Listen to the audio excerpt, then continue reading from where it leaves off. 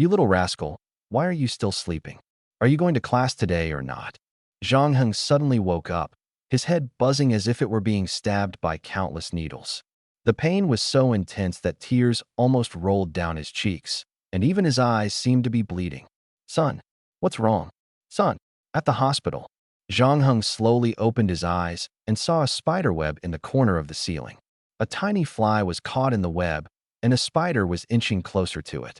His gaze was filled with confusion. He had transmigrated.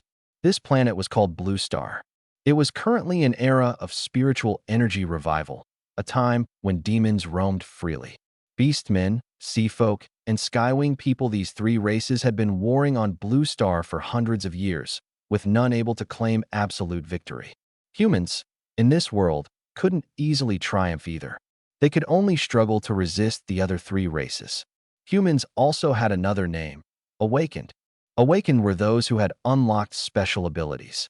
On Blue Star, every human who turned 18 underwent a special process to awaken various abilities. These abilities were both a shield to protect themselves and a weapon to defeat enemies. Abilities were strictly categorized by level and type. The levels ranged from E, the lowest, to D, C, B, A, and finally S, the highest. Abilities were divided into two main categories: combat-based and support-based. Combat abilities were powerful for attacking and could manipulate natural elements like wind, fire, and lightning. These were the most common.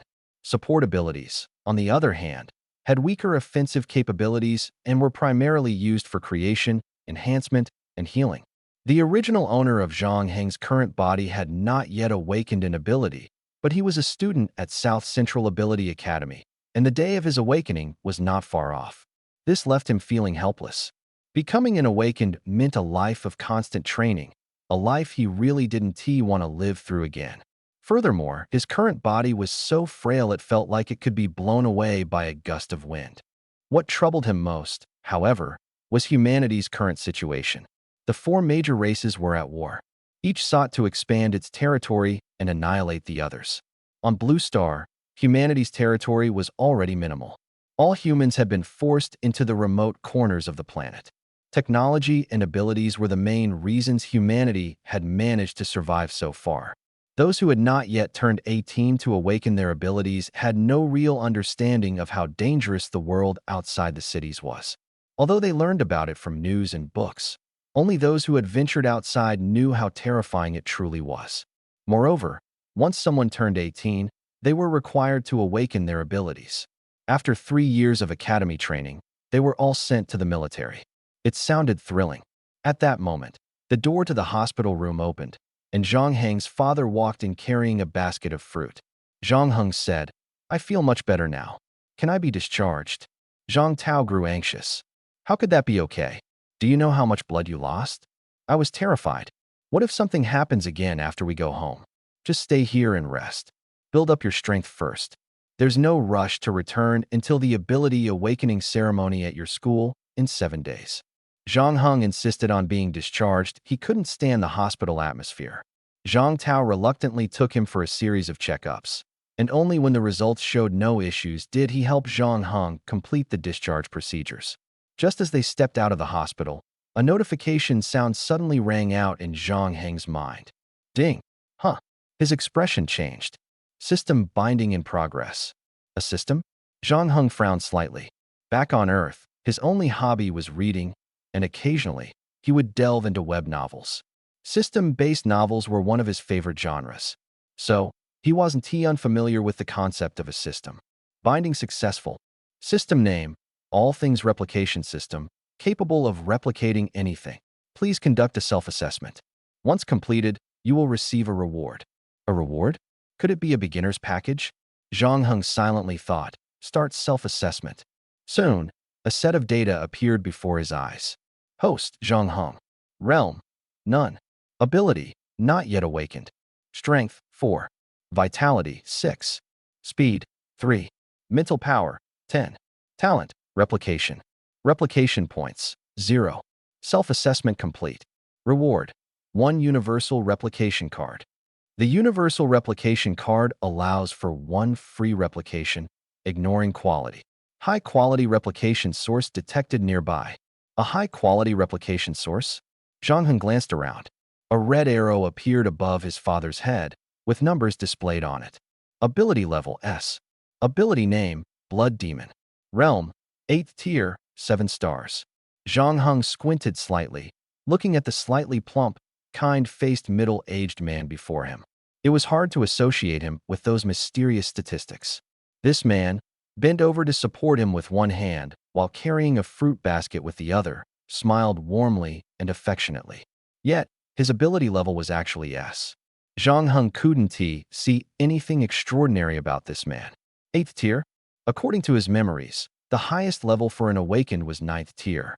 Yet the man before him was an 8th tier powerhouse. Zhang Tao asked with concern, "Son, are you about to faint again?" "Oh no, we need to go back to the hospital, quick." Zhang Heng hurriedly raised a hand to stop him. "No, it's nothing. The sunlight is just a bit harsh. I'll be fine after some rest at home." Looking at his father, Zhang Heng's eyes were filled with curiosity and a hint of amazement. Zhang Tao finally relaxed. "Oh, so that's it. All right then, let's head home. Tonight, your old man will cook you a feast with beast meat to help you recover, haha." Zhang Tao's love for his son was evident, treating him like a precious treasure. Although Zhang Heng had grown up without a mother's love, his character had no flaws at all. Most children from single-parent families would have some issues with their temperament, but not him. Zhang Heng frowned slightly. "A feast with beast meat? Isn't that too extravagant given our family's finances? Just make a simple bowl of noodles with extra meat." Zhang Tao rolled his eyes impatiently. "You brat, since when is it your job to worry about the family?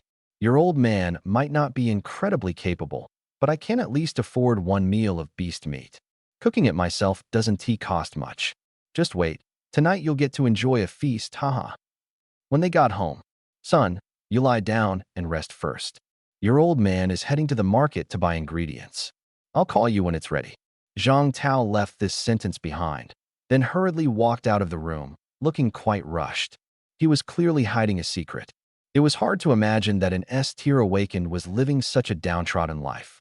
Zhang Tao's current job seemed to be as a security guard in some villa district, where he was often bullied by his superiors. Every time he came home after being mistreated, he would complain to Zhang Heng about how hard it was to make money and urge him to study hard. Once Zhang Heng awakened his ability, they could enjoy life together. These words sounded so ordinary. An S-class 8th tier ability user, yet he lives the life of an ordinary father, educating his son in the most mundane way. What exactly is he thinking? If he had trained the boy from a young age, even without awakening any abilities, his body wouldn't be so frail. Though this world has a relatively small population, there are still over 1 billion people. Yet, there are fewer than 100 S-class ability users. Such rarity is terrifying. This stark disparity illustrates just how precious S-class ability users are. Zhang Heng couldn't understand why Zhang Tao willingly worked as a security guard, endured bullying, and refused to reveal his identity for a better life or even use his powers to help him. He couldn't even eat meat without carefully planning for it. Was he trying to raise his child through the philosophy of learning through hardship? From the memories in his mind, Zhang Tao was just an ordinary father. He didn't even trust his own son enough to share his secret. If he hid his identity, it was either because he was being hunted by powerful enemies or because he was tired of fame and fortune, choosing instead to live a simple life. At that moment, Zhang Heng heard a noise. He walked to the window, squatted down, and looked outside. Zhang Tao said he was preparing a feast with beast meat, so why was he heading to the backyard? Suddenly, a blood-red door appeared in front of Zhang Tao. The door slowly opened, and the sounds of ferocious beasts tearing into flesh came from the other side. Zhang Tao took a deep breath. His originally plump body instantly shrank, his height increased, and he transformed into a muscular, robust figure. He could actually alter his physical form at will. Was this an advanced muscle control technique, or a special ability brought on by his power? This world is truly fascinating. Zhang Tao smiled and stepped into the blood-red door. Spatial abilities? Was his ability related to space? And when he said he was going to buy beast meat, was he actually hunting beasts himself? The same beasts as the gigantic ones Zhang Heng had just seen? Judging by their size and appearance, Their strength was evident. The larger they were, the more powerful they must be. The door vanished in an instant. Zhang Heng retracted his gaze, walked over to the mirror in his room, and looked at his pale, frail reflection. If he truly was the son of an S-class ability user, he should have inherited at least some traits. Unless was he adopted? Or was he just a prop to help conceal Zhang Tao's identity as an S-class 8th-tier ability user?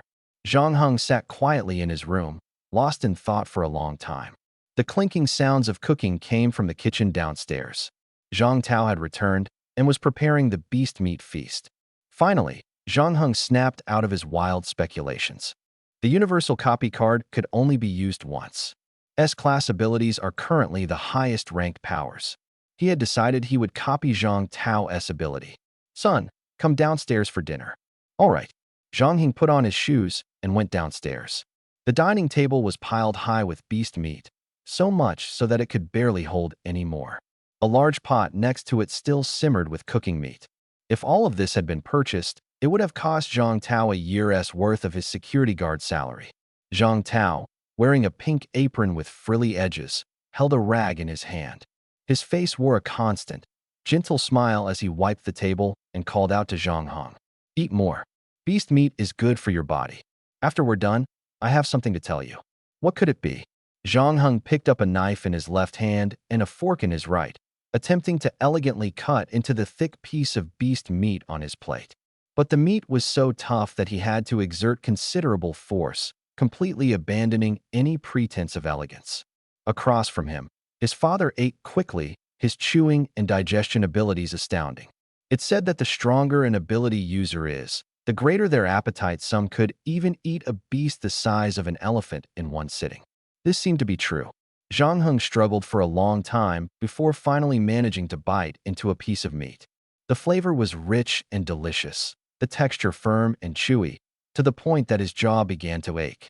As he ate, Zhang Heng noticed Zhang Tao issuing a command to the system. "Would you like to use the universal copy card on Zhang Tao to replicate his S-class ability, Blood Demon?" Without hesitation, replication successful. Commencing fusion with the host.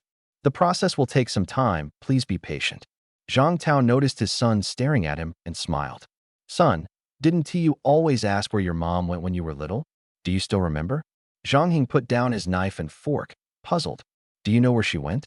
Dad was finally going to talk about Mom. Zhang Tao nodded solemnly. "I recently got some news, though I'm not sure if it's true. After all these years without any word, it's been hard to come across a lead. Even if it turns out to be false, I need to confirm it. It's quite far from here, so you probably won't see me for a while. Will you miss me?" Zhang Heng gave an awkward smile. "Of course I will." Zhang Tao looked deeply touched. "That's my good son. But don't worry, I won't be gone too long. If it's really your mom, I'll figure out a way to bring her back. Just wait for my good news at home. But in the meantime, you'll need to cook for yourself. I'll leave you some money, remember to use it sparingly." This mother figure, who had been absent all along, suddenly resurfaced right before Zhang Heng was about to awaken his abilities. Zhang Tao seemed eager to see her. It didn't seem logical, almost as if he had found an excuse to leave. Was it because his son was growing up and about to awaken his abilities, so he finally felt it was safe to leave? Or had Dad really found clues about Mom? Or perhaps he no longer needed to remain in hiding? Zhang Heng thought for a moment and said, "If Mom really wanted to come back, she wouldn't have stayed away for so long. Even if you find her and she doesn't want to return, wouldn't that be awkward? You know how dangerous and far the outside world is." Zhang Tao interrupted with a smile, unconcerned. "Don't worry, I know what I'm doing." It seemed he had already made up his mind. No matter what Zhang Heng said, it didn't matter to him. After finishing the meal, Zhang Heng initially wanted to help clean up, but his dad shooed him away. He didn't insist and went straight back upstairs. Zhang Tao's sudden decision to leave was unexpected for Zhang Heng. No matter how many times he asked, Zhang Tao gave vague answers, unwilling to share more. Eventually, Zhang Heng stopped pressing him. The copied ability seemed to have begun merging with his body. A surge of heat spread through him. He quickened his pace, took a cold shower, and when he stepped out of the bathroom, he noticed that his previously frail figure now bore the beginnings of muscle definition. At this moment, he felt his body brimming with strength. Although the cold shower temporarily eased the heat, it quickly surged back. Was this a reaction from the ability fusion, or had he eaten too much high-grade beast meat? The water in his body was visibly evaporating, white steam spiraling upward.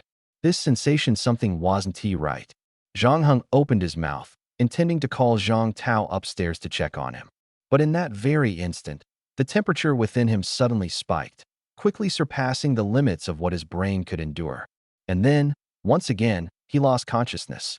It was unclear how much time had passed, but the sky outside began to brighten. Zhang Heng woke up to find himself lying on a bed. On the bedside table sat a thick envelope, likely containing dragon coins. He opened the envelope, and sure enough, it held a stack of dragon coins, roughly 3,000, along with a ring. The ring looked a bit old, but it seemed to be a spatial ring. He had seen such things in television ads before. A tiny ring containing an enormous space inside, capable of holding many items of value of nearly 1 million dragon coins. Inside the envelope was also a letter. Zhang Heng took it out and opened it. "Son, your father is going to look for your mother. I don't know when I'll return. In a few days, it will be the day you awaken your powers. No matter what ability you awaken, you must train hard and protect the Dragon Nation. Don't be like your father, who lived an ordinary and unremarkable life. Signed, your loving father." Zhang Heng's lips curled into a faint smile. He neatly folded the letter and placed it, along with the money, into the spatial ring. From now on, he would live on his own, which suited him just fine. But before that system, activate. Host, Zhang Heng. Ability, S-Class Blood Demon. Rank, First Tier 1 star. Strength, 34. Vitality, 46. Speed, 37. Mental, 21. Talents, Copy, Spatial Gate, Blood Demon Form, Bloodthirsty. Copy points, 0. The abilities and rank were displayed.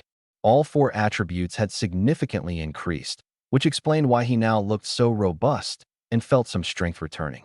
Previously, he had been frail and weak. His talents had also increased to 4. Spatial Gate allows free travel between places one has previously visited. Blood Demon Form activates combat mode, significantly enhancing all 4 attributes but consuming vitality. Automatically deactivates when vitality drops to 100. Bloodthirsty absorbs blood to elevate rank and permanently increase vitality. Did Zhang Tao use the spatial gate before? Bloodthirsty and Blood Demon Form seem to complement each other. Unfortunately, I don't even have 100 vitality to sustain the Blood Demon Form right now. Zhang Heng looked out the window and softly muttered, "There's so much to learn." At Nanzhong Ability Academy, Zhang Heng, "You're okay?" A tall, skinny classmate with the nickname Sugarcane walked over, his face full of surprise. "What could possibly happen to me?" Zhang Heng headed straight for the classroom. "You didn't show up yesterday. The homeroom teacher said you were hospitalized. I was worried about you. I didn't expect you to be back at school today. What happened?" Sugarcane asked, full of curiosity. Zhang Heng changed the subject and asked, "Do you know how many S-Class ability users there are in the Dragon Nation? Has anyone ever done a count?" Zhang Tao was so powerful, and although he hid his identity, Zhang Heng knew the name of his ability, which should make it possible to trace Zhang Tao's past. Since he had copied Zhang Tao's ability, finding relevant records would save him a lot of effort. Of course, isn't there a book called the Ability Index? It records all awakened abilities in the Dragon Nation, from E-Class to S-Class. Aren't you about to awaken your ability? Many people have gone to the library to check it out. You want to take a look too? Zhang Heng nodded. "Yeah, I want to see it. Since it's in the library, I'll head there first. Pretend I wasn't in class today." Seeing Zhang Heng leave in a hurry, Sugarcane didn't stop him, though he wondered aloud, "What's with this guy? He used to love being the center of attention, and now he is suddenly so serious. He didn't even smile back when he saw me." Zhang Heng arrived at the library and asked the librarian to find the ability index. He picked a quiet corner and opened the thick book, flipping straight to the last few pages. There were 107 S-Class abilities listed. In addition to describing the abilities, the book also documented the personal information and achievements of those who had awakened them. His ability was Blood Demon. He carefully searched the S-Class section, but there was no record of the Blood Demon ability, nor any photo of his father. He had hoped for a major discovery, but it turned out to be a fruitless effort. This left him even more puzzled. How could an S-class ability user be unknown? Could it be that Zhang Tao awakened his ability outside the Dragon Nation and wasn't he recorded? Since he was already there, Zhang Heng decided to browse through a few other books in the library. He stayed until the sky began to darken. Zhang Heng rubbed his sore eyes and slowly closed a book titled What Every Ability User Should Know. It seemed coming to the library had been a wise choice. Just this one book had given him a clearer and more detailed understanding of this world. The book described the 4 main races on Blue Star and several major historical events. But the outcome of all these events pointed to one fact. Humanity was being pushed closer to the brink of extinction by the other 3 races. After the Third World War, the Beastmen showcased astonishing strength, forcing the Sea People and Skywings to cease hostilities with humanity. Everyone understood that this was because the Sea People and Skywings didn't want to face 2 dominant powers on land, the Beastmen and the others. The Beastmen were vast in number and immensely powerful, practically born for combat. The others were fewer in number, but their abilities instilled fear in the Sea People and Skywings. Thus, the Sea People and Skywings signed a peace treaty with humanity's leaders. This gave humanity a chance to catch its breath. Human leaders were well aware that once the Sea People and Skywings defeated the Beastmen, they would eventually turn their attention to humanity. But eliminating the Beastmen entirely was no easy feat. The peace treaty brought numerous benefits. Humanity was able to remain neutral and seize the opportunity for rapid development. During this period, the Dragon Nation implemented a new policy and vigorously promoted it. Cities increased the number of ability academies, offering free enrollment for young men and women over 18 to awaken their abilities. 3 years later, whether still in school or having joined a guild, they were required to serve in the military and contribute to the nation. However, this service period wasn't indefinite. After 3 years, individuals could choose to stay in the military or retire. It was somewhat like mandatory conscription. After learning about several key historical events in the Dragon Nation, Zhang Heng saw this world in a new light. This was an era of chaos, with all 4 races vying for dominance over Blue Star. They spent years, decades, even centuries fighting for this position. For Zhang Heng, who came from a peaceful Earth, this was almost unimaginable. Of course, it also strengthened his resolve to become stronger. Instead of going straight home, Zhang Heng headed to his homeroom teacher Li Shui's office. Li Shui was a woman in her early 30s. Ms. Li, I have something I'd like to discuss with you. When Li Shui saw Zhang Heng, she was surprised and a little incredulous. When did you get discharged? Are you feeling better? Zhang Heng nodded and stepped into the office. Teacher Li, my superpower has already awakened. I don't think I need to attend next week's awakening ceremony. He needed time to adapt to this new body as quickly as possible. Awakened on your own? Li Shui was even more astonished. Do you know what your superpower is? Its level? Its name? Zhang Heng shook his head. I went to the library to check the superpower compendium, but couldn't find anything similar to mine. Couldn't find anything similar? Could it be an unknown power? Unknown powers were rare, but usually formidable. A student in her class had independently awakened a power not catalogued in the compendium. Li Shui was utterly shocked. She hurriedly beckoned Zhang Heng over. Quick, tell me about your power in detail. Maybe you overlooked something. I hope I did overlook something. As he spoke, Zhang Heng focused his mental energy, and suddenly, a red door appeared between them. The door resembled a hole in a shattered mirror, with flickering currents along its edges and a black void in its center. Soon, the void transformed into a view of Zhang Heng's room. Spatial ability? Li Shui exclaimed, stunned. It was an incredibly rare spatial-type power. Spatial abilities were typically rated no lower than a level. Above a level, there were only a handful of S-level spatial abilities in existence. From what Li Shui knew, no spatial ability had ever manifested in this form. More importantly, this was clearly an unknown power, and Zhang Heng could already use it. Zhang Heng explained, Teacher Li, behind this door is my room. This should count as a spatial power, right? Li Shui nodded in agreement. From how it's manifesting, it does seem to be spatial. Do you have any other abilities? Zhang Heng shook his head. I haven't developed anything else yet, but I feel like my power leans toward physical abilities. After awakening, I feel much stronger physically. Li Shui then noticed that Zhang Heng's physique had indeed become more robust. After awakening, a superhuman-esque body would undergo noticeable changes.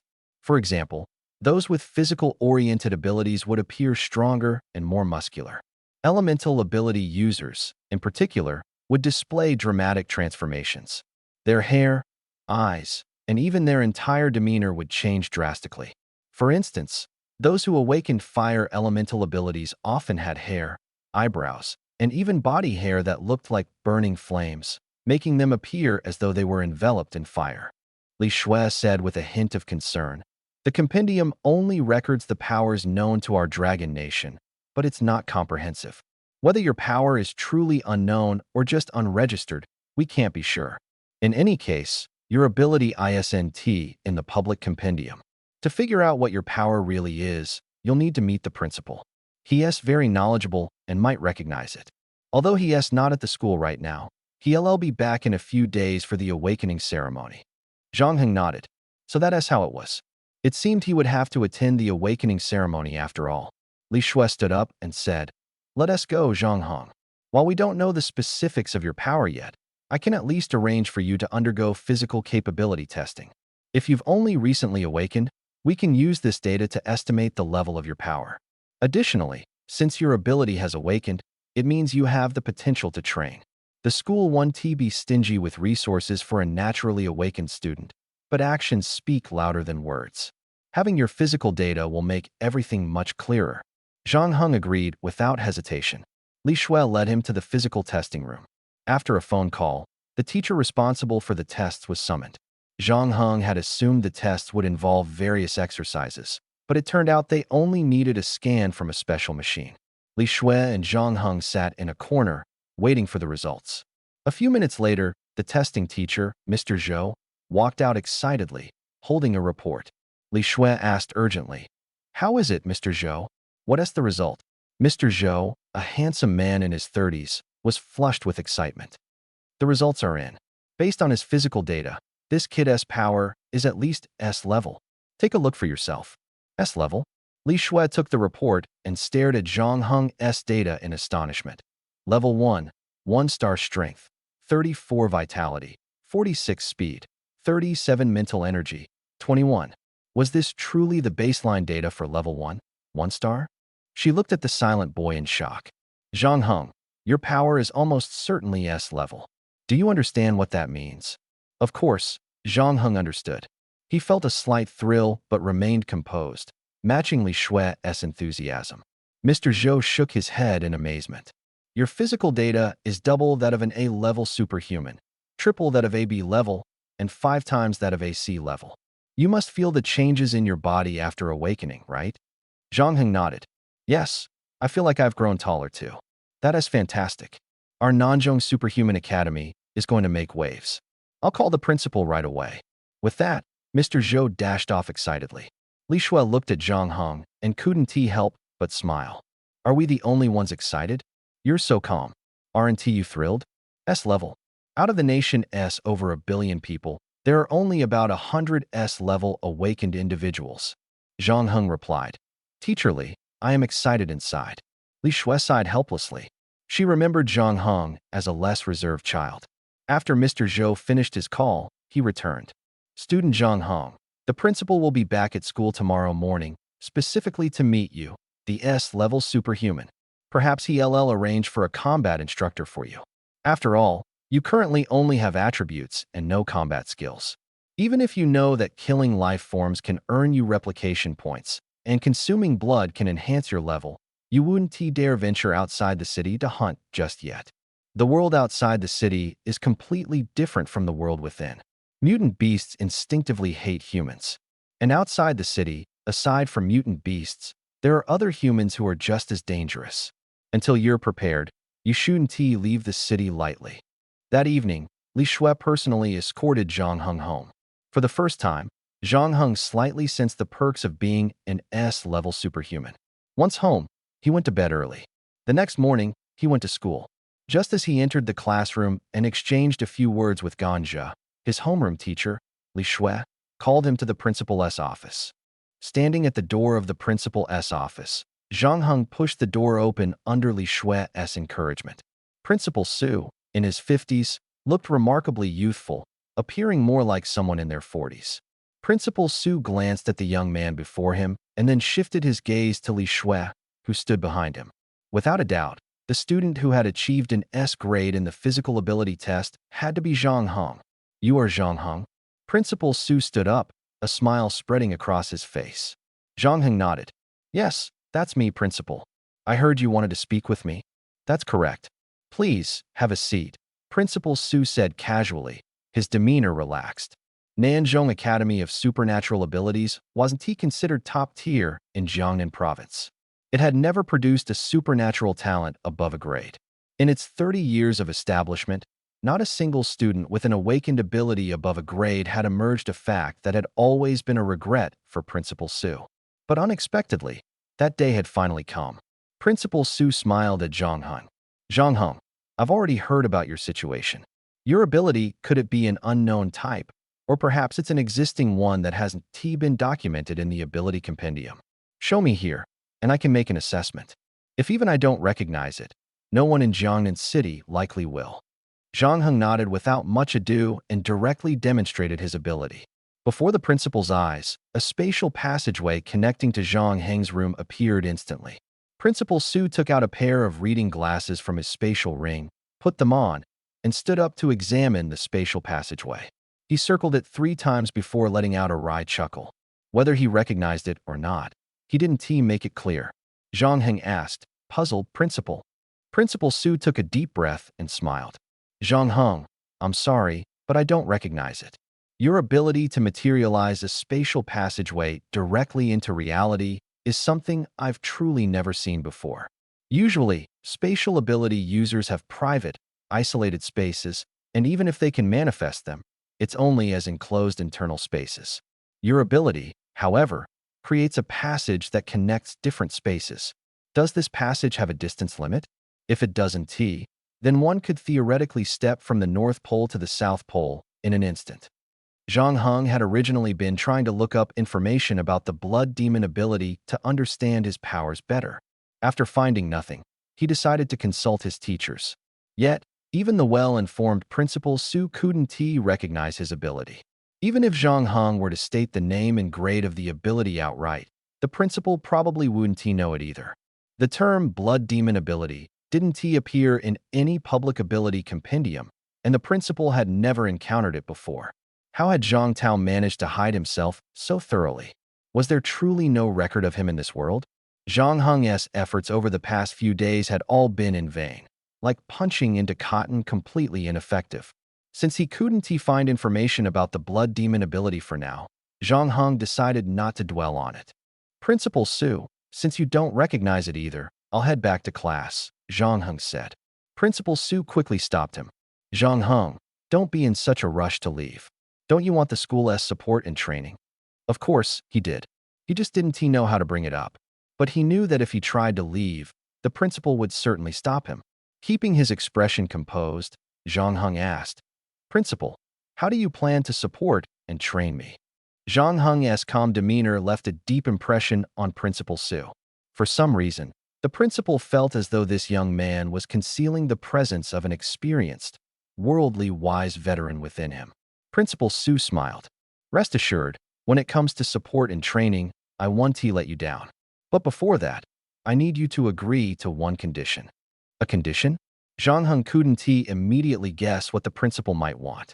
However, he didn't think the principal would make things difficult for a student who had just awakened their ability. Go ahead, Principal, Zhang Heng said. Principal Su said, I want you to keep the details of your ability a secret. You're not to disclose it to anyone, not even your parents. If you can agree to this condition, Principal Su paused, feeling somewhat anxious. A student like Zhang Heng, with an S-grade ability, could transfer to another academy at any moment, and the principal would understand. He worried that once word got out about Zhang Heng's unknown S-grade ability, countless schools would clamor to recruit him. In the end, Zhang Heng might become someone else's protege. Principal Su absolutely couldn't allow that to happen. He had thought Zhang Heng might refuse, but to his surprise, Zhang Heng agreed readily. No problem, Principal. Actually, I haven't fully figured out my ability either. I'd appreciate it if you could help me find more information. I also promise to keep it confidential, Zhang Heng replied. Principal Su's face immediately lit up with joy. Great. It's a deal. Based on Zhang Heng's understanding, Principal Su was worried that if the level of his ability were leaked, other academies would fight to recruit him. This was an entirely foreseeable scenario. In this world, great ability users were exceedingly rare, and the gap in power was unimaginably vast. A school that possessed an great ability user would gain immense honor. Furthermore, supernatural academies received their funding entirely from the military. The amount of funding an academy received often depended on the honors it had achieved. It was clear that Principal Su planned to focus on nurturing Zhang Heng, hoping that he would bring more glory to the school in the next 3 years and elevate the academy's prestige. As for other benefits, Zhang Heng couldn't yet predict them. He didn't know for sure.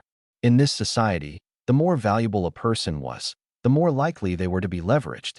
This was a mutually beneficial situation for both parties. At this moment, in a training room at the Nanzhong Academy of Supernatural Abilities, 5 of the academy's top martial arts instructors stood in a row before Zhang Heng. They clearly didn't understand what was so special about the student standing next to the principal. Why would the principal personally bring him here and let him choose a mentor from among them? Perhaps he was just another spoiled young master from a wealthy family after all. While the academy mainly relied on military funding, private companies and corporations also contributed to its budget. This was often their way of advertising their own products. Principal Su smiled at Zhang Heng. Zhang Heng, these 5 are the top martial arts instructors at our school. Zhang Heng nodded. Even before Principal Su introduced them, he had already started observing the 5 individuals. There was a peculiar phenomenon. The first 4 instructors were all burly and muscular, with imposing physiques. But the one standing in the corner was much thinner and even seemed a bit lackluster.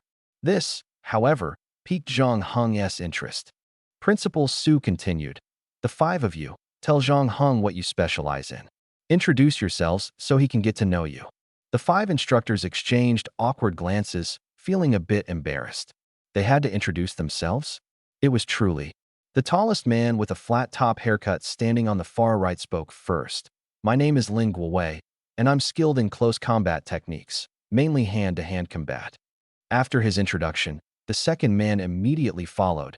"Qin Wei, skilled in blade techniques." "Zhao Quan, adept in staff techniques." "Jiang Xiangshan, specializes in claw and finger techniques." Finally, it was the turn of the thin, frail man. He glanced around and, as if suddenly realizing something, said, "I'm Wang Yin. Zhang Heng, do you want to learn the art of killing?" Everyone was slightly taken aback. Principal Su appeared a bit embarrassed. Lin Guowei, who had first introduced himself, chuckled to break the tension. "Don't take him seriously. Instructor Wang Yin likes to joke around. In reality, he teaches body movement techniques. If you want to learn how to run fast or escape far, you can learn from him." The other 3 instructors couldn't help but laugh. Clearly, the 5 of them were the top physical combat instructors at the Southern Martial Academy. However, while the 4 seemed like a cohesive group, Wang Yin's relationship with them was evidently strained. Wang Yin neither explained nor refuted anything, only responding with a faint smile, as though he couldn't care less about how others viewed him. Zhang Heng didn't quite understand the situation, but found himself drawn to Wang Yin's unique demeanor. He glanced at Principal Su and asked, "Can I only pick one instructor?" Principal Su raised an eyebrow slightly and smiled. "Of course not. The instructors have to teach other students as well. If you choose one of them, I can arrange one-on-one guidance for you.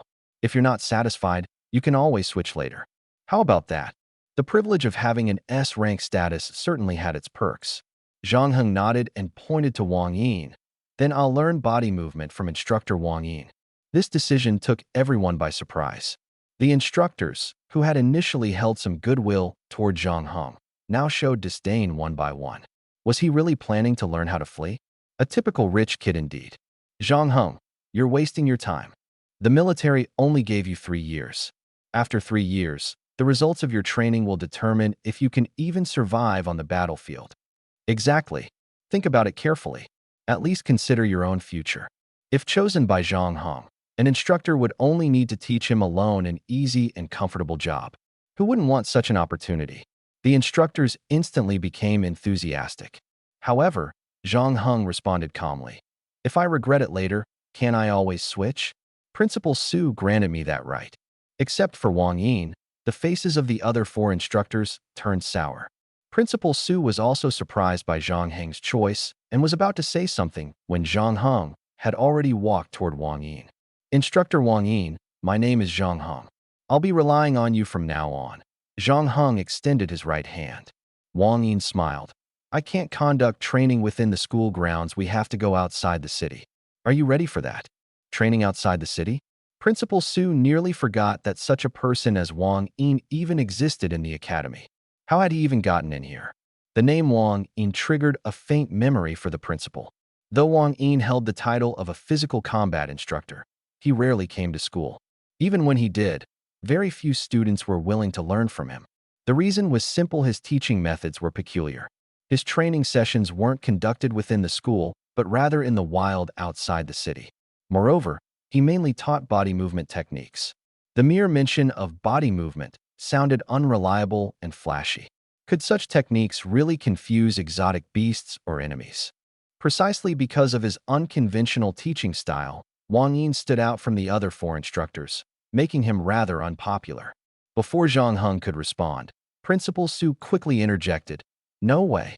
It's too dangerous. Who will take responsibility if something happens?" If an S-rank student met with an accident in the wild, and word got out that the principal neither reported it nor managed the situation properly, leading to the student's demise, his career would be over. Wang Yin shrugged.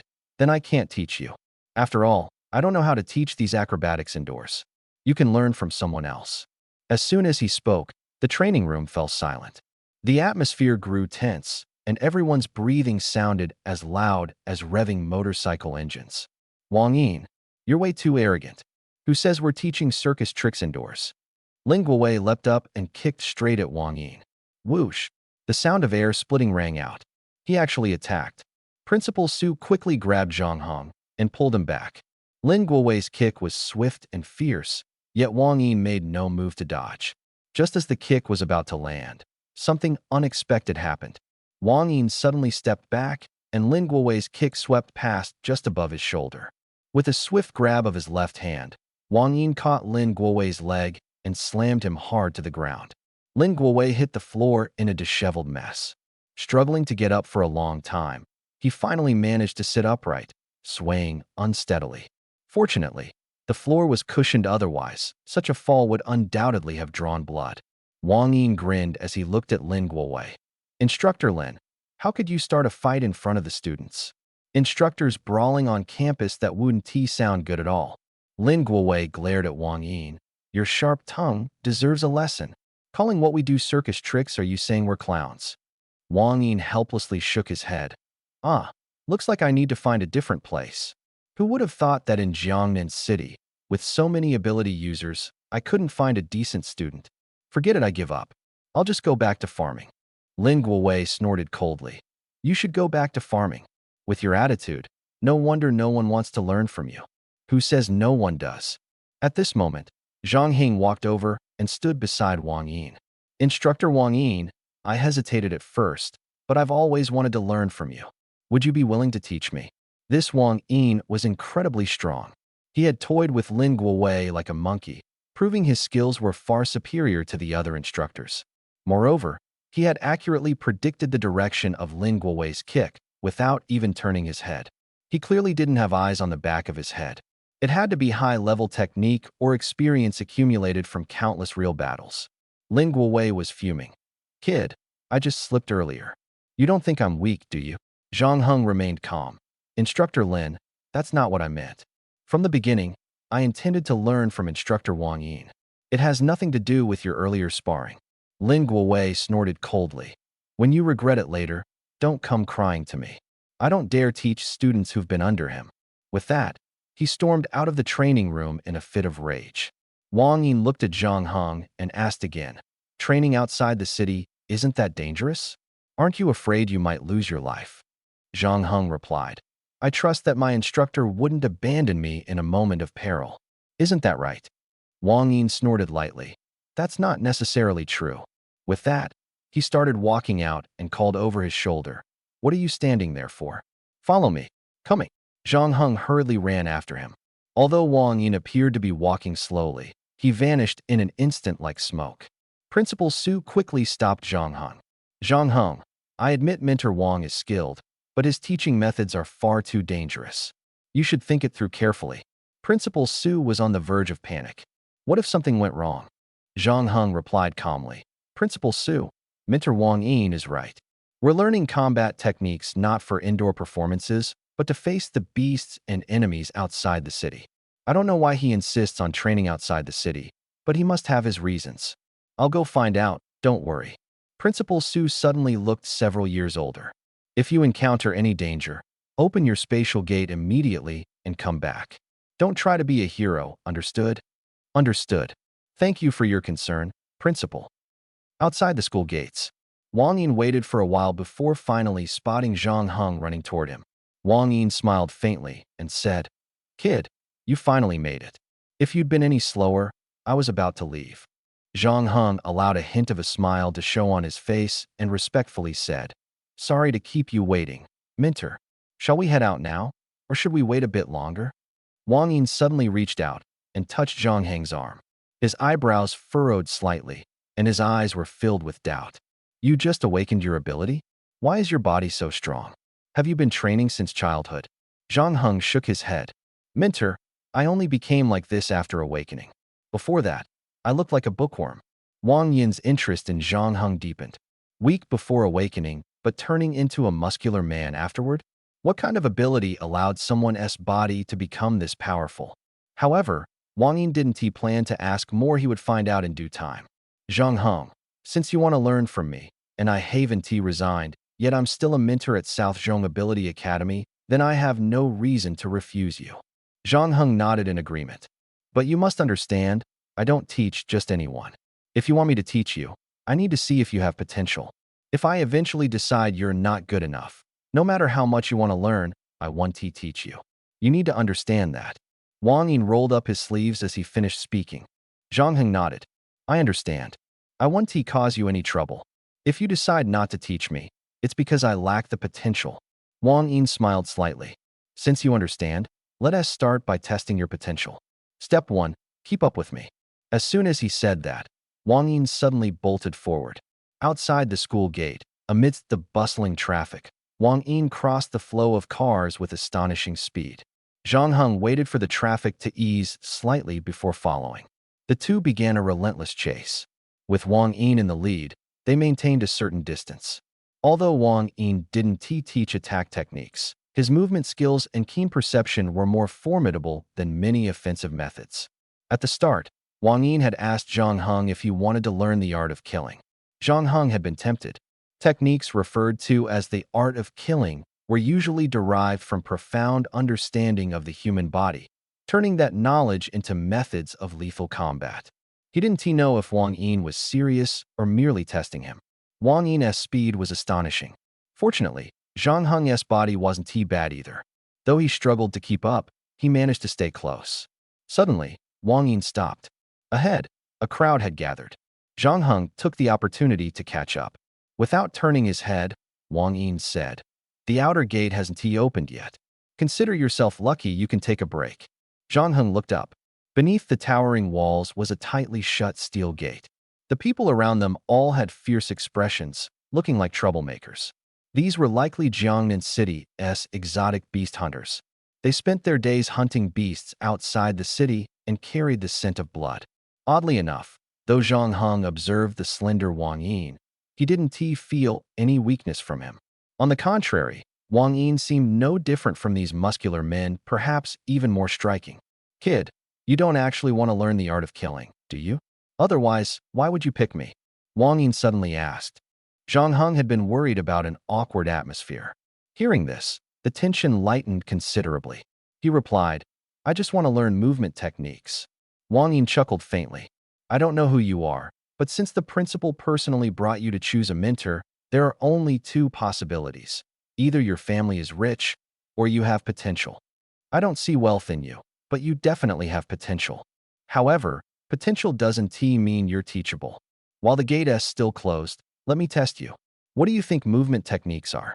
Zhang Hing thought for a moment and replied, I think movement techniques are about making it difficult for an enemy to catch you.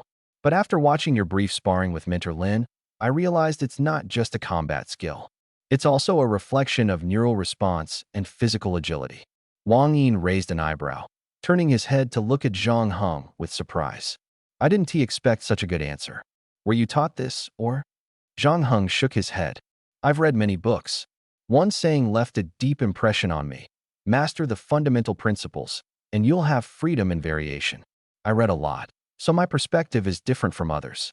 While others focus on surface details, I tend to think more deeply.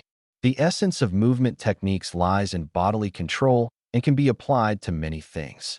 The key is to integrate sensory perception with physical actions. Shooting, boxing, driving, whatever the activity, the principles are similar. The difference lies in individual choices. Not everyone will train in movement techniques, nor will everyone become skilled marksmen. Those who lack expertise can't truly appreciate the subtleties. Mentor Lin and the others aren't just in a different league from you, but they don't even want to understand you. As for me, I'm willing to try. Wang Yi nodded in approval of Zhang Heng's reasoning. Not bad, but your last few sentences were a bit off. It's not that they don't want to understand me, it's that I don't want them to. I'm here to teach students who are willing and qualified to learn, not to make friends. Zhang Heng smiled and asked, Mentor Wang, do you think I'm qualified? Wang Yin snorted. You have a bit of a bookworm vibe, which doesn't quite match your muscular frame. But you're lucky your ability has given you the chance to become a physical type ability user. Someone as analytical and thoughtful as you could achieve something even with elemental abilities, let alone physical ones. Zhang Heng seemed to pick up on a deeper implication in Wang Yin's words. Mentor Wang, do you think there's a gap between elemental ability users and physical ability users? Do you favor the physical arts because you're a physical ability user yourself? Wang Yin shook his head. Even if I were an elemental ability user, I would still train in physical arts. Anyone who has never fought up close and personal with a strong beast or enemy will never understand the feeling of dancing on the edge of life and death, nor will they ever have the opportunity. Because when that opportunity arises, they might be taken out by a physical ability user in the next second. Zhang Heng nodded, indicating his understanding. He could sense the deeper meaning behind Wang Yin's words. Even if he awakened as an elemental ability user, he would still train in physical arts. Wang Yin continued, You're right. At the core of agility lies the technique of combining mental sensing with physical movement. Dodging enemy attacks or launching assaults from angles and at speeds that the opponent can't react to your movements must be so fast they're unclear and ever-changing. To reach that level, your neural responses must be sharp. The brain is the sole command center of the body. No matter how fast the body is, it can't outpace the brain's reaction. The brain processes external information through hearing, vision, and skin sensations, then sends commands to the body. Only then does the body react in that fleeting moment. Truly a master. Zhang Heng's interest grew even more. He asked, Is that why you could evade Mentor Lin's kick without even turning around? Wang Yi nodded. Exactly. Your physical fitness is decent. Perhaps I should start with training your neural responses. A smile spread across Zhang Heng's face. It seems I made the right bet, Mentor Wang. You truly are a hidden master. Wang Yin scoffed lightly. Me? A master? The real masters aren't here. What you see now is just the tip of the iceberg. Compared to the instructors at South City's Ability Academy, I might be considered decent. Creak. The steel gate slowly opened. Wang Yin reminded, The gate's open. Be careful once you're outside the city. Don't disappoint me. He weaved effortlessly through the crowd. Questions swirled in Zhang Heng's mind. How exactly does one train neural responses? As they were about to leave the city, a hint of excitement stirred within him. Could he replicate Mentor Wang's neural responses? Since he could replicate all things, surely Mentor Wang's neural abilities were no exception, right? As he followed Wang Yin, Zhang Heng issued a command to his system. System, analyze how many replication points would be needed to replicate Mentor Wang's neural responsibilities. Replication not possible. The source must have a tangible entity. Neural response capabilities cannot be replicated. Not possible. Only tangible, physical objects could be replicated. Neural response capabilities are merely a process within the brain, a process without physical form, so they can't be replicated. Seems like the system isn't omnipotent after all. Wang Yin appeared to be searching for something, moving continuously through the valley. Zhang Heng followed quietly behind, but started to feel like he was falling behind. It was unclear how much time had passed when Wang Yin suddenly stopped. A hint of a smile appeared in his eyes as he turned and said, "We're here." Zhang Heng stepped closer and looked up. Not far ahead, in the wetlands, there was an opening to a cave. At the entrance, piles of black, finger-thick droppings were scattered about, making for an unsightly scene. It was clearly the lair of some kind of beast. Was Minter Wang looking for this all along? Zhang Heng couldn't help but ask. "Minter Wang, is this beast's lair what you've been searching for?" Wang Yi nodded. "That's right. If you want to train your neural response capabilities, you need to place yourself in danger, teetering on the edge of life and death. You have to train your reflexes in an environment where even the slightest mistake could lead to injury. If you regret it now, there's still time to turn back." Was he planning to have Zhang Heng jump into this beast's lair to train his neural responses through combat against the creature? Zhang Heng's expression shifted slightly. He asked, "Minter Wang, do you know what kind of beast's lair this is?" Wang Yi nodded. "Of course. This is the lair of a Tier 1 beast, the Steelfang rat. They move in packs and are highly aggressive. A few of them aren't much of a threat, but if a swarm descends on you, they might leave nothing but your bones." Zhang Heng smiled wryly. Minter Wang's training methods were certainly unconventional.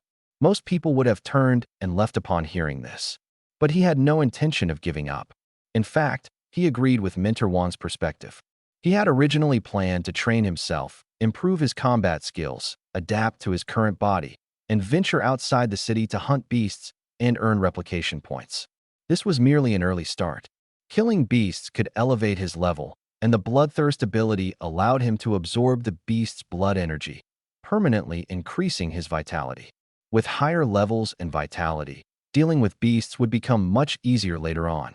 Seeing Zhang Heng's hesitation, Wang Yin said, "Zhang Heng, this is just a Tier 1 beast lair. If you're afraid now, I can only say that you aren't suited to becoming a strong warrior." Zhang Heng smiled calmly. "You're mistaken, Minter Wang. I am indeed a bit afraid, but I have no plans to back out." Wang Yin sneered. "Then show me if your courage is real or not. Go ahead." Zhang Heng nodded resolutely and walked toward the lair. From behind, Wang Yin said, "Every powerful ability user has incredibly sharp neural responses. True strength is forged through countless trials of life and death, understanding the essence of survival and becoming a true warrior." He was right. Strength isn't cultivated indoors, it's honed in the wild, through endless battles and challenges. If he was afraid now, it would mean he wasn't ready. At that moment, Zhang Heng felt no fear, only calmness, and even a bit of exhilaration. He approached the edge of the lair, took a deep breath, and peered downward. The cave was dark and deep, with a foul stench wafting out. He glanced back at Wang Yin, gave a faint smile, then turned and leapt down. Wang Yin raised an eyebrow. He really jumped? He found this kid peculiar, but couldn't quite pinpoint why. At that moment, he looked toward a large tree and said, "Principal Su, you've been following us for a while. It must be exhausting. When do you plan to come out?" Principal Su slowly stepped out from behind the tree, his expression grave. Wang Yin chuckled. "What is so special about this kid that you're paying such close attention?" Principal Su walked to the edge of the lair, looked down, then turned to Wang Yin and said, "I suddenly remembered who you are." Wang Yin's expression subtly shifted. "Principal Su, you know me?" Principal Su's deep, penetrating eyes locked onto Wang Yin. In a heavy tone, he said, "You seem to be the principal of Jiangqing's White Dragon Ability Academy, aren't you?" A faint smile tugged at Wang Yin's lips. "You don't sound too certain." Principal Su shook his head. "Now I'm sure. It's just that your appearance has changed so much." "Oh, you mean like this?" Wang Yin suddenly tore off his clothes, and his thin frame instantly transformed into a muscular giant with a broad chest and a powerful build. Physical ability users, after rigorous training, are able to freely adjust their physique. They can precisely control every muscle in their body, a skill that is incredibly difficult to master. Physical ability users refer to this as microcontrol. Microcontrol is a state where one achieves complete mastery over their body's senses and muscles. It is said to be a form of cultivation, although its specifics have never been disclosed publicly. However, it is known that every physical ability user who achieves microcontrol experiences a significant boost in strength upon reverting to their normal state. Microcontrol has always been regarded as the ultimate goal for physical ability users. Principal Su's eyes widened in shock, but he quickly composed himself. After Jiangsheng was overrun by the beasts, you disappeared. I never expected you to turn up here. What exactly are you planning? Wang Yin returned to his original form and said indifferently, planning? What plans could I possibly have? I'm nothing but a failed principal who couldn't even protect his students. I changed my name, roamed around, and took on a few disciples to pass the time. I didn't expect to be recognized by you. Looks like I'll have to move again. But before that, I need to train this kid to be capable. Principal Su, you're not going to stop me, are you? Huh. 3 years ago, the city of Jiangsheng suffered a catastrophic beast tide. Swarms of beasts flooded into the city like an unstoppable deluge. The warning came too late, and most residents had no time to escape. The ability users of Jiangsheng fought valiantly, but their efforts were insignificant against the countless beasts. In less than half a day, Jiangsheng was utterly destroyed. Over 100,000 residents became prey to the beasts. The principal of White Dragon Ability Academy used his formidable power to become the sole survivor of Jiangsheng. However, this also made him a target of public condemnation. Although the disaster was obviously not his fault, some argued that if he had acted faster, he could have at least evacuated some students. The blame was especially heavy because there was an S-class ability student at White Dragon Academy. This S-class student was not only a pupil, but also his disciple. The world believed that even if the disaster couldn't be stopped, he should have been able to escape with his disciple. Yet, his disciple perished in Jiangsheng. Wang Yi never offered any explanation. He chose silence and vanished from public view. Even when the military spoke in his defense, he did not reappear. Principal Su snapped out of his memories, looking at Wang Yin before him. If you're the one training Zhang Hong, I have no concerns and no objections. Wang Yin said nothing and walked straight toward the nest, then leapt into it. At this moment, Zhang Hong had already ventured deep into the Steel Fang rat's lair. The nest extended downward endlessly, and the deeper he went, the larger the space became. It was impossible to estimate how many Steel Fang rats were inside. How had they managed to dig out such a massive burrow? Squeak, squeak. Zhang Hong looked up and saw a Steel Fang rat the size of a small dog, with jagged teeth like spikes, appear before him. His pupils contracted slightly, and he clenched his fists. Finally, he had encountered a Steel Fang rat. Taking a deep breath, he slowly moved toward it. This type of small beast was perfect for a beginner like him to hunt. But after only a few steps, he heard rapid scratching sounds from the ground. In the next instant, a tide of Steel Fang rats surged toward him, screeching and roaring. Their numbers were uncountable, and even more poured in from behind. Zhang Heng admitted to himself that his scalp tingled for a moment. With his current speed, these Steel Fang rats couldn't possibly catch up to him. He decided to create some distance first. Suddenly, someone appeared in front of him. Minter Wang. Minter Wang stood there, his expression cold. From his spatial ring, he pulled out a machete and casually tossed it forward. This is my boundary. If you retreat behind me, you'll have to go back. Was Minter Wang setting a boundary? If he crossed behind him, would he be forbidden from continuing? Zhang Heng's heart tightened. It was rare to encounter a Minter so skilled in combat techniques. If he missed this opportunity due to a lack of qualifications, he might never get another chance. His gaze grew resolute. Seizing the moment, he rolled forward, picked up the machete, and stole a deep look at the tide of Steel Fang rats rushing toward him. His eyes lit with determination, as if he had made up his mind. Then he charged into the swarm of Steel Fang rats. Gripping the machete with both hands, he swung it fiercely. The blade sliced through the air with a sharp, piercing hum. With a single stroke, he cleaved 5 or 6 Steel Fang rats in half. You have killed a Tier 1 Steel Fang rat. Copy points plus 60. Realm upgraded. Congratulations, host. Your realm has risen to Tier 1. 2 stars. Zhang Heng paused briefly, stunned. The system's reward notification felt like a shot of adrenaline, spurring him to continue fighting. He swung the machete as he retreated step by step. He was about to step behind Mentor Wang. Wang Yin observed him coldly, a faint sneer playing at the corner of his mouth, as if to say, "Is this all you've got?" Zhang Heng took a deep breath and gritted his teeth. He charged back into the swarm of Steelfang rats, stomping on countless rats as he dashed deeper into the tunnel. Swarms of Steelfang rats leapt at him, biting into his body with wild abandon. He swatted them off himself while swinging his machete to carve a path through the sea of beasts. You have killed a Tier 1 Steelfang rat. Copy points plus 100. Significant realm upgrade. You have killed a Tier 1 Steelfang rat. Copy points plus 120. Moderate realm upgrade. You have killed a Tier 1 Steelfang rat. Copy points plus 160. Minor realm upgrade. The notifications rang out one after another, his realm steadily increasing, but he had yet to break through. Zhang Heng had no time to dwell on this. The narrow tunnel made it difficult to unleash the machete's full potential. These Steelfang rats couldn't possibly remain in such a confined space forever. There had to be a larger area ahead. Wang Yin watched Zhang Heng charge headlong into the swarm of beasts, a satisfied smile unexpectedly appearing on his face. He followed the Steelfang rats, continuing deeper into the lair. Zhang Heng pressed forward, using his speed to leave the Steelfang rats behind. Despite the many bleeding wounds on his body, none were deep. However, the scent of blood made the Steelfang rats even more frenzied.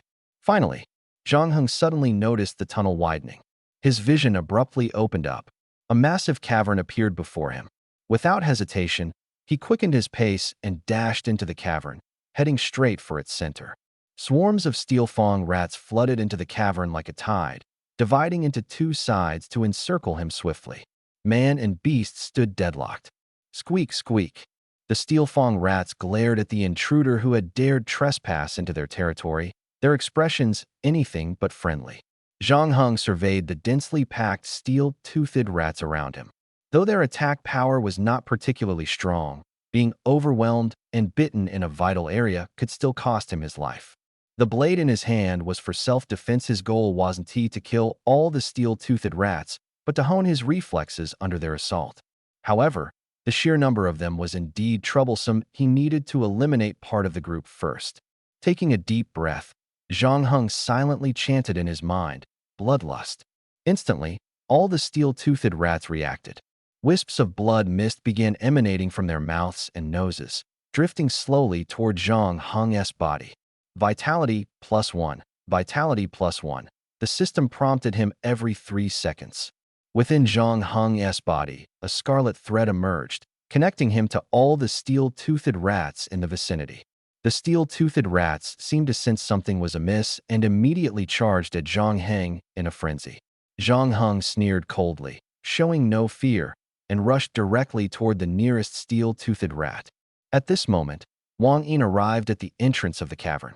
Seeing the scene before him, he froze in shock, his face etched with surprise. Zhang Heng's reflexes had clearly improved significantly. He swung his blade, dodging the rats attacking from all directions. From his initially clumsy movements, he had become adept and composed. But what was with those blood-red threads in his hands? Zhang Heng suddenly swung his blade a few more times. Then, inexplicably, no more steel-toothed rats charged forward. Scanning his surroundings, he noticed the ground was littered with the lifeless bodies of the steel-toothed rats. They were all dead? Wang Yin walked over to Zhang Heng, stunned. He surveyed the dead steel-toothed rats on the ground. Their bodies bore no visible wounds. How had they just died? Could it have something to do with those strange blood threads?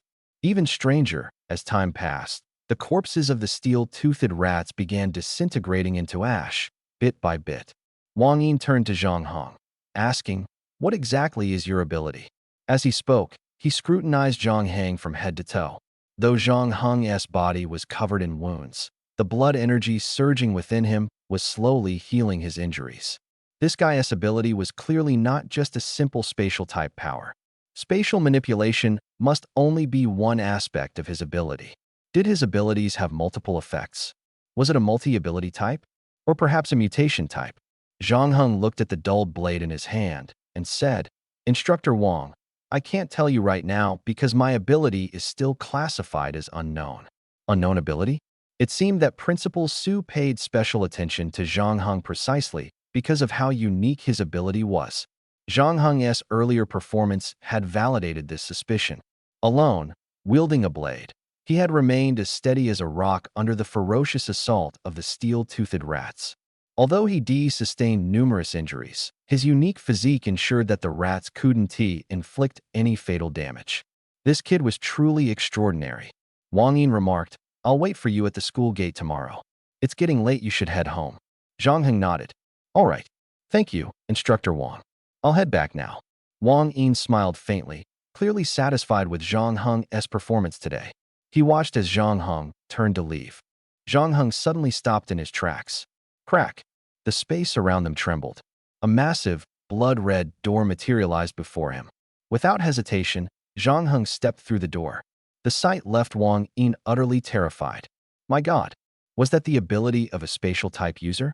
What kind of monster is this kid? The shock on Wang Yin's face lingered for a long time.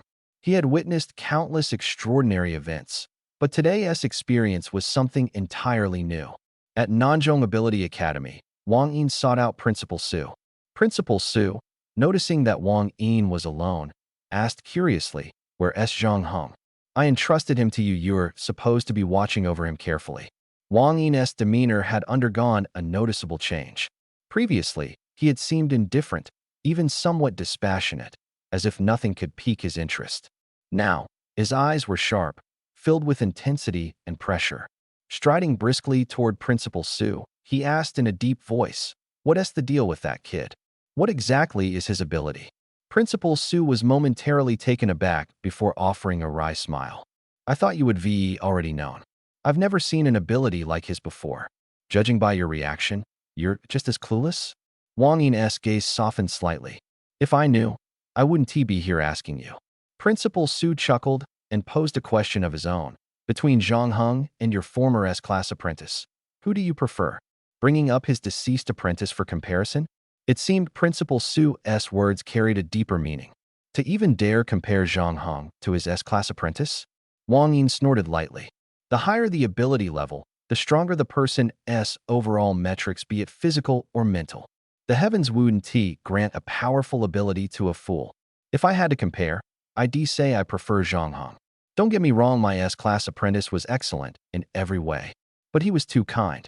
If he hadn't gone out of his way to save those people surrounded by alien beasts, he might still be alive.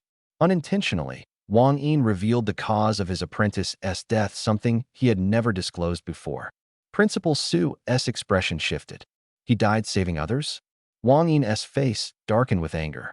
A group of students was trapped under a collapsed building. He found them and rushed over to save them. But the alien beasts were too many, surging like a tide wave after wave. He couldn't kill them all and was quickly overwhelmed. Wang Yin's tone shifted abruptly. But Zhang Heng would never do something like that. He's smart.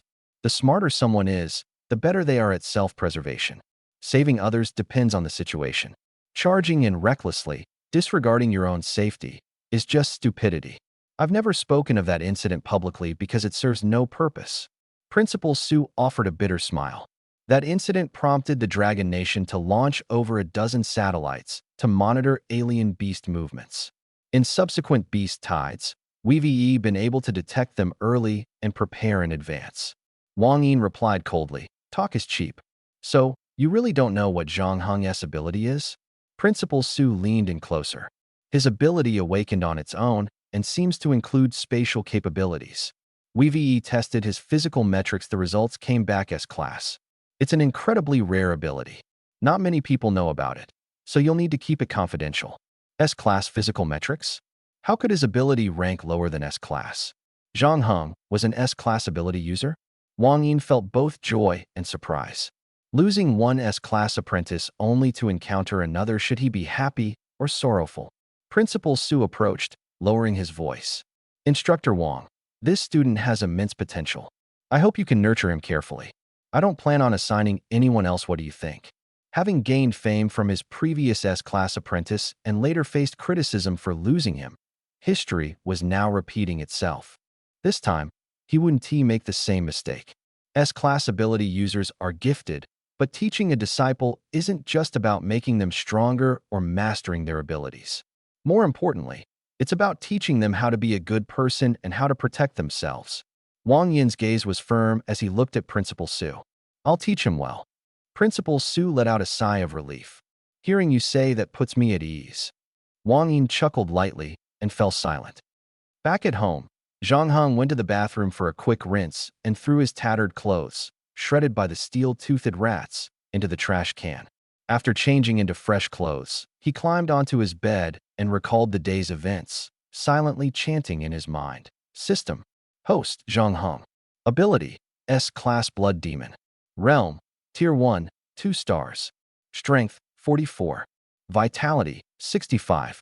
Speed, 47. Mental power, 31. Talents, Copying Spatial Gate, Blood Demon Form, Bloodthirst. Copy points, 1590.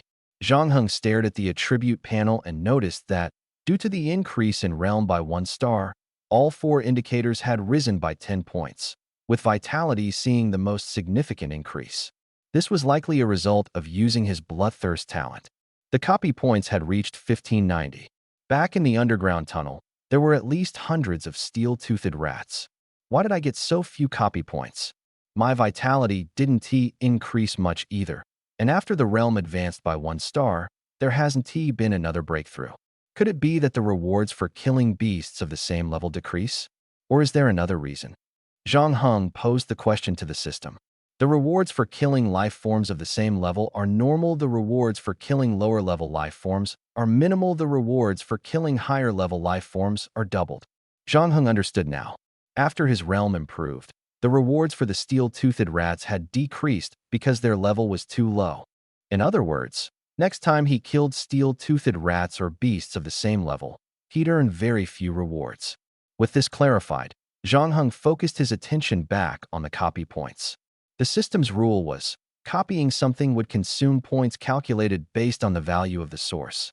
He took out a thumb-sized crystal shard from his spatial ring. In his spatial ring, he had 3 more of these shards, gifts from Principal Su. These shards were called spirit crystals, belonging to the lower grade. For ability users, spirit crystals were highly precious cultivation materials. They came from deep underground and contained exceptionally pure spiritual energy. Holding one while cultivating could triple the cultivation speed. A small piece of lower-grade spirit crystal cost approximately 1,000 dragon coins. Since killing beasts could advance his realm, spirit crystals weren't Zhang Heng's top priority. He decided his copy points shouldn't be spent on these. What he lacked most right now were combat techniques. Zhang Heng picked up his phone and searched online for videos of martial arts-based ability users in combat. He ended up watching for an entire night. It wasn't until his phone overheated that he finally put it down. Closing his eyes, he carefully recalled the scenes from earlier battles that had left a deep impression on him. What struck him the most were not the direct offensive moves, but the nerve reaction speed of martial arts-based ability users when dodging attacks during combat. This was precisely the skill he was striving to practice now. Think about it: if you can't even dodge an opponent's attack, how can you counterattack? Dodging at the critical moment and then retaliating this kind of attack didn't require complex techniques. Since the opponent was already within reach, simple punches and kicks would suffice. Overcomplicating it would just give the opponent time to react. As long as your reflexes were fast enough to dodge attacks, even ordinary fists and feet could unleash tremendous power. This was probably why Mentor Wang was so formidable. Having figured this out, Zhang Heng became even more determined to train his neural reaction speed. He glanced out the window. The sky was gradually brightening, and his phone showed it was already 7 a.m. Zhang Heng got up, quickly washed, and headed toward Nanzhong Ability Academy. From afar, he spotted a familiar figure at the school gate. It was Wang Yin, Mentor Wang. Good morning, Mentor Wang. Wang Yin smiled gently. Come, follow me. This time, he walked much slower, no longer running ahead as he had before to make Zhang Heng chase him. Wang Yin said, I've already learned about your situation from Principal Su and witnessed your abilities yesterday. With your body's innate toughness, I believe you don't need weapons. You can fight barehanded. Zhang Heng smiled and asked, can fists really be stronger than a machete? Yesterday, even my machete got dislocated. If I had used my fists. Before he could finish speaking, Wang Yin explained, fists can certainly be tougher than steel, you're just not there yet. After yesterday's test, I realized that before teaching you neural reaction abilities, I first need to teach you how to utilize the spiritual energy inside your body. Spiritual energy? Right now, he only had one move called bloodthirst, which didn't require spiritual energy to use. This made him realize that the spiritual energy in his body hadn't been properly utilized.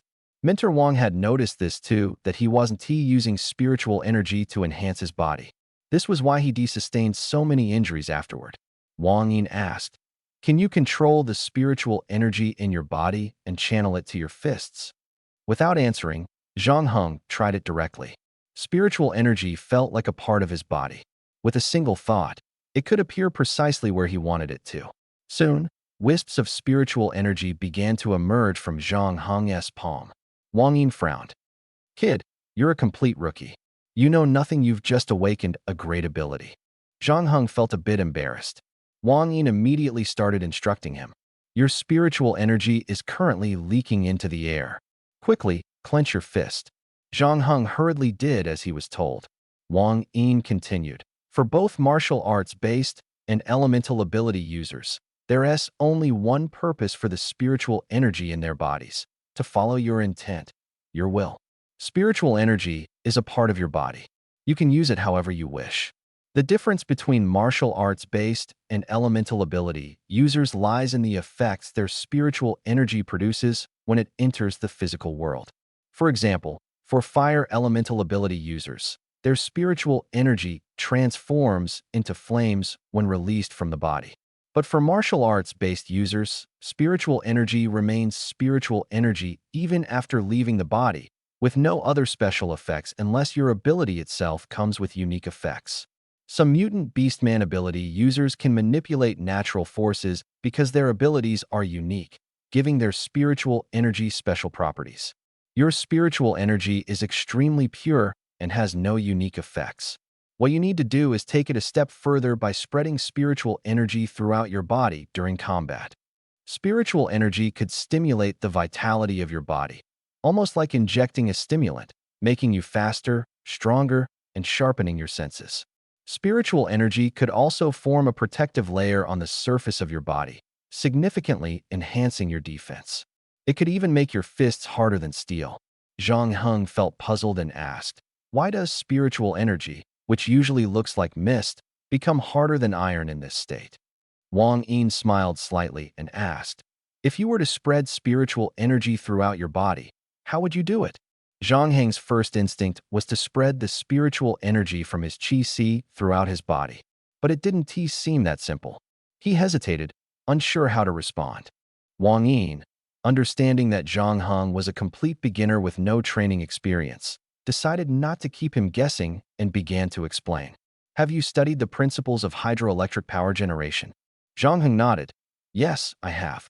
Hydroelectric power generation uses the drop of water through tunnels and pressure pipes to direct water to the turbines in a hydroelectric station. The flow of water drives the turbines, and the mechanical energy from the rotation powers the generators to produce electricity. After finishing, he looked at Wang Yin and asked, Instructor, do you mean that as long as I operate my spiritual energy like hydroelectric power, my body and fists can become as hard as iron? Wang Yin replied, you're half right. It's not about turning your fists into iron, but about altering the nature of the spiritual energy. Think of your meridians as pipes, and let the spiritual energy circulate like water. Your body is the generator, forming a self-circulating system for spiritual energy. In this circulating state, the energy produces a substance similar to tension, like a protective layer covering your body. As long as you maintain this self-circulation, the protective layer will remain. With this layer, your defense will be significantly enhanced. It's like a stone that may seem insignificant but can cause damage when thrown with force. For a physical ability user, the key is the toughness of the body. The tougher the body, the stronger the power and explosiveness. All of this can be improved through training. Of course, once a physical ability user breaks through their limits, their body will further strengthen. You should already feel it, right? Zhang Heng nodded, realizing the truth in Wang Yin's words. His advancement in level had increased his attributes by 10 points. If he broke through again, the values would rise further. After hearing Wang Yin's explanation, Zhang Heng gained a basic understanding of physical ability users. However, he still wanted to know how to create a self-circulation of spiritual energy within his body. Would a faster self-circulation speed enhance the effects? Wang Yin explained. As your level increases and the spiritual energy density in your body grows, the self-circulation effect will improve. But you must understand that first, you need a strong physical foundation. Since your physical aptitude is rated as S level, this won't be an issue. Self-circulation places high demands on the body's pathways. If the water flow is too fast and the pipes are too fragile, they would break. Using the hydroelectric power generation analogy, Wang Yin made the principle clear, and Zhang Heng immediately understood the internal operation mechanism. Thank you, instructor, I understand now. Wang Yin nodded. Once you master self-circulation, you'll be able to fight beasts barehanded, and I'll be more at ease. Zhang Heng's unique identity was one of the reasons Wang Yin wanted to teach him spiritual energy self-circulation. Strengthening his body would minimize injuries and help him adapt to fighting barehanded. Zhang Heng asked curiously, Instructor, since you want me to learn self-circulation, wouldn't it be better to train in the school as training room? By this time, they had arrived in the northern part of the city. The city gates were closed, and they needed to wait for them to open. Zhang Heng could have used his spatial gate ability to return to the location they visited yesterday. Along the way, Wang Yin continued explaining spiritual energy self-circulation without revealing their destination, and Zhang Heng dared not get distracted. Wang Yin shook his head, saying, All strong individuals are forged in the wild. No one becomes strong in a training room. Don't forget, your reflexes still need improvement. Yesterday, after you left early, I explored the valley and found a great training spot. I'm taking you there now. I've already informed Principal Su. From now on, you'll train with me 24 hours a day. Zhang Heng suggested. Instructor, why don't we just go straight to the valley? Wang Yin, understanding that Zhang Heng intended to use his spatial ability, found it convenient but declined. Relying on such convenient abilities will only make you dependent on them. Use them only in emergencies, don't use them during training. Zhang Heng nodded, understood. After a while, the steel gates in the northern city slowly opened. Wang Yin immediately dashed into the crowd, sprinting forward. Here we go again. Zhang Heng observed the crowd and quickened his pace to follow. Running through a crowd was also a form of training. Without precise observational skills and flexible movement, it would be impossible to even move, let alone run. Wang Yin was the first to break free from the crowd. He turned back to glance at Zhang Heng, who was still behind. Although Zhang Heng was a bit slower, he didn't bump into anyone and eventually caught up to Wang Yin. Improvement. It seems yesterday's training was effective. But you're still not fast enough, nor skilled enough. Now follow me. Got it. Zhang Heng nodded and ran after Wang Yin. Inside a cave in the valley, Wang Yin led Zhang Heng into the cave. The cave was small, only about 10 square meters, with vines hanging outside for concealment. The air inside was a bit stale and carried a smoky scent. Marks on the walls indicated that someone had recently burned a fire here, undoubtedly Wang Yin's handiwork. The cave was damp, an environment favored by snakes and insects. Burning a fire drove them away and reduced the moisture. Wang Yin pointed to a spot covered with a blanket. Starting today, you'll practice spiritual energy self-circulation here. Once you've fully mastered it, we'll move on to training your reflexes. Understood. Zhang Heng looked around the cave, feeling quite satisfied. He turned and nodded. Understood. Inside the cave, Wang Yin lit a campfire. The dim cave gradually grew brighter. The two of them sat cross-legged, facing each other. Wang Yin was the first to enter the state of spiritual energy self-circulation. Zhang Heng's brow raised as he watched a powerful surge of energy erupt from Wang Yin's body. The continuous energy flow made Wang Yin's clothes and hair flutter gently, as if he were standing in a fierce wind. Such a quick transition into self-circulation. Zhang Heng was amazed. Wang Yi noticed Zhang Heng's surprise and smiled faintly. A competent physical ability user starts their spiritual energy self-circulation like a car engine faster. Starts mean greater power. You're just starting out, so take it slow. Zhang Heng curiously asked, Instructor Wang, do other physical ability users also practice spiritual energy self-circulation? Wang Yi nodded. It's a mandatory skill for all physical ability users. Everyone eventually masters it. But just as cars vary in quality, engine performance differs as well. Ordinary cars can only run at low speeds. Short bursts of acceleration can damage the engine. But high-performance racing car engines can operate at high RPMs for extended periods and switch speeds at will. It's too early to tell you everything now. First, get the engine inside your body running. Here's the diagram for spiritual energy self-circulation. Familiarize yourself with it. I'll go outside and get you something to eat. Wang Yin left, and Zhang Heng watched him go. This analogy made it easier for him to understand. All physical ability users can eventually master spiritual energy self-circulation, but due to differences in engine performance, some can only operate at low speeds, while others can run at high speeds. The higher the RPM, the stronger the improvement in ability. He wondered if he could reach a high-speed state. He picked up the diagram for spiritual energy self-circulation. The diagram depicted a human figure, starting from the energy C, with a pathway running down through the right leg to the sole of the foot, then to the sole of the other foot, up to the top of the head, and circling back to the starting point, forming a complete loop. So the next step is to speed up the flow of spiritual energy? Zhang Heng put down the diagram, closed his eyes, and began searching for his meridians. After several attempts, he realized that making the spiritual energy circulate wasn't as difficult as he had imagined. He quickly grasped the method and managed to complete a full circulation of spiritual energy within his body. His body began to warm slightly, and he felt a surge of power filling him, though it came and went quickly. He had to consciously maintain the circulation of the spiritual energy until it became instinctual, and then gradually speed up its flow. If it were just for a single punch, it might be manageable, but maintaining the self-circulation of spiritual energy during combat, while fighting, was considerably more challenging. Clearly, this was a skill that required a great deal of proficiency. The more he practiced, the easier it would get. He needed to train more. Zhang Heng adjusted his mindset, closed his eyes, and began practicing spiritual energy self-circulation. 1 loop, 2 loops, 3 loops. With every completed loop, his body responded. This confirmed that the pathway was correct. He started to increase the speed. 1 loop, 2 loops, 3 loops. The speed visibly increased. His body temperature remained stable, and spiritual energy surged from within him, causing his clothes and hair to flutter. It was as if he were standing in a gentle breeze. If the circulation speed increased further, perhaps he would feel like he was in a storm? At that moment, Wang Yin returned with a piece of beast meat in his hands. Seeing Zhang Heng already in the state of spiritual energy self-circulation, a flash of surprise crossed Wang Yin's eyes. This kid had real talent. How long had he been gone? An hour?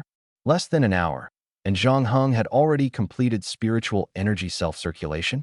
Just how extraordinary was this talent? It was truly remarkable. Effort was meaningless in the face of such innate ability. Back in the day, it had taken Wang Yin a full 3 days to master spiritual energy self-circulation. His own disciple had taken 2 days. Zhang Heng, though he had managed it in just 1 hour. The difference was evident, and the results were striking. Even the prior neural reflex training had proven highly effective. This kid had stood firm against the onslaught of hundreds of steel fang rats, ultimately defeating them all. If his mental reflexes had been even slightly weaker, failing to evade or repel the attacks, the steel fang rat leader would have immediately devoured him. Being able to mentor such a talented student might just be Wang Yin's good fortune. Wang Yin, fearing he would disturb Zhang Heng, decided to light a bonfire outside the cave and began roasting the meat. He didn't know how much time had passed. Zhang Heng slowly opened his eyes, the spiritual energy within his body gradually dissipating and returning to the energy sea. Outside, the sky had turned completely dark. Wang Yin entered with a piece of roasted meat wrapped in lotus leaves. Zhang Heng immediately stood up to take it. You could VE just called me. Why bring it in yourself? Wang Yin smiled. It's no trouble at all. Eat up. Tell me, how do you feel about your spiritual energy self-circulation? Zhang Heng took the lotus leaf wrap, unwrapped it, and ate the meat in one go. He could feel his level had clearly improved. After wiping his mouth, he looked at Wang Yin, who had also finished eating, and said, Instructor Wang, I think I've already mastered spiritual energy self-circulation, and I'm not slow at it either. Wang Yin wiped his mouth and smiled. Let me see. Zhang Heng nodded, and the spiritual energy within him quickly began to flow, forming a stable self-circulation at a moderate speed. He stood up slowly as fine breezes began to emanate from his pores, gently stirring Wang Yin's hair. The highest level for spiritual energy self-circulation is 5 tiers. Right now, you're at the first tier. Being able to reach even the first tier in a single day is already very impressive. Most people can't even get past the threshold. 5 tiers for spiritual energy self-circulation. Zhang Heng quickly asked, Instructor Wang, which tier are you at? Wang Yin smiled faintly. I'm at the 3rd tier. That's my limit. Any faster, and it would harm my body. After all, an engine can't be upgraded endlessly. From his words, it seemed that the tier for spiritual energy self-circulation might be fixed for each ability user. Could this be related to ability levels? If Wang Yin could only reach the 3rd tier, it meant no matter how hard he worked, he would remain at that level. Was this the inherent advantage brought by ability levels? Wang Yin continued, I didn't expect you to master spiritual energy self-circulation so quickly. Since you've grasped it, keep practicing and gradually break through. Starting tomorrow, I want you to use your spiritual energy self-circulation because your next opponents will be very strong. Zhang Heng's expression changed slightly. More beasts. Wang Yi nodded. Exactly, more beasts. If you can handle these two, then you'll be a qualified physical ability user. A qualified physical ability user? He had only been an ability user for a few days. Talent really did make a difference. That night, Zhang Heng opened the portal to his room and went to sleep. Instructor Wang declined the invitation, seemingly intending to patrol around the valley instead. The next morning, Zhang Heng washed his face briefly and returned to the cave. Instructor Wang came back from outside, smiling mysteriously. Perfect timing. Come with me. Zhang Heng responded and followed him out of the cave. He had thought they were heading somewhere far, but as soon as they exited the cave, he saw, not far ahead under a tree, a humanoid beast tied up like a dumpling. Could this be one of the legendary beastmen? Or had Instructor Wang captured a beastman? Instructor Wang, what is that? Instructor Wang smiled slightly and said, Yesterday, while I was patrolling near the valley, I found this guy. You're not mistaken, he is indeed a beastman. His strength is similar to yours. He was likely cast out by his tribe. Beastmen revered the strong and rejected the weak. In their communities, any weaklings would be mercilessly cast out. This beastman was already unconscious. Zhang Heng walked up to the tree, seeing a living beastman up close for the first time. This was a male orc, with facial features quite similar to a human. His body was covered in short black fur, a pair of horns protruded from his head, and his feet were hooves. A bull orc? Mentor Wang untied the rope, startling the bull orc awake. The orc's eyes widened in terror. Humans. Damn humans. My people will surely avenge me. Zhang Heng had heard of orcs being able to speak the human language, so he remained calm. Mentor Wang sneered. You have to fight him. If you win, I'll let you go. The bull orc couldn't believe his ears. Defeat this human kid in front of him, and he'd be free? How hard could that be? He calmed down. Could it be that this old man kidnapped him just for this? Sometimes humans would capture orcs for experiments or to enslave them. Getting captured didn't always mean death. It seemed the rumors were true. The bull orc flexed his hands, warily eyeing the two humans. You're serious? If I win, you'll really let me go? Mentor Wang nodded. Don't worry, I keep my word.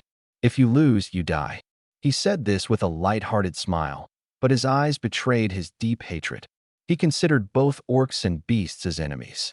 After what he had experienced, his hatred for orcs and beasts ran far deeper than most. Of course, all humans hated orcs. After all, they'd been at war for hundreds of years, and countless humans had died at the hands of orcs, some even devoured by them.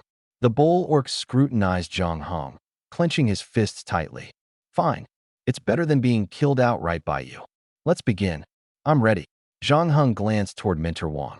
Minter Wang walked over and whispered, "The strength of an orc is similar to that of a human. He's also at first order, 2 stars. He'll fight with everything he has got. Orcs are naturally stronger than humans physically, so be cautious." Zhang Heng nodded. The two stepped apart, creating some distance. The bull orc clenched his fists, rolled his neck, and his eyes burned with fighting intent. Zhang Heng immediately activated his spiritual energy cycle. A faint breeze began to stir at his feet. The bull orc's expression shifted. This was exactly the human method of instant power enhancement he had been searching for. Unfortunately, he hadn't managed to capture a human to learn this, and now he had run into this old man instead. No matter, he would defeat this kid first, and then figure out a way to escape. The bull orc made the first move. Roaring, he charged at Zhang Heng. Zhang Heng's pupils contracted slightly as he tilted his head to dodge the Minotaur's punch. The Minotaur seemed prepared, retracting his fist and switching to a headbutt. Zhang Heng grabbed the bull horns with both hands, pressed them downward, and simultaneously leaped back several meters. The Minotaur nearly fell but steadied himself, stomping the ground with both feet before charging at Zhang Heng again.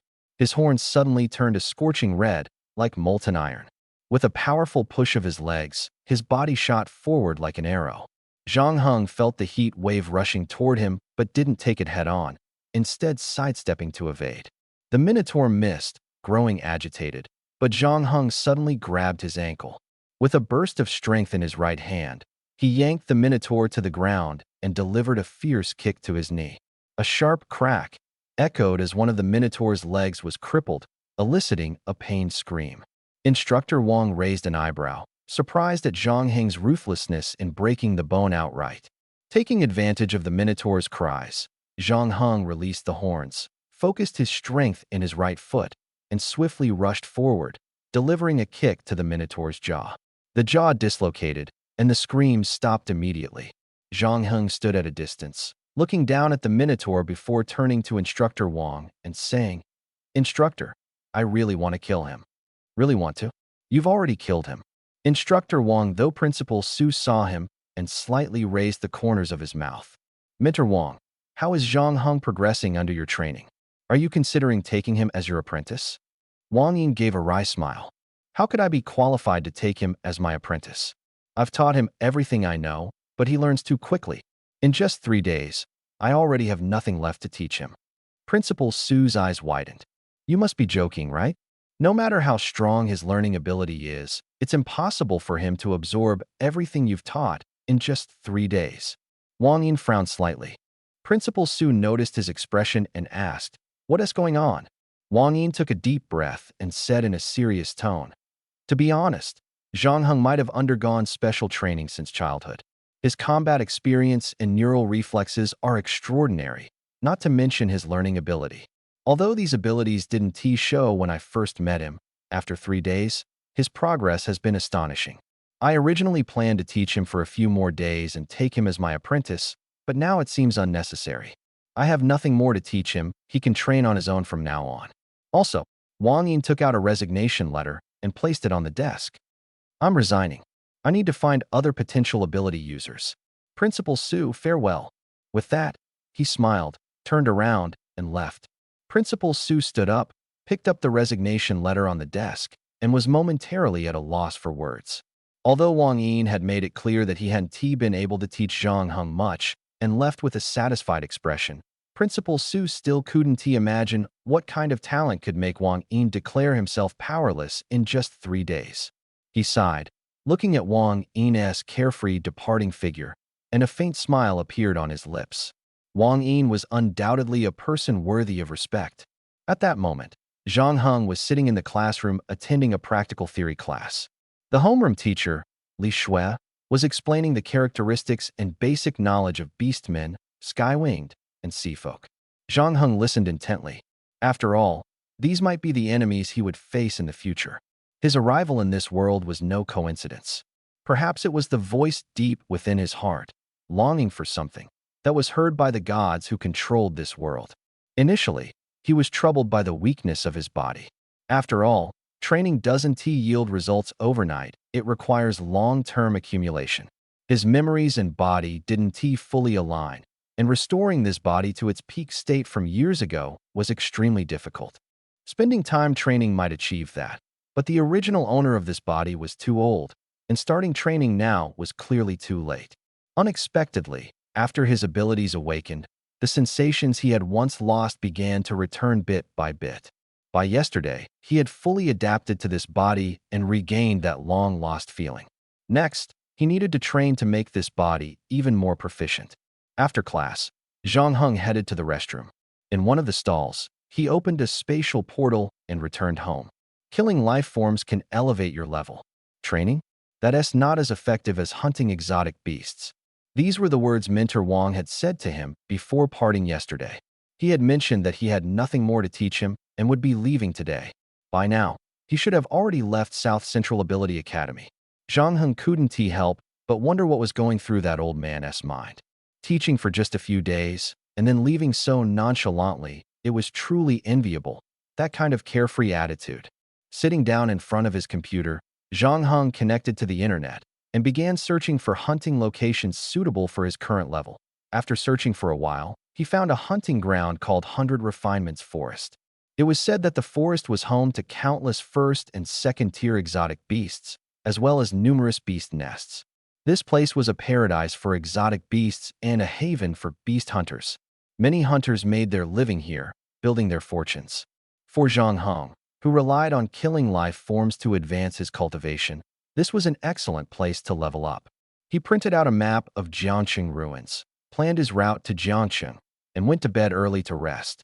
He wanted to be full of energy and looked forward to his trip to 100 Refinements Forest the next day. He hoped the place wouldn't disappoint him. Early the next morning, Zhang Heng packed his essentials and took a taxi to the nearest small airport. 100 Refinements Forest wasn't far from Jiangnan City, only a little over 600 kilometers away, and the flight took less than half an hour. A plane ticket cost him all his savings 2,900 yuan. The money left by his father, Zhang Tao, was spent in one go. However, next time, he wouldn't have to spend so much. He could directly use the space gate to travel back and forth. On the tarmac, an old medium-sized plane was parked in a spacious area. About 30 people had gathered there, clearly all hunters heading to 100 Refinements Forest. Zhang Heng followed the crowd to check in and board the plane. The cabin environment was decent, clean, and bright, but the original flight attendants had all been replaced by muscular male stewards. It looked like a gay club. The stewards wore uniforms, their bulging muscles almost tearing through their clothes. Zhang Heng chose a corner seat and sat down, closing his eyes to rest. As all passengers boarded, the plane slowly took off, flying at high speed toward 100 Refinements Forest. He didn't know how much time had passed. Boom! A heavy sound came from above, and the plane suddenly lurched downward. Zhang Heng immediately opened his eyes and looked up. A noticeable dent had appeared on the roof of the plane. Then came a series of loud banging noises. With each bang, another dent appeared on the roof. In an instant, the passengers in the cabin couldn't stay calm. Panic and chaos erupted. Is it an exotic beast? Could it really be an exotic beast? Damn it! This one-in-a-million accident had to happen to me. Lower the altitude. Quickly, the cabin was in chaos, and the piercing sound of alarms filled the air. A voice from the airport came through the broadcast. Everyone, please remain seated and put on the oxygen masks above your heads. We are about to lower the altitude. Oxygen masks connected to tubes dropped from above the seats. Zhang Heng grabbed one and placed it over his face. The plane began to descend rapidly. A harsh sound came from the roof. A claw, resembling an eagle's talon, tore through the roof as if it were ripping plastic. A strong wind instantly rushed in, creating a powerful suction at the opening. Lightweight objects were pulled toward the breach. Zhang Heng looked up at the creature on the roof. It was a bird-beast humanoid with a pair of massive wings on its back, wings twice the size of its body. Standing nearly 3 meters tall, it was a giant.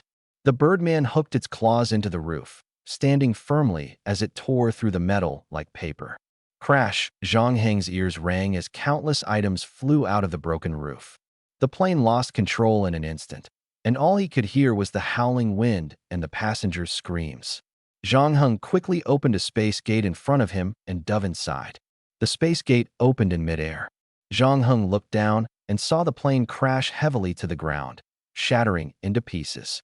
A figure immediately appeared outside the space gate. Zhang Heng quickly closed the space gate. Click! At the moment the space gate closed, an eagle claw was severed and fell at Zhang Heng's feet. The floor was almost smashed into a large hole, showing just how heavy this claw was. In the distant sky, the Birdman looked at his severed hand, a trace of surprise flashing in his eyes. His hand was broken? Could it have been that young human just now? Human. The Birdman clenched his remaining hand, his eyes full of fury. Zhang Heng picked up the eagle claw on the ground. The claw was as hard as iron. It was only the size of a watermelon, but it weighed several hundred pounds. What kind of structure did this Birdman's body have? How could the claw be so heavy?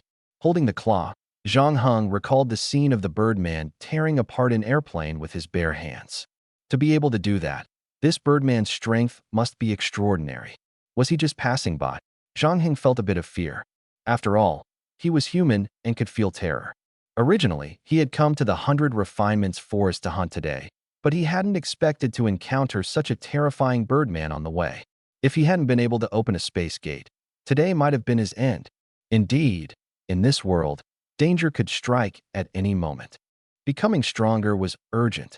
Detected a primary replication source. Would you like to replicate this item? A window popped up in front of Zhang Heng. Replicating this claw would cost 1,000 replication points. He still didn't know the specific use of the claw, so spending so many points rashly didn't seem wise. He decided to put hunting aside for now. He stored the claw in his space ring and headed downstairs. He decided to find someone to ask about the origin of this claw. It was so hard that if it could be made into a weapon, he might be able to fend off a few moves from a strong beast man next time and find a chance to escape. Baixing Mall, 3rd floor, Weapon Master Blacksmith Shop. What is this? The shop owner looked at the eagle claw Zhang Heng had taken out, unable to hide his shock. Zhang Heng asked in confusion, "Can this thing be made into a weapon?" A broad knife, with a wider blade too thin and it might break easily. The shop owner pointed at Zhang Heng and said, "Kid, you really don't understand. This thing isn't just any ordinary material. It's a good thing you brought it here. If you'd gone somewhere else, you'd have been swindled." Zhang Heng was puzzled. "Isn't your shop right here?" The shop owner froze. What did he mean? The shop was here, so wasn't he afraid of being cheated? It seemed others also set up shop here, but unless they gave up, he could always get it back. Although he didn't understand why this kid was so confident, anyone who could bring out such precious materials must have an extraordinary background. The shop owner took a deep breath and said, "This claw comes from a Tier 3 Sky Eagleman. Sky Eaglemans are very rare, and finding them is extremely difficult. They have a stronghold called Wind God Peak." "Where exactly did you get this?" Zhang Heng said. "It was a birthday gift from an elder in my family." The shop owner nodded. "I see. You want to make a weapon to deal with exotic beasts, right? Sky Eagle claws are extremely hard, and the smelting and forging techniques required are very advanced. To be honest, among the nearby weapon shops, only my daughter can forge weapons from Tier 3 materials like this. The price would definitely not be cheap." Zhang Heng currently had no money left and couldn't afford it. He took the claw back from the shop owner, not expecting that one day he would be troubled by a lack of money. At this moment, he suddenly remembered something. "I have another one. Could you help me make a piece of close-fitting armor and a knife? If the material is enough, I can give you some. If not, let me know the price, and I'll go back and prepare." He didn't hold out much hope. Unexpectedly, the shopkeeper became excited after hearing this. "Young man, you have to keep your word. If you have extra materials, you must give them to me. No backing out." Zhang Heng was pleased. It seemed he had underestimated the value of the Sky Eagle claw. The shopkeeper clearly thought he had struck a great deal. However, Zhang Heng had no choice. He was currently penniless. So, he gave a command to the system. "Copy. 1,000 copy points deducted. Copying Sky Eagle claw. Copy successful. Critical hit effect triggered. Copy quantity increased. Items have been stored in the backpack. Please confirm." Zhang Heng's eyes lit up as he looked at his backpack. The display showed Sky Eagle Claw X3. 2 more? He hadn't expected the copy function to trigger a critical hit effect. He had never seen this happen when copying abilities before. Could it be that critical hits only applied to items? Without overthinking, Zhang Heng took out one Sky Eagle claw from his backpack and handed it to the shopkeeper. How long will it take to make the weapon and vest? If you can finish today, I'll wait here. The shopkeeper quickly replied, I can finish today. My daughter happens to be in the shop today. You can discuss the details of the weapon and vest directly with her. Finish today? Not bad. So the blacksmith was the shopkeeper's daughter. Zhang Heng hadn't expected the blacksmith to be a woman. Most people, when thinking of a blacksmith, picture a burly man standing by a forge, hammering red-hot iron. Few would imagine a woman in the role. The shopkeeper's surname was Yi, and his name was Yi Qian. His daughter was named Duo Duo. It was said that she was a renowned blacksmith in the area and had even won first place in the Jiangnan City Weapon Blacksmithing Competition last year. The forge was in the basement of the blacksmith shop. Zhang Heng followed Yi Qian down the stairs leading to the underground forge, where the walls reflected the glow of firelight. However, instead of the sound of metal being hammered, what he heard was a popular girl group song playing. Yi Qian, walking ahead, suddenly stopped, his expression a bit awkward. Zhang Heng followed his gaze. There, in front of the television, was a tall, muscular woman mimicking the dance moves of the girl group on screen. Her movements were clumsy, but she was earnestly trying to imitate the young girls in princess dresses. The scene was comical, like watching a bear dance. Ahem. Startled by the cough, the muscular woman turned her head, her face instantly turning red, followed by a sharp scream. However, this was just what most people would imagine. Yi Duo Duo, in reality, showed no embarrassment. Her expression remained calm as she asked, Got work? Yi Qian nodded helplessly. Clearly, he felt a bit embarrassed. Blushing, he turned to Zhang Heng and said, Young man, don't judge my daughter by this. She is the pride of Jiangnan City. Zhang Heng interrupted indifferently. You already mentioned that. Zhang Heng stepped down the stairs and stood in front of Yi Duo Duo. She was taller than him, with well-defined muscles and a perfectly proportioned physique. I'd like you to forge a blade for dealing with mutant beasts and a protective vest. Can I explain the details? Yi Duo Duo glanced at him briefly, then turned to Yi Qian. What materials? Yi Qian replied proudly. Tier 3 Sky Eagle claws, and it's a pair. The extra one will serve as your payment. Clearly, the shopkeeper was very proud of this deal. Yi Duo Duo was also surprised. Tier 3 Sky Eagle claws, and a pair at that. Not bad, you've got some resources. Yi Qian walked over to his daughter and handed her the Sky Eagle claws. Here are the materials. Take them. And don't forget to be polite to the customer. I need to head back upstairs to mind the shop. You two can discuss the details. After the boss left, only Zhang Heng and Yi Duo Duo, who had won the Jiangnan City's Best Forging Master Award, remained in the underground forging room. Yi Duo Duo toyed with the Sky Eagle claw in her hand, smiling as she said. The cold and indifferent young man before her suddenly seemed much more agreeable. Little brother, you're quite particular about what you want to make. Let's go over to that table and discuss the details. All right. Zhang Heng walked toward the table in the corner first. He had to admit, it was quite hot here. After staying for a while, sweat began to bead on his forehead. However, Yi Duo Duo looked completely dry, not sweating at all for some reason. Yi Duo Duo placed the Sky Eagle claw into the furnace and ignored him. There's paper and a pen on the table. Drawing it out is more intuitive. You don't need to be too precise, just sketch the general shape and markings. Zhang Heng picked up the paper and pen, thought for a moment, and drew the design in his mind. It was a blade resembling the shape of a Japanese katana from Earth. The vest was nothing special, just an ordinary protective vest. Yi Duo Duo looked at the blade Zhang Heng had drawn and softly said, Oh, little brother, your requirements aren't too high. If someone else wanted to make such a fine blade, I definitely wouldn't do it. But using a third-tier Sky Eagle claw, it can be done to this level. You can sit and rest for a while, watch some TV. I'll start forging now. Yi Duo Duo waved her hand, and the TV switched to the news channel. It was broadcasting a piece of news related to Zhang Heng. Latest news. A plane en route to 100 Refining Forest has met with disaster. According to the airline, the plane was attacked by flying beastmen while heading to 100 Refining Forest, and all 32 passengers on board perished. Next, we will display the list of victims. Please join us in mourning for them. Photos began appearing on the TV screen one after another. Zhang Heng suddenly saw his own photo displayed on the screen. Yi Duo seemed not to notice this scene. The Security Bureau has already dispatched guardians to track the flying beast men in the vicinity. We believe they will soon provide us with a satisfactory answer. According to the data, flying beast men have never appeared near Jiangnan City before. Could this be just the beginning? Please stay tuned for the latest updates. Bang! A deafening sound suddenly came from the basement. Zhang Heng glanced at the teacup on the table. The teacup had just been jolted out of place. He looked up toward Yi Duo at the forging platform in the distance, only to see her holding a hammer in her right hand and tongs in her left, raising the hammer high. As the hammer fell, the muscles in her right arm tightened, followed by a heavy impact sound. Zhang Heng's expression changed slightly, thinking, this strength is truly extraordinary. Could it be related to her abilities? For some reason, he suddenly found himself deeply captivated by the scene before him.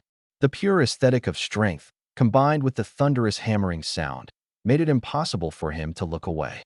Time passed quietly like this. Yi Duo raised a katana that was uncolored and lacked a hilt with satisfaction. The blade gleamed with an eerie light under the fire's glow. She opened her mouth and breathed a flame onto the blade, causing the entire katana to ignite in a blazing fire. Finally, she tossed the katana into a nearby bucket of water to cool it. Then she began forging Zhang Heng's vest. The vest was designed with segmented connections otherwise, wearing it would feel like being encased in an iron barrel. To be honest, Yi Duo's title as Jiangnan City's best forging master was absolutely well-deserved. Several hours passed. Zhang Heng felt as though his ears were about to go deaf.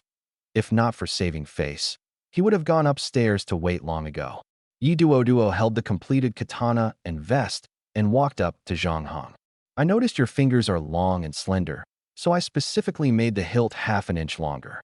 It fits perfectly, and the muscles in your palm can grip the textured pattern on the hilt tightly. I also added a few buttons on the side of the vest, so even if your body grows bigger in the future, you can adjust the size for a better fit. Zhang Heng took the katana and vest, first gripping the katana. To his surprise, the blade was incredibly light. Yet, it was not fragile at all, featuring a chaotic Hammond design with a thicker spine and thinner edge, making it exceptionally sharp. Holding it felt nothing like a newly forged blade. Instead, it resembled an old, well-used weapon, with no sense of unfamiliarity.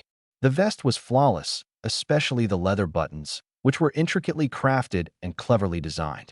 Yi Duo smiled and said, "Brother, I only used a little over half the materials this time, so the rest is mine. But don't worry, I didn't cut corners to save materials. I guarantee it with my reputation as the #1 blacksmith in Jiangnan City." Zhang Heng didn't say much. He took out another pair of sky eagle claws from his spatial ring. "Make me another identical katana, and you can keep all the leftover materials." Yi Duo had thought getting one pair of sky eagle claws was already a great deal. She hadn't expected him to have another pair. Even stranger, the two pairs of claws were almost identical in size and weight. She couldn't help but wonder what was going on. But who would pass up such valuable materials? Without overthinking, she continued forging another katana. By the time she left the blacksmith shop, the sky was completely dark. Zhang Heng stepped out of the shop, and the streets were nearly deserted. Holding the two katanas, he gave his wrist a twist, and in the darkness, the blade's edge flashed with a dazzling cold light. Because the katana was so light, it was incredibly easy to handle. Yi Duo watched Zhang Heng's departing figure, surprised that he had used a third-tier Sky Eagle claw as payment so generously. However, the fact that he still made them pay 10,000 yuan in the end caught her off guard. This guy, what a strange person. Yi Duo called out to Zhang Heng's back, "Brother, come again next time." Zhang Heng gave a faint smile, turned, and walked into a nearby alley, preparing to open a spatial gate to return home. However, just then, Zhang Heng suddenly began to step back slowly. In the alley, a pair of scarlet eyes suddenly lit up. Low growls emanated from the darkness. Was it a beast? Or a beast man? Jiangnan City maintained strict security every day, yet these creatures had still managed to sneak in? The spiritual energy within Zhang Heng's body surged abruptly. His energy instantly entered combat mode. A light breeze emanated from his body. "Oh, seeing me, you're not afraid?" and even want to resist. A beast man with an ugly wolf head emerged from the darkness. His body began to swell, instantly tearing through his clothes and revealing a muscular physique. His arms bulged like balloons, and the 5 fingers of his right hand transformed into sharp-boned spikes. In an instant, he transformed into a beast man, a werewolf over 2.4 meters tall. A second-tier beast man? Otherwise, how could he have such a powerful physique? Zhang Heng had killed first-tier beastmen before, but this one was on a completely different level. Zhang Heng's expression shifted slightly. Suddenly, a spatial gate appeared behind him, and he leaped through it. The werewolf widened his eyes in surprise. "Who humans? Are you looking for me?" Yi Duo, carrying a massive long-handled iron hammer, suddenly appeared in front of the werewolf. The werewolf looked at Yi Duo, and his previously arrogant demeanor instantly vanished, replaced by vigilance and ferocity. "The female night watchman with the hammer? Looks like I found the right place. You're the one who killed many of our brothers, aren't you?" Zhang Heng had already returned home and wasn't worried about what would happen next. He was still too weak at the moment. When faced with danger, running away was the wise choice. There's nothing shameful about running away. Dying is what's shameful. Zhang Heng picked up his phone and dialed the local security bureau. "Hello? I'd like to report something. In the alley near the Weapon Master's blacksmith shop, I saw a Tier 2 beast man." The man on the other end of the line smiled and said, "If you're referring to the beast man in the alley near the Weapon Master's blacksmith shop, our night watchman has already dealt with it. Please rest assured." Zhang Heng's expression changed slightly. Already dealt with. He had just returned home less than half a minute ago and hadn't seen anyone else earlier. Could someone have taken care of that werewolf in less than 30 seconds? Zhang Heng hung up the phone, opened a spatial door, and returned to the alley. As soon as he stepped out, he saw a woman carrying a giant hammer on her shoulder, dragging the mangled corpse of the werewolf with her other hand, walking forward. A night watchman? Yi Duo was not only a blacksmith, but also a night watchman? What exactly are night watchmen? Are they specifically responsible for patrolling the city at night? In any case, this woman seemed very formidable. Zhang Heng noticed that she hadn't seen him, so he quietly retreated and returned home. Everyone he had encountered recently was incredibly strong, whether at school, outside the city, or within it. Their strength far surpassed his. Time for a good night's rest. He didn't want to remain this weak forever. Security Bureau. Yi Duo dragged the werewolf's corpse to the entrance of the security bureau. "Old who? I didn't expect to run into a Tier 2 beast man as soon as I stepped out. What's going on with the security in Jiangnan City? Tier 2 beastmen are getting in. Could there be a problem with the underground pipelines?" Old Hu, a veteran member of the security bureau, had been waiting at the entrance after receiving Yi Duo's call. Seeing the werewolf's corpse on the ground, Old Hu frowned and said, "Don't worry, I'll send someone to investigate the underground pipelines. If we find anything, you'll be the first to know. Leave the corpse to me." Yi Duo nodded and then asked, "By the way, I heard that a local airline's plane was damaged by flying-type beastmen. Have the Guardians found those guys yet?" She had heard the news while forging earlier, which mentioned the Sky Eagle people.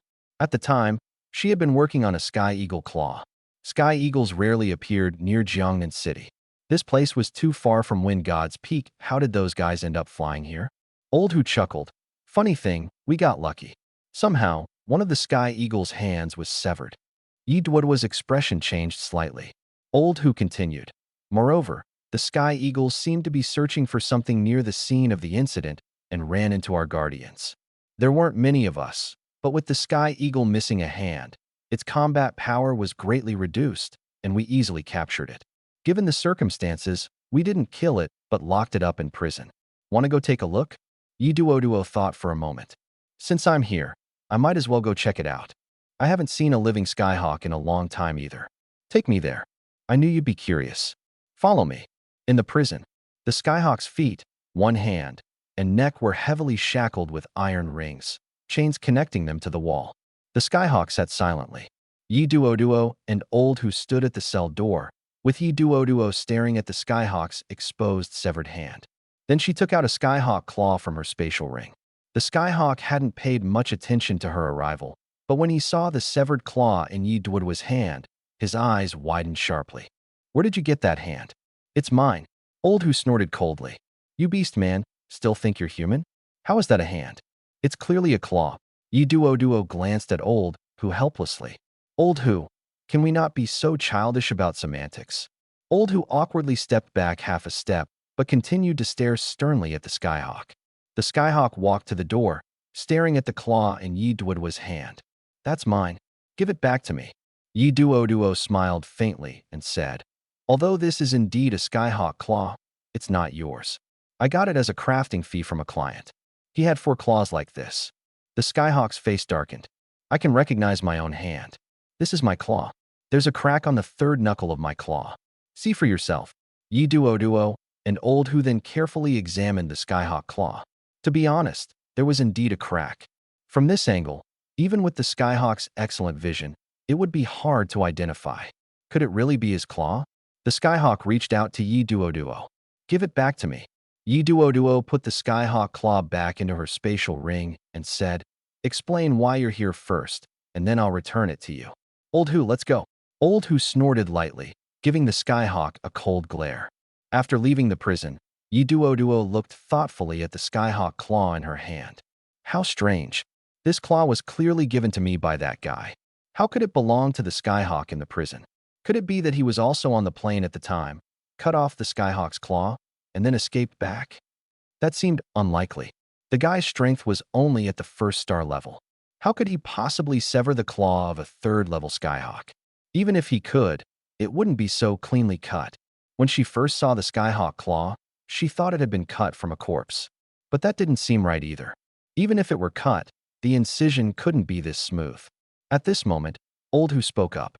Speaking of which, there was a student from the Nanjong Ability Academy on the plane that the skyhawk destroyed. According to the records, his name was Zhang Hong. If you're free, you might as well visit Nanjong Ability Academy tomorrow. Bring the compensation money and give the families of the victims some closure. Yi Duo took the compensation money handed to her by Old Who. There was a photo attached to it. She looked at it carefully and was instantly even more astonished. Wasn't this the guy who had asked her to craft a weapon? What was going on? Was he dead or not? Was the person she saw this afternoon his spirit? Yi Duo swallowed hard and quickly pushed the compensation money away. No, Old Who, you find someone else to handle this. I don't want to get involved in this matter right now. Old Who looked at Yi Duo in confusion, not understanding why she suddenly seemed so scared, like a child afraid of trouble. Zhang Heng bought another plane ticket, thinking to himself that this time he probably wouldn't encounter another attack by the Skyhawks. It couldn't be that unlucky twice in a row. It wasn't until the plane landed on the tarmac near 100 Refinements Forest that his hopes were dashed. The crater theory told him that the chance of a crater being hit again was extremely low. Clearly, he wasn't that fortunate. Zhang Heng got off the plane and followed the crowd to the entrance of 100 Refinements Forest. Without lingering, he headed straight in. Acting alone was dangerous. Outside the city, there was a group of rookie hunters who specifically targeted newcomers. Their goal was the valuables on new hunters, and if you weren't smart enough to resist desperately, they wouldn't hesitate to kill you. After entering 100 Refinements Forest, Zhang Heng sprinted along the predetermined route. He ran swiftly, his figure almost becoming a blur. His target was the worm cave in the forest. According to information online, not many people went to the worm cave. The worm-like beasts had nothing valuable on them, making them completely worthless. Precisely because no one went there, the worm population was quite large. Fortunately, there was no need to worry about a worm infestation, as most of the other beasts in the forest fed on them. As he neared the worm cave, a sudden, piercing scream echoed. It was the sound of another beast. Zhang Heng quickened his pace and dashed toward the Saurk. The blade was like an unstoppable shredder, ruthlessly tearing those tongues to pieces. Countless death worms arched their bodies, opening their spike-filled fangs, and furiously lunged at Zhang Heng. This was their territory. To the mutated beasts, any creature trespassing on their domain was destined for only one outcome, neither dead nor alive. The bloodthirst effect began to manifest. The first wave of worms collapsed one after another, their bodies rapidly turning into ash. In an instant, more death worms swarmed forward. The bloodlines on Zhang Heng's body thickened dramatically. He felt his blood boil within him, his life force surging as if injected with an adrenaline rush, every cell in his body trembling. His spiritual energy began to circulate on its own. Boom! A fierce wave of energy erupted from within him. The death worms rushing towards him were instantly blown away. Zhang Heng's calf muscles tightened. Bang! Like an arrow, he shot into the swarm, his dual blades whirling at high speed. Squelch! Squelch! Countless worm bodies were slashed into fragments mid-air, green fluids splattering everywhere. Buzz Zhongheng felt his spiritual energy increase significantly. His muscles swelled, and a warm current surged from his dantian, spreading throughout his body. Standing in the center of the chaos, he spun his twin blades in a continuous dance. The hilts merged into one, transforming into a double-edged long blade staff. No matter how many death worms lunged at him, they were instantly pulverized. Piles of worm corpses accumulated beneath his feet. The air was thick with a chemical stench, the scent released by the deceased worms. Finally, the bloodthirst effect proved immensely powerful. Hundreds of death worms lost their ability to resist one by one, collapsing to the ground and disintegrating into ash. Zhang Heng, breathing heavily, scanned his surroundings. He saw no more worms approaching, they all seemed to retreat deeper into the cavern. He looked down at himself, his body covered in worm blood, but it was quickly absorbed into his skin. Several tears on his back revealed a protective vest beneath his shredded clothing. His arms and legs bore minor injuries, clearly inflicted by the worm's attacks. Yet, he wondered, how did he even get wounded? It seemed his reflexes were still not fast enough. Zhang Heng glanced at the twin blades, now combined into a long blade staff. The thought of modifying his weapon suddenly struck him. While twin blades were excellent, if they could instantly transform into a long staff, it would provide a significant advantage in dealing with larger mutated beasts by increasing his attack range. He decided to visit the blacksmith shop for a modification and take a bit of a rest while he was there.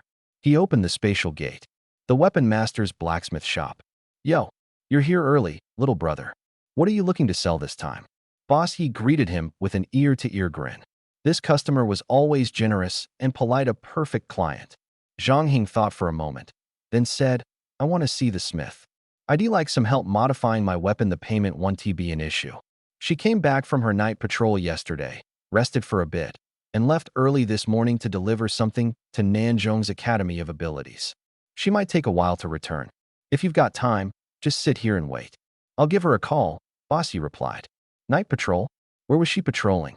Could this smith have another identity? All right, I'll wait here for her, Zhang Heng said, stepping into the shop and finding a corner seat to rest. System. Host, Zhang Heng. Ability, S-rank Blood Demon. Realm, Tier 1, 3-star. Strength, 54. Vitality, 89. Speed, 57. Spirit, 41. Talents, Spatial Gate Duplication, Blood Demon Form, Bloodthirst. Duplication points, 2145.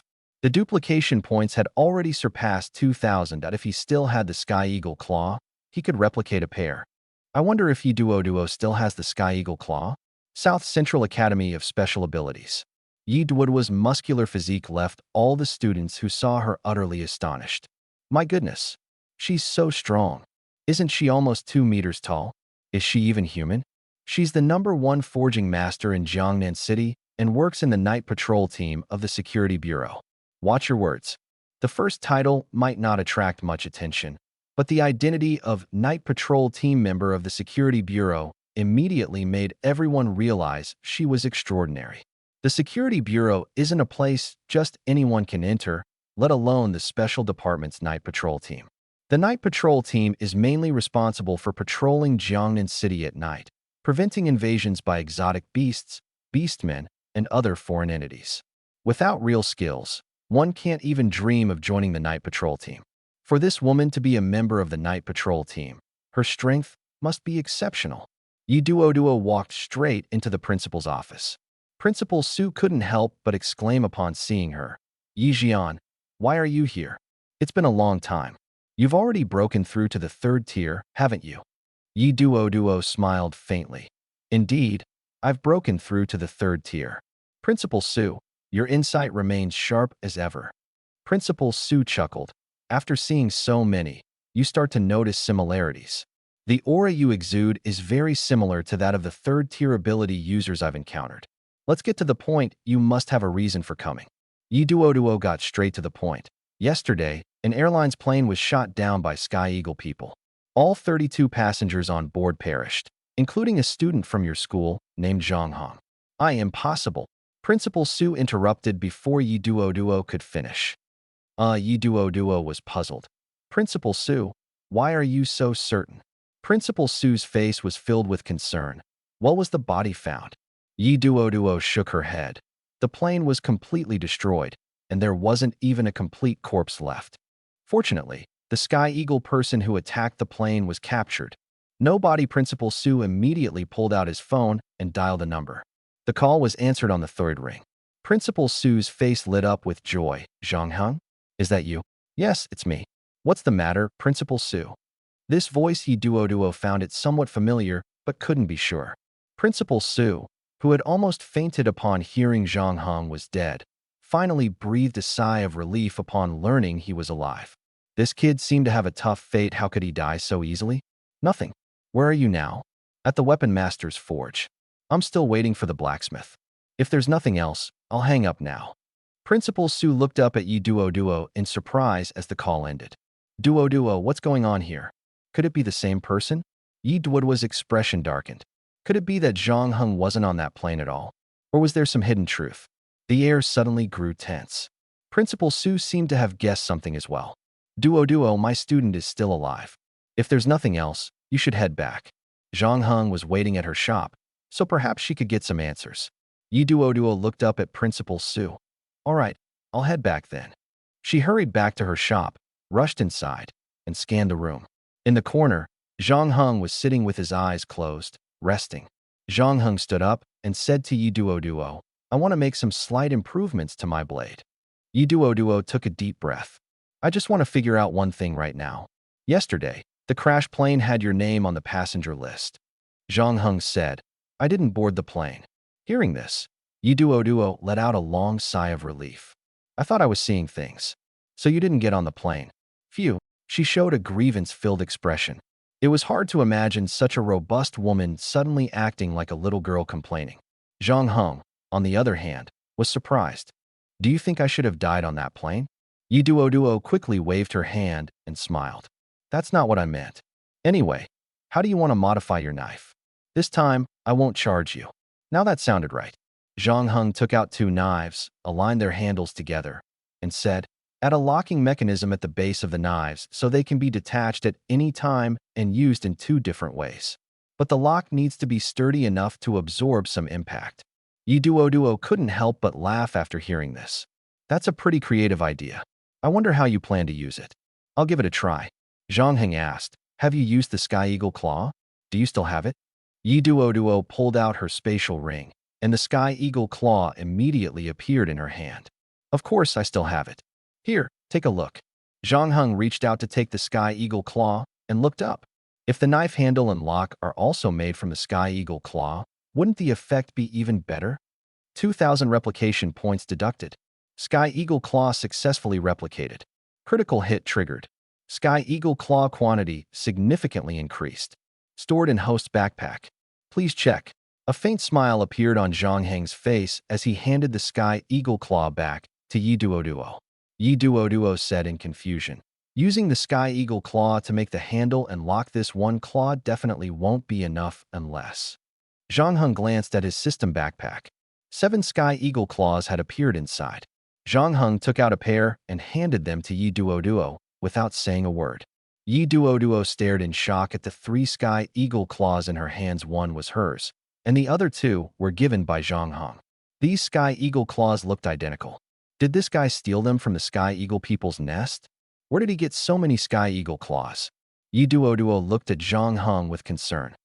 Where exactly did you get so many Sky Eagle Claws? Did your elders raid the Wind God's Peak and wipe out the Sky Eagle people? Zhang Heng asked calmly. Do you know these will enhance the quality of my weapons? Yi Duo froze for a moment, then awkwardly shook her head. I didn't know. Zhang Heng said calmly. Then just help me make them first. The rest are yours. If it's not enough, let me know. I'll head home for now. Yi Duo began crafting the weapons. The atmosphere in the basement was as tense as an interrogation room. Probably no one but her could endure such an environment. She didn't want to go through that kind of pain again. Watching Zhang Heng leave, Yi Duo grew increasingly suspicious. If Zhang Heng's elders really attacked the Sky Eagle people's nest, the Sky Eagle people would retaliate madly against the local residents. That would be trouble.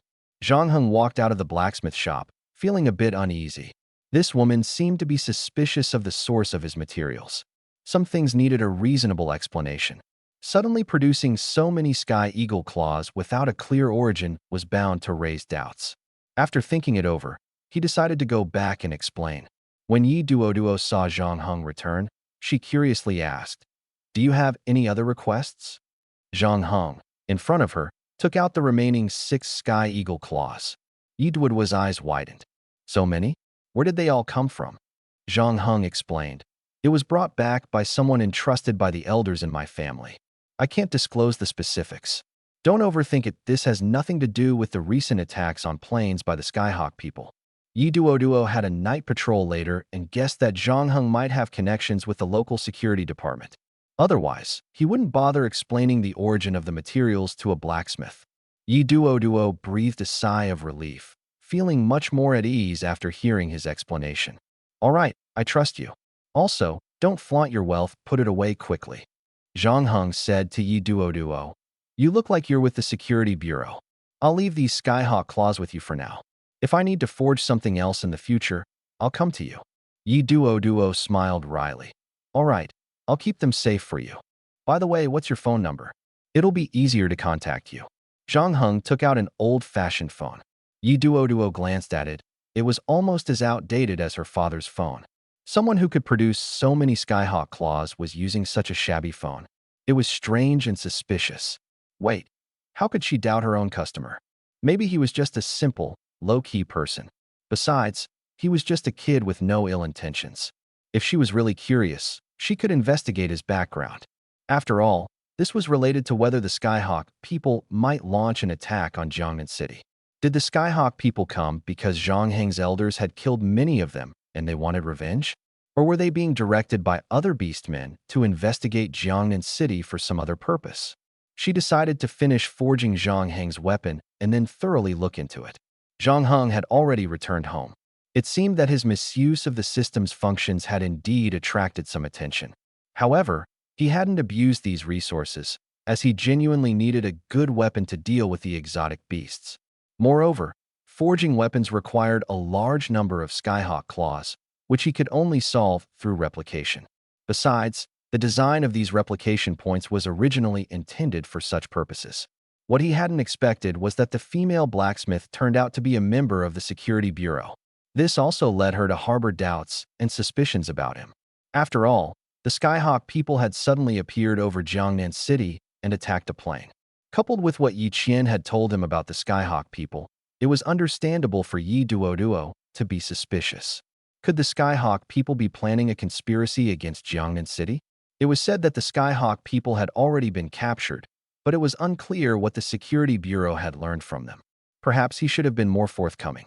That way, the security bureau could uncover the truth. Otherwise, if the Skyhawk people were indeed plotting something, it would be too late to remedy the situation once it happened. Zhang Heng walked to the mirror and looked at himself. Suddenly, he thought that maybe he could try to be a good person in this lifetime. In the past, he didn't care about the lives of those around him. He took a quick shower to wash off the stench on his body. Then, he sat down in front of the computer and started browsing the internet to learn more about this world. Earlier, he had found some information about the Skyhawk people, the Sea People, and the peace agreement they had signed with humans. These 3 races had united to eliminate the continent's most dominant force, the Beastmen, and the exotic beasts closely associated with them. Under these circumstances, the Beastmen had become much more subdued, not daring to wage war against the Sea People and the Skyhawk people. Because once war broke out, the 3 major races would join forces to attack them. The Beastmen began to hide away. Sea People dare not set foot on land because their abilities are restricted there. Moreover, everyone harbors their own schemes, all aiming to become the dominant force in this world. The greater the losses of one side, the more advantageous it is for the others, just like the current situation with the Dragon Nation. The Dragon Nation is at war with the three major races, but its true enemies are the Beast Men, along with the already allied Sea People and Sky Eagles. Naturally, the Beastmen won't attack the Sea People or Sky Eagles first. Instead, they target humans. As a result, humans have suffered severe oppression. However, the Beastmen also know they cannot completely annihilate humanity all at once, so they stopped in time. This inadvertently facilitated the rise of human superhumans. The power of these superhumans gradually began to emerge. At this point, the Sea People and Sky Eagles feigned friendliness, exploiting humanity's hatred for the Beastmen and pretending to help humans, while in reality aiming to fully manipulate them. Humanity's situation is now dire, filled with hatred for the other three major races. Yet, faced with overwhelming power, humans have no choice but to accept the agreements of the Sea People and Sky Eagles. If this continues, humanity will face extinction. At this moment, Zhang Heng gradually realized something. As a human, he must protect humanity, otherwise, he too would perish along with its demise. The harsh reality brought a change in Zhang Heng's heart and made him understand who the true enemy was. When Zhang Heng met Yi Duo again, she had already crafted weapons for him. A brand new katana appeared before Zhang Heng. Pointing to the hilt, Yi Duo explained, "The hilt is entirely made from Sky Eagle claw material, including the knot below. I added a steel bar to the center of the knot. This steel bar is the strongest part of the two blades. 3 Sky Eagle claws were used here, and you still have 5 claws left with me." Zhang Heng nodded and reached out to take the 2 blades. The weight of the blades had indeed increased, concentrated in the hilt. One blade's hilt had a hollow groove at the bottom, while the other had a 5-centimeter steel bar protruding from the bottom. The hilts of the 2 blades were connected by an X-shaped clasp. The hilts could interlock, and with a firm twist, they were securely joined together. Zhang Heng held the connection point with one hand and performed several thrusting and slashing motions. It felt fairly smooth to use. This weapon could transform into dual blades or be used as a short spear. Zhang Heng looked up at Yi Duo and said, "I'm very satisfied. You've turned my idea into reality. It's truly remarkable." Yi Duo laughed heartily and said, "You're too polite, little guest. I'm a blacksmith. Fulfilling customers' ideas is my duty. If you really want to thank me, you could show it with some practical action." After speaking, she laughed again, clearly half-jokingly expressing her true thoughts. Zhang Heng replied earnestly, "You've already received what you deserve." Yi Duo laughed heartily. "Little guest, you're quite principled. I enjoy doing business with you more and more." Zhang Heng said indifferently, "You just like my Sky Eagle claws, don't you?" Yi Duo didn't answer directly but changed the subject. "By the way, little guest, what do you think about the Sky Eagles attacking the plane? After all, you were lucky not to be on that plane and escape disaster. Thinking about it now, you must still feel a bit scared, right?" Unexpectedly, Yi Duo brought up this topic herself, giving Zhang Heng the perfect opportunity to explain. A hint of seriousness flashed in Zhang Heng's eyes. "The Sky Eagles wouldn't come here without reason. This matter has nothing to do with me, so don't worry. I guess he came here because he looks down on humans, wants to create chaos, kill a few people, and make humans fear Beastmen even more. Or perhaps he came prepared, scouting the terrain and planning some major move. After all, Sky Eagles have a natural advantage in the air. The key is whether the Security Bureau can extract any information from the Sky Eagle." Zhang Heng's words made Yi Duo doubt him less. She said helplessly, "The Sky Eagle has indeed been captured, but he refuses to say anything. We've tried severe interrogation methods, but ordinary means are completely ineffective." Zhang Heng pondered for a moment and said, "We must find a breakthrough quickly, otherwise it's hard to say whether the Sky Eagle's actions are a precursor to a storm." After speaking, he nodded slightly at Yi Duo, thanking her for helping craft the new weapon, and then turned to leave the blacksmith shop. Yi Duo didn't know how many times she had watched Zhang Heng's departing figure.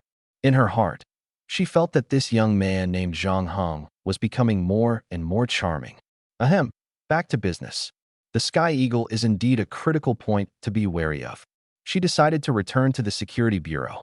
Zhang Heng had a vague feeling that Jiangnan City would face major trouble in the future. He had to quickly enhance his strength and cultivation level. Zhang Heng opened the spatial gate and returned to the worm cave. As soon as he landed, countless death worms swarmed around him. The spiritual energy in his body circulated rapidly, and a gentle breeze blew from all directions. Countless blood threads surged out from his body, connecting to the surrounding creatures. Pop, pop, pop, blood sprayed from all directions, like a stimulant, igniting Zhang Heng's fighting spirit. At this moment, his eyes were sharp, full of battle intent. He didn't wait any longer and charged directly into the worm swarm. As his dual blades swung, the deadly bladed tongues of the death worms had no chance to harm him. His body grew more excited as he fought, yet his mind became increasingly calm. He dodged attacks from all directions while mowing down the worms in front of him like cutting grass.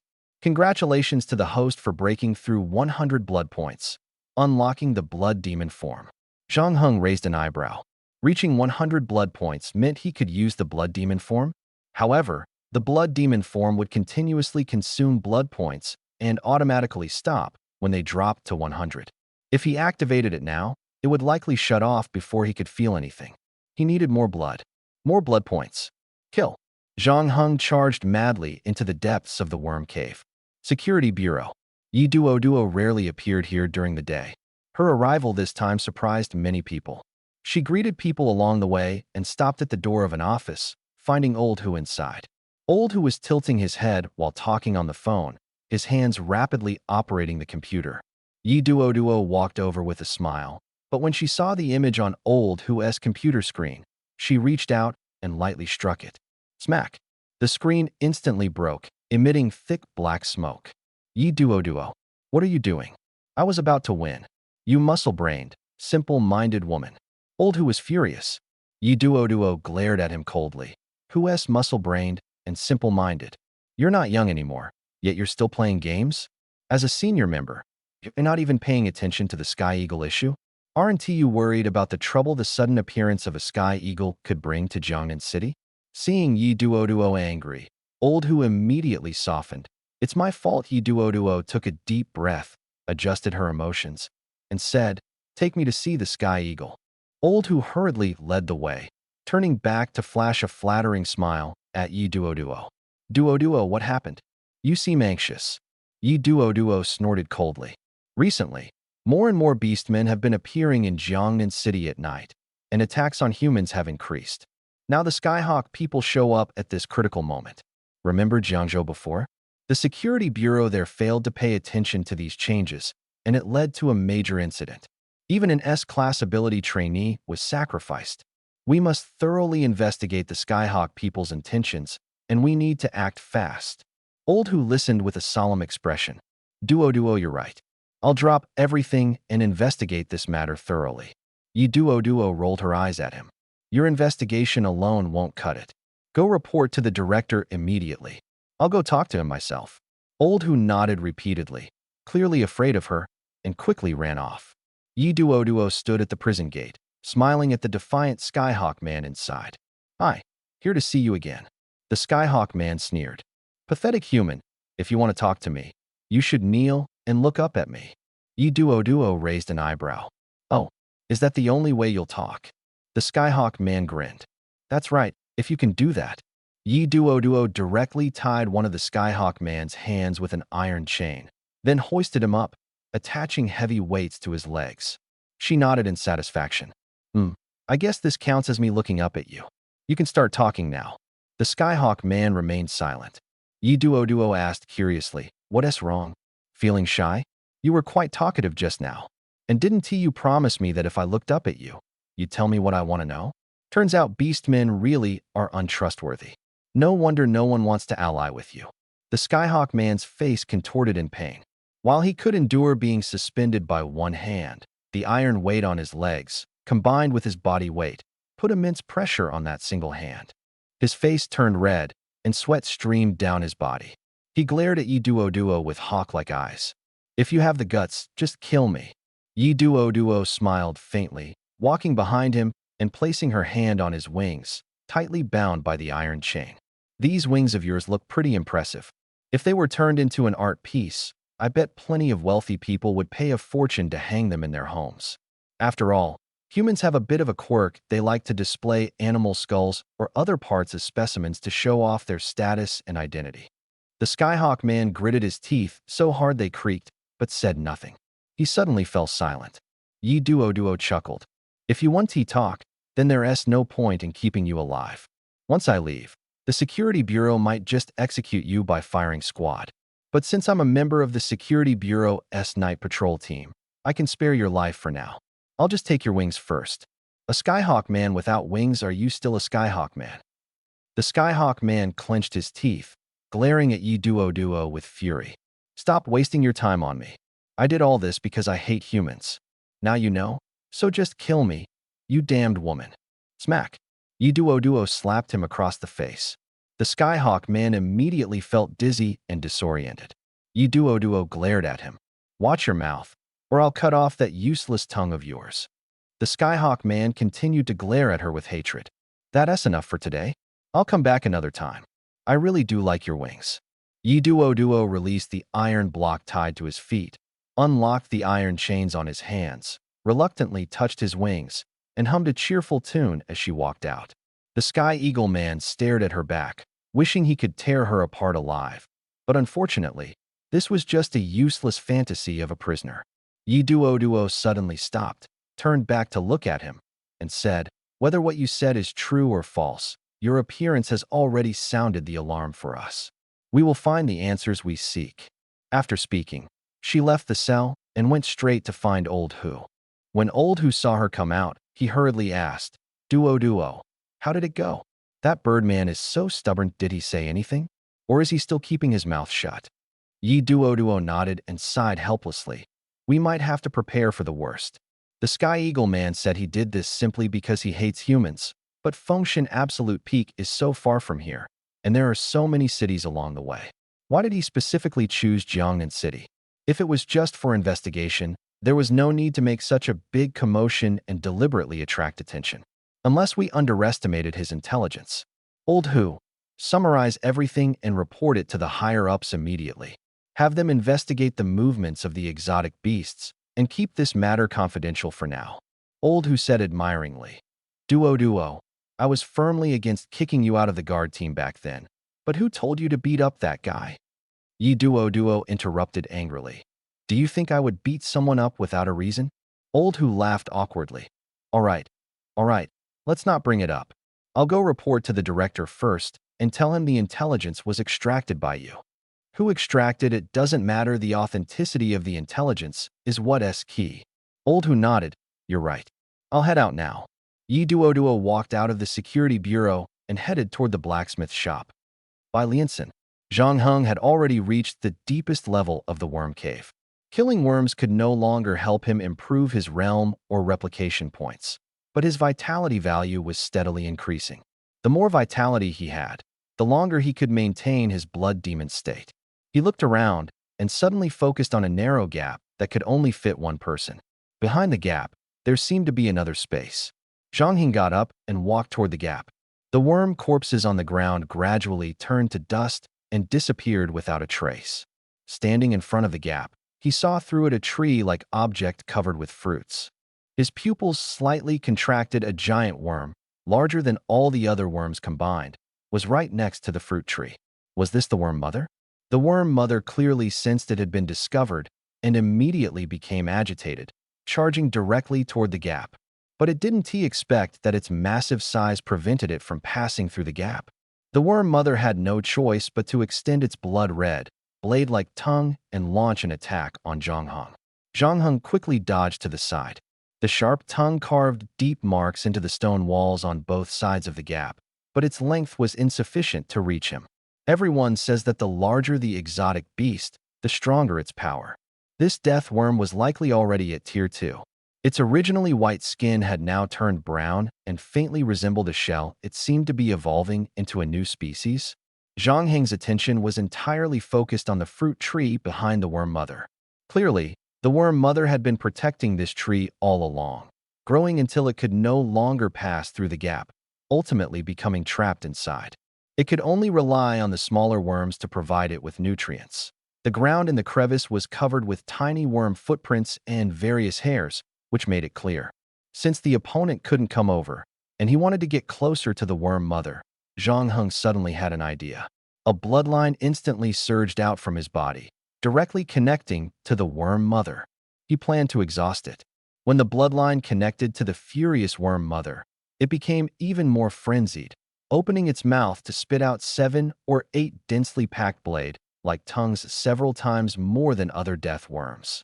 The 7 or 8 tongues frantically shook and smashed around in the crevice, causing small fragments of stone to continuously fall from the walls on both sides.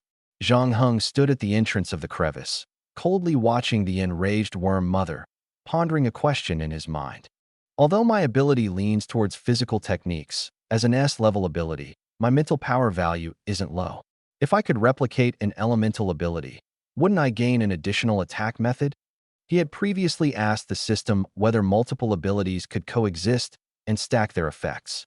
The system had answered affirmatively. The next step was the issue of replication points. Earlier, he had killed a death worm in the cave, earning over 1,000 replication points, and now he had a total of more than 1,400 points. Replicating a third-tier Sky Eagle Claw required over 1,000 points. But what about replicating an ability? The points were definitely insufficient. He needed to accumulate more and wait for a suitable elemental ability to appear. Looking at the worm mother lying on the ground ahead, seemingly drained of power, Zhang Heng remained motionless, still standing at the crevice entrance. The system hadn't given a prompt yet, indicating the worm mother wasn't completely dead. He decided to wait a bit longer. After lying there for a while, the worm mother, seeing Zhang Heng unresponsive, became even more agitated. Zhang Heng's lips curled slightly. Was the worm mother pretending to be weak to lure him in? A second-tier beast was already this cunning? It seemed he could never underestimate any beast in the future, or he'd suffer greatly. A few more minutes passed. Suddenly, a prompt sounded in Zhang Heng's mind. Killed second-tier brownback carrion worm. Replication points plus 1,000. Realm upgraded. Host's current realm. First tier, 5 stars. Zhang Heng was about to step into the crevice when the system's prompt made him freeze. He thought he had misheard and quickly opened his personal information to confirm. Host. Zhang Heng ability. S-level Blood Demon Realm.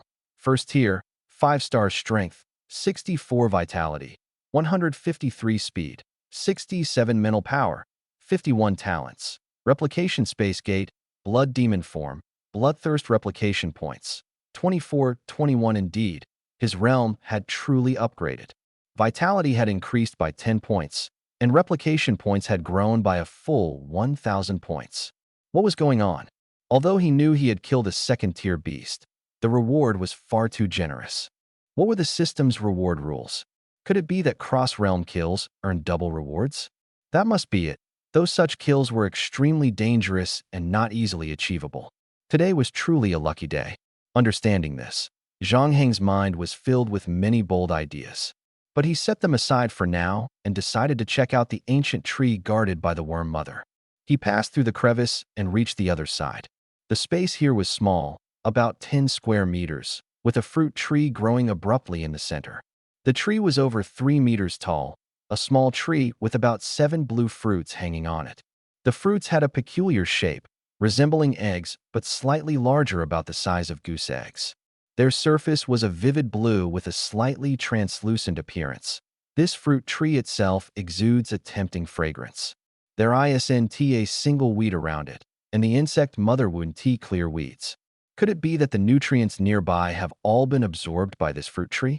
Zhang Heng wasn't sure about the origin of this fruit tree, so he didn't dare to try it rashly. However, he knew the system would definitely be able to identify it. System prompt: Sky fruit detected. Deduct 500 points to replicate. No, cancel.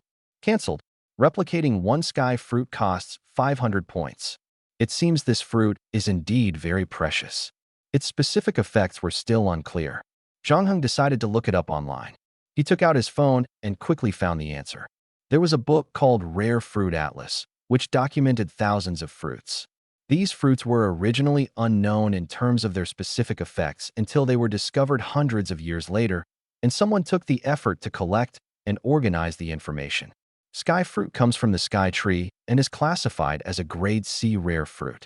It mainly grows in high-altitude mountainous regions, but the one Zhang Heng found was growing in a cave, which was extremely rare. It's said that eating sky fruit can permanently enhance mental strength, making it highly sought after by elemental ability users. Although sky fruit is very valuable, it's still sold online. However, it gets snapped up as soon as it appears, making it very difficult to actually purchase. The price is also very high. The online price is 200,000 per fruit, but many are willing to pay 300,000 to 500,000, or even higher. It all depends on how it's sold. Zhang Heng felt that while he was short on money, he wasn't too desperate. Since these 7 sky fruits could enhance his mental strength, they would be a great help to his plan of replicating elemental abilities and boosting his attack power. He carefully read the description of the sky fruit. This type of fruit doesn't seem to spoil, as it appears to contain immense energy. After learning this, Zhang Heng picked all the sky fruits and stored them in his spatial ring. He wasn't in a hurry to eat them for now. Moreover, since they could be preserved for a long time, they could also serve as reserve funds. If he ever needed money, he could sell them. Zhang Heng opened the space gate, went home, took a quick shower, ate something, and returned to the 100 Refinements forest. He had to admit, the space gate was incredibly convenient, saving him a lot of travel time. However, he still didn't know its maximum range, so he planned to test it when he had the chance. This hunting trip went smoothly, and Zhang Heng decided to move on to the next area of the 100 Refinements forest to continue hunting. Initially, he wanted to find some first-tier exotic beast nests and use the bloodthirst effect to train his reflexes by dodging attacks from the beasts while slowly wearing them down. His reflexes improved, but if he killed too many of the same type of exotic beast, the gains would diminish significantly or even stop altogether. In that case, why not target stronger, higher-level exotic beasts? He could lure them into underground nests or similar places and use the bloodthirst effect to slowly wear them down. This way, the gains would be more significant. Additionally, higher-tier exotic beasts were stronger and faster than first-tier ones, and the process of luring them would also help train his reflexes. Zhang Heng walked slowly through the valley of the 100 Refinements forest, moving at a leisurely pace because he was searching aimlessly. He wanted to find a crevice similar to an underground cave. If he found one, it would be perfect. He took out a map and examined it carefully. Most of the 100 Refinements forest was woodland, but there was a canyon in the northern part. More importantly, a group of second-tier exotic beasts called ancient wild wolves lived there. This fit his needs perfectly. Zhang Heng confirmed the direction to the north and began searching for a suitable location to use. The closer he got to the northern part of 100 Refinements forest, the more he clearly felt the number of ability hunter dwindling. The ancient wild wolves of the Barren Mountain were not only second-tier exotic beasts, but also top-tier hunters renowned for their teamwork. It was said that these wolves always hunted in packs, targeting large exotic beasts and even crossing regions to hunt. They coordinated seamlessly, functioning like a well-trained army. They grew up accustomed to living in groups, thriving through this way of life. Some would even prefer to face third-tier exotic beasts rather than provoke this powerful pack of hunters. Zhang Heng looked up at the small rocky peaks in the distance. Beneath the rocks, many ancient wild wolves were wandering. It was evident that this area had been completely occupied by the wolves, with almost no trace of other exotic beasts. Using the cover of the forest, Zhang Heng quietly approached a small rocky peak standing on the gravel ground in the distance. He carefully circled around to the back of the rock. Observing the uneven surface of the cliff, Zhang Heng reached out and began to climb. When he reached the top of the cliff, he surveyed the surroundings to confirm the environment. The area of the small rocky peak was less than 5 meters, and its surface was unusually smooth, as if it had been sliced cleanly by a sharp blade. He marveled at the wonders of nature. Zhang Heng looked down. At some point, several ancient wild wolves had already gathered at the base of the rocky peak. Clearly, they had caught a scent of something and had all converged there. He observed the ground and the height of his position, approximately 10 meters. These ancient wild wolves might be invincible on flat ground, but when faced with an enemy in the air, they likely had no means to attack. Although the cliff was uneven, it was climbable for humans. However, it was almost impossible for the wolves to climb up. Even with their strong jumping ability, they couldn't leap 10 meters high. Zhang Heng was very satisfied with the spot he had chosen. He didn't waste any more time and opened a spatial door behind him as a precaution. Then he activated Bloodlust. Instantly, several blood threads surged out from his body, scattering like fireworks in the air and slowly descending. The ancient wild wolves sensed something unusual and began howling furiously at the sky. Their howls were like a horn, instantly summoning all the surrounding wolves to converge on the spot.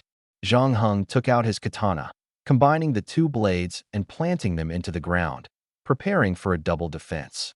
After all, the ancient wild wolves were second-tier exotic beasts, and he wasn't entirely sure of their exact strength. If he misjudged and something unexpected happened, the consequences would be dire. The ancient wild wolves howled madly at the descending blood threads, with some bold ones even leaping up to bite them.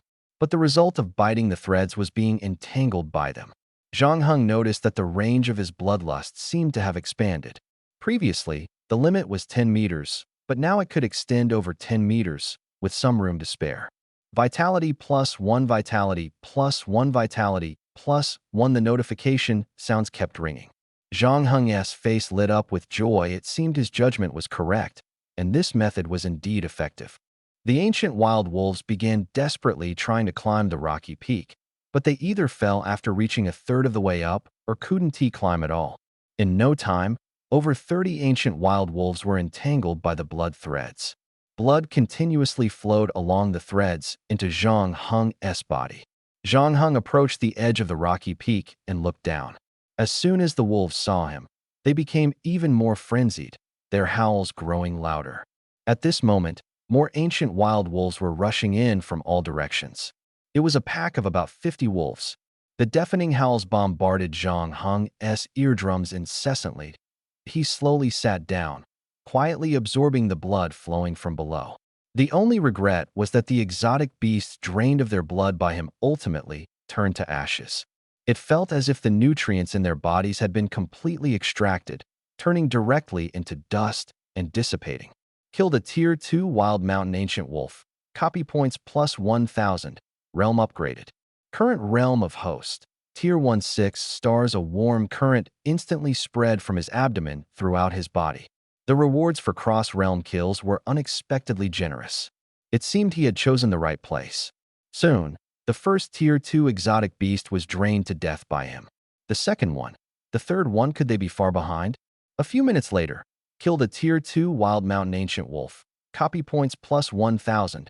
Realm upgraded. Current realm of host. Tier 1 7 stars. Killed a Tier 2 Wild Mountain Ancient Wolf. Copy points +1000. Realm upgraded.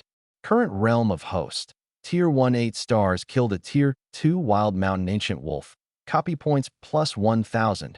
Realm upgraded. Current realm of host. Tier 1 9 stars. Zhang Heng's 4 indicators and personal information refreshed every few minutes, and his body underwent significant changes. His blood boiled, and every muscle grew stronger. He slowly closed his eyes, savoring the feeling of rapid breakthroughs like a rocket. A few minutes later, his realm successfully broke through Tier 1, advancing to Tier 2 1 star. Zhang Heng's body underwent astonishing changes. The red mist formed by his internal blood continuously sprayed out from every pore, slowly wrapping around him. His eyes turned blood red, and a pair of towering horns gradually grew atop his head. His body swelled like a balloon, tearing through his clothes and revealing chunks of crimson muscle. At that moment, a wild mountain ancient wolf somehow climbed up the cliff and appeared at the top. How? It opened its bloodthirsty maw, saliva dripping from its chin, muscles taut, and lunged fiercely at Zhang Heng, seemingly intent on killing him in one bite. Zhang Heng suddenly opened his eyes and grabbed the wolf's jaw. Just as the ancient wolf was about to bite down, Zhang Heng abruptly lifted it high and hurled it fiercely down the cliff. Boom! Dust rose in the distance, and the wild mountain ancient wolf could no longer get up. Zhang Heng continued to absorb the blood energy drifting around him, and the blood threads he released slowly returned to his body. After an unknown amount of time, the sky gradually darkened. Zhang Heng slowly opened his eyes. His body had returned to normal, and the horns on his head showed no abnormalities. He turned to glance at the space gate behind him. Then he got up and walked inside. Silently, he took a bath. Silently, he ate something. Silently, he lay down on the bed. The system interface appeared. Host.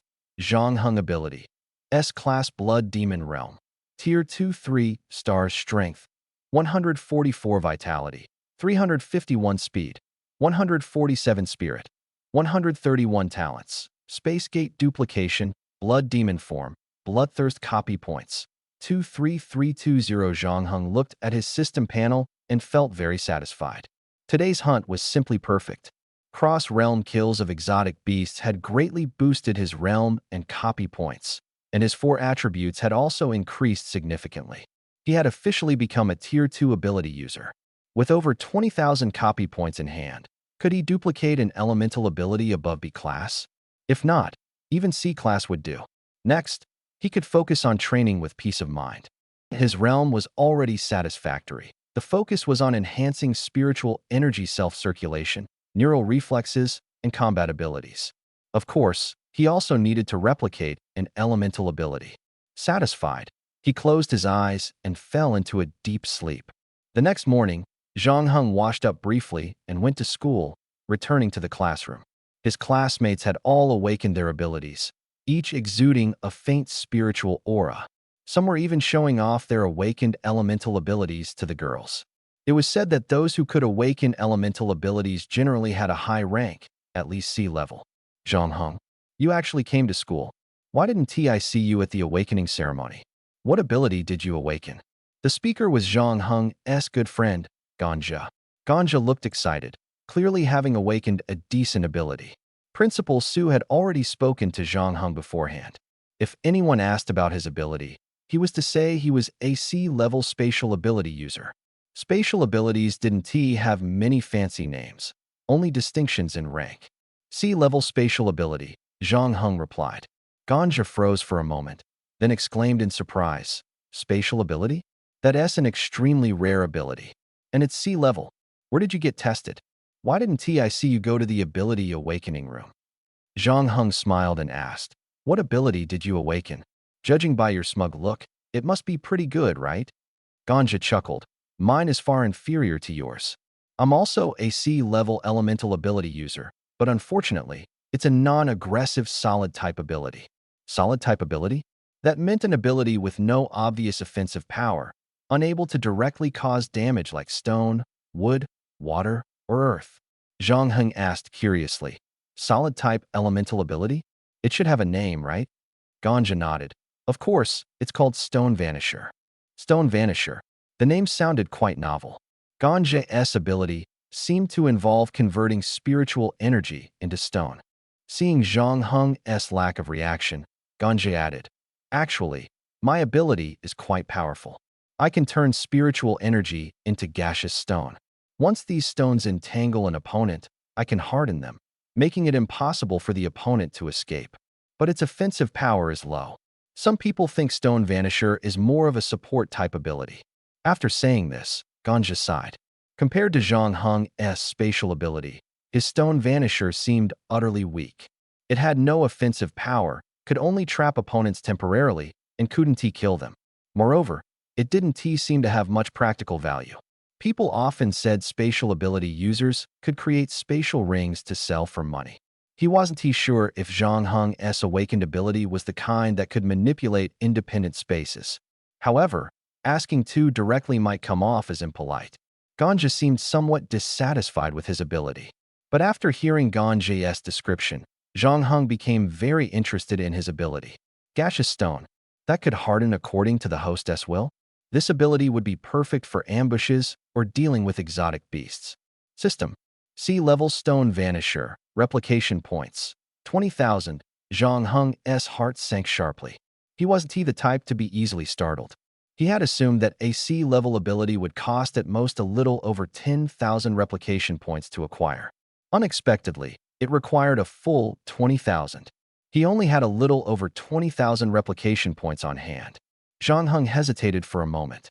He took out his phone and searched online for information about the Stone Vanisher ability. Sugarcane saw Zhang Heng checking his ability on his phone and asked curiously, Zhang Heng, Are you quite interested in my ability?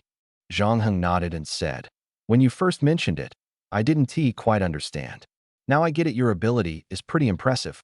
If used well, you might be able to trap a beast before it even notices you. Then you can take it down easily, right? Hearing this, Sugarcane suddenly seemed enlightened. You mean ambush? Oh, why didn't I think of that? If it's an ambush, it'll be a total mess for the beast, haha. Thank you, Zhang Heng. Zhang Heng explained. There's no such thing as a useless ability. Only people who don't know how to use it.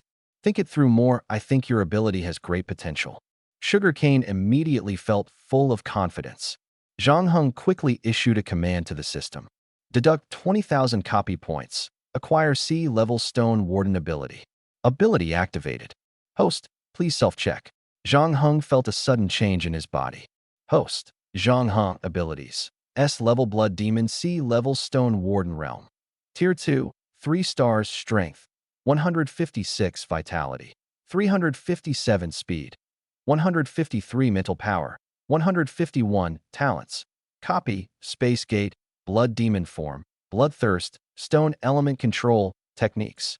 None, copy points. 3,320. Zhang Heng glanced briefly and didn't continue looking.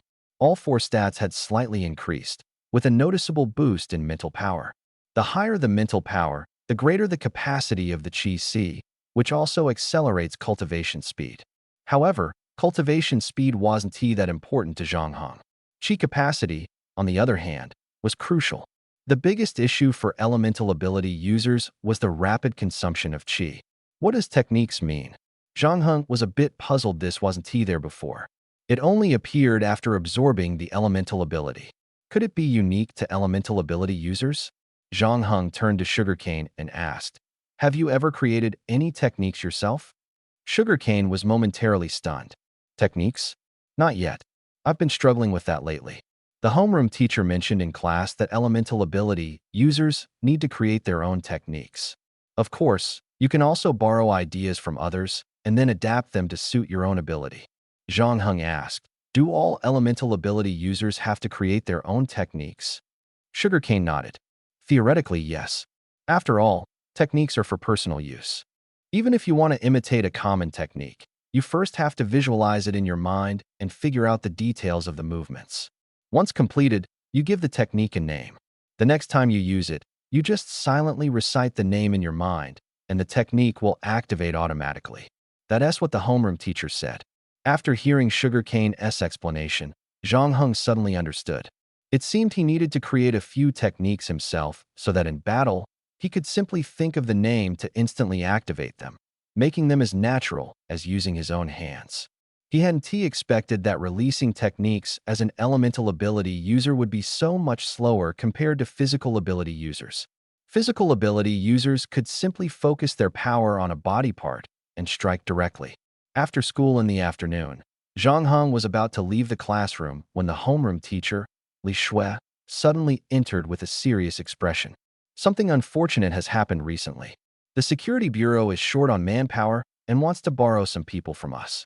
Each class needs to send 5 people, mainly to patrol certain areas at night. If you notice anything, use the walkie-talkie to contact nearby team members immediately. Zhang Heng, you're one of them. As for the other 4 spots, everyone, please volunteer actively. Poof, Ganja couldn't help but laugh. Zhang Heng was a bit surprised, but the homeroom teacher spoke firmly, leaving no room for negotiation, so he had no choice but to agree. The classroom instantly became noisy. Why do we have to go on night patrol? We've only awakened our abilities recently. If we encounter danger, who's responsible? Teacher Li, is the rumor true? I heard that beastmen have crawled in through the underground pipes. I heard about it too. Recently, residents in several places have been attacked by beastmen. It's even been reported in the news. Li Shui explained, it's not just you, students from several other academies will also participate.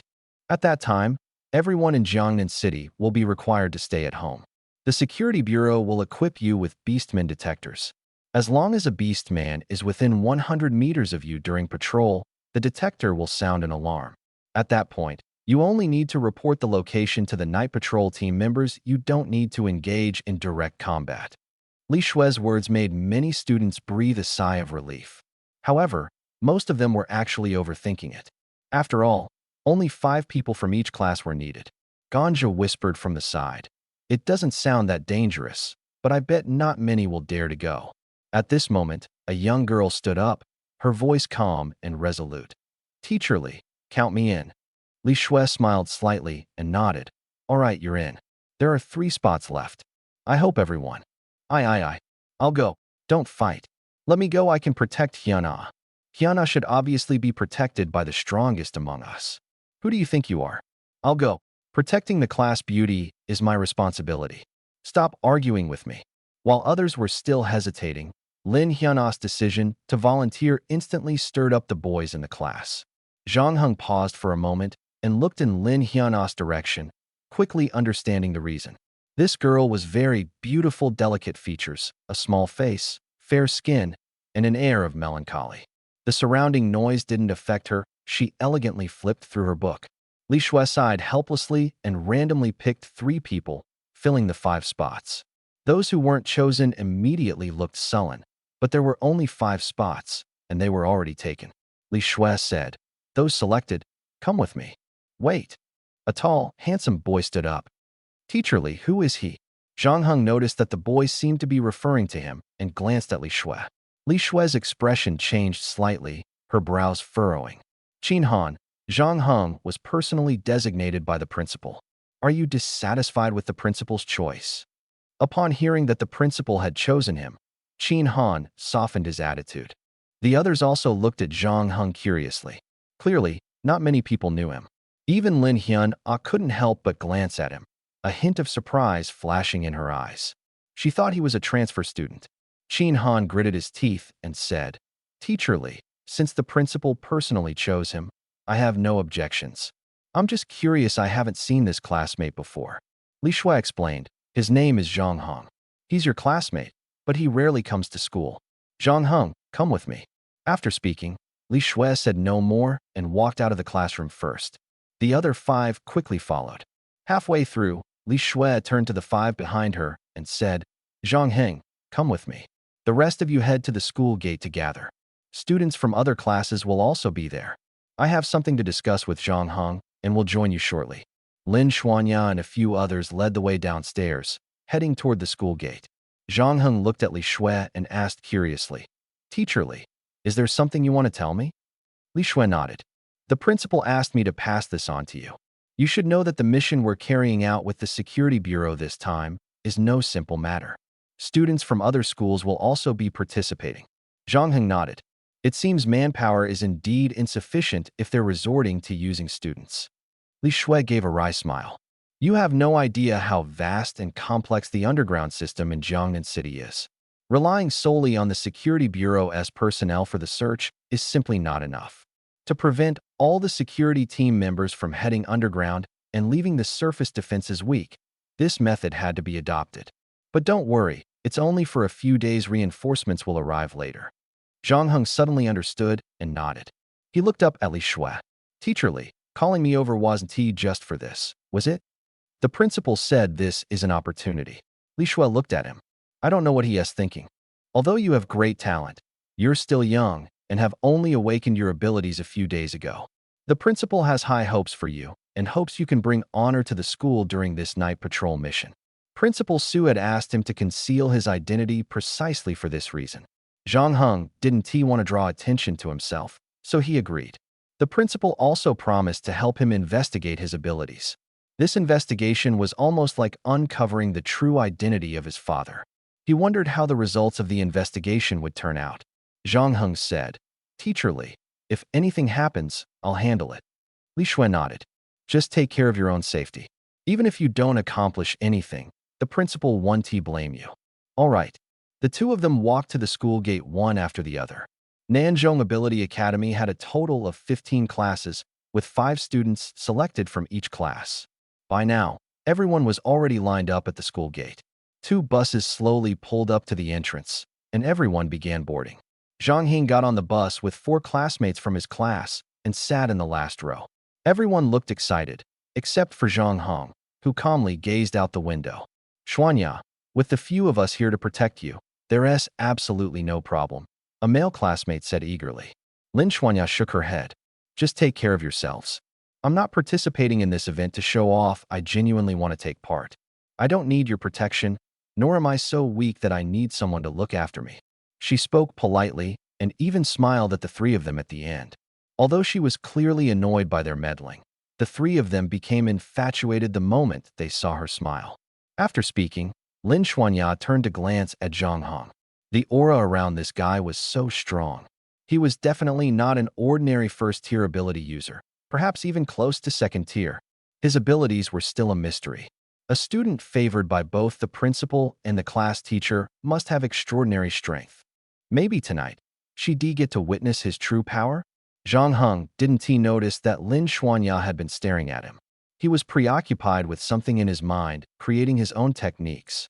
For elemental ability users, designing their own techniques would make them more intuitive to use. He needed to come up with a few of his own to enhance his offensive capabilities. Stone element control. The spiritual energy of elemental ability users could transform into different things. Fire-type spiritual energy turned into flames. Ice-type spiritual energy turned into frost. Thunder-type spiritual energy turned into electricity. His spiritual energy could transform into gaseous stone. This kind of stone could solidify at will. Just like he had told Ganja before, it was highly effective for ambushes. Defense? He didn't plan to use his stone ability for defensive moves. The best defense is offense. He had the ambush technique, but what about an attack move? Throwing knives? Zhang Heng's expression shifted slightly. He used to be quite skilled with throwing knives. In close combat, throwing knives could determine the outcome at critical moments. Using gaseous stones as throwing knives? Wait, something didn't seem right.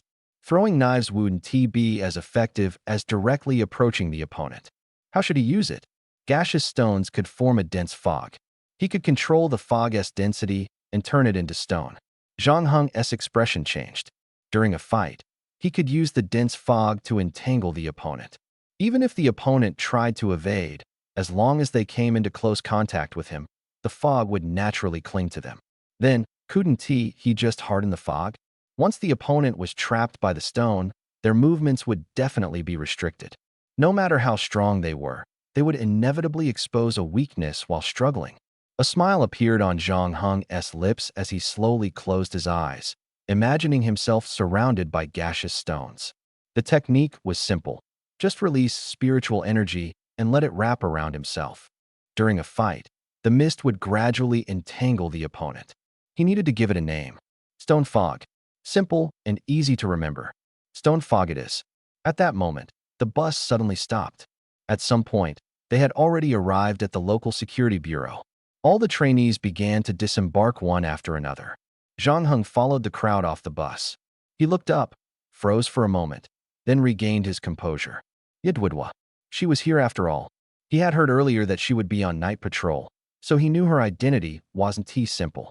As expected, she was a member of the Security Bureau's night patrol team. When Yidwidwa saw Zhang Heng, she smiled faintly. Zhang Heng, join my squad. Zhang Heng didn't refuse and nodded, walking over directly. Lin Xuanya quickly followed, feeling quite surprised. Zhang Heng actually knew someone from the night patrol team? Yidwidwa looked at Zhang Heng in front of her and smiled faintly, then instinctively glanced at his chi-si.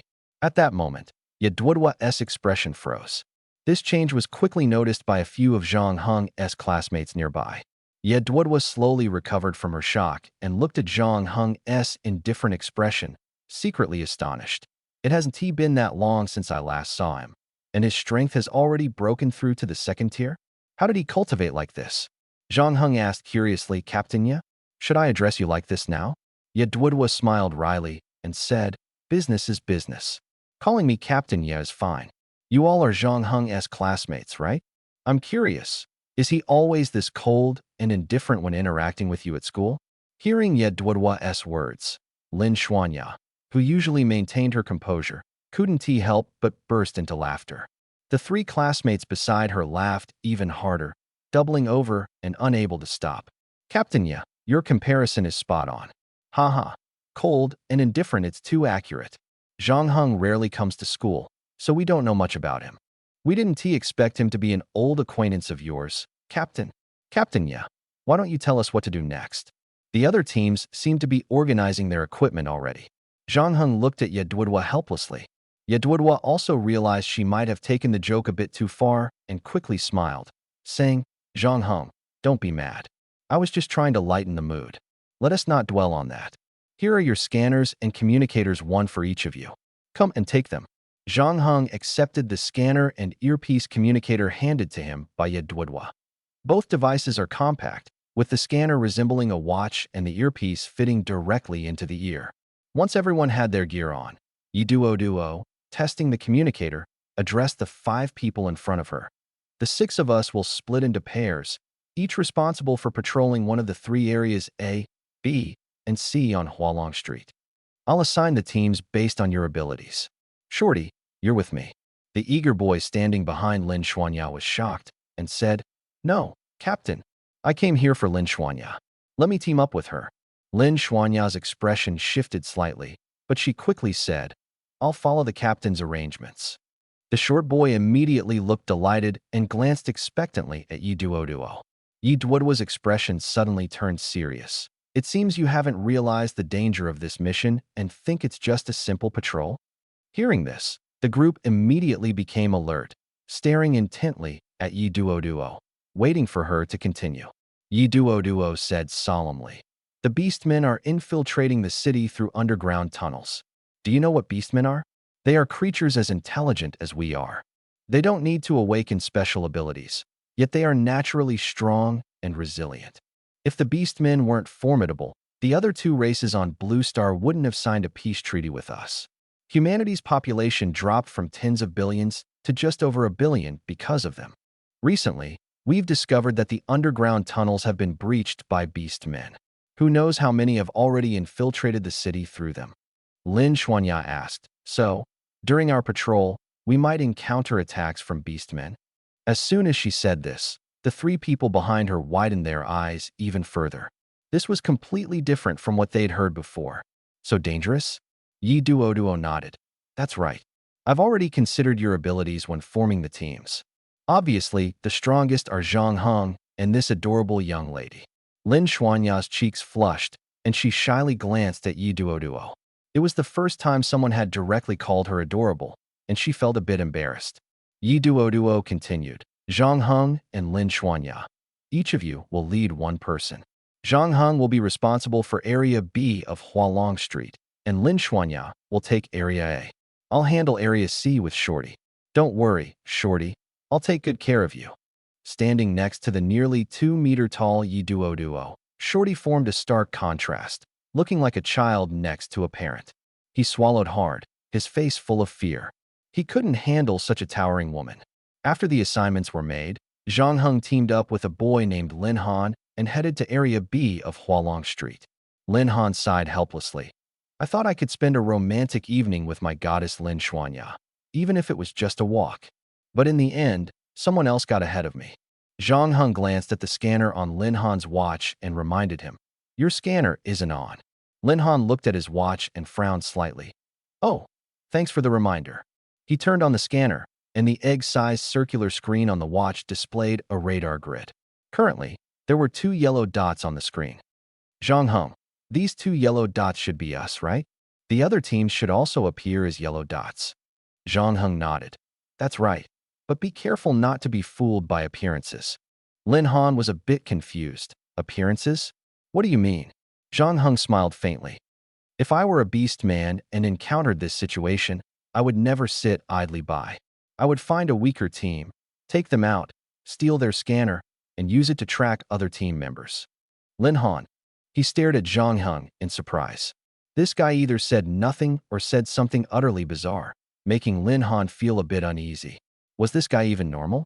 How could a normal person remain so calm all the time? Was he pretending, or was he naturally like this? A person with no emotions at all, what else could he be but a robot? The street was empty, not a single figure in sight. A few stray cats and dogs began wandering around. The entire neighborhood gave off a sense of being sealed off. Zhang Heng stared at the scanner in his hand, but there was no movement yet. Click. Beastman sighted on Huabei Street. Relevant teams are en route to the scene. Nearby teams, please provide immediate support. Lin Han immediately tensed up. They found a beast man so quickly? Should we go support them, Zhang Heng? Zhang Heng shook his head. Nearby teams can go, of course, but Huabei is over 10 streets away from us. There's no need for us to go. Lin Han nodded, his expression heavy as he cautiously scanned the surroundings. The communicator was audible to everyone. Reports of success from the Huabei area kept coming in. Attention, everyone. The beastmen's strength has reached level 2 or higher, and their numbers are increasing. Requesting support. We need support. A sudden scream rang out, startling Lin Han so much that he quickly removed his earpiece. By the time he regained his composure, he was already drenched in sweat. Zhang Heng asked with concern, Lin Han, are you okay? Lin Han shook his head. No, no problem. What could happen to me, haha. Clearly, the unexpected situation had frightened him. But since he wasn't on the front lines, things could have been worse if he were. It seemed not everyone could remain calm in the face of a beast man. Fortunately, nothing major was happening on their end for now. At that moment, Lin Han suddenly said, Zhang Heng, can you wait here for me? I need to go to the alley for a moment. Zhang Heng nodded. Go ahead. Lin Han glanced around, his eyes fixed on the scanner's display as he walked into a nearby alley. Zhang Heng continued monitoring the situation in Huabei. This is the Huabei district commander. The beastman has been dealt with. However, due to some cadets acting on their own, there were casualties. Sigh. Click. Yi Duoduo's voice came through the earpiece. This is Yi Duo, Captain Yi. Zhang Heng, Lin Xuanya, report your current status. Zhang Heng turned on his microphone. No anomalies in Huachin District B at the moment. Huachin District A is also safe. C District is fine too, but this is only temporary. Don't wander around at night. Stay in your designated areas for patrols. If you're tired, find a place to rest. B District, copy. A District, copy. Lin Xuanya turned off her microphone and sighed. The casualties in Huabei District earlier made her realize the gravity of the situation. This was no joke, it was a very serious nighttime patrol mission. Suddenly, the sound of hurried footsteps came from behind. Lin Xuanya's expression changed drastically. A katana appeared in her hand, her gaze instantly sharp as she turned to look behind her. Xuanya, you must be hungry, right? I brought you something to eat, milk tea and a hot dog. I know you'll love it. Sung Yin clearly regarded this night patrol as a private date with Lin Xuanya. He had almost already planned how to brag about it when he returned to the classroom tomorrow. A trace of anger flashed in Lin Xuanya's eyes. You're patrolling and still went to buy food? Her tone was full of indignation. Sun Yin, not being a fool, immediately explained, I just stopped by on the way. The shop was about to close, and I was afraid you'd go hungry. Stop talking and eat quickly. Lin Xuanya pushed away the hot dog and milk tea he handed over. Her gaze was so cold it sent chills down one's spine. Sun Yin stared at the steaming food on the ground, too shocked to believe his eyes, and looked up to glare at Lin Xuanya. Pay more attention to the changes on the scanner screen. I don't want to say more, you should understand what this means, Lin Xuanya said, gripping her katana tightly as she walked alone into the darkness. Sun Yin clenched his fists, his face full of resentment as he glared at Lin Xuanya's retreating figure. What a jerk. Think you're so great. Just because you're good looking? Serves you right. He looked around and saw no one was paying attention. Then he picked up the hot dog from the ground, blew on it, and decided it was still edible. However, just at that moment, a red dot suddenly appeared on the scanner in his hand. The red dot was approaching very quickly. Sun Yin was biting into the hot dog, with egg yolk and salad dressing dripping from the corners of his mouth. So delicious. I even added 2 extra sausages. Lin Xuanya, you're really missing out. As he ate the hot dog, he walked in Lin Xuanya's direction. Oh, I suddenly understand why Xuanya was angry. Sun Yin had a sudden realization. It must be because I was out for too long and came back late. Xuanya was scared patrolling alone, so she got mad. Hiss. In the middle of the night, a woman walking alone on a quiet street, surrounded by the cries of stray cats and dogs. Some cat cries even sounded like children. How could she not be scared? Sigh. My emotional intelligence is so low, I should have thought of this earlier. No, I have to find Xuanya quickly. She must be both angry and scared right now. Sun Yin threw the hot dog away and ran forward at full speed. After a few steps, he suddenly stopped, his face full of confusion. Strange, why didn't the hot dog make a sound when it hit the ground? Could it have gotten stuck? Sun Yin turned around and saw a beast man over 2 meters tall, with a lion-like head, standing in front of him. Only then did Sun Yin realize that the red dot on the scanner had been flashing the whole time, but he hadn't noticed. B. Beast man. Hello. Human. The lion beast man grinned, holding the half-eaten hot dog in his hand and stuffing it into his mouth in one bite. Human food is indeed delicious. No wonder your flesh and blood are so fragrant when you enjoy such tasty things every day. Unfortunately, this little bit of food isn't enough to fill me up. Looks like I'll have to eat you instead. You don't mind, do you? Sun Yin froze for 3 seconds before suddenly shouting, "Help! Captain! Captain!" Beastman spotted. The lion Beastman laughed, his massive body leaning forward slightly. Crack, crack, crack. The enormous claws on his feet pressed into the asphalt road, muscles tensed, and the ground was instantly crushed into a 3-inch deep pit. Boom! The giant beast tore through the air ahead, emitting a piercing whistle. The lion beast man, using all 4 limbs, charged at Sun Yin with ferocious speed, grabbing his head and starting to run forward. In the darkness, a figure suddenly rushed out. Before the person arrived, a cold gleam of light did. Swish! 2 flashes of blade light appeared simultaneously. The shadowy figure's form gradually became clear. Sun Yan's face was streaked with tears as he looked at Lin Xuanya and said gratefully, "Xuanya, I never expected you to save me at such a critical moment. When we get back, I will definitely." The lion beastman grabbed Sun Yin and tossed him aside like garbage. Sun Yin fell from a height, crashing heavily into a trash can and losing consciousness on the spot. Lin Xuanya glanced at Sun Yin. He should still be alive. Now, she only needed to focus all her energy on dealing with the beast man in front of her. Spiritual energy self-circulation. Boom! A wave of energy erupted from Lin Xuanya's body. Her hair and clothes floated gently as if submerged in water. Full body armament. Swish! Lin Xuanya's body underwent a startling transformation, turning into a pitch-black steel warrior. This was her special ability, the Great Iron Element. Not only could she transform herself into steel, but she could also steelify objects she touched. The lion beast man looked at the prepared Lin Xuanya and smiled. "I knew you weren't ordinary. Now, let me see what you're capable of, little girl." Lin Xuanya's gaze turned cold as she slashed forward several times like lightning.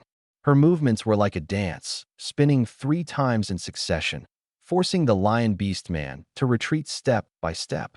The beast man retreated with a grin. Come on! Come on!" Anger flared in Lin Xuanya's eyes as she thought, damn it, she wasn't someone to be toyed with.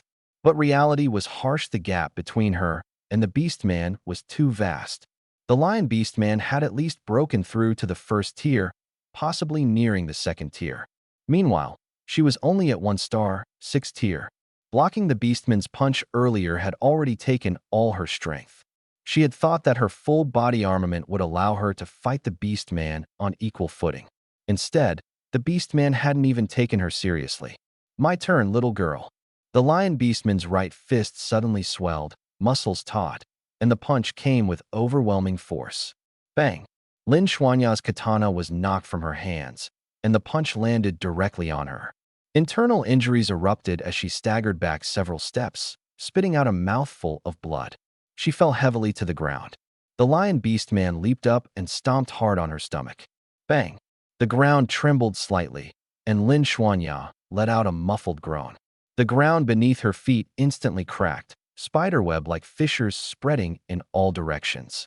Her vision began to blur, and her full body arm, the lion beast man, turned his head. Lin Xuanya, whom he had thrown out, was unexpectedly caught steadily by a man. That man's cold and stern gaze made the lion beast man pause slightly. "Another one?" Zhang Heng handed the unconscious Lin Xuanya to Lin Han and said, "Take Lin Xuanya and get her treated." "Why, yes." Lin Han, pale-faced and struggling to even stand, was clearly in no condition to stay. Letting him leave was the right decision. Yi Duoduo saw Zhang Heng approaching and reminded him, "Zhang Heng, don't interfere in this fight. I'll handle it." The lion beast man was incredibly strong, and defeating him would significantly enhance her combat abilities. But how could Zhang Heng back down? He pulled out two katanas from his spatial ring, gripping them tightly. I'll take care of it. Seeing his determination, Yi Duo didn't stop him. I knew you wouldn't listen. Just be careful and don't let him find an opening. With that, a fierce wind surged from within Yi Duo. Her spiritual energy rapidly rose to the second tier, even pushing toward the third. A faint glow enveloped her body. It had to be said, Yi Duo's figure was nearly perfect. Her muscular definition was something many men envied. The lion beastman's body also began to swell. His original height of over 2 meters instantly grew to nearly 3. Beastmen could also conceal their strength.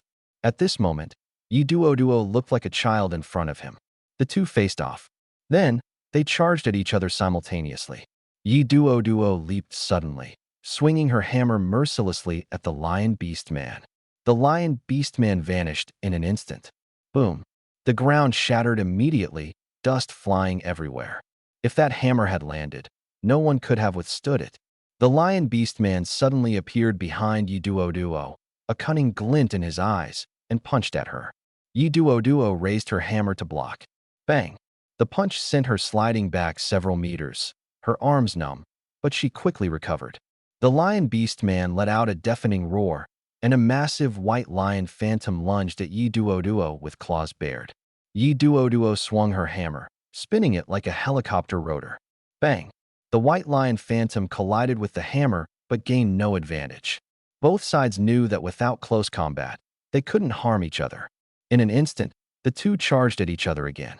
The lion beastman held a slight advantage, but he didn't notice a thin, blood-red line appearing on his body. His full attention was on Yi Duo. Clearly, this was an opponent where even the slightest mistake could lead to a loss. The lion beastman's pupils suddenly contracted. Bang! His feet erupted with immense power, shattering the ground beneath him. Leaning forward, he dropped to all fours, his speed doubling. A cold flash streaked across Yi Duo's body. Squelch! A chunk of flesh was sliced from her arm, and blood flowed down. The lion beastman licked his fingers, his face full of pleasure. As expected, the flesh and blood of stronger humans taste better. Suddenly, Yi Duo's body twisted sharply, and in the next moment, she vanished without a trace. Did you really taste my flesh and blood? The lion beastman froze for a moment and looked down at his right hand, only to find no trace of flesh or blood on it. What was going on? Suddenly, a dozen or so duplicates of Yi Duo appeared in the arena, each standing in a different position, surrounding the lion beastman. The lion beastman's eyes darted quickly around at the Yi Duo figures. His sense of smell seemed to have failed. What was happening? The area was filled with Yi Duo's shadows. Could her ability be to manipulate his senses?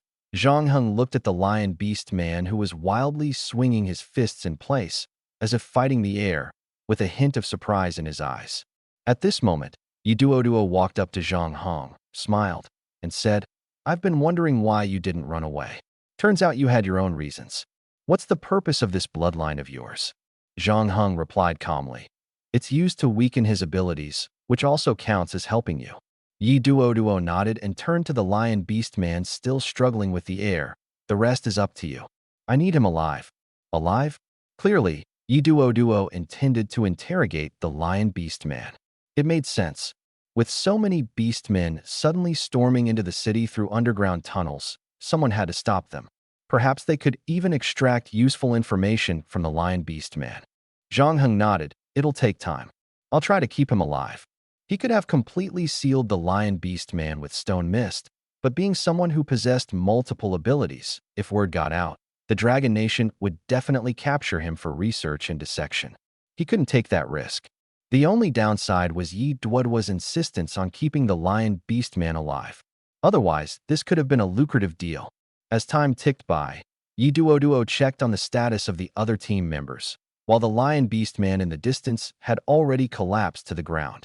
Zhang Heng stopped tormenting the lion beast man, feeling simultaneously shocked by Yi Duo's abilities.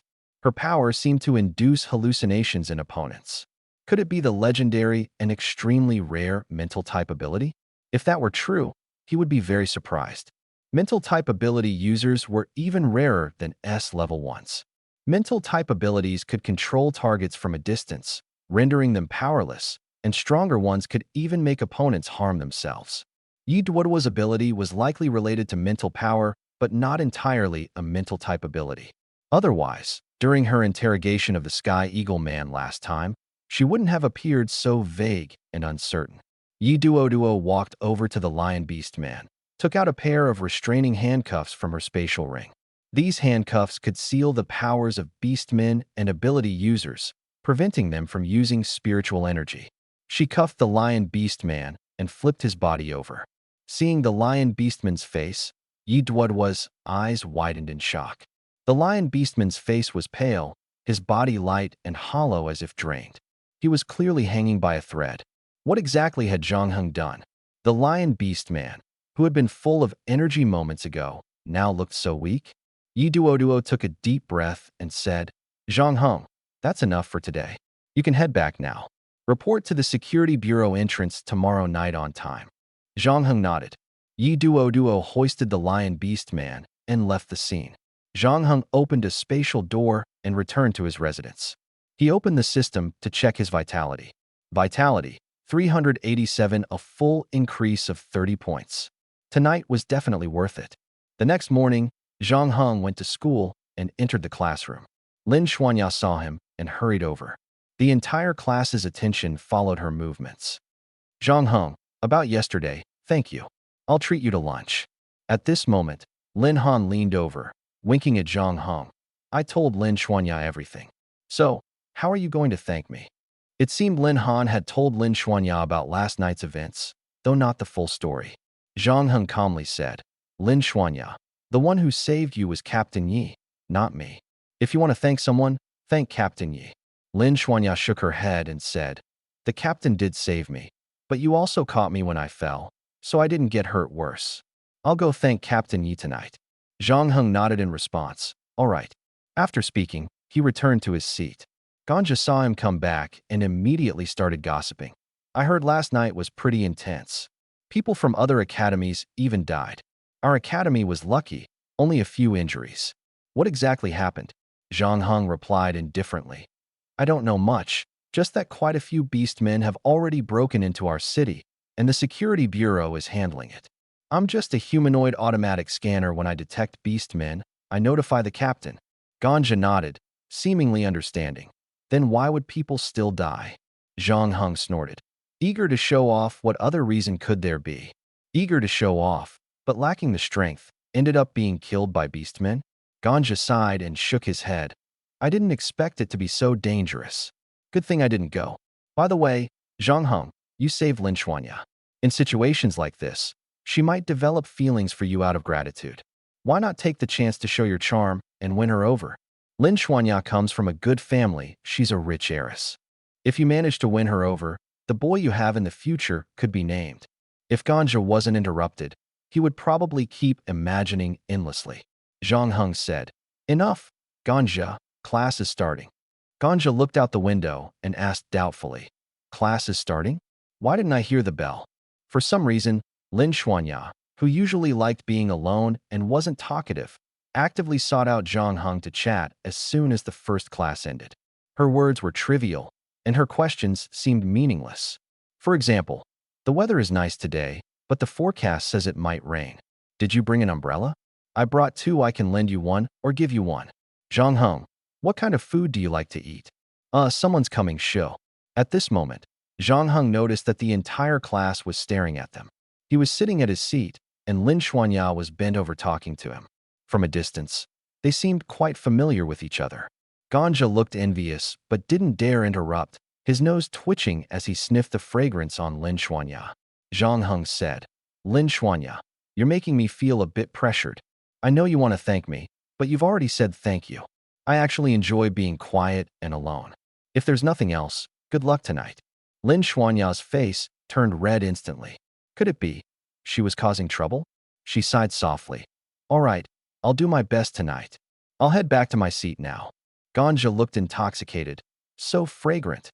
"I wonder what perfume Lin Xuanya uses. How can it smell so good? I think I've found another reason to like her. Her scent is amazing." Clearly, Ganja was starting to act a bit odd. Security Bureau, interrogation room. A strong light shone on the Lion Beastman's face. The Lion Beastman slowly woke up, looking around in confusion. He wasn't dead? Where was this? It wasn't until he saw Yi Duo that the Lion Beastman remembered what had happened. It seemed he had lost, and lost inexplicably. It turned out humans were not easy to deal with. They had all awakened various abilities and were becoming increasingly powerful. What was wrong with his body? He couldn't muster any strength at all. The Lion Beast Man wanted to change his sitting position, but didn't he even have the strength to lift his leg? Seeing him awake, Yi Duo smiled and asked, "Big Cat, you're aware of the current situation. If you confess honestly, maybe I can make you feel a bit more comfortable." The Lion Beast Man used all his strength, his expression fierce. "What? Beastmen attacking humans is nothing unusual. You humans also attack exotic beasts and us beastmen. Isn't this war? We're enemies, and mutual slaughter between enemies is common. What is so strange about that? What else do you want to know from me?" Yi Duo laughed. "You big cat. I didn't expect you to be so eloquent."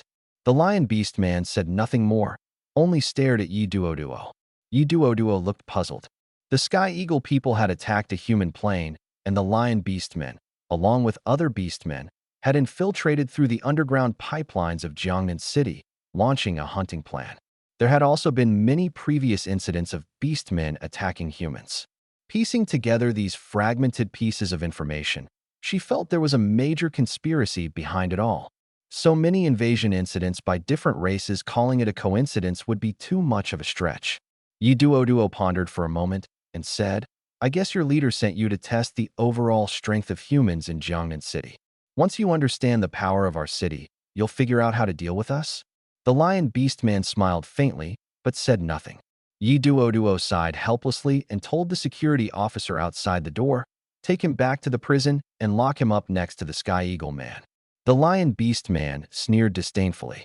Yi Duo stormed out angrily. As soon as she stepped out, she ran into Old Hu. Seeing her upset expression, Old Hu quickly comforted her. "Don't worry, take it slow. We've already made significant progress, and I believe we'll uncover the truth soon." Yi Duo glanced at Old Hu, pulled out a pack of cigarettes from her pocket, and casually tossed him one. "Any findings from the group near the underground pipelines?" Old Hu smiled bitterly and said, "Our underground pipelines are incredibly complex, usually entirely controlled by computers. There are water pipes, sewage pipes, and even pipelines transporting natural gas. The director has ordered us to search layer by layer to check for any vulnerabilities. If we encounter beastmen, we'll capture them if possible, kill them if necessary. We've only reached the 5th layer so far." "Only the 5th layer?" Yi Duo's heart tightened. The underground pipelines had over 20 layers, and they were only at the 5th. Progress was far too slow. Old Hu seemed to read her concerns and said, "The cameras below have all been destroyed. No one knows how many beastmen are down there or what dangers might be lurking. We can only rely on manual searches." The destroyed cameras indicated that the beastmen were already moving freely in the underground pipelines. Their actions were undoubtedly aimed at luring humans down or secretly carrying out some special operation. If the beastmen damaged the natural gas pipelines and caused a massive explosion, the entire Jiangnan city would collapse. Fortunately, the beastmen didn't understand the function of these pipelines or the explosive power of natural gas. Yi Duo lit a cigarette, took a deep drag, and exhaled a cloud of smoke. "We must speed up the progress. If it doesn't work, have Director Wang call in the Dragon Army for help. This matter concerns the safety of all humans in Jiangnan City. We can't afford to wait." Old Hu chuckled. "People have already been sent over. What you can think of, others can too. Don't rush. Rushing will only make things worse." Yi Duo rolled her eyes and continued to ask, "Any new updates from above? Any movement from the beast tide?" Old Hu shook his head. "The director didn't tell me anything. If there's news, he'll definitely inform me right away. For now, the priority is dealing with the orcs in the underground pipelines to prevent them from damaging the pipes or contaminating the water supply. We've already cut off the natural gas and water supply lines, but we can't hold out for long. Within the next few days, we must drive out all the orcs and figure out how they got in." Not even a shred of good news. Yi Duo quickly finished a cigarette, turned around, and walked out. Let me know immediately if there's any new information. I plan to use this opportunity to rejoin the guard team. If I do well, uncover the orcs' conspiracy and stop the attack, going back to the guard team won't be a problem. Old Hu smiled bitterly. I know, that's why you're so invested in this. Nighttime. Zhang Heng received Yi Duo's notification and rushed to the security bureau entrance. He directly opened a spatial gate to get there. Upon arrival, he noticed that there were significantly fewer people tonight compared to yesterday. When Yi Duo saw Zhang Heng, his expression shifted slightly. You're nearby? How did you get here so quickly? Zhang Heng countered. Well, I'm here now. Why are there so few people tonight? Did I come too early? The Security Bureau is in need of manpower right now, even tapping into the Academy's resources. The more people, the better. How could they possibly dislike having too many? Yi Duo didn't elaborate, only saying to wait for another person to arrive before explaining. Another person? So it's not like yesterday, where there were teams of 5. Zhang Heng waited on the spot for Lin Xuanya. Lin Xuanya arrived, panting heavily. When she saw Zhang Heng already at the Security Bureau entrance, her eyes widened in surprise. Zhang Heng, you're already here? After class, I saw you heading to the restroom, and I waited for you at the school gate for ages. Zhang Heng had gone to the restroom to open a spatial gate. Seeing Lin Xuanya arrive, Zhang Heng turned to Yi Duo and asked in confusion, just the two of us tonight? Yi Duo nodded. The situation now is that orcs have broken into the underground pipelines beneath the city and destroyed all the cameras. We must drive them out, find out where they entered, seal the entrance, and reinforce the underground pipelines. Of course, those are tasks for later. Lin Xuanya asked hesitantly.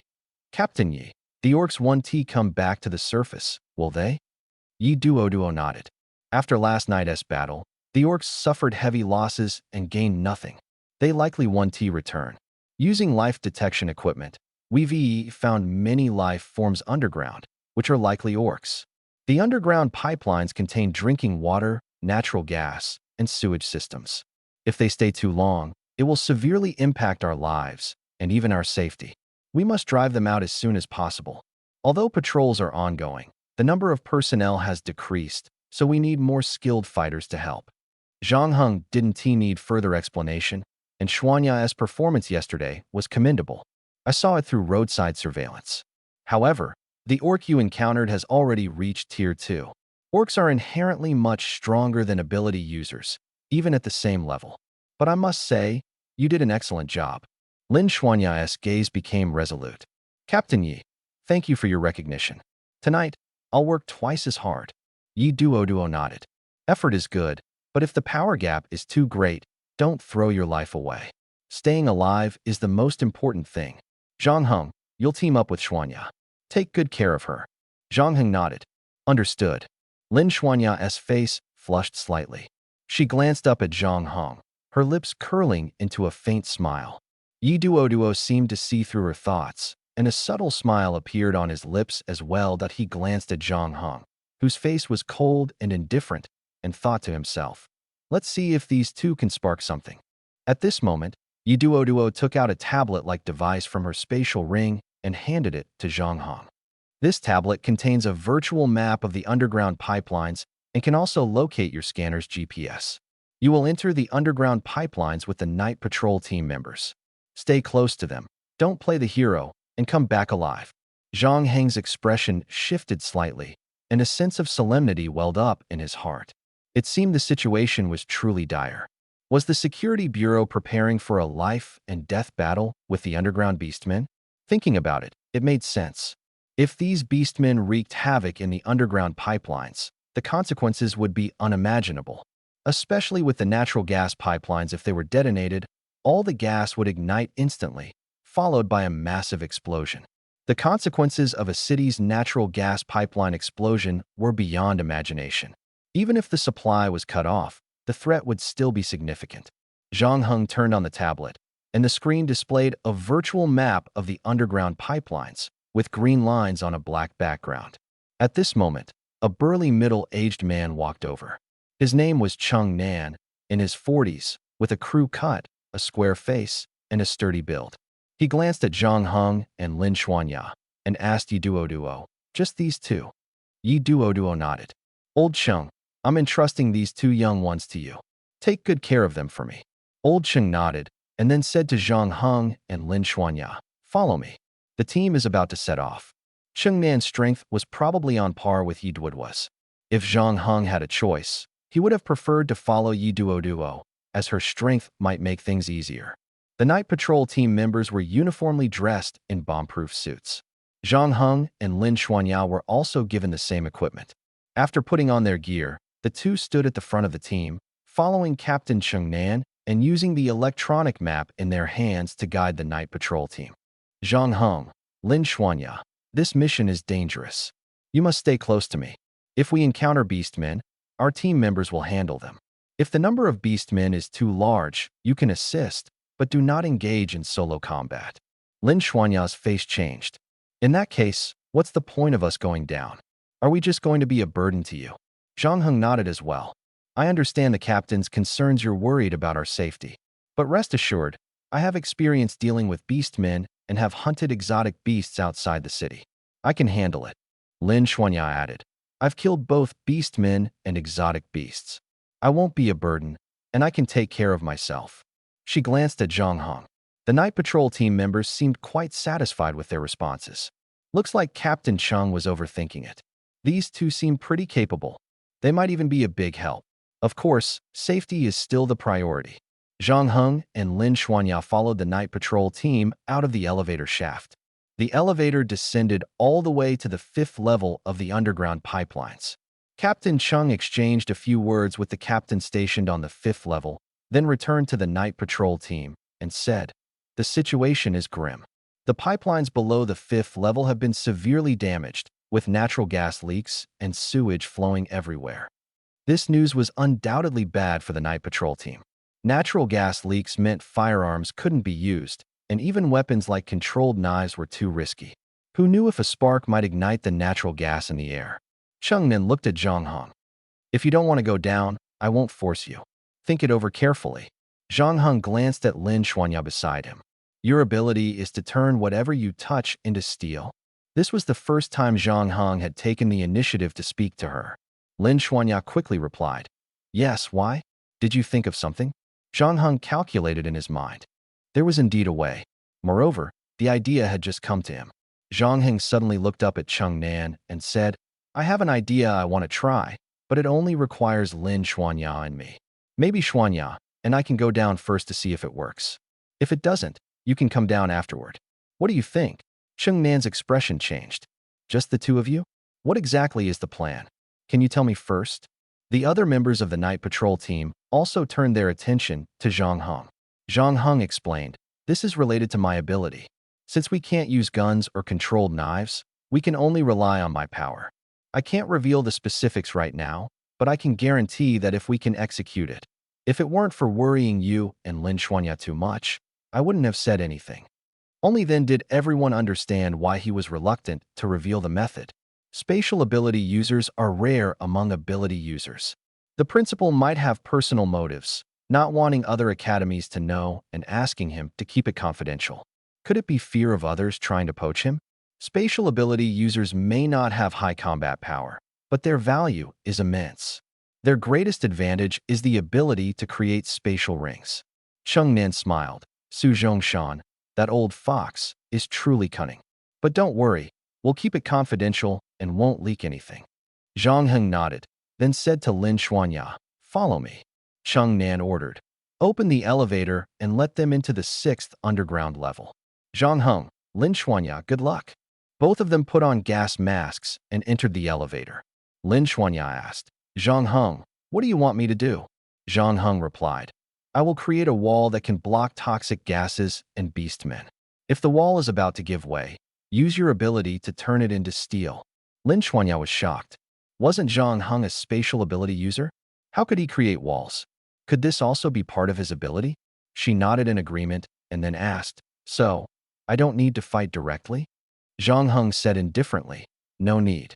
Just turn my wall into steel at the critical moment. Our task is to drive away these beastmen, not to kill them all, right? Lin Xuanya smiled lightly. That's right. Zhang Heng slowly raised his right hand. As soon as the elevator door opened, a stone mist immediately enveloped the entire elevator door and then slowly advanced inward. Lin Xuanya stared at the screen and said, "No signs of beastmen within the first 100 meters ahead." Zhang Heng frowned and said, "The total area of the underground pipeline is about 2 kilometers, very vast. Not seeing beastmen within 100 meters doesn't mean there aren't any ahead." He let the stone mist clear the way ahead while observing the surroundings. The area was filled with a complex network of pipeline facilities, and the lower-level pipelines seemed to be more severely damaged. The stone mist wall formed a massive barrier in front of Zhang Heng, sealing the space tightly. Zhang Heng pushed the stone mist wall forward as he walked. After walking for 3 or 4 minutes, Lin Xuanya suddenly shouted, "Ahead! A large number of life forms detected. They're beastmen." Upon hearing this, Zhang Heng immediately turned the stone mist into solid stone. Countless hair-thin blood threads suddenly surged from his body, and a thin crack appeared in the center of the stone wall, allowing the blood threads to pass through. Bang! Bang! Bang! The wall was violently struck, and the 5 to 6 meter thick stone wall began to shake. Lin Xuanya quickly placed her hand on the top of the stone wall, and black matter surged from her palm, instantly transforming the white stone wall into a heavy iron block. Faced with this iron wall, the beastmen were unable to advance and could only keep striking it furiously, cursing incessantly. Zhang Heng, meanwhile, continued to absorb the life force of these beastmen. Lin Xuanya stood beside him, her eyes filled with shock. What exactly was Zhang Heng's ability? The blood threads in his body seemed to have a life of their own. Initially dull in color, they now glowed a vibrant red, trembling continuously. Zhang Heng kept pushing the steel wall forward. This heavy wall, which ordinary people couldn't move, felt as light as a feather to Zhang Heng. Just as fire doesn't harm fire ability users, the weight of the stone wall posed no pressure in his hands. He pushed the wall faster and faster, forcing the beastmen to retreat while cursing incessantly. Zhang Heng's ears kept ringing with notification sounds. Vitality +1. Vitality +1. Vitality +1. But he still hadn't heard any prompts for a realm breakthrough or an increase in replication points. Could it be that these beastmen were too weak to grant him more replication points? This left Zhang Heng feeling a bit disappointed. If he could encounter an enemy as strong as the Lion Beastman, perhaps he could earn a significant number of replication points. The beastmen had been attacking the stone wall relentlessly from the start, until their painful screams echoed, and they began trying to flee. Lin Xuanya looked at the screen and said, "All the beastmen within the first 100 meters have disappeared." Zhang Heng's bloodline slowly returned to his body. He retracted the stone wall and gazed at the empty passage ahead. At the end of the passage was an iron door, and behind the door were stairs leading downward. Clearly, the beastmen had fled to the lower levels. Zhang Heng spoke into his headset. "The 6th level has been cleared. Lin Xuanya, and I will continue downward." After saying this, he walked toward the iron door, with Lin Xuanya following closely behind. Cheng Nin was somewhat incredulous upon hearing Zhang Heng's words. They had only been down there for a dozen minutes, and the 6th level was already cleared? "Captain Cheng, are Zhang Heng and Lin Xuanya okay? Why does the captain look so grim? Did the two of them run into trouble? Then what are we waiting for? Let's hurry down and rescue them." Cheng Nin raised his hand to stop them. "No, they're fine." He walked toward the elevator and pressed the button. The elevator doors slowly opened. Cheng Nin turned back and said, "The 6th level has already been cleared by Zhang Heng and Lin Xuanya. We're heading down now to inspect the equipment and pipelines. Some areas have been damaged. Call the repair team." "Understood." Not long after, Cheng Nin led the repair team and night patrol members to the 6th level. The area appeared largely intact, with the infrastructure undamaged, no signs of battle, and no beastman corpses to be found. Cheng Nin smiled and said, "It seems these two kids are lucky this level wasn't occupied by beastmen. Leave the rest to us. You two protect the repair team while they inspect the equipment. Everyone else, stand by." At that moment, Cheng Nan's communicator rang again. It was Zhang Heng's voice. "The 7th level has been cleared." After saying this, Zhang Heng immediately cut off communication. This kid was truly straightforward, just reporting the situation and then continuing his work. Cheng Nan's heart suddenly raced faster. It had been a long time since he'd felt this excited. "Captain Chung, what's up? You seem to be in a pretty good mood," one of the team members asked with a smile.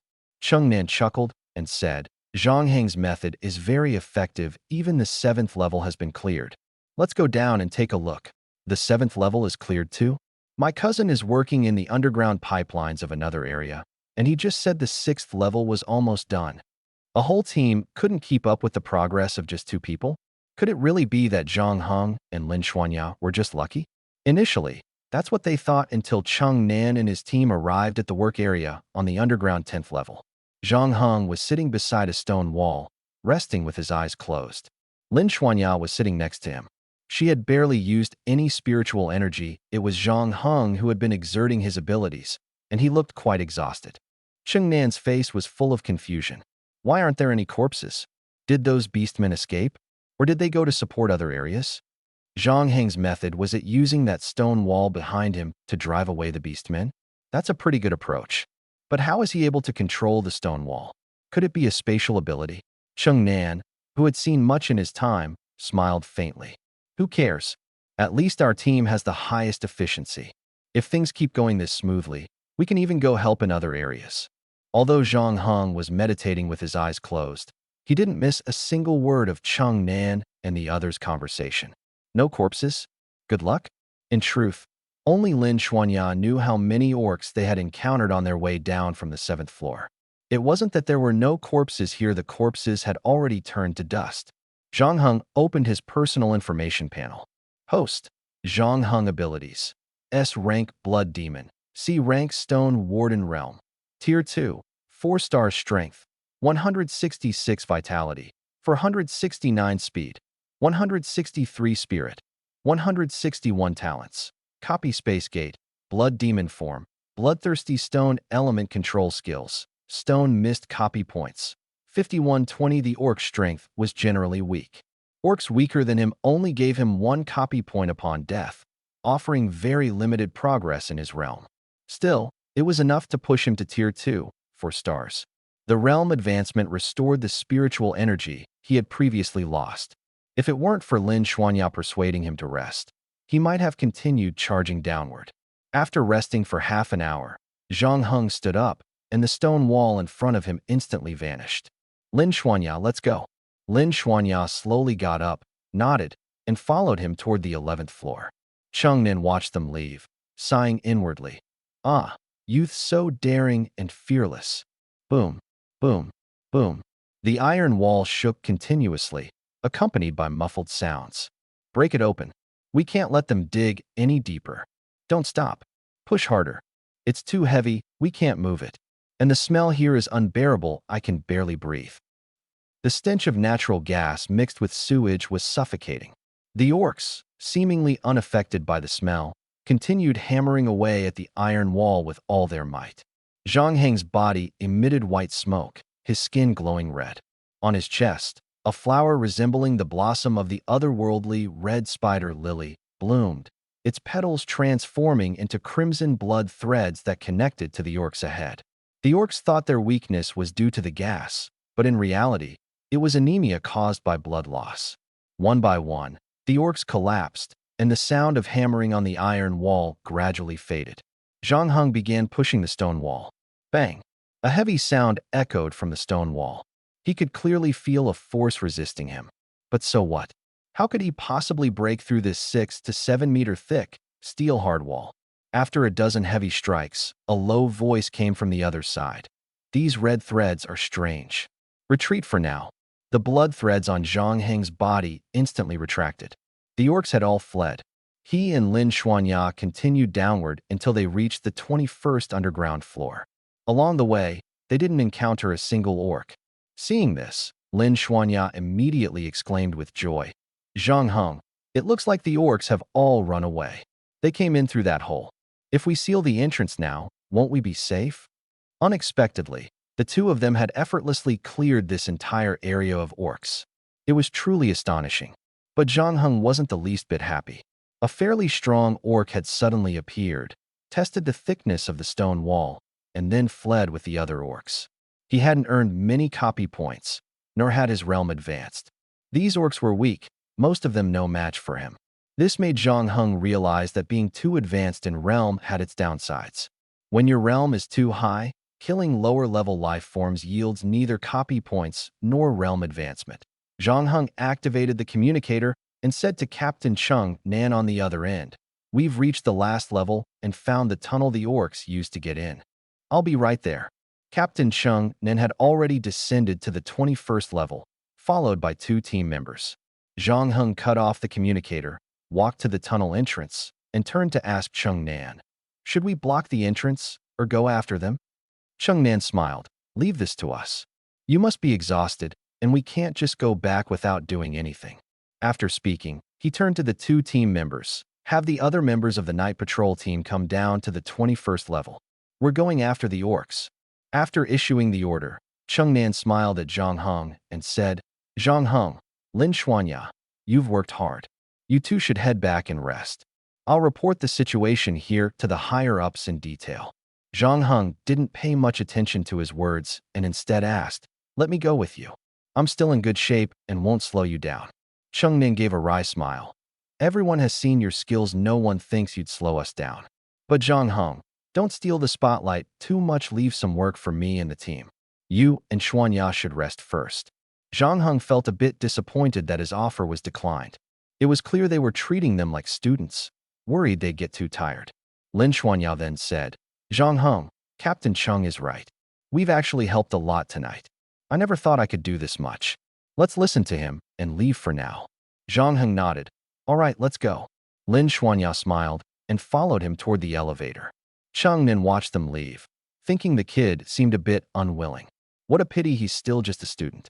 If he could join the night patrol team, he'd definitely be a valuable asset. It took 5 or 6 hours to descend, but only a dozen seconds to ascend. The elevator's circuitry wasn't damaged, and the 21st level was quickly reached. It was already 1 or 2 in the morning. The streets were empty. Zhang Heng asked Lin Xuanya where her home was and decided to escort her back first. "Xuanya, you were a big help to me tonight. I guess this repays the favor from when I saved you before. Now we're even." Lin Xuanya froze for a moment. "We were just dealing with the orcs together. How does that count as repaying a favor? Your kindness is something I could never repay in this lifetime." "Zhang Heng, do you hate me?" She looked at him helplessly. Zhang Heng glanced at her pitiful expression. "I wouldn't escort a woman I hate home. Just don't deliberately come to talk to me at school. You know you're good-looking, and many people like you. If you get too close to me, you'll only make me more enemies." Lin Xuanya breathed a sigh of relief. "So that's it. I thought you hated me. I'll be more mindful in the future. Thank you, Zhang Heng." She instinctively glanced at the scanner screen. "Wait." She suddenly grabbed Zhang Heng, who was walking ahead. Zhang Heng stopped and coldly looked toward the dark corner of the street. In the darkness, a pair of glowing red eyes radiated intense hostility. Lin Xuanya walked up to Zhang Heng, her gaze sharp. "It's an orc." Zhang Heng sensed the opponent's aura and roughly gauged its strength. If it was 3rd tier, he had no chance. If it was 2nd tier, he wanted to give it a try. "A kid with strange abilities, you've finally come out." The orc emerged from the shadows, standing nearly 2 meters tall. Its form resembled a human but had a pair of thick, massive arms. An ape? No, apes don't have arms like these. It must be a gorilla, and a silverback gorilla at that. Silverback gorillas are the most combative and intelligent among the gorilla beastmen. Zhang Heng's expression changed slightly upon hearing the voice. "Are you the beastman commanding the others at the bottom of the cave?" The gorilla beastman sneered. "You humans have a saying, close to death and still unaware. Before, that strange stone was blocking us, but now there's nothing in the way. We can finally face off openly. You won't refuse, will you?" Before Zhang Heng could respond, Lin Xuanya had already pulled out her katana from her spatial ring, instantly arming herself completely. Seeing Lin Xuanya fully equipped made Zhang Heng's pupils contract slightly. This ability looks quite impressive. How many replication points would it cost? System: C-Class Steel Bride. Replication requires 50,000 points. 50,000 points. The previous Stone Wraith was also C-Class and only required 20,000 points. This Steel Bride is actually twice as much as the stone wraith? Zhang Heng silently noted the replication cost, then turned his gaze to the distant gorilla beast man. Slowly, he pulled his hands out of his pockets, and with a flash of black light, two katanas instantly appeared in his hands. Dual blades? Lin Xuanya only now realized that Zhang Heng also used swords, and they were katanas, but he wielded dual blades. Zhang Heng looked at Lin Xuanya and said, "Leave this one to me. You handle the other beastmen." Lin Xuanya was a bit surprised. Other beastmen? Where? The gorilla beastman's expression shifted slightly. Then he suddenly laughed. "So this is an ability user? Your senses are actually sharper than ours." As expected, learning more about ability users is wise. Learning more about ability users is wise. Did these beastmen come here just to study humans? Or was he just saying that casually? If their sole purpose was to understand humans, yet they invaded their territory and caused destruction, it would be absurd. What the beastmen truly want to understand isn't humans, but the abilities of ability users to know just how strong they are. Could it be that the beastmen also want to awaken abilities? Or are they simply trying to find the weaknesses of ability users?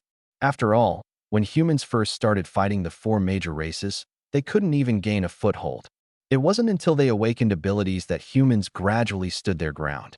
The war lasted a long time, and although the fighting never ceased, human losses began to slow. In recent years, human populations have even started to recover. They began large-scale deforestation and territorial expansion, which made the beastmen fearful. At that moment, a beastman slightly smaller than the gorilla beastman suddenly jumped down from the tall building above him. Lin Xuanya's eyes widened on the rooftop. She hadn't even noticed. Could Zhang Heng have known all along? Lin Xuanya took a deep breath and looked at the smaller beastman. "Your opponent is me. Follow me." The gorilla beastman sneered and immediately chased after Lin Xuanya. As he passed by Zhang Heng, the gorilla beastman suddenly swung a sweeping kick at him. Zhang Heng tilted his neck slightly to dodge, and the smaller gorilla beastman's face instantly darkened. Zhang Heng's cold voice reached his ears. "This is why you can only hide in the shadows." The smaller gorilla beastman snorted coldly, said nothing, and continued chasing Lin Xuanya. Lin Xuanya, with her rich combat experience, actually knew how to disperse the battlefield. It seems she has a good mentor guiding her. But now is not the time to think about that.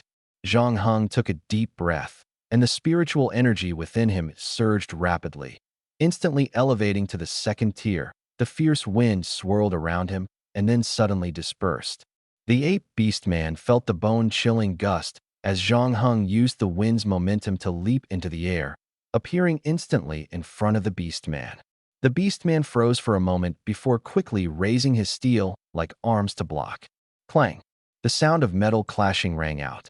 Zhang Heng was slightly surprised and immediately entered his blood demon state. A red glow enveloped him, horns sprouted from his forehead, and blood energy swirled around his entire body. All of this happened in an instant. The ape beastman, proud of having blocked Zhang Heng's strike, was caught off guard as Zhang Heng transformed directly into a blood demon. The beastman had never seen a human in such a state. His eyes widened slightly, but Zhang Heng had already disappeared from sight. A blood shadow moved at incredible speed, constantly shifting positions around him. The beastman's expression turned wary, his muscles bulging as his body instantly grew larger by a size. "Is jumping around like a flea all you can do?" The beastman sneered coldly, throwing a powerful punch toward the air on his left. The punch hit nothing. Squelch! A blood shadow slashed across his arm. The arm, which had been as hard as steel, was severed. It fell to the ground with a heavy thud. The beastman's eyes widened in shock, but before he could react, his head suddenly rolled forward, separating from his body. At this moment, Zhang Heng revealed his true P. After all, this was her first time encountering orcs in the city and even fighting them. Lin Xuanya lived in a high-end residential area. Zhang Heng escorted her to the entrance, ready to say goodbye. "Zhang Heng." She suddenly stopped, turned back to look at him.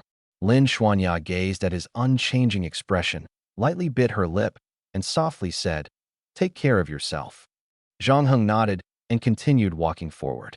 He turned into a nearby corner and opened a spatial gate. Passing through the gate, He arrived at the lowest level of the underground pipeline. He speculated that the various areas of the underground pipeline should be interconnected. With so many orcs here, how could he let it go? Trusting his instincts, he chose a direction and proceeded slowly. At the same time, he took out a tablet computer, its screen displaying a black background with green-line map of the underground pipeline. After confirming his location, he decided to head to a nearby area. After walking for a few minutes, the sound of fighting ahead immediately caught his attention. Zhang Heng quickened his pace. Up ahead, a group of team members wearing night patrol uniforms appeared. They had already cleared out all the orcs in the area and discovered an even deeper underground passage. Team captains Yi Duo and Cheng Nan were also present. Zhang Heng put on a gas mask and blended into the night patrol team. He had to admit, the night patrol members were quite skilled. He didn't see anyone among them fall or get injured. Yi Duo looked at the underground passage, her brows slightly furrowed. Could all these orcs have come from here? Where does this passage lead? Cheng Nan sneered. How would we know without going down to check? Yi Duo shook her head and said, now is not the time. I'll assign a few people to guard this place, then send 2 to investigate inside. The rest will go support other areas and see if there are similar passages. Cheng Nan nodded and began making arrangements. You guys guard the entrance. You and him go down to check. The rest follow Yi Duo to provide support. Tonight, we'll catch them all in one sweep. Yes. Yi Duo and Cheng Nan left with the main force. The night patrol member beside Zhang Heng, after the 2 captains left, immediately started complaining to Zhang Heng. The brothers are all off fighting, and I have to guard this lousy entrance. Isn't this looking down on me? Yezi, want to fight the orcs. Another team member laughed and said, the captain is looking out for you, and you don't even appreciate it? How about switching places with me and going down into that underground hole to take a look? That place down there stinks terribly. No way I'm going. At this moment, Zhang Heng spoke up. How about I go down with him? Sure. But who are you? Your voice sounds unfamiliar. Are you new? Zhang Heng didn't answer and directly jumped into the underground hole. Hey, this guy is in such a hurry. Lao Yu, why are you still standing there? Hurry up and follow him. The team member called Lao Yu nodded and quickly jumped in after him. The entrance to the underground hole was quite steep, but as they descended, the walls of the passage began to level out. Zhang Heng kept an eye on the scanner in his hand while paying attention to the surroundings. Lao Yu caught up, panting, and said, Hey, newbie, we've just defeated orcs in 2 consecutive areas, and you're still so relaxed? You don't look tired at all. How about we sit down and take a break? Zhang Heng responded indifferently. You rest here. I'll go ahead and take a look. Lao Yu didn't say much more, directly sat down, took out a cigarette, and prepared to rest. Watching Zhang Heng's back, he felt a sense of familiarity but couldn't recall who he was. Zhang Heng followed the passage for about 10 minutes. I must admit, this tunnel is indeed quite long. And it's not just one along the way. I saw several similar tunnels. But he was too busy to explore them one by one, until he heard voices conversing in the distance. Zhang Heng immediately slowed his steps, crouched down, and held his breath. Though it was a bit far, he could vaguely make out what they were saying. We've already sacrificed many comrades and destroyed those strange pipelines of theirs, but we still haven't dared to reach the surface of the human city. Isn't it obvious? We're no match for them. We should retreat while we still can. Retreat? After so many brothers have died, retreating now would be admitting defeat. When we return, how will the other beastmen view us? We've already caused significant damage to the humans and paid a heavy price. When we return, they'll only praise our courage and strength, not mock us. Let's go while we still can. Otherwise, we'll end up like the Lion Clan leader, locked in a cold cage by the humans. Zhang Heng's expression changed. He realized there were only 2 beastmen conversing. Could they be the masterminds behind the attack on Jiangnan City? The Lion Clan must refer to the Lion Beastman captured by Yi Duo. In other words, if he dealt with them, the attack would stop? It was worth a try. Zhang Heng slowly stood up and released the stone mist. The mist, like smoke, gradually spread toward the 2 beastmen. Soon, the entire passage was shrouded in fog. Zhang Heng's figure was completely concealed. However, in his vision, The stone mist did not hinder his ability to see ahead. He could still see everything clearly. To him, the stone mist was merely a transparent gas. Hmm. The leopard-headed beast-man softly muttered, looking at the mist flowing into the cave, a hint of doubt flashing in his eyes. But he quickly dismissed it. The leopard-headed beast-man said to the eagle beast-man, "If it weren't for your brother ruining our plan, how could we have been discovered so quickly? We could have destroyed more human underground pipelines and silently killed more of them. The Lion clan wouldn't have been captured while trying to rescue him. This time it's on you." The eagle beastman's gaze turned sharp. "Is this really the time to argue about this? We're no match for those humans. I'll order our kin to retreat immediately. If you still won't listen, suit yourself." After speaking, he instinctively glanced down and his expression changed. "What's this?" The leopard-headed beast-man glanced at the mist on the ground and sneered. "Today I learned that the Eagle clan is so timid, even scared of the mist on the ground." The Eagle beast-man retorted coldly, "Where do you see fear in me? Today I also discovered that the leopard clan is all brawn and no brains. I should never have cooperated with you. You should go back to Jiangzhou and be someone's lackey. At first, I thought you had grand ambitions, courage, and wisdom. Now it seems that was just a joke." The leopard-headed beast-man glared at the eagle beast-man angrily. "You dare look down on me? You." Suddenly, the mist on the ground surged upward, for stone walls rose around them. Immediately, two bright red threads pierced through the stone walls, directly connecting to their hearts. The eagle beast-man widened his eyes. "This is an ability. It's an ability user. It's all your fault, dawdling around. And now an ability user has come in." The leopard-headed beastman's face was full of vigilance. "Such small stone walls, how can they stop me?" His body instantly expanded, and his massive fist slammed fiercely against the stone wall behind him. Bang! The stone wall shattered into several pieces, but strangely, it immediately restored itself. Even more surprising, behind the shattered stone wall, there was yet another stone wall. The leopard-headed man frowned. "How is this possible? These stone walls can actually repair themselves." At this moment, the eagle-headed man spread his wings, and a fierce wind swept through the entire room. His outstretched wings suddenly shot out dense volleys of feathered arrows, creating a large hole in the stone wall.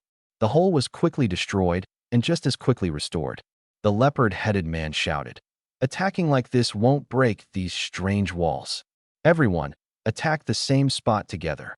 The leopard-headed man and the eagle-headed man, who had been arguing moments ago, now joined forces to launch a fierce assault on one of the stone walls. Zhang Heng watched as the stone wall was repeatedly damaged and rapidly reassembled, retreating while accelerating the release of his spiritual energy. The stone wall almost completely blocked the passage, with a thickness of 6 or 7 meters. The attacks from the leopard-headed man and the eagle-headed man were relentless, like a barrage of cannon fire. Boom! The leopard-headed man punched through the stone wall. But beyond the breach, there was only a mass of white mist. The eagle-headed man asked in confusion, "Where is that guy hiding?" Zhang Heng, concealed within the dense fog, saw the leopard-headed man stepping halfway into the stone cave and immediately solidified the stone wall. Countless wisps of mist surged toward the leopard-headed man, rendering him immobile as his body gradually merged with the stone. "Help me! What are you standing there for? Hurry up and save me!" The leopard-headed man shouted, pleading with the eagle-headed man for help. The eagle-headed man's face turned grim as he clawed at the surrounding stone wall like digging through soil, finally pulling the leopard-headed man out. They quickly retreated. Zhang Heng sighed inwardly and began repairing the damaged stone wall. The leopard-headed man collapsed to the ground, staring at the thin line connected to his heart, fumbling at it with his hands, but the bloodline remained unresponsive. What kind of power is this? And these strange stone walls? Could it be that human ability users are really catching up to us beastmen in strength? The eagle-headed man's face was pale, clearly feeling his blood rapidly draining through the thin line. The opponent was using these strange stone walls to trap them and then extracting their blood through the bloodline. It was evident that this ability user intended to wear them down bit by bit. The eagle-headed man took a deep breath. "We can't get out on our own. The enemy is outside, and there aren't many of them. Quickly summon all our kin back." At this moment, the leopard-headed man was speechless. The eagle-headed man and the leopard-headed man simultaneously let out low growls. Hearing this sound, the beastmen immediately abandoned their opponents and turned to retreat toward the underground cave. Mist rapidly spread from the passage behind Zhang Heng. Soon, thick stone walls formed within the area. When the beastmen returned to the underground cave, they found it blocked by a white wall. From within the white wall, countless red bloodlines suddenly surged out. These bloodlines pierced into the hearts of all the beastmen. There was no pain, nor any obvious discomfort, yet it was a slow-acting poison that would eventually claim their lives. Vitality +1 +1 +1 +1 +1. A layer of blood energy also appeared on Zhang Heng's body, which instantly grew significantly stronger. What is this? What are these red lines? Why is there a wall here? Where is our leader? The human ability user has caught up. Kinfolk, quickly smash these stone walls, or we won't be able to get out. The orcs responded in unison. They began to frantically attack the walls. Clearly, the orcs had not yet realized how sturdy these walls were. Fists and palms struck the walls, producing muffled thuds. This caught the attention of Zhang Heng and the two orc leaders trapped in the deepest part. A hint of joy appeared in the leopard-headed man's eyes. Our companions are here. However, the eagle-headed man's gaze was filled with unease. These stone walls couldn't be broken even with the combined efforts of the two of them. What use would their companions be? Meanwhile, Yi Duo and Cheng Nan's team were rushing over, hearing the sound of walls being struck. Soon, they discovered the orcs surrounded by a stone wall. The orcs were desperately pounding the wall, trying to break through. Yi Duo raised her hand slightly, signaling the team to stop. Cheng Nan looked on in surprise. Duo, is this your team's doing? Yi Duo shook her head. My team doesn't control stone. I thought it might be yours. No matter, it's clear someone has helped us block these orcs. What they had expected to be a fierce battle now seemed unnecessary. The orcs were blocked by the stone wall ahead, completely trapped like rats in a jar. What are those red lines for? A member of the night patrol suddenly exclaimed. So many red lines, what's going on? Red lines? Yi Duo approached the end of the stone wall and saw the group of orcs at the front. Each orc had a red line connected to the area around their heart. These red lines. Yi Duo frowned in surprise.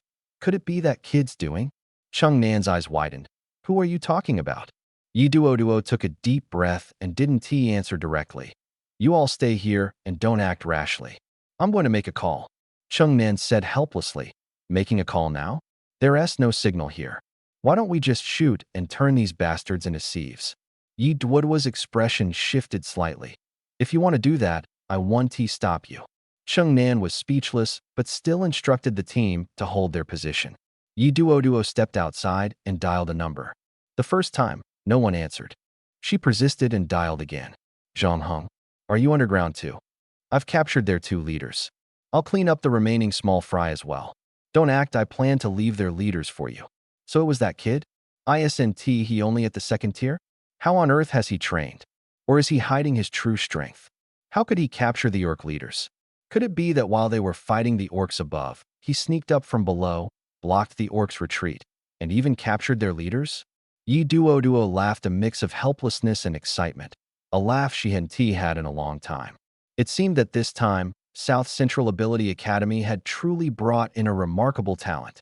Zhang Heng hung up the phone and, through the transparent stone wall, looked at the pale-faced eagle-headed and leopard-headed leaders lying on the ground. He decisively severed the connection of the red lines. Then, focusing entirely, he aimed his bloodthirsty skill at the orcs behind them. These orcs numbered at least 100, with varying levels of strength. To Zhang Heng, they weren't just orcs, they were a combination of replication points, tiers, and blood energy values. Yi Duo returned to the team. Cheng Nan quickly reported, the stone walls are moving again, from top to bottom, and they completely enclosed the orcs. Do you think these stone walls might be the orcs doing? Yi Duo shook her head. There are no ability users among the orcs, you know that better than I do. Don't worry, I know who built these stone walls. It's a friend of mine. He's already captured the orc leaders. You all head back and wait for news. I'll bring back these two leaders. Cheng Nan was shocked. You made that call just to confirm this? Your friend is amazing. Who is he? Let him join our night patrol team. She smiled wryly. I'll try. Old Chung, take the team back first and start inspecting the underground pipelines. The orcs should all be nearby. Understood. Chung Nin led the remaining team members back to the surface. Yi Duo stood in front of the stone wall. The wall seemed alive, slowly moving inward. From inside came the orcs' piercing screams and cries. No one knew what was happening inside. Half an hour later, the stone wall disappeared. Zhang Heng suddenly appeared in front of Yi Duo. Blood energy surrounded him, continuously flowing into his body. At this moment, Zhang Heng resembled a Shura emerging from hell, his eyes blood red and icy cold, like a crescent moon in the night sky. Yi Duo looked at him, still sensing that familiar, indifferent aura, this cold and aloof brat. Zhang Heng walked over. The two orc leaders are unconscious. Did you bring the restraining handcuffs? Yi Duo nodded and took out 2 pairs of restraining handcuffs from her spatial ring. Zhang Heng took the handcuffs.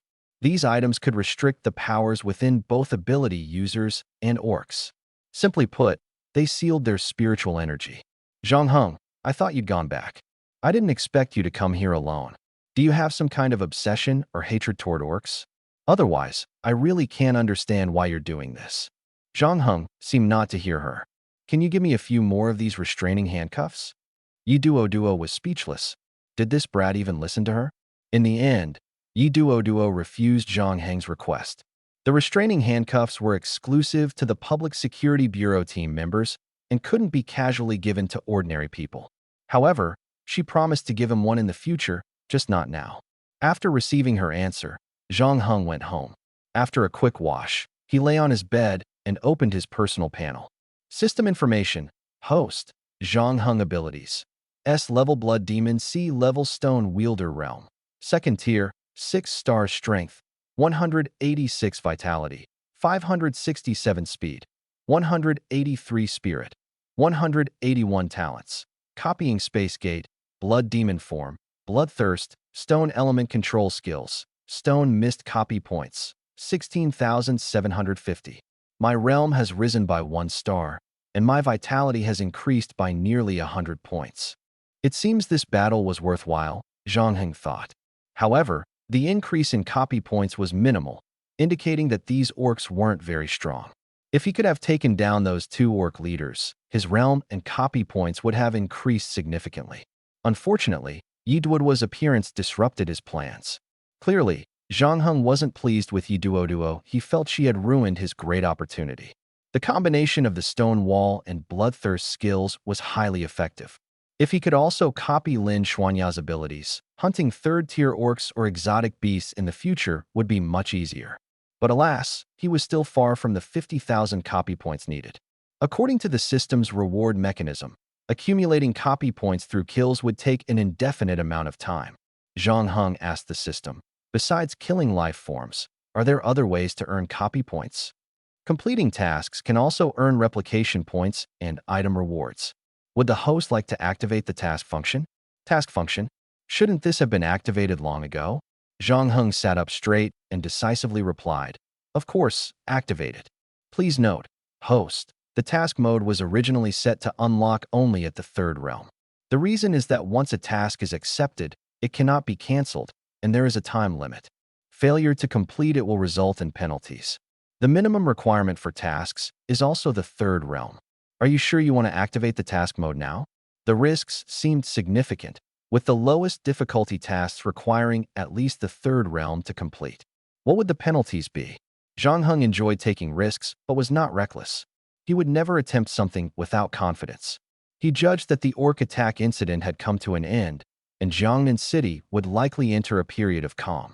After this lesson, the mayor would surely strengthen the safety and protection of the underground pipelines. His life would return to normal, continuing with classes or going out to hunt.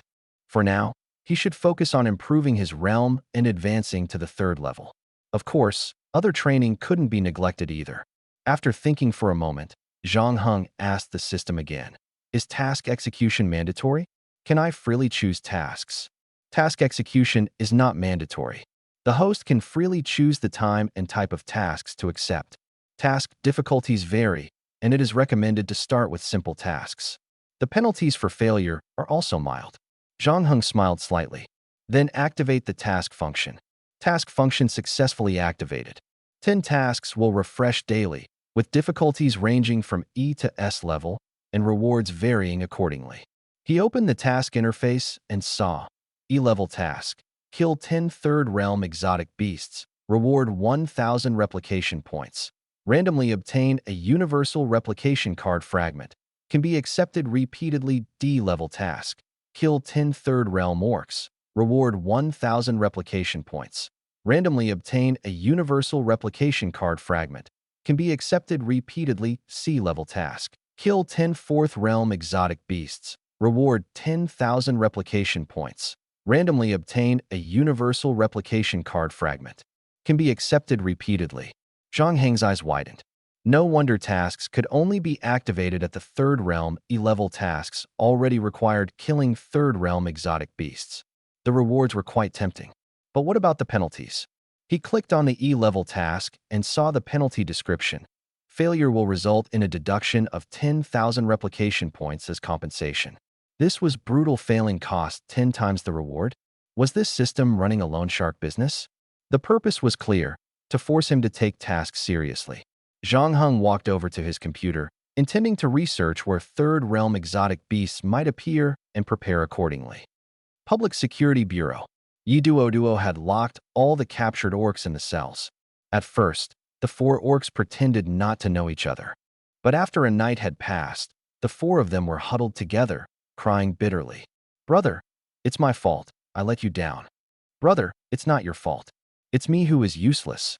The lion orc and the leopard-headed man looked at the 2 sky eagle men huddled in the corner, crying in each other's arms, and were filled with regret. Why had they foolishly gone along with the plan to occupy Jiangnan City in the first place? The leopard-headed man sighed. "This time, I didn't think things through and got you into trouble. You can vent however you want. Even punch me a few times." The lion orc said helplessly, "It's not your fault.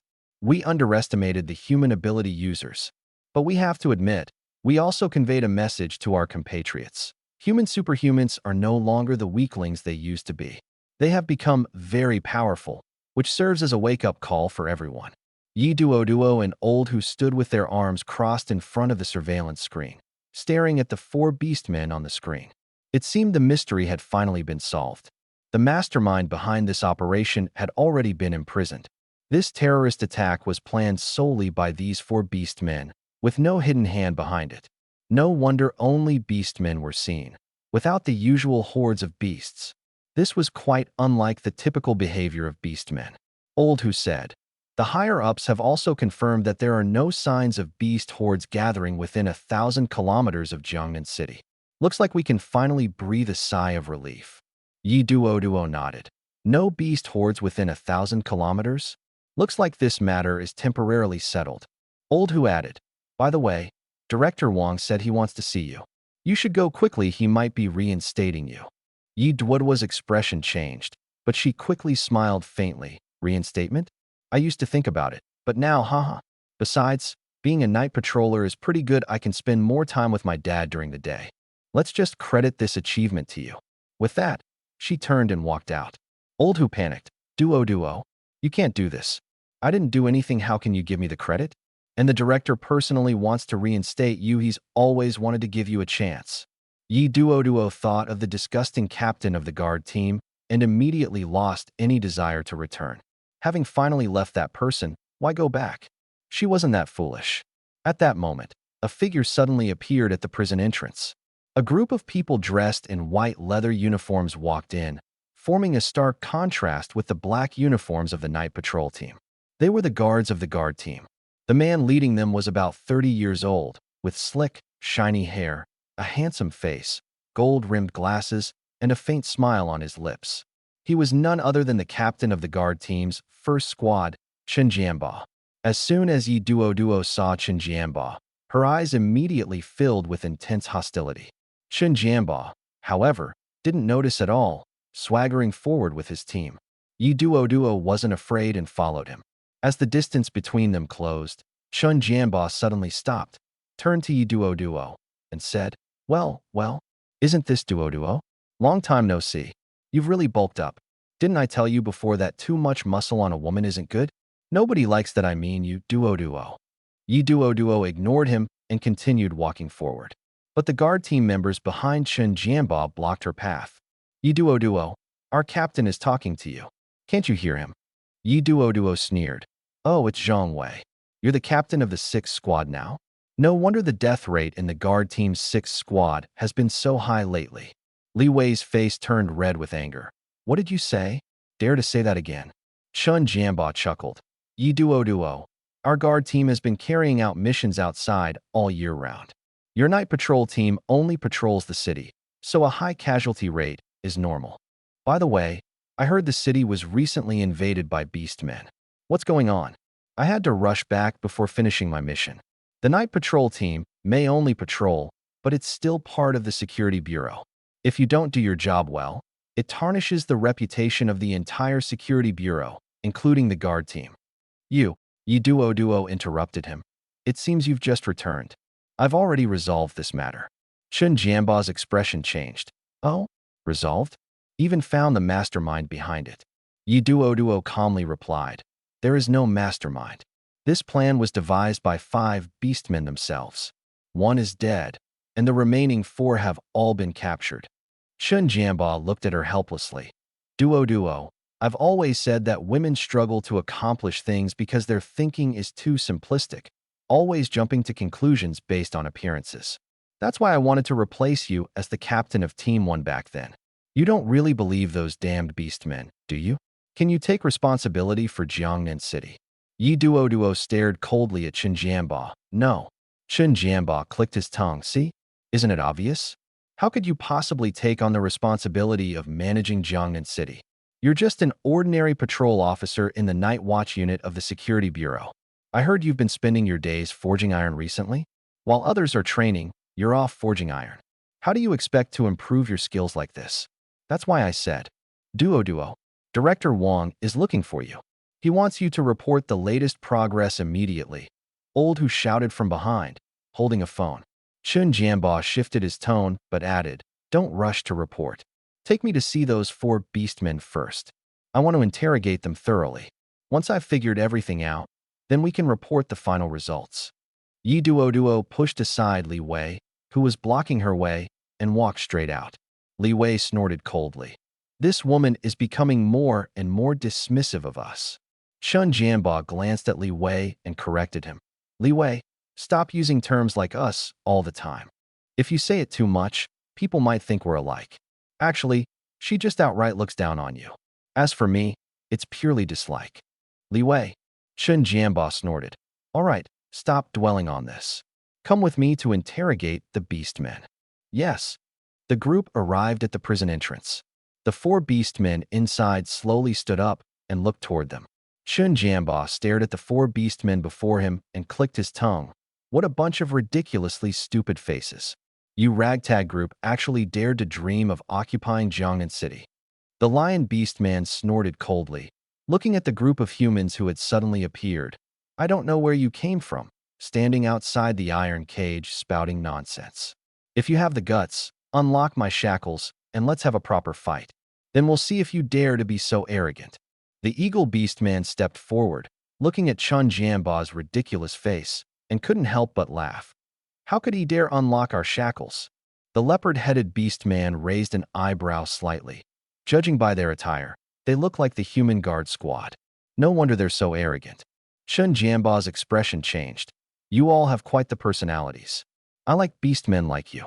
Want to challenge me? A challenge is too boring. How about we play a game instead? A particularly interesting game, guaranteed to be enjoyable for you. Through this game, we can all get what we want. Chen Jianba smiled slyly. The members of the guard squad beside him also revealed eerie smiles. Prison courtyard. The 4 beastmen were momentarily unsure of what was happening. A group of humans dressed in white leather, with long knives at their waists, formed a human wall, encircling them. The lion beastman looked at the humans in the distance, their faces full of contempt. He hadn't expected them to actually intend to duel him. Chen Jianba waved his hand. Come, unlock his shackles. A few beastmen exchanged glances, seemingly hatching a plan. A guard from the escort team helped the Lion Beast Man remove his handcuffs and even handed him a knife. The Lion Beast Man was shocked. What exactly was this human trying to do? Chen Jianbao smiled. Hey, Lion Beast Man, you're free now, and I've even given you a knife. Next, we're going to play a game called turn-based combat. The Lion Beast Man rubbed his wrist and looked at Chen Jianbao with disdain. Turn-based combat? Isn't that boring? Chen Jianbao smiled and explained, not boring at all. Here's how it works. We face each other, and I ask you a question first. You can choose to answer or not. If you answer, you must tell the truth. If you lie, I get one chance to attack you. The Lion Beast Man was puzzled. What if I tell the truth? If you tell the truth, you get one chance to attack me. Of course, I can choose to dodge. The Lion Beast Man thought about it. It did seem pretty boring. And if I lie? Chen Jianbao slowly raised the katana in his hand. Then I get a chance to attack you. The Lion Beast Man gripped the knife handle tightly. Although Chen Jianbao was smiling arrogantly, he couldn't bring himself to smile. The feeling of being controlled by someone made him extremely uncomfortable.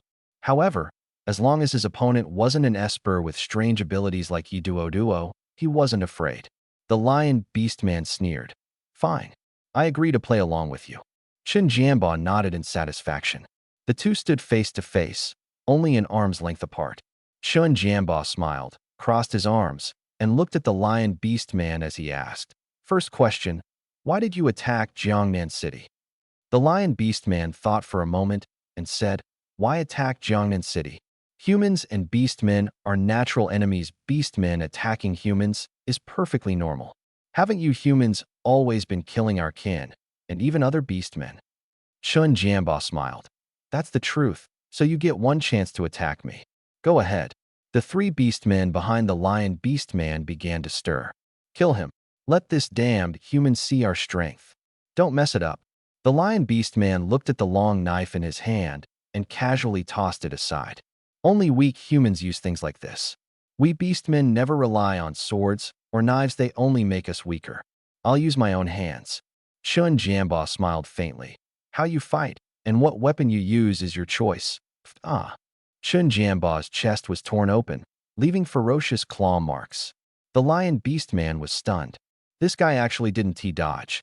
Chen Jianbao fell to the ground, blood quickly pooling beneath him. The orcs behind the Lion Beast Man showed expressions of joy. But oddly, the surrounding humans stood like wooden statues, showing no concern for their captain's life or death. Chen Jianbao suddenly spat out a mouthful of old blood, but casually wiped his mouth and stood up. Almost died there. That was dangerous. His pale face instantly regained its rosy color, and the wound on his chest had disappeared. The Lion Beast Man's eyes widened. How is this possible?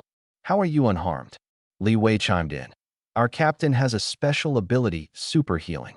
No matter how severe the injury, he recovers rapidly. Scared you, didn't he? Haha. Smack. A shoe flew toward Li Wei's head. Chen Jianbao looked at Li Wei helplessly. What is the meaning of this? The most dramatic part of this scene is me collapsing from a severe injury, then casually revealing my ability and seeing his shocked expression. That's what satisfies me. You've ruined it all by blurting it out. Get out of my sight and come back when I've calmed down. Li Wei, covering his bleeding forehead, opened his mouth to explain but eventually sighed and ran off under the gaze of the crowd. Chen Jianbao sighed. As my subordinate mentioned, my ability is super healing. No matter how severe the injury, I recover quickly. But don't think it's unfair. Pain is unavoidable. The Lion Beast Man, who had clenched his fists tightly, now loosened them, staring at the human before him, dumbfounded. This guy was insane. Even if he could recover quickly, who would willingly endure such pain head-on? He seemed to enjoy it. The team members appeared to understand him well. Could human abilities evolve into something this bizarre? Chen Jianbao waved his hand in front of the Lion Beast Man.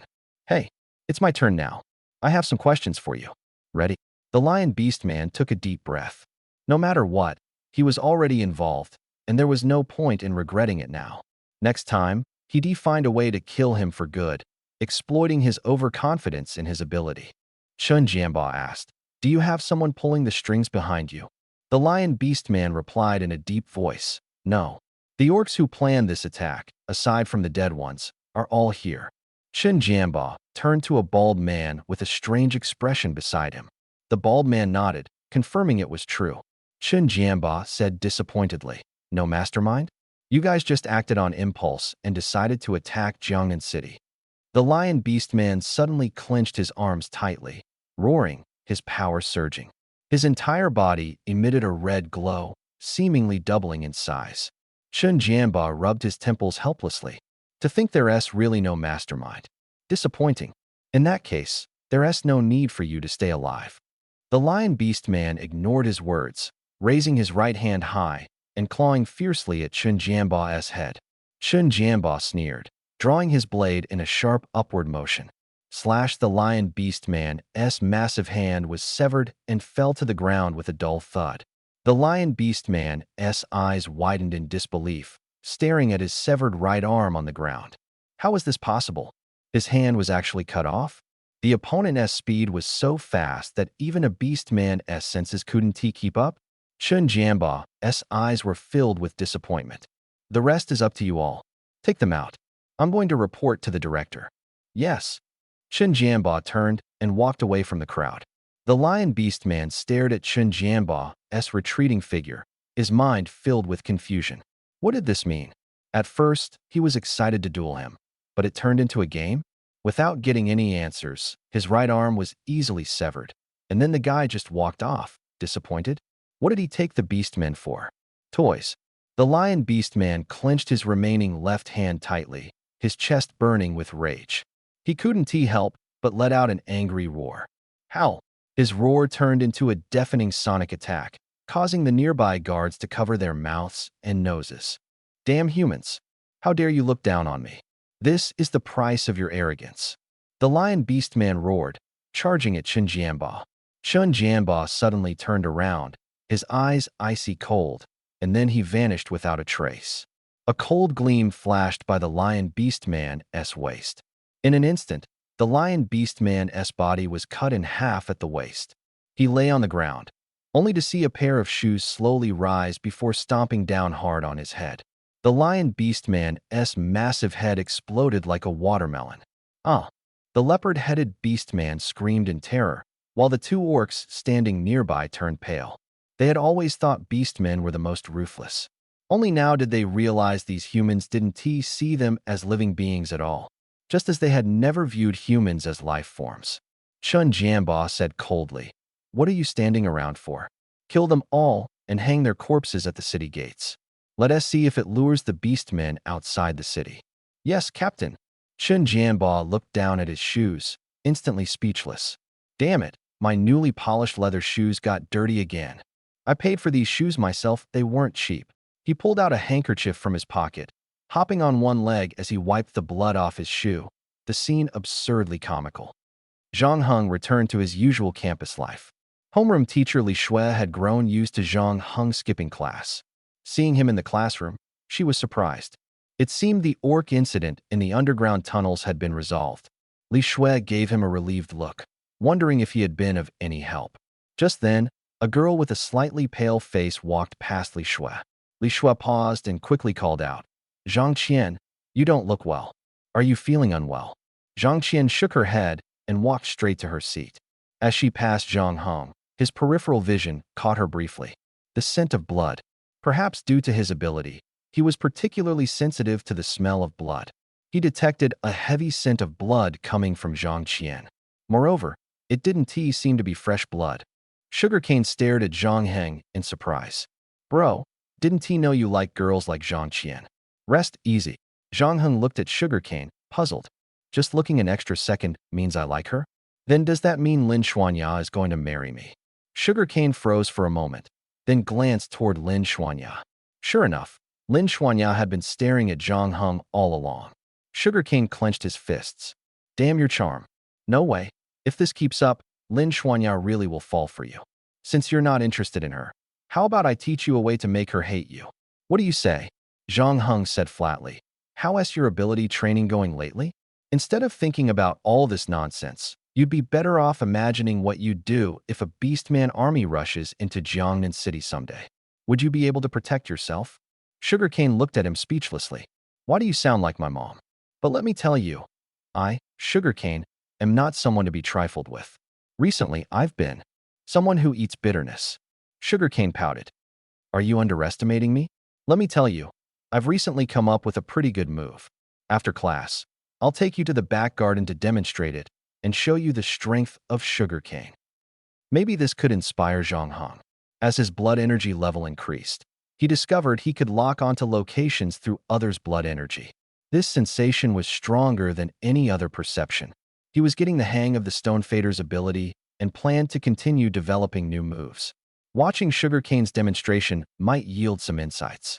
It was better than listening to his nonsense here. All right, I'll see what kind of move you can come up with. After class, Sugarcane led Zhang Hong to the back garden next to the school playground. Sugarcane smiled confidently at Zhang Hong. Just wait and see. Don't be too shocked afterward. Don't worry, I promise I won't be surprised. Sugarcane suddenly raised his right hand, grabbed his right wrist with his left hand, and began shouting loudly. Zhang Heng's eyes widened slightly. He saw a mist-like substance, resembling stone, suddenly emerge above the chubby guy's palm.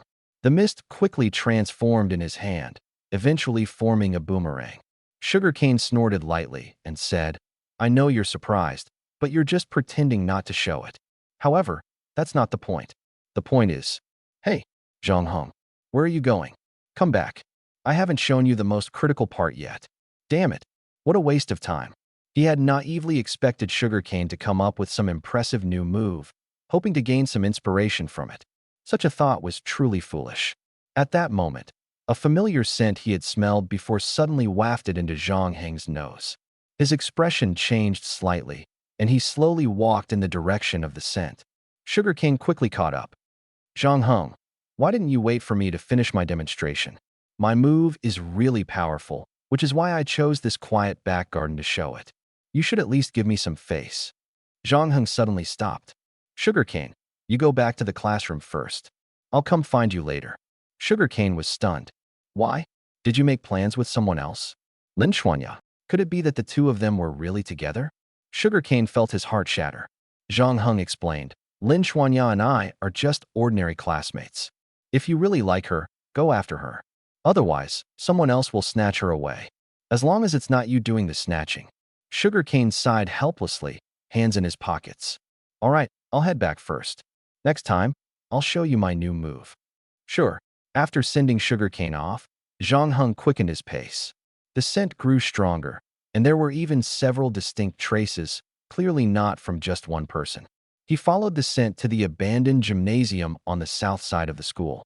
This gymnasium had been temporarily closed for some reason, and few people usually came here. Zhang Heng happened to see Zhang Qian and a few female classmates walking into the old gymnasium. He stood at a distance, hesitating. Did this count as stalking? But the scent was so peculiar. After hesitating for a moment, Zhang Heng decided to return to the classroom. Until the next day, when he arrived at school, Sugarcane ran over, his face tense. Zhang Heng, someone died at our school last night. It happened in the old gymnasium. The surrounding guards were alerted by the commotion. They say there might be a strange beast lurking in the school. Zhang Heng's face changed. The old gymnasium that was the place he had followed Zhang Qian to yesterday, wasn't he it? The students were all abuzz with speculation, especially the girls, each looking terrified.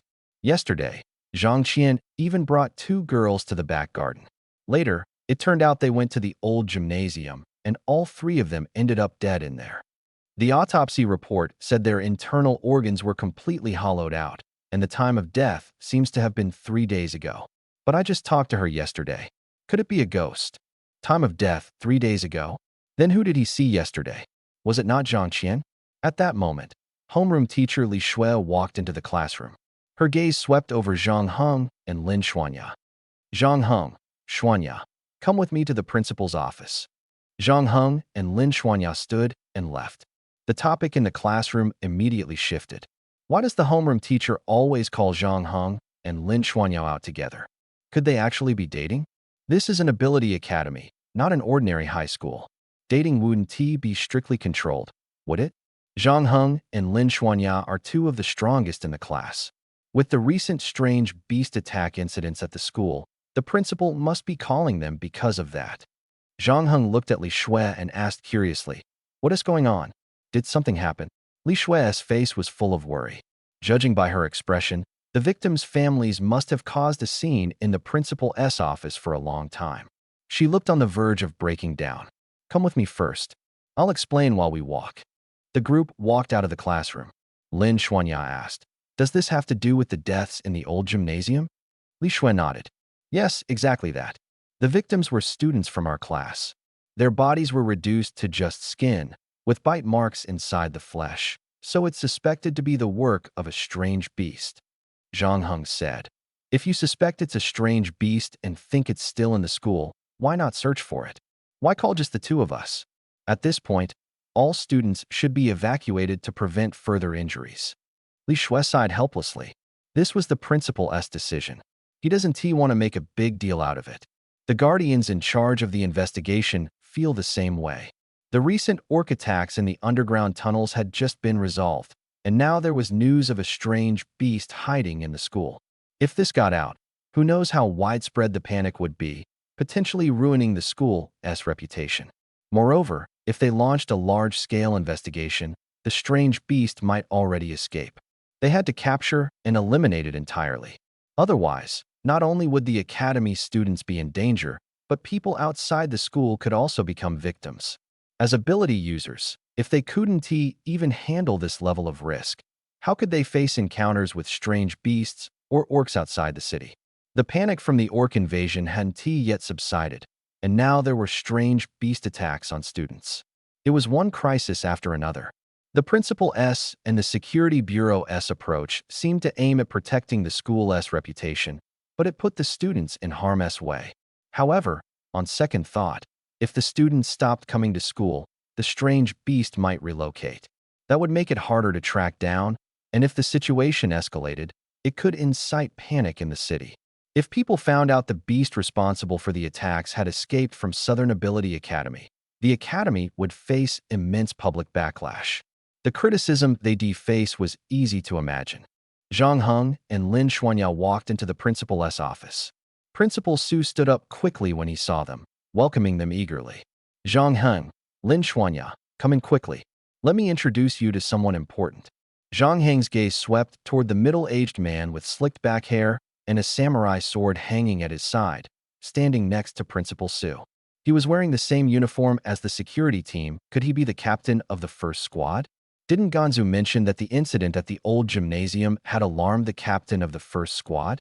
Chen Jianba's lips carried a faint smile as he sized up Zhang Heng.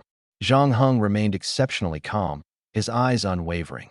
Upon entering the room, he instinctively scanned the layout of the principal's office, his gaze briefly pausing on the two men before standing still, staring intently.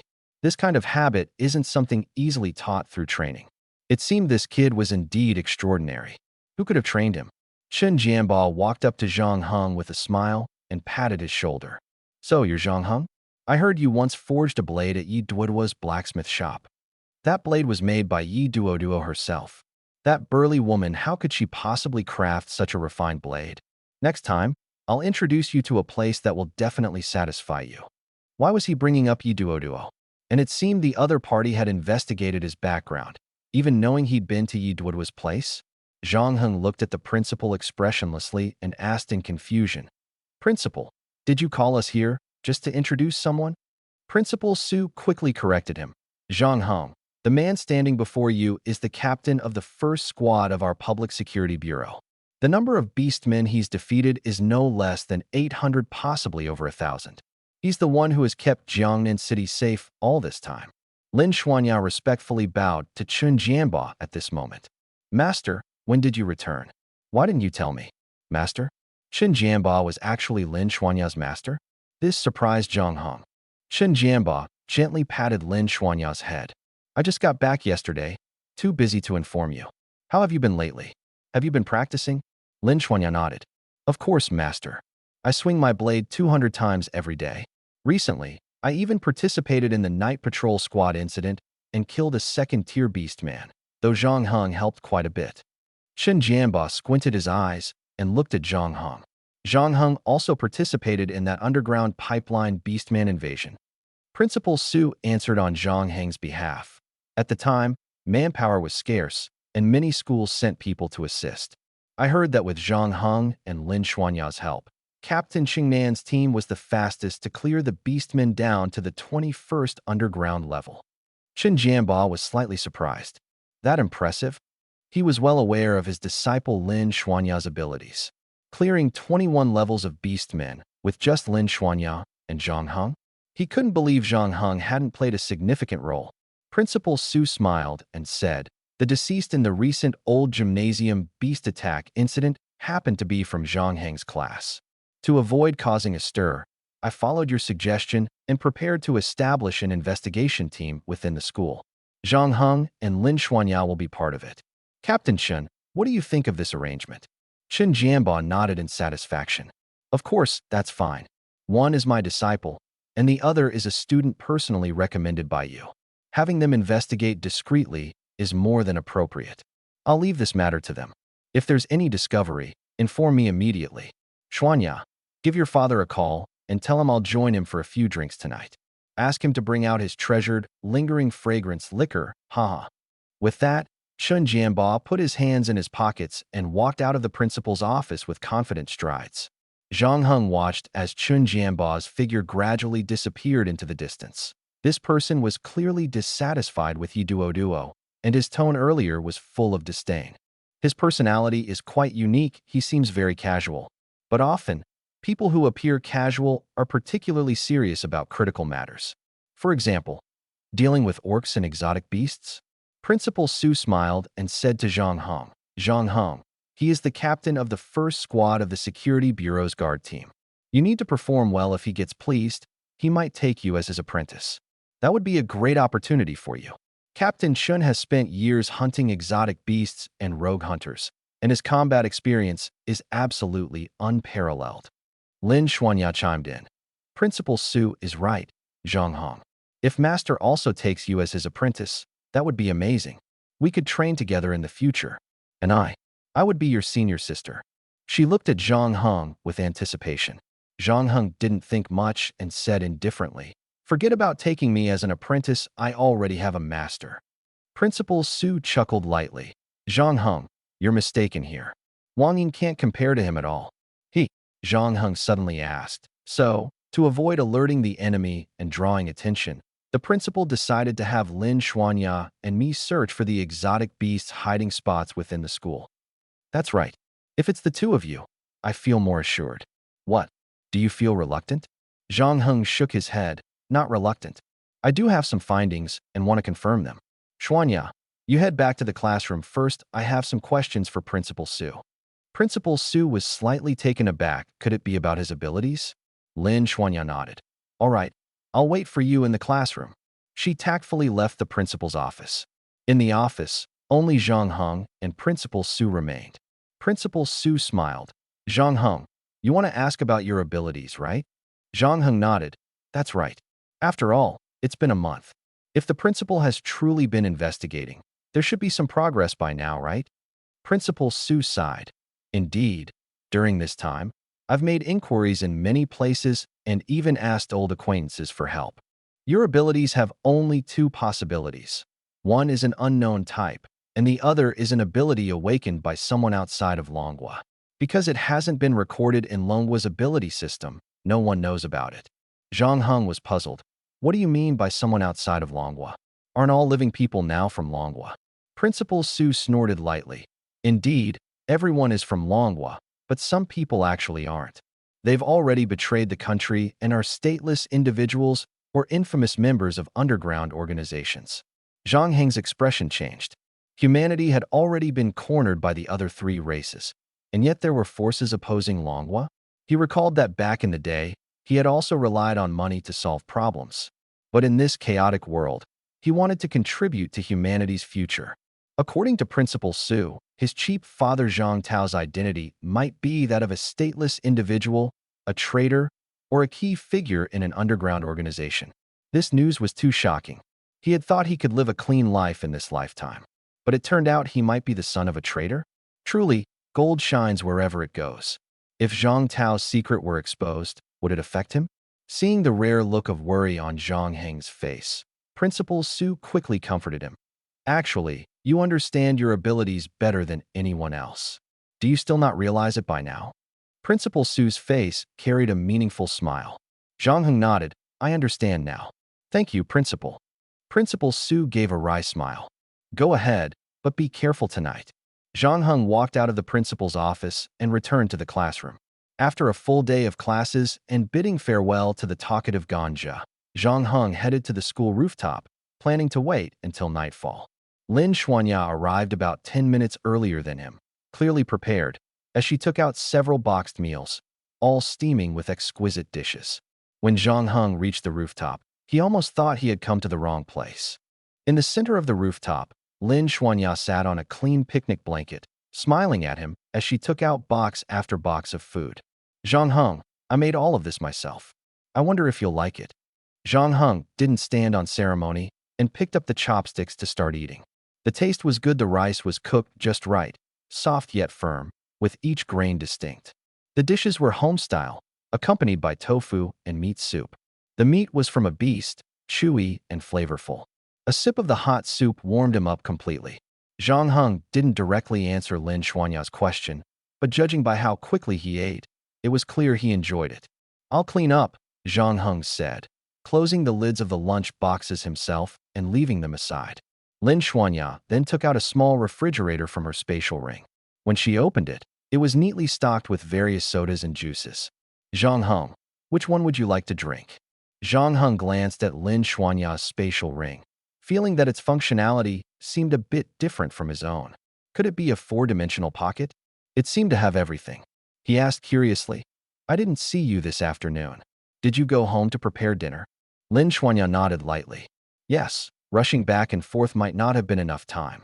The principal also said we couldn't leave the school, and the cafeteria doesn't serve dinner, so I thought I'd go home and make something. Zhang Heng nodded in understanding and pointed to a bottle of orange juice. Then I'll have this one. Lin Xuanya picked up the orange juice and handed it to him. Here you go. Zhang Heng twisted off the cap and took a big sip, a faint smile appearing on his face. This kind of ordinary life was quite nice. If humanity weren't under threat from the other three races, he might have opened a small shop, kept a cat, and found a gentle woman like Lin Xuanya who could cook. Zhang Heng, how about we sit here a little longer and then take a walk nearby? Lin Xuanya suggested.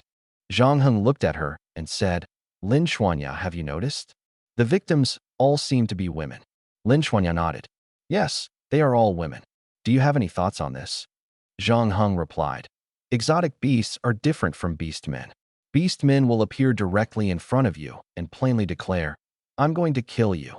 Exotic beasts, on the other hand, avoid humans, using their advantages to kill while trying to avoid direct confrontation. This particular exotic beast is especially cunning. Finding it won't be easy, but judging from its pattern of selecting prey, it seems to have a particular preference for women. Lin Xuanya immediately understood. You mean, even if we go looking for the exotic beast, if it hides, it will be very hard to find. So instead, I could act as bait to lure it out. Zhang Heng nodded. But I'd be worried if you were alone, so I prepared this. He took out a wig from his spatial ring, casually put it on, and asked Lin Xuanya. Of course, just wearing a wig isn't enough. Do you have any extra clothes I could borrow? Lin Xuanya looked at Zhang Heng, now wearing a long-haired wig with a serious expression, and couldn't help but burst into laughter. Haha, I never thought someone as serious as you could be so funny. Are you planning to cross-dress to lure the exotic beast? Ha! She probably never dreamed that Zhang Heng would make her laugh uncontrollably like this. After all, Zhang Heng was usually so serious, and this scene was such a stark contrast. Zhang Heng blinked. Lin Xuanya, I'm doing this to draw out the exotic beast. You'll be coming with me, so no matter what happens, we can react immediately. Stop laughing, be serious, and lend me a dress quickly. Lin Xuanya laughed for a while longer, then gasped for breath and said, All right, I'll get it now. She took out a white dress from her spatial ring. Zhang Heng took it and thought, a dress? I've never seen her wear this before. Without overthinking, he put it on directly. As expected of Lin Xuanya, knowing her clothes might not fit him, she chose a loose dress. He had to admit, she had a good eye for this sort of thing. Click!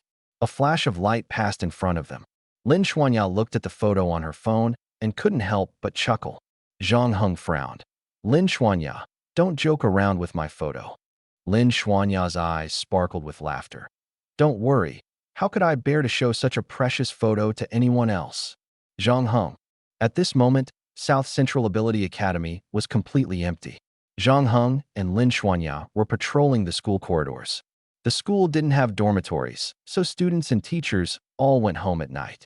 Therefore, there shouldn't be anyone else in the school at night. During the day, the school was bustling with activity. But at night, the entire campus was eerily quiet, sending chills down one's spine. The wind blew through the teaching building, making strange noises that gave people goosebumps. At first, Lin Xuanya could walk side by side with Zhang Heng. But as the night deepened, she hid behind Zhang Heng, clutching the fabric of his dress tightly with both hands. Whoosh, a cold wind blew past, and both of them shivered. Lin Xuanya immediately became highly alert. Zhang Heng turned to look at her, puzzled. Why was she so scared? Was she afraid of the dark, or something else? This made him even more confused. The entire night, he and Lin Xuanya had almost combed through the entire school, but found no clues. His nose seemed to have lost its function, unable to detect any strange scents. Could it be that tonight was destined to be fruitless? Did he cross-dress for nothing? Just then, a commotion came from ahead. Lin Xuanya immediately grabbed Zhang Heng's arm with such force that it was clear she was extremely nervous. Zhang Heng reminded her, "Don't be nervous, it's people." Only then did Lin Xuanya realize she was gripping Zhang Heng's arm tightly. She quickly let go. Sorry, Zhang Heng, I didn't mean to touch you." Zhang Heng didn't mind and walked straight toward the source of the noise. Several beams of flashlight light shone over. "Hey, Zhang Heng, buddy. Ha ha ha, your outfit is way too unique, long hair and a dress.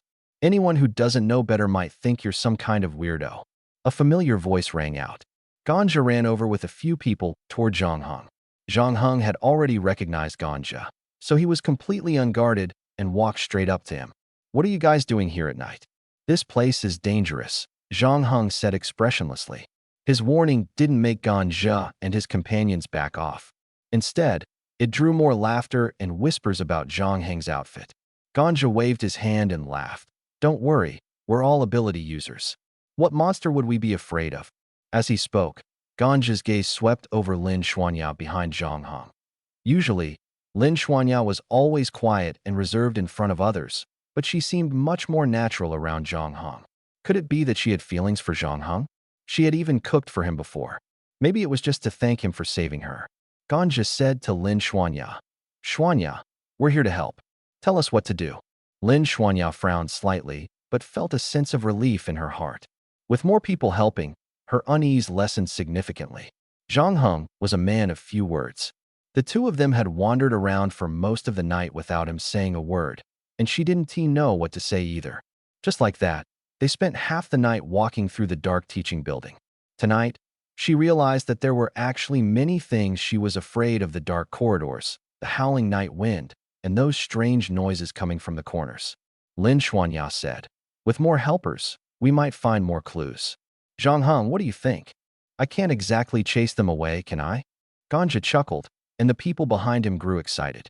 A classmate standing behind Ganja, named Wang Rongyao, said, "Zhang Heng, we enrolled together, and our abilities are about the same. Investigating the monsters in the school, we can help. Just tell us what to do, and we'll follow your lead." That made sense. They were genuinely here to help. Zhang Heng looked around. There were 6 people in total at the scene. They could split into 3 groups. "Ganja, you take 1 person. I'll take 1, and Lin Xuanya, you take 1. We'll split into 3 groups and act separately. We've already searched the teaching building, but I suspect the monster's hiding place won't be here. It's likely in a more concealed location, like an underground space that few people visit or a burrow. If you find any burrows, notify everyone immediately, and we'll go down together to check." Ganja was a bit puzzled. "Zhang Heng, if you think the teaching building is useless, isn't it a waste of time for you and Lin Xuanya to stay here?" Lin Xuanya replied, "It's not a waste. The monster might disguise itself as a human or control someone to approach others. Don't laugh at Zhang Heng's outfit. Most of the victims are women. Zhang Heng suspects the monster's target is women. So he dressed like this to lure the monster out or identify anyone under its control. Everyone finally understood. Zhang Heng continued. The monster might be hiding, so my outfit might not work on it. The priority now is to find burrows or sealed-off places, like rooms that aren't easily opened. Also, pay attention to a certain smell. It's like a mix of blood. If you smell it, notify everyone immediately or shout loudly. The monster is likely nearby. The group nodded in understanding. When it came time to split into groups, everyone wanted to team up with Lin Xuanya. Zhang Heng directly pulled Ganja and headed toward the old gymnasium. Hey, don't pull me. I want to team up with Lin Xuanya. I want to protect her, Zhang Heng said calmly. The competition is too fierce. Just come with me. We're not here to play around. This monster's abilities aren't simple. It can control people. Be careful not to get controlled, or it'll be a big problem. Ganja sighed helplessly. I came here in the middle of the night just for Lin Xuanya. Otherwise, why would I even be here? So did everyone else. That's why I said the competition is too fierce. Don't waste time. Ganja said speechlessly. Fine. I have to find that beast and make Lin Xuanya see me in a new light. Haha. Bro, you've got to help me. Zhang Heng and Ganja arrived at the old gymnasium. The two stood outside the old gymnasium. Ganja walked up to the iron gate and tugged at the lock. The door's locked. How are we supposed to get in? Also, I think I smell blood. Zhang Heng, why didn't you come here in the first place? Zhang Heng walked over to a pile of debris, moved aside a few boxes, and revealed a hole in the wall. A dog hole. Are you serious? I came all this way to help you, and now you want me to crawl through a dog hole. Ganja was clearly displeased. Nearby, some unknown sticky liquid glistened under the moonlight. Zhang Heng finally responded.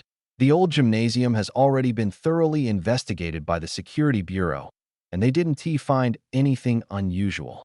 Ganja asked, Then why are you bringing me here now? Zhang Heng replied calmly, I don't trust them. Ganja was speechless. After speaking, Zhang Heng crawled directly into the hole in the wall. Inside the old gymnasium, the air was stuffy, carrying a faint stench of decay. Shadows of several figures were drawn on the ground ahead. Zhang Heng walked over to take a closer look. Ganja approached him. Zhang Heng, if you don't trust the Security Bureau, then who do you trust? Zhang Heng replied indifferently. I trust myself, of course. Take a look around. Ganja picked up a rusty javelin and poked around. I could have been spending a lovely evening with Lin Xuanya. Girls are afraid of the dark, so if I made some noise, Lin Xuanya would definitely jump into my arms. But instead, my dream is shattered, and I'm here with you looking for some hole. If there were a hole, wouldn't the Security Bureau have found it? Zhang Heng chuckled. You're right. If there were a hole, the Security Bureau would have found it. But that might be exactly why this is the place we're looking for. As he spoke, he looked up at the steel frame roof of the old gymnasium. Ganja walked over and looked up as well. You suspect the beast is hiding up there? If it's that obvious, why didn't the Security Bureau notice? Zhang Heng explained. I've searched the entire teaching building to rule out the possibility of the beast hiding there. I've been to all the places I should go, and I didn't find anything. The most suspicious place is still the old gymnasium. It's clearly a good hiding spot. There's nothing underground, no traces elsewhere, and the only place left unchecked is up there. Ganja took out a flashlight and shone it at the roof. The light illuminated a layer of yellowed fire-resistant gypsum board. There were several large holes in the gypsum board, big enough for the beast to pass through. Ganja's expression changed. If you're right, it really might be up there. Could it have already noticed us? The roof is at least 10 meters above the ground. How are we supposed to get up there? Zhang Heng glanced at Ganja. That's why I teamed up with you. Your stone mist can help us build a platform to climb up. Ganja cursed inwardly. So Zhang Heng had planned everything from the start. Even if Lin Xuanya had actively invited him to team up, he would have dragged him to the old gymnasium anyway, Zhang Heng said. However, I can't be 100% sure the beast is up there, but at least we have a chance to confirm it. Don't waste time. If we do find it, I'll tell Lin Xuanya that you were the one who discovered it first. Ganja raised an eyebrow. All right, I'm starting. The spiritual energy within him began to rotate slowly, clearly not yet at its peak level. But the stone mist indeed started to gather and swirl at his feet. Zhang Heng could faintly feel himself being lifted. A stone slab about 10 square meters in size was gradually rising. At this moment, Zhang Heng also took out two samurai swords, while a red thread from within him shot toward the roof. He frowned and warned, "There's definitely something up there, but it hasn't moved. Stay alert." Looking at the red line within Zhang Heng's body, Ganja thought to himself, could this be his ability? What's with those two knives? So cool. As the stone slab rose to a certain height, Zhang Heng connected the two knives together, transforming them into a short spear. Whoa, they can be combined. Ganja's eyes lit up. He had to get one of these for himself. Zhang Heng gripped the short spear and said, "Go hide in the corner. I'm going to break through this layer of fireproof gypsum board." Without wasting words, Ganja dashed to the corner. The spiritual energy within Zhang Heng's body suddenly accelerated, instantly reaching its peak. A surge of powerful spiritual energy erupted from him as he tightly gripped the short spear and slashed upward at the fireproof gypsum board. Swish! Instantly, a 3 to 4 meter long crack appeared on the board. The next second, the gypsum board shattered and fell to the ground in pieces. What was even more shocking was that the falling debris revealed dozens of massive, oval-shaped cocoons. What are these things?" Ganja exclaimed in surprise. There were over 30 cocoons, each tied with a white thread as thick as a finger. These threads connected the cocoons to the steel beams above, and above the beams was a giant spider web that covered the entire ceiling of the old gymnasium. Zhang Heng noticed that his bloodline was connected to one of the cocoons. He immediately severed the bloodline and rushed toward the cocoon. The bloodthirsty skill was ineffective on corpses, which meant the cocoon either contained a beast or the beast's food. Most likely, it was the latter. He knew of creatures that stored food in cocoons, suffocating their prey inside before injecting a strange liquid to slowly dissolve them into bodily fluids for easy consumption. Zhang Heng slashed open the cocoon. A pale-faced man tumbled out. Zhang Heng caught him and gently laid him on the ground. Only one bloodline had appeared, indicating that the people in the other cocoons were likely already dead. Zhang Heng looked at the dying middle-aged man on the ground and realized he didn't seem to be a student from the school. At that moment, Ganja hurried over. "Zhang Heng, look, there's a big hole up there." Zhang Heng handed the middle-aged man to Ganja and said, "Ganja, take him to the hospital first. I'll go check up there." Ganja glanced at the numerous cocoons around them and asked, "What about the others?" Zhang Heng shook his head. "They're all dead." With that, he leapt up, grabbed a beam, and swiftly climbed toward the large hole in the old gymnasium like a monkey. Once steady, he looked up at the hole above him. The iron roof had been corroded by some unknown substance, forming a hole over 3 meters wide. Suddenly, bang! A heavy thud sounded from the roof. Zhang Heng quickly climbed onto the rooftop. Looking up, he saw a massive 8-legged spider, as large as a truck, sprawled ahead. Not only was the spider enormous, but it also had a pair of wings resembling cicada wings on its back. Zhang Heng's eyes widened. What kind of monster was this? In the darkness, the spider's 8 eyes rotated, and Zhang Heng immediately felt himself being locked onto. Hiss! There was a faint sound ahead. The spider spat out a white sphere, which instantly split open in midair, spreading into a giant spider web. The spiritual energy within Zhang Heng's body erupted once more. With a push of his hands, 2 streams of stone mist appeared and rapidly spread out. The stone mist condensed into a solid wall. The spider web collided directly with the stone wall. Before Zhang Heng could clearly see how large the spider web was, the spider beast swiftly crawled toward him, its forelimbs swinging left and right, smashing the stone wall into fragments in an instant. Kerala! The spider let out a strange sound, its forelimbs flailing wildly like 2 large blades. Zhang Heng kept retreating, and at the same time, a line of blood shot out from his body, directly connecting to the spider. Gripping his short spear tightly with both hands, Zhang Heng moved nimbly, charging past the spider's side at an incredible speed. The spider continuously spat out webs, but Zhang Heng easily dodged them. Its massive size didn't equate to great speed. Through his probing, Zhang Heng confirmed that the spider wasn't fast. But he forgot one thing: the spider could fly. As Zhang Heng approached, the spider suddenly spread its wings, creating a strong gust of wind as its massive body lifted into the air. At that moment, a dark figure leaped up from the ground, stepping into the air as if there were footholds in the sky. It was Lin Xuanya. Lin Xuanya stomped hard on the air with her right foot, her entire body shooting toward the airborne spider like an arrow. Her blade struck the spider swiftly and precisely. The spider let out a wretched scream, its 8 legs flailing wildly as its massive body plummeted straight to the ground. Lin Xuanya landed steadily not far in front of Zhang Heng. "Zhang Heng, are you okay?" she asked, her face full of concern. Zhang Heng nodded. The slash Lin Xuanya delivered just now seemed to compress all the spiritual energy in her body into the blade, then release it in an instant. So, there's a technique like this. Why didn't T. Wang Yin teach him this? Wait, maybe Wang Yin did teach it, but he just didn't grasp it. This isn't actually a difficult technique. It's just about compressing spiritual energy into a fist or weapon and then releasing it in a flash. He definitely had to try it when he got back. Lin Xuanya looked at the corpse of the spider beast in the distance, let out a long breath, and turned to Zhang Heng with a smile, saying, "Zhang Heng, we did it." Zhang Heng nodded and said, "It was all you. I didn't help." Lin Xuanya quickly tried to explain. Zhang Heng, watching her earnest attempts to explain, was thinking about something else. Such a massive beast, hiding on the roof of the old gym all this time, and no one noticed? Impossible, right? And he and T realized this spider beast could control humans? Could there be other undiscovered beasts? Zhang Heng. A male classmate ran over. It was Wang Rongyao. Zhang Heng looked at him and asked, "What about the others?" Wang Rongyao took a deep breath and said, "The others have all gone to the hospital." He glanced at the enormous spider corpse in the distance, his eyes filled with shock. "Is this the man-eating beast from the school? It's huge. How did no one notice it? Did you kill it, Zhang Heng?"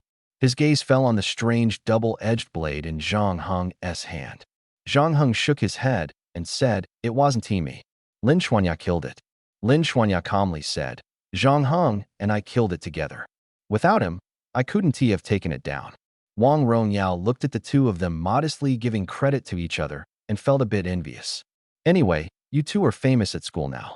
Congratulations." Zhang Heng said, "Let us talk about it tomorrow. I'm heading back." Wang Rongyao, you take Lin Xuanya home. No problem. Wang Rongyao agreed enthusiastically. Lin Xuanya opened her mouth as if to say something, but ultimately didn't. Wang Rongyao hadn't expected Zhang Heng to give him such an opportunity to let him escort Lin Xuanya home. At that moment, his opinion of Zhang Heng greatly improved. "Xuanya, let us go. I'll take you home." Lin Xuanya's spiritual energy had been completely depleted by that slash earlier. If she encountered danger on the way, she wouldn't be able to handle it. Lin Xuanya hesitated for a moment and then said, "All right, thank you, Wang Rongyao." Wang Rongyao smiled and said, "No need to thank me. It's the least I can do. Let us go." Lin Xuanya glanced at Zhang Heng before following Wang Rongyao out of the school. Zhang Heng walked to a corner, opened a spatial door, and returned home directly. He first went to the bathroom to wash his face briefly, then sat down at his computer and turned it on. The spider beast Lin Xuanya had killed clearly didn't have the ability to control others. But he couldn't shake the feeling that this spider seemed to have been raised by someone. Anyway, he decided to check the records first. The Beast Compendium should have detailed descriptions of this type of creature's abilities. If it really could control humans, then he was overthinking it. Beast Compendium entry number 148, Winged Spider. Zhang Heng carefully compared the appearance of the winged spider with the one Lin Xuanya had killed last night. They were identical. The only difference was that the winged spider was very small, with a maximum size of about 90 centimeters. But the spider from last night was estimated to be 7 or 8 meters wide.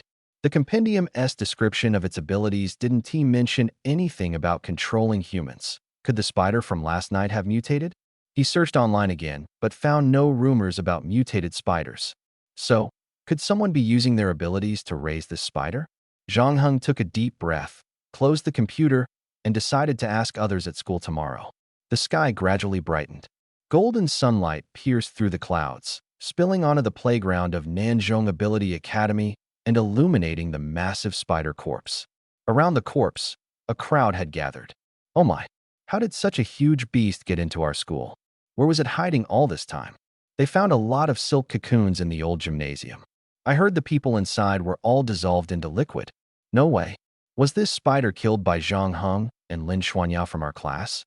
How did they train to the point where they could split it in half? I heard Lin Xuanya's master is actually the captain of the first squad of the Security Bureau Guardians. Nanzhong Ability Academy Principal S Office. Chen Jianba looked at Lin Xuanya with admiration, truly worthy of being my student. Old Su, did you see that? I told you she's amazing, didn't I? Principal Su nodded awkwardly and smiled. I didn't expect the hidden beast in the academy to be discovered so quickly, and for the two of them to take care of it. At this moment, Zhang Heng spoke up. Principal, the spider beast doesn't have just one nest.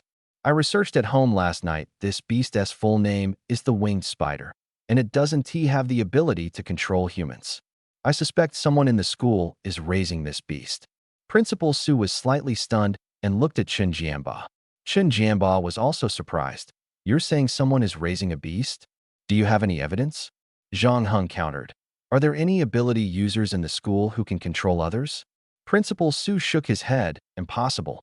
Only psychic ability users can control others. In Jiangnan City, there's only one person with such a power, Yi Duo from the night patrol team. She wouldn't do such a thing. Chen Jianba's expression suddenly turned serious. Old Su, don't jump to conclusions. Who says Yi Duo wouldn't do such a thing? Zhang Heng just said this spider was clearly being raised by someone, and it's an ability user who can control others. In Jiangnan City, only Yi Duo has that capability. For someone like her, raising a beast as a pet is nothing. Zhang Heng's expression changed, and he calmly said, don't rush to convict. Some ability users' information hasn't even been uploaded to the Dragon Nation Ability Information Network, like traders. If it's the work of a trader, everything makes sense. Chen Jianba clapped his hands and laughed. That's also possible. Yi Duo is now a suspect. Let us detain her first, and I'll send people to investigate the situation in the city. After saying this, Chen Jianba whistled and skipped out of the principal's office. Old Su awkwardly looked at Zhang Heng. Chen Jianba and Yi Duo already don't get along, and now it's bound to get worse. Zhang Heng's expression shifted slightly. Principal Su, that's not what I meant. Principal Su smiled wryly. I know, you're just telling us what you know. Don't worry, nothing will happen. Go back to class for now. I'll inform you as soon as there's news.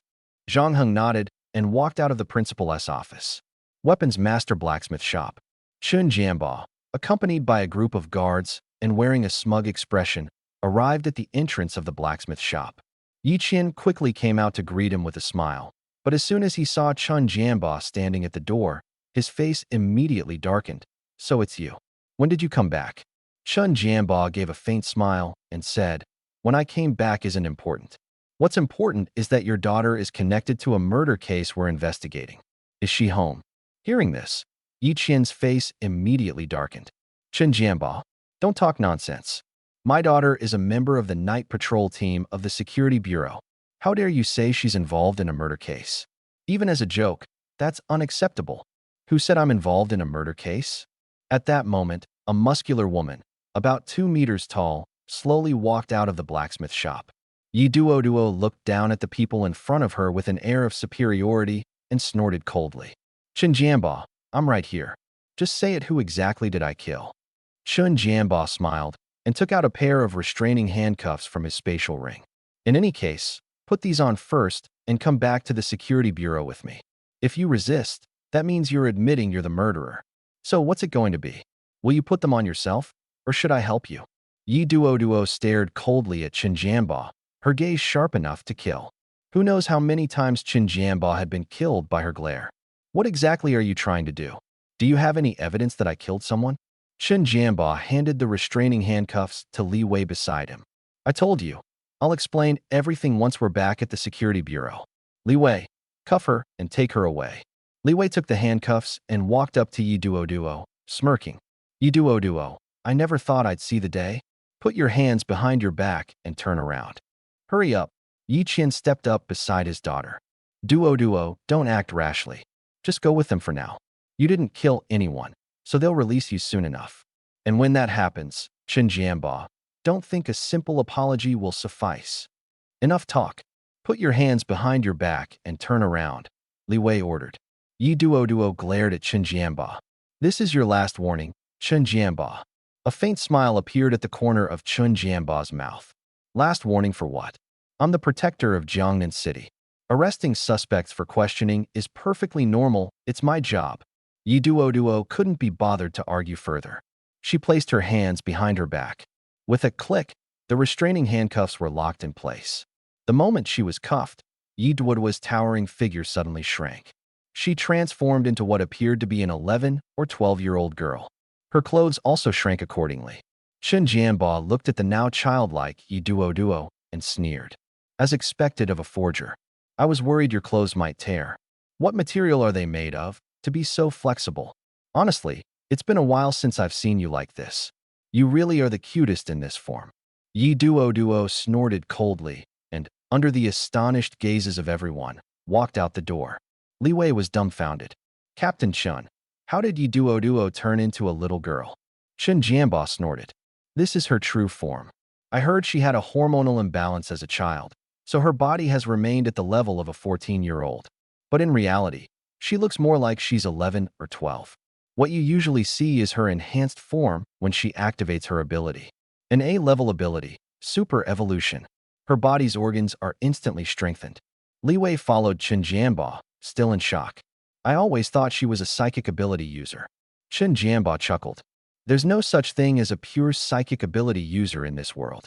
If there were, they'd be godlike. Just one look from them could make you commit suicide. Wouldn't that terrify you? Li Wei awkwardly smiled. That exaggerated? How does Yi Duo control others? Idiot. Didn't I already say her ability is super evolution, manifested in her organs? Supervision, super hearing, super strength, super cells. I can't explain exactly how she can silently control others. It must be a power gained after her organs evolved to the extreme. Li Wei nodded. I see. Chun Jianba chuckled.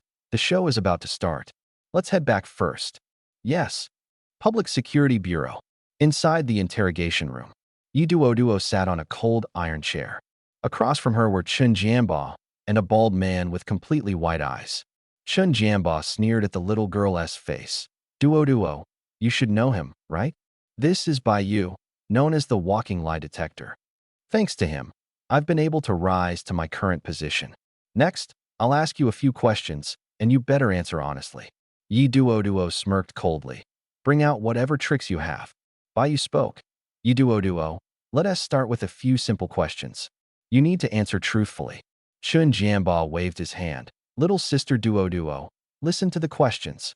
Bai Yu asked. Yi Duo, do you secretly dislike Captain Chin? Chun Jianba's expression changed. Why ask such a boring question? That's right. I do dislike him. I really wish he'd meet his end while on a mission. Yi Duo's voice suddenly turned childlike, carrying a hint of innocence. Chun Jianba's face immediately darkened. Yi Duo, are you cursing me to die? I'm just doing my job. Bai Yu quickly followed up. Would you be willing to marry Captain Chen? Yi Duo frowned, her face full of disgust. Even if every man in the world died, I would never marry him. He is not even worthy of tying my shoes. Chun Jianba glared at Bai Yu in annoyance. Hey, what kind of question is that?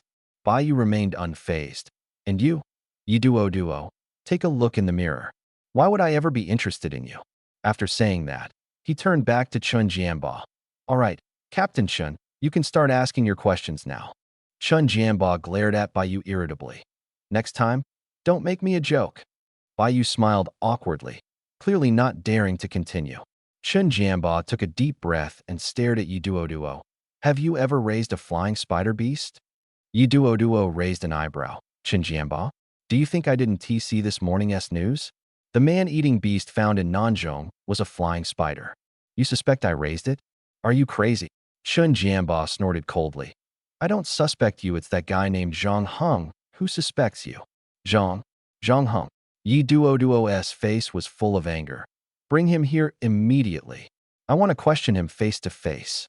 I'm here. A voice suddenly came from the speaker. Chun Jianba raised an eyebrow, and Zhang Heng pushed open the interrogation room door, walking in calmly. Yi Duo stared at him coldly. What did you say to him? Zhang Heng answered honestly. I just said someone might be raising beasts, and it's likely a psychic ability user. Yi Duo smirked coldly, and turned to Chen Jianba. So you arrested me because of that? Chen Jianba looked a bit awkward, scratching the back of his head. Who let you in? At this moment, Old Hu walked in and said seriously, I let him in. He said he has important information to share with us, related to Yi Duo. Chen Jianba cleared his throat. In short, based on Zhang Heng's clues, all psychic ability users in Jiangnan City have become suspects. This information was discovered by Zhang Heng. Until evidence proving Yi Duoduo's innocence is found, Yi Duo will have to stay in prison for now. Yi Duo, you're a member of the night patrol team of the Security Bureau, so I hope you can cooperate. What do you say? Yi Duo took a deep breath and turned to Zhang Heng. Prepare a room for me. I have more questions to ask you. Chen Jianba grinned. Give her the best prison environment. After all, she's one of us. We can't treat her poorly. Old Hu smiled wryly. Can there even be a good environment in prison? They're all about the same. Yi Duo, wearing handcuffs, was taken into a prison room, and Zhang Heng followed her in. The room was left with just the two of them. Yi Duo looked at Zhang Heng and asked, I've recently heard about some things happening at the academy. What's the situation exactly? This time, she wasn't angry. Zhang Heng briefly explained the events to her. After listening, Yi Duo nodded. After you and Lin Xuanya dealt with the winged spider, you suspected someone at the school was secretly raising winged spiders? Why would you think that? Zhang Heng calmly explained. If I hadn't smelled that scent or seen a few people entering the old gymnasium, this matter might have ended with the death of the winged spider. But that's not the case? What exactly did you see? Zhang Heng continued. It starts with the murder case at the old gymnasium. That day, 3 people died in the old gymnasium, but their manner of death was different from the way winged spiders kill. The corpses of those 3 women were strange. Their internal organs were almost completely removed. When winged spiders eat humans, they trap their prey in silk cocoons, and the prey's internal organs remain intact. These 2 different killing methods indicate that the winged spider had nothing to do with these 3 murders. The killer with psychic control abilities might have wanted to kill these 3 people and then frame the winged spider. After all, the winged spider's lair was in the old gymnasium. The killer discovered this by chance and began executing their murder plan. Yi Duoduo's expression changed slightly. But didn't you previously suspect so? Next, I will find a way to catch the murderer. As soon as he finished speaking, Zhang Heng walked out of the prison. Yi Duo sighed softly. As expected, he's a cold, unromantic man. Zhang Heng left the security bureau and returned to the classroom. At this moment, Lin Xuanya and he had become heroes in everyone's eyes. After all, the corpse of the winged spider was truly shocking. Such a massive beast had been split in half with a single strike. The incident even made it onto the local news. Because of this, the Academy of Abilities gained even more fame. When Lin Xuanya saw Zhang Heng return, she quickly approached him and said, Zhang Heng, I heard that reporters from the TV station are coming to interview us this afternoon. The principal wants us to prepare well. You go ahead. I have other matters to handle. Lin Xuanya was a bit surprised, but felt this was very much in line with Zhang Heng's personality. While others would be excited about appearing on TV, he showed no interest. She nodded. All right then. Ganja patted Zhang Heng on the shoulder and asked in a low voice, Brother, what's wrong? Shouldn't you be happy about becoming famous on TV? Zhang Heng replied calmly. I already said, it was Lin Xuanya who killed the winged spider. She split it in half with one strike. I don't have that kind of ability. Although his cultivation level was higher than Lin Xuanya's, he was far less experienced in utilizing spiritual energy. After all, Lin Xuanya was Chen Jianba's disciple. Despite Chen Jianba's eccentric personality and frequent clashes with Yi Duo, his ability to train someone like Lin Xuanya proved his strength. After this incident, Zhang Heng realized he needed to focus on improving his combat skills. The combat techniques in this world were completely different from those in his previous one. His skills were effective against humans, but fell short when facing massive beasts. At that moment, a man with dark skin, yellowish hair, and a malnourished appearance walked into the room. He was chubby and ordinary-looking. A few girls pinched their noses and frowned as they walked past him. Cheng Liang. A girl stopped him. Several boys blocked the path of the yellow-haired Cheng Liang. A trace of fear flashed in his eyes as he instinctively raised his hands and stepped back. What do you want? A group of boys and girls surrounded him. Leading them was a student with a lip piercing, dressed fashionably, and sporting a shaved head. His name was Dong, and he, along with a few classmates, encircled Chung Liang. However, because of Chung Liang's unpleasant odor, they all kept their distance. Dong stared at Chung Liang with disgust. How long has it been since you last showered? Why are you always so smelly? Do you know you made my girlfriend sick? Dong's girlfriend was the heavily made-up girl with smoky eye makeup standing nearby. Her name was Tao Anren. She was quite popular among the boys, partly because of her good looks and trendy style, and partly because she changed boyfriends frequently, accepting both handsome and unattractive ones. This gave many boys the illusion that they had a chance with her. Tao Anren pinched her nose and looked at Chung Liang with disdain. Dong, this guy stinks to death. Get him out of here, or he'll pollute the air in the classroom. Chung Liang shrank back, which only made Dong more arrogant. Dong kicked Chung Liang. With a loud crash, Chung Liang knocked over several desks and fell to the ground, crying out in pain. Are you deaf? Didn't you hear my girlfriend tell you to leave? You're so annoying. Do I have to beat you up? Chung Liang slowly got up and looked at his scraped palm, blood oozing out. It seemed he had hit something sharp when he fell. Suddenly, Chung Liang revealed a strange smile. He stuck out his tongue and licked the blood clean from his palm. His eyes were fixed on Tao Anren, licking his lips with a crazed expression. Tao Anren frowned deeply, looking uneasy as she hid behind Dong. Dong, hurry up and make him leave.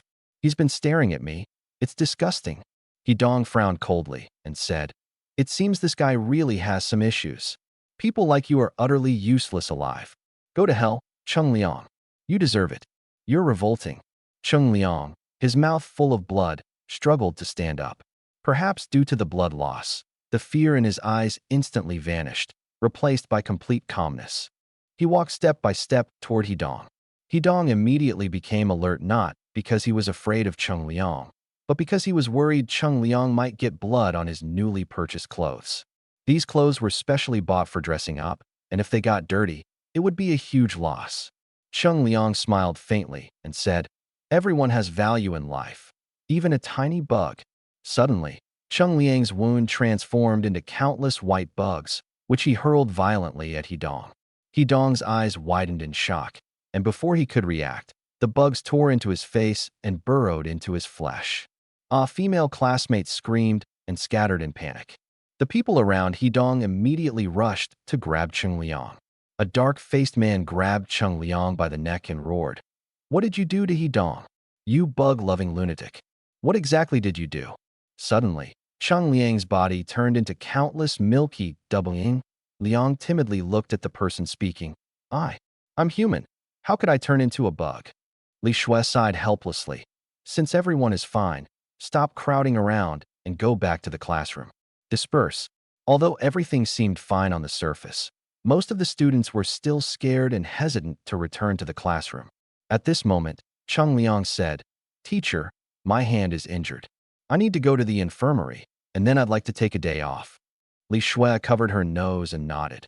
Remember to take a shower, you have quite a strong smell. Chung Liang chuckled sheepishly and scratched his head. All right, thank you for your concern, teacher. After Chung Liang left, the students who were reluctant to enter the classroom finally went back. Ganja patted Zhang Heng's shoulder, his face full of worry. What exactly is going on? Was that just an illusion earlier? He looked at Dong, the first person Chung Liang had attacked. Dong seemed completely fine, even chatting happily with Tao Anren. Zhang Heng's expression remained calm, as if he was the only one who knew the truth. At this moment, even without deliberately sniffing, he could sense a faint smell of blood in the air. He was very sensitive to the scent of blood and had previously been unable to identify the sour stench. Now he understood it was the smell emanating from the white bugs. Zhang Heng asked Ganja, What exactly is Chung Liang's ability? Ganja scratched the back of his head. How would I know? I just heard about this guy being here. Honestly, his smell is really unpleasant. Are there still people this unhygienic nowadays? I thought I was already lazy enough. Zhang Heng stood up, preparing to go out, and asked Li Shui. In the teacher's office, Zhang Heng found Li Shui busy processing documents behind her desk. When Li Shui saw Zhang Heng enter, she put down the file in her hand.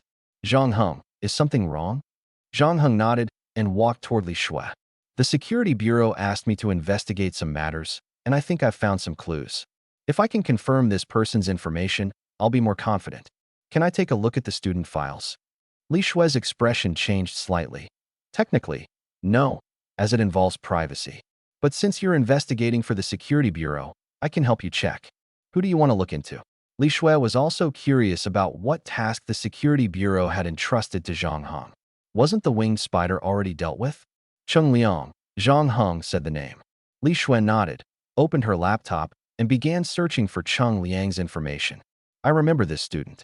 His family situation is quite unique, and his ability is rather strange. Found it. You can take a look, but don't tell anyone else. Li Shui stood up and made room for Zhang Heng. Zhang Heng sat down, held the mouse, and slowly browsed through the file. Moments later, Zhang Heng closed the file and looked up at Li Shui. Thank you. I think I understand now. Li Shui nodded and watched Zhang Heng leave. After leaving the office, Zhang Heng had a comprehensive understanding of Cheng Liang. Cheng Liang's family situation was indeed special. He was an abandoned child who grew up in the Sun Orphanage. At 18, after becoming an adult, he came to the South Zhong Abilities Academy to awaken his powers. The strangest thing was his ability. His ability was called Bug Whisperer. Zhang Heng took out his phone and quickly looked up detailed information in the abilities index. Ability, Bug Whisperer, Level E, Effect, can communicate with bugs. On the surface, this ability didn't even qualify as a support skill, it merely allowed communication with bugs. But Zhang Heng felt that this ability was far from simple. He could control bugs, even allowing them to parasitize his body and follow his commands to attack targets. That what's even more terrifying is the ability to directly control the target. I estimate that the dozen or so people in the classroom right now are all being controlled by those disgusting insects. Because the bugs are inside their bodies, the controlled individuals emit a peculiar odor. The insects gradually gnaw away at the internal organs, then move on to the brain, until all that's left of the body is an empty shell. Zhang Heng went to the Public Security Bureau once again. He had been here multiple times already, and many people were familiar with him. He went straight to Old Hu. Old Hu looked at him in surprise. A practical report? No need to go to such lengths. I'm already aware of the report about those girls. Their internal organs were completely devoured, their flesh, blood, and brains were gone, leaving only a shell of skin behind. The coroner was startled when they saw the bodies. Clearly, they've never encountered such a bizarre case before. Zhang Heng lightly tapped the table, lost in thought. Old Hu gazed at him appreciatively. Yi Duoduo had mentioned Zhang Heng numerous times, and this was the first time Old Hu had seen Yi Duoduo hold such high regard for a student. Old Hu wasn't in a rush, he waited for Zhang Heng to continue. After a brief moment, Zhang Heng organized his thoughts and looked up at Old Hu. There's a student at our school named Cheng Liang. His ability is being an insect whisperer capable of controlling bugs. Today, he caused panic at school using his powers. I've looked into his background and also know where he lives. If you send people there, you might be able to catch him. Interrogate him, and he should confess. Old Hu blinked. You're certain it's him? Zhang Heng nodded firmly. Of course. Otherwise, I wouldn't be telling you this. Saying that, he picked up a piece of paper and a pen, jotting down an address. At that moment, someone walked in from outside. Zhang Heng, you're practically part of the Public Security Bureau now. Coming here feels like you're returning home. Want to join my task force? Old Hu saw Chen Jianba and quickly handed him the paper. Captain Chen, Zhang Heng gave us precise intel. The 3 people who died in the old gym were obviously murdered. Here's the suspect's address. Send someone to apprehend them immediately. Chen Jianba's face lit up with surprise. Really? You've identified the killer? It's not Yi Duoduo. Zhang Heng looked at him and smiled faintly. You and I both know it's not Yi Duoduo, right? Chen Jianba tilted his head slightly. I can't be 100% sure. After all, I value fairness and impartiality. I want to relax my suspicions just because Yi Duoduo is on our side. I abide by absolute justice. If Hyuna did break the law that day, I wouldn't show leniency just because she's my disciple. I'd arrest her without hesitation. Old Hu chuckled and chimed in. Zhang Heng, Captain Chun is just that kind of person. It's because of his fairness and selflessness that Jiangnan City is so stable. Chen Jianbo rolled his eyes at Old Hu. Stop kidding. Stable? Where did the winged spider and that murderer come from then? Old Who pouted. Weren't you out on a mission at the time? If you were here, they wouldn't have dared to act recklessly. That was clearly flattery. Chen Jianba grinned. Old Who, your silver tongue hasn't changed a bit, always so good at sweet talking. But we need evidence to make an arrest. I can't just go around detaining people based on a few words from you. This one's on you to handle. With that, Chen Jianba casually tossed the slip of paper aside and walked out without looking back. Zhang Heng watched Chen Jianba's departing figure, a trace of coldness flashing in his eyes. As expected, he didn't particularly like this captain of the task force. He glanced at Old Who now wore a troubled expression. Old Who said anxiously, Captain Chen keeps his word. If he says he won't help, he really won't help. Zhang Heng, what should we do now? It's obvious he just wants to keep Yi Duo locked up for a few more days. Zhang Heng asked curiously, what kind of conflict is there between Captain Chen and Duo? Why is their relationship so bad? Old Who glanced back in the direction where Chen Jianba had walked away, making sure he was gone, then lowered his voice and said, this matter goes back to a year ago when our security bureau was electing a team captain. At that time, both candidates were strong. One was Chen Jianba, and the other was Yi Duo, whom you know. Zhang Heng said, Yi Duo doesn't seem like the type to hold a grudge just because she didn't get elected as team captain. Old Who gave a bitter smile. The team captain election was a competition of both strength and criminal investigation skills. That time, Duo beat Chen Jianba in the competition, but she lost to him in criminal investigation skills, and it was because Chen Jianba played some tricks. Although using small tactics in such competitions is not uncommon, Duo was very angry after losing, and the two of them developed a grudge. In the final voting round, Duo lost to Chen Jianba again. Chen Jianba, with his sharp tongue, couldn't resist mocking her. Duo lost control of her emotions and hit him. As a result, not only did she fail to become team captain, but she was also directly kicked out of the security team and transferred to the night patrol team. With Duo's abilities, staying in the night patrol team is a waste. Of course, I'm not saying the night patrol team is bad, but Duo is better suited for the security team. Zhang Heng nodded, realizing the history of their grievances. Duo's abilities were not as strong as Chen Jianba's, but she felt she had been framed. Duo was too naive, while Chen Jianba was full of schemes. Comparing the two, the outcome was clear. If Captain Chen is unwilling to send people to handle this, then let the night patrol team take action. Anyway, I've already found the culprit. I'm quite busy myself and can't keep watching over this for you. Old Who suddenly remembered that Zhang Heng was still a student and gave an awkward smile. I almost forgot you're still a student. Zhang Heng added. Those people in the classroom were clearly controlled by the bugs. I'll find a way to subdue them. At least I'm not ignoring it. After that, it's up to you. With that, Zhang Heng walked out of the office. Old Who took a deep breath and immediately went to contact the night patrol team members. Back at school, Zhang Heng first sought out Lin Xuanya. After her interview with reporters in the afternoon, Lin Xuanya returned to the classroom and was surrounded by a group of classmates. Zhang Heng wanted to talk to her, but found the crowd too dense to get through. At the same time, he noticed a problem. The dozen or so people who had been controlled by the bugs didn't seem to be in the classroom. Zhang Heng found Ganzhou and asked, where did he Dong and the others go? Ganzhou's expression changed slightly as he looked around, clearly unsure. I didn't notice. Why are you looking for them? A classmate sitting in front of Zhang Heng overheard their conversation and said, I just saw He Dong and about a dozen others leave the classroom together. Not sure where they went, but their expressions were strange, no emotion, blank stares, like robots. Trouble was brewing. Zhang Heng hadn't wanted to get involved in this. If it weren't for the principal's instructions, he wouldn't have bothered. Sure enough, asking for help always comes with a price. Zhang Heng nodded and walked out of the classroom. At some point, Lin Xuanya appeared behind him. Zhang Heng, what's wrong? Did something happen? Zhang Heng was a bit surprised. You're just in time. He Dong and the others might have already been controlled by the bugs. I was just looking for someone. What do you mean? Lin Xuanya was instantly shocked. Zhang Heng succinctly explained his suspicions to her. Lin Xuanya frowned. I didn't expect that while I was out for an interview, all this would happen. So what do we do now? Split up to look for them?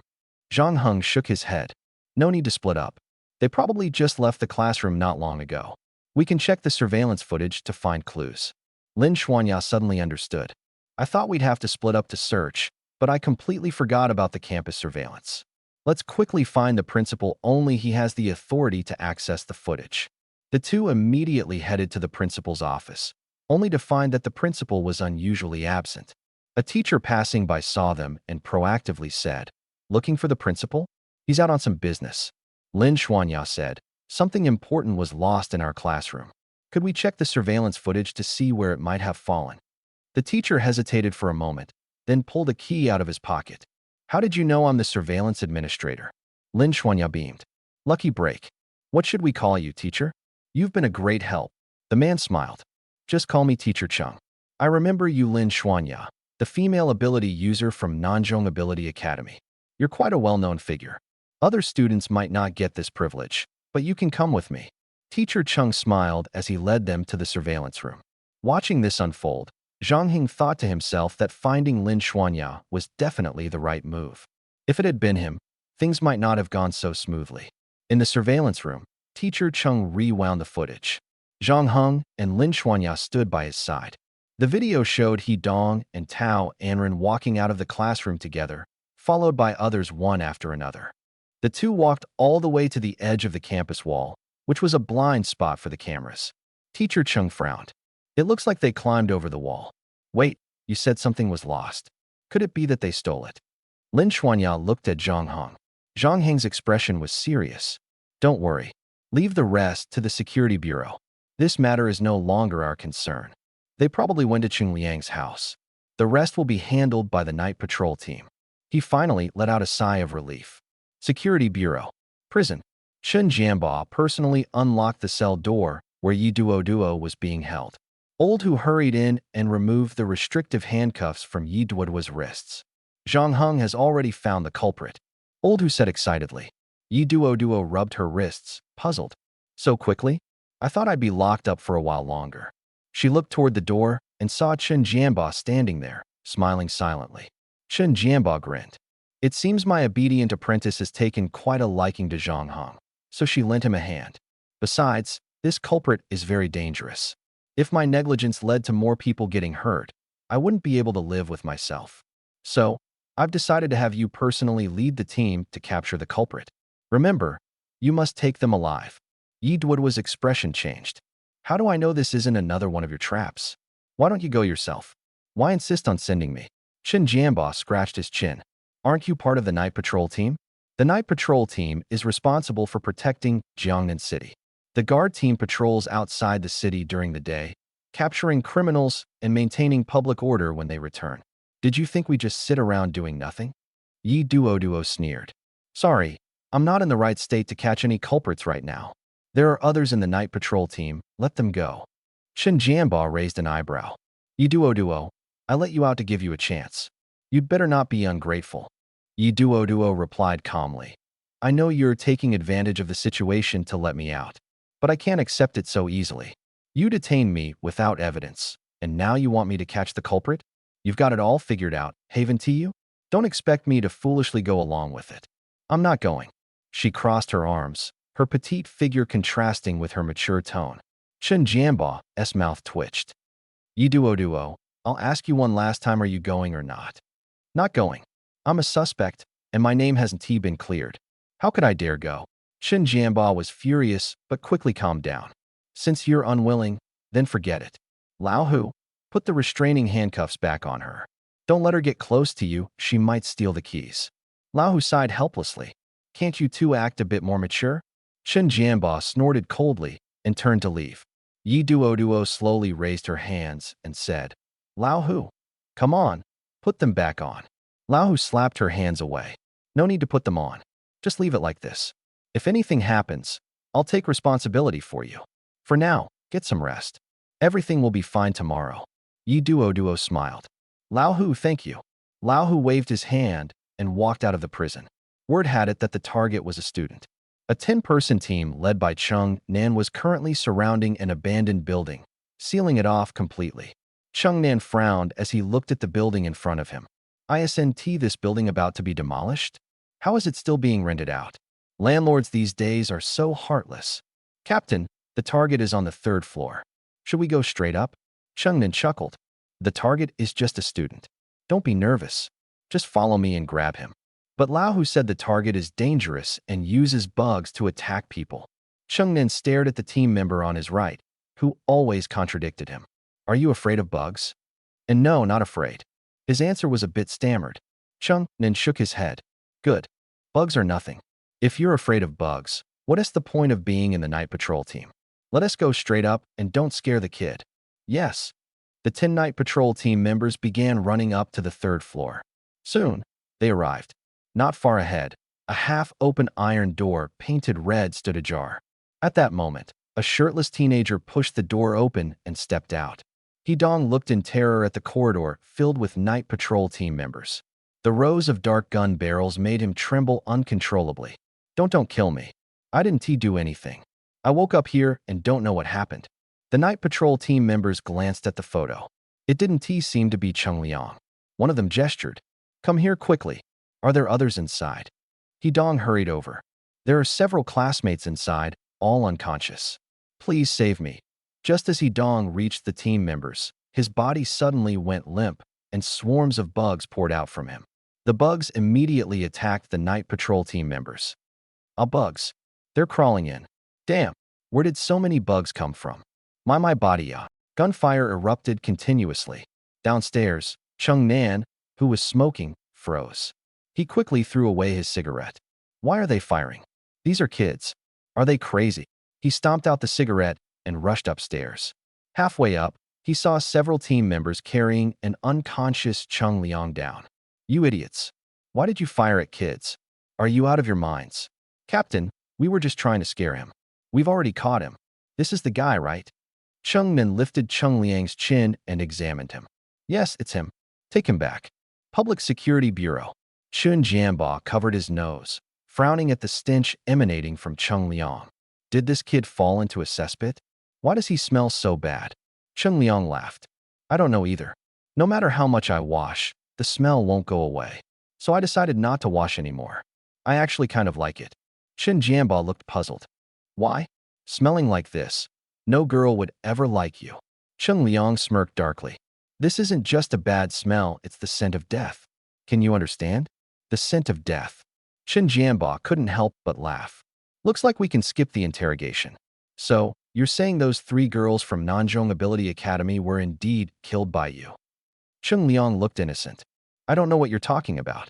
I was at home cooking at the time when someone suddenly barged in. I was about to ask what was going on. Chun Jianba raised an eyebrow, surprised that the kid dared to argue. So you're saying you don't know why we brought you here? Chung Liang nodded. May I ask, what crime have I committed for you to send so many people to arrest me? At this moment, Bai stepped forward, looking at Chung Liang. We guardians each have our own specialties. I can tell if someone is lying. I'll ask you a few questions now. If you lie, it means you're the culprit. Chung Liang smiled. Go ahead and ask. I absolutely won't lie. Bai snorted coldly. You'd better not. Tell me, were the 3 girls from Nanjong Ability Academy, who died in the old gymnasium, killed by you? Chung Liang shook his head and replied calmly, No. Why would I kill them? Do I look like someone who would kill? Bai's expression changed. Chun Jianba quickly asked, Did he lie? Bai's face darkened. The Chung Liang before him hadn't lied. His heartbeat and breathing were normal. Everything was as usual. Bai didn't answer Chun Jianba's question, but instead asked another. Why did you kill those 3 female classmates? Chung Liang couldn't help but laugh. What are you talking about? I've already said I didn't kill anyone. You can't falsely accuse me. Bai's breathing quickened. Incredibly, he was telling the truth. How was this possible? Could he really control his emotions?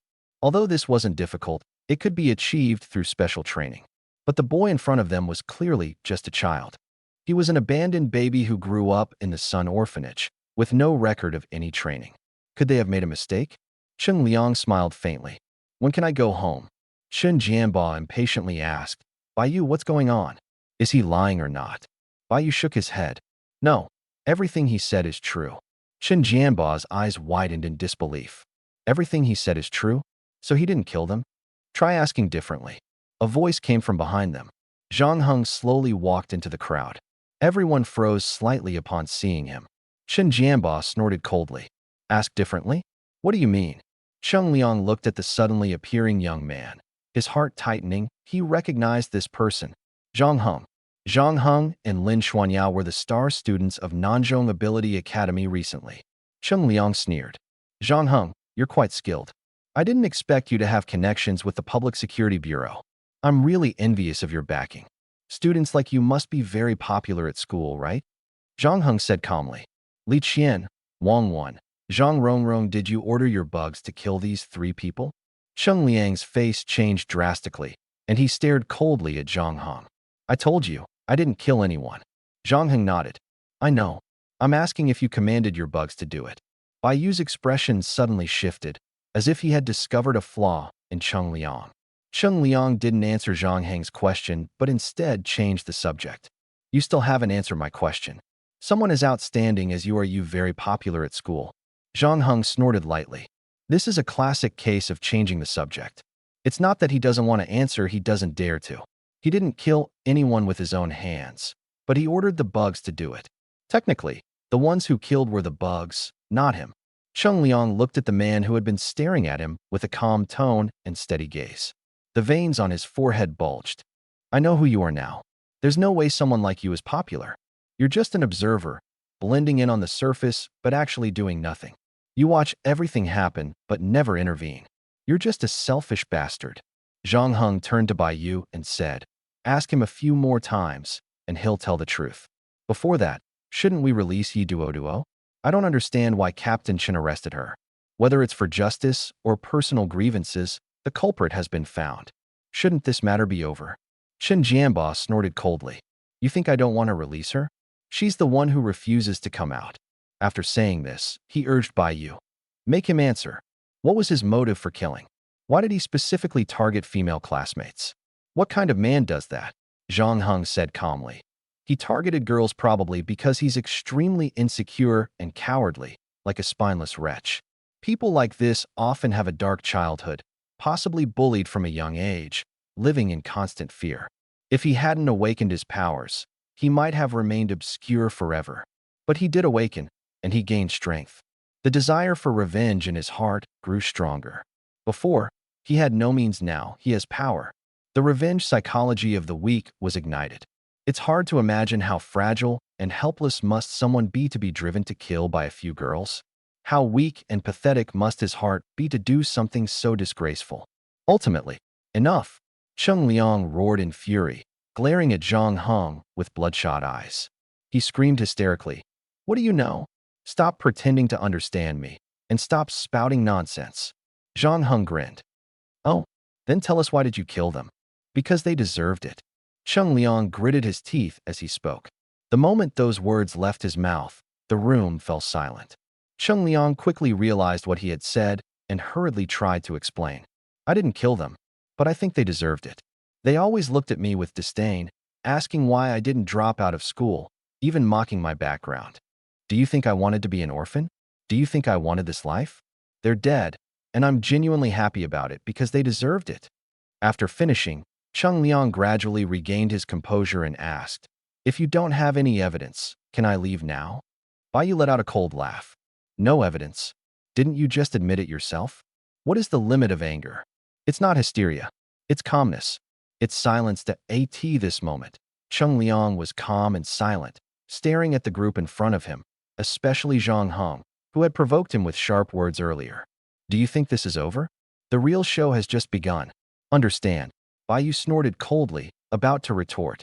Zhang Heng, however, fell into deep thought. Chen Jianba raised his hand to stop Bai Yu, fixed his gaze on Cheng Liang, and said, I can consider your special background and experiences, plead with the higher-ups, and help you get leniency. I advise you not to cause any more trouble. You're already standing on the edge of a cliff, do you understand? Cheng Liang sneered. It seems you know me well? That's right. I have no parents, no one to care about me. Do you know what happens when you push someone with no way out to the brink? He'll drag everyone down with him. By the way, let me tell you, my insects aren't cultivated through some spiritual energy. They are real creatures that grow in number by devouring other organisms. After all this time, My insect army has reached a scale beyond your imagination. The more insects there are, the hungrier they get, the hungrier they are, the more they eat. The more they eat, the faster they multiply. How many people are there in Jiangnan City? How many humans are there in this world? Are there enough to feed my insect army? If you want to kill me, without my command, the insect army will go out of control and act on its own. Can you stop them? The scene fell silent instantly. Everyone stared in shock at Cheng Liang, who looked unremarkable and carried a foul smell. Suddenly, Cheng Liang burst into laughter, arrogant and wild. Do you know why you caught me? Because I am the ultimate winner. If you can't even see that, I'll be very disappointed. Now, how do you plan to deal with me? Kill me? Or obediently kneel and beg me to spare you? Speak up, Zhang Heng, especially you. Do you think using reverse psychology to make me reveal the truth is clever? That was just a trick to make me say it earlier. In front of my insect army, you are nothing. Zhang Heng's expression changed slightly. Was Cheng Liang's ability level E? If it was E level, the replication points required shouldn't be too many. He immediately issued a command to the system. Consume 1,000 replication points to replicate insect speaker. Replicate. Congratulations, host. Replication successful. It seems he had discovered a decent ability. Zhang Heng glanced at his information. Host. Zhang Heng abilities. S-level Blood Demon, C-level Stone Wielder, E-level Insect Speaker Realm. Second tier, 6-star Strength, 186 Vitality, 567 Speed, 183 Spirit, 181 Talents. Space Gate Replication, Blood Demon Form, Bloodthirst, Stone Element Control, Insect Speaker Skills. Stone Mist Replication Points, 15750 Insect Speaker. Details commands all insect creatures, making them view you as their master. Zhang Heng, what's wrong? Cat got your tongue? Speak. Haha, are you too scared to say anything? Chen Jianba said coldly. Lock him in the special prison. The rest of you, follow me. Yes. Cheng Liang sneered. My insect army is everywhere. What's the point of locking me up? You'd better kill me that way. The insect army can activate even faster. Chen Jianba sneered. Kid, this world isn't as fragile as you think. Despite the threats from the 3 major races, humanity is still thriving. The entire city is full of ability users. Your Zerg army might harm some people, but it will soon be completely wiped out. Don't underestimate the abilities of this era's gifted individuals. Cheng Liang let out a maniacal laugh. Then I'd like to see what you plan to do next. Watching you exhaust all your efforts only to end up powerless is quite entertaining. Stop talking nonsense. Come with me. Take it easy, or I'll deal with you two first. Oh, is that so? Then I hope you'll follow through on your words. Cheng Liang was escorted into a special prison. Zhang Heng followed Chen Jianba and the others to the conference room. After sitting for a while, Yi Duo also walked in. She approached Zhang Heng and asked softly, "The situation seems to have worsened?" Zhang Heng nodded. We underestimated Cheng Liang's abilities and determination.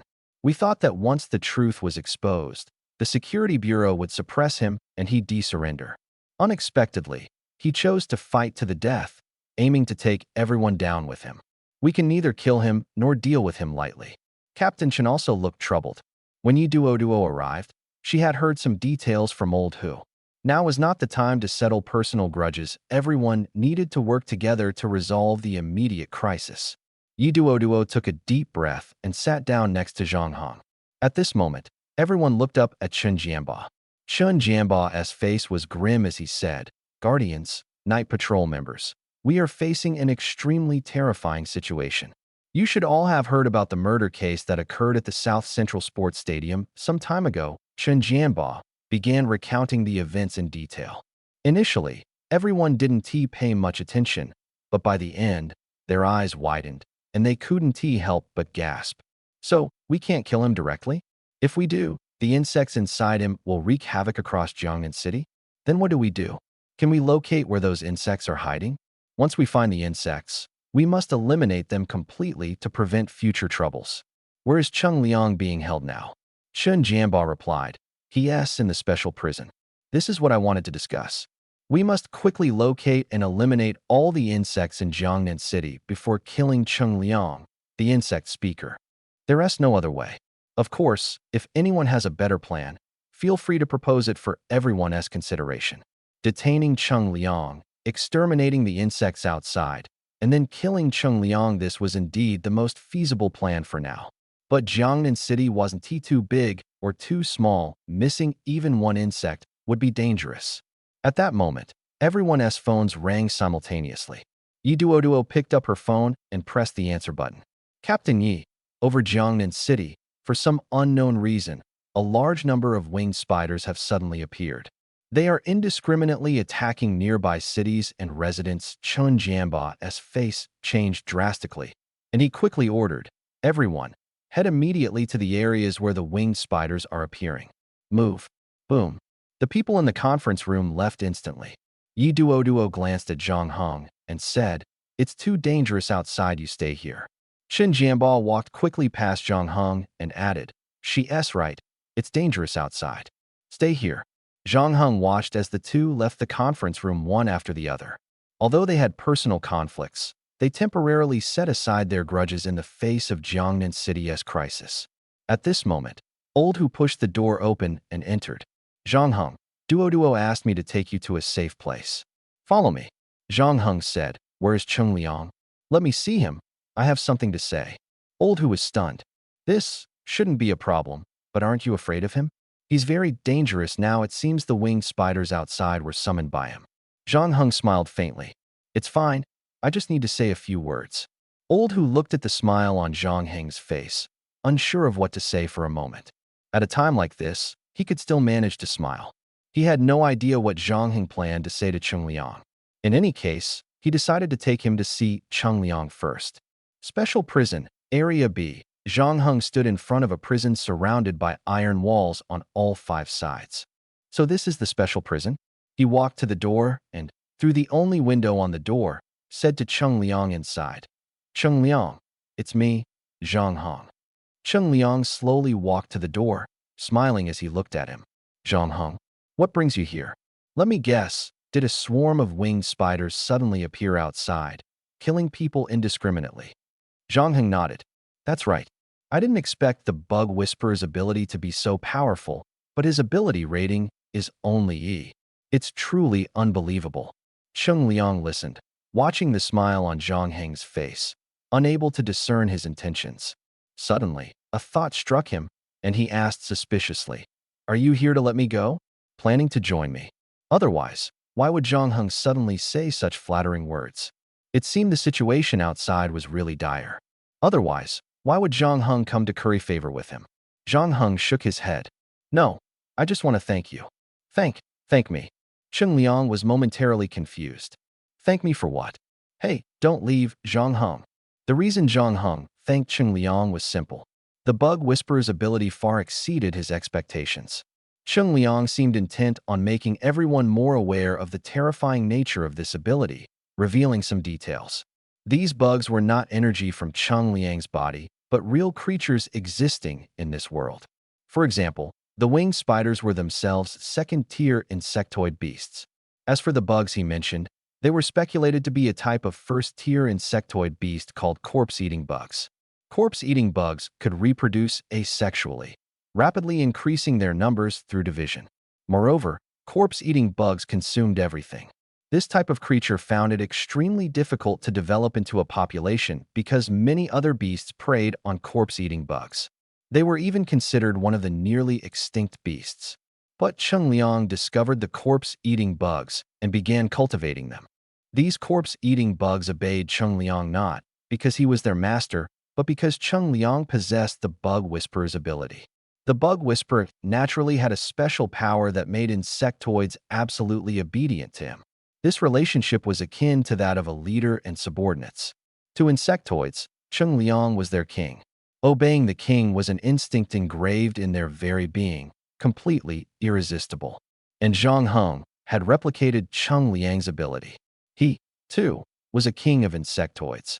The rules of the biological world are simple, the strong rule. His power was greater than Cheng Liang's.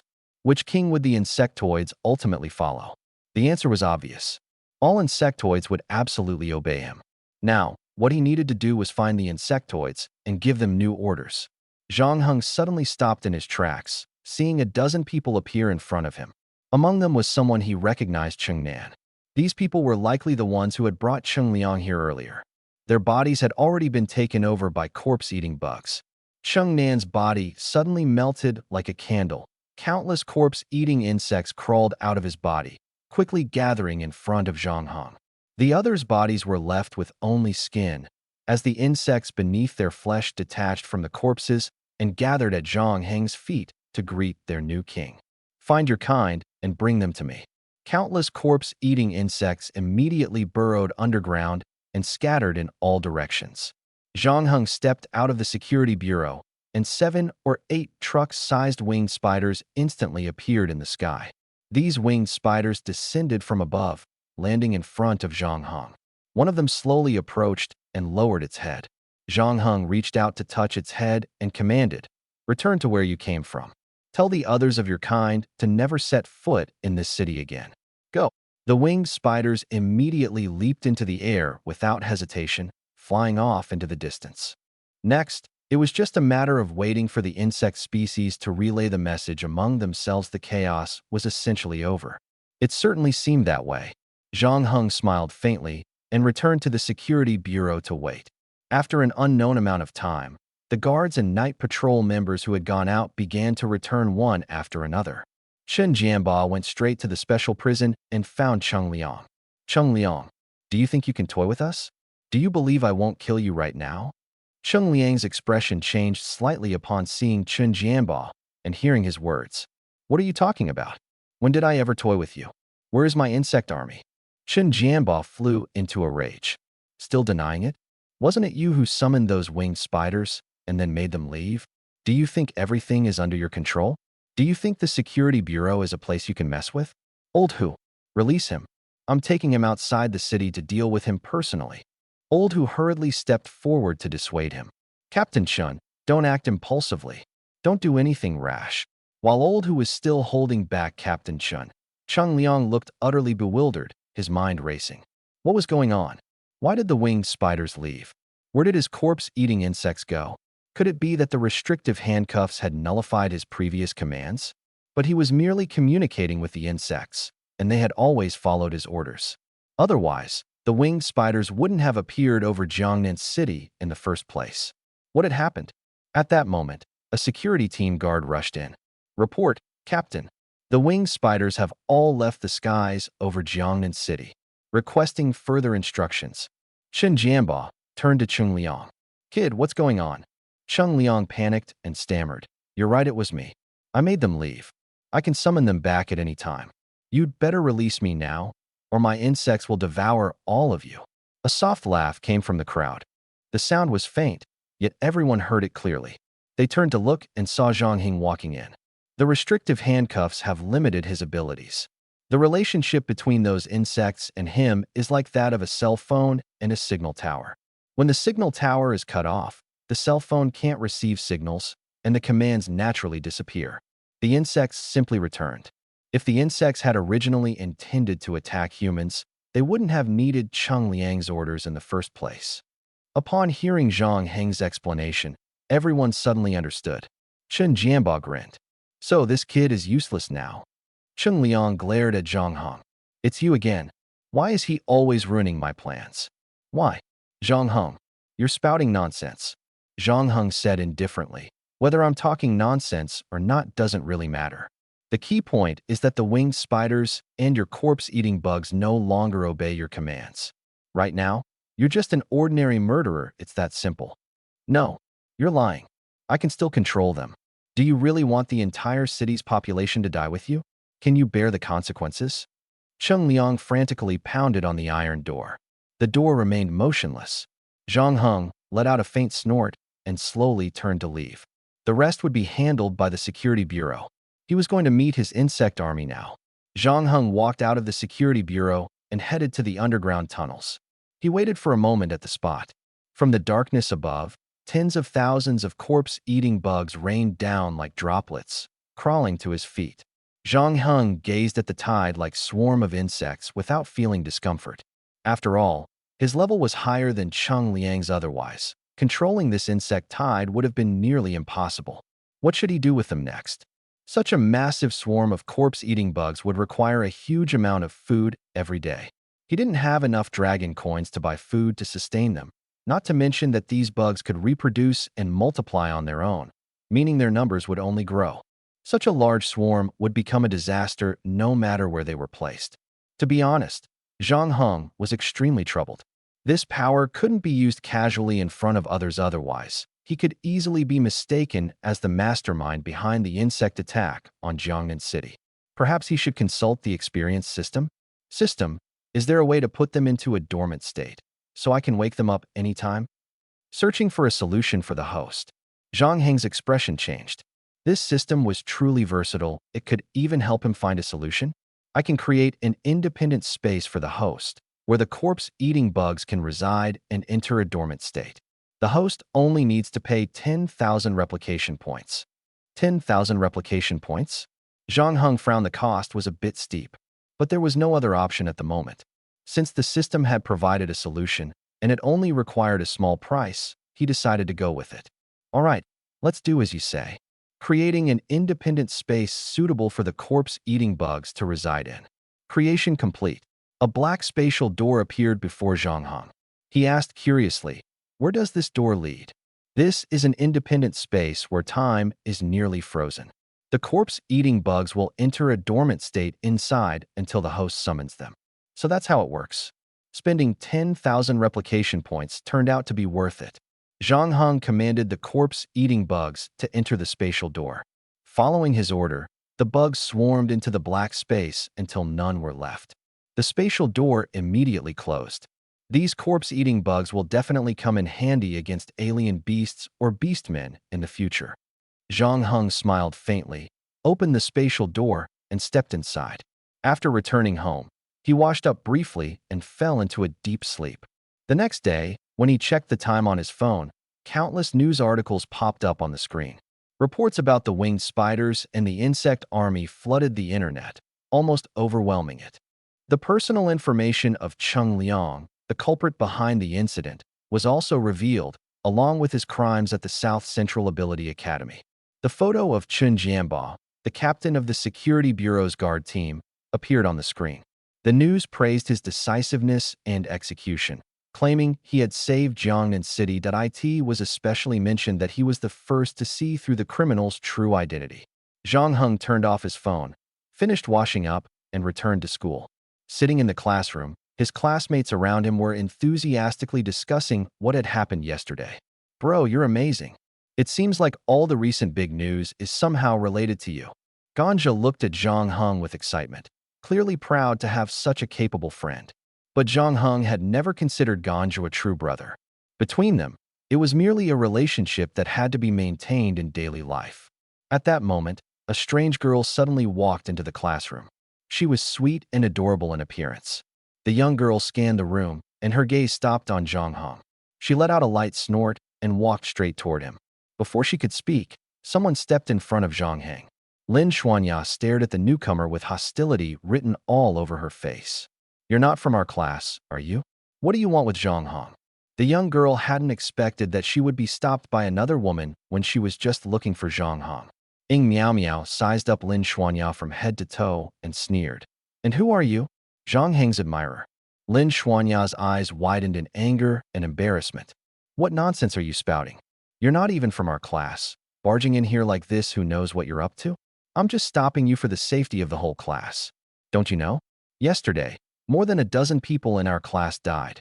At Cheng Liang's home, the Security Bureau had found over a dozen human skins. All of them belonged to students from the same class. This discovery dealt a heavy blow to Principal Su. The reputation of Nanzhong Academy of Supernatural Abilities plummeted. Many students chose to withdraw from the school. The entire campus was gripped by fear, with everyone worried about another Cheng Liang incident. However, Principal Su was not one to be easily bullied. He revealed online that those killed by Cheng Liang had actually been bullies who tormented others during their lives. Cheng Liang had simply been pushed to the brink and sought revenge on society. This revelation helped suppress the negative news about Nanzhong Academy of Supernatural Abilities, and the effect was quite favorable. Zhang Heng now looked at Ing Miao Miao, puzzled, and asked, I don't know you. What do you want with me? He searched through all his memories, but couldn't recall ever meeting this young girl before him. Ing Miao Miao took a deep breath and said, I'm a friend of Cheng Liang. I have something to say to you. A friend of Cheng Liang? Lin Xuanya's face immediately darkened upon hearing Cheng Liang's name. So you're a friend of the criminal who wanted to destroy Jiangnan City? Then I definitely can't let you get close to Zhang Hong. Ing Miao Miao raised an eyebrow at Zhang Hong. Well, your woman is your problem to deal with. I have something to say, and I'll leave once I'm done. Bang! Ganja slammed the table and shouted angrily, Shut up! Even though I find you quite attractive, I can't tolerate you slandering my friend. Since when was Lin Xuanya Zhang Heng's woman? Stop talking nonsense. Ing Miao Miao tilted her head and looked at Zhang Hong. What? Afraid? Lin Xuanya quickly tried to dissuade him. Zhang Hong, don't pay attention to someone like her. Since she's a friend of Cheng Liang, she can't be a good person. You look pretty, but I didn't expect your words to be so unpleasant. What a waste of a good face. Ing Miao Miao mocked. Lin Xuanya was momentarily at a loss for how to respond. Was that a compliment or an insult? You have something to say? Fine, I'll go with you. Step outside first. Zhang Heng. Zhang Heng looked at Lin Xuanya's innocent expression and said, Can she eat me alive? Lin Xuanya's face was full of grievance. Zhang Heng pretended not to see it, bypassed Lin Xuanya, and followed Ing Miao Miao out of the classroom. Ing Miao Miao didn't waste words and said as she walked, I'll keep it short. I hope you can help me plead with the security bureau. Although Cheng Liang did something unforgivable, he was forced into it. Those people in your class kept bullying him, and he couldn't take it anymore, which is why things escalated. Zhang Heng nodded. I know, I saw it all. Ing Miao Miao looked at him calmly. It seems Cheng Liang was right. You're just a bystander. Since you saw it, why didn't you stop it? Zhang Heng asked in confusion. What does it have to do with me? Didn't I say already, I'm just a bystander. I remember there were plenty of others around who didn't intervene either. Ing Miao Miao shook her head. No, you're not just an ordinary bystander. You've been involved in so many security bureau operations, haven't you? The Beastman incident before, and now this Cheng Liang case.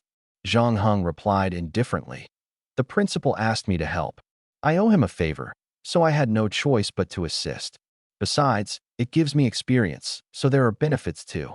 Ing Miao Miao suddenly stopped and looked at him sincerely. Can't you plead for Cheng Liang? He and I grew up together in the orphanage. He's kind and honest.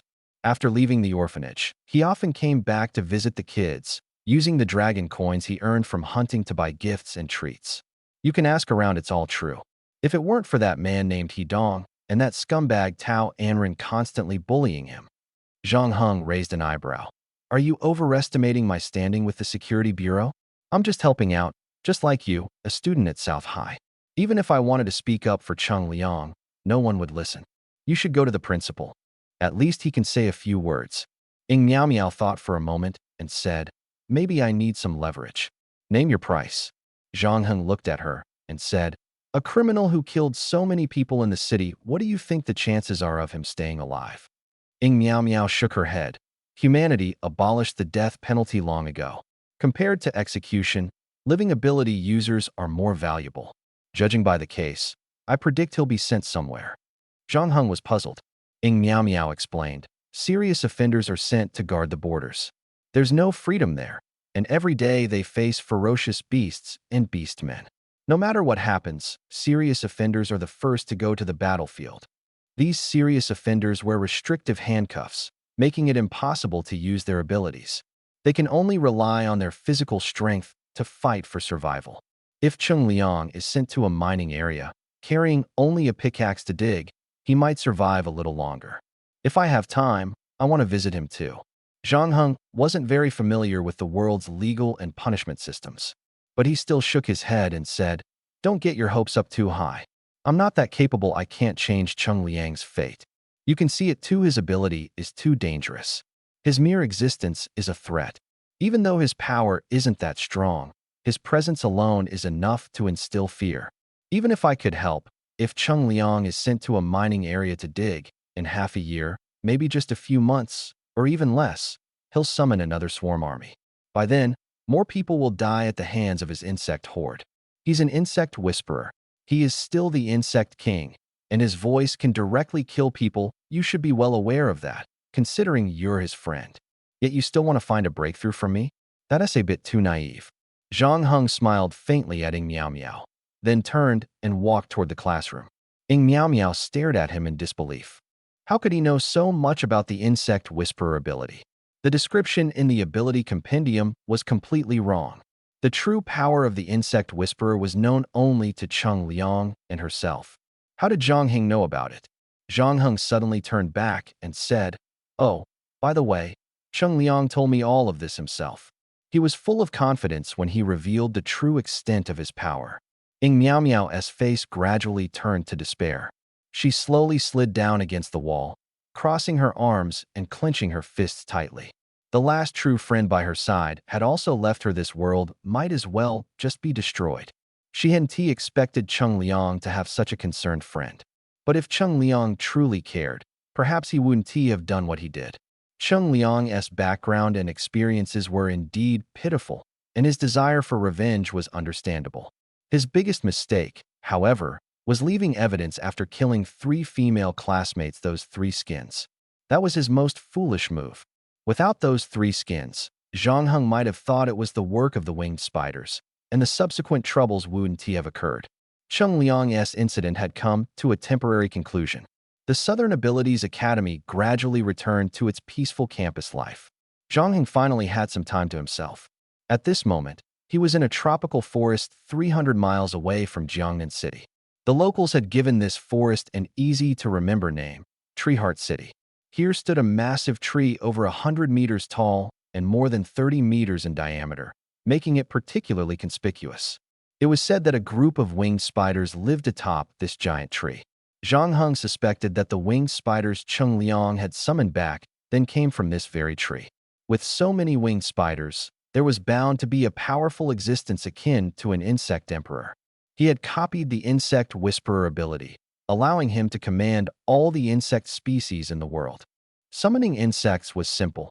As long as he mentally called out to the nearby insects, those he sensed would come to him. Before him now crouched a winged spider.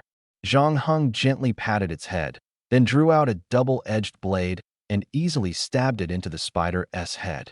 The winged spider's 8 legs twitched on the ground, and the 8 eyes on its back slowly closed. Congratulations to the host for killing a Tier 2 mutant beast, winged spider. You have gained 2,000 copy points, and your realm has advanced. Zhang Heng skillfully removed the 8 legs of the winged spider and stored them in his spatial ring. Then, he continued summoning nearby winged spiders. By the time the morning had passed, he had taken down more than a dozen winged spiders, and the spider legs in his spatial ring numbered over 100. His realm had also advanced by 1 level. System status: Host, Zhang Heng. Abilities: S. Blood Demon, Sea Stone Warden, E. Insect Whisperer. Realm: Tier 2, 7 stars. Strength: 206 Vitality, 587 Speed, 203 Mental Power, 201 Innate Talents. Copy: Gate of Space, Blood Demon Form, Bloodthirst, Stone Element Control, Insect Whisper. Techniques: Stone Mist. Copy points: 35,750. Still a bit short of 50,000, but it seems there are no more winged spiders nearby. If there were, they would come by now. At this moment, Zhang Heng released the corpse-eating insects, which immediately swarmed towards the corpse of the winged spider that had lost its spider legs. The massive winged spider corpse, as tall as a small hill, was quickly devoured clean by the horde of corpse-eating insects. He felt as though the number of these insects had increased again. In the space created by the system, these corpse-eating insects could go a long time without food. However, Zhang Heng decided to occasionally let them out to feed, like now. Satisfied and full, the insects burrowed back into the dark space. Zhang Heng, having rested enough, continued deeper into the Heart Tree City. I heard this place is the hunting ground for major guilds, with each area divided among them. Outsiders who trespass are either driven away or, in worse cases, become fertilizer for the land here. Why haven't I seen a single hunter from any guild? Zhang Heng took a deep breath, sensing the various auras coming from all directions in the air. His expression suddenly changed, and he dashed off in one direction. He didn't know how long he had been running, but he finally arrived at an open area. Before him lay a field of corpses, with beasts scrambling to devour them. On the ground, there were also many severely injured people who could only watch helplessly as their bodies were slowly eaten away by the beasts. What on earth happened here? It seemed that two groups of people had just engaged in a fierce battle here. There was no change in his realm. The specific reason was unclear. Zhang Heng surveyed his surroundings. The exotic beasts had mostly been driven away. Many corpses still lay on the ground. These two groups had abandoned the severely injured to die, which unexpectedly benefited him. That's enough for today. Zhang Heng opened the space gate and stepped out from the boys' restroom at school. Returning to the classroom, he looked toward Lin Xuanya in the distance. At that moment, a system prompt appeared. Would you like to consume 50,000 replication points to replicate the Sea Iron Witch ability? Command confirmed, deducting 50,000 replication points. Successfully replicated the Sea Iron Witch ability. Ability fusion in progress. Please wait. Zhang Heng felt a surge of information flooding his mind and closed his eyes to carefully process it. He didn't know how much time had passed when the system prompt sounded again. Zhang Heng had successfully fused the Sea Iron Witch ability. He opened his personal information panel. Host, Zhang Heng abilities. S Blood Demon, Sea Stone Wielder, E Insect Whisperer, Sea Iron Witch Realm.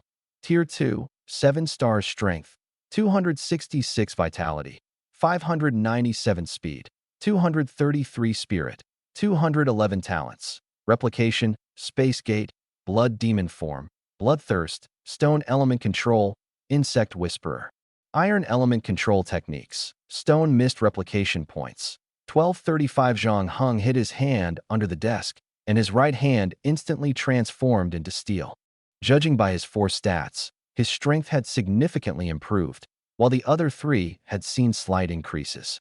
Replicating abilities had greatly enhanced his overall capabilities, saving him the trouble of arduous training. However, so far, he hadn't encountered an ability that truly satisfied him. Moving forward, he could only continue fighting, honing himself, and developing his own combat style, whether against exotic beasts or ability users. But now he faced a dilemma. He couldn't use his abilities in front of others. This made improving his combat skills somewhat challenging. If he couldn't utilize these abilities in battle, he wouldn't know his true limits. It was like a long jumper needing to know how far they could jump to control each leap. Yet, he remained clueless about the extent of his own strength. Lin Xuanya seemed like a suitable opponent. Zhang Heng took out his phone and sent her a message. Lin Xuanya was surprised when she saw the message and instinctively glanced at Zhang Heng. Zhang Heng raised an eyebrow at her. Lin Xuanya smiled faintly and continued listening to the lecture. Until class ended, Zhang Heng and Lin Xuanya walked out of the classroom together.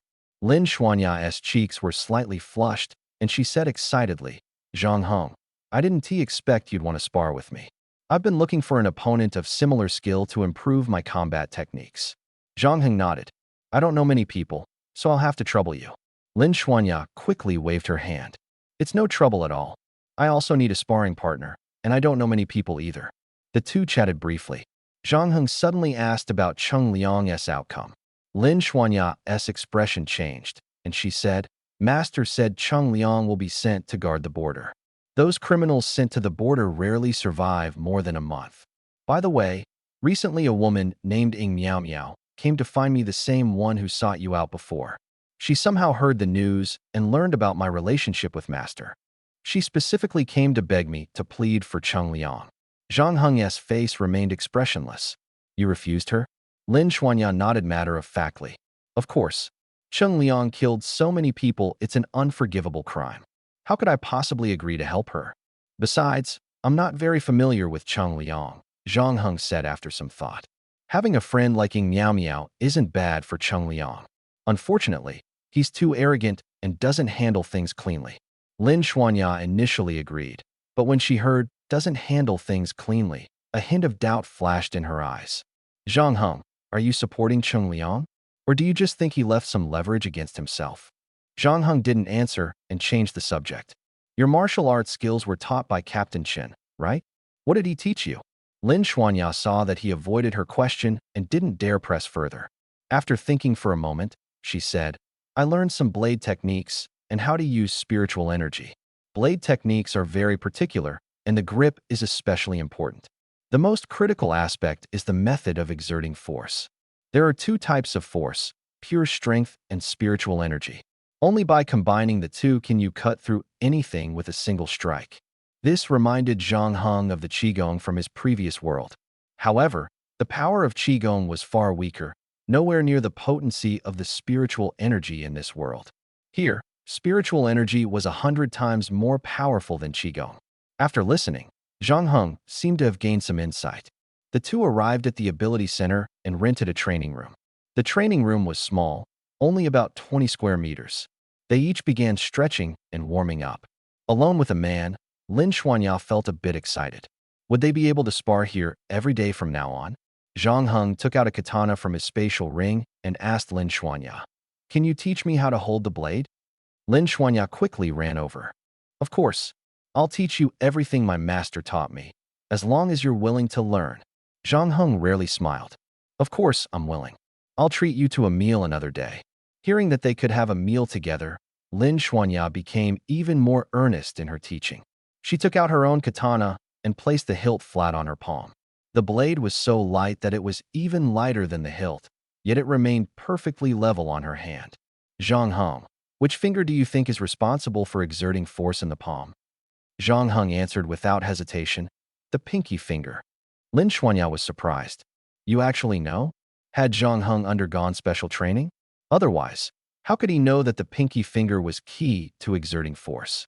In fact, Zhang Heng had indeed trained before. Whether it was punching or wielding a blade, the most crucial finger among the five was the pinky. Without it, one couldn't fully exert their strength. Lin Xuanya continued, "You're right. If someone wielding a blade doesn't understand the correct way to exert force, they can't unleash their full power. The proper way to grip a blade is to clamp the hilt tightly with the flesh of your palm. When gripping with all five fingers, the knuckle of the index finger should press firmly against the circular guard above the hilt. When exerting force, it's not just about swinging the blade, it's about using the rotation of your waist to drive your arm in the slash." After finishing her explanation, Lin Xuanya blushed slightly and glanced at Zhang Heng. "What I just explained is the most basic. If you already know it, feel free to interrupt me, and I can skip ahead." Zhang Heng shook his head and said, "No need, keep going." The method of exerting force in martial arts hadn't changed much. It still relied on the rotation of the waist to drive the arm and generate greater power. It's like how a simple kick is far less powerful than a spinning kick in midair. As the saying goes, mastering one principle leads to understanding many others.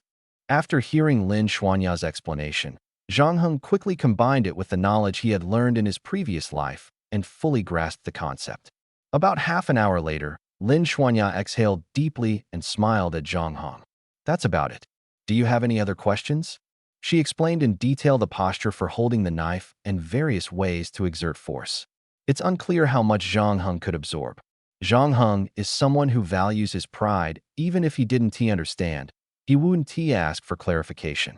He shook his head and said, "That's enough. Let us spar." Lin Xuanya shook her head. "Zhang Heng, you're too impatient. You need to let your body adapt to the feeling of using the knife first before engaging in combat. Otherwise, even if you can perform the moves I mentioned, it'll just be superficial." Zhang Heng nodded in sudden realization. "Then how do I let my body adapt to using the knife?" Lin Xuanya smiled and said, "There's no other way but to practice swinging the knife every day, allowing your body to develop muscle memory. Once muscle memory is formed, your knife movements will flow smoothly like water, without any hindrance. Let us do it together." Muscle memory. That's the key. It seems he really was too hasty. Lin Xuanya walked up to Zhang Heng, held the knife with both hands, and gently swung it forward. 1,000 straight cuts, start. Zhang Heng practiced earnestly, imitating Lin Xuanya's posture. Swinging the knife seemed simple, but over time, each lift and swing became a significant test for the body. The morning training session ended. Both Lin Xuanya and Zhang Heng were slightly sweating. Lin Xuanya said with some surprise, "Zhang Heng, this must be your first time practicing knife swings, right? But you managed to keep up with my pace. That's impressive." Zhang Heng asked, Do you swing the knife over 1,000 times every day? Lin Xuanya nodded. Yes, it's the homework assigned by my master. Not only do I swing the knife 1,000 times daily, but at night, I also run on a specially designed treadmill to train muscle memory. Only by doing this will running feel effortless. My master says that practicing physical techniques requires daily persistence. If you don't progress, you regress. I can't slack off. Chen Jianba's personality is average, but he is quite skilled at teaching disciples. Zhang Heng nodded and said, "Thank you for today's training. Let us go. I'll treat you to a meal. What would you like to eat?" Lin Xuanya glanced at her sweat-soaked clothes and said, "Let us take a shower first. I'll take you there." The two walked to the bathhouse next to the training room at the Ability Center. They each entered the men's and women's sections. Zhang Heng took a quick shower and decided to wait for Lin Xuanya at the door. At that moment, a man half a head shorter than Zhang Heng suddenly appeared. He had a faint smile on his face, sizing up Zhang Heng with slightly raised eyebrows. "You must be Zhang Heng?" Zhang Heng felt a twinge of tension. This man was clearly not a friend. His eyes were full of provocation. Zhang Heng asked, "Who are you?" The short man smiled and said, "I am Luo Chuan. You probably haven't heard of me since you don't spend much time at school. But I know you, and I'm quite interested in you. I'd like to challenge you to a duel. Are you willing?" A duel? Zhang Heng had been looking for an opportunity to spar with an ability user, and he hadn't expected it to come so soon. He hadn't agreed, yet when a familiar voice came from behind. "Zhang Heng, what is going on? Is he bullying you?" Lin Xuanya, carrying the scent of shower gel, walked up to Zhang Heng. Luo Chuan's eyes lit up when he saw Lin Xuanya. "Lin Xuanya? So you two are together. It seems you have a good relationship. All right, I'll spar with Zhang Heng first, and then I'll challenge you." Lin Xuanya looked puzzled. "Why would I fight you?" "Zhang Heng, let us go." Luo Chuan sneered. "Oh, I heard you two were just propped up by the old principal and don't have any real skills. I originally didn't believe it, but I didn't expect that none of you even had the courage to duel me." Luo Chuan. Truly disappointing. Lin Xuanya smiled faintly and said, "Say whatever you want, but I'm going to have lunch with Zhang Heng, and no one can stop me." After saying that, she pulled Zhang Heng and walked out. Zhang Heng, helpless, could only follow her and leave. Clearly, Lin Xuanya was very displeased with the person trying to disrupt her lunch with Zhang Heng. If that Luo Chuan dared to keep pestering her, she would definitely teach him a lesson. Luo Chuan, however, was quite tactful and didn't chase after them. Instead, he put his hands in his pockets and said with a contemptuous smile, "Fine, I'll wait for you to finish eating and then come find you. After all, we're all from the same school. You can't run away." In the cafeteria, Zhang Heng chose a private room and ordered several of the school's specialty dishes. Ganja, with his sharp eyes, immediately noticed him and joined them directly. Lin Xuanya's gaze instantly turned cold, staring daggers at Ganja, the annoying third wheel. Ganja, however, acted as if he didn't notice and continued eating his meal. "The school's food is really good. I feel like I'm almost gaining weight." Ganja was nicknamed Sugarcane because he was tall and skinny, yet now he was claiming he was getting fat. Zhang Heng didn't think so. Lin Xuanya neatly cut a piece of beast meat and placed it on Zhang Heng's plate. "Zhang Heng, this piece of meat is especially tender. You should eat it." Zhang Heng never paid attention to his plate while eating and ate quickly. Before long, the table was piled high with empty plates, and more meat dishes kept being delivered. Ganja watched Zhang Heng eat so voraciously and swallowed hard. "Xuanya, even if you cut the meat yourself, threw it on the ground, stepped on it, and then put it back on his plate, he'd probably still eat it." Lin Xuanya chuckled softly, looking at Zhang Heng, who was eating so much, her eyes full of affection. This meal cost tens of thousands. Zhang Heng was shocked by the high price for the first time. It was said to be exotic beast meat, which explained the cost. The meal completely drained his funds, but fortunately, he still had over 100 spider legs in his spatial ring. He planned to use them to exchange for money to buy more meat later. After eating so much exotic beast meat, Zhang Heng's body began to feel slightly warm, and he sensed that his cultivation sugarcane quickly said to Zhang Heng, "Zhang Heng, don't fight him. This guy goes around challenging people, and almost everyone who's fought him has been burned, some even disfigured." Luo Chuan raised an eyebrow. "How rare. You actually know me?" Sugarcane snorted lightly. I've just heard rumors about you, that's all. Luo Chuan smiled and said, rumors are half true, half false. Just listen and don't take them too seriously. But I do enjoy challenging strong opponents, especially people like you, Zhang Heng and Lin Xuanya. You just said you were going to eat, and now that you're done, are you still looking for an excuse not to fight? Lin Xuanya took a deep breath. It seemed that unless they fought him, he wouldn't let them go. Then I'll fight you. Zhang Heng unexpectedly volunteered. I've never faced an elemental ability user before. Maybe this is a good opportunity to learn more about them. Lin Xuanya was a bit surprised. Zhang Heng, are you really going to fight? Zhang Heng nodded. Yes, I want to give it a try. Luo Chuan grinned. I knew you'd agree. I could see it in your eyes you want to spar with me too. All right then, let's head to the field. As he finished speaking, flames erupted all over Luo Chuan's body, transforming him into a fiery figure, resembling a humanoid creature burning slowly.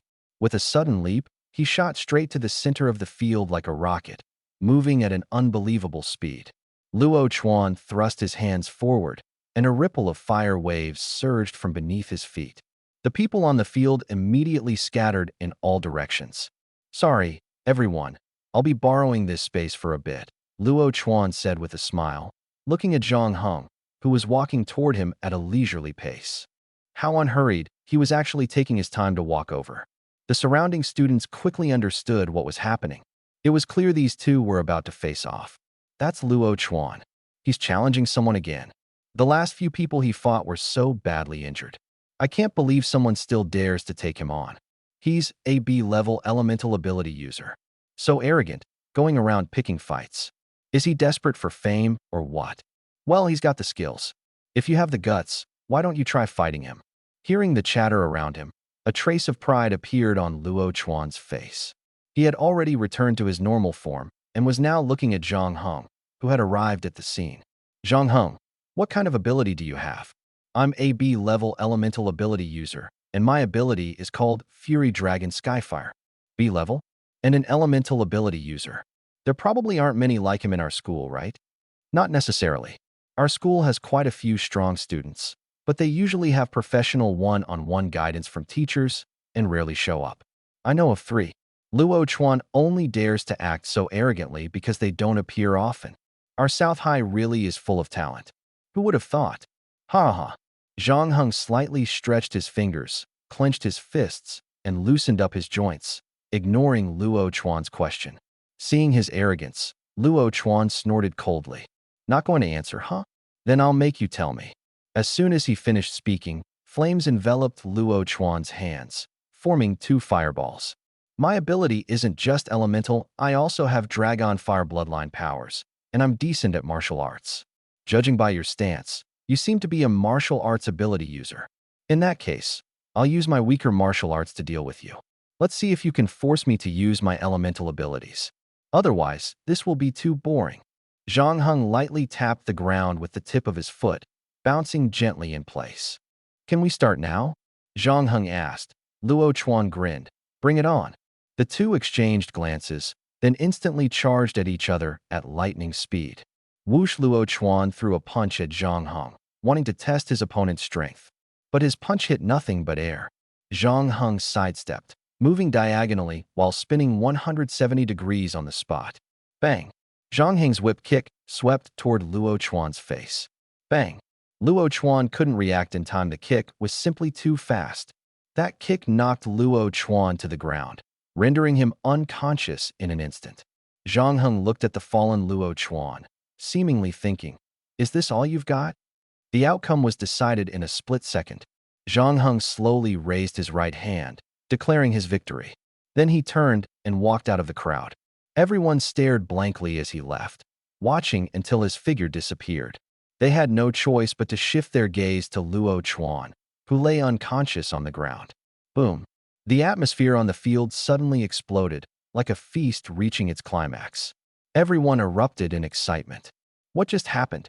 Zhang Heng's speed and strength are unbelievable. I didn't catch it, did you? What exactly happened? Lin Xuanya stood frozen in place, forgetting to chase after Zhang Heng. Zhang Heng's speed and explosive power were clearly superior to hers. If he was this skilled, why did he come to her for guidance? Could it be Zhang Heng was using training as an excuse to get close to her? Oh my, could it be that Zhang Heng likes me, but he's too shy to say it? No. How could that be? I'm so ordinary, and he's so cool, how could he like me? No. Maybe there's a slight chance. I'm not entirely hopeless. In Lin Xuanya's mind, a romantic drama played out intensely. The crowd in the field lingered, caught up in a frenzy of discussion. Naturally, everyone was talking about Zhang Heng. Luo Chuan, lying on the ground, slowly regained consciousness. As he woke, tears welled up in his eyes from the pain. His jaw was completely dislocated. Zhang Heng's sudden kick had struck his vagus nerve, knocking him out on the spot. Zhang Heng had defeated him just like that? Luo Chuan, you're awake? Are you okay? Luo Chuan, are you kidding? Did you lose to Zhang Heng on purpose? Lose on purpose? Zhang Heng's kick was so fast who could see it clearly? Strength is the true measure of victory.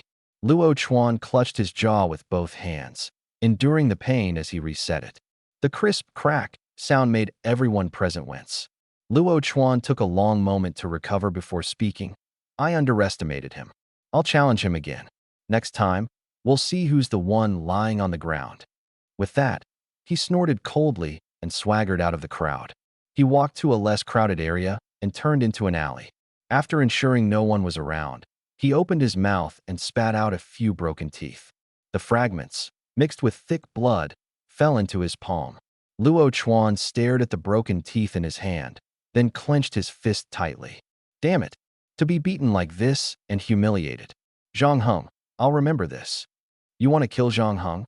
A crisp voice came from ahead. Luo Chuan was startled and quickly stuffed the hand holding the broken teeth into his pocket. Looking up, he saw a sweet-looking girl walking toward him. He recognized her immediately and called out, You're Ying Miao Miao from our class? Ying Miao Miao sneered. So you still remember me.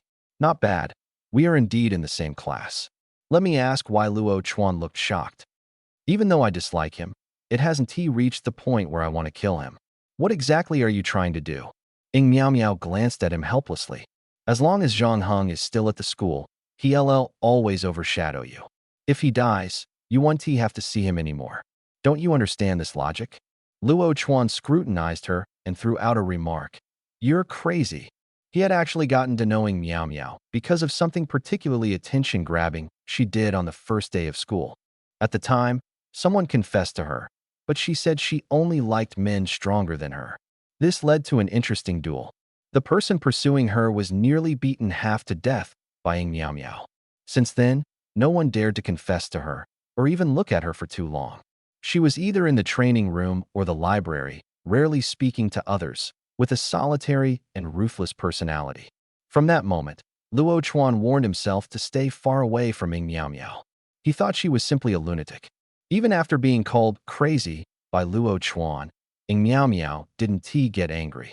Instead, she continued, the South Central Ability Academy has only been in session for less than 2 months.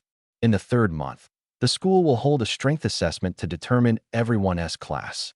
The strong all want to enter the elite class. Once you're in the elite class, you'll receive guidance for cultivation and special privileges. There are only 15 spots in the elite class. 5 of them are already reserved, leaving 10 spots. Out of over 1,000 people, only 10 can get in. Do you think you can make it? Luo Chuan snorted coldly. Why do you think I've been challenging others? It's to confirm whether I'm one of those 10. Even if I can't beat Zhang Heng, at least I can still make it into the elite class. If you want me to help you deal with Zhang Heng, let me tell you, I'm not stupid enough to be someone else's tool. Ying Miao Miao smiled, as if she had already anticipated his response. You're smart, but not smart enough. You haven't realized the benefits of cooperation. You also don't know how strong Zhang Heng really is. Principal Su wouldn't go out of his way to favor an ordinary student. Lin Xuanya is the disciple of the captain of the 1st squad of the Security Bureau S-Guard unit. And Zhang Heng, who knows about him? He doesn't seem to have any reputation, but is he really just a nobody? You lost to Zhang Heng in front of so many people and still say you want to challenge him again. What if you lose a second time? You'll become a laughingstock. Just like you said earlier, do you really think you can make it into the elite class? Luo Chuan clenched his fists, his face flushed with anger as he glared at Ying Miao Miao. Don't think that just because you're a woman, I'm afraid of you. Ing Miao Miao remained calm. I've already said, I want to cooperate with you. You step up to defeat Zhang Heng and force him to drop out. Then, I'll find another opportunity to help you kill him. I'll assist you in secret, and no one will find out. My ability is Banshee SI, which can slow down the movements of anyone I look at. Like this, Luo Chuan suddenly felt his movements slow down, as if he were in slow motion. Ing Miao Miao walked up to him, looked at the sluggish Luo Chuan, and slightly curled her lips into a smile. How about it? Just cooperate with me. Defeat Zhang Heng and force him to leave the school. Principal Su will definitely value you. At that point, not only will you get into the elite class, but he might even take you as his disciple. The sluggish feeling gradually faded from Luo Chuan. He took a deep breath and looked at the woman in front of him. Although I don't know what kind of grudge you have with Zhang Heng, however, I won't help you deal with Zhang Heng, nor will I rely on your power, let alone kill him.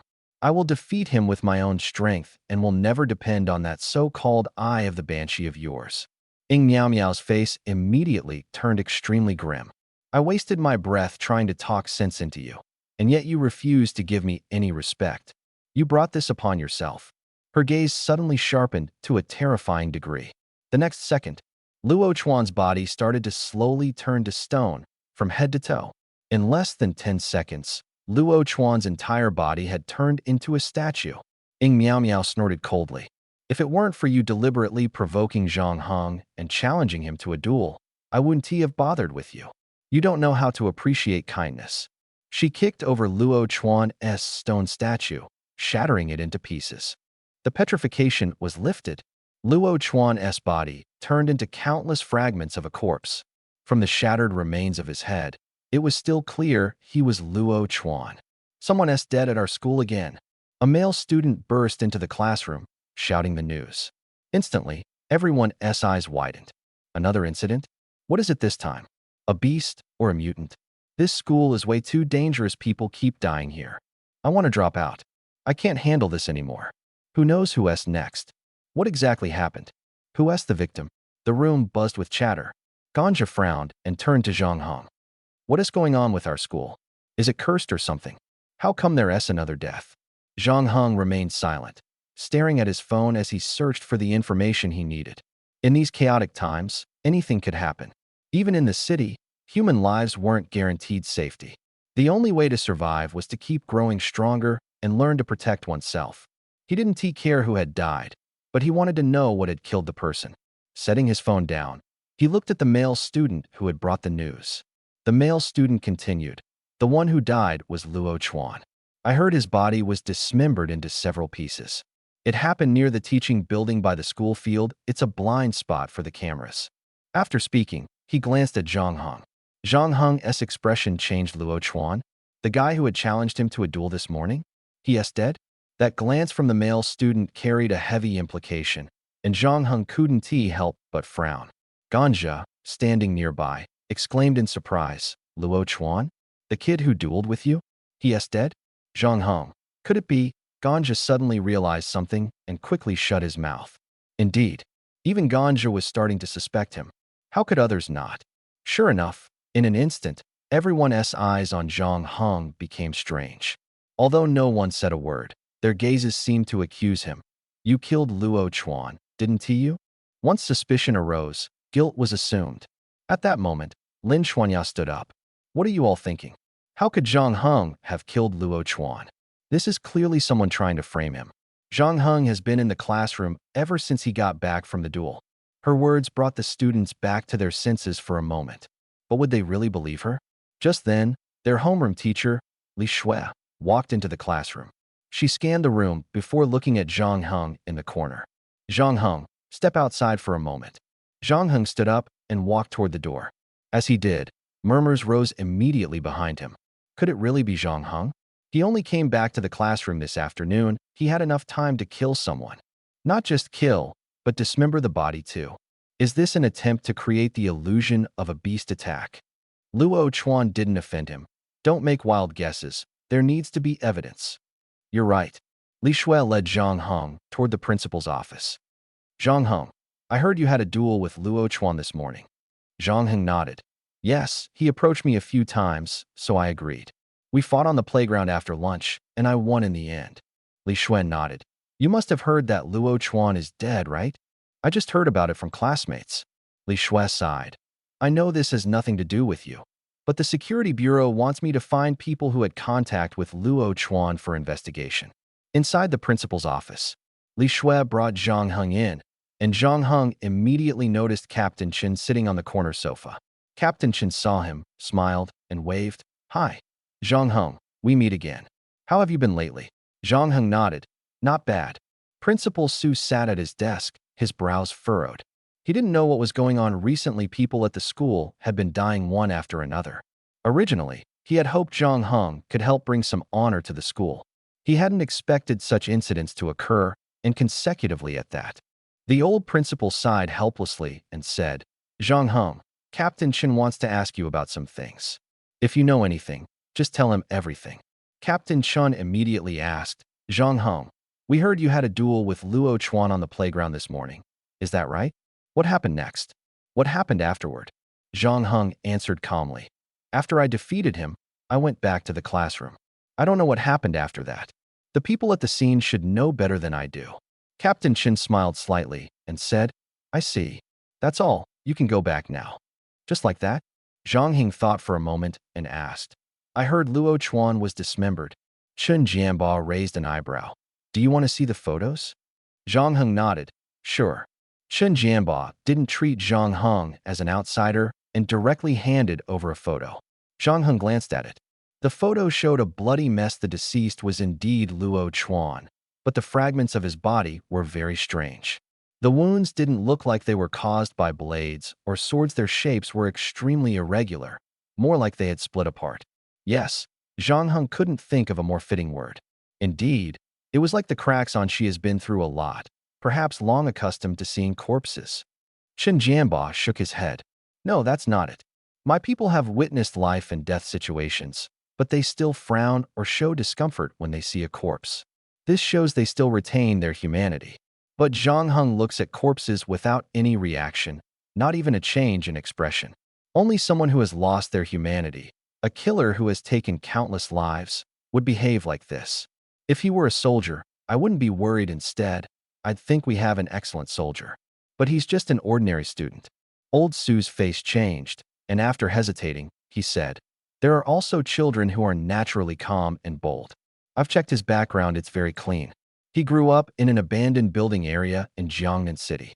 His mother left them early, and his father, Zhang Tao, is just an ordinary residential security guard. Chen Jianba quickly caught the key point and asked, What's this kid's ability? What level? C level, telekinesis control, not uncommon. Principal Su answered quickly. Chen Jianba was surprised. You answered without even thinking? Did you prepare in advance? Old Su, we have a good relationship, and I've been to Jiangnan City more than once because of school incidents. Yet you kept this from me? Come on, what exactly are you hiding? Principal Su was momentarily speechless. Captain Chen, don't ask anymore. The most important thing now is to find the killer who murdered Luo Chuan. You've noticed the wounds are unusual, but to pinpoint what's wrong, we need to investigate further. He changed the subject, clearly unwilling to discuss Zhang Heng further. Chen Jianba nodded. Seeing that he wouldn't elaborate, he felt curious but didn't press further. The wounds are too strange. Just as Zhang Heng said, they weren't caused by a mutant beast or beastman. The body has no external injuries, yet the shoulder has a shattered wound, like broken glass. I suspect Luo Chuan was attacked by some kind of petrification ability. Does your school have anyone with similar or related abilities? Investigate it. Old Su nodded. Don't worry. I'll investigate immediately and inform you as soon as there's news. Chen Jianba responded. Then I'll head out first. Keep me updated. I happen to be free these days. I'll see you off. In the classroom, Zhang Heng returned to class and continued with his studies. Ganja leaned over and whispered to Zhang Heng. Bro, how did it go? Why did the principal call you? Zhang Heng shook his head. Nothing much. Focus on class. Ganja muttered in disappointment, thinking, he still treats me like an outsider, not even telling me. At that moment, a burst of cold air suddenly emerged from Li Shui's hand, condensing into a long sword.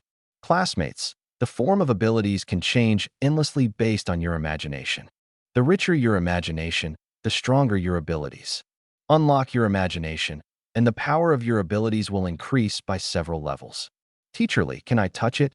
A student in the front row curiously looked at the ice sword. Li Shui smiled. Of course, give it a try. The male student picked up the ice sword and said excitedly, a long sword made of pure ice. It's the first time I've realized Teacher Li's ability is ice and snow-based. Suddenly, the long sword broke and fell to the ground. Smash! The sword shattered into scattered ice fragments. The male student said awkwardly, Teacher Li, I didn't do it on purpose. I didn't expect it to be so fragile. Li Shui smiled calmly. This will be the topic of your next lesson. The ice sword is fragile because the spiritual energy inside hasn't been compressed. A compressed ice sword is harder than steel. The students immediately understood. Zhang Heng looked at the ice shards on the ground, and the image of Luo Chuan's corpse flashed through his mind. Luo Chuan's body was shattered like that, though not as exaggerated. It was indeed the work of an ability user, either an ice type or someone who could petrify others. He sighed inwardly, thinking that the Public Security Bureau would handle this matter. After class, Li Shui announced, classmates, this afternoon's practical lesson will take place outdoors. You've been studying at school for over 2 months now. Some of you may have used your abilities to deal with exotic beasts, while others might not even know what they look like. From this afternoon until tomorrow night, you will venture into the Crescent Moon Forest in the southern part of the city for a 1-day, 1-night outdoor adventure. You'll form groups of 5, and after the bell for the first class this afternoon, I'll lead you there. Now, start forming teams with classmates you trust. Class dismissed. Ganja gave Zhang Heng a knowing look and raised his eyebrows toward a spot not far away. Following his gaze, Zhang Heng saw Lin Xuanya standing up and smiling at him. It seemed that 2 members of their 5-person team were already decided. Lin Xuanya walked up to Zhang Heng and said, Zhang Heng and I have dealt with underground beastmen and campus exotic beasts together. Exploring Crescent Moon Forest won't be difficult for us. Let's just treat it as a relaxed classmate gathering. After speaking, she smiled at Zhang Heng, her expression full of anticipation. She had always thought Zhang Heng was strong, and after witnessing his duel with Luo Chuan, she was even more convinced. Ganja shook his head helplessly. How on earth do you two train? We're in the same class, but the gap is way too big. I need to learn from you guys and become just as strong. Zhang Heng turned to Ganja. If you want to become strong, you need a goal that drives you to work hard. Do you have one? Lin Xuanya's eyes widened. Zhang Heng's words hit her right in the heart. Exactly. She had always been striving for that goal. Strong individuals always have a goal that keeps them pushing forward. To become strong, a goal is indispensable. Ganja scratched his head. I don't think I have any goals. Then I'll just make you my goal. Zhang Heng shook his head. Goals aren't something you can choose randomly. They need to be tied to strong emotions or matters of life and death. Ganja pulled a long face. Where am I supposed to find a goal like that? Looks like I'll never become a strong person in my lifetime. A carefree life makes people lazy. Ganja was clearly accustomed to being laid back, and Zhang Heng didn't insist that he train diligently every day. After all, it had nothing to do with him. Since Ganja had asked, Zhang Heng casually shared some thoughts. At that moment, 2 more people arrived. Zhang Heng recognized them: Lin Han and Wang Rongyao, both classmates. Zhang Heng, let's team up with you, they said. Zhang Heng nodded. Indifferent, it didn't matter who joined. Lin Han and Wang Rongyao exchanged smiles and instinctively glanced at Lin Xuanya. But to their surprise, they found that Lin Xuanya had been staring at Zhang Heng the whole time. Moreover, her smile seemed to appear only when Zhang Heng was present. This made the 2 of them wonder if Lin Xuanya liked Zhang Heng. Forming a team might be a good way to gather information and also an opportunity to observe Zhang Heng's true strength. Understanding the gap between each other was crucial. After some team formation, all the classmates in the classroom had grouped up. When the bell for the first class in the afternoon rang, everyone headed outside the school and boarded the bus bound for Crescent Moon Forest. For most of them, it was their first time leaving the city, and their faces were flushed with excitement. Zhang Heng and the other 4 sat in the last row of the bus. Zhang Heng sat by the window on the left side, gazing at the bustling crowd outside. Yet his mind was occupied with another matter. Who exactly killed Luo Chuan? It was said that he often challenged others to duels, and because he didn't know how to hold back, many of his opponents suffered serious injuries. Perhaps everyone thought the same. Soon, Luo Chuan's death was deemed self-inflicted by the public. What kind of ability could turn a person into fragments? Could such an ability be defended against? Zhang Heng looked at Lin Xuanya and asked curiously, can the moves of elemental ability users be blocked? Lin Xuanya was momentarily stunned by the sudden question, her mind racing as she quickly recalled the key techniques her master had once taught her for dealing with elemental ability users. She nodded and said, of course. Master said that if your opponent is an elemental ability user, you must get close to them as quickly as possible and not give them the chance to use their moves. After all, it's rare for elemental ability users to also train in physical techniques. In other words, the speed of elemental ability users can never match that of physical technique ability users. Zhang Heng smiled faintly. That's a good method, simple and direct. But what if you encounter someone skilled in both elemental abilities and physical techniques? At this moment, Ganzhe and the others also became curious.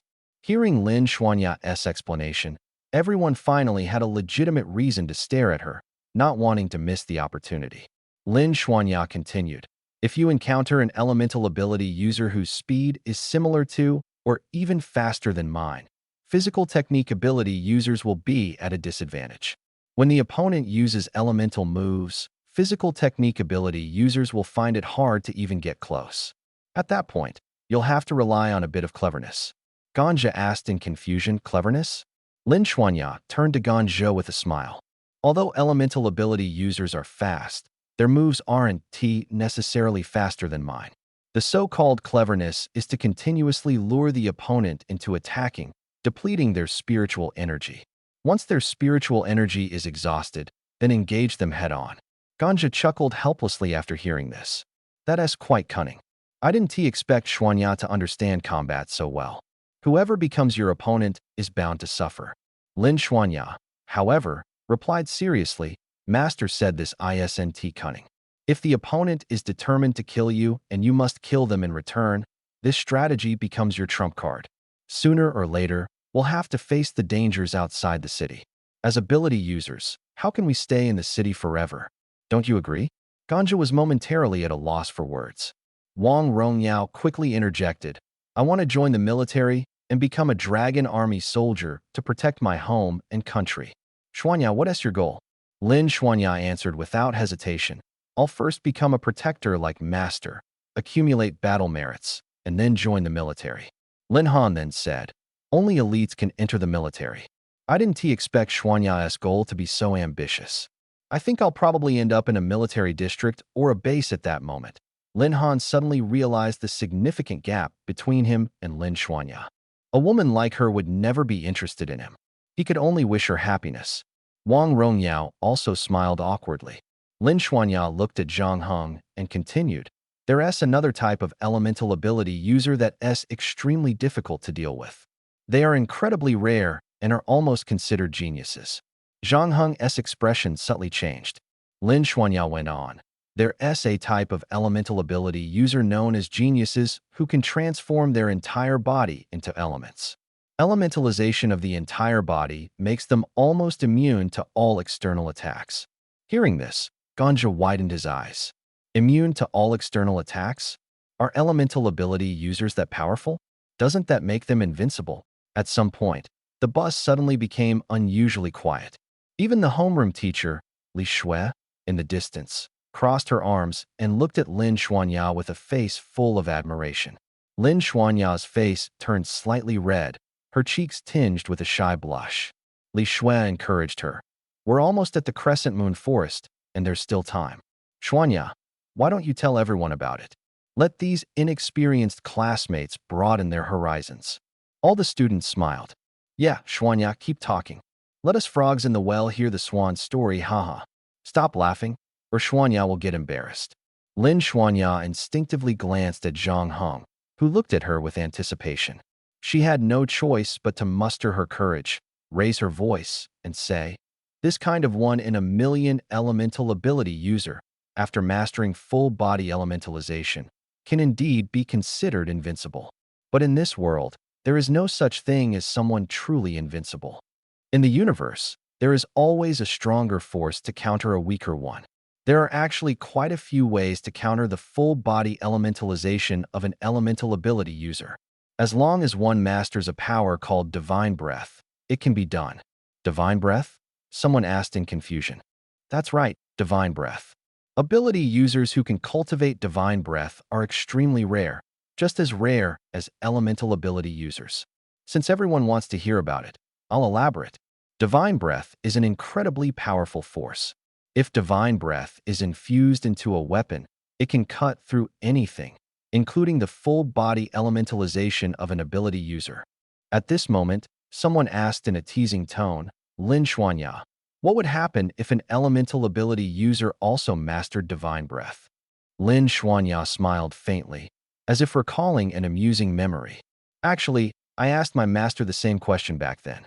My master told me that if an elemental ability user also mastered Divine Breath, it would depend on the level of their Divine Breath. Divine Breath has levels? Someone suddenly interjected. Lin Xuanya nodded.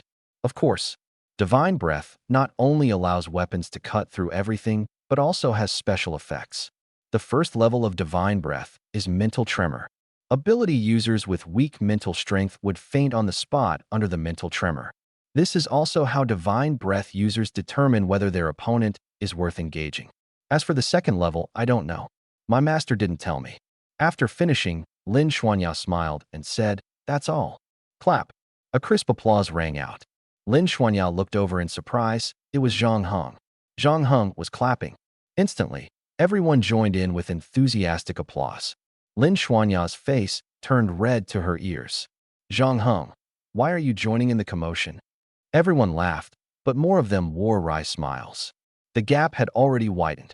At this moment, everyone clearly understood the difference between themselves and Lin Xuanya. Ganja was left speechless on the spot. Such an outstanding woman was simply out of his league. At this moment, Zhang Heng asked, so, how can one cultivate Divine Breath? This was the key question, and it piqued everyone's curiosity. Everyone held their breath and stared at Lin Xuanya. They all felt that perhaps they, too, had a chance to awaken Divine Breath. Lin Xuanya's gaze became resolute. My master said that to awaken Divine Breath, one must have a strong body to bear its power. Simply put, your vitality needs to reach 1,000 points.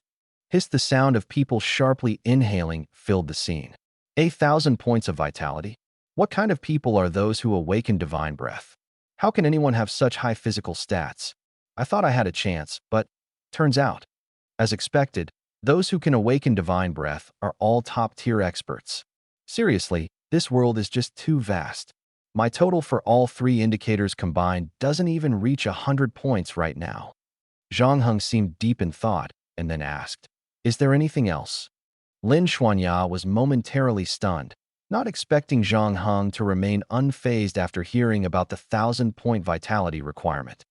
There's also the awakening of Rage and Death aura. Master said that for ordinary people, raising vitality to 1,000 points is already extremely difficult, and awakening Rage and Death aura is even harder. Rage cannot be quantified. No one knows how intense your anger must be to awaken it. As for Death aura, you must personally experience death, comprehend the true essence of it, and then come back to life. Only then can Divine Breath be considered truly perfected. The bus fell silent. When Li Shui heard, come back to life, Divine Breath perfected, her expression turned despondent for a moment. Divine Breath was like a gate, barring countless ability users, with very few ever passing through. This feeling of being so close yet so far had crushed the confidence of countless geniuses. After hearing Lin Xuanya's words, Zhang Heng also fell into silence. The world was indeed vast. This was merely the limit for humans. But what about the limits of beastmen, exotic beasts, the Skywing clan, or the Sea clan? Could humanity truly achieve ultimate victory in this era of chaotic battles among such powerful enemies? Li Shui summarized Lin Xuanya's words. She clapped her hands to draw everyone's attention and said, classmates, I believe you've already felt the vastness of this world. To survive here, strength is something everyone must possess. The wilderness is no exception. The exotic beasts and beastmen in the wild harbor extreme hatred for humans and are determined to wipe us out. So, during this expedition, don't treat it as a game. You could encounter danger at any moment, and your life could be at risk at any time. Don't separate from your teammates lightly, and make sure to find a safe campsite for yourself. If luck isn't on your side, it might even be hard to survive the night. The students couldn't help but swallow nervously, and the atmosphere instantly grew tense. Crescent Moon Forest. Li Shui led a group of students to the entrance of Crescent Moon Forest. She turned to everyone and said, "This is Crescent Moon Forest. Exotic beasts appear here frequently, and their levels are generally at the first tier. Every year, Nanzhong Academy sends students here for training. Scattered throughout the forest are black cards placed by our teachers. There are 45 of you, and there are 100 cards in the forest. By tomorrow evening, groups of 5 each person who obtains a card will receive a reward prepared by the school. Everyone, do your best. This time, you're truly risking your lives. I hope you all return safely." Mission dismissed. The students began entering the forest.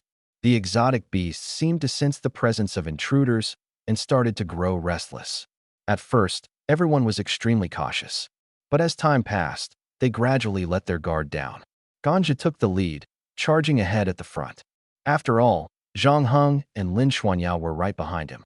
These two were top experts from Nanzhong Ability Academy. With them around, first-tier exotic beasts were no big deal. Lin Xuanyao reminded, "It's getting dark. Let us quickly find a place to spend the night." Sugarcane turned around and asked, "Is the overnight spot a cave? Or should we build a wooden cabin ourselves?" Zhang Heng replied, "Caves are likely inhabited by exotic beasts. After all, this is the wilderness. They usually live in caves or burrows. Building a wooden cabin ourselves is a good idea. We have quite a few skilled tree cutters here." Wang Rongyao said, "Since we rarely get out, why not try finding a cave and face the exotic beasts ourselves? Honestly, I've never fought an exotic beast before." Lin Han nodded in agreement. "Exactly, we're already outside the city. How can we not give it a try? If we don't get some blood on us before heading back, wouldn't it be a wasted trip?" Zhang Heng didn't quite understand their thinking. To him, this expedition was meaningless, a pure waste of time. He planned to have everyone build their own wooden cabins and then go home to sleep at night. After all, with Lin Xuanyao around, she could easily handle any trouble they encountered. Lin Xuanyao glanced at Zhang Heng and, seeing that he hadn't spoken, suggested, "The black card might be hidden in a cave. Zhang Heng, why don't we look for a cave?" Zhang Heng nodded. "All right, but I might still build a wooden cabin for the night." Wang Rongyao and Lin Han were overjoyed upon hearing this. However, Zhang Heng's obsession with wooden cabins was quite apparent. Sugarcane held a stone-made boomerang in his hand. "Finally, it's my turn to shine. If we encounter exotic beasts, let me take the first shot." Zhang Heng smiled bitterly to himself. This expedition felt more like a group of elementary school students going camping. Sugarcane led 2 people ahead at a faster pace to search for caves where exotic beasts might appear. Lin Xuanyao and Zhang Heng followed slowly behind. "Zhang Heng, what do you think about Luo Chuan's death?" Lin Xuanyao asked. "Who do you think killed him?" Zhang Heng replied indifferently. "Luo Chuan had too many enemies. There were plenty of people who wanted to harm him. But if it was one of his old rivals, it's unlikely. If they could defeat Luo Chuan, why would they have lost to him before? Luo Chuan had never lost until he met me." Lin Xuanyao nodded. "You rewrite. Luo Chuan hadn't lost before meeting you. If it really was someone who had lost to him before, they might have brought help. I've also seen Luo Chuan's corpse. His body was shattered like glass. I suspect it was done by an elemental ability user. What do you think?" Lin Xuanyao's mentor was the captain of the Security Bureau's guard team, and she herself aspired to become a guardian. Naturally, she was very concerned about Luo Chuan's death. Zhang Heng thought for a moment and said, "I agree with your guess. It should be an elemental ability user. The school authorities are likely already investigating. If we rule out the school's students, it might be someone from outside the school. However, I think the killer is more likely someone within the school." Lin Xuanyao asked in confusion, "Why?" Zhang Heng explained, "The killer avoided all the school's surveillance cameras, which shows they were very familiar with the camera locations. If Luo Chuan and the killer had appeared in the same surveillance footage, they would have been discovered long ago. Moreover, the killer and Luo Chuan might have known each other and were having a conversation they didn't want others to overhear. Otherwise, they wouldn't have chosen such a remote location. Later, for some unknown reason, the killer decided to kill Luo Chuan. Luo Chuan was killed without any defense. There were no external injuries on Luo Chuan's body, ruling out the possibility of a physical ability user. The cracks on his wounds indicated it could only have been done by an elemental ability user. I also didn't see any signs of a fight at the scene. Luo Chuan was killed instantly by the other party. This shows the killer's strength is extraordinary. Lin Xuanya's eyes widened slightly. Zhang Heng, what is your goal? Do you want to become a guardian with me? Zhang Heng thought for a moment and said, if becoming a guardian means I can directly enter the military department afterward, I'll consider it. Lin Xuanya took a deep breath, deeply shocked. Zhang Heng had already deduced so much useful information. She hadn't thought of that much herself. If Zhang Heng could become a guardian, they could carry out missions together again. That would definitely be an amazing experience. Zhang Heng said, if I can figure out this information, the Security Bureau can definitely figure it out too. So let's not waste our efforts. Lin Xuanya nodded. You're right. Zhang Heng. Lin Xuanya, come quickly. We found a good cave, and there's even a mutant beast inside. Hurry over. Ganja suddenly ran over, shouting. Lin Xuanya smiled. This reminds me of the first time I went out training with my master and saw a mutant beast. Zhang Heng, let's go quickly. Zhang Heng nodded, and the two of them walked briskly in Ganja's direction. Zhang Heng and Lin Xuanya arrived at the cave Ganja and the others had discovered. It was a small cave, with an entrance not even as tall as an adult, but the space inside seemed quite large. Right at the entrance, a mutant beast resembling a leopard was crouching. A name immediately surfaced in Zhang Heng's mind. Lingu leopard. It was a first-tier mutant beast, not very strong. Wang Rongyao and Lin Han were circling the Lingu leopard, seemingly afraid it might suddenly escape. Ganzhou excitedly held a boomerang. Guys, let me have a go. I'll give it a try. Zhang Heng and Lin Xuanya stood at a distance, not moving, just quietly watching. This kind of first-tier mutant beast could definitely be handled easily by the three of them together. Wang Rongyao suddenly shouted, raised his machete, and charged at the Lingu leopard. Swish! The Lingu leopard abruptly stood upright, using its claws to block the machete. Blood immediately gushed from its claws. This guy is pretty tough. Wang Rongyao's face lit up with excitement at the sight of blood. My turn. My turn. Ganja threw the boomerang forcefully. The boomerang flew slowly, and the Lingu leopard stood upright again, using its claws to block. Bang! The boomerang hit the Lingu leopard's head and fell beside it. Ganja shouted proudly, how about that? Not bad, right? The Lingu leopard's head had a gash, and blood stained half its face. It endured the pain, crouched at the cave entrance, and let out a low growl at but the truth is, if it charged out of the cave, it could easily tear you apart. The reason it hasn't left the cave is because there's a little one inside. At that moment, a small Lingu leopard suddenly ran out of the cave. The small Lingu leopard stood on the corpse of the Lingu leopard, continuously growling at them. Seeing no reaction, it stuck out its tongue and licked the Lingu leopard. Everyone, upon witnessing this scene, finally understood why the Lingu leopard had never left the cave. It was to protect the small Lingu leopard inside. Lin Xuanya stepped forward and said, Zhang Heng was right. If you're going to kill a beast, do it decisively. Don't drag it out and torture it. That's not cool at all. Cool killing beasts with a sense of coolness?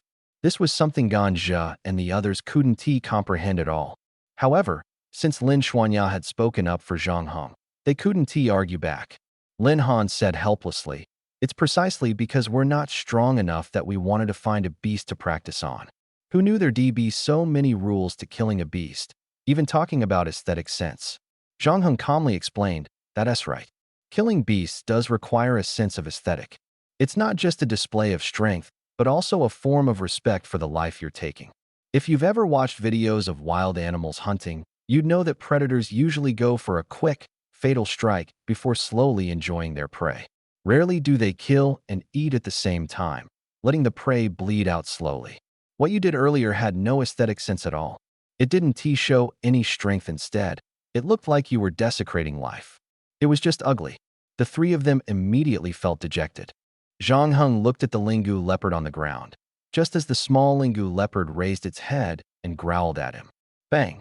Zhang Heng kicked the small Lingu leopard, sending it flying into the stone wall behind, killing it instantly. The system didn't even bother to notify him about the kill of a first-tier creature. That kick not only swept away the frustration in Ganja and the others' hearts, but also gave them a deeper understanding of Zhang Heng's character. This man wasn't a heartless saint. He genuinely thought their way of killing beasts was too unsightly. Lin Xuanya frowned at the scene, but quickly relaxed her expression. It seemed this approach wasn't wrong either. After all, beasts were enemies of humanity. Whether they were young or adult, there could be no mercy. Zhang Heng turned to Ganja and the others and said, "The cave smells a bit, but it's quite suitable for spending the night. I'll go chop some wood to build a cabin. You guys can do whatever you want." With that, he headed toward the nearby forest. Ganja and the others watched Zhang Heng's retreating figure, their expressions not looking too good. He is strong, but does he really need to humiliate us like that?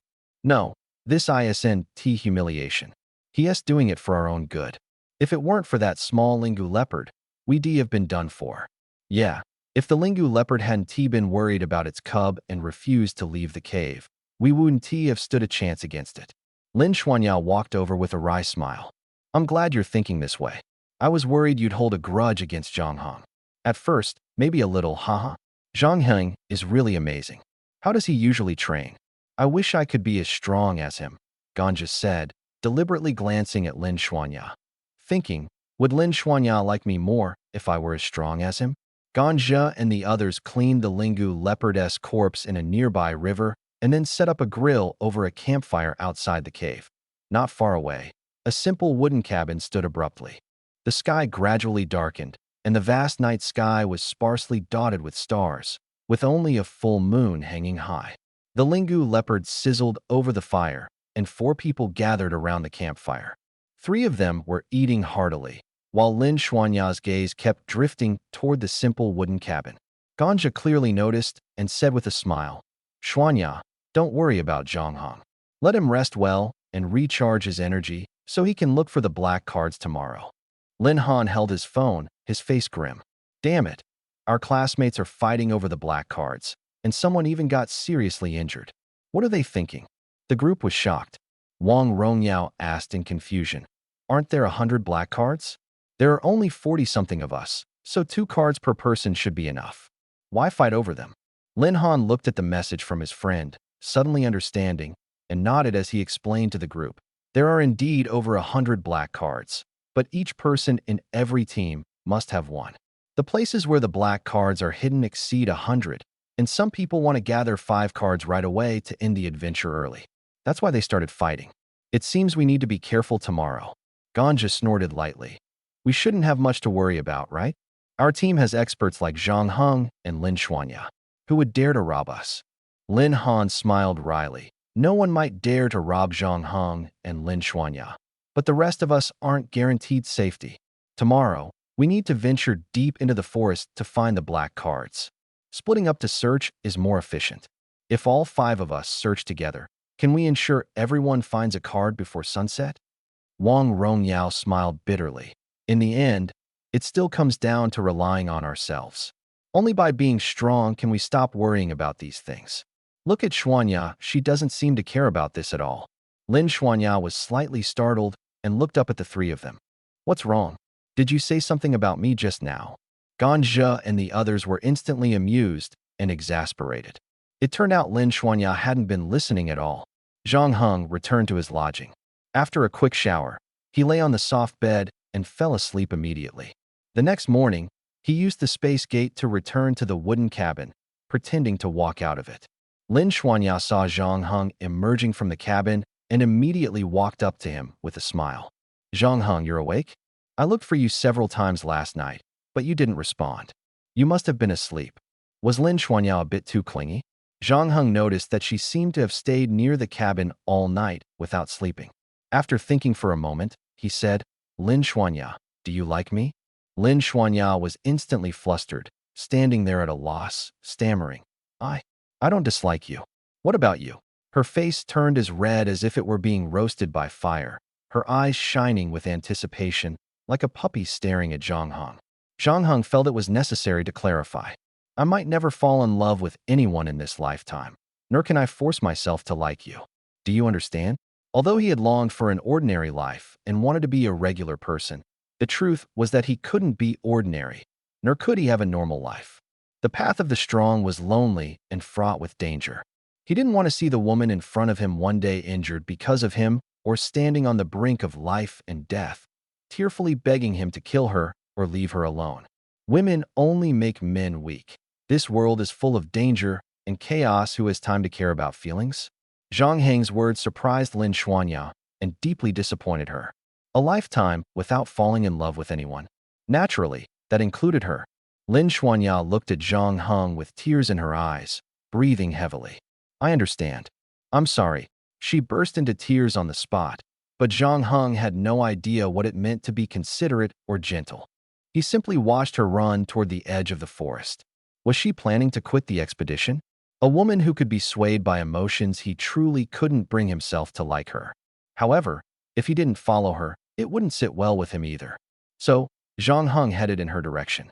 Lin Xuanya noticed someone following her, suddenly stopped, and turned back to glare at him. Why are you following me? I'm going back. Are you going back too? What about Ganzhou and the others? Zhang Heng's tone was calm. I don't think you're the kind of woman who is fragile. Wipe your tears, don't let Ganzhou and the others notice. Lin Xuanya clenched her fists. Who said she wasn't fragile? She was very fragile. What was wrong with Zhang Heng? He had no warmth at all. Shouldn't he be comforting her at a time like this? And yet, she had fallen for such a cold and rigid guy. Truly, Lin Xuanya took a deep breath, wiped the tears from her face, walked up to Zhang Heng, and asked with a mix of confusion and expectation, Can you tell me why you'll never fall in love with anyone in your lifetime? Zhang Heng replied as he walked, Sorry, I might not be able to answer that. It's just that you're always being kind to me, which puts a lot of pressure on me and makes me stand out. I've always considered you my best friend. Lin Xuanya's expression returned to normal somewhat. Best friend? Well, that's not bad. Zhang Heng smiled faintly. That's also a good start, isn't it? Lin Xuanya didn't quite understand what he meant by a good start. If she knew Zhang Heng better, perhaps she would. He rarely considered anyone a friend. His pursuit was absolute power that transcended all living beings. He had no interest in romantic relationships. By clarifying things today, perhaps Lin Xuanya would stop expressing her feelings for him so openly in the future. Although this would hurt her, isn't short-term pain better than prolonged suffering? Lin Xuanya now felt that she was Zhang Heng's good friend, and her mood relaxed considerably. The two of them returned to the previous campsite together. Everything seemed as if nothing had happened. At the campsite, Ganja took a deep breath and said, Everyone's here. We should start searching for the black cards hidden in the forest. As we discussed last night, to find more black cards, we'll split into two groups. Zhang Heng and I will be one group, while Wang Rongyao, Lin Han, and Lin Xuanya will form the other group. Forget it. Lin Xuanya could never like him. Ganja gave up directly. Even though he had the chance to get closer to Lin Xuanya, he wasn't interested. As soon as he finished speaking, Lin Xuanya headed deeper into the forest, and the other two quickly followed. Ganja's eyes showed confusion. What's going on? Xuanya doesn't seem very happy. Is it because I forgot to switch night watch shifts with her last night? Zhang Heng also followed along. It looks like something happened. Let's talk as we walk. Ganja explained as he caught up. It's completely crazy. Our classmates suddenly started fighting each other. Whether or not you have a black card, if you encounter someone, you get beaten up first. If no black card is found, then forget it. We need to be extra careful. Zhang Heng smiled faintly and said, When people live in a peaceful environment for a long time, their inner wildness gradually gets suppressed. But in the wilderness, where danger is everywhere, that wildness gets reawakened. Ganja scratched the back of his head. Then why do I feel like my wildness hasn't been triggered? You should be more alert to your surroundings now than when you were at school, Zhang Heng replied. Ganja gave an awkward laugh. It does seem that way. Looks like my wildness has been awakened too. Ahem. Let us focus on finding the black cards. They might be hidden in places we haven't thought of. The two of them wandered aimlessly deeper into the forest. The remnant moon forest wasn't very large, so there weren't many exotic beasts. There were a total of 100 black cards, so there was no need to worry about not finding one unless someone deliberately collected all the cards to prevent others from getting them. Over the next hour, the two of them each found a black card in different parts of the forest. Ganja looked at the iron card in his hand, engraved with the large characters South Central Ability Academy, and lightly tapped it against his palm. I didn't expect this thing to be so heavy. Not bad, finding one in just an hour. Zhang Heng said, there are 100 black cards in this forest. Everyone here should be our classmates, so it shouldn't be hard for each person to find one. Let us go find Lin Xuanya and the others. If they've found theirs too, this boring adventure will be over. Ganja glanced cautiously at Zhang Heng. Zhang Heng, do you think this adventure is boring? I actually find it pretty fresh and exciting. Zhang Heng replied calmly. You find it fresh and exciting because you haven't experienced it before. Once you become stronger and go outside the city more often, you won't find it special anymore at LL, just become part of your routine. Ganja chuckled. Let us not talk about that for now. Zhang Heng, are you and Lin Xuanya together? Zhang Heng shook his head. Lin Xuanya and I are just ordinary classmates. Don't overthink it. But I can tell you this Lin Xuanya isn't weak, and she naturally gravitates towards strong men.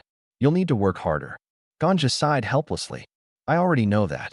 But cultivation isn't just about talent, interest matters too. I'm not interested in this. I only practice casually to get by. Once I finish my 3 years at South Central, I plan to become a businessman. Being rich is actually pretty nice. Zhang Heng said, becoming a powerful ability user and hunting high-level exotic beasts can also make you money. Ganja was momentarily speechless. Watching Zhang Heng's back, he felt that Zhang Heng had become so composed, like someone detached from the world. Listening to him talk always gave people a strange feeling. Just then, a figure wearing a black mask suddenly appeared ahead. Judging by the figure, it seemed to be a woman. Ganja's expression changed slightly, and he called out to the woman in the distance. Are you from our class? Did you get separated from your group? Or what? Ganja's pace suddenly slowed. Zhang Heng's expression also changed, and he closed his eyes. Oh, the woman looked puzzled. You actually know that closing your eyes can avoid my ability? Have you studied my ability? That voice, it sounded very familiar. Ing Miao Miao. Zhang Heng was slightly surprised. Ing Miao Miao let out a soft snort and slowly walked toward Zhang Heng. That's right, it's me. I didn't expect you two to be exploring the remnant moon forest today. I noticed your classmates were nowhere to be seen. Luckily, this forest isn't too big, so I finally found you. Zhang Heng calmed down after realizing it was Ing Miao Miao. If I don't help you, you'll kill me? Was it you who killed Luo Chuan? Ing Miao Miao snorted coldly. Open your eyes, and I'll tell you. Earlier, the fat man's movements had suddenly slowed, as if he were frozen. A strange red light emanated from ahead, and Zhang Heng instantly deduced that this red light was the reason for the sluggish movements. So he closed his eyes. Sure enough, he was right. As long as he didn't look into her eyes, he wouldn't be controlled by her tricks. Zhang Heng reached into his spatial ring and pulled out a double-edged blade, relying on his hearing to determine Ing Miao Miao's position. Ing Miao Miao froze for a moment, standing still and not daring to approach. Boom. The spiritual energy within Zhang Heng's body began circulating rapidly, entering the second stage of self-circulation. Spiritual energy continuously poured into his right hand.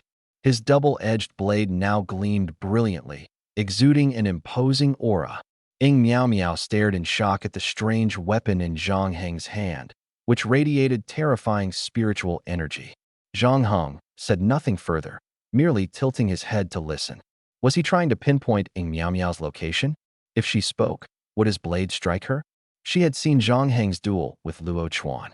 Zhang Heng's speed was as fast as lightning. If that were the case, there was no guarantee she wouldn't be killed on the spot. Damn it! She had come to kill Zhang Heng, to avenge Cheng Liang. But now, standing in front of Zhang Heng, she didn't even dare to move. Ing Miao Miao's face turned deathly pale, and she controlled her breathing carefully, afraid of making the slightest sound. She feared that if she spoke, Zhang Heng would kill her. The two immediately fell into a stalemate. Zhang Heng grinned and said, "You want to kill others, but did you ever think someone might kill you in return?"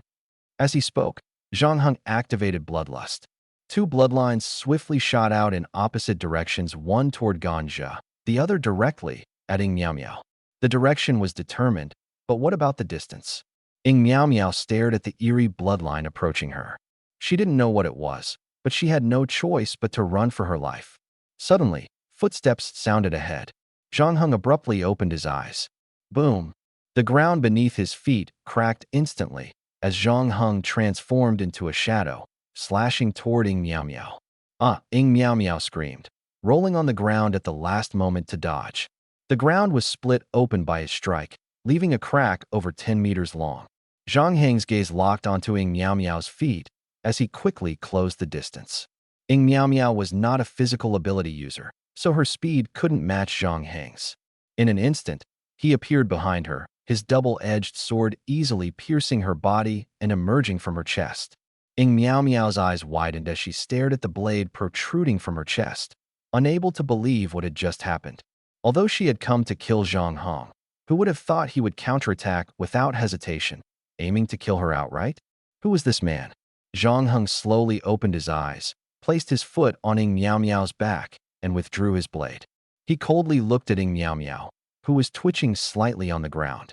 The system gave no notification, yet there was no blood on his blade. Could Ing Miao Miao still be alive? But the body on the ground was clearly a corpse. Suddenly, the corpse turned into a pink mist and vanished without a trace. Zhang Heng was momentarily stunned, and a faint sound came from behind him. Ganja had turned into a stone statue, the stone color gradually fading. It seemed that the one who had killed Luo Chuan was indeed Ing Miao Miao. What an impressive ability. Could she turn anyone into a stone statue? Zhang Heng quickly contacted the system. "System, I want to copy her ability." Response to host. "Unable to copy." "Why?" 1. You don't have enough replication points. You need 100,000 points to replicate. Point 2. The replication source is not here. Replication is impossible. Point 100,000 replication points. The replication source is not here. Could it be that what appeared earlier was Ing Miao Miao's clone? What kind of ability does she have? And she even has clones. Zhang Heng felt both frustrated and helpless. 10 minutes later, Ganja woke up. "Damn, what happened to me just now?" were his first words upon waking up. He seemed to have no memory of what had happened earlier. Zhang Heng casually made up an excuse, saying he might have fainted from heat stroke. The two headed toward the cave. Half an hour later, Lin Xuanya returned to the cave with the two of them and presented the black card. Lin Xuanya said, "Since everyone has obtained the black card, let's head back." The group nodded and walked out of the Crescent Moon Forest together. At the forest entrance, over a dozen medical vehicles were lined up, and many students were receiving treatment, with quite a few injuries. Zhang Heng's team handed over 5 black cards to Li Shui. Li Shui looked at Zhang Heng and Lin Xuanya and smiled. "This outdoor adventure didn't seem to be much of a challenge for you two, huh?" Lin Xuanya gave a bitter smile and did not respond. Zhang Heng suddenly asked, "Teacher Li, can we head back now?" Li Shui replied, "Don't rush, the other students haven't returned yet. If you leave first and something happens, I won't be able to explain. Let's wait for everyone to return, and then we'll take the bus back to the city together. Are you in a hurry to leave?" Zhang Heng shook his head. "No urgent matters. I'll go rest on the bus for a while." After saying that, he walked alone toward the bus, his mind focused on one thing: Ing Miao Miao. Clearly, Ing Miao Miao had sent a clone to kill him earlier, and the clone evidently possessed her abilities.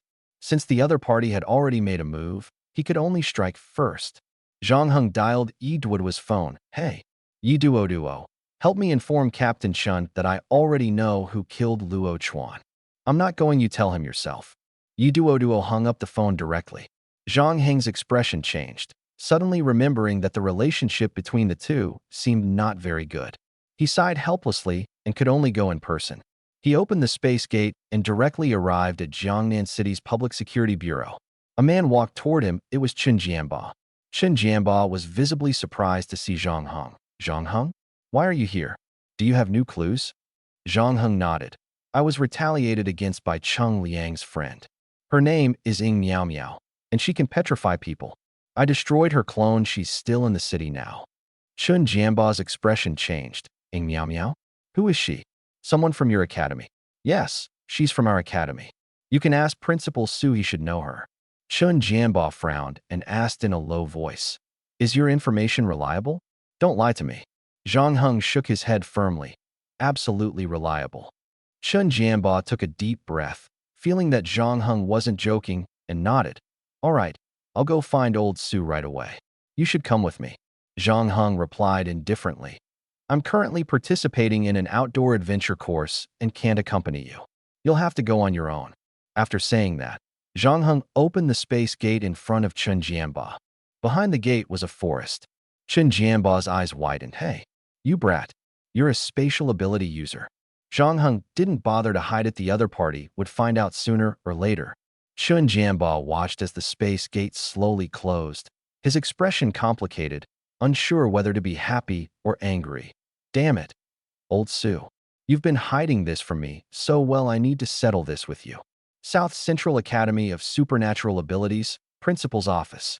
Chun Jianba walked briskly, a smile on his face, and directly pushed open the door to the principal's office. Old Su, help me investigate someone. Principal Su was startled. Captain Chun, could you knock before entering? I almost had a heart attack. Chun Jianba didn't care. Old Su, I'm here to tell you that I've found the murderer who killed Luo Chuan. Apparently, it's someone from your academy, named Meow Meow. Such a peculiar name. There shouldn't be anyone else with the same name, right? Principal Su froze for a moment. How did you find out? Who told you? Chun Jianba sneered. That's exactly what I want to ask you. Zhang Heng is clearly a spatial ability user. So why did you say he only has telekinetic control? You actually concealed his spatial ability. You're quite bold. Principal Su was shocked. It couldn't have been Zhang Heng who told you, could it? Chun Jianba laughed. That's right. I also know he's a spatial ability user. Later, I'll report you and make sure you face disciplinary action, ha. Principal Su was silent for a moment. It seemed Zhang Heng no longer wanted to hide his abilities. That was understandable. Up until now, he hadn't discovered the origin of his abilities nor received any special assistance. Zhang Heng's unwillingness to cooperate was reasonable. Perhaps he deliberately revealed his abilities in front of Captain Chun to let everyone know his true strength. Old Su sighed helplessly. Since that's the case, I won't hide it from you anymore. Zhang Heng's abilities are not just limited to spatial abilities. Chun Jianba's claim to report him was clearly a joke, and Old Su didn't take it seriously either. Zhang Heng scored an S grade in physical fitness tests, and his ability level is at least S grade. It's a special type of spatial ability. Chun Jianba was shocked upon hearing this, his eyes widening. You don't even know the specifics of his abilities? You're just judging him as an S-grade spatial ability user based on physical tests? Is it an unknown type? Old Su nodded. Yes, an unknown type. Several months have passed, and Zhang Heng knows the specifics of his abilities best. Previously, Wang Yin from Jiangxing even served as his mentor, but he resigned after a few days, saying this kid was too smart and there was nothing he could teach him. Chun Jianba had completely forgotten his original purpose, his mind filled with the news that Zhang Heng was an S-grade ability user. He was both shocked and delighted. This is great news. If we report this, Jiangnan City's funding this year will definitely increase significantly. After all, our city has produced an S-grade ability user. Old Su, what exactly were you planning by hiding this from me? Old Su smiled bitterly. I did have some selfish motives. But now that you know, I guess the whole world will know soon. What happens next is beyond my control. Anyway, the Academy does have such a person. By the way, who did you say was the murderer of Luo Chuan? Old Su suddenly remembered the matter at hand. Chun Jianba immediately responded. Meow Meow seems to be a girl. Zhang Heng found out it was her because she attacked him in the Crescent Moon Forest this afternoon, and he even saw her abilities. Old Su frowned. Something like that happened? Is Zhang Heng okay now? Old Su sneered. An S-grade ability user? What could possibly happen to him? I think this kid has probably already broken through to the second tier. It's only been a few months since his awakening, and his cultivation speed is truly astonishing. Old Su let out a long sigh. This Meow Meow is really bold. I'll go immediately. Principal, help. Suddenly, A student burst in from outside. He burst into the principal's office, tripped and fell, completely ignoring the blood on his face, and shouted anxiously, "Principal, something terrible has happened. All the students in our class have been petrified." It was Ng Miao Miao. "She asked me to deliver a message to you. Hand over Zhang Hong, who is wearing the restriction handcuffs, within 3 days, or our classmates will remain stone statues forever." Old Su slammed his palm on the desk. "Damn it, I haven't even gone looking for her, and now she's come to us first." Chen Jianba thought carefully. She must have done this after attacking Zhang Hong. It seems she knows her identity has been exposed and is starting to act recklessly. Old Su asked the student, "Did she say where Zhang Hong should go, or why she's doing this?" The student replied with a pained expression. "She mentioned Cheng Liang and said Zhang Hong should go to the place where Cheng Liang was captured." "Principal, who is Cheng Liang? Could it be that bug whisperer?" Chen Jianba glanced at Old Su. Old Su said, "Ng Miao Miao and Cheng Liang were good friends from the same orphanage. I guess she's doing this to avenge Cheng Liang, so she's targeting Zhang Hong. Let's find Zhang Hong first. You go now, and don't let anyone else know about this, understand?" Old Su gave the male student a warning look. The student turned pale with fear and nodded quickly. "Don't worry, Principal. I won't say a word." At the entrance to the Crescent Moon Forest, Li Shui received a call from the principal and found Zhang Hong. "Zhang Hong, the principal wants you to return to school immediately. He and Captain Chun are waiting for you in the principal's office." Zhang Hong asked suspiciously, "Did he say why?" Li Shui shook her head. "No, but the principal sounded pretty urgent. Are you okay going back alone?" Lin Xuanya stood up and said, "Since Master is there, I'll go back with Zhang Hong." Li Shui nodded. "All right, then you two hurry." Zhang Hong said goodbye to Gan Zhe and the others and got off the bus. Lin Xuanya saw Zhang Hong heading toward the back of the bus and found it strange. "Zhang Hong, where are you going? You're heading the wrong way." Zhang Hong opened a portal and said without looking back, "Come on in." With that, he stepped through the portal first. Lin Xuanya was stunned to see that the other side of the portal was the principal's office. She even saw her master. Lin Xuanya stepped through the portal. Chen Jianba smiled and said, "Zhang Hong, you really don't hold back, do you?" Zhang Hong replied calmly, "So what do you need me for?" Zhang Hong had directly used the portal to arrive at the principal's office. Chen Jianba was at a loss for words, impressed by Zhang Heng's openness about his abilities. Old Su, on the other hand, turned a blind eye. He knew very well that an S-class ability user like Zhang Hong was beyond his control. Whatever happened in the future was not his concern. Chen Jianba said, "Ng Miao Miao is using her petrification ability to threaten you, asking you to go to the place where Cheng Liang used to live. But don't worry, I won't let her harm you. After all, you're an S-class awakened one. We will never let you be in danger." Lin Xuanya's eyes widened upon hearing this. S-class awakened one. Zhang Hong. She had always thought Zhang Hong was a C-class ability user, but he was actually S-class. She looked at Zhang Heng in disbelief. No wonder his strength was so overwhelming and his progress so rapid. No wonder he had never taken an interest in her. Lin Xuanya suddenly felt a sense of relief, as if she had found an excuse. An S-class ability user, how could someone like that ever be interested in a C-class? That would be a waste of talent. For some reason, her mood suddenly improved. She looked up at Zhang Hong and saw him talking with her master. Zhang Hong said, "Ng Miao Miao's eyes emit a strange light that slows people's movements and eventually turns them into stone. As long as you don't look into her eyes, her ability is useless. This is the conclusion I reached after fighting her clone. I hope it helps you." Chen Jianba nodded approvingly. "This information is crucial. Stay here for now. I'll personally lead the team to finding Miao Miao." After speaking, he took a few steps forward, then turned back. "Zhang Hong, can your spatial gate connect to the security bureau?" Zhang Hong immediately understood and opened a spatial gate leading to the security bureau for Chen Jianba. Chen Jianba smiled as he stepped into the gate, instantly arriving at the security bureau. The spatial gate behind him vanished in an instant, and Chen Jianba sighed. Spatial ability users, this power is truly convenient. As he walked, he muttered to himself, "I never expected our Jiangnan city to produce an S-class spatial ability user. Our city is bound to become famous soon."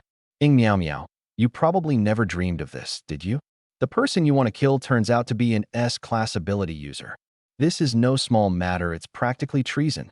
Soon, under Chun Jianba's orders, a team quickly headed to Chung Liang's old residence. Captain Chen personally led the team, surrounding the dilapidated building where Chung Liang lived. All the guards wore specially designed glasses to prevent Ying Miao Miao's petrification ability. Clearly, they were well prepared. Chen Jianba put on thermal imaging glasses and focused on Chung Liang's former room. Sure enough, he spotted a figure. Taking a deep breath, he said solemnly, "That Chung Liang caused us to lose a member of the night patrol team.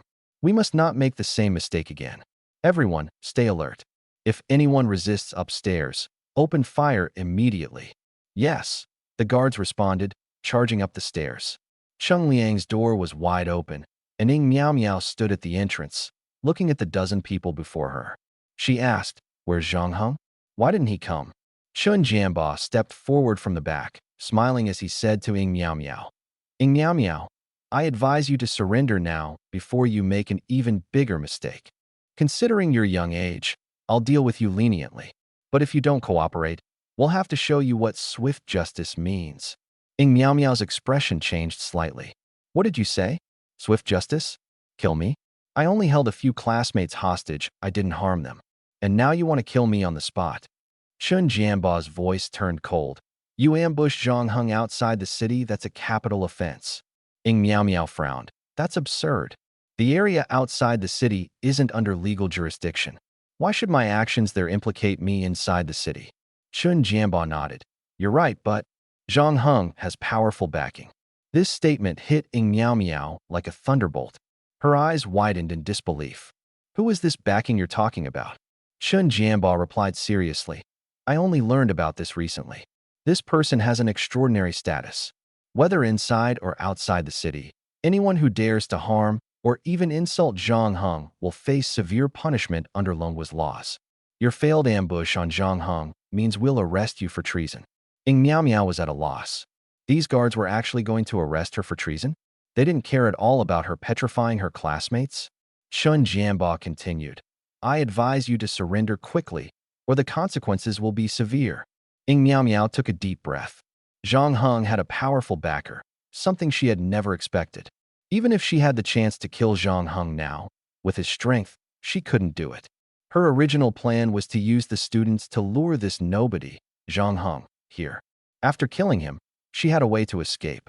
But now, the Security Bureau would never hand over an S-class ability user like Zhang Heng to her. Everything was over.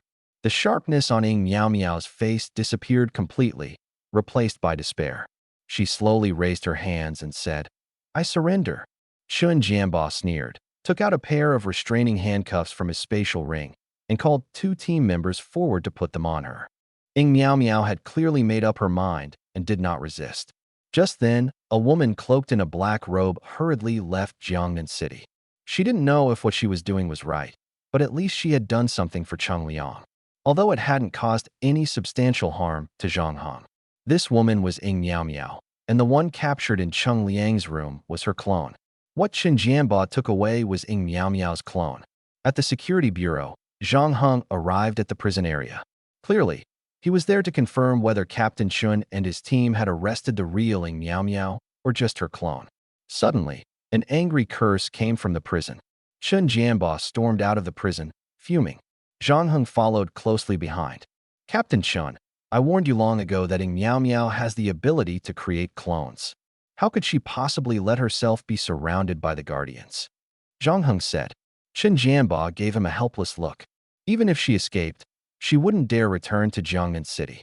Let's just consider this a loss for the night patrol team. Zhang Heng, this Captain Chun was really muddle-headed. Even Yi Duo got dragged into this. After calming down, Chun Jianba said to Zhang Heng, "Zhang Heng, regarding the fact that you're an S-class ability user, very few people know about it so far. What do you plan to do? Should I report it to the higher-ups?" Zhang Heng thought for a moment. If Chun Jianba reported it to the higher-ups, his identity as an S-class ability user would be made public and the entire city would know. Clearly, he didn't like being the center of attention, but he had to admit that being an S-class ability user was indeed advantageous. For instance, Captain Chen's attitude had improved significantly as soon as he learned about Zhang Heng's status, and he even sought Zhang Heng's opinion on certain matters. Zhang Heng asked, "What are the benefits of revealing my identity?" Chen Jianbo smiled. S-class ability users are extremely rare and have immense potential for development. Naturally, the treatment is unimaginably good, but there are also many downsides. Such top-tier talents are few and far between, and those who can contribute to the country are even rarer. Do you know why? Zhang Heng's expression changed. Underground organizations? Chen Jianbo snorted. That's right, and also the jealousy of those around you. Before you make a name for yourself, these forces will do everything they can to destroy you. My suggestion is to keep your identity hidden. I'll report to the higher-ups and have a member of the Dragon Nation's Shadow Guard assigned to protect you. Whatever requests you have for the country, you can let them know, and they'll try to meet them. Zhang Heng nodded, thinking to himself, so it's a semi-public arrangement? Then let's do as you say. I'll head back to school now. With that, he opened a spatial door and returned to school. A few days later, the news began broadcasting a wanted notice for Ying Miao Miao, accusing her of harming her classmates and fleeing. The Southern Ability Academy in Jiangnan City became a hot topic. First, a madman used insects to attack the city, and now a female fugitive who harmed her classmates and escaped has appeared. Even Principal Su, no matter how capable, couldn't suppress this wave of public opinion. The school's reputation had hit rock bottom. Old Su sat in his office, frowning deeply as he looked at the negative reviews online, completely at a loss. At that moment, a knock came from the door. A young girl with a cold expression and mushroom-shaped hair walked in, holding a letter of recommendation in her hand. Principal Su's face changed slightly. "Student, what can I do for you?" The girl walked up to the desk, placed the letter of recommendation down, and said calmly, "I am Major Xin Ling from the headquarters of the Dragon Nation's Shadow Guard Army. Starting today, I will enroll in the South Central Academy of Supernatural Abilities as Zhang Heng's sister. This is the military's letter of recommendation." Old Su swallowed hard. Had the Dragon Nation's Shadow Guard Army arrived so quickly? And it was a young girl. Perhaps it was precisely because she was young that she was suitable to protect Zhang Heng. Trembling, he took the letter and mechanically helped Xin Ling complete the enrollment procedures. After a while, Xin Ling, led by homeroom teacher Li Shui, entered Zhang Heng's classroom. Li Shui cleared her throat. "Classmates, we have a new student joining us. Let's give her a warm welcome." Xin Ling raised her head with a polite, yet unnatural smile. Zhang Heng saw her smile, and a trace of wariness flashed in his eyes. This was the most fake smile he had ever seen. Who exactly is this woman? He hadn't figured it out yet, when Li Shui gave him a meaningful look. "Your sister is here. Why aren't you greeting her?" Zhang Heng's expression shifted slightly, and he immediately understood. Could this young girl be the secret guard sent by the military to protect him? And she's pretending to be his sister? He stood up. "Xin Ling, welcome to our class." Xin Ling gave him a cold glance, thinking to herself, "So he's the S-class ability user I'm supposed to protect? Not bad." Ganju exclaimed in shock. "Wow, is she really your cousin? Even her gaze looks like yours. What is going on with your family? But why is her last name Shen? Did she take her mother's surname? Zhang Heng's sister? Real sister or cousin? She didn't say the same last name, so probably a cousin. She is pretty, just my type, hee. Li Shui said. "Xin Ling, sit next to Zhang Heng." Ganja quickly stood up. "Teacher, what about me?" Li Shui sneered. "You're always chatting with Zhang Heng during class. I've noticed. Go sit in the back row." Ganja had no choice but to move to the back. Under everyone's gaze, Xin Ling walked over and sat next to Zhang Heng. Zhang Heng looked her up and down. Xin Ling asked indifferently, "What? You can't even recognize your own sister?" She exuded the aura of a killer. Could the secret guard really be assassins trained by Longhua? It seemed so. Throughout the entire class, the students' attention was focused on Zhang Heng's sister. After class, many curious classmates surrounded Xin Ling, eager to learn more about the newcomer. Zhang Heng decided to take a walk, and Xin Ling immediately followed. Zhang Heng glanced at Xin Ling out of the corner of his eye. She was sticking close to him, not leaving his side no matter where he went. So, Zhang Heng headed to the school rooftop. Naturally, Xin Ling followed. When they reached the rooftop and confirmed no one else was around, Xin Ling locked the rooftop door and walked up to Zhang Heng. "Zhang Heng, There are a few things I need to clarify with you first. Zhang Heng said calmly. I figured you had something to say. There's no one here, so go ahead. Shenling began. Let me introduce myself first. My name is Shenling. I'm a major in the Longhua Military's Secret Guard Unit, at the 3rd tier, 7-star level. My ability is rated B class, and it's called Winter's Blossom, which controls ice and snow elements. Longhua sent a B class elemental ability user to protect him? Zhang Heng nodded in understanding. Shenling continued. From now on, I'll be protecting you 24/7 and also training you. I'd like to assess your abilities first to create a training plan. According to the intel, you're a physical ability user and an awakened unknown type, correct? Zhang Heng nodded. That's right. But you're an elemental ability user. Can you teach me physical techniques? Shenling replied confidently. I've been training in physical techniques since I was 7. Even after awakening my elemental ability, I've continued daily physical training. Teaching you won't be a problem. First, I need to gauge your strength. Let us find an open space for some combat practice. Her words were concise and direct, and her actions decisive. Starting physical training at 7, continuing even after awakening her ability, and mastering both elemental and physical techniques, this was rare. Perhaps this was why Shenling had become a major in the Longhua Military's Secret Guard Unit at such a young age. Zhang Heng felt a surge of anticipation. Suddenly, a spatial gate appeared beside him.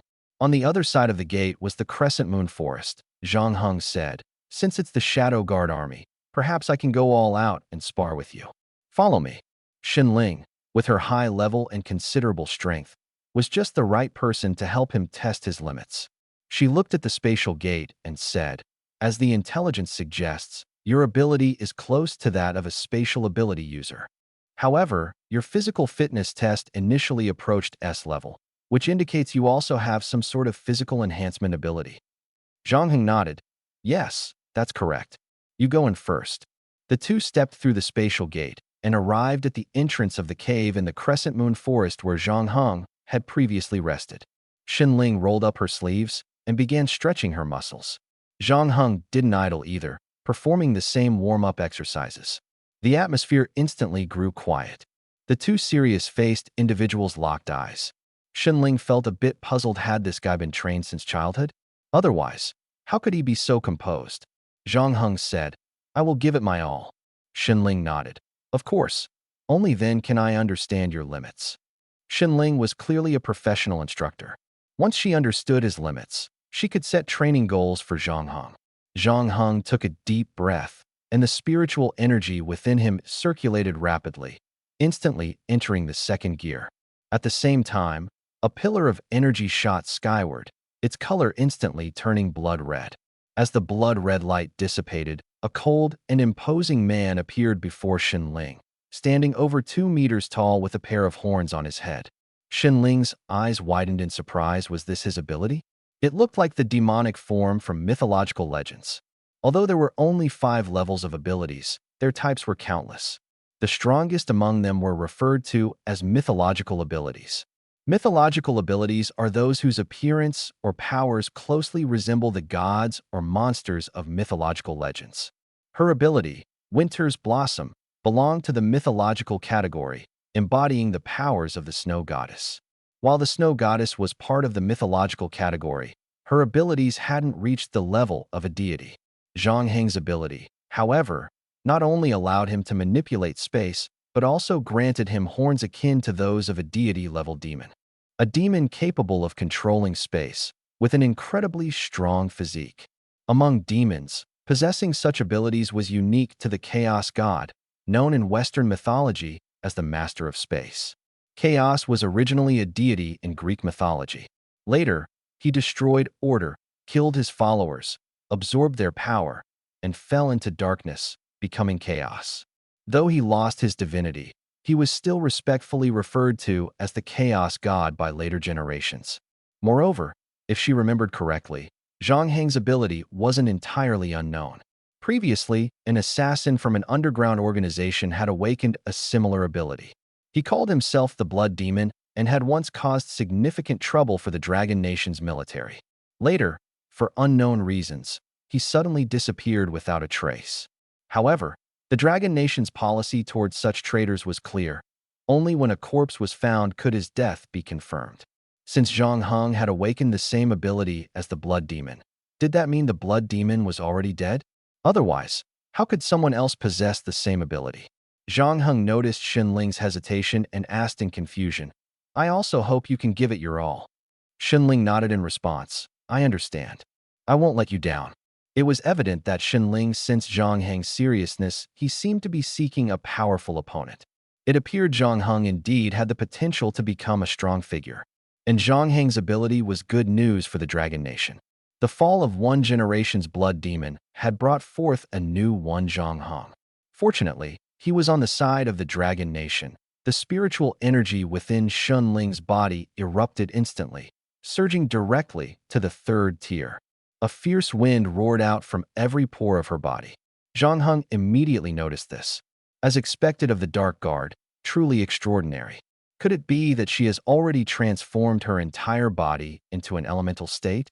Testing it will reveal the truth. Zhang Heng suddenly stomped down hard, shattering the ground beneath his feet. In an instant, a blood-red beam of light shot rapidly towards Xinling.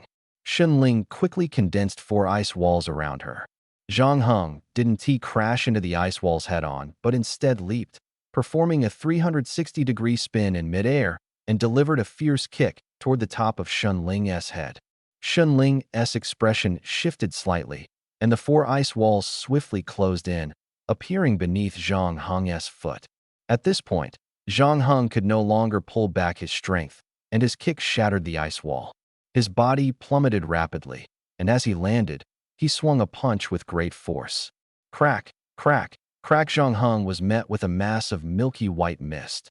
His right hand was instantly covered by a thick layer of ice, but the power of the blood demon rendered him completely immune to pain.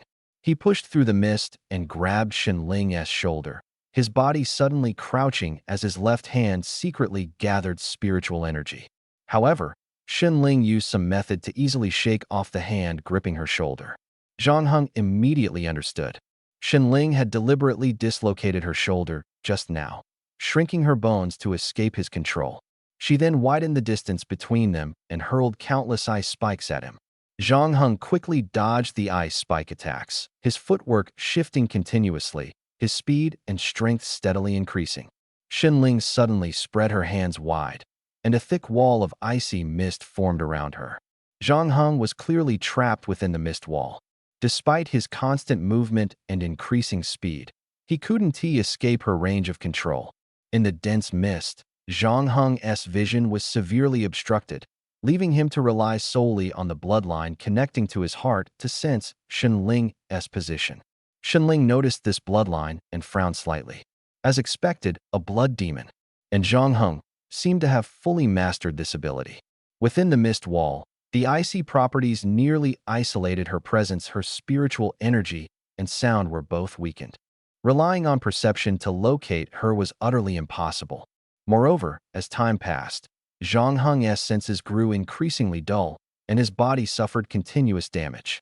Zhang Heng repeatedly thought he was close to Xinling, only to be struck by incoming ice spikes each time. Although his physical defense was astonishing, he was still pierced in several places. Fortunately, his self-healing ability was strong, and these wounds kept regenerating. However, the ice spikes embedded in his body had to be removed first, otherwise healing was impossible. Xinling wasn't just an elemental ability user. Her speed was also astonishing. This was likely because she had simultaneously trained in physical techniques. If Xinling were an enemy, Zhang Heng would probably have fled by now. That's enough for today? Xinling suddenly spoke. Zhang Heng immediately stopped in his tracks. The dense mist gradually dissipated. Xinling walked toward Zhang Heng, completely unharmed. Seeing Zhang Heng equally unscathed, Xinling was slightly surprised. Her icy mist seemed to have caused him no harm. However, he hadn't managed to injure her within the mist either. Zhang Heng returned to a normal stance and asked Xinling, "Although I always knew where you were, it was still very difficult to approach you." Xinling replied, "That's because I also knew where you were. When you approached me, I retreated. In my icy mist, I don't engage in direct combat. Besides, you're only at the 2nd tier, which is a full level below me. To be able to reach this level is already quite impressive, as expected of an S-class ability user. Zhang Heng nodded slightly. So, how do you plan to train me? Xin Ling's expression shifted slightly. Based on our earlier exchange, you have extensive combat experience. Teaching you how to fight is meaningless. What you need to improve is your speed. I noticed you didn't use spiritual energy to accelerate, relying solely on physical strength. Physical strength is your advantage, but if you don't learn to combine it with spiritual energy, that advantage could become a burden. Your spiritual energy self-circulation has already smoothly entered the second stage, which shows your control over it is quite good. I'll focus on enhancing your speed. Other areas are still beyond your reach for now. Zhang Heng nodded, seemingly understanding. Afterward, the two passed through the spatial gate and returned to the school. Although studying was dull, Xin Ling listened attentively. The day's classes ended quickly. Xin Ling followed Zhang Heng back to his home. Zhang Heng tidied up Zhang Tao's room, intending for Xin Ling to stay there. However, Xin Ling refused. I said I would guard you 24/7. You sleep on the bed, and I'll sleep on the floor. This way, no matter what happens, I can react immediately instead of rushing over from another room. You're an S-class ability user. I can't afford to be careless with you. This is a direct order from my superiors. After speaking, Xin Ling walked toward the bathroom. I'll leave my toiletries in the bathroom. Please don't use them. At this moment, Zhang Heng said, I plan to go hunting outside the city tonight. Xin Ling froze, turning back to look at him in confusion. You're going hunting this late? Zhang Heng nodded. I have classes during the day, so I usually hunt at night. Xin Ling asked, puzzled, don't you need to rest? Zhang Heng shook his head. With my physique, I can go months without rest and not feel tired. Isn't it the same for you? That was true, but if one keeps their nerves constantly tense without resting, the body will eventually suffer. Xin Ling asked, are you hunting for money? If it's for money, I can give you as much as you need. Zhang Heng shook his head. It's not for money, it's to improve my combat experience. In any case, I have to go hunting tonight. Xin Ling let out a long sigh. She had thought protecting an S-class ability user would be a relatively easy task, even a kind of break. She hadn't expected Zhang Heng to be so relentless, going out to hunt even in the middle of the night. She didn't show any frustration, merely nodded. All right, I respect your decision. Have you decided where to go? Treeheart City. The night in Treeheart City was very quiet, with only the occasional low growls of beasts echoing from all directions. Zhang Heng and Xin Ling walked through the forest. Xin Ling yawned and rubbed her eyes. At this time, she should have been asleep. She had a good routine, unlike Zhang Heng, who didn't need sleep at all. Suddenly, Xin Ling stopped in her tracks, her expression shifting from its usual calm to one of gloom. Her gaze carried a hint of reproach as she looked at Zhang Heng.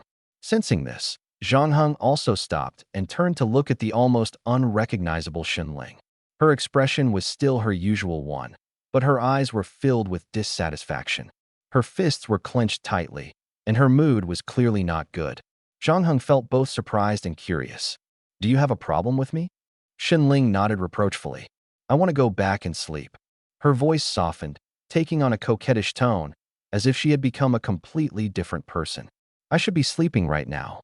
Xin Ling puffed out her cheeks, her eyes full of discontent toward Zhang Heng.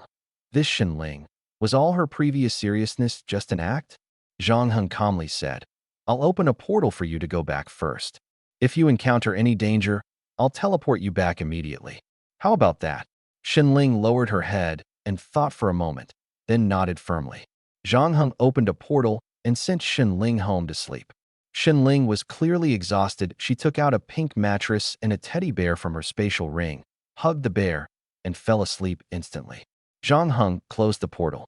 As expected, Xin Ling's previous seriousness was all pretense. Deep down, she was quite girlish. Just now, she didn't want to go hunting with him and even acted coy to gain sympathy. Hunting was a solitary task anyway. It was better without Xin Ling around. Zhang Heng confirmed his direction and slowly advanced toward his target. At Zhang Heng's home, Xin Ling was sleeping soundly when her earpiece suddenly vibrated. Xin Ling groggily sat up. Hello. Are you sleeping? Calm. Commander. No, I'm not. Don't lie to me. I can tell you just woke up from your voice. Was it a mistake to assign you to protect Zhang Heng? Shinling immediately perked up. Commander, I wasn't sleeping. I really wasn't. The commander snorted coldly. You've already made contact with Zhang Hong, right? Weren't you instructed to guard him 24/7? Where is Zhang Hong now? Shinling glanced at the empty bed, lowered her voice, and whispered, He's asleep, sleeping very soundly. Today, I even trained with him and gave him some pointers. He was quite satisfied. The commander let out a cold laugh. I'll personally go to the Jiangnan City Bureau Chief to get the full details.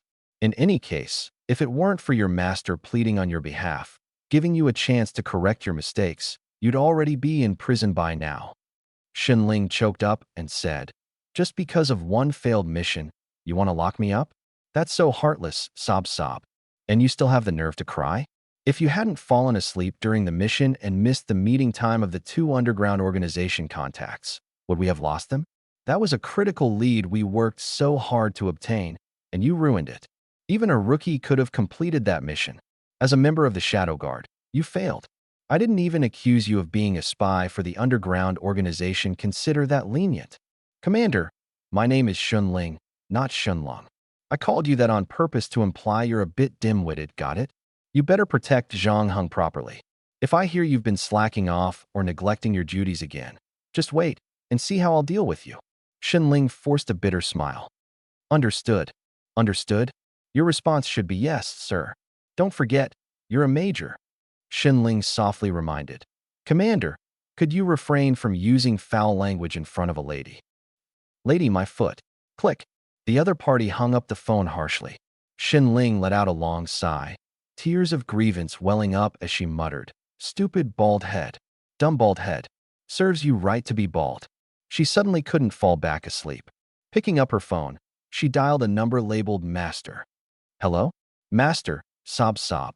A pleasant female voice came through the phone. Xiaoling, what's wrong? Did Zhang Heng bully you? Didn't I remind you to act serious in front of Zhang Heng, so he'd listen to you? The sound of someone blowing their nose came from the other end. The middle-aged beauty slightly frowned, a helpless smile tugging at the corners of her mouth. Shinling choked up and said, It wasn't Zhang Heng. It was that bald jerk. I was sleeping soundly, and he suddenly contacted me, then started yelling at me and even swore. Is that so? All right, I understand. Don't cry anymore. Be good. Master will teach him a lesson for you. Thank you, Master. But don't tell anyone it was me who told you, okay? Got it. Now go rest. It's beauty sleep time, remember? Of course, I haven't forgotten. I'll sleep now. Bye-bye. Bye-bye. After hanging up the phone, Shinling let out a long sigh of relief. Feeling much better, she wiped her tears, hugged her teddy bear, and fell into a sweet sleep. Meanwhile, Zhang Heng had already arrived under the giant tree in Treeheart City. Countless winged spiders were crawling down from the tree, making rustling sounds. Zhang Heng gathered them under the tree and, using his bloodthirst skill, quietly killed them while they were off guard. Time passed second by second, and more winged spiders fell. Most of these spiders were killed in their sleep, completely unaware of what had happened. Killed a Tier 2 mutant beast, winged spider, copy points plus 1,000. Slight realm improvement, killed a Tier 2 mutant beast, winged spider, copy points plus 900. Slight realm improvement, killed a Tier 2 mutant beast, winged spider, copy points plus 800. Slight realm improvement, as the number of kills increased, the rewards gradually decreased. The more of the same type of mutant beast killed, or the higher the realm improvement, the fewer the rewards. Zhang Heng had already understood this principle. An hour later, there were no more winged spiders to be seen under the tree. Zhang Heng's realm and copy points had also significantly improved. He felt that with continued effort, he might be able to break through his current realm. The winged spiders on this giant tree had almost been completely cleared out by him. Zhang Heng was curious about what was at the top of the tree and decided to climb up to take a look. This giant tree was over 100 meters tall, reaching straight into the clouds. Looking up, the treetop was glowing with a red light. The light resembled flames, standing out vividly in the dark night. When he climbed to the top of the tree, he finally saw what it was. It was a red fruit the size of a fist, shaped like an apple, with a surface covered in raised patterns. The fruit emitted a blood-red glow and grew on a branch at the treetop. Could this be the fruit of this giant tree? Zhang Heng didn't hesitate to pick the fruit. Giant's fruit effect permanently increases strength by 10 points, speed by 10 points, and spirit by 10 points upon consumption. Copy. 10,000 points. Zhang Heng immediately understood the value of this fruit. It could enhance 3 attributes, each by 10 points. Although the copy point cost was high, the effect was incredible. Like discovering a treasure, he stored the giant's fruit in his spatial ring. If this item were sold, its value would undoubtedly be astonishing. However, he would never sell it. He didn't even have enough for himself. It seemed he needed to find a way to farm more copy points. If he could break through to Tier 3, he would be able to take on system tasks and earn a large number of copy points. Originally planning to return, Zhang Heng decided to find a place to farm his realm first. Zhang Heng strolled through the forest of Treeart City. Under the bright moonlight, the forest was silent, and every sound was exceptionally clear. The roars of mutant beasts echoed from all directions. Zhang Heng slowly closed his eyes, and the surroundings instantly plunged into darkness. He could sense the taste of blood and vitality. Every living being carried a faintly metallic scent of blood.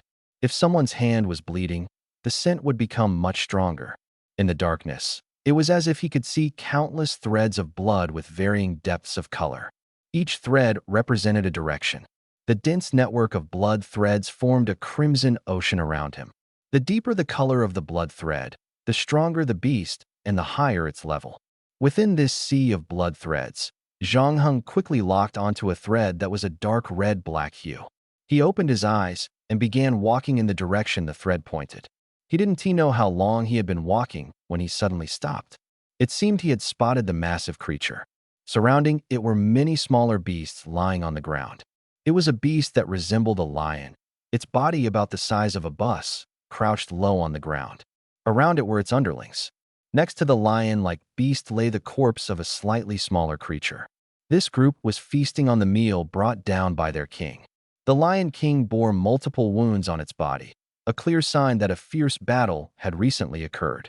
The Lion King, either too exhausted or too gravely injured, lay off to the side, without even the strength to eat. The other lion beasts, unconcerned, lay on the massive corpse, devouring it ravenously, afraid that eating slower might mean getting less. Zhang Heng pulled out his phone and hid in the shadows to search for information on this type of beast in his bestiary. Soon, he found the basic details of this creature in the second-tier beast index. Its name was the mountain-moving lion beast, known for its immense strength and ferocity, and for living in groups. The massive lion was likely their king. The Lion King was at the 3rd tier, evident from its enormous body, and killing it would be no easy feat. There were approximately 15 mountain-moving lion beasts, including the Lion King. If he could successfully kill them, the rewards would undoubtedly be astonishing. Just the Lion King alone would be worth a fortune. Without hesitation, Zhang Heng released his stone mist. The mist slowly drifted towards where the Lion King and its pack were. It was nighttime, and the stone mist looked like natural ground fog, so the beasts barely noticed it, especially as they were engrossed in their feast. The stone mist smoothly formed a circle around the beasts. Suddenly, the flow of the mist changed abruptly, rising swiftly into the air. The Lion King immediately sensed something unusual, its enormous eyes revealing its surprise. But it couldn't quite understand what was happening. After all, it was just some mist. Although the Lion King was alert, its instincts told it that this mist posed no lethal threat. Thus, it didn't pay much attention to it. However, just as the Lion King was observing the stone mist, it instantly transformed into a solid stone wall, trapping all the mountain-moving lion beasts and the Lion King inside a stone cube. Zhang Heng quickly approached the stone walls and slammed his palm against them.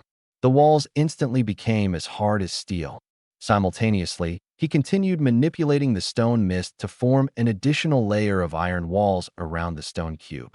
Layer after layer, like a nesting doll, he fortified the defenses.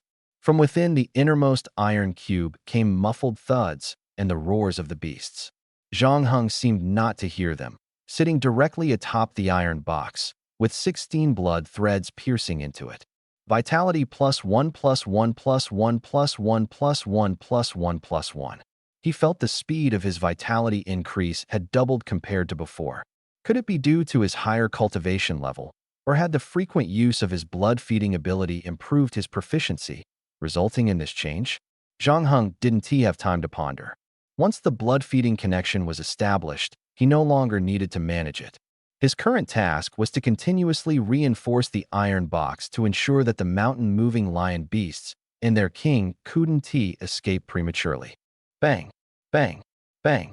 The ground trembled incessantly. Zhang Heng could clearly feel the frantic struggle of the giant beast beneath him. The iron box was being violently shaken, but since it was layered one inside another, even if the mountain-moving lion beast king destroyed the outermost layer, there were still several layers waiting for it inside. Suddenly, 3 bloodlines disappeared.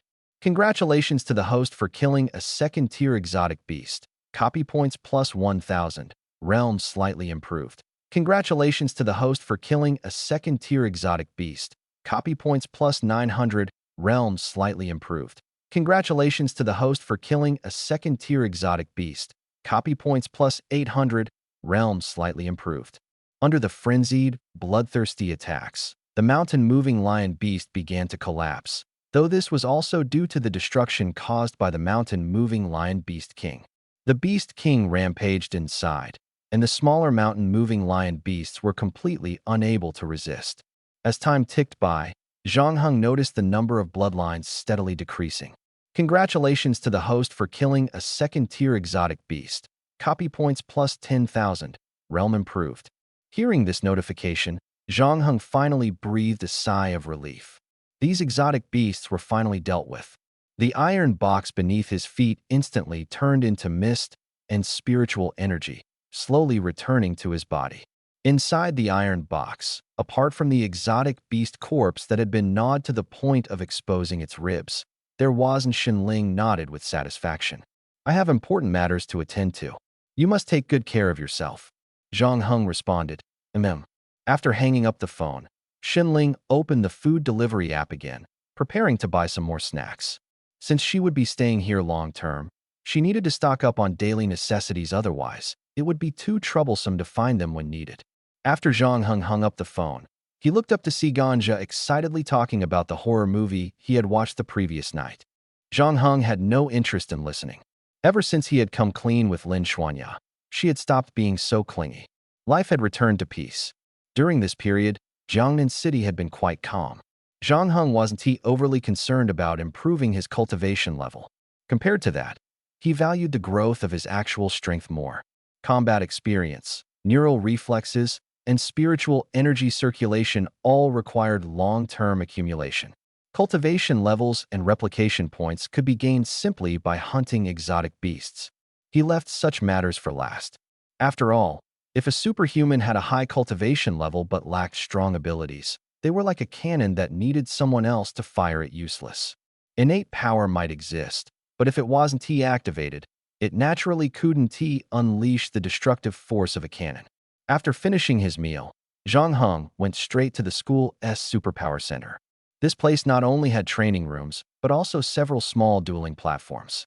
On normal days, many students would spar on the platforms to improve their combat experience. Even those watching from the sidelines could learn a lot. More importantly, the center also had private training rooms specifically for students to practice. Zhang Heng happened to have one of his own. According to school rules, after morning classes, students could arrange their afternoons freely. Zhang Heng decided to spend his afternoon in his private training room. The training room was empty, with no equipment at all. If needed, students could apply for equipment themselves. But for Zhang Heng, this environment was already sufficient. He locked the door to the training room, walked to the center, and sat cross-legged. Soon, he entered a state of spiritual energy self-circulation. A gentle breeze swirled in the empty room, forming a self-sustaining wind vortex. It was unclear how much time had passed. Suddenly, there was a knock at the door. Zhang Heng paused his training and went to open it. He hadn't told anyone he was practicing here. Who could it be? Standing outside was a handsome young man. Clearly, this person wasn't one of his classmates, otherwise Zhang Heng would have recognized him. The young man smiled and extended his right hand. Hello, nice to meet you. My name is Wang Hui. It's a pleasure to make your acquaintance. Zhang Heng also extended his hand, but before he could speak, Wang Hui had already gripped his hand firmly. Zhang Heng's expression changed. "What are you doing?" Wang Hui tightened his grip while maintaining a somewhat insincere smile. "Zhang Heng, with training rooms in such high demand, don't you think it's a bit wasteful for you to occupy one all by yourself?" Clearly displeased with Zhang Heng monopolizing a training room, he had come to stir up trouble. Zhang Heng quickly withdrew his hand. "If you're unhappy, take it up with the principal." Wang Hui looked at his own hand in surprise. Zhang Heng had suddenly exerted force to pull back, yet even with 80% of his strength, he injured him? This guy's grip was no joke. Seeing Zhang Heng's firm attitude, Wang Hui didn't dare underestimate him and continued. "Talking to the principal won't help, and I can't be bothered. At this school, there are only 7 or 8 private training rooms for superpower students. The rest have to be shared by several people. Don't you think it's excessive for you to occupy one alone?" Zhang Heng's tone remained calm. "I just got here and have used it for less than half a day, and you're already targeting me? Speak, what do you want?" Wang Hui grinned. "You're quite straightforward. Fine. It's simple, just give up the training room. My brothers may not be as famous as you, but their strength is no less. You'd better be sensible, or else I'll have to use force to make you leave." Zhang Heng raised an eyebrow and smiled. "Looks like you planned this all along. All right, let's settle this quickly. Come in." The other party invited him inside, and Wang Hui wasted no time, walking straight into the training room. The two stood in opposite corners of the room. Wang Hui smiled and said, "This place is nice, much bigger than my previous training room. The school really treats you well. How much did you bribe Principal Su? Not only do you get to choose your own instructor, but you also have a private training room." Zhang Heng replied calmly, "Beat me, and this training room is yours." Wang Hui snorted, "Just what I wanted. Bring it on." "Ah!"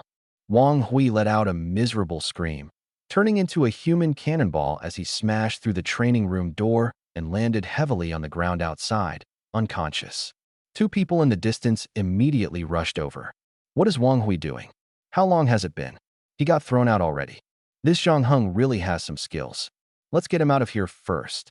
The two lifted Wang Hui and started running away. Zhang Heng happened to witness this scene.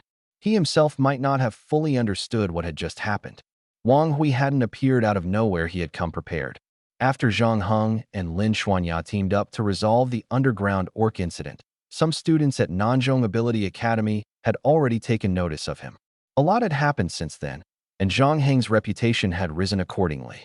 Wang Hui's sudden appearance today was merely a small ripple among the forces acting in the shadows. With the help of 2 classmates, Wang Hui was brought to another training room in the Ability Center.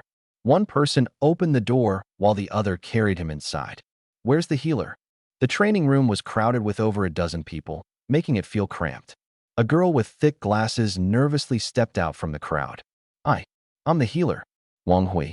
What happened to him?" The group exchanged glances, but said nothing. A tall, bald man with a slightly fierce look emerged shirtless from the small bathroom in the training room. His name was Li Yunsheng, an ordinary student at Nanzhong Ability Academy, but among the ordinary students, he was considered one of the best. Li Yunsheng looked at Wang Hui, who was receiving treatment, and chuckled. Zhang Heng really doesn't hold back. He actually knocked Wang Hui out cold. The short guy who had carried Wang Hui back added. He got sent flying out within seconds of going in. "It's the first time I've seen someone get launched like that." With the help of the healer's ability, Wang Hui gradually regained consciousness. He looked around, then covered his face in frustration. "How embarrassing?" Li Yunxing asked. "What do you mean embarrassing?" Wang Hui grimaced. "Zhang Heng's strength is probably on par with yours. He's already at the 2nd tier. His speed, strength, and explosiveness are all top-notch. I was just about to make a move when he kicked me, sending me flying just like when he kicked Luo Chuan back then." Luo Chuan. Li Yunxing's eyes flickered. Everyone knew that name. That guy had dared to openly challenge Zhang Heng, only to end up mysteriously dead at Nanzhong Ability Academy. His strength hadn't been weak. Either. Li Yunxing sneered. "Back then, I told him to follow me, but he refused, thinking he was special. In the end, he lost face to Zhang Heng and was later killed by his enemies. I wanted him to follow me not to harm him, but to protect him. Unfortunately, he didn't use his brain. Forget it. Let us not talk about him anymore. Wang Hui grimaced. Brother Yun, did I get beaten up for nothing? You have to help me regain my dignity. This is too humiliating.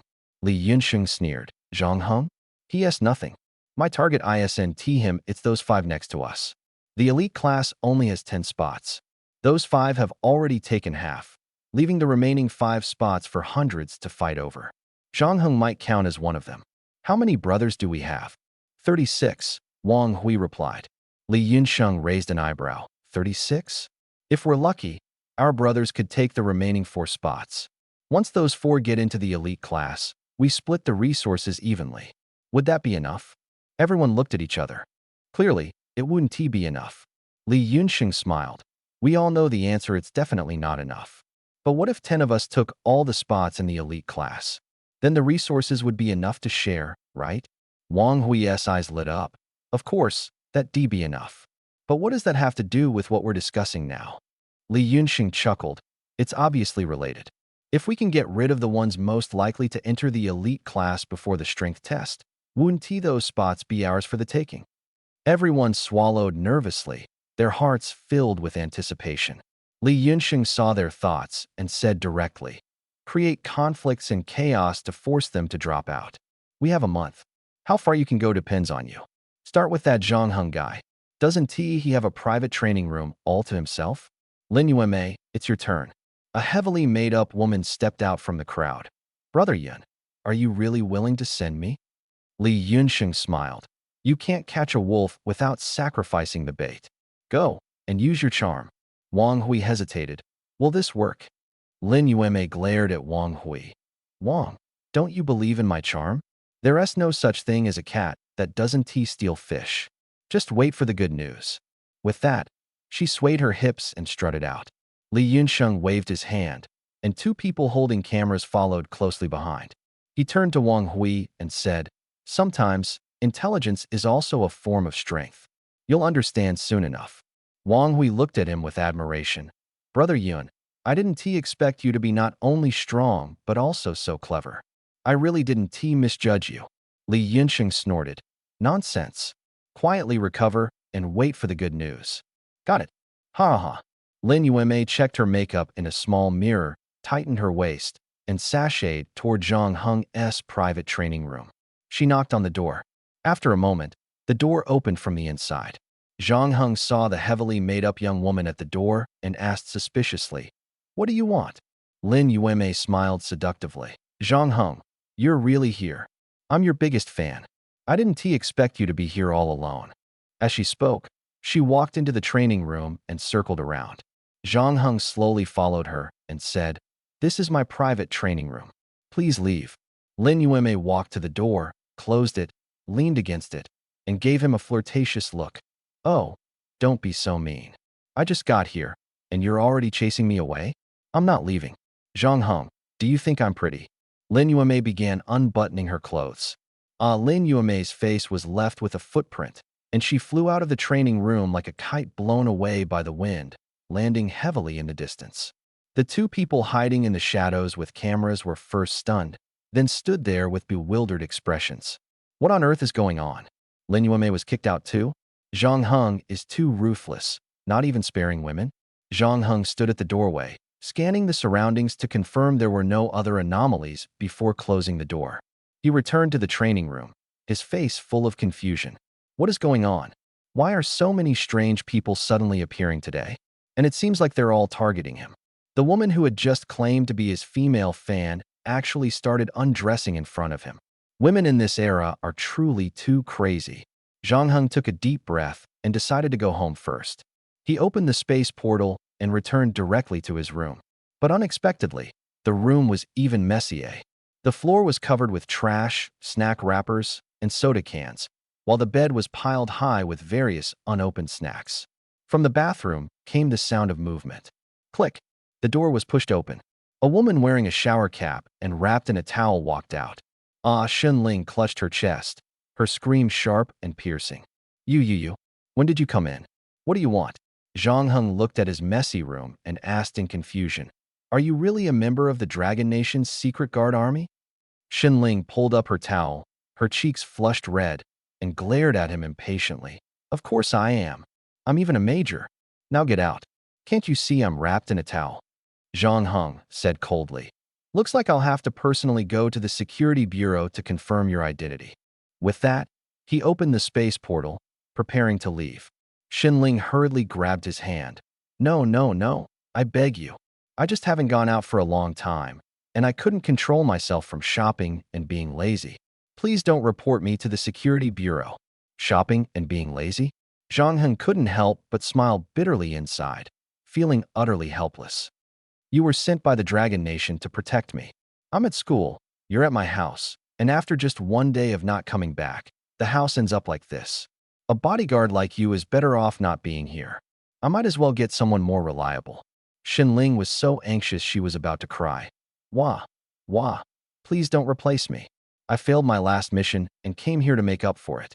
If you report me, I won't just fail to make up for it. I might even end up in jail.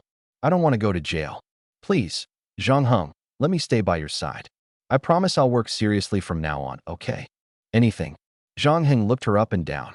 Xinling swallowed hard. Anything except doing that kind of thing with you. I'll agree to everything else. Zhang Heng laughed in exasperation. Relax, it's not that kind of thing. Since you're part of the secret guard army, you should know about Shinshi, right? Shinshi? Xinling asked in confusion. Where did you hear about that? That's not knowledge you're supposed to access at this stage. Zhang Heng didn't waste words and directly asked, how can anger and death energy be awakened? Tell me, and I'll let you stay, whether you're slacking off or protecting me. Xinling was shocked. Really? I can sleep all day and still stay? Zhang Heng nodded. That's right. I didn't originally request Dragon Nation to assign a bodyguard, but they thought my identity was special and insisted on arranging one. Xinling breathed a sigh of relief. Then, can you step out for a moment? I'll tell you everything slowly after I finish changing clothes and drying my hair. Zhang Heng walked out of the room.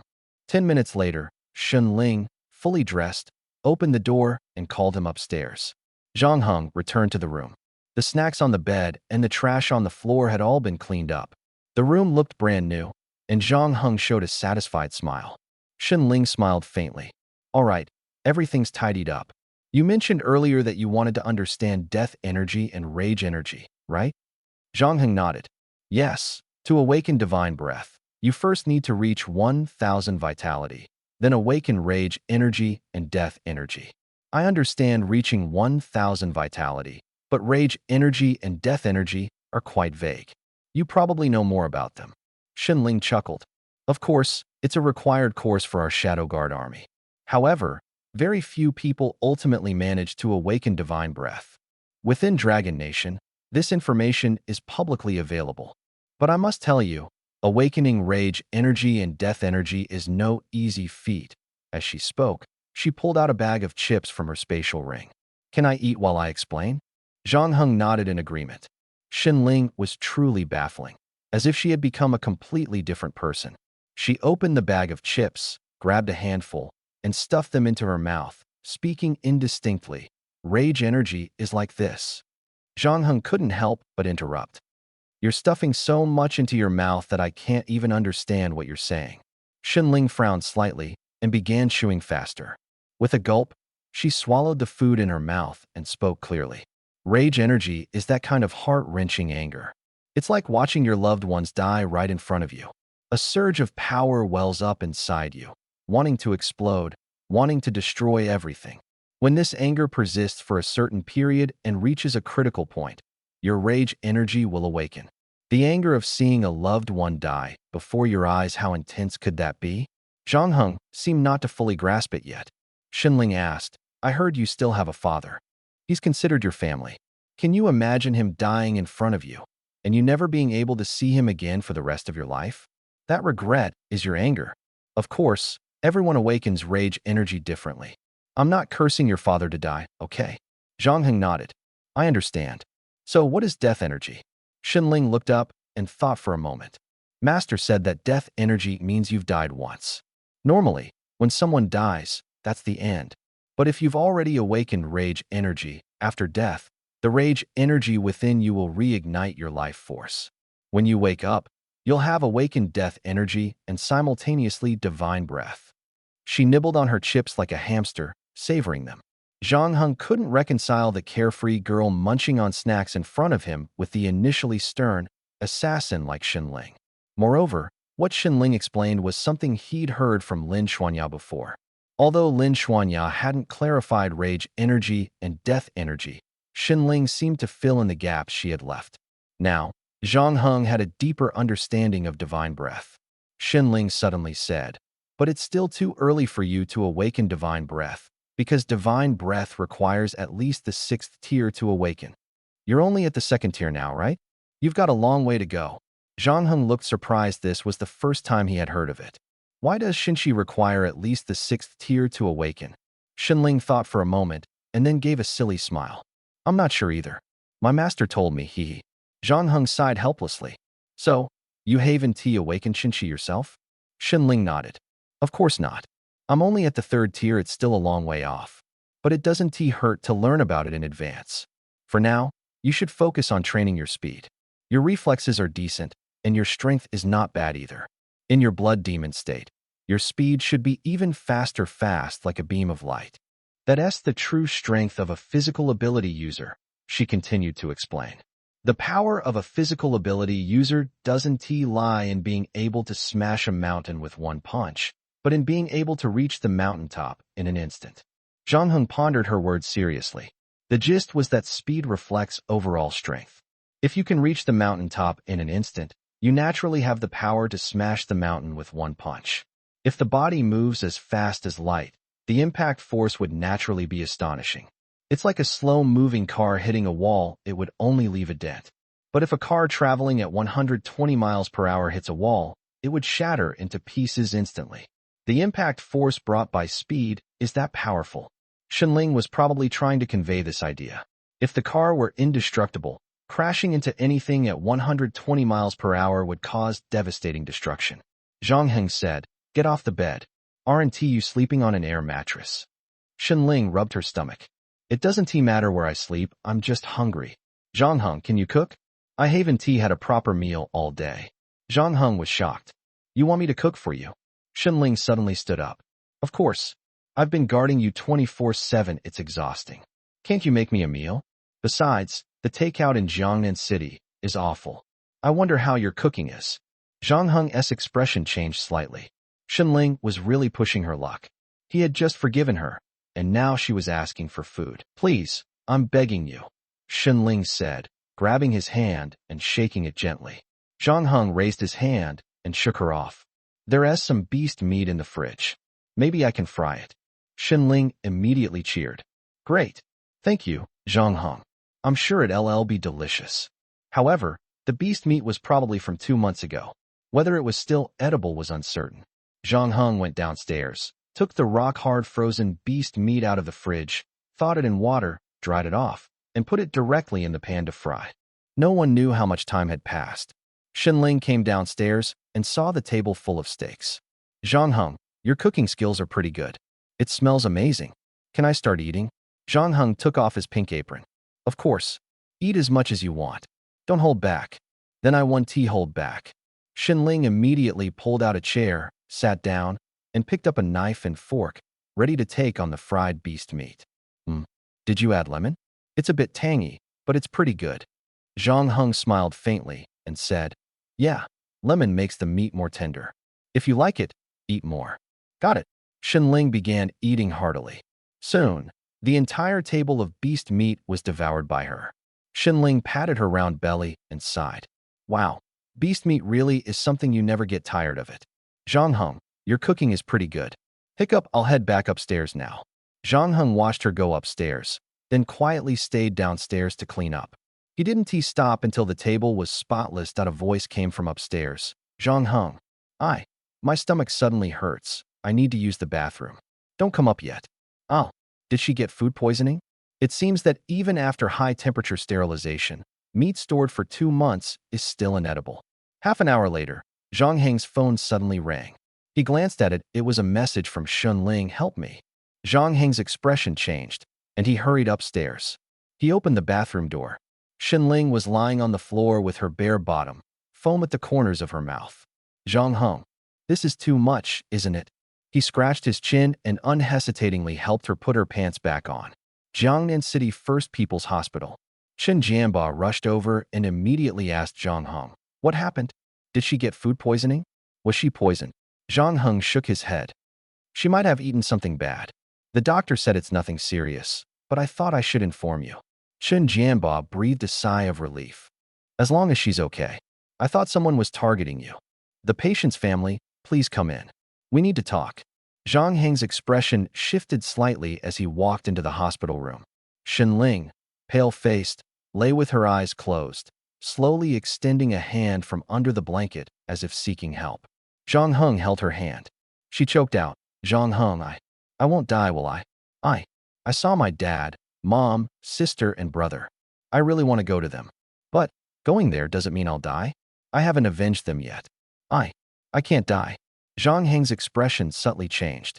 He hadn't expected Shenling to carry such a heavy burden of hatred. The irritation in his heart dissipated instantly. He gripped her hand tightly and said firmly, "You won't die." Shenling smiled faintly, then fell unconscious again. The doctor said, "She needs continuous enemas and gastric lavage. Even for someone with special abilities, it's hard to endure. She needs proper rest. Once she wakes up, she'll be fine." Zhang Heng nodded. "Thank you. I'll step out for now." Outside the room, Chen Jianba asked, "I didn't expect the secret guard sent by the higher-ups to protect you would end up in the hospital herself. Should I report this and have them assign someone else?" Zhang Heng thought for a moment and said, "I was thinking the same. But her poisoning was my fault. I gave her beast meat that had been in the fridge for almost 2 months." Chen Jianba's expression changed. "What were you thinking? So sorry about that, he." Zhang Heng asked, "Are you feeling better now?" Shenling sat up and flexed her arms like a bodybuilder. "Of course. Who do you think I am? Just a little food poisoning. Nothing to worry about. Where did you buy the beast meat? That shop owner must be heartless. We should just go smash their store. Even if it was food poisoning, didn't you suspect them at all?" An unexpected feeling of guilt welled up in his heart. What was going on? Zhang Heng's expression shifted slightly. "Anyway, let's get you discharged first." Shenling obediently nodded. "Okay." Zhang Heng helped Shenling with the discharge procedures, opened a spatial portal, and sent her home. "You have school, right? Then hurry back. I'm fine now. Look." Shenling spun around in front of Zhang Heng. A faint smile appeared on Zhang Heng's lips. "All right, I'll head to school first. You should rest well. Come to school with me tomorrow."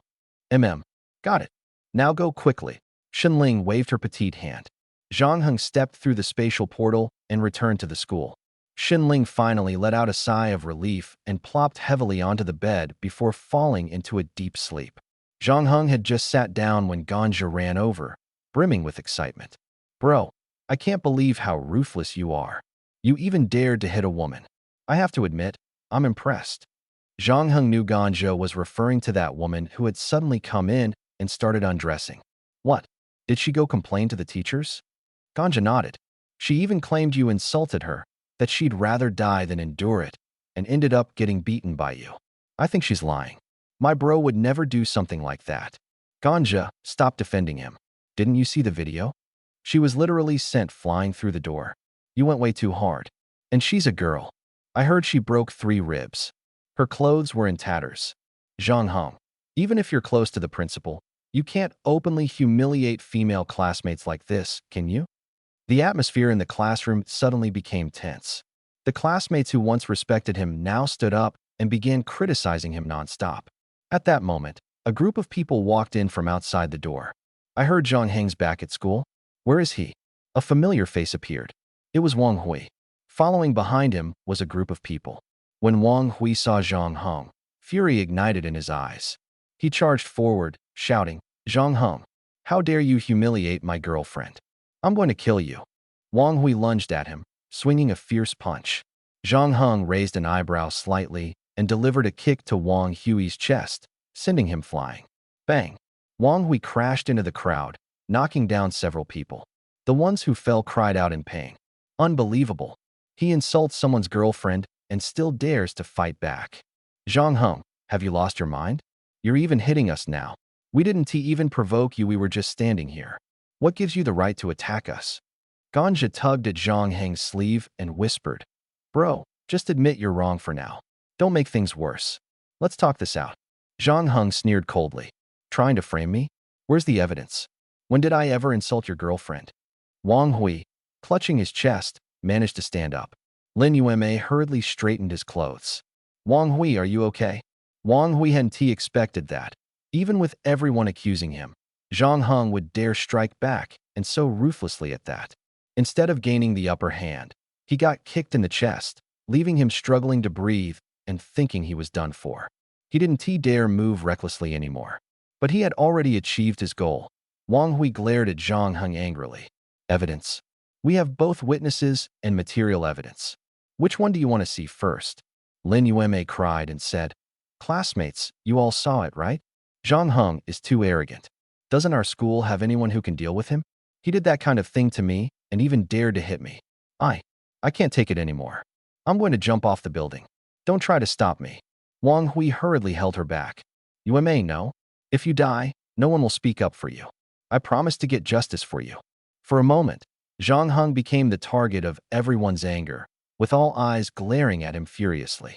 Zhang Heng, however, suddenly chuckled softly. The room fell silent, and the classroom was enveloped in a deathly stillness. Wang Hui's eyes turned icy as he clenched his fists and roared in anger. Zhang Heng, how dare you laugh? You insulted a female classmate and even hit her. Do you know how serious this is? Zhang Heng's gaze remained calm, unaffected by Wang Hui's outburst. Wang Hui snorted coldly. What? All you know is how to use your fists? Explain yourself. The evidence is right here. Let's see how you try to weasel out of this. Zhang Heng then said, I know Captain Chun from the Security Bureau. He has a guard named by who specializes in detecting lies. Let's have him come and check who is really lying. With that, Zhang Heng picked up his phone and made a call. Wang Hui and Lin Yueme immediately panicked. They hadn't expected Zhang Heng to actually know Captain Chun. Could the captain of the Security Bureau's guard team really be this Chun? Wang Hui swallowed hard and quickly said, Wait a minute. Zhang Heng ignored him and put the phone to his ear. Wang Hui grew even more anxious. Hey, did you hear me? I said wait a minute. Captain Chun, a female classmate, is accusing me of insulting her and wants to call the police. Can you come over and take a look? Hey. Wang Hui reached out, trying to snatch the phone, but Zhang Heng grabbed his right hand firmly. With a slight squeeze, Wang Hui winced in pain, gritting his teeth. Do you think a charge of false accusation might affect your future military career? When Captain Chun arrives, I'll make sure to ask him about it, Zhang Heng said. Wang Hui endured the pain and forced himself to respond. Zhang Heng, don't do this. I was just joking. Don't take it too far. The classroom erupted into chaos. A joke? No way. I thought it was real. They even barged into our class. Wow, Wang Hui, what were you thinking? How could you joke about something like this?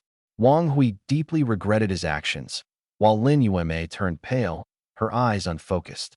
If this incident affected their future military prospects, what would they do? Zhang Heng released Wang Hui's hand and looked at the two of them in front of him. Whether it was a joke or not, Captain Chun will still come. He'll take us back for an investigation. I have a clear conscience, but I can't say the same for you too. Wang Hui collapsed to the ground, sweating profusely.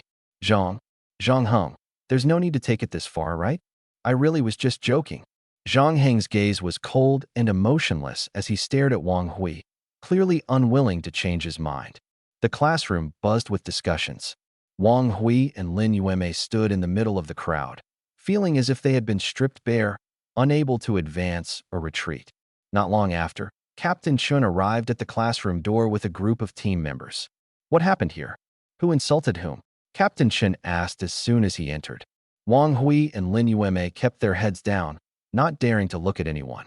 Captain Chun walked up to Zhang Heng and glanced at the two on the ground. Are these the two who said you insulted them? Zhang Heng's expression shifted slightly. Only one of them. Captain Chun, are you joking?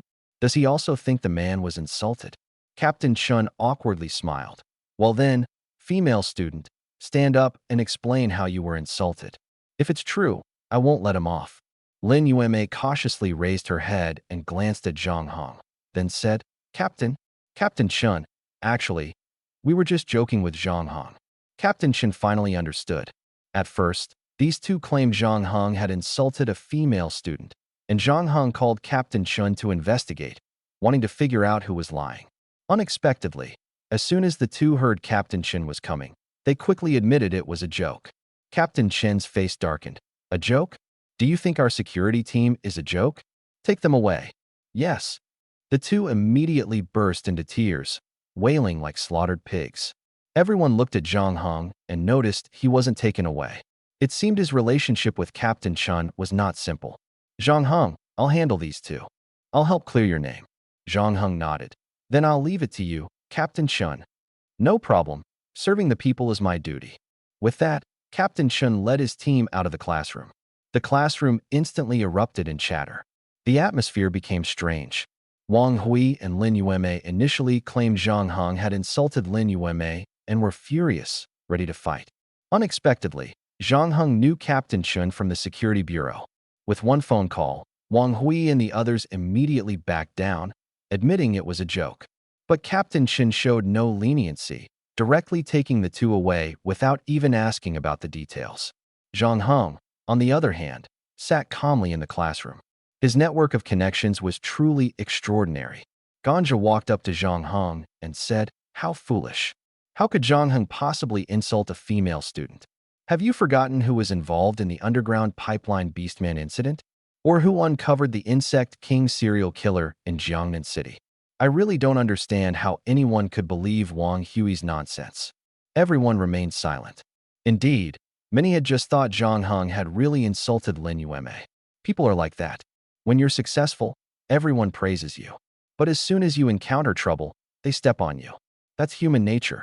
Zhang Heng returned to his seat. If Wang Hui resented him for losing and deliberately used this method to retaliate, it would make sense. However, Wang Hui initially said he came here to defeat Zhang Heng so he could take over his private training room for himself and his friends. This indicated that Wang Hui's plan wasn't entirely his own. Someone must have been advising him behind the scenes. Although Wang Hui and Lin Yueme's false accusations against Zhang Heng had been proven, defeating Wang Hui might only lead to another opponent emerging. If the people behind Wang Hui continued targeting him, this matter was far from over. What were they trying to achieve? Was it to ruin his reputation? And then what? Zhang Heng decided to go to the security bureau to personally ask Wang Hui and the others why they did this. Once he found the mastermind, the matter would be much simpler. Security Bureau. Zhang Heng clearly arrived earlier than Captain Chun and his team. Captain Chun, already accustomed to this, didn't find it strange. But Wang Hui and Lin Yueme, upon seeing Zhang Heng, looked as if they'd seen a ghost. When did Zhang Heng get here? He was already waiting for them. The two were taken into the interrogation room. Zhang Heng and Captain Chun followed them inside. Zhang Heng stood at the front, while Captain Chun stood behind him. This arrangement left Wang Hui and Lin Yueme very confused. A student, what right did he have to stand in front of Captain Chun? Zhang Heng looked at Wang Hui and Lin Yueme and asked coldly, "Who told you to frame me? What exactly are you trying to do? If you tell the truth, I can ask Captain Chun to be lenient with you. If you don't, I can't help you." Wang Hui gritted his teeth and secretly signaled to Lin Yueme with his eyes. The two had already communicated on the way, but now Wang Hui still conveyed a message with his gaze. Lin Yueme clenched her fist slightly, clearly unwilling to speak. Zhang Heng continued, "Captain Chun, let us take one of them out first. Interrogating them separately might be more effective." Captain Chun nodded. "Lin Yueme, you come with me first." After Lin Yueme was taken away, Wang Hui looked up and immediately said to Zhang Heng, "Zhang Heng, I admit it. It was Li Yunsheng from our school who told us to do this. He also threatened me. You have to help me explain to Captain Chun." That was a quick confession. Zhang Heng asked, "Let us not talk about who Li Yunsheng is for now. Why would he want to frame me? This is the first time I've even heard of him." Wang Hui grimaced. "Li Yunsheng is quite well known at school. You really don't know him? But it doesn't matter. Anyway, he's the one who threatened me and forced me to do this. His goal was to stop you from participating in the ability test and prevent you from getting into the elite class." After speaking, Wang Hui cautiously looked at Zhang Heng. "I've told you everything. You have to speak up for me. Ability test? Elite class?" Zhang Heng hadn't even thought about this. He didn't expect someone to already be scheming against the ability test a month away. Their goal was to keep him out of the elite class. What benefit would that bring them? At this moment, Chun Jianbao walked in and asked Zhang Hong, "How is it going? Did you get anything out of him?" Zhang Hong nodded. He confessed everything.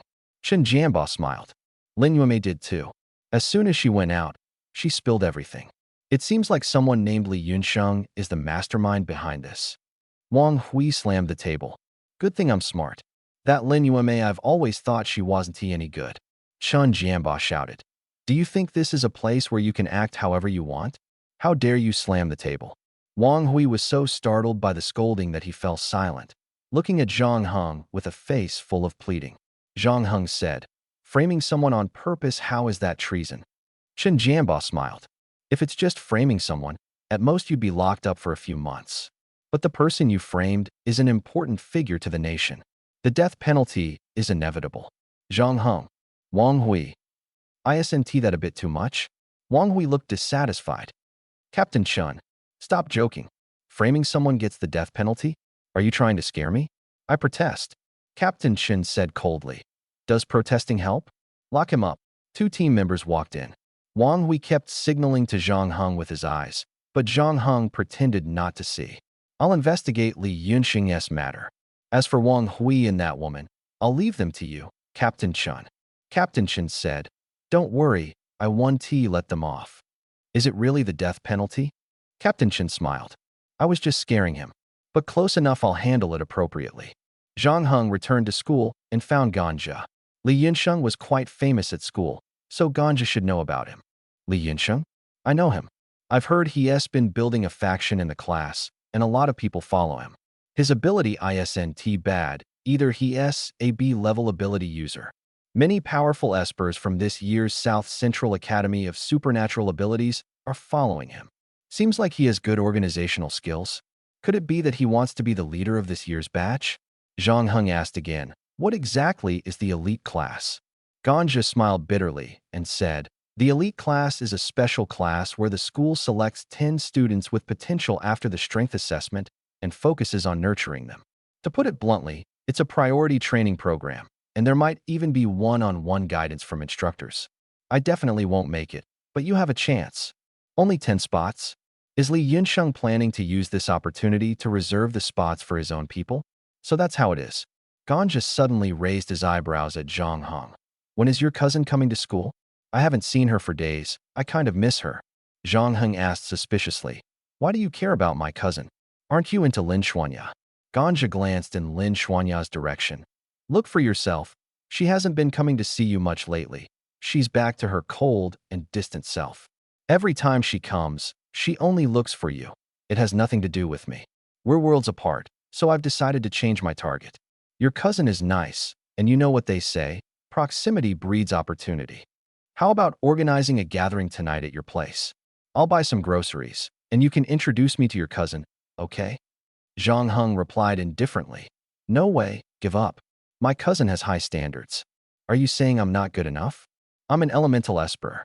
If your cousin is that picky, she won't find a boyfriend in the future. Hey, Zhang Hong, I haven't finished talking. Why are you leaving? Hey, buddy. Zhang Hong returned to his seat and quietly attended class. Unexpectedly, before he could go find Li Yunsheng came looking for him instead. Is Zhang Hong here? Zhang Hong looked up and saw a bald man standing at the door, followed by a group of people.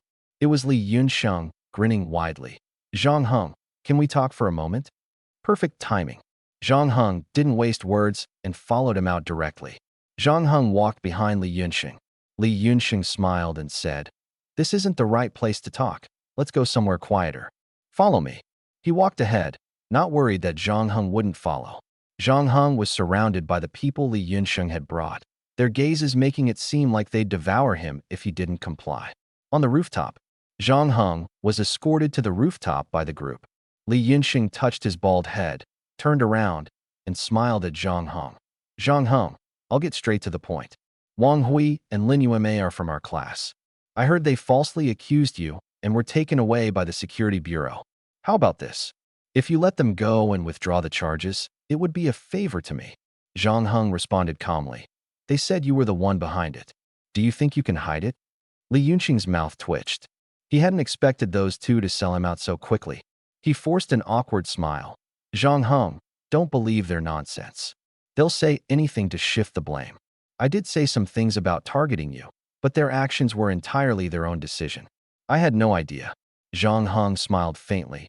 I heard you plan to target other students who might make it into the elite class to ensure your people get in. How many have you set your sights on so far? Realizing that Zhang Heng seemed to know everything, Li Yunsheng decided that continuing to feign ignorance would be foolish. The smile on his face instantly disappeared, and he said, I was just trying to win them over, to make them trust me. What could be more motivating than everyone working towards the same goal? Who knew they'd be so stupid and actually go through with it? This is like a knife seller accidentally selling a knife to a murderer. If the murderer kills someone, you can't arrest the knife seller too, right? You get what I mean? Zhang Heng nodded. That's true, which is why you're still standing here talking to me. But let me remind you of something. You think you're clever, playing these little tricks as you please. But the person you've provoked is me. Do you think I'll just stand by and do nothing while you pull these stunts? The words were clearly laced with a threatening tone. Li Yunsheng and the people around him all looked uneasy. Li Yunsheng froze for a moment, then gave a bitter smile. As expected of you, Zhang Heng. I heard Wang Hui challenged you to a duel, and you kicked him out with just one move. You didn't take him seriously at all otherwise. You wouldn't have kicked him like that. Just now, your words seem to imply you don't take me seriously either. That puts me in a tough spot. My classmates chose me as class monitor because they think I'm strong and are willing to work with me. Everyone here heard what you just said. If I don't respond, won't they think less of me? The spiritual energy within Zhang Heng began to stir slightly. A light breeze swept past him. Fight here? Li Yunqing's expression shifted slightly. This guy, he's decisive. If only they were in the same class. Unfortunately, Zhang Heng and he were not in the same class. Still, the fact that Zhang Heng was ready to fight without hesitation showed his confidence in his own strength. Zhang Heng had always been troubled by the lack of someone to spar with. Now, this was a good opportunity. The people around them slowly retreated to the corners. Li Yunsheng also began to mobilize the spiritual energy within him. However, unlike Zhang Heng, he didn't hold back. Instead, he directly entered the second stage of spiritual energy self-circulation. A column of energy shot into the sky. A fierce wind swept through the area. Li Yunqing's body underwent a shocking transformation in an instant.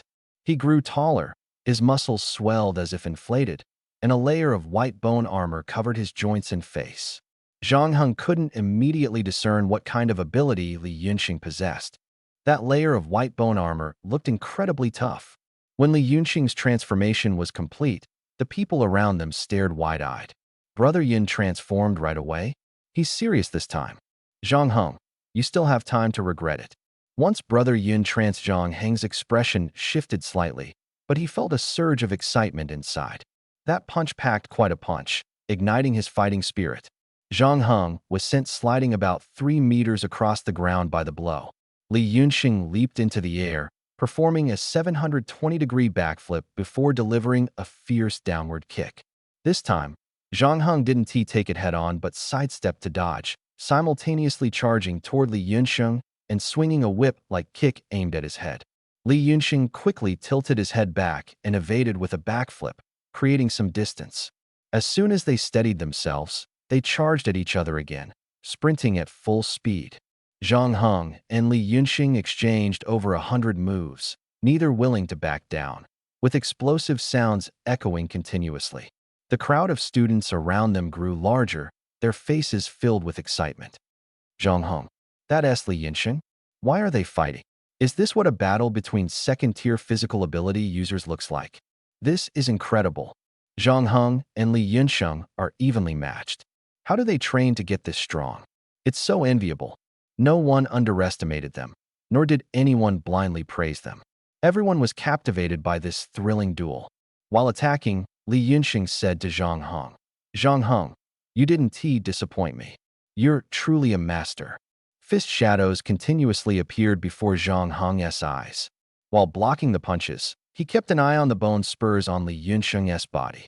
Sure enough, a bone spur on Li Yunsheng's chest shot out like a spear toward him. Zhang Heng quickly tilted his head to dodge.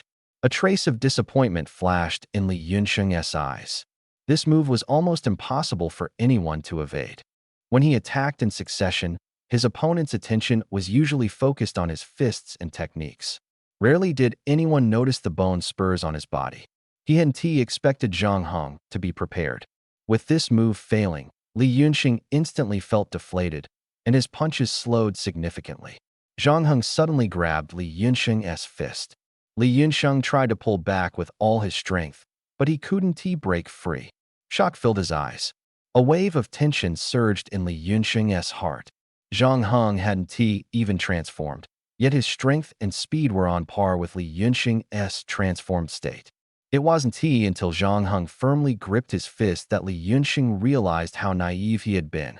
Zhang Heng had been holding back a portion of his power all along, not unleashing it fully. Even without transforming, he was still formidable. Zhang Heng's pupils contracted sharply, and Li Yunxing immediately felt a sense of foreboding. He curled into a ball in an instant, his skeleton rapidly reshaping into a white bone sphere. Zhang Heng stared at the massive bone sphere in front of him, his punching speed undeterred, without a hint of hesitation. His right hand instantly hardened like steel, his arm tracing an exaggerated arc, and his figure suddenly shrank by a third. This punch was anything but ordinary. Bang! The white bone sphere shattered instantly, sent flying by Zhang Heng's punch. The bone sphere tumbled backward like a kite with a broken string, carving a deep groove into the ground. Half of the bone sphere embedded itself into the earth. The front of the bone sphere was shattered, faintly revealing Li Yunxing inside. Li Yunxing's face changed drastically, a trace of fear flashing across it. This power was terrifying. His bone sphere had been pierced through by Zhang Heng's punch. Worse still, the skin on his right hand had been torn off, exposing the muscles and blood vessels beneath. It had happened so quickly that he didn't feel the pain at first, but the pain soon intensified. Li Yunxing let out a heart-wrenching scream. The skin on his right hand had been ripped off by Zhang Heng. Was this guy insane? At that moment, a figure suddenly leaped into the air, descending heavily like a meteor. Zhang Heng descended from the air with the force of 1,000 pounds, landing directly on the bone sphere, crushing it underfoot. His feet slammed into Li Yunxing's abdomen with brutal force. Ugh! Li Yunxing spat out a mouthful of blood, his vision gradually blurring. His raised arms fell limply to his sides. The bone armor protecting his abdomen had already shattered. Although it absorbed part of the impact, Zhang Heng's stomp was too heavy. The force directly shook his internal organs. He felt as though his 5 viscera and 6 bowels were being twisted and squeezed like laundry in a washing machine. The pain unbearable. The surrounding students all widened their eyes, staring at the scene in disbelief. Zhang Heng is way too ruthless. Is he trying to kill Li Yunxing? That piece on the ground, doesn't it look like human skin? Has Zhang Heng gone insane? This is too much. Maybe he couldn't control his strength. But his power, is this overwhelming? Must be over 200, right? He's a monster. At that moment, a figure shot towards Zhang Heng like the wind. He saw a pale fist flying toward him. It was a woman. Zhang Heng immediately leaped back. A group of students swiftly encircled Li Yunxing. The woman who had just attacked Zhang Heng began treating Li Yunxing. Clearly, Zhang Heng had won this confrontation. He looked coldly at the few trembling classmates standing before Li Yunxing and said, "If he still wants to play, tell him to come find me." With that, he slowly walked out of the crowd. Amid the cheers of the onlookers, he headed toward the classroom. Wow, that was insane. For a moment, I thought I was watching a movie. Even the martial arts and abilities in films aren't this impressive. Zhang Heng's strength is extraordinary. Extraordinary? He's probably on par with the 5 genius students from our Southern Ability Academy. 5 genius students? Zhang Heng vaguely caught wind of this information. So there were 5 students in the Southern Ability Academy, even stronger than him? Perhaps he'd have the chance to meet them one day. Come to think of it, Li Yunxing had truly found himself some allies, especially that healer woman. She dared to rush in and help him at such a critical moment, even forcing Zhang Heng to retreat. That was a favor to him in a way. If Zhang Heng had seriously injured Li Yunxing, he would undoubtedly face punishment, too. But alas, Li Yunxing was too weak. He hadn't even managed to enter his transformation state before being effortlessly suppressed. Initially, Zhang Heng thought Li Yunxing might have some hidden trump card, but it turned out he had already been going all out. Once Zhang Heng realized this, he held back no longer. During his last punch, he had activated his Iron Witch ability, transforming his hand into steel, which made the punch devastatingly powerful. Ganja ran toward Zhang Heng excitedly. Zhang Heng's back. He was the first to reach him. Bro, that was incredible. I always thought you didn't train much, but where did you learn those moves? Teach me, please. What is going on here? A male teacher, having heard the commotion, arrived on the scene immediately. All eyes turned toward Zhang Heng. Ganja stopped in his tracks at once. The teacher looked at Zhang Heng, his expression darkening. Which class are you in? Fighting on school grounds, come with me to the disciplinary office. Ganja quickly explained. Zhang Heng's innocent. It was Li Yunsheng who called him out. There were over 10 of them. Zhang Heng was just defending himself. The teacher didn't say much more and directly escorted Zhang Heng to the principal's office. Principal, this student was caught fighting on campus. It's outrageous. You must punish him properly. I have other matters to attend to, so I'll leave now. As soon as old Su saw Zhang Heng, his eyes widened. Zhang Heng, my dear boy, who did you fight with? Are you hurt? Hang Heng was speechless but could understand. The principal didn't rush to ask who he fought with, but first showed concern about whether he was injured, which indicated that the principal valued him. Zhang Heng calmly said, Principal, I'm fine. The person I fought with is also receiving treatment and should be okay. Only then did old Su breathe a sigh of relief and ask, what exactly happened? I've always thought you weren't the type to get into fights. Zhang Heng recounted the entire incident from beginning to end. After listening, the principal frowned deeply. Why didn't you tell me earlier? I had no idea about all this. It turned out that Li Yunsheng had schemed to frame Zhang Heng in order to secure a spot in the elite class.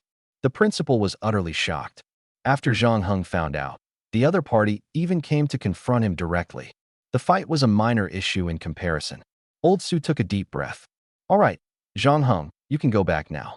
I'll handle this matter. At that moment, there was a knock on the door. Li Yunsheng, who had just woken up, walked in. When he saw Zhang Heng, his whole body trembled. When Zhang Heng turned to look at him, his eyes were filled with fear. Principal, I'm here to report. Old Su knew which students in the school were formidable, and Li Yunsheng was clearly one of them. He usually gave off an impression of steadiness and leadership. But now, Li Yunsheng looked like a frightened puppy, completely devoid of his usual sharpness, with only fear in his eyes. Old Su sighed.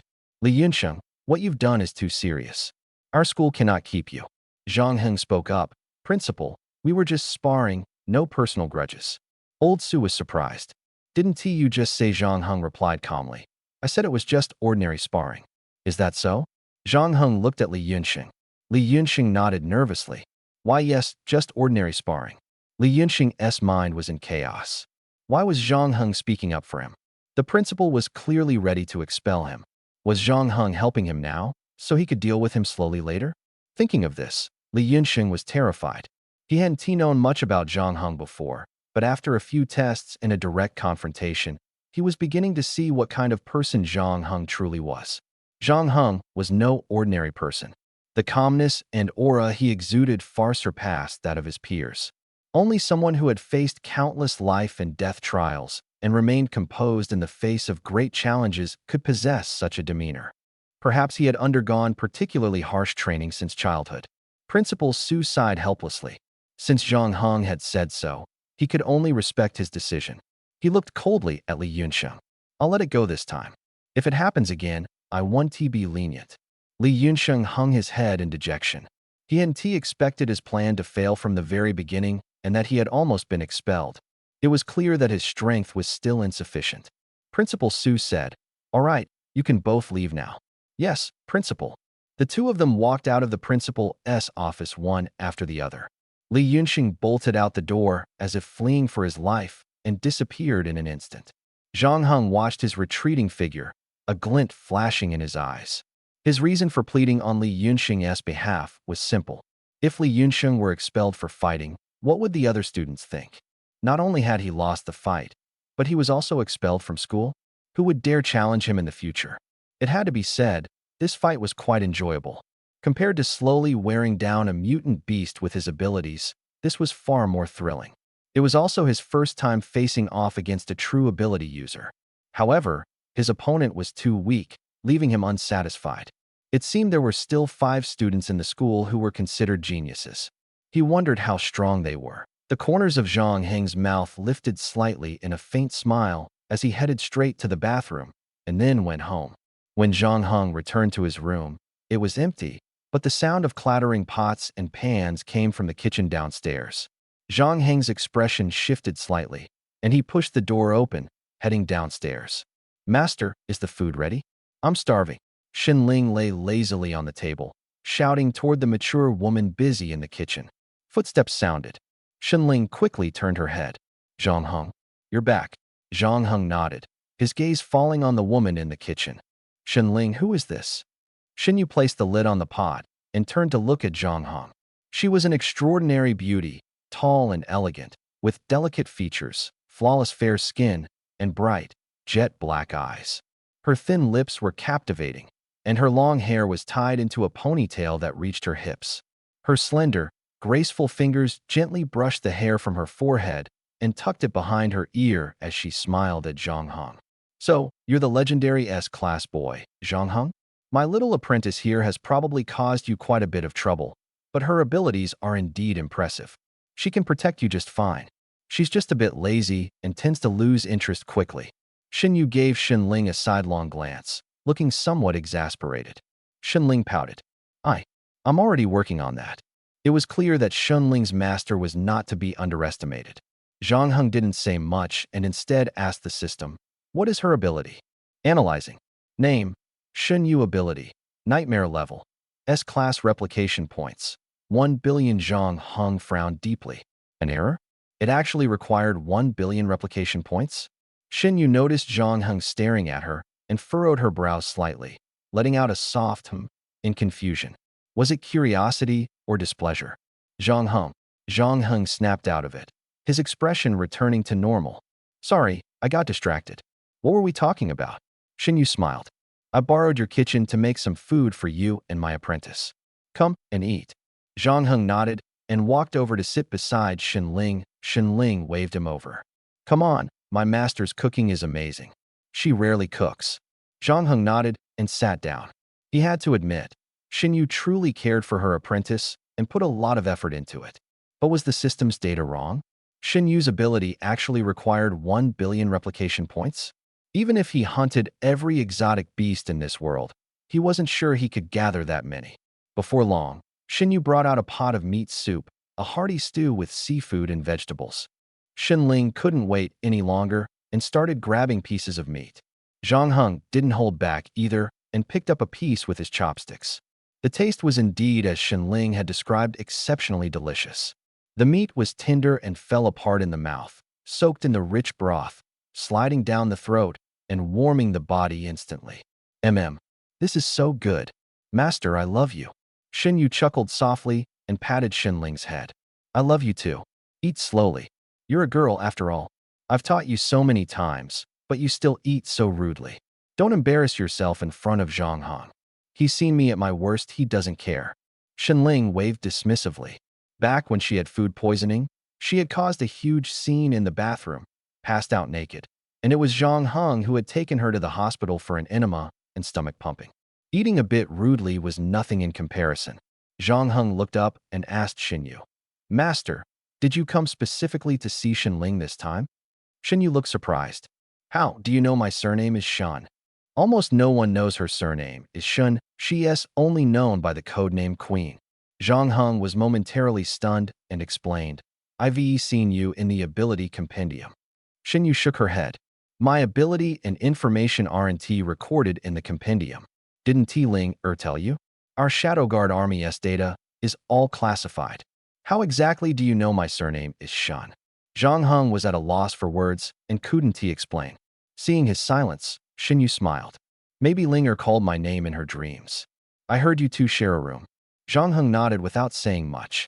The woman before him held an extraordinary status in the Dragon Nation. The specifics of her S-level nightmare ability were unclear, but the requirement of 1 billion replication points indicated immense power, possibly even surpassing his blood demon ability. Fortunately, Xin Yu didn't press him further about how he knew her surname. The three of them finished the meat soup in the pot. Suddenly, Xinyu said, Zhang Heng, don't let it slip that I came here. I'm visiting this foolish disciple of mine without informing my superiors. I heard she recently ate something random and got food poisoning. I thought to myself, she came to protect you, but ended up with food poisoning herself. What a fool. Zhang Heng nodded and said, Don't worry, I won't tell anyone you were here. Xinyu smiled faintly. That puts my mind at ease. I'll leave my foolish disciple in your care. Wait, wasn't she here to protect him? What did she mean by leave her to you? Zhang Heng smiled wryly and nodded. At that moment, Xinyu took out a uniquely shaped dagger from her spatial ring. The dagger had a golden hilt, and the blade didn't look like metal, but rather some kind of beast's tooth, ground flat to appear extremely sharp. Xinyu smiled at Zhang Heng and said, As an exchange, I'll give you this dagger as a meeting gift. It's made from the tooth of a 7th-tier sea beast and can truly cut through iron like mud. Zhang Heng unceremoniously reached out to take the dagger, examining it closely in his hand. The blade was as thin as a cicada's wing made from the tooth of a 7th-tier sea beast. 7th tier. Just how powerful was that? And now he was holding a dagger crafted from the tooth of such a beast. Zhang Heng casually played with the dagger before looking at Xinyu. Thank you, I'll accept it. Xinyu raised an eyebrow slightly. No need to be polite. Compared to the trouble earlier, this little gift is nothing. At this moment, Xunling suddenly yawned. Master, I'm so sleepy. Are you planning to sleep here tonight? We can sleep together. Xinyu chuckled lightly. Master can't stay too long. You know I have so many things to handle. Once I finish washing the dishes, I have to leave. If you're tired, go to bed first. Zhang Heng said, I'll wash the dishes. You go ahead if you have things to do. Xinyu smiled. Zhang Heng, so young yet so considerate. With Xunling here with you, I can rest assured. Then I want stand on ceremony. Ling Master is leaving. Say goodbye to me. Xunling's eyes reddened as she threw herself into Xunyu's arms. Master, I'll miss you. Xunyu smiled wryly, patting Xunling on the back of her head, and shook her head helplessly at Zhang Heng. Zhang Heng smiled and turned to walk toward the kitchen. Xunyu's expression immediately returned to calm. She lowered her gaze to Zhang Heng's feet, her brows slightly furrowing. Zhang Heng tilted his head slightly, and Xinyu instantly noticed, her eyes revealing even greater surprise. She suddenly smiled inwardly. This S-level boy interesting. Xunling obediently went upstairs to sleep. After greeting Zhang Heng, Xinyu also headed out. Suddenly, she leaped into the air and disappeared into the night sky of Jiangnan City. Above the clouds of Jiangnan City, there was a spaceship resembling a flying battleship. Xinyu returned to the ship through a square hatch at the bottom of the vessel. How was it? Did you meet that S-class boy? What do you think? A middle-aged man with one eye asked with a smile. Xinyu grinned. I met him, and he completely exceeded my expectations. The one-eyed man asked eagerly. How strong is he exactly? What made you come to that conclusion? Xinyu sat down, crossing her legs. He's very strong. For his age, he's absolutely top tier. His reflexes are incredibly sharp. Even if someone is watching him from behind, he can sense it immediately. Moreover, when he stands, his feet are spaced half a foot length apart, one in front of the other. The one-eyed man looked puzzled. What's so special about that? Xinyu snorted lightly. That stance allows him to react quickly, whether attacking or retreating. Such a habit isn't something that can be developed through regular training. It's honed through countless life and death battles. But he's only 18 years old. How could he have developed such a habit? What's even stranger is that when I handed him a dagger, the way he held it was completely natural. The one-eyed man scratched his head. Your Majesty, can you stop speaking in riddles? Spell it out for me, I'm slow. Xinyu sighed helplessly. To put it simply, it's like giving a gun to someone who's never used one before. They'd look clumsy holding it. But when this boy held the dagger, it didn't seem out of place at all. Instead, it felt like the dagger belonged in his hand. The one-eyed man suddenly understood. So you're saying that him holding the dagger looked completely natural, like a soldier holding a submachine gun? Xinyu snorted lightly. Exactly. That's what I find most peculiar. An 18-year-old student handling a dagger with such ease. His gaze, his demeanor, all of it points to one fact. Someone has been training him since he was young. His habits are deeply ingrained and manifest at all times. The one-eyed man looked excited. Who would have thought that such a talented kid was hiding in this unremarkable Jiangnan city? This is fantastic news for our Dragon Nation. What is the plan now? Are you thinking of taking on a disciple? The queen couldn't help but laugh. He's already been shaped by someone else. Even if I took him as a disciple, there's nothing I could teach him. Let him grow on his own. Because of the influence of the beast men, it's becoming increasingly difficult for our Dragon Nation's espers to develop. Whether internally or externally, we must be vigilant and ensure that these promising kids don't meet an untimely end. When Zhang Heng returned to the room, Shenling was already fast asleep on the air mattress. Sometimes, Zhang Heng really admired Shenling eating heartily, sleeping soundly, and living like a carefree child. After a quick face wash, he also went to bed. The next morning, the two of them got ready and headed to school together. At the school gate, Shenling suddenly said to Zhang Heng, "Zhang Heng, from now on, I will protect you. I won't let anyone lay a finger on you. I'll provide full-scale, all-encompassing protection by land, sea, and air." Zhang Heng gave him a disdainful look, saying nothing. Shenling immediately deflated. "Zhang Heng, you have to believe me. I can really do it." "Zhang Heng, good morning. Shall we go to the classroom together?" A familiar voice came from behind. "Xinya, are you deliberately trying to annoy me? Greeting other men right in front of me?" Another slightly arrogant voice chimed in. Zhang Heng turned around and saw Lin Xuanya already walking up to him. Shenling immediately gestured for Lin Xuanya to stop. "Stop. Don't come any closer. Keep a distance of at least 3 meters." Lin Xuanya paused slightly, then smiled awkwardly.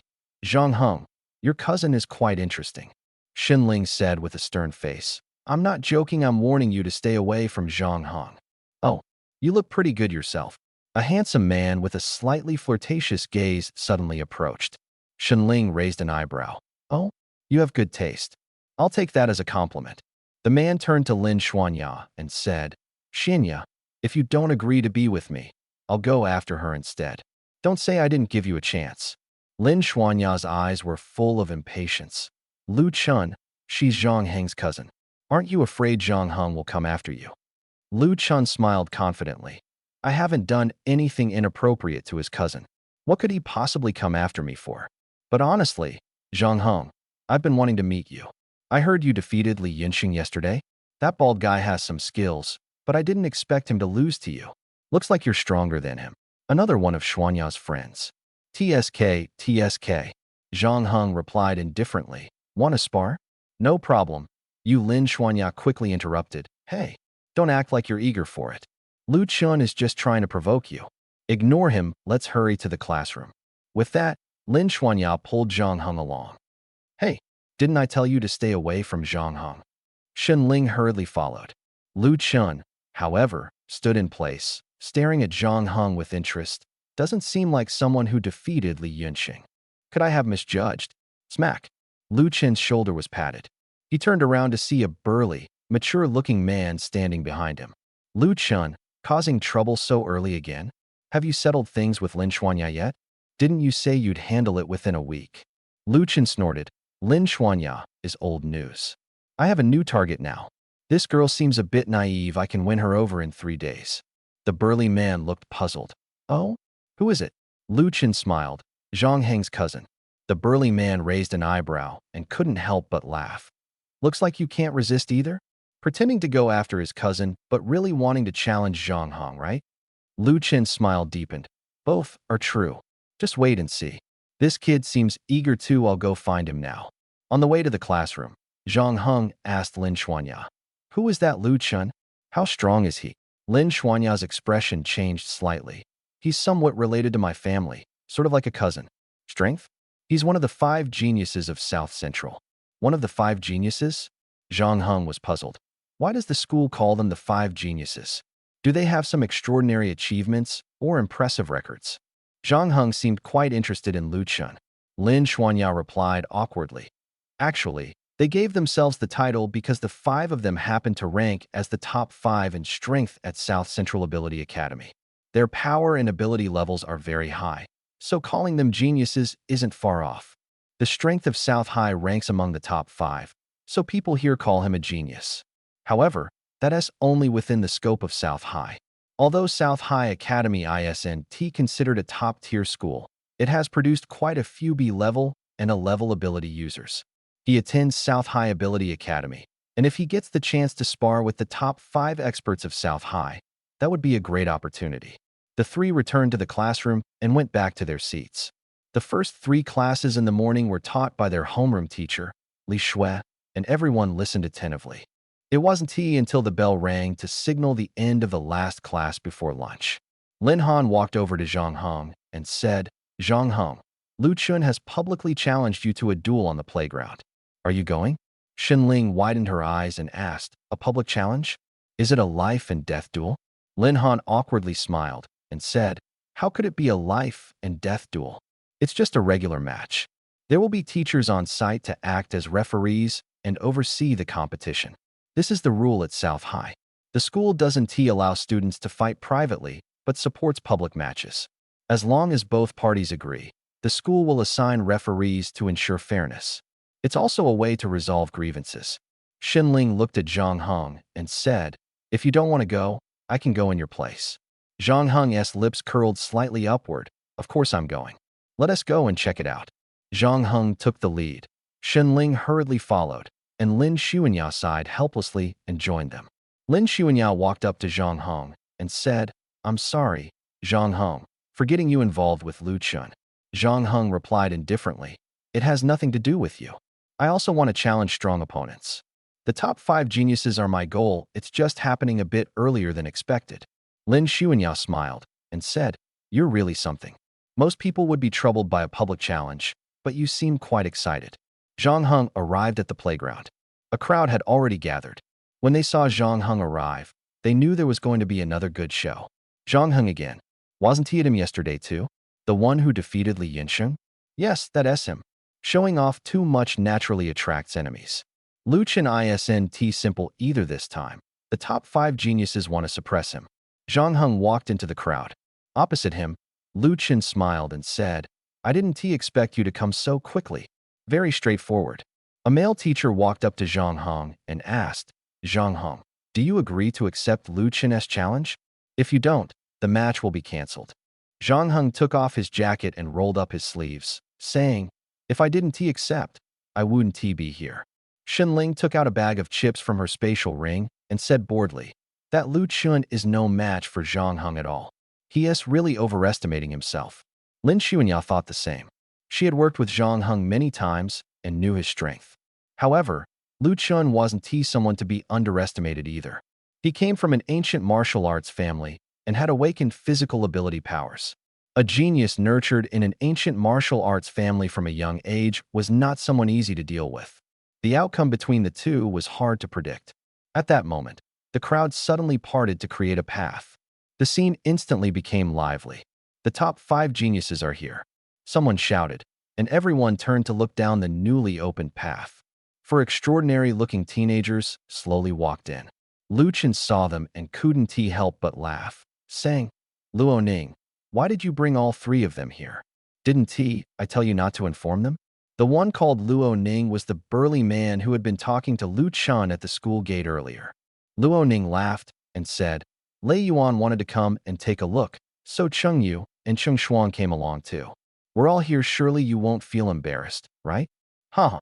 Cheng Yu, the leader of the 5 great talents, was a handsome young man with flowing long hair, his gray locks gently swaying. He often wore a gray-white robe.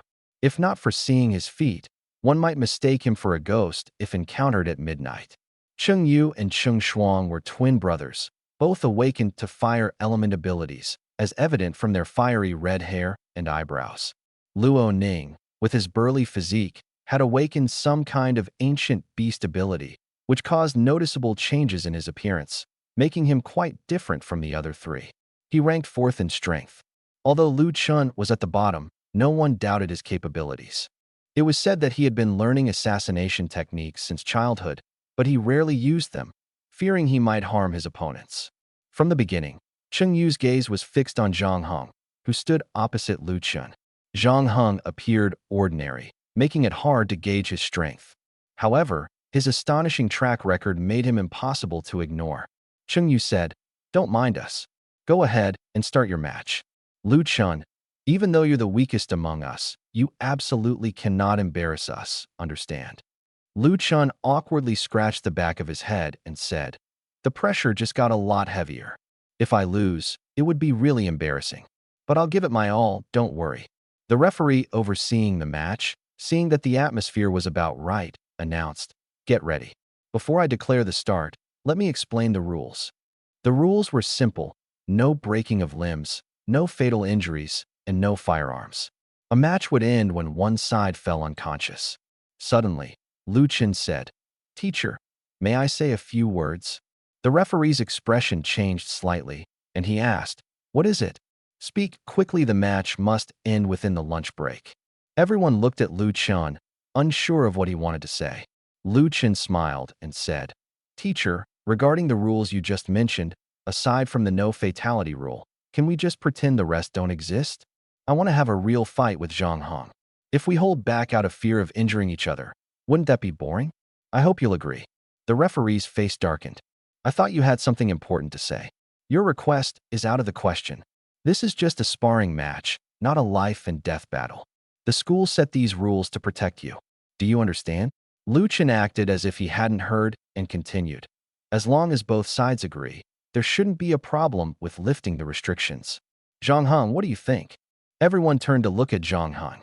Zhang Hong raised his eyes to meet Lu Chen's gaze, thinking, he actually wants to lift the restrictions? Does he really want a life or death fight? "I agree to lift the restrictions," Zhang Hong said. The referee's face grew even darker. "If you two act so recklessly, how am I supposed to referee? What if something happens?" Lu Chen said loudly, "There are healing ability users present. As long as no one stops breathing, immediate treatment will definitely be fine." His tone carried a hint of impatience. The referee gritted his teeth. "Fine, since you both agree, I can't stop you. But if something happens, you're responsible for yourselves." Lu Chen clapped his hands, and most people's expressions changed, though a few smiled. A no-rules, all-out fight? This was going to be worth watching. "Begin."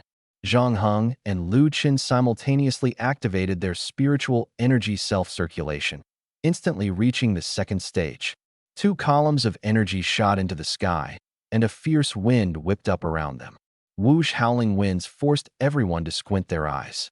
Lu Chen charged at Zhang Hong like a bolt of lightning. Although he planned to go all out, Zhang Hong wasn't in a rush to transform. He decided to test the waters first. At the same time, he moved swiftly.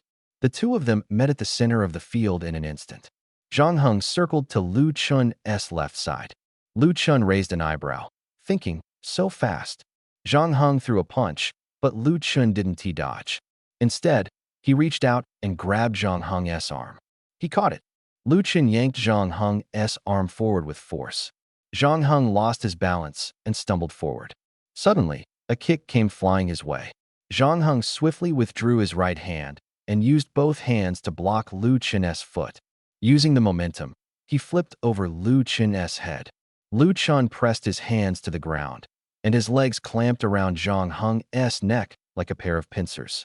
Then, with a sudden downward motion, he knelt. Bang! A dull thud echoed from the ground. Lu Chun grinned, using his hands to push off the ground, and performed a few backflips to create some distance. Zhang Hong stood up, his head covered in dust. He wasn't injured, but looked a bit disheveled. This wasn't just a contest of raw strength, it was a battle of skill and combat experience. Lu Chen smiled smugly at Zhang Hong. "I suggest you transform and enter your divine state quickly. Otherwise, when the time comes..." Whoosh! A gust of wind suddenly passed by. Zhang Hong disappeared in an instant. The next second, Lu Chun instinctively turned his head, only to see Zhang Hong appear behind him like a ghost. Without hesitation, Zhang Hong threw a punch. Lu Chun transformed immediately. Zhang Hong felt his fist rebound off a pure, radiant energy. A flash of white light erupted, accompanied by a deafening rumble of thunder. Lu Chun had entered his transformation early. His appearance changed in an instant, turning into a figure with long, green hair and a body wrapped in purple lightning, a green thunder lion man. Indeed, this was his B-grade ability, the Green Thunder Lion King, clearly thunder attribute. Lu Chun's face showed a trace of irritation. He hadn't expected Zhang Heng's sudden burst of speed to catch him off guard, forcing him to transform immediately. If he hadn't transformed in time, he would had to take that punch head on. The onlookers erupted in astonishment. So this is Lu Chun's ability? Amazing. The Green Thunder Lion King, a B-grade mutation type ability. It enhances both the body and spiritual energy. This kind of power is incredibly rare. But Lu Chun entered his divine state before Zhang Heng? What exactly is Zhang Heng's ability? I've never heard of it before. Everyone held their breath in anticipation. Lu Chun was also waiting for Zhang Heng to enter his divine state. Seeing Zhang Heng remain motionless, he spoke up to remind him, "After seeing me like this, you're still not going to transform? Don't underestimate me, or you'll regret it later. I'm giving you time. Hurry up." Suddenly, the flow of spiritual energy within Zhang Heng's body surged, instantly reaching the third tier. A layer of silver-white light appeared on the surface of his body. The spiritual energy adhered to him like accelerated particles, moving at an unbelievable speed. Lu Chun was visibly shocked. The third tier? Your spiritual energy self-circulation can actually reach the third tier? For him, entering the second tier was already his limit. The third tier was still a barrier he hadn't even touched. Maintaining a second-tier state during battle was already exhausting. But Zhang Heng broke through with ease, as though it was nothing. Spiritual energy self-circulation was a technique to enhance one's strength. When both parties were at a similar level, whoever could reach a higher tier would naturally have the upper hand, and victory would tilt in their favor. Zhang Heng's sudden leap to the third tier allowed him to manipulate the air currents around him. His body radiated white light, making him look like a war god descending from the heavens, instantly drawing every gaze toward him. He stood tall, his chest out, and his eyes fixed firmly ahead. "I think this level of strength is more than enough to deal with you. There's no need for me to transform. Want to see my divine state? That depends on whether you have what it takes." Lu Chun was both furious and anxious. His opponent actually refused to enter the nascent soul stage, choosing instead to rely on the third tier of spiritual energy self-circulation to compete against his post-nascent soul strength. They had clearly agreed to go all out, yet Zhang Heng refused to enter the nascent soul stage, blatantly underestimating him. Anyone would feel upset and angry in his position, but he was at a loss for what to do. If he wanted Zhang Heng to enter the nascent soul stage, there was only one way: prove it with strength. Force him into the nascent soul stage. If his opponent didn't enter the nascent soul stage, even defeating him wouldn't feel satisfying. Lu Chun's entire body tensed up in an instant. Crack, crack, crack. Stones beneath his feet flew into the air, slowly rising. Purple arcs of electricity became wild, leaping and crackling incessantly around his body. For some reason, the sky turned dark and overcast at that moment. The crowd looked up. What is going on? Is it going to rain? Don't be silly. That's the special ability of the Azure Thunder Lion King. Those storm clouds are being drawn in by Lu Chun, ready to unleash lightning. Doesn't that mean we're in danger? The referee immediately sensed trouble and shouted urgently, "Everyone, return to the classroom immediately. Hurry, run. Lightning is about to strike." This is truly going all out, so intense. The crowd quickly dispersed, but a portion of them stayed behind. This group included the other four prodigies from South High, Lin Xuanya, Ganja, and Xin Ling from Zhang Heng's class, as well as the last remaining referee. The referee actually wanted to leave too, but duty compelled him to stay. "You two be careful," the referee warned. Lu Chun looked up, his bloodshot eyes filled with rage, roaring internally like the thunder within the storm clouds. Boom! A deafening crash echoed from the sky. Black clouds churned like ocean waves, gradually covering the entire field. The sky grew dim. Zhang Heng was slightly surprised. He hadn't expected Lu Chun's ability to control thunderclouds. He wondered if lightning would strike from the clouds, and if so, could Lu Chun control it? "Zhang Heng, no one has ever looked down on me like this. If you want to enter the nascent soul stage, I'll force you into it." Zhang Heng's expression remained calm. "I told you, let us see if you have what it takes." As soon as he finished speaking, boom, a bolt of lightning struck Lu Chun. The lightning formed a purple current, directly connecting Lu Chun to the storm clouds above. Thud!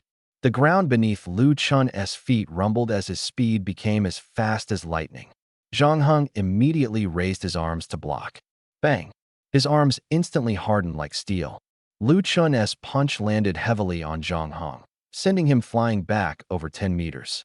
Electric currents coursed through Zhang Heng's body, causing a stinging pain like needles. But to Zhang Heng, it felt more like a tickle, hardly painful at all. Crackle! Lightning flashed and thunder roared as Lu Chun's entire body transformed into a ball of lightning, hurling a fierce punch at Zhang Heng. Zhang Heng failed to block this punch and was sent flying. The spherical lightning paused briefly, then leapt into the air, diving down to catch Zhang Heng mid-flight. His gaze was as cold as ice, devoid of any emotion. The punch landed on Zhang Heng's back, slamming him hard into the ground. For the first time, Zhang Heng felt as though his body was being tightly embraced by the earth. With a powerful push, he leapt out of the ground. Just as he steadied himself, the spherical lightning pounced on him like a ferocious beast, launching relentless attacks from all directions. Ganja, watching Zhang Heng shielding his head while being repeatedly struck by the spherical lightning, was already sweating in his palms.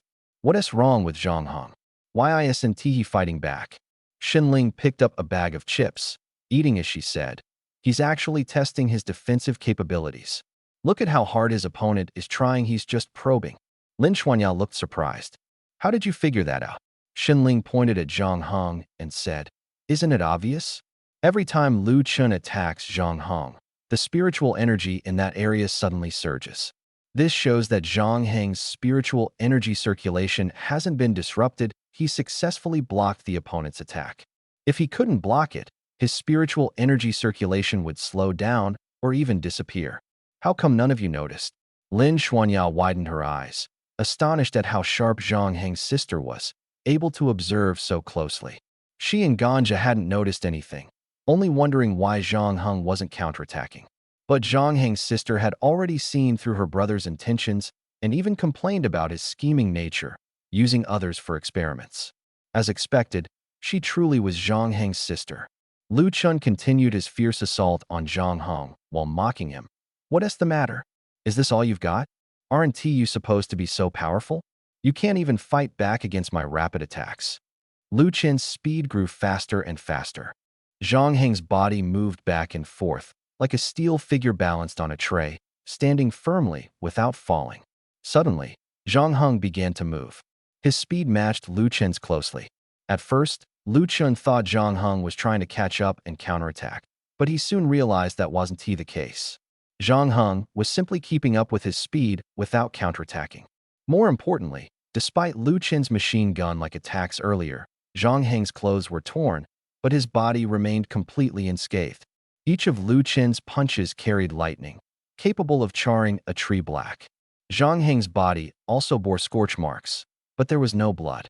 This indicated that Lu Chen's attacks hadn't harmed him at all. At this moment, Zhang Heng's voice suddenly rang out. Is this your full strength? Or are you still hiding something? Lu Chen's eyes widened abruptly as he looked at Zhang Heng, his face instantly contorting with rage. Don't underestimate me. Want to see my true power? Then you'd better be prepared to make sacrifices. Spiritual energy surged wildly within Lu Chun, and his roar shook the heavens and earth. Lu Chun tilted his head back and let out a long howl, his voice transforming from human to the roar of a massive beast. The trees around the field trembled under the sound. The windows of the teaching building shattered, and the students inside looking down screamed in panic.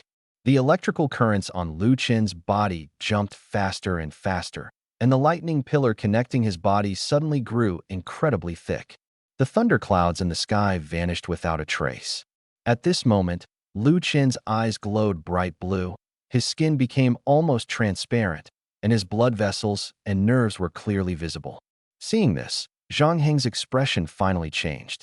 His opponent's strength seemed to have multiplied several times in an instant had he absorbed the power of the thunderclouds in the sky. It seemed this opponent was indeed formidable. Zhang Heng would have to take this seriously. Zhang Heng took a deep breath, calmed himself, and fixed his gaze ahead, his expression focused. Lei Yuan, the top of the 5 great talents, smirked slightly. Looks like Lu Chun has really been pushed to the limit. and is finally showing his trump card. Now Zhang Heng will have to transform to fight back, right? Luo Ning frowned. Zhang Heng doesn't he seem to be planning to transform? Is it confidence or true strength? In the distance, Shun Ling smiled faintly. No matter how hard he tries, Lu Chen won't be able to beat Zhang Heng. Shun Ling's words immediately caught the attention of the four nearby talents. Lei Yuan glanced at Shun Ling with a hint of doubt in his eyes and said softly, "This girl seems to be Zhang Heng's sister? From the beginning until now, she's been very confident about the outcome of the match, convinced that her brother would win. Even when Lu Chan abandoned his physical technique to enhance his elemental abilities, it didn't change her mind." Luo Ning sneered. "Lei Yuan, don't be fooled by her. Of course, his sister hopes her brother will win, just like we all hope Lu Chun will win in the end." But Lei Yuan didn't think so. "No, things weren't that simple. Lu Chun, go for it. We're rooting for you. Zhang Heng, don't lose either. Ha ha. It's been so long since I've seen such an intense match. You both have to hold out until the end." In the corner, the referee teacher's face was ashen. The field was so badly damaged, and nearly all the windows of the teaching building were shattered. The match hadn't even concluded, and the school had already suffered such a huge loss. The principal would definitely give him an earful, but now that things had come to this, there was no way to stop it. Just as everyone was immersed in the shock of Lu Chen's second transformation, Lu Chen's body suddenly left the ground and began to float slowly. "Zhang Heng, I don't care what happens next. You're going to pay the price for your arrogance and insolence." Zhang Heng's pupils contracted sharply as a bolt of lightning suddenly shot out from Lu Chen's hand. Boom! The lightning struck the ground with a deafening explosion, instantly creating a massive crater. Zhang Heng dodged continuously below, but no matter how he ran, lightning kept striking behind him. If he slowed down even a little, he would be hit. At the same time, Zhang Heng understood what was happening with Lu Chun. Lu Chun had abandoned physical techniques and started using elemental abilities. Clearly, elemental abilities had greater destructive power, but they lacked the flexibility and unpredictability of physical techniques. The lightning was powerful, but as long as he avoided it, he would be fine. More importantly, when Lu Chun used elemental power, his spiritual energy was consumed extremely quickly. Even if Zhang Heng didn't attack and only dodged, he could slowly wear Lu Chun out. This was practically training for his reaction speed. Boom, boom, boom. Explosions echoed continuously as the field was blasted into a pitted mess, resembling a battlefield. Dust filled the air, making it almost impossible to see Zhang Heng's figure. Occasionally, he could be seen darting swiftly through the smoke and dust. My God, with lightning this dense, how is he not dead yet? One hit would probably finish him. Lu Chen has been throwing lightning nonstop, and Zhang Heng dodged it all. How is he doing it? Not only did he dodge, but Zhang Heng even felt that Lu Chen's lightning strikes were slowing down. Moreover, his spiritual energy was nearly depleted. Lu Chun slowly descended, gradually landing back on the ground. A minute later, Lu Chen's body returned to its original form. His face was deathly pale, like a corpse, and his spiritual energy was almost completely drained.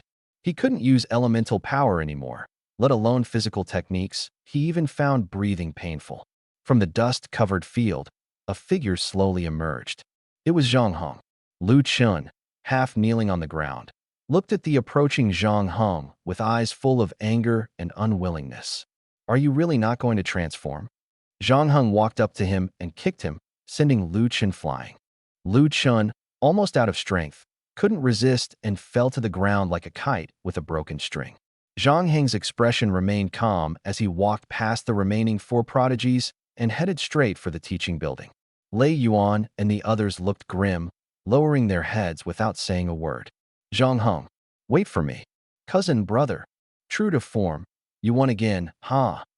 Three voices came from behind. Only then did Lei Yuan look up, a strange smile appearing on his face.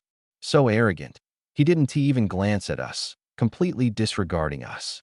I feel like that's just the kind of person he is. Maybe we're overthinking it. It's been a long time since I've been this angry. Brother, I'll go check on Lu Chun first. Cheng Shuang sprinted off in the direction where Lu Chun had been kicked. The remaining three exchanged glances. Lei Yuan said, Zhang Heng is indeed a bit arrogant, but he has the strength to back it up. Lu Chen's loss wasn't tea undeserved. Let us not say anything rash for now. We'll talk after the class divisions are finalized. We'll still have a chance to challenge him. Luo Ning gave a bitter smile. Brother Lei, are you saying we're going to challenge him? Challenge. Why did it have to be the word challenge? Lei Yuan suddenly realized his choice of words. Right. Why challenge?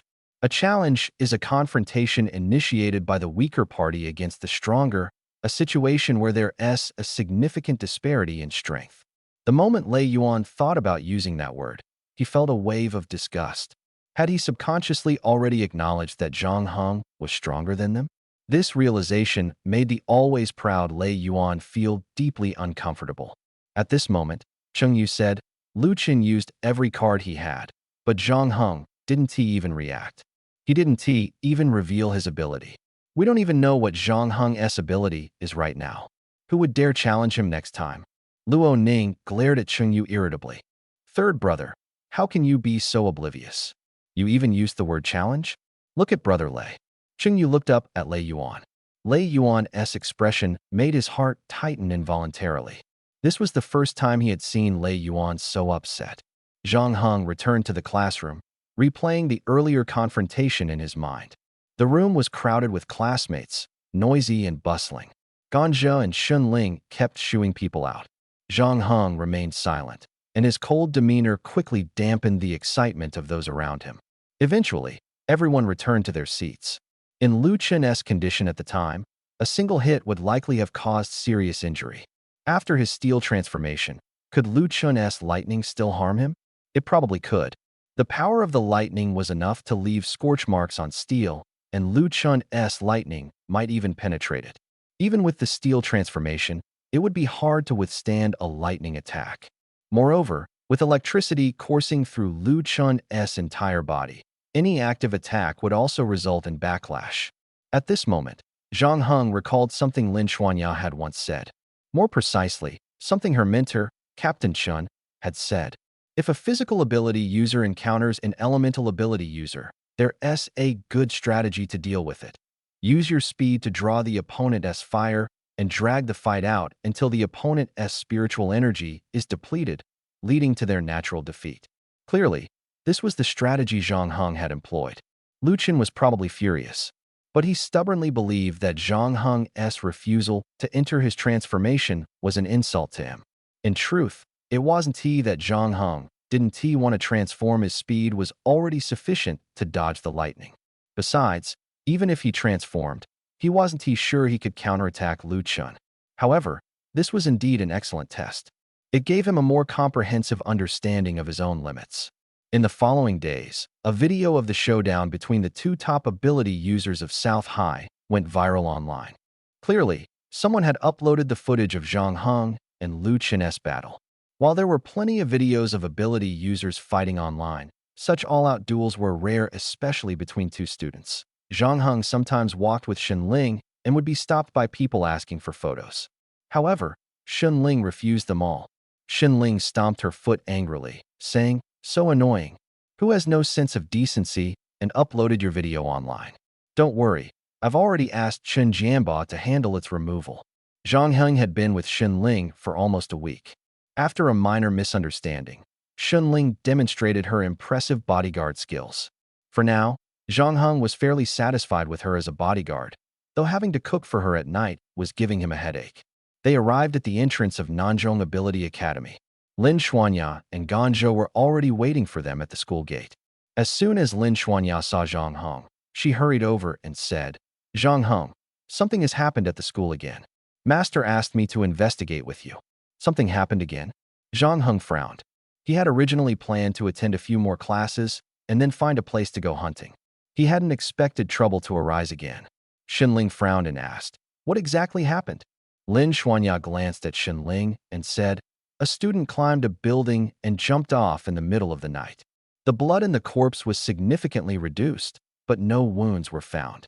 Although they were sent to the hospital in time, they jumped off again that same night." Ganzhou exclaimed in surprise, "Xuanya, don't scare people so early in the morning. That's so creepy. Was that person trying to die?" Lin Xuanya shook her head. "I don't know. but Master said that the night watchman's reports indicate similar incidents in other places.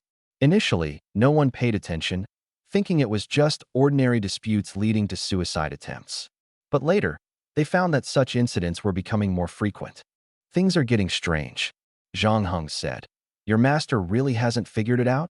We've been at the school all along. How are we supposed to investigate? Lin Xuanya smiled bitterly. Anyway, look around the school for anyone with a pale complexion.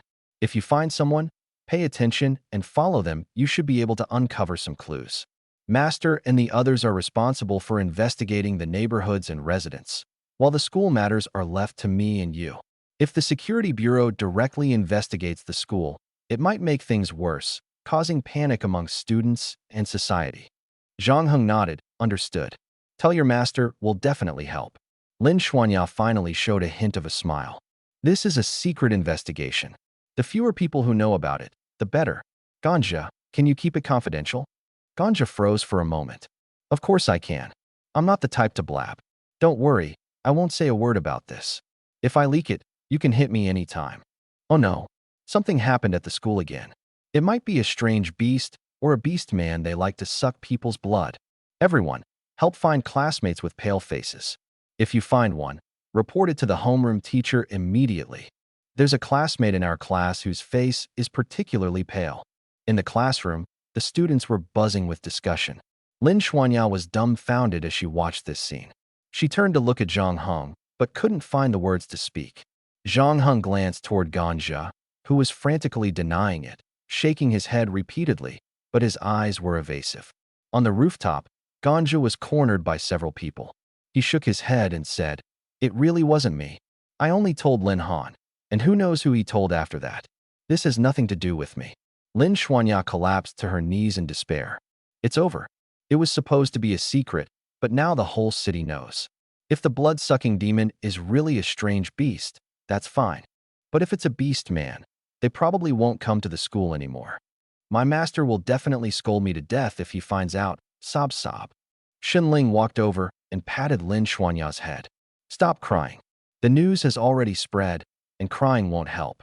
Let's quickly find the pale-faced student. Ganja, seeing Lin Xuanya cry, realized he had made a big mistake and hurriedly said, "Xuanya, I'm sorry.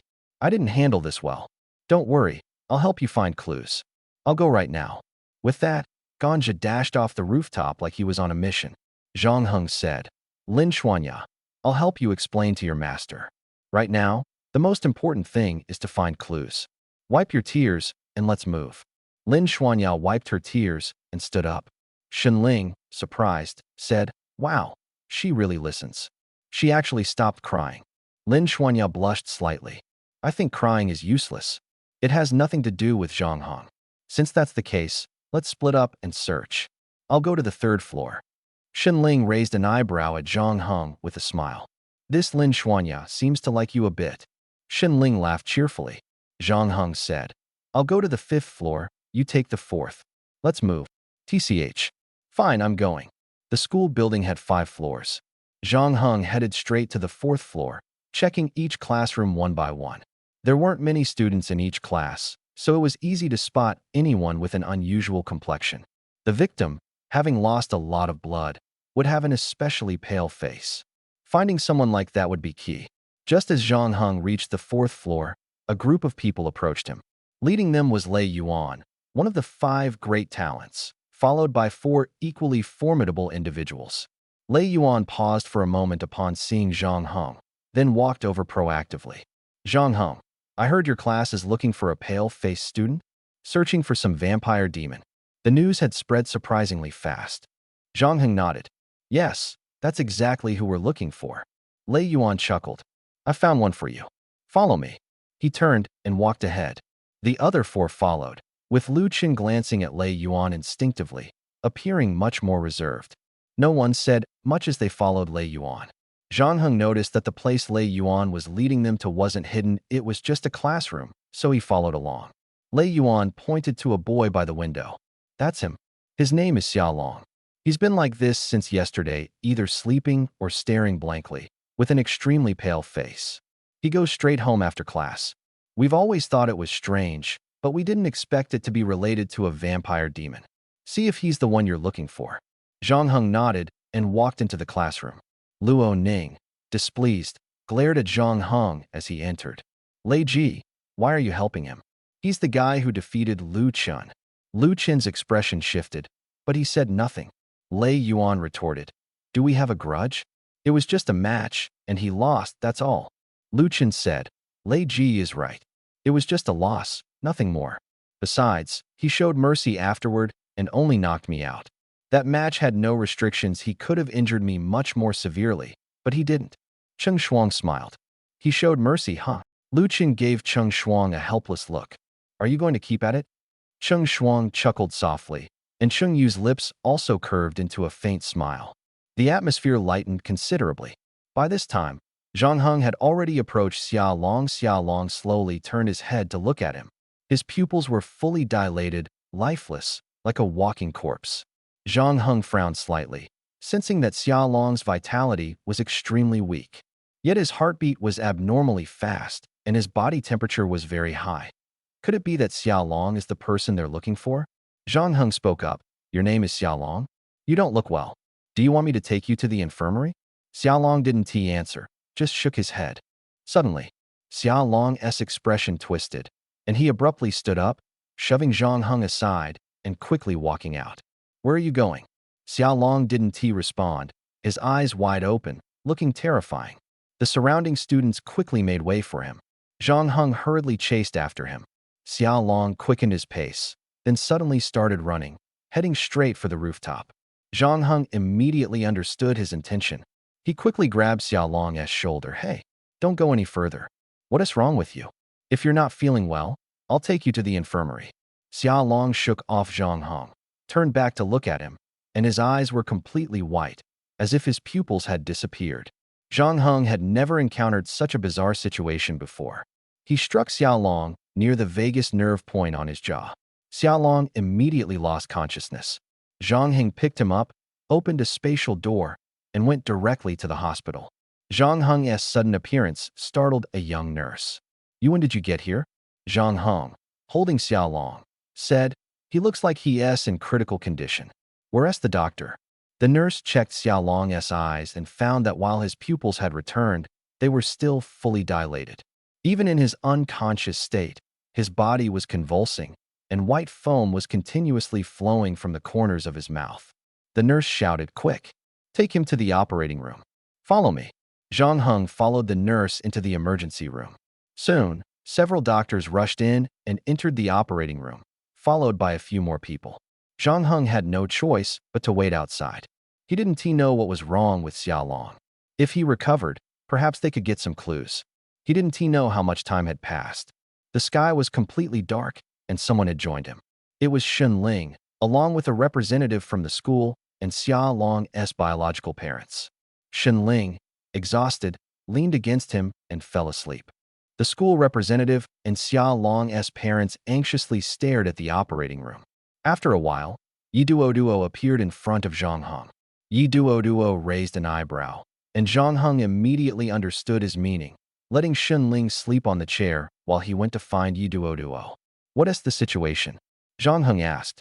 Still unclear, Yi Duo replied, but he is definitely showing symptoms of being attacked by a blood-sucking demon. If I hadn't held on to him, he might have already jumped off the building. Why would someone attacked by a blood-sucking demon have the urge to jump off a building? Zhang Heng pressed further. Yi Duo said indifferently, I'm not entirely sure, but autopsy reports show that before victims jumped, their blood vessels and nerves swelled dramatically. In such a state, they would have already lost consciousness and might be controlled by something to jump. Yi Duo glanced toward the operating room. If a person loses 1/3 of their blood instantly, they go into shock and lose consciousness. Losing 2/3 leads to insufficient blood supply to organs, gradual failure, and death. But those attacked by blood-sucking demons lose nearly 2/3 of their blood, yet don't go into shock. They can even go about their normal work and studies. It's just that at a certain moment, they suddenly feel the urge to jump off a building. Zhang Heng's expression changed. You're here, which means you haven't made much progress. Yi Duo shook his head. It's not that we made no progress. We found some people showing symptoms of anemia and sent them to the hospital. Knowing you're here, I came specifically to check on you. I watched the video from a few days ago. Your skills have improved rapidly. I see. Yi Duo brought over a few anemia patients and came to check on him as well. Zhang Heng said, once there are results here, I'll contact you immediately. Yi Duo nodded.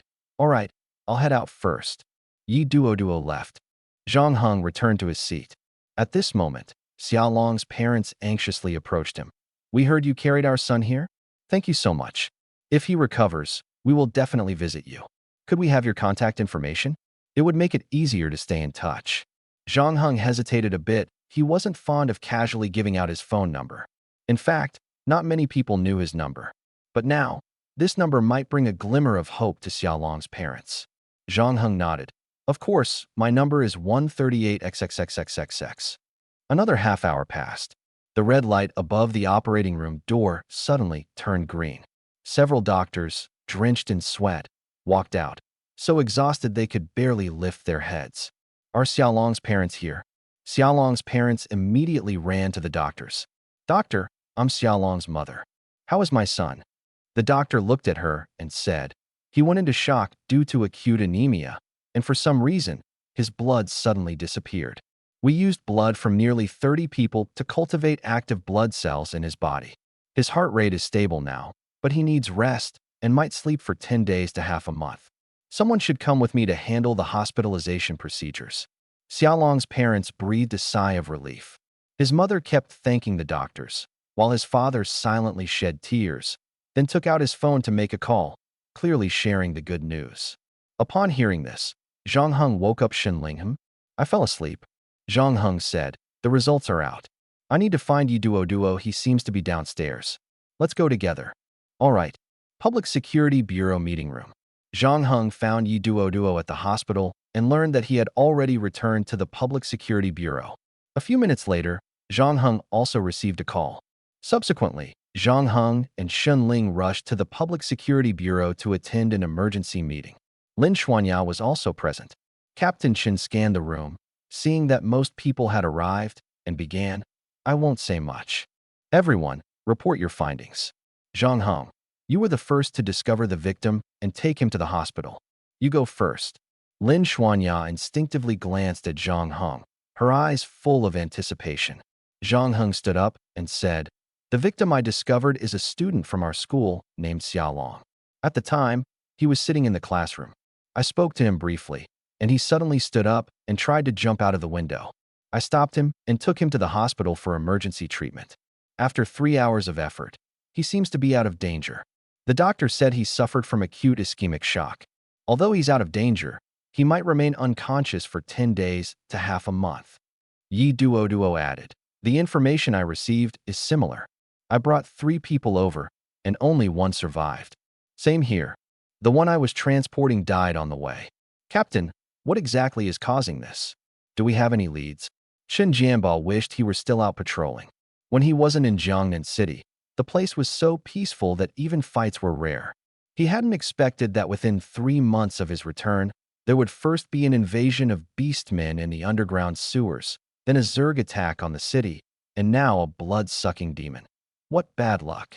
Chen Jianbao adjusted his emotions and said, sorry, I have no clue either. The victims have no obvious external injuries, but their blood mysteriously disappears from their bodies, and they all end up jumping off buildings. It feels like they've been hypnotized, as if the death caller gave them an order.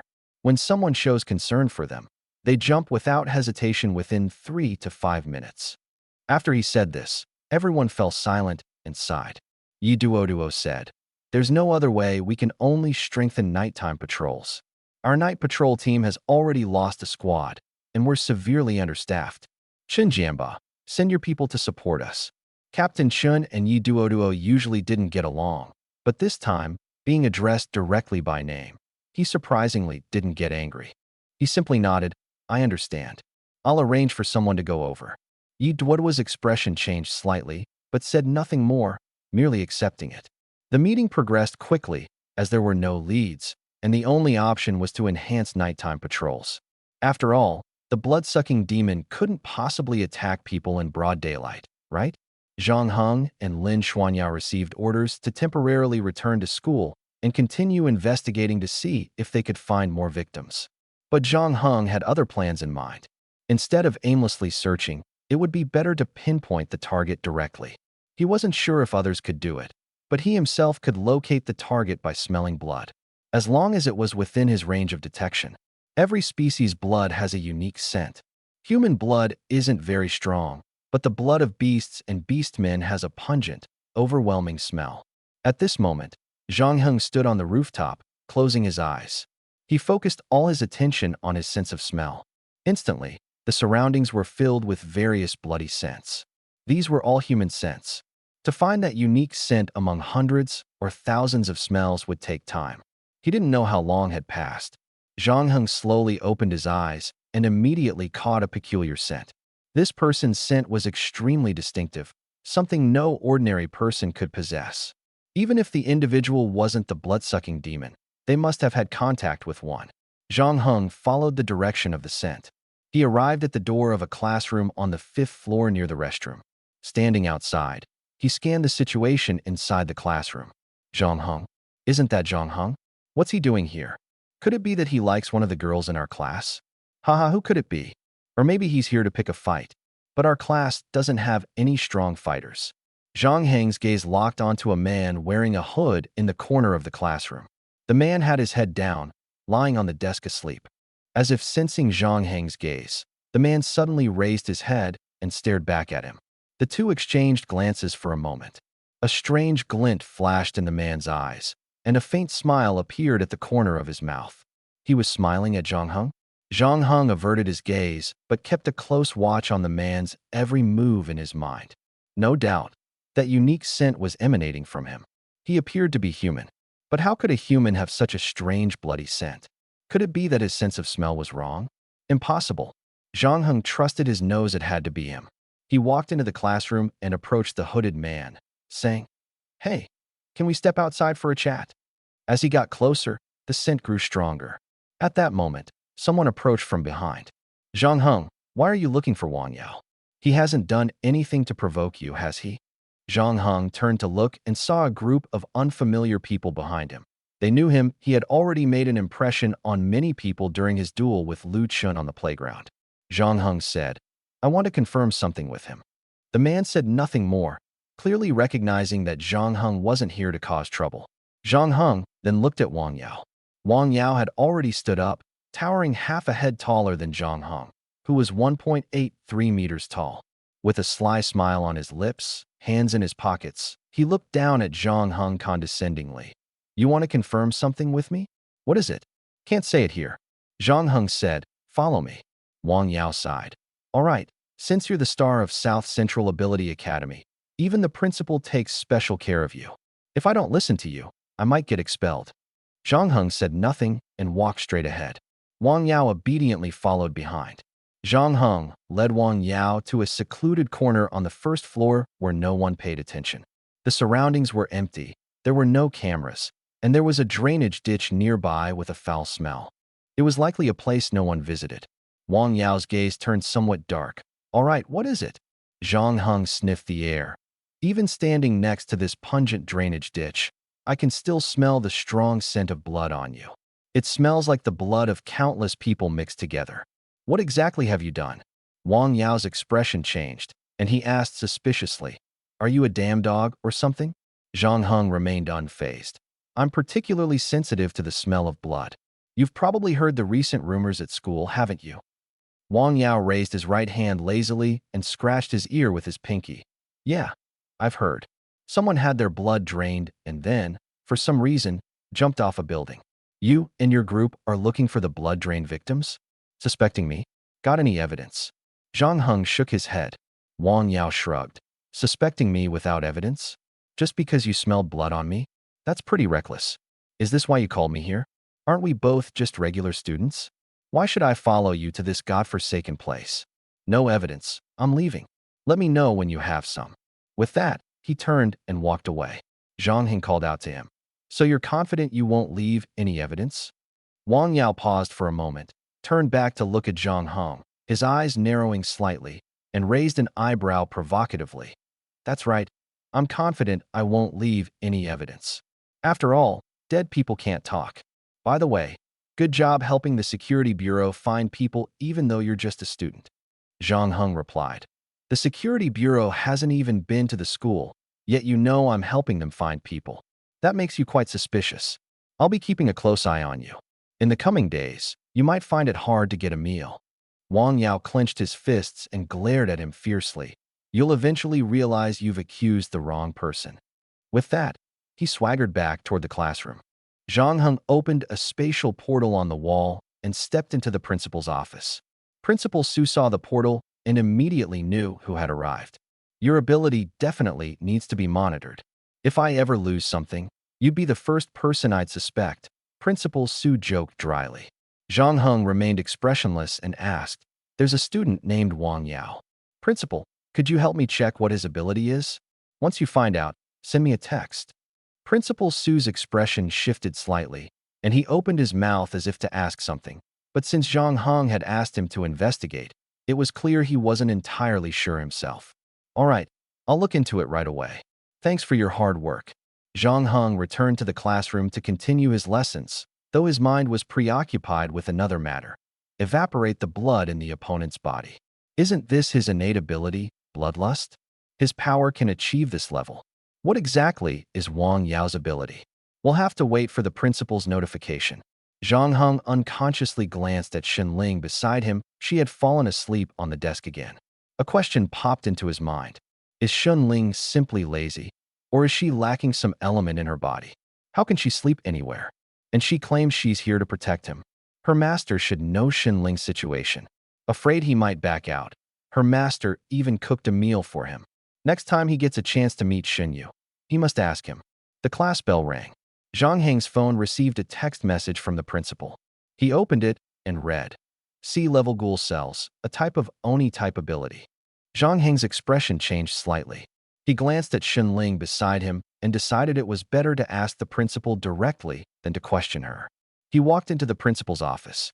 Principal Su saw him enter and gestured for him to come in quickly. Only then did Zhang Heng notice there were a few other people in the office, a middle-aged man who looked like a teacher, and Wang Yao. Wang Yao turned to look at him. I guessed it was you.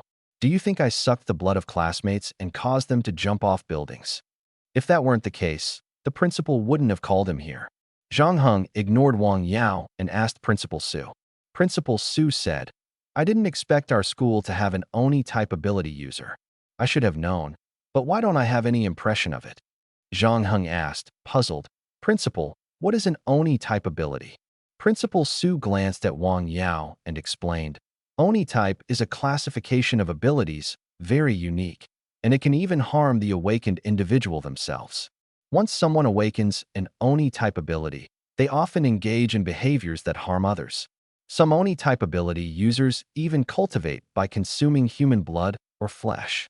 They have a cultivation method that others don't possess.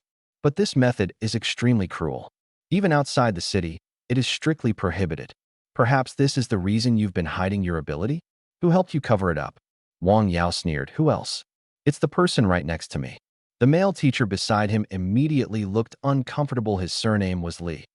Teacher Li said bitterly, Principal, this child is a distant relative of mine. When he awakened this ability, we were shocked too. To prevent classmates from seeing him as strange, I privately helped him cover it up. You know, if the classmates found out, he would definitely have a hard time in class.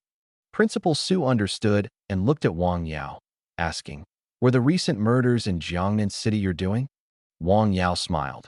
Principal Su, if I dared to do such a thing, my strength would already be far beyond the first tier. But even if I say it wasn't me, you probably wouldn't believe me. Principal Su took a deep breath. Before the investigation is clear, I must send you to the security bureau. Can you accept that? Wang Yao said angrily. I'm a student, not a criminal. If you want to detain me, show me the evidence. Zhang Heng asked, Wang Yao, you know the current situation. If there are clues we don't know about, share them to avoid being detained by the security bureau. Wang Yao sneered. If I tell you, will you believe me? Clearly, he was hiding important clues.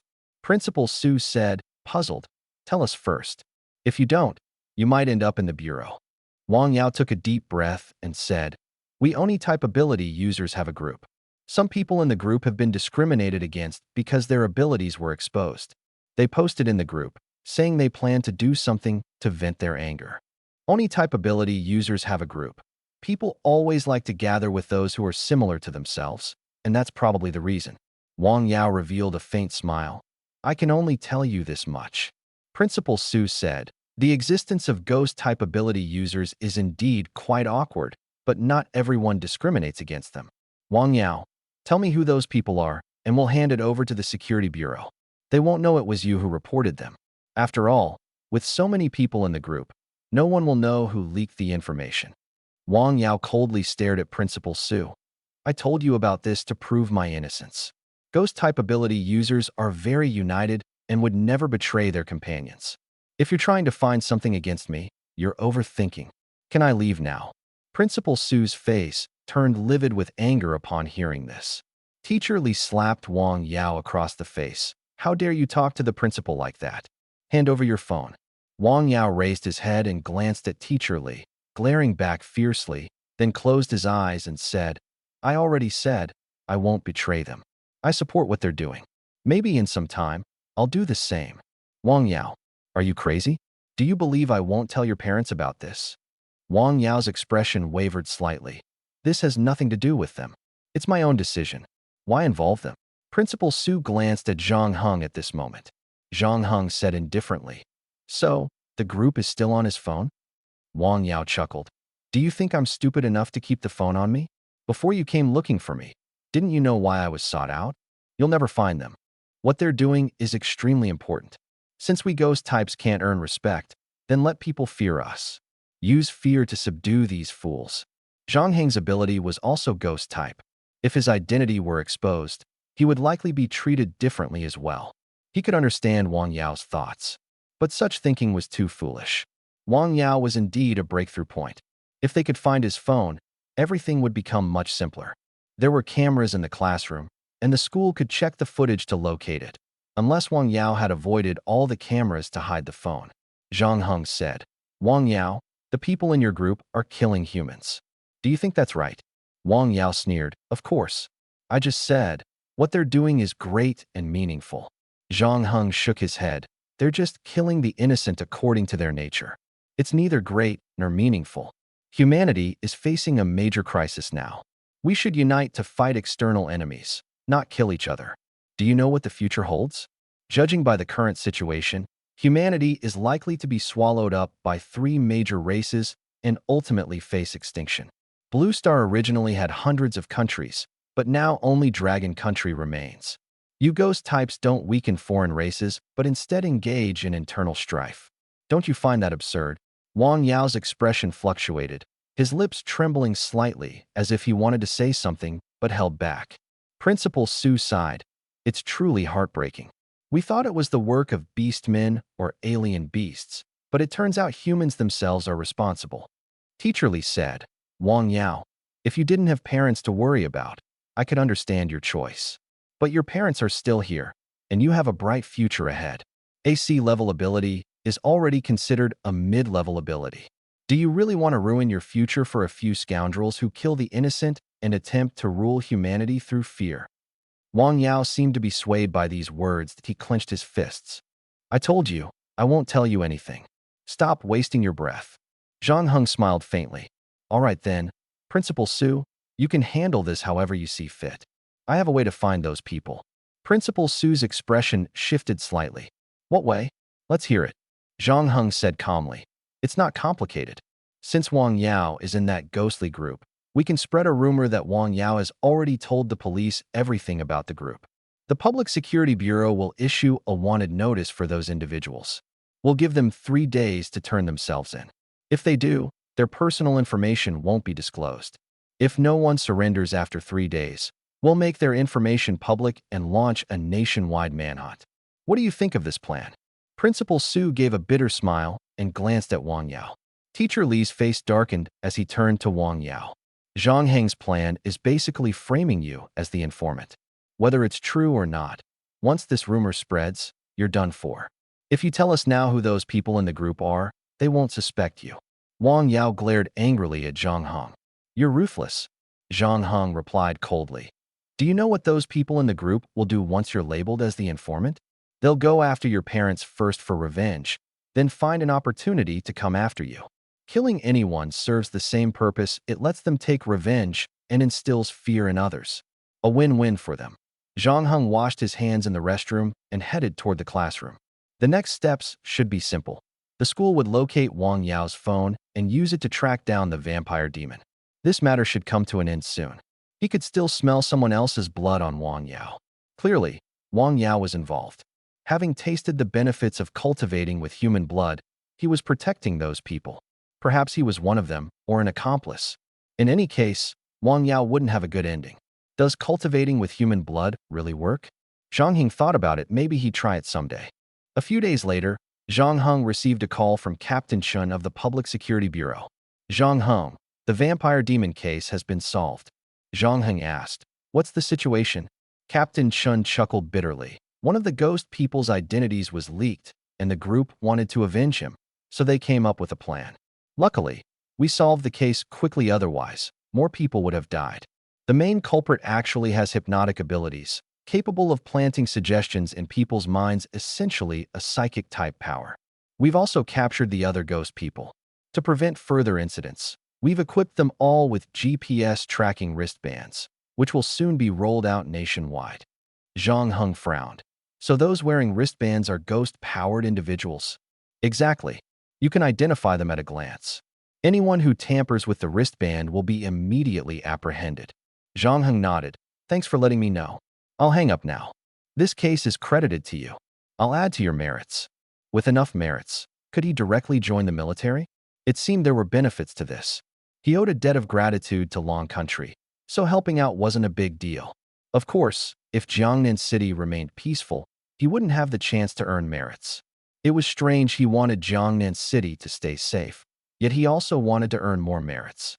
Could patrolling outside the city add merits? He'd try it in the future.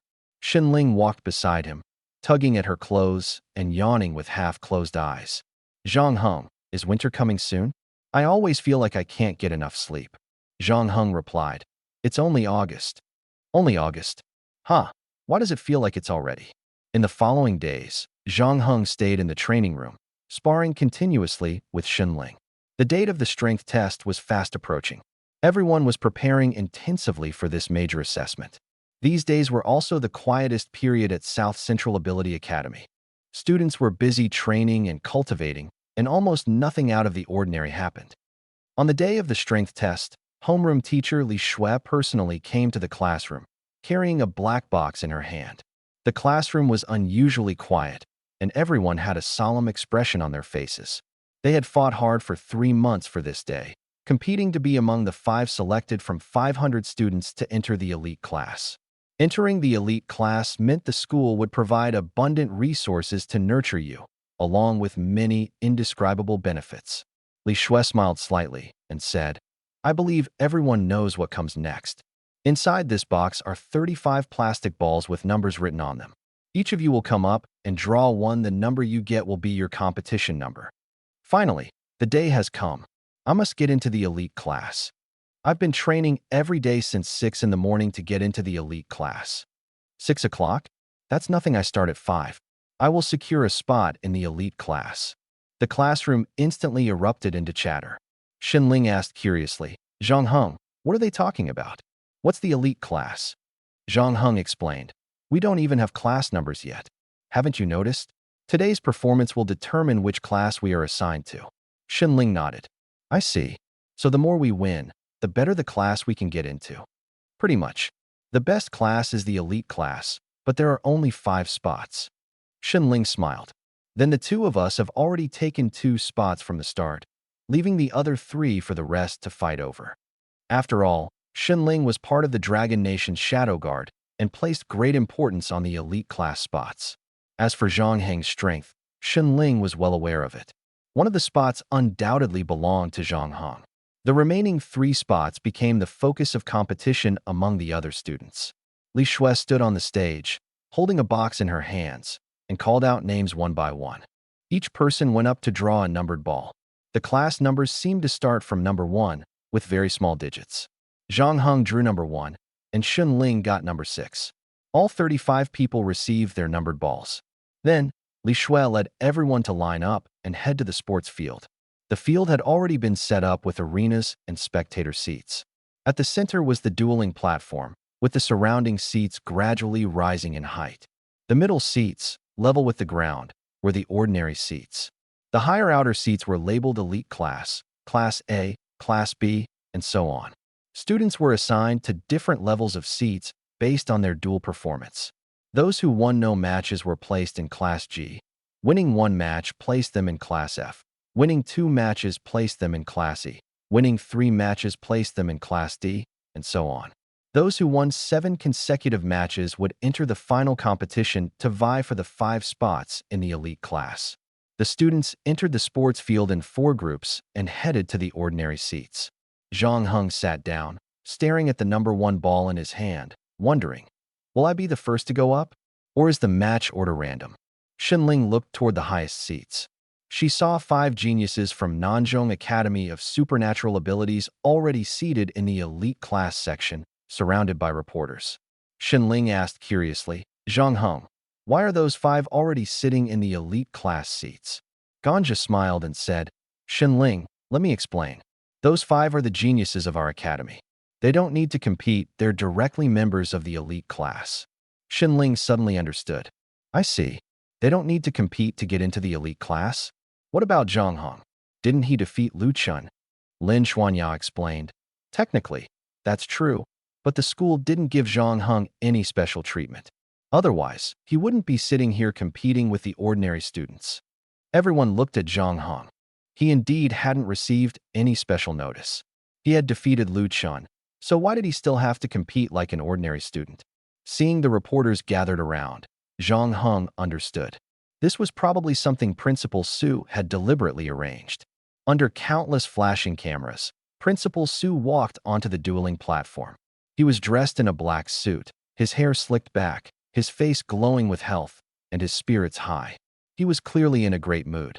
I hereby announce, the 13th Nanzhong Strength Test Tournament officially begins. The entire venue erupted in enthusiastic applause. Zhang Heng clapped along. He didn't know when it started, but he noticed more and more people glancing in his direction. There were so many that he couldn't count them all. It seemed that, without his knowledge, quite a few people had already marked him as their target. Unfortunately, he could only fight 7 matches at most. 7 consecutive wins were required to enter the elite class. If he couldn't achieve that, it would be truly embarrassing. The 5th-ranked expert of the Southern Central Academy of Supernatural Abilities was already seated in the elite class, followed by 5 others from the top 10, the top 20, and the top 50. Ganja revealed a bitter smile. 500 people competing for 5 spots, and there are already 2 here. That leaves 498 people fighting for the remaining 3 spots, with only a 1% chance. I'm out of luck. Zhang Heng, today is our last day in the same class. If someone bullies me in the future, you have to help me. Zhang Heng glanced at him and said, I'll give you 3 months. On the last day, will you regret not training properly? Ganja's face was full of remorse. But regret can't buy medicine. Lin Xuanya looked at Ganja in confusion. Ganja, you said there are 2 here. Who are you referring to? Ganja looked puzzled. You and Zhang Heng, of course. Who else could it be? After speaking, he turned to Xinling. Xinling, if we end up in the same class, I promise to take good care of you for your brother. Zhang Heng said indifferently. Xinling doesn't need your concern. Besides, you're wrong. It's not 2 spots here, it's 3. Ganja and Lin Xuanya were slightly surprised. Could Xinling also be very strong? At that moment, Xinling was leaning on Zhang Heng's shoulder, asleep, looking exhausted and weak. It was hard to tell how strong she really was. However, since she was Zhang Heng's sister, and Zhang Heng was so powerful, she must not be far behind. Ganja sighed helplessly. It's too cruel, too unfair. Why do they have to conduct such a brutal strength test? After the test and class division, I won't be able to stay with you guys. It's really heartbreaking. Cruel? The outside world is what is truly cruel. Out there, life is cheap, and no one cares who kills whom. Ganja was clearly like a frog in a well, completely unaware of how brutal the outside world could be. Zhang Heng didn't think Principal Su's methods were cruel at all. Principal Su used this test to group people with similar abilities together for focus training. This teaching method was simply perfect. What is the most important thing in school? The environment. The environment determines the height of a person's growth. At that moment, a mechanical voice echoed across the venue. Contestants number 139 and number 235, please step onto the stage for your duel. The competition had officially begun. 500 people, 250 matches, all to be completed in one day? It would probably last until nightfall. Contestants number 139 and number 235 walked toward the duel platform. As the mechanical voice sounded, spiritual energy surged within their bodies, instantly erupting into a fierce battle. The scene immediately erupted in enthusiastic cheers as the audience seemed to immerse themselves in the fight on stage. In the elite seating area, Lu Chun watched Zhang Hong, who was focused on the match in the distance, lowered his head slightly and whispered, "The one who should be interviewed is Zhang Hong, not me." The four people beside him looked at Lu Chun with varied expressions. Lei Yuan, the leader of the 5 great talents, smiled and said, "Lu Chun, defeating your opponent is defeating the obstacle in your heart. If you want to surpass him, you must first overcome this obstacle, otherwise, you'll never improve." Luo Ning patted Lu Chun on the shoulder. "That's right, Lu Chun. Set him as your goal and work hard to become stronger. You've changed a lot recently, always gloomy and nothing like the confident person you used to be. I liked the old you better." Cheng Shuang covered her mouth and laughed. People who haven't experienced failure are easily crushed when they face setbacks. You're exactly in that state right now. Cheng Yu said, "After the event ends, I'll go with you to find Zhang Hong and have another match." "How about it?" Lu Chen was puzzled. "I'm no match for him. Why fight again?" Lei Yuan explained. "What Cheng Yu means is that as long as you dare to challenge him again, it shows you're no longer afraid of him. You need to overcome your fear. Even if you lose, at least you'll have the courage to face him. If you don't even have that thought, then it's truly over." Lu Chun took a deep breath and said, "All right, I'll have another match with him then, secretly." The four exchanged smiles, said no more, and continued watching the competition. The matches progressed quickly. The winners kept their numbers, while the losers were assigned to the G-class seating area. With 500 participants, the first round meant 250 would be eliminated. G-class would have at least 250 people. Entering G-class was almost synonymous with failure. At Nanzhong Ability Academy, G-class held no value. However, to motivate the students, the school would hold another strength test a year later. This time, the students had a full year to prepare. Moreover, the strength test a year later would be the most intense and exciting yet. After all, by then, everyone's abilities would have significantly improved. Number 1, number 479, come to the stage. Zhang Heng suddenly stood up. Xin Ling almost fell over, and Lin Xuanya quickly supported Xin Ling, who was sleeping like a log. Xin Ling leaned against her leg, turned over, and continued sleeping. Zhang Heng glanced back at Ganja, who was sitting high up in G-class. That glance was meaningful. Ganja clenched his fists tightly, as if making a major decision. Not bad. Ganja had also been on the stage once, but he hadn't lasted 10 seconds before being knocked off. What a disgrace. Ganja raised his head, arched his brows at Zhang Heng, and gave what he thought was a charming smile. Zhang Heng responded with a smile, then suddenly leaped into the air. Boom! A dull thud echoed from the dual platform as the stone tiles beneath Zhang Heng's feet instantly cracked. The loud noise silenced the entire venue. The crowd fell completely quiet, and all eyes were fixed on Zhang Heng, standing proudly in the corner of the stage.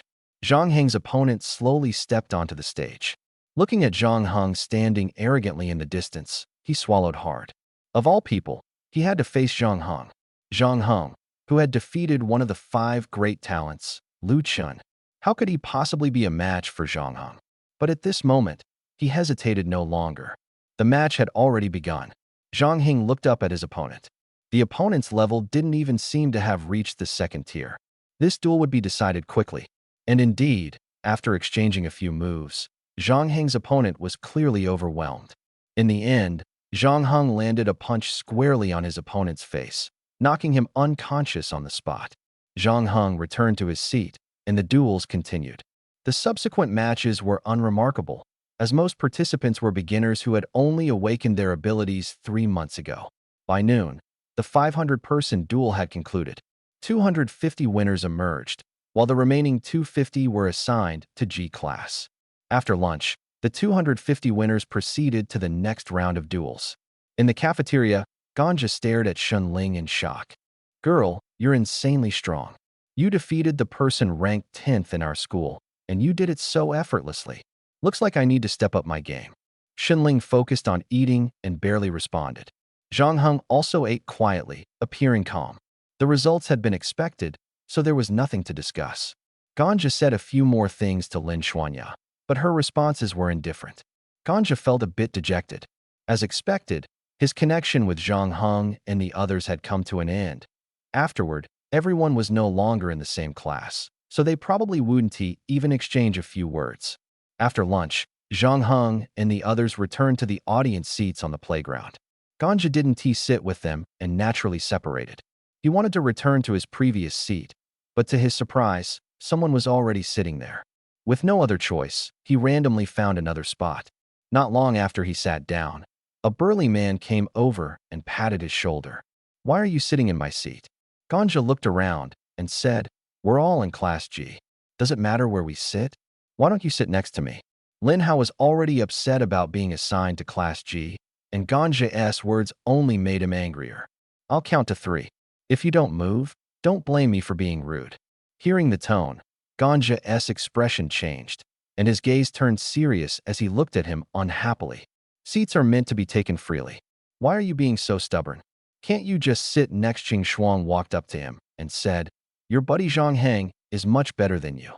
Over time, you two will drift further apart, and eventually, he won't even bother acknowledging you when you meet. You saw it just now. You were bullied, and he was completely indifferent, showing no concern at all." Ganja replied bitterly, "What exactly are you trying to say?"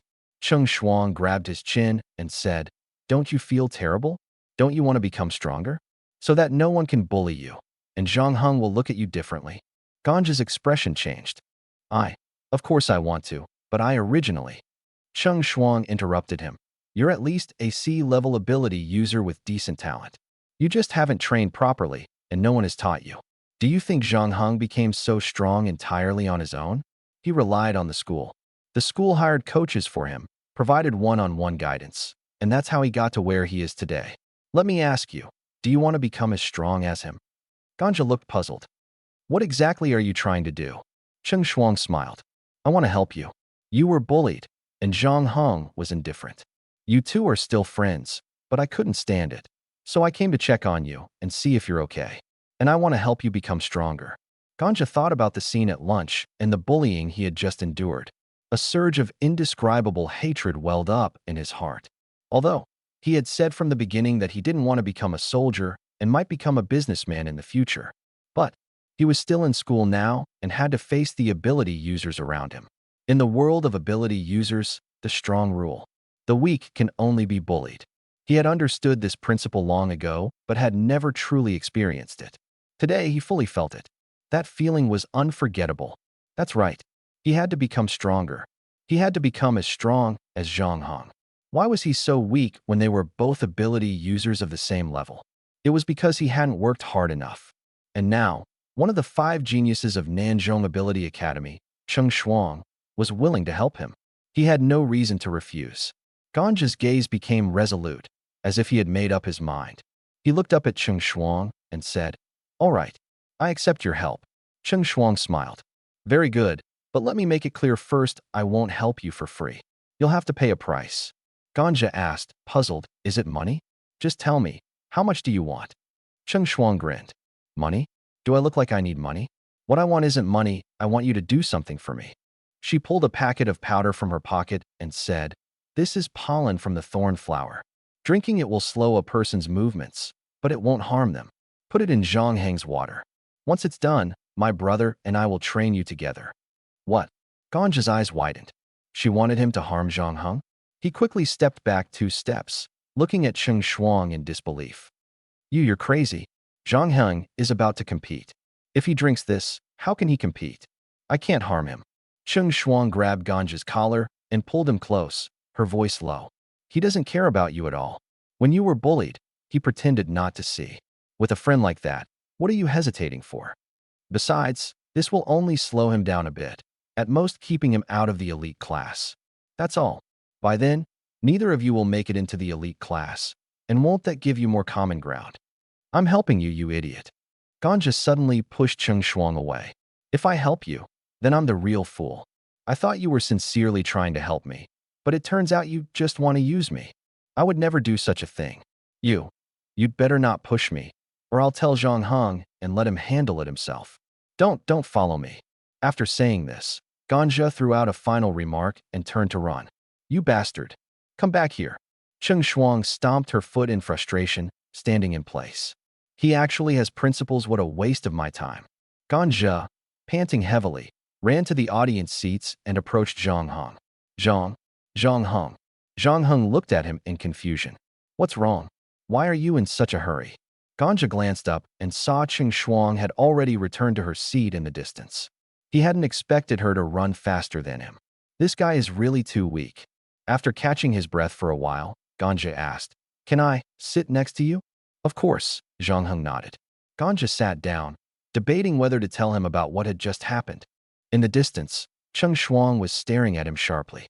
Ganja immediately felt uneasy. Zhang Heng noticed this too and looked up at Cheng Shuang. Only then did Cheng Shuang slightly restrain her gaze. Ganja, how did you manage to provoke Cheng Shuang? Ganja smiled bitterly. How would I dare to provoke her? It's just a minor conflict. By the way, Zhang Heng, even though we might be split into different classes later, call me during training. I've decided I want to work hard too.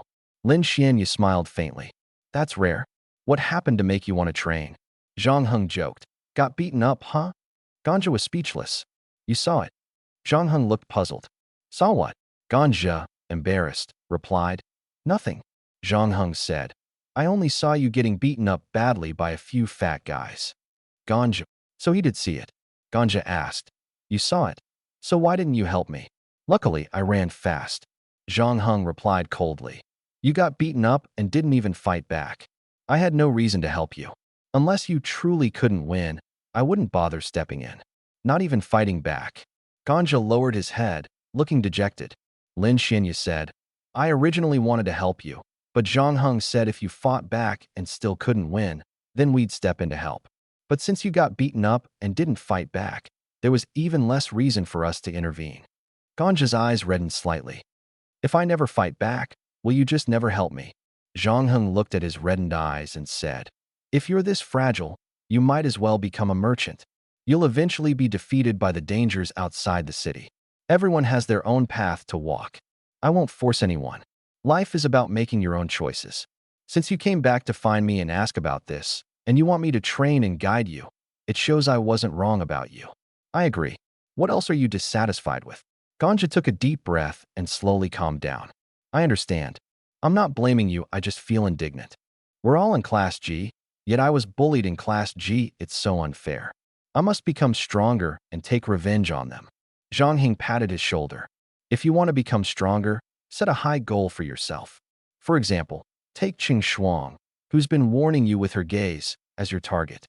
Take Cheng Shuang as a target? Surpass her? Cheng Shuang is one of the 5 geniuses of South Central Ability Academy. Isn't this goal too difficult? Ganja hesitated for a moment, then nodded. All right, I'll take her as my target. Cheng Shuang watched as Zhang Heng and Ganja chatted enthusiastically. Her face grew increasingly grim, and her gaze became sharper. Could this guy have told Zhang Heng about their matter? Damn it. She thought she had found an opportunity, but it turned out to be a failure. Was she too hasty? Cheng Yu asked suspiciously. Cheng Shuang, where did you go just now? You came back looking strange. Cheng Shuang took a deep breath and said slowly, It's nothing. Let's keep watching the match.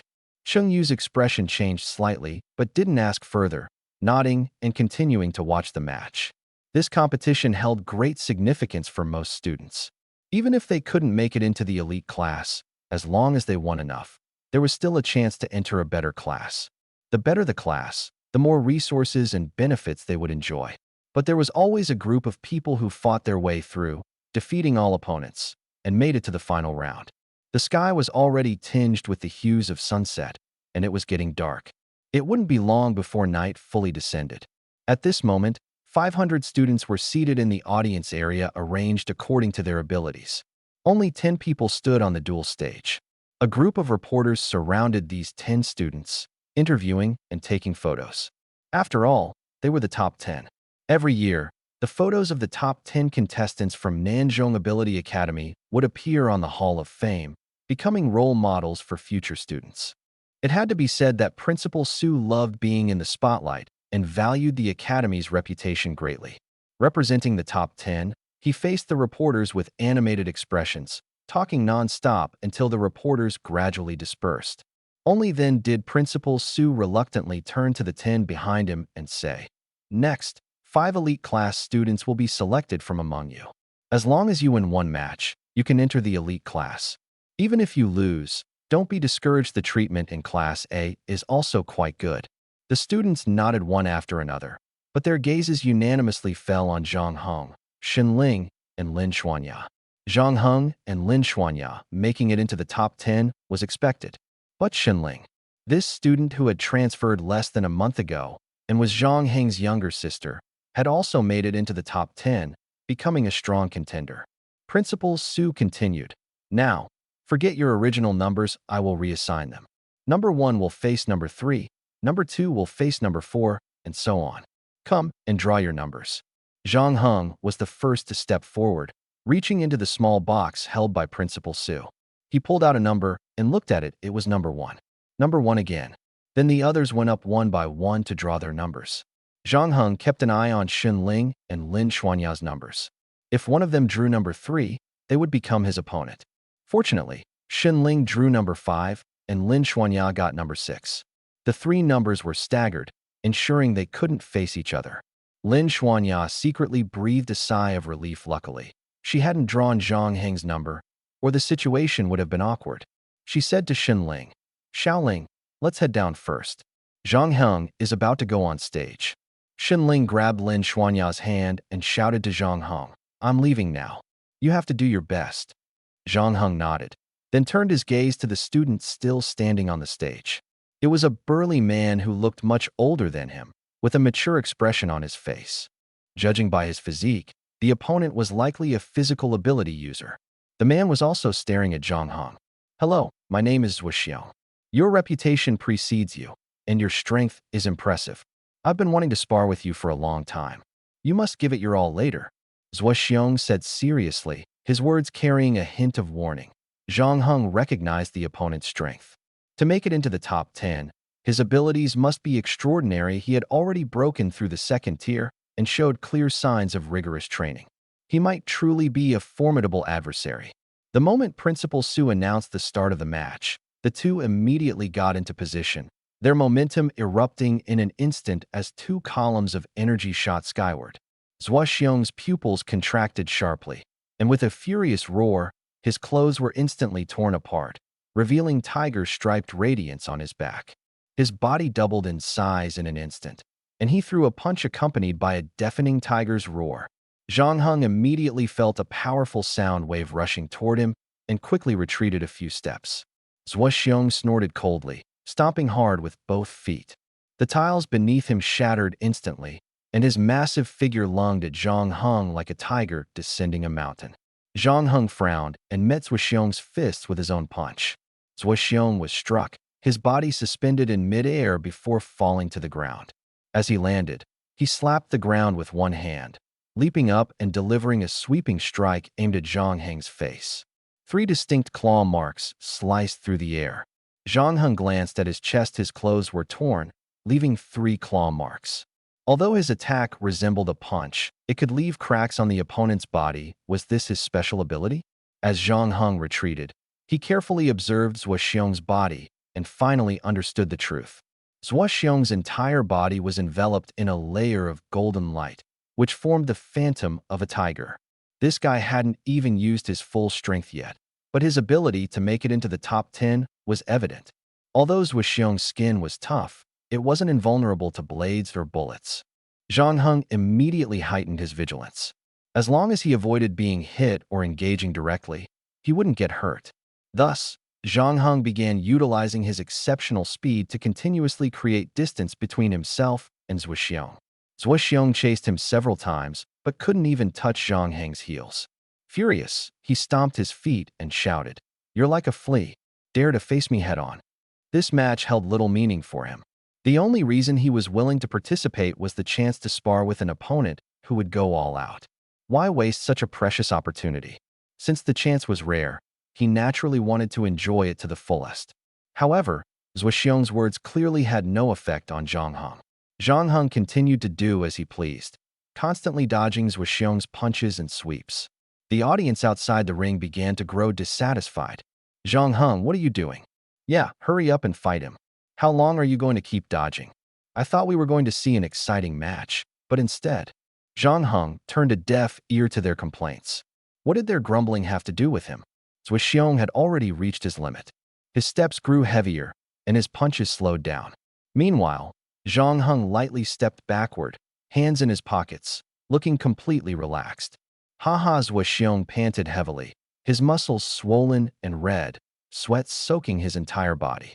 He looked at Zhang Heng in the distance as if staring at an insurmountable mountain, a towering, colossal peak. The more he chased, the more exhausted he felt. This mountain was even taller than he had imagined. As he pursued, he thought he was getting close, only to look back and find the distance still far away. Zhang Heng calmly analyzed his opponent. It was clear that Zhuxiong's explosive power was incredibly strong. This arena had already endured over 200 battles with almost no damage. Zhuxiong chased Zhang Heng for only a few minutes, and half of the floor tiles were already shattered. His explosive power was astonishing, but unfortunately, his speed wasn't fast enough. He was more suited for dealing with beasts. When it came to humans, he was still a bit lacking. Of course, another reason was that Zhang Heng's speed far exceeded Zhuxiong's. If they were compared to weapons, Zhuxiong would be a heavy hammer, while Zhang Heng was like a nimble dagger. At least, that is how it seemed for now. However, Zhang Heng also possessed incredible explosive power, he just hadn't fully unleashed it yet. Although it might seem a bit unfair to his opponent, he did need some challengers to test the limits of his body. Only then could he understand the gap between himself and other ability users of the same level. The test results were clear. If ability users of the same level didn't specifically train in agility and speed, they wouldn't even be able to get close to him. The surrounding audience grumbled incessantly, but the five geniuses seated in the higher stands all wore grim expressions, especially Lu Chun. Clenching his fists tightly, Lu Chun said, "He used this speed to dodge all my thunder attacks." Luo Ning took a deep breath and said, "This kid is too arrogant. He is definitely doing this on purpose to show off to us." Cheng Yu raised her eyebrows slightly and said, "There is not a hint of mockery on his face. It doesn't seem like he is deliberately toying with his opponents. But what exactly is he trying to do? Only he knows." Cheng Shuang suddenly said, "He might be holding back. After all, his goal isn't just to pass the strength test and enter the elite class. His real target is us." The moment Lu Chun was defeated by Zhang Heng, the other four realized one thing. Sooner or later, they would have to face Zhang Heng. Letting Lu Chun challenge Zhang Heng was originally meant to probe his strength. Unfortunately, Lu Chun lost and didn't uncover much useful information, not even forcing Zhang Heng to reveal his trump cards. Cheng Shuang seemed a bit anxious and wanted a rope in Ganja to embarrass Zhang Heng. However, he underestimated Ganja's resolve. This guy wasn't buying it at all. A few minutes later, Zhuxiong suddenly collapsed while running. The ground let out a dull thud as the golden tiger phantom around him slowly faded. Zhang Heng stopped at this moment, turning to look at Principal Su, who was acting as the chief referee.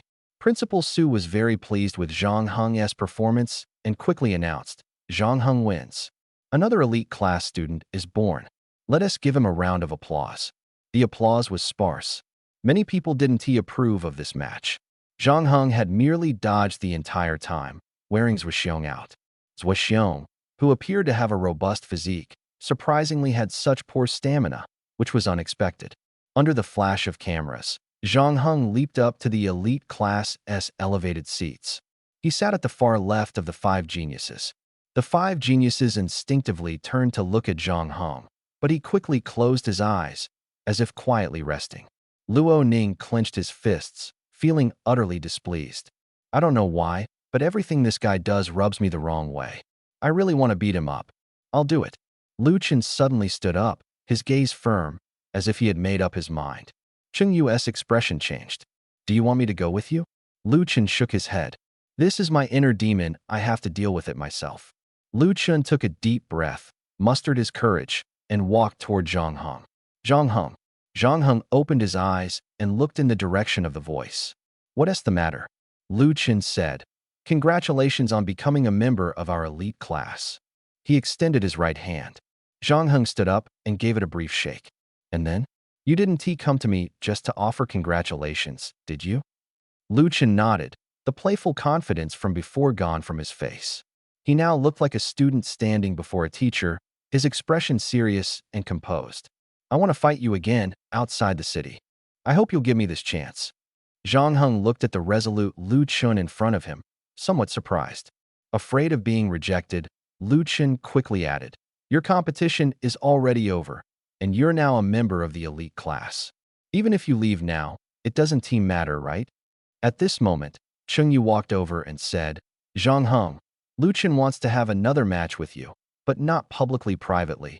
In a secluded place, a serious fight. Don't worry, we won't follow, and only the two of you will know the result. Zhang Heng replied calmly. All right, you pick the place. Cheng Yu smiled and glanced at Lu Chen. Lu Chen said earnestly, Follow me. He took the lead and walked ahead. Zhang Heng glanced toward the distant spectator stands, still wanting to watch Shen Ling and Lin Xuanya's battle. However, since the event was being recorded, he could always watch the replay later. With a few leaps, Lu Chen had already left the school grounds, and Zhang Heng followed closely behind. Lu Chen ran all the way, avoiding the crowds, with Zhang Heng keeping pace, never falling behind. The two arrived outside the city. After confirming the direction, Lu Chen continued running forward. Zhang Heng ran alongside him. Lu Chen said, Zhang Heng, thank you for giving me another chance to fight you. Zhang Heng asked, Let us be clear first, if you're not strong enough, I still want to use my avatar. After all, if you can't even beat me without it, there's no point in me using it. Lu Chen's eyes narrowed but quickly returned to calm. All right. The two arrived at a small forest. It was an abandoned area outside the city, nameless, with a dried-up riverbed and hardened soil. Lu Chen and Zhang Heng stood still, ready to fight. Without much unnecessary talk, the two tacitly entered the second stage of spiritual energy circulation. Lu Chen attacked first. After losing to Zhang Heng, he had been unable to sleep all night.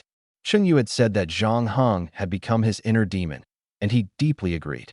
If he didn't challenge him again, he might forever live in the shadow and fear of losing to Zhang Heng. Even if he lost this match, he would have no regrets. At least he dared to challenge, and that alone would shatter his inner demon. Bang! Two fists collided violently, and a powerful shockwave instantly spread in all directions.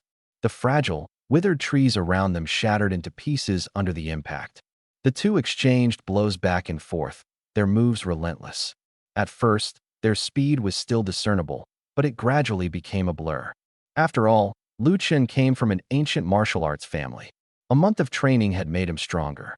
This time, he didn't use elemental powers against Zhang Heng. To defeat a physical combat ability user, only physical combat could prevail. Their punches and kicks blurred into a flurry of motion. Zhang Heng suddenly caught an opening and grabbed Lu Chen's fist.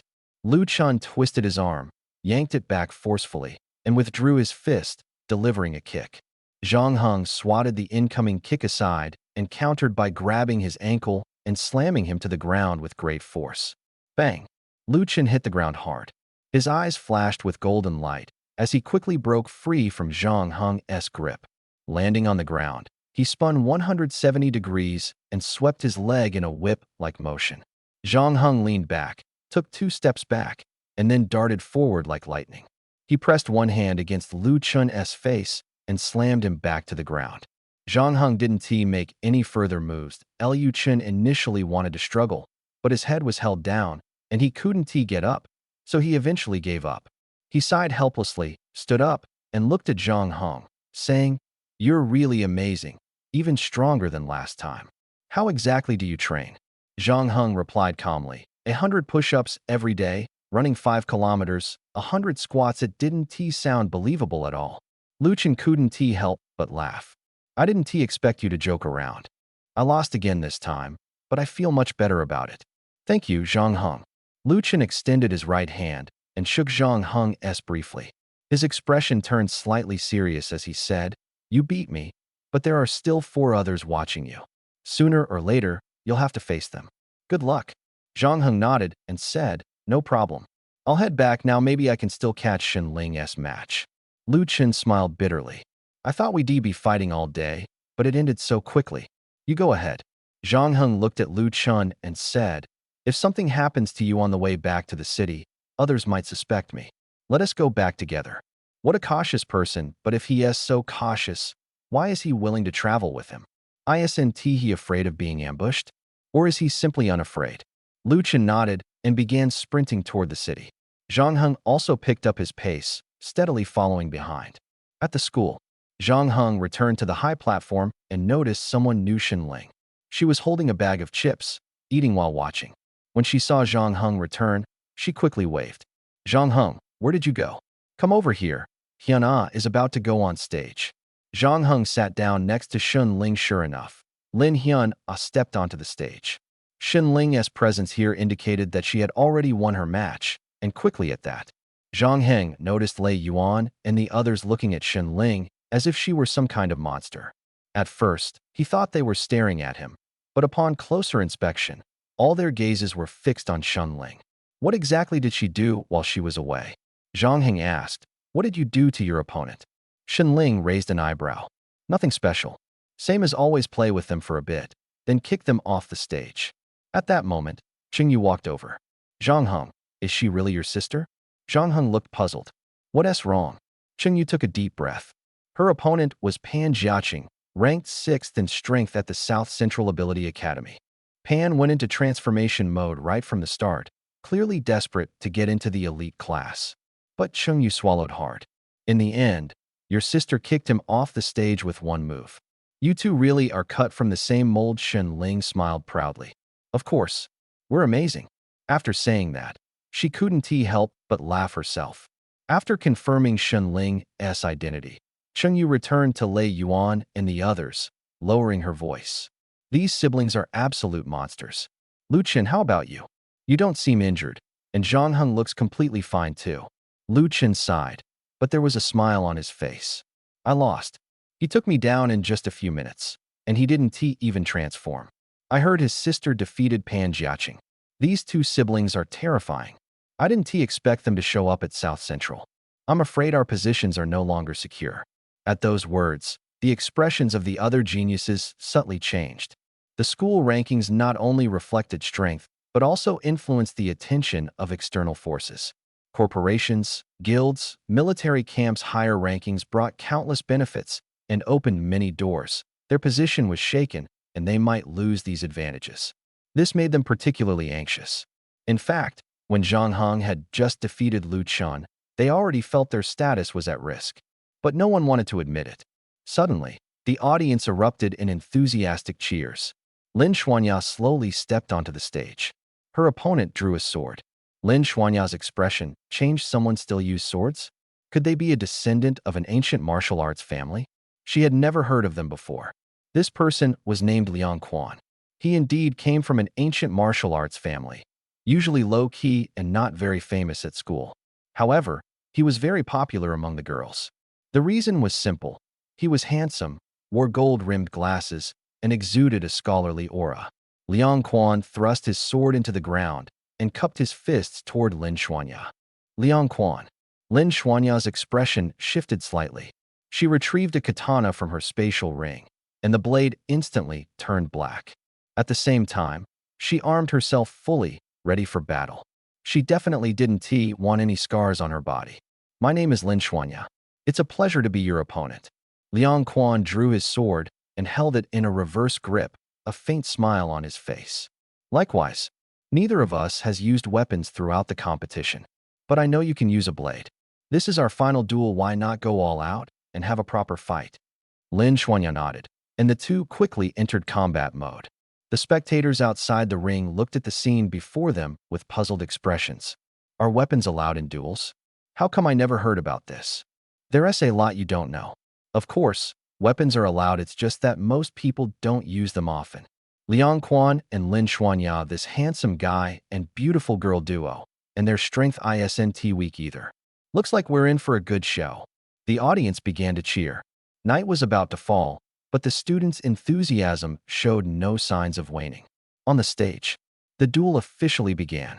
Lin Xuanya's pupils suddenly contracted, her brows furrowed, and she burst forth with astonishing speed. A strong wind swept through the arena. The stronger the wind, the faster her spiritual energy circulated. The faster the circulation, the more tightly her strength and speed combined, resulting in explosive power. Liang Quan wore a relaxed smile. Suddenly, he stepped back, leaving behind a faint afterimage in his original position. Swish! The black blade sliced through the afterimage, scattering blade energy and leaving unsightly marks on the ground. But this strike had clearly missed. A trace of surprise flashed in Lin Xuanya's eyes as she quickly created distance. However, just as she retreated, Liang Quan suddenly appeared behind her, a cold gleam flashing. Lin Xuanya hurriedly turned around, her katana swiftly sweeping upward. Clang! A crisp collision sound rang out from her katana. Liang Quan smiled and quickly tapped her blade twice. Lin Xuanya immediately felt as if she had been hit by a truck, involuntarily stumbling backward, her arm numb from the shock. Her eyes widened, and a word flashed through her mind. Shockwave. Liang Quan, could he be? Lin Xuanya's heart tightened. She quickly dropped to the ground, her free left hand lightly tapping the floor as she executed a graceful backflip to land steadily. Another cold gleam appeared before her. Lin Xuanya switched tactics, no longer engaging head-on. She lifted her blade with a swift upward motion, then slashed forward with force. Although the first strike missed, she gripped her katana with both hands, advancing while spinning 360 degrees, striking continuously. Liang Quan kept retreating. Clearly, his shockwave sword technique was difficult to execute in this situation, and he was forced into a corner by Lin Xuanya. Liang Quan slashed through her attack with a single sword strike, leaping into the air. However, Lin Xuanya was a head taller than him, and her black blade exuded spiritual energy. This strike was bound to be exceptionally fierce. Buzz, a muffled sound echoed through the air, abruptly stopping as Lin Xuanya swung her blade. Liang Quan was directly knocked from midair to the ground. Lin Xuanya landed slowly, panting as she looked at Liang Quan, who was lying on the ground and smiling at her. Do you want to continue? Liang Quan grinned. As expected of Lin Xuanya, you're truly formidable. I concede. With that, he sheathed his long sword and slowly walked off the stage. Lin Xuanya watched his departing figure, her expression sour. The audience erupted into thunderous applause. That was amazing. Lin Xuanya is incredible. Lin Xuanya, you're my goddess. My goddess. Why did Liang Quan stop fighting? He clearly still had strength left. Was he holding back on purpose? Indeed, he had deliberately held back. Just now, Liang Quan had blocked her strongest strike without a scratch. It was only because of the close distance and his awkward midair posture that he ended up lying on the ground. With his speed, getting up and creating distance would have been effortless. But he chose not to. A few sharp-eyed spectators in the crowd noticed this. Lin Xuanya had won, but her mood was visibly poor. She walked dejectedly toward Zhang Heng. Xuanya, you're so cool. It's the first time I've seen you use a blade. It's way better than Zhang Heng's technique. Lin Xuanya responded with a bitter smile and a few words before turning to Zhang Heng. Zhang Heng said, since we've both won and it's getting late, I'll head back with Xinling. We still need to cook dinner. In the corner, Lei Yuan and the others overheard Zhang Heng mentioning cooking and felt a bit unsettled. This guy could cook? And for his sister? Despite being so skilled, he lived such an ordinary life? Was hiring a chef really that expensive? Xinling's face lit up with anticipation. Are we having meat soup again today? Zhang Heng glanced at her and replied, what else would we have? Yay, that's great. Xinling cheered as Zhang Heng led her away. Lin Xuanya sat in the elite class seats, looking up at Liang Quan in Area A from afar. Liang Quan was also looking at her, smiling politely. Lin Xuanya immediately felt so awkward that she couldn't meet his gaze. This guy had deliberately lost to her. Why? Was he trying to curry favor with her? This feeling of being let off made her extremely unhappy. Lin Xuanya raised her head to glare at Liang Quan, her eyes filled with anger. Liang Quan was startled and quickly looked away. The strength test at Nanzhong ended around 7 p.m. The next morning, Zhang Heng and Shun Ling arrived at school. Led by their former homeroom teacher Li Shui, they entered the classroom known as the elite class. The elite class had only 10 students, and Zhang Heng and Xin Ling were among the last to arrive. The others were already seated, most of them familiar faces. The desks in the classroom were arranged in 2 rows, 5 in each row. Zhang Heng and Xin Ling took the corner seats in the second row, the only ones still vacant. Shortly after, 2 familiar figures walked into the classroom. Zhang Heng was momentarily stunned. It was Chun Jianba, the guardian of the patrol squad, and Yi Duo, the night patrol team captain. These 2 were old acquaintances of Zhang Heng. For them to appear at this school simultaneously, could it be that they were going to become the teachers for these 10 students? Chun Jianba scanned the 10 people in the classroom and said, "So, you are the 10 elite class students. First, tell us your name and introduce yourself." As soon as the words were spoken, Lei Yuan on the left stood up and said, "My name is Lei Yuan." Then, the others also reported their names one after another. After everyone had introduced themselves, Chun Jianba nodded with satisfaction. "I am Chun Jianba, captain of the first squad of the Security Bureau Guard team. You can call me Captain Chen." Standing next to me is Yi Duo, captain of the first squad of the Night Patrol Watchers. You can call her Captain Yi. Starting today, the 2 of us will train you and guide you in collaborating with the Security Bureau. The fact that you stood out among 500 people shows that you are exceptional, but relying solely on training to become stronger is difficult. Do you understand? Everyone felt a sense of tension. Did this mean they would be involved in the Security Bureau's cases in the future? That sounded quite dangerous. However, being personally guided by 2 captains was also an honor. "Understood," they answered in unison. Captain Chen nodded with satisfaction and said, "Captain Yi and I have watched your duel recordings and know how to train you. Next, when I call your name, stand by my side. If I don't call your name, go to Captain Yi." It seemed they were preparing to split into 2 groups, each led by 1 captain. Zhang Heng, Xin Ling, Lin Xuanya, Lei Yuan, Cheng Yu, the 5 of you come with me. The rest go to Captain Yi. Everyone began to move. Yi Duo glanced at Captain Chun, then turned to the other 5 and said, "Follow me." She led the 5 trainees out of the classroom. Only Zhang Heng and the other 4 remained in the room. Lin Xuanya was already Chun Jianba's apprentice, and Zhang Heng and Xin Ling had a close relationship, as Xin Ling was specifically assigned to protect Zhang Heng. Chun Jianba looked at Zhang Heng and smiled. "In the end, you still became my apprentice, Zhang Heng." Lei Yuan and Cheng Yu's expressions shifted slightly. They knew Zhang Heng had ties to the Security Bureau, but they hadn't expected Chen Jianba had once wanted to take him as a disciple. Zhang Heng asked, "Captain Chen, how do you plan to guide us?" Captain Chen smiled. "Good question. I've already figured out how to train each of you. Lei Yuan, you need to strengthen your physical techniques. You can't rely solely on elemental abilities. Cheng Yu, the same goes for you. It's the same issue." Lei Yuan and Cheng Yu were evidently elemental ability users. Cheng Yu, hearing that he needed to train in physical techniques, asked doubtfully, "Captain Chun, I'm an elemental ability user. Wouldn't training in physical techniques be a waste of time?" Captain Chen shook his head. "Absolutely not. Your understanding of physical techniques is incorrect.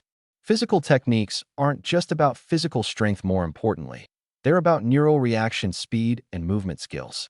That's the key. Even though you have elemental abilities, if your reactions are slow and your movements aren't quick, you won't be able to fully utilize your power. Think about it. Bullets are small, but they're powerful because they're fast. Speed creates a strong impact force that's explosive power. Do you understand?" Cheng Yu nodded in sudden realization, while Lei Yuan remained silent. Captain Chun then turned to Lin Xuanya and said, "My good apprentice, just keep practicing as I've taught you." Lin Xuanya smiled and replied, "Got it, master." Cheng Yu and Lei Yuan looked at her in surprise, not expecting Lin Xuanya to be Chun Jianba's apprentice.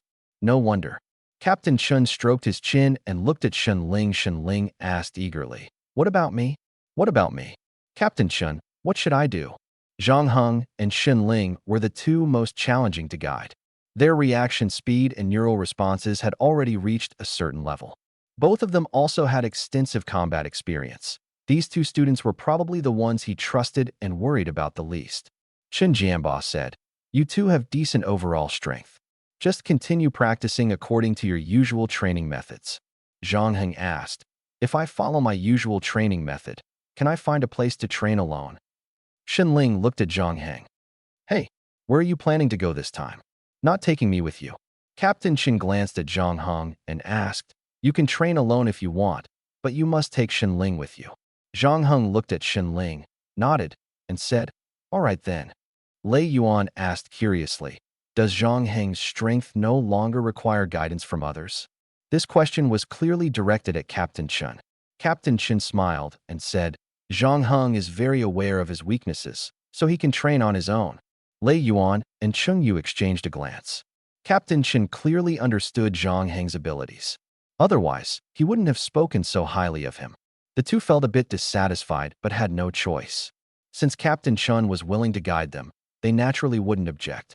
In the end, it would all come down to who the true champion was. Zhang Heng led Shen Ling to the rooftop and directly opened a spatial gate. Shen Ling ran over and asked, "Where are we going?" Zhang Heng had already planned his next steps.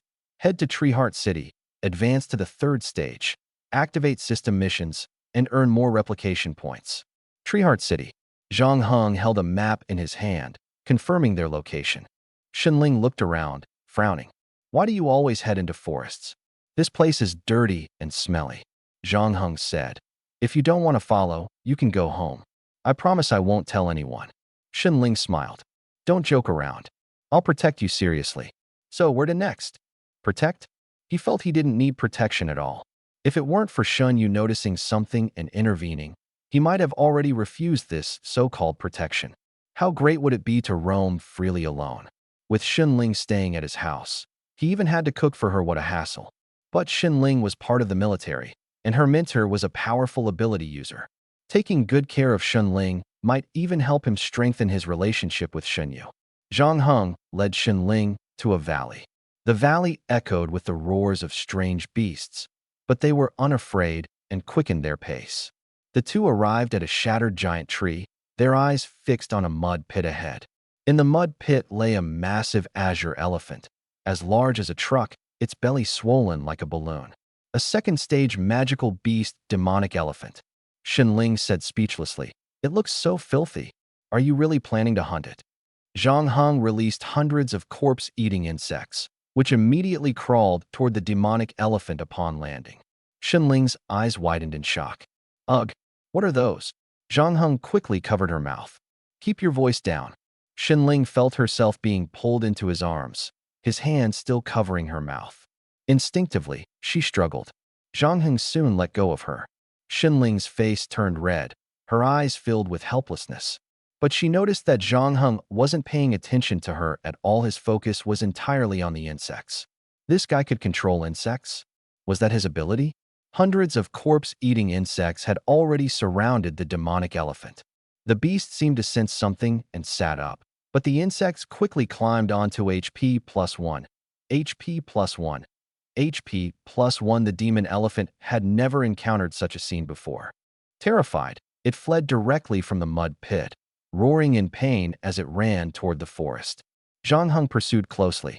Shen Ling cried out, "Wait for me." Zhang Heng kept his distance. The demon elephant desperately used its thick trunk to swat at the corpse-eating insects on its body. But there were too many, it couldn't fend them off. After running for only a few minutes, the demon elephant collapsed to the ground. Zhang Heng took a double-edged blade from his spatial ring and ended its life with one swift strike. Congratulations to the host for killing a second-tier exotic beast, earning 2,000 replication points, and achieving a breakthrough in cultivation.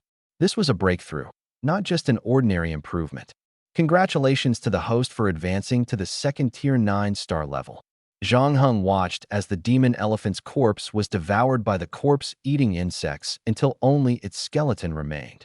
However, The insect seemed unsatisfied, gnawing the bones clean as well. Shenling hid behind Zhang Heng, frowning. Zhang Heng, are these insects part of your abilities too?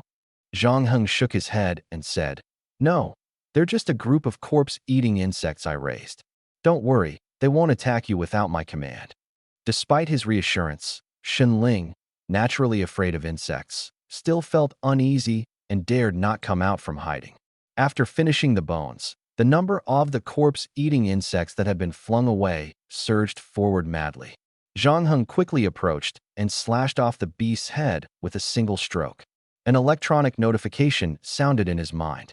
At the same time, he felt a warm current surge from his chi, spreading throughout his body.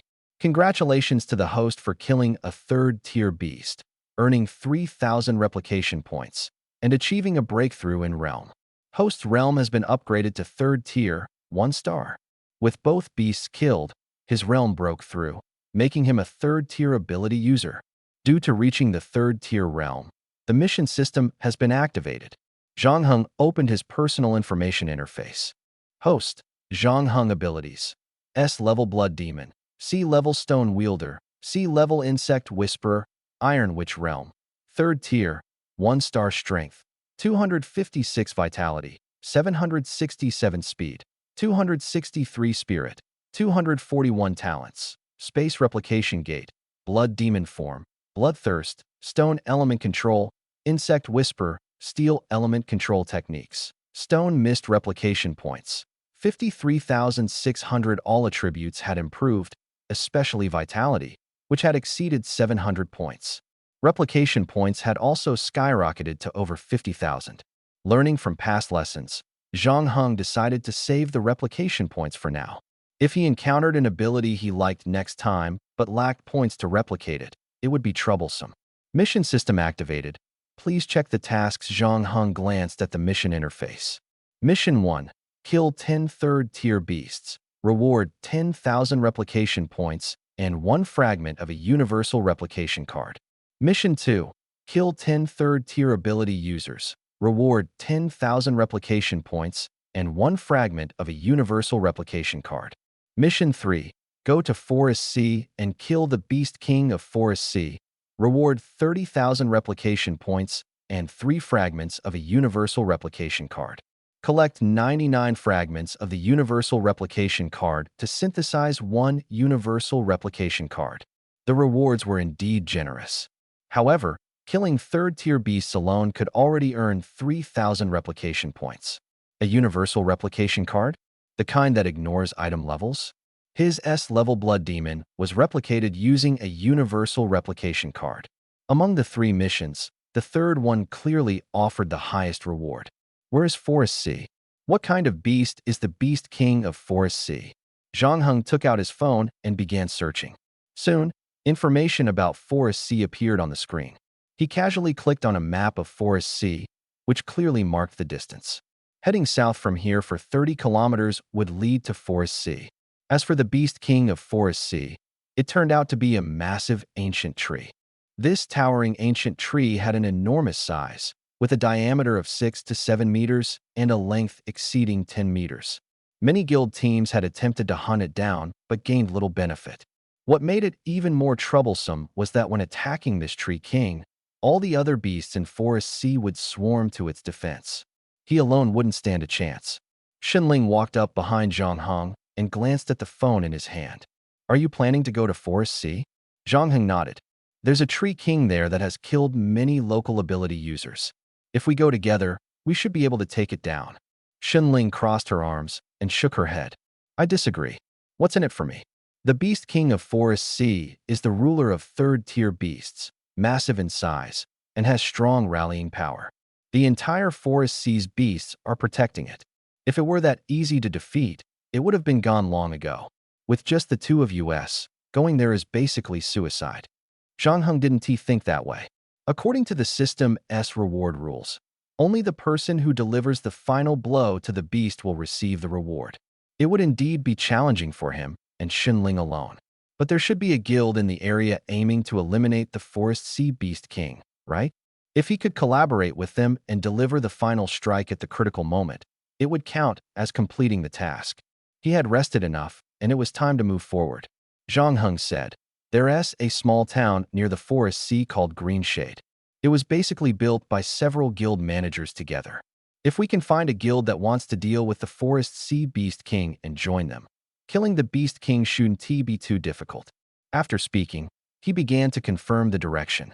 He planned to head straight to Greenshade Town. Xinling hurriedly objected, "No way. You can't go. I'm here to protect you, not to act as your fighter." Zhang Heng sneered. "I've already said, even if you didn't come, I could handle it myself." Xinling was displeased. "Then why am I even here? I'm specifically here to protect you, not to fight. If I don't go, Master will definitely scold me. By the way, why do you insist on killing the Forest Sea Beast King? What does it have to do with you?" Zhang Heng explained, "As an ability user, killing beasts is just what we do. Do I need a reason? It's simply a matter of racial opposition." Xinling held her forehead helplessly. "When did you become so passionate? I really don't understand you. Sometimes your ideas are so strange. Anyway, I want to let you go. If you insist on going, I'll report you to Captain Chun and the others. Just wait and see." Zhang Heng looked at her in confusion. "Xinling, where I go and what I do is my freedom. I see it, but it's too dangerous." Xinling frowned. "I know the Forest Sea Beast King isn't easy to deal with. It's a third-tier Beast King, and you haven't reached the third tier yet.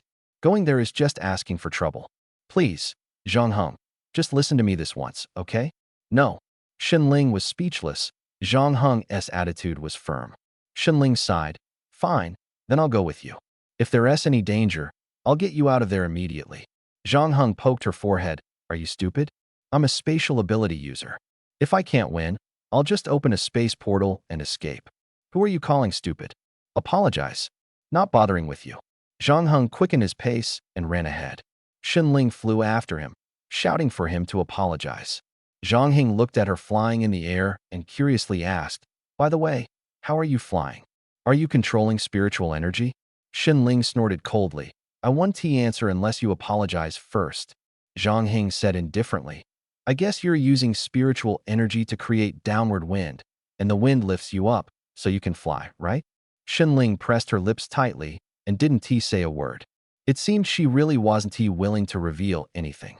As Zhang Heng continued on his way, he thought about it. Almost all elemental ability users could fly because their initial training focused on controlling spiritual energy. Physical ability users, on the other hand, started with combat training before transitioning to spiritual energy training. To make someone fly, understanding the principles of spiritual energy wasn't too difficult. Suddenly, an image of someone throwing a stone appeared in his mind. A stone itself can't fly, but when a person exerts force to throw it, the stone gains the ability to fly. However, this force is limited and won't last forever because the stone itself cannot generate force. If the stone had consciousness and could continuously exert force, it could keep flying indefinitely. Spiritual energy is that force, and he is the one who controls it. As long as he kept releasing spiritual energy to propel himself forward, he could also maintain horizontal flight in the air like a stone. Since he could generate power on his own, he could keep flying indefinitely. With enough practice, he might even fly more steadily and farther. Thinking of this, Zhang Heng infused the spiritual energy within his body into his back and between his legs. He leapt forcefully. Spiritual energy burst out from his back and feet. His body immediately surged forward. With the thrust from his back and the support from his feet, just like that, he was flying. Xinling stared wide-eyed in shock. "You learned to fly on your own?" At first, Zhang Heng's flight was a bit unstable because the release of spiritual energy from his back and feet was uneven. He wobbled in the air, trying hard to balance the two streams of spiritual energy. After repeated attempts, Zhang Heng finally stabilized in midair. Then, he increased the release of spiritual energy from his feet, causing his body to rise higher and higher. Xinling exclaimed in amazement, "This guy, he's truly a genius, learning to fly all by himself." She cupped her cheeks with her hands and shouted at Zhang Heng in the air, "Don't fly too high. Be careful not to fall." Zhang Heng glanced down at her and said calmly, "Are you underestimating me? Do you think I can't fly this high?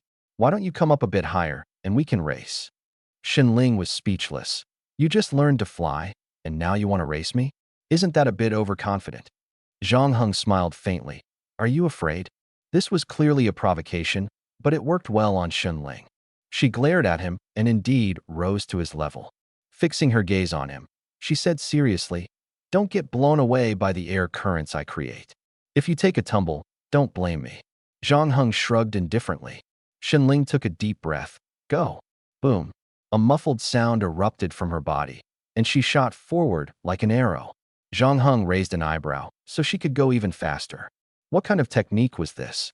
Increasing the release of spiritual energy? Or using spiritual energy self-circulation? Yes, spiritual energy self-circulation. The faster the circulation speed, the stronger the power. By the same logic, if he used the speed of spiritual energy self-circulation for flight, how could he be slow? Zhang Heng followed behind her slowly, combining the self-circulation track of spiritual energy with the two streams he had adapted to. Once combined, a powerful thrust surged from his back. His speed increased dramatically in an instant. Zhang Heng was already proficient in spiritual energy self-circulation. Now, using it for flight was like equipping himself with a pair of wings, allowing him to adjust his speed and position at will. Before long, he caught up with Xunling, who was flying ahead. Xunling gritted her teeth. His ability to grasp concepts was terrifying. He could actually use spiritual energy self-circulation to alter his flight speed. Was this the talent of an S-level ability user? Indeed, those who awakened S-level abilities were rare geniuses. Green Shade City. Zhang Heng and Xunling slowly descended outside the gates of Green Shade City. Xunling bit her lip and glanced at him. Not bad. You actually caught up with me so quickly. Zhang Heng's lips curved into a faint smile. Let's not dwell on that. Let's head into Green Shade City to gather information and see if there's a guild planning to challenge the Beast King of the Forest Sea. We should try to join them. If no guild is going to take on the Beast King of the Forest Sea, then we'll have to figure something out ourselves. Xunling sighed lightly. Trust me, no one would be foolish enough to challenge the Beast King of the Forest Sea. It's not a matter of numbers, it's a matter of strength disparity. With one command from the Tree King, no number of people could stop it. Zhang Heng led Xunling into Green Shade City and asked curiously, You seem to know quite a bit about the Tree King. Xunling curled his lips. The Tree King is quite famous. I found out about it online. Didn't you? He had indeed learned about it online. Green Shade City was clearly no match for Jiangnan City. It felt entirely like a small town, with its end visible at a glance. Surrounding it were simple stone walls, offering very low security. If a beast were to charge in, these small stone walls would likely be destroyed in the blink of an eye. Fortunately, the town was filled with experienced beast hunters, and beasts wouldn't be foolish enough to rush into this place. Zhang Heng and Xunling walked down the street, their eyes scanning the surroundings. You two look like newcomers. Do you have a team yet? Or have you joined a guild? A dark-skinned man suddenly blocked their path, appearing to be around 30 years old. Zhang Heng replied, We came from Jiangnan City. Do you know if there's any guild here interested in taking on the Tree King? The dark-skinned man was surprised upon hearing this. Kid, what's your level? Talking so big, asking about that? Are you planning to take on the Tree King? He scrutinized Zhang Heng, trying to discern something from his appearance. But after a long look, he couldn't see any sign that Zhang Heng had the strength to challenge the Tree King. Zhang Heng nodded. Seeing his seriousness, as if he wasn't joking, the dark-skinned man scratched his head and said, I advise you to give up on that idea. No guild here dares to challenge the Tree King on their own, unless all the guilds unite.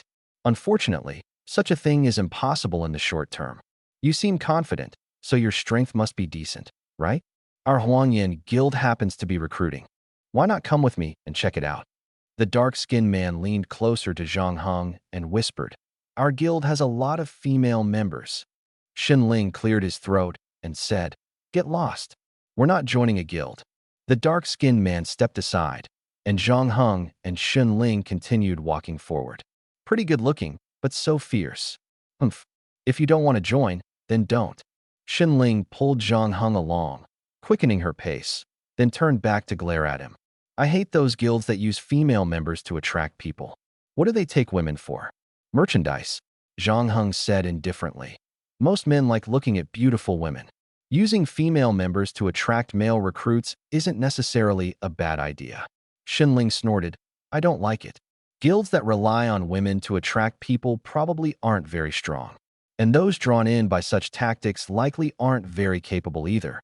By the way, you said most men like looking at beautiful women. Why don't you? Zhang Heng looked puzzled. When did I say I like looking at beautiful women? Shinling twirled a strand of her long hair around her finger and said, for example, me. Zhang Heng suddenly became serious. Don't joke around. Shinling froze. Joke? Was she not attractive? Zhang Heng, are you saying I have no charm? I'd like to know what kind of woman could attract you. Since we have some free time, why don't you tell me? Let me broaden my horizons. Zhang Heng seemed completely uninterested in women. But how could a man not be interested in women? Unless he was gay, Zhang Heng said. Have you forgotten why we came here? Shinling waved her hand dismissively. It's fine. Just tell me. Once you're done, I'll help you find a guild willing to take on the Tree King. It'll be faster than the two of us searching together. Zhang Heng's expression shifted slightly. What kind of woman attracts me? Shinling quickly nodded. Yes, yes. A figure appeared in Zhang Heng's mind. In the night. A tall woman stood on the top floor of the Empire State Building, her face obscured. Under the moonlight, her shadow stretched long. The cold wind lifted her long hair, and she gently tucked the stray strands behind her ear. Zhang Heng smiled and said, I like strong women. Shinling paused. Does it not matter if they're ugly? Zhang Heng nodded. Looks don't matter, but strength is a must stronger than me. Shinling thought for a moment, and a person came to mind. Like my master? Xinyu? Xinyu was indeed impressive, capable both in the kitchen and on the battlefield. Zhang Heng nodded. Something like that. Shinling widened her eyes. You're dreaming. A woman like my master would never fancy a toad like you. Give up on that idea. Zhang Heng replied calmly. I never said I liked your master, just that I admire women of her type. Shinling snorted. What about me? Do you like me? No. I don't even know what you're thinking every day, either eating or sleeping. Shinling frowned. You're so infuriating. I didn't expect you to think I'm so useless. Go to hell. With that, she turned and ran off. Zhang Heng asked, where are you going? Where else? To gather information about the guild for you. Zhang Heng was speechless. You're the one who asked me, so why are you angry now? He quickly adjusted his mood and focused on finding a guild willing to take on the Tree King. The Beast King of Forest Sea was renowned. Zhang Heng approached several guilds in succession, but found none suitable. By noon, the sun blazed fiercely over the land. Zhang Heng entered a restaurant and ordered a few dishes. Not long after, Shinling walked in, fanning herself as she headed straight to Zhang Heng's table. Judging by her expression, she hadn't found any leads either. Shinling picked up a glass of iced water, drank it all in one go, and let out a long sigh, saying, This weather is so hot. Even I, an ice-type ability user, am starting to sweat. Honestly, do you have some special obsession with the Tree King? Why must you go after it? Zhang Heng glanced at his task list and said, It's not an obsession, just something I want to try. Shinling sighed lightly. I know you're confident in yourself, but even if you want to try, you could pick another beast. Trust me, no one dares to provoke the Tree King. It's the ruler of Forest Sea. If it were easy to defeat, someone would have done it already. Zhang Heng said, If I can't find help by this afternoon, I'll try it myself. Shinling rolled her eyes. I give up on you. Do whatever you want, I'm not getting involved.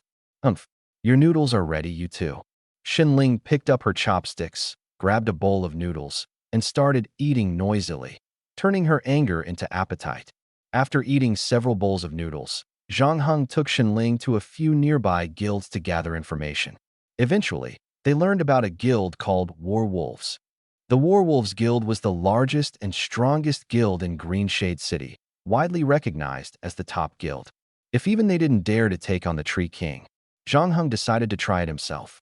At the entrance of the Warwolves Guild, Zhang Heng asked the guard, Hello, has your guild recently considered taking on the Tree King?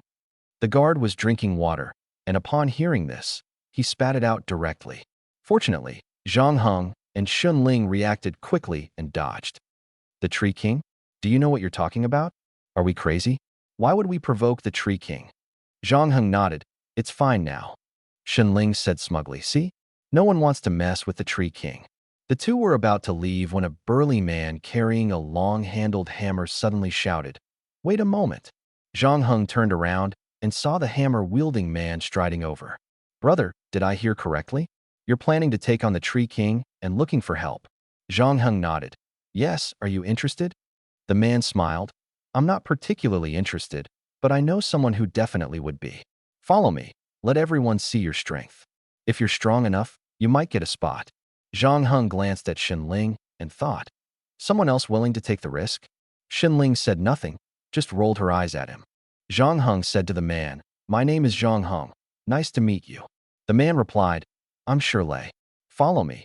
The meeting is about to start. Everyone's there, and I can bring up your matter." "All right, thank you." Wolf Guild Meeting Room. "Boss, I'm back." The meeting room was filled with the senior members of the Wolf Guild, the air thick with smoke. Xinling covered her nose and glared at Zhang Heng irritably. "I'll wait for you outside." Shirley chuckled awkwardly. "Whenever there's a meeting, this place turns into a sauna. Don't mind it, haha." Several people looked at Zhang Heng, standing at the door. Shirley had brought someone to the meeting, which piqued everyone's curiosity. Zhang Heng finally had a chance to look around the meeting room. The room wasn't large, with a long table in the center surrounded by 8 people. 3 sat on the left, for on the right, all physical ability users dressed in light combat gear, with ordinary appearances but fierce expressions. At the other end of the room stood a middle-aged man in a loose black robe, looking refined and smiling faintly. His thin frame and sharp aura clearly marked him as an elemental ability user. Shirley introduced, "Brothers, this is a new friend I met, Zhang Heng. He's also planning to take on the Tree King, so I brought him here.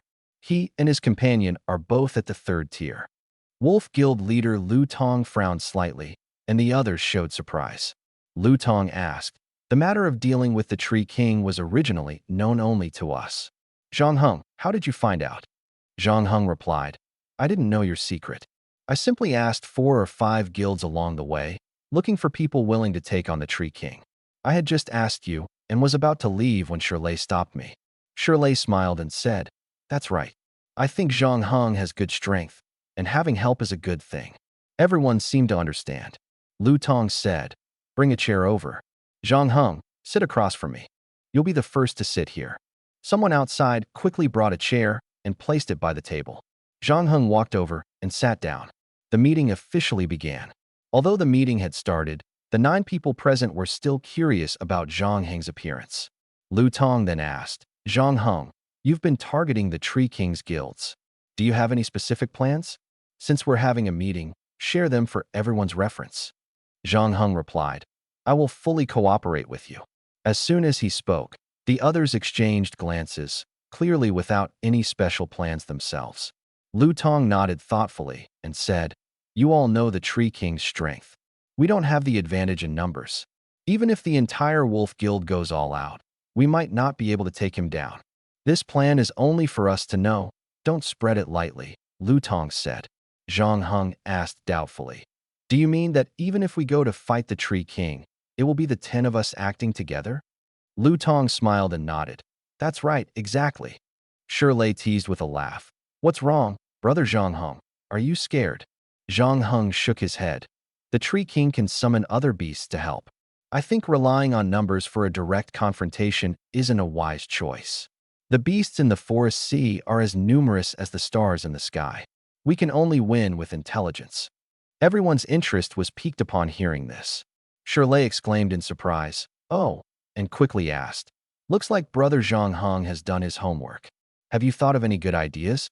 Zhang Heng replied, "The Tree King is massive in size and deeply rooted. If the goal is simply to kill him, there are plenty of methods, like setting him on fire." Everyone couldn't help but laugh upon hearing this. Seeing Zhang Heng's confusion, Shirley explained, "Brother Zhang Heng, it seems you haven't seen the Tree King in person. Sometimes he's a towering tree, and other times he's a tree man the same size as us. Not only can he command beasts, but he can also freely change his form, transforming into a human-like figure." Zhang Heng nodded. "This is the first time I've heard of this. Forget what I just said, you all continue." Lu Tong continued, "Actually, Zhang Heng is right, setting him on fire is indeed a good idea. After all, the Tree King is made of wood. and it's certain that he's afraid of fire.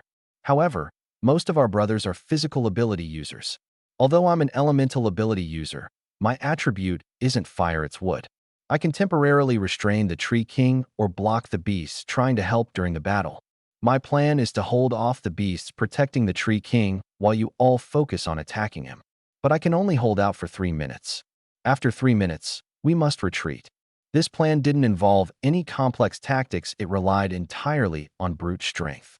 Within 3 minutes, the 10 of them would join forces to kill the Tree King. If they couldn't kill him, they would retreat. Everyone fell silent. Lu Tong turned to Zhang Heng and asked, "By the way, Brother Zhang Heng, what's your ability?" Zhang Heng reached out and touched the table. In the next second, the table instantly turned into steel. This action left everyone in awe. "Wow, amazing.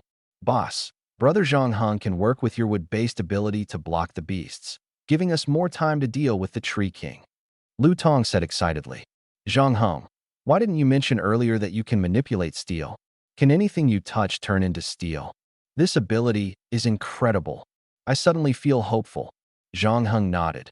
"Anything I touch can turn into steel, except living things, including myself. Since you already have a plan, let's give it a try." Everyone was instantly thrilled. Steel-wrapped wood, wouldn't that be ironwood? By then, even if the beasts outside smashed their heads, they wouldn't be able to get in. They would have plenty of time to attack the Tree King. Zhang Heng's arrival was truly timely. Everyone laughed heartily, as if they could already see the Tree King falling at their feet. Their faces flushed, hearts racing, filled with excitement.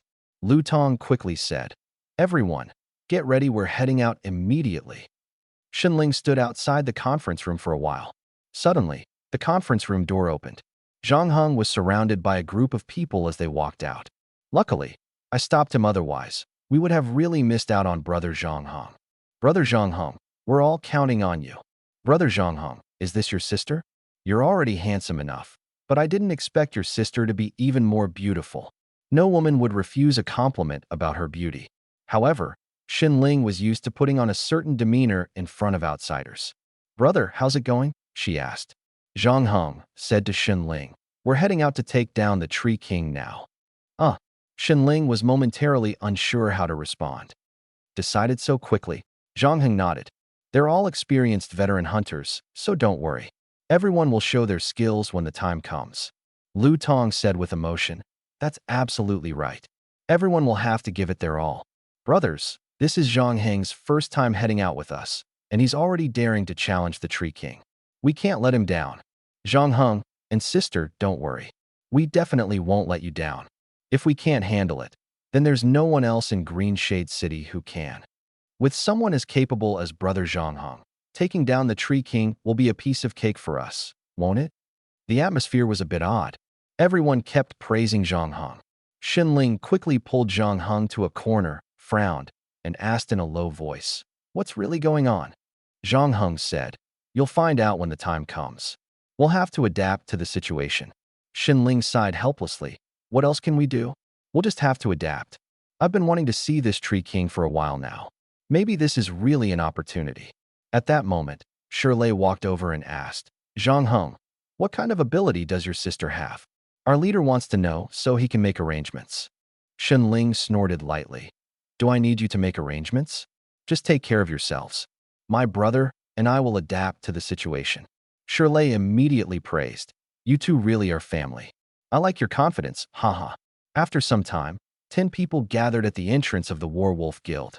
Everyone was fully armed and marched out with great momentum. Zhang Heng and Ling followed Lu Tong at the front. Lu Tong briefly explained the upcoming plan to Zhang Heng and Ling, essentially repeating what had been discussed in the meeting room for Ling's benefit.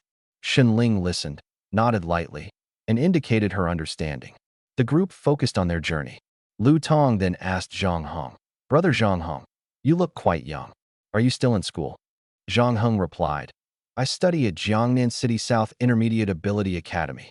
As soon as he said this, everyone was taken aback. Lu Tong exclaimed in surprise, "You're really a student?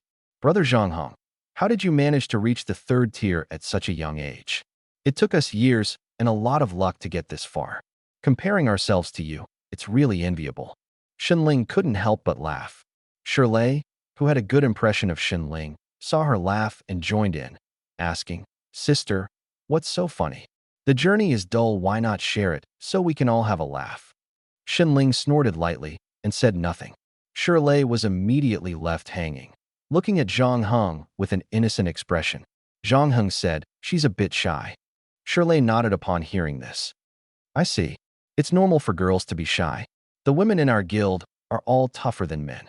It's nice to see a girl like your sister who actually looks like one. Being shy is a good thing." Lu Tong then said, "All right, let's focus on the journey.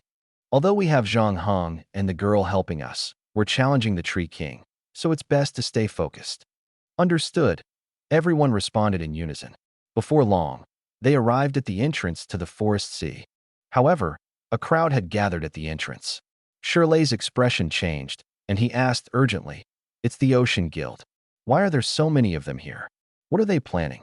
The others also looked puzzled. Zhang Heng asked, "What's going on?" Lu Tong frowned. "The Ocean Guild and our Werewolf Guild are rivals. If they spot us here, it'll be trouble. Plus, we don't know why they've gathered so many people." "Shirley, go find out." "Understood."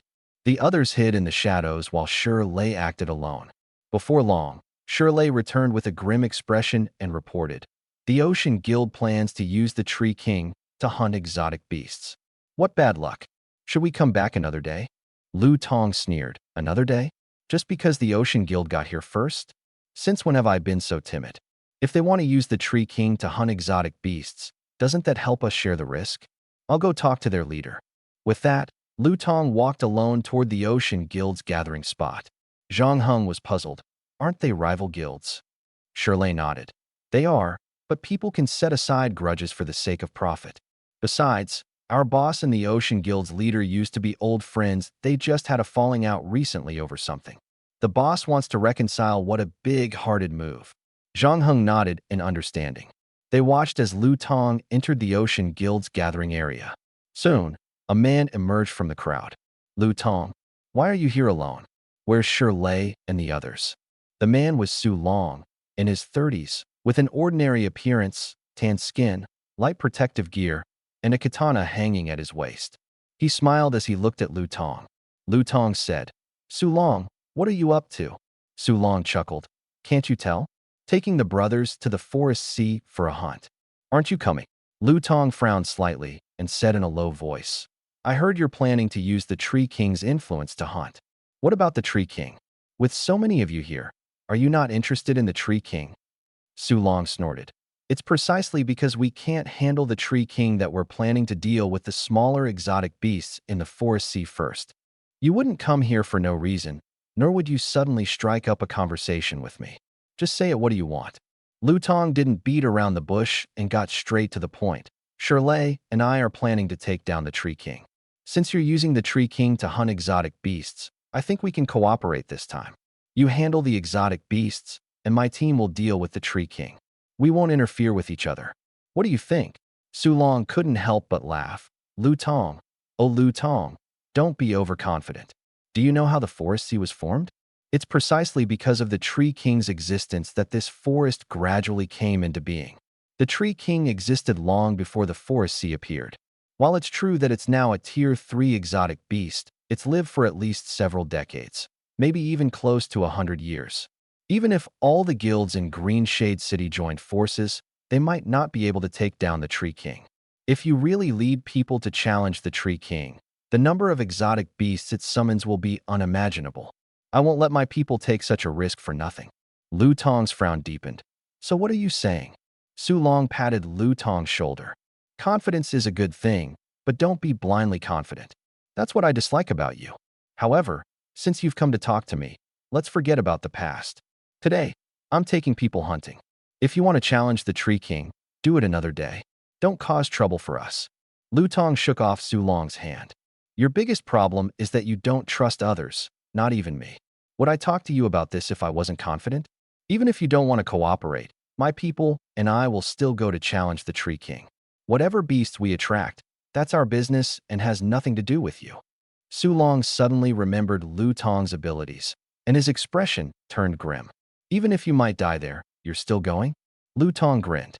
You should understand why Green Shade City has so many guilds, yet I'm number one. This time, Lu Tong patted Su Long's shoulder. Su Long shook off Lu Tong's hand, his gaze turning dark. Fine, then I'll wait and see how you meet your end. Just don't interfere with us, Lu Tong replied, then turned and waved to Shirley and the others. Shirley saw the gesture and quickly said, "It's settled. Brothers, come out." Su Long watched as familiar faces appeared before him. Suddenly, two young men joined the group. Su Long immediately took notice. Could it be that the addition of these two young men was what made Lu Tong decide to challenge the Tree King? At that moment, a burly middle-aged man stepped forward. "Boss, I heard they're planning to challenge the Tree King. Are they crazy?" Su Long snorted coldly. "Lu Tong isn't crazy. You know the others in his group, but I haven't seen those two young ones before. They probably have special abilities." The middle-aged man's face darkened. "If they're going to challenge the Tree King, what about us? If the Tree King gets angry and summons all the beasts in the Forest Sea, will we be hunting beasts or being hunted by them? You know how terrifying a beast tide can be. Aren't you going to stop them?" Su Long glared at him. Would Lu Tong listen to me? He initially wanted to cooperate with me, but I refused. You saw it yourself, he's only bringing a few people. If they can't win, they'll retreat. Clearly, they don't have much confidence and are just trying their luck. The middle-aged man sneered. With just a few of them, they think they can take on the Tree King? Ridiculous.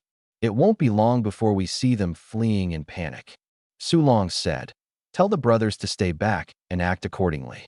If I say run, everyone runs." Got it. In the Forest Sea, Lu Tong led a group of 10 people, gradually approaching the Tree King's location. The Tree King was easy to identify. The tallest tree in the Forest Sea was its true form. They just needed to keep moving closer to that giant tree. Shirley ran over at this point. "Boss, the Ocean Guild people are right behind us. Is that okay?" Lu Tong replied calmly, "Don't worry. Su Long said he wouldn't interfere with us, so he won't. Don't let them affect you." After speaking, Lu Tong turned to Zhang Heng. "Zhang Heng, let's set up wooden barriers around the Tree King. The range won't be large, but make sure the Tree King and nearby beasts don't notice." Zhang Heng nodded. "No problem." As soon as he finished speaking, Lu Tong suddenly leaped forward, leading the way. Zhang Heng followed without hesitation, jumping after him. Lu Tong's lips curved into a faint smile. As expected, for an elemental ability user, flying wasn't difficult. Shirley looked at Shun Ling and said with a smile, "Miss, don't worry. When the time comes, just stick close to me, and I'll take care of you." Shun Ling snorted lightly. "Take care of yourself first. I'm not so weak that I need someone else's protection. I'm here to protect Zhang Heng." Shun Ling silently retorted in her heart. Shirley's warm gesture met a cold response, but he wasn't angry at all. This girl was truly interesting. Her every joy and anger made him inexplicably happy. What a pity, though girls like her surely prefer those tall and handsome types. He shouldn't even think about it. In the air, Lu Tong stopped less than 100 meters away from the Tree King. He turned to Zhang Heng beside him and said, "Zhang Heng, next, I'll first surround the Tree King. Once I finish building the wooden wall, you turn it into steel." Zhang Heng nodded. Lu Tong wasted no time. His stamina and spiritual energy surged rapidly, and square wooden pillars immediately appeared above his head. These wooden pillars flew toward the ground, piercing deeply into the soil. Countless wooden blocks materialized out of thin air, quickly forming a wooden wall on the ground. Zhang Heng was amazed. The imagination of an elemental ability user was truly astonishing. This was clearly a massive project, and even though Lu Tong worked at lightning speed, it still took nearly half an hour. At this moment, a wooden wall over 10 meters high had been completed. Lu Tong was visibly drained of spiritual energy and began to descend to meditate and recover. Meanwhile, Shirley and the others had already been waiting below. Now, it was Zhang Heng's turn to shine. Zhang Heng walked up to the wooden wall, channeling the spiritual energy within him and placing his hand on the wall. Blackness quickly spread across the wooden wall, rapidly expanding outward. Everyone who saw this scene broke into smiles. The synergy between these two abilities was simply unbeatable. If the beasts wanted to break through, it seemed unlikely. In the forest, Su Long watched from afar as the towering wooden wall transformed into a solid black iron wall in the blink of an eye. He was both shocked and curious about what they planned to do next. First, use the thick wall to block the beasts. Then join forces to deal with the Tree King. Solve the Tree King before the wall is breached. This plan was indeed clever. Lu Tong's ability was being used to its fullest potential. This way, they could avoid direct confrontation with the beasts, and 10 people would be enough. Su Long snorted coldly. Smart. The middle-aged man beside him smiled wryly. Boss, what should we do? Judging by this setup, if the beasts summoned by the Tree King target us, we're doomed. Su Long said, Tell the brothers to retreat for now. Today isn't the right time to act. The middle-aged man sighed helplessly. We finally gathered everyone. But fine, the boss has spoken. I'll go notify them now. Stop wasting time, Su Long said, kicking him directly. The middle-aged man laughed and ran off. Su Long then walked toward Lu Tong's direction. A group of people surrounded Lu Tong in the center. He was clearly still recovering his spiritual energy. Shirley looked at the approaching Su Long and smiled. Well, if it isn't the president of the Ocean Guild. What's the matter? Su Long glanced at the iron wall and said, Interesting. Why not count me in? Lu Tong opened his eyes and gave Su Long a glance. You came alone? Su Long spread his hands. Is one person not enough? You originally said 10 people would go to subdue the Tree King. Now with me, it's just right. Numbers don't matter, quality does. Lu Tong smiled. Once my spiritual energy is restored, we'll go together. If we succeed, I'll give you a share. Su Long scanned Zhang Heng and Shun Ling. Turning the wooden wall into iron must be your handiwork. What is next? What other abilities do you have? He looked at Shun Ling. Shun Ling snorted lightly, too lazy to respond to him. Shirley quickly stepped forward. Su Long, the girl is a bit shy, so don't talk to her anymore. Su Long shrugged indifferently and then sat down on an empty spot nearby. He didn't actually think this group could easily defeat the Tree King, but upon closer observation, he felt he might regret underestimating them. Instead of sitting back and watching the tigers fight, it was better to join them and contribute a bit. If they couldn't win, he could always run away. Things wouldn't get too awkward afterward either. This was entirely to show goodwill for the guild. Su Long understood Lu Tong. Lu Tong was soft-hearted. As long as he made the first concession, the other party would naturally follow suit. No one knew how much time had passed. Lu Tong fully recovered his spiritual energy, stood up, and said, Brothers, get ready. Everyone immediately perked up, pulling out weapons from their spatial rings. Lu Tong said, Shirley, stick to the usual plan. Zhang Heng and the girl will team up with me. Su Long, you can act freely. Su Long gave Lu Tong an okay gesture. Zhang Heng suddenly spoke. Let me draw the Tree King's attention, okay? As soon as he said this, everyone stared at him in shock. Shirley was astonished. Zhang Heng, you're an elemental ability user, and you want to draw the Tree King's attention by yourself? That's too dangerous. We should act together. Zhang Heng shook his head. Don't worry, I'll be fine. Besides, I want to be the only one drawing the Tree King's attention. With that, a spatial door suddenly opened beside Zhang Heng. Swarms of corpse-eating insects poured out from the dark space. Everyone in the area instinctively stepped back, their faces filled with shock. My God, what are those things? Zhang Heng, is this part of your ability too? Insects? How could this be an ability? Did he raise them? Xin Ling, already accustomed to such sights, circulated her spiritual energy, and a thin layer of frost immediately covered her hands. My brother and I will distract the Tree King. You all take the opportunity to act. After speaking, she glanced at Zhang Heng. Zhang Heng nodded, and countless corpse-eating insects swarmed toward the ground. The two of them then flew toward the iron wall. Su Long walked up to Lu Tong and asked, Lu Tong, where did you find these two? Are they reliable? Lu Tong smiled. They're more eager than I am. Without strength, who would dare to charge in like that? Let us fully cooperate with them. If it doesn't work out, we'll use the previous plan. Everyone followed suit. Zhang Heng stared at the towering tree in the distance, commanding the corpse-eating insects to swarm toward the Tree King. The insects quickly climbed up the tree and began gnawing at it. The giant tree let out a beast-like wail. Its vines lashed out wildly, fiercely flinging off the insects. But there were too many of them, and their small size allowed many to burrow into the Tree King's body. At that moment, A series of violent crashes came from behind the iron wall. Zhang Heng said in a deep voice, "Force it to transform." Shen Ling snorted coldly. "I don't need you to tell me that." She raised her hands sharply, and countless ice spikes quickly formed above her head. A rain of ice fell with a clatter, piercing the Tree King. The Tree King's body was instantly covered with dense ice spikes, but it didn't seem to be significantly affected. "Brothers, let loose." Shirley swung his giant hammer, transforming into a half-beast form first. The others around him also began to be astified. They charged toward the Tree King, launching a fierce assault around its massive trunk.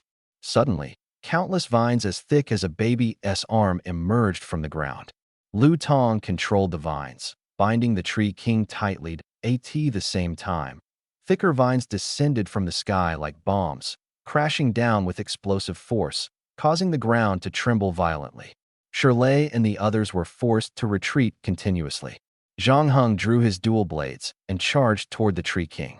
Swish, 3 vines were severed with a single slash. He accelerated, merging his blades into one, channeling spiritual energy into them, and slashed fiercely at the Tree King. Boom!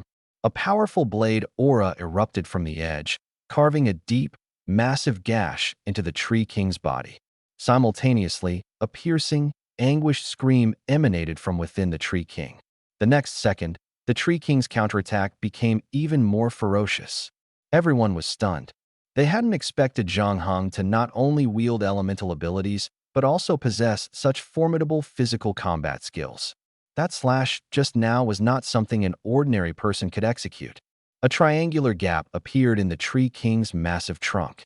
Dark green leaves continuously poured out from within, and the corpse-eating insects swarmed in immediately.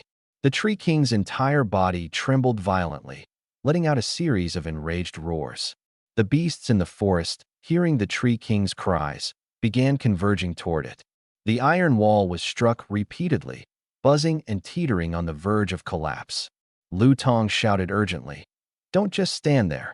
Attack together. Finish this quickly." Shirley and the others charged forward. Zhang Heng and Shen Ling rose into the air, heading straight for the top of the Tree King. Shen Ling continuously unleashed cold air from her hands, attacking the Tree King's trunk. The Tree King could only retaliate with its vines. Zhang Heng protected Shen Ling, ensuring the vines couldn't get near her.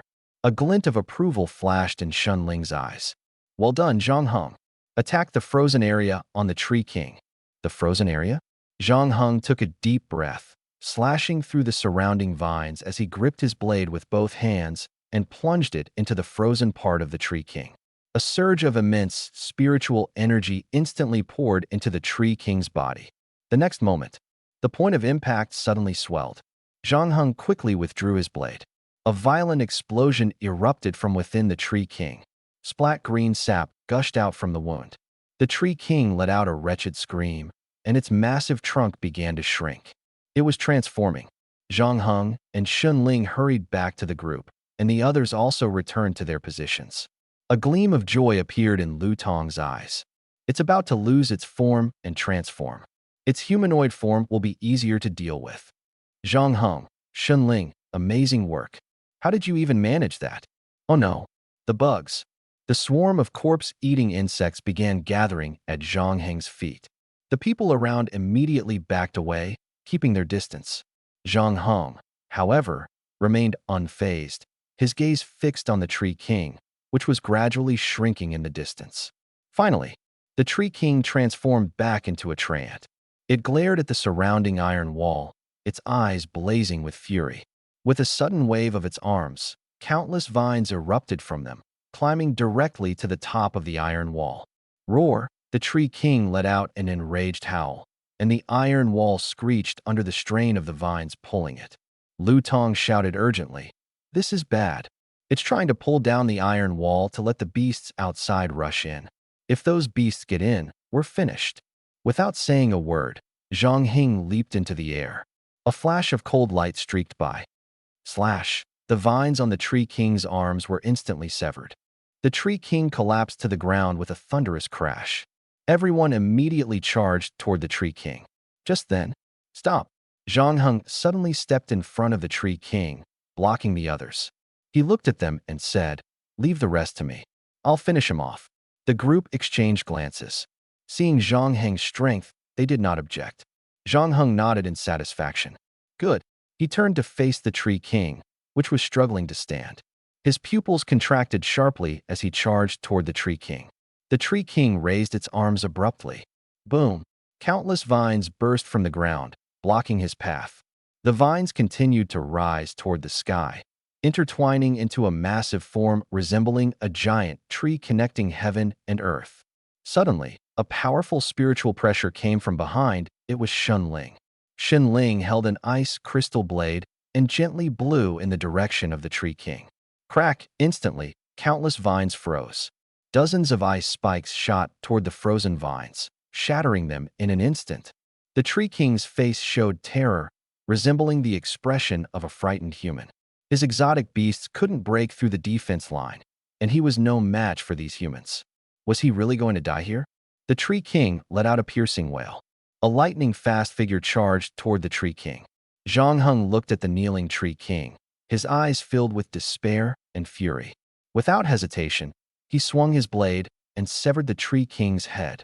Congratulations to the host for killing a Tier 3 exotic beast, earning 3,000 replication points, and achieving a breakthrough in cultivation. Congratulations on completing the mission to kill the Forest Sea Tree King. Reward: 30,000 replication points and 3 universal replication card fragments. Hearing the notification and feeling the surge of power within him, it seemed his strength had improved again. Zhang Heng swiftly sheathed his blade as Lu Tong and the others hurried over. Zhang Heng, you're incredible, truly amazing. How does it feel to kill the Tree King, Zhang Heng? Must feel awesome, right? Huh. Looking at the smiling faces around him, Zhang Heng said, "You can handle the Tree King's corpse however you like. My mission is complete. I'm leaving now. It was nice meeting you all." A faint smile appeared on his face. Lu Tong asked in confusion, "Zhang Heng, what are you saying? You don't want to keep hunting with us? We worked well together. Stay and help me out. I promise I won't treat you unfairly." Zhang Heng replied, "I'm still a student." Lu Tong laughed. My bad. I got too excited and forgot you're still a student." Shirley said, "You're a student now, but your future potential is limitless. If you want to leave, go ahead. Come back and visit us when you have time. You're already one of our brothers, right everyone? Of course. After all, we're comrades who fought side by side. Don't worry, when we brag outside, we'll definitely mention you." Zhang Heng, ha. The atmosphere was lively. However, now wasn't the time for idle chatter. Outside, exotic beasts continued to attack the iron wall. Shirley turned to Lu Tong. "Boss, what about the exotic beasts outside? They haven't left yet." "Yeah, they're blocking the entrance. How are we supposed to get out? Boss can fly, can't he? Let him." At that moment, a blood-red door appeared before everyone. Zhang Heng said calmly, "The other side of this door leads to your meeting room. If you want to return, just go through it." Everyone stared in astonishment at the suddenly appearing spatial door. Who exactly was this guy? A spatial ability user? Zhang Heng stepped through the spatial door and returned home. Xinling looked at him helplessly. "You just came back like that?" Zhang Heng tied on an apron and headed to the kitchen. "What else could I do?" Xinling quickly followed him and asked, "You don't want anything. You just wanted to kill the Tree King? What is your goal? Was it just to prove your strength?" Zhang Heng took a piece of beast meat from the fridge and began defrosting it. "The frozen meat in the fridge is almost gone. If you're free, go out and hunt some more." Zhang Heng glanced up at Xinling. Xinling narrowed her eyes slightly. Classic topic diversion. Looks like I guessed right. After speaking, she took out a small notebook and quickly jotted something down. Zhang Heng asked curiously, "I often see you secretly writing things in front of me. Am I your observation subject?" Xinling snorted softly, put the notebook away, crossed her arms, and said proudly, "That's right. I'm recording your behavior. When you used to bully me, I wrote that down too." Zhang Heng asked, "Did you also write down how I wake you up every morning and cook for you every night?" "No," Xinling replied righteously. "Why would I write that down? If you're worried about what I might write, then behave better and cook more delicious food for me in the future." Got it. Dinner was a meal of beast meat, Zhang Heng's usual standard, though he made a bit more than usual. In the morning, When he woke Shinling up, he would just pass by the room where she slept on the floor and call out to her nothing too troublesome. Zhang Heng busied himself handling the beast meat, cutting it into pieces and putting it into the pot. While waiting for the meat to cook, Shinling went upstairs to take a bath. Zhang Heng, on the other hand, opened his personal information panel. Host, Zhang Heng abilities, S rank Blood Demon, C rank Stone Fader, C rank Insect Whisperer, Iron Witch Realm. Tier 3, 2 stars Strength, 266 Vitality, 777 Speed, 273 Spirit, 251 Talents. Space Gate Duplicati. This was entirely thanks to Master raising me with various exotic fruits. Zhang Heng lifted her chin slightly. If you eat too many exotic fruits at once, will your body feel uncomfortable? Shinling tilted her head, recalling, Master said you can only eat one exotic fruit a day. Eating too many will overwhelm your body. But I'm strong, so Master allows me to eat up to 5. The consumption of exotic fruits is related to physical constitution. If that's the case, he should be fine eating several at once, right? Shinling noticed Zhang Heng suddenly fell silent and asked curiously, What's wrong? Did you find exotic fruits? Zhang Heng thought about it. He had found 2 types of exotic fruits.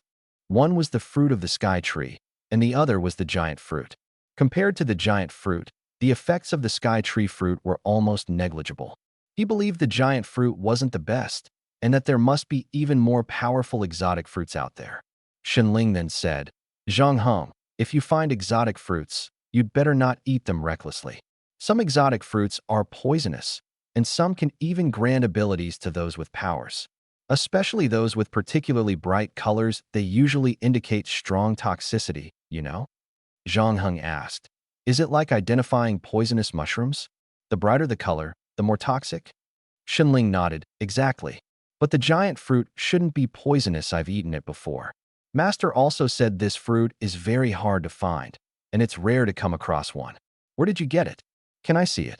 As she spoke, Shinling wiped the corner of her mouth, almost drooling.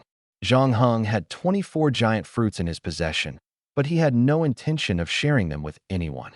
He shook his head and said to Shinling, I heard that strange fruits grow on the Tree King, but it seems to be false. Shinling laughed. You must have heard fake news, right? How could fruits grow on the Tree King?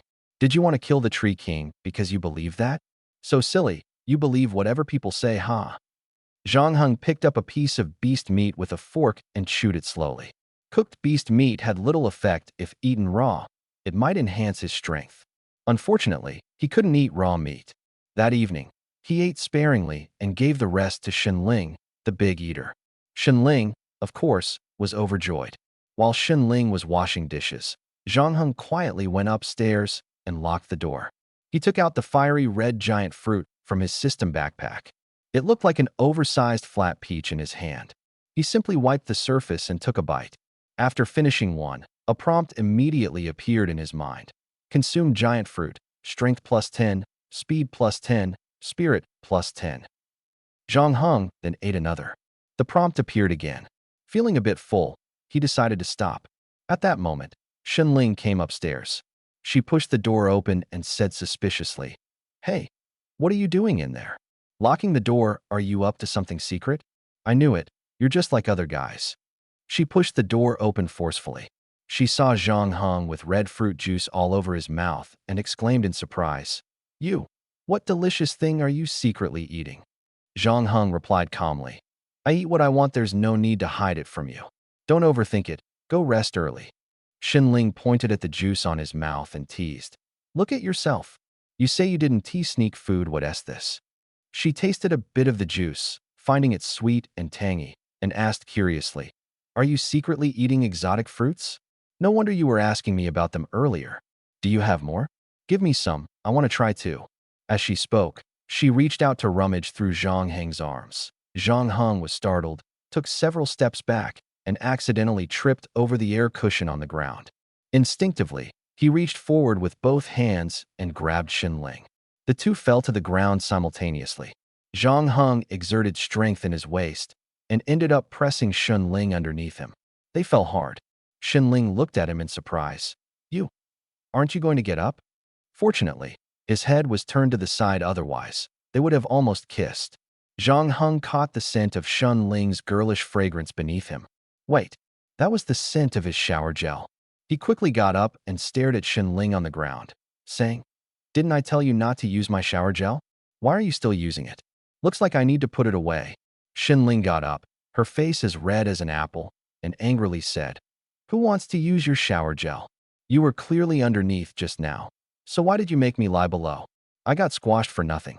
How am I supposed to face people after this? You have to take responsibility." Zhang Heng looked surprised. Take responsibility? For what?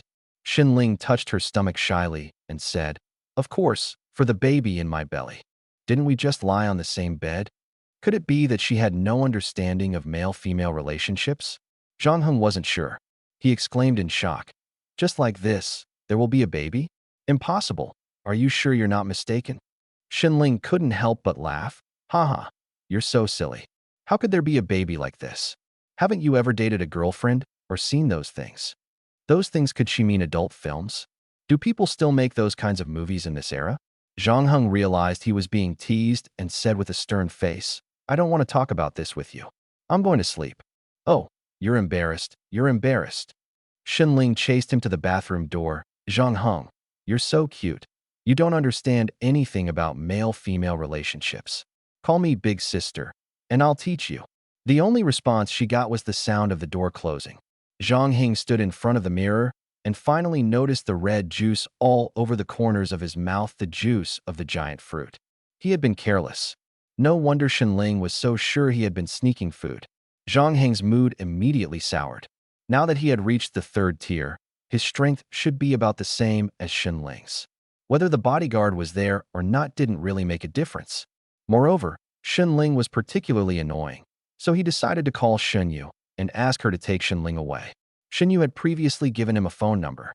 Zhang Heng took out his phone, walked to the edge of the bathtub, and dialed Shenyu's number. Outside, Shenling was humming a strange tune. She seemed to be in a good mood, though he had no idea what she was happy about. "Hello? This is Zhang Heng. I don't think I need Shenling to protect me anymore. When can you come and take her away?" On the other end of the line, Shenyu's voice was filled with surprise. "What happened? Did Xiaoling bully you again?" Zhang Heng replied indifferently, "Nothing like that.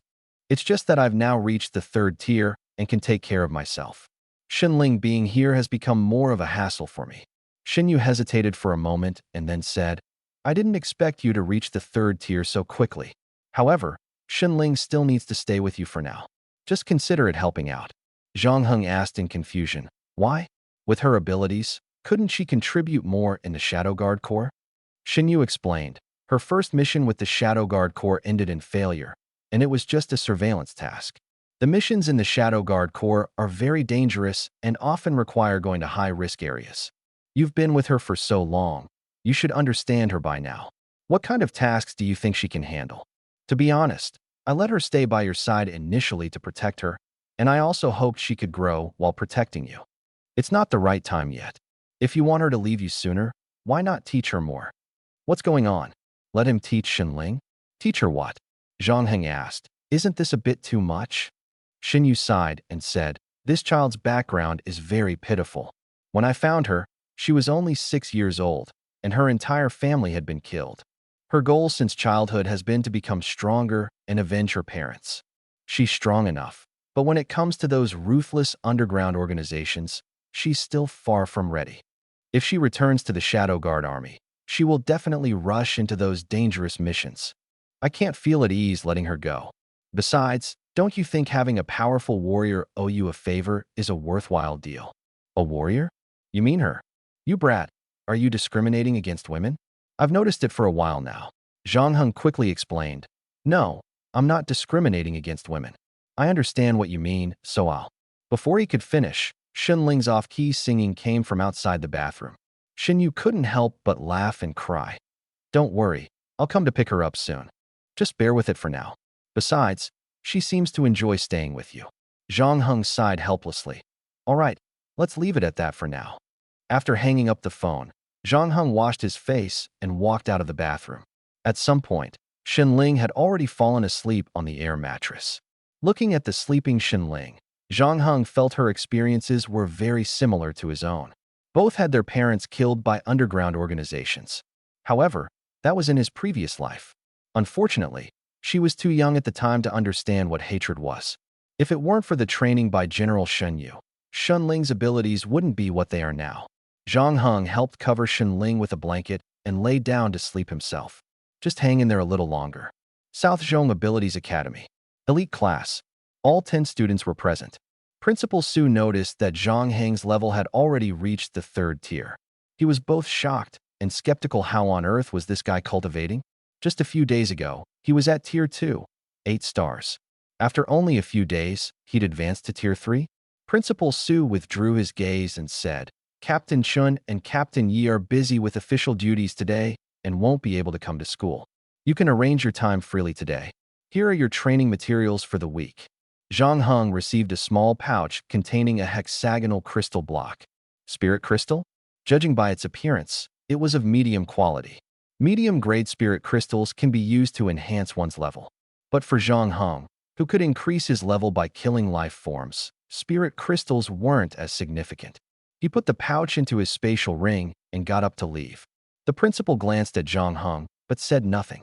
Both Chun Jianba and Yi Duoduo had mentioned that Zhang Heng could cultivate independently, and the results were excellent. There wasn't much left for them to teach him. Zhang Heng had already learned everything he could. The rest was up to him to improve gradually on his own. Zhang Heng. A voice called from behind. Zhang Heng turned around to see Lu Chen approaching with an awkward smile. Zhang Heng. A few of us are planning to go to the combat arena for a match. Are you interested in joining us? Zhang Heng's expression changed slightly. These people hadn't reached the 3rd tier in strength. Their 4 key metrics were far inferior to his, and their combat experience was even more lacking. There was nothing useful he could learn from them anymore. Zhang Heng said, Sorry, I have other things to do. Maybe another day. Lu Chen's expression also changed upon hearing this, but he still nodded. Wait. Luo Ning walked over with a displeased look. Zhang Heng, there are only 10 of us in the elite class. We should be united. Today, Captain Chun and Captain Yi aren't here, so we have plenty of time. It's just a simple sparring session. Can't you even give us this much face? In a few days, it's the Laozhan expedition jointly organized by the entire school. If we don't work on our teamwork now, how will we cooperate then? Laozhan expedition? Zhang Heng asked in confusion. Laozhan expedition? The whole school? What kind of competition is it? Lu Chun, feeling grateful to Zhang Heng for giving him a chance last time, quickly explained when he saw Zhang Heng's question. Zhang Heng, the Laozhan expedition is a competition where the elite classes from all the academies participate together. We start from the foot of Laozhan and make our way to the summit. Along the way, if we're lucky, we can find cultivation resources hidden along the route. Of course, other academy participants might ambush you and steal your resources. In short, it's a competition that tests teamwork. Shen Ling yawned. Zhang Heng, I'm sleepy. Zhang Heng glanced at the drowsy Shen Ling and said to Lu Chun, Although I'd like to go, my sister is tired. Sorry. The 5 prodigies' expressions changed. Zhang Heng directly left the classroom with Shen Ling. Lin Xuanyao watched Zhang Heng's departing figure, a trace of melancholy flashing in her eyes. It's only been a few days, and he's already left me far behind again. Truly worthy of being. At this moment, Luo Ning suddenly shouted, Zhang Heng. Zhang Heng raised an eyebrow and turned back. Luo Ning stormed over angrily. Do you think we want to cooperate with you? We're saying the Laozhan expedition is a team competition. Can you stop being so selfish? The other academy's participants train and work on their teamwork every day. With your attitude, are you planning not to team up with us? Are you planning not to participate in the Laozhan expedition? Zhang Heng thought for a moment and said, Maybe. Participating in the Laozhan expedition doesn't benefit me much. Luo Ning's eyes widened. You? Lin Xuanyao interjected. What Zhang Heng wants to do is his choice. Luo Ning, stop pestering him. Luo Ning clenched his fists. But if that's the case, we'll be down 2 people, and we'll be at a disadvantage in the Laozhan expedition, won't we? Principal Su, hearing the commotion, returned to the classroom. He glanced at Zhang Heng and asked, Zhang Heng, are you not planning to participate in the Laozhan expedition? Zhang Heng's expression shifted, and he replied, I will participate. Seeing the principal arrive, Luo Ning quickly stepped forward to complain. Principal, Zhang Heng refuses to cooperate in training and has a terrible attitude. Was this tattling? Zhang Heng's tone remained calm. Principal, I will participate in the Laozhan expedition and give it my all. Principal Su smiled wryly. Zhang Heng, it's okay if you don't want to participate, but the Laozhan expedition is a competition for honor among the academies. Each academy sends 10 elite participants. If we're down 2 people, it will indeed put us at a disadvantage, and it won't sit well with the other team members either. Do you understand? Zhang Heng sighed helplessly. Knowing that he had been entrusted with this responsibility, he naturally had to see it through to the end. He nodded. I understand. I'll cooperate with the training. Principal Su smiled and left the classroom. Luo Ning sneered. You're so difficult. The principal shows up, and only then you're willing to cooperate. Just how much do you look down on us? Shen Ling snorted lightly. What? Want to argue? Luo Ning looked at Shen Ling and mocked. Your sister really protects you. The two of you have such a good relationship. It's truly enviable. Luo Ning's tone was sarcastic, making Zhang Heng uncomfortable. After thinking for a moment, he said, since it's a team competition, there should be a captain to lead. Who's the captain of our class? Lei Yuan stepped forward at this moment and said, to be precise, it's the class monitor. After a vote, I was elected with 4 votes to become the elite class monitor. You don't have any objections, do you? Among the 5 top talents, Farhad voted for Lei Yuan. Zhang Heng grinned. It seemed it was time to teach these people a lesson. When everyone saw Zhang Heng suddenly smile, they all grew nervous. Zhang Heng rarely showed any expression, so his sudden smile made people uneasy. Lei Yuan and the others frowned, waiting to hear what he would say next. Zhang Heng said, since you're the class monitor, you should be the strongest and most capable among the 10 of us. Just relying on votes. This result is hard for me to accept. Lin Xuanya stepped forward and said, you guys are all in cahoots. Voting for the class monitor was too hasty, and Zhang Heng and Xin Ling weren't even present at the time. She felt that Lei Yuan was not yet qualified to be the class monitor of their class. Becoming the elite class monitor was something that could greatly enhance one's reputation. The position of class monitor was something Zhang Heng was determined to fight for. Lei Yuan clenched his fists, looking at Lin Xuanya and Zhang Heng in the distance, and asked coldly, since you think the voting was unfair, how do you propose we choose the class monitor? By fighting? All 10 of us fight, and the one who wins the most becomes the class monitor. Xinling suddenly said loudly, fighting? Sure, I love fighting the most. I'll go first. Xinling was no weakling, and Zhang Heng was also a top fighter. Lei Yuan wasn't planning to clash with Zhang Heng and the others so soon. Before the fight, their status was at least equal. If he lost, he'd have to lower his head to Zhang Heng in the future. He had originally planned to use the authority of the class monitor to recruit Zhang Heng into their team training. But Zhang Heng seemed to have seen through his intentions, was unhappy, and wanted to stir things up. Zhang Heng stared at the 5 top talents in front of him and said, actually, I don't care much about being the class monitor, but I support what you said 10 people compete, and the one who wins the most becomes the class monitor. After speaking, he glanced at Xinling. Xinling understood and asked, who's going first? Lei Yuan couldn't help but laugh. Let your sister go first? Aren't you afraid she'll get hurt? Xinling scoffed. You should worry about yourselves first. Who's going first? Step up. I'm so sleepy. I might as well have a fight to wake myself up. This brat was so arrogant. Luo Ning looked around, and Cheng Shuang seemed to have an idea. Sure enough, the next second, Cheng Shuang stepped forward and said to Xinling, ladies first. Let's start. The competition will use a rotation challenge system. The winner must continue fighting until no one can challenge them anymore. Losers are disqualified from further challenges. How about that? Xinling looked Cheng Shuang up and down and smiled. Sure. So who's the referee? Cheng Shuang snorted lightly. Follow me. Cheng Shuang led the way out of the classroom, with the other 4 top talents following closely behind. Xinling was clearly excited and hurried to catch up. Lin Xuanya glanced at Zhang Heng and said, Zhang Heng, let's go cheer for Xinling. Zhang Heng nodded and followed her out.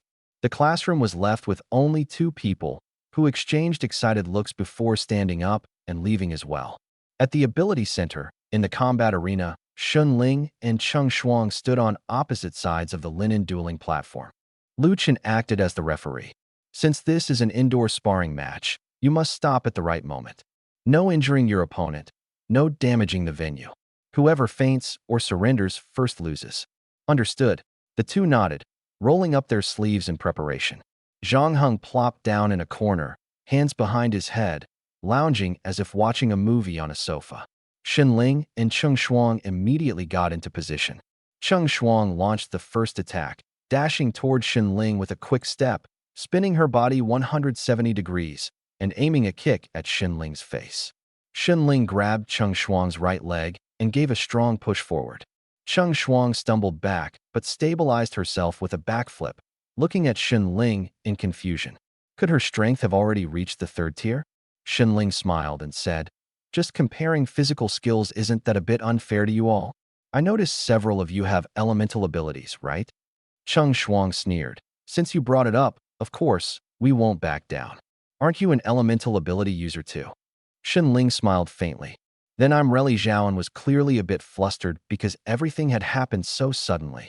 Just moments ago, they had been preparing for a duel to decide the class monitor. Becoming the monitor of the elite class was naturally a great honor. More importantly, everyone would listen to the monitor. But just as Xin Ling and Cheng Shuang were halfway through their fight, the ground suddenly collapsed entirely. They were trapped deep underground. For some reason, the passage above had returned to its original state, clearly a deliberate act. Someone was targeting them, and it was premeditated. Zhaoan looked at Zhang Heng, who appeared calm, and asked in a trembling voice, "Zhang Heng, say something. What should we do?" Everyone turned to Zhaoan, who was visibly panicked. They hadn't been that scared initially, but fear is contagious, isn't it? Zhang Heng looked at Zhaoan and said, "I don't fully understand the situation right now either. We can only take it step by step. Let us follow this passage and see what's ahead." Zhaoan asked doubtfully, "What about the people down there? Shouldn't we regroup with them first?" Lin Xuanya said, "My phone has no signal at all, so calling for help is clearly impossible. Zhang Heng's approach is to handle the current situation more cautiously. If we rush down now, who knows what we might encounter? This definitely wasn't a coincidence, right? Better to be careful." In other words, there was no need to risk themselves for the group below. Besides, after that scream, there had been no further sounds from below. Most importantly, the 5 great talents were down there. If they were really fighting, how could there be no noise? The most likely scenarios were that they were either safe or had already been eliminated. If there really was an enemy below capable of instantly taking out the 5 great talents, wouldn't he going down be a death sentence? Zhang Heng didn't say much more and headed straight into the depths of the passage. Xin Ling followed closely behind. Lin Xuanya glanced at the visibly frightened Zhaoan and said, "You're a man, aren't you? Can't you pull yourself together? Keep up." Zhaoan's lips moved slightly, as if he wanted to say something, but in the end, he swallowed his words. The 3 ahead had already gone far. If he didn't follow, he'd likely be left behind. Wait for me. At the end of the cave passage, Zhang Heng looked ahead, and his view suddenly opened up. It was a massive underground cavern, with the ground covered in clear, small pools of water and countless stalactites hanging from above. These small pools seemed to have been formed by water dripping from the stalactites. Zhang Heng gazed at the scene before him, momentarily lost in thought. Something felt a bit off. Logically, this should be the deepest part of the underground. But strangely, the scent he had been smelling hadn't changed. In any case, now that they were in an open area, even if they encountered an enemy, he had ways to deal with it. First, he needed to find out where the 5 great talents were. Zhang Heng slowly closed his eyes and heightened his sense of smell. Since they had heard a scream, someone must have been injured. He caught the scent of blood. After a while, Zhang Heng opened his eyes in confusion. If his senses weren't mistaken, the 5 great talents were right behind him, less than 5 meters away. But behind him was a stone wall. What was going on? Xin Ling was running around the cavern, completely clueless about the situation, and was happily splashing in the small pools. "Haha, this is fun." Xin Ling's carefree attitude helped everyone relax a bit, which was, in a way, a good thing. Lin Xuanya said, "Zhang Heng, there's another passage up ahead. We don't know where it leads. Should we go?" Zhang Heng replied, "It seems there's no other path here. If we don't go forward, There's nowhere else to go. Let us move ahead, but stay alert. Lin Xuanya nodded and took the lead. Zhang Heng followed closely behind. Zhaoan and Shun Ling quickly followed. Zhang Heng, wait for me. The passage extended downward. This indicated that the tunnel might lead to deeper underground. Following this path down, perhaps they could see what was happening below. Zhang Heng occasionally looked back. He didn't know why. He felt as if he were underground, his senses somewhat disoriented. He could always sense movement around him, but in reality, there was nothing. What was going on? After walking for over 10 minutes, Zhang Heng and his group finally reached the bottom. This should be the deepest part of the pit. The group moved toward the bloodstain on the ground. There's blood here and footprints. They went down that passage. Shinling pointed at the bloodstain on the ground. Zhang Heng walked over, dipped his fingertip into the blood, and brought it to his nose to sniff. His brows furrowed slightly. No smell. How could this be? He rubbed it with his fingers. The slippery texture of the blood was real. But why couldn't he smell the scent of blood? Could his senses be malfunctioning? Or was there some force limiting his perception?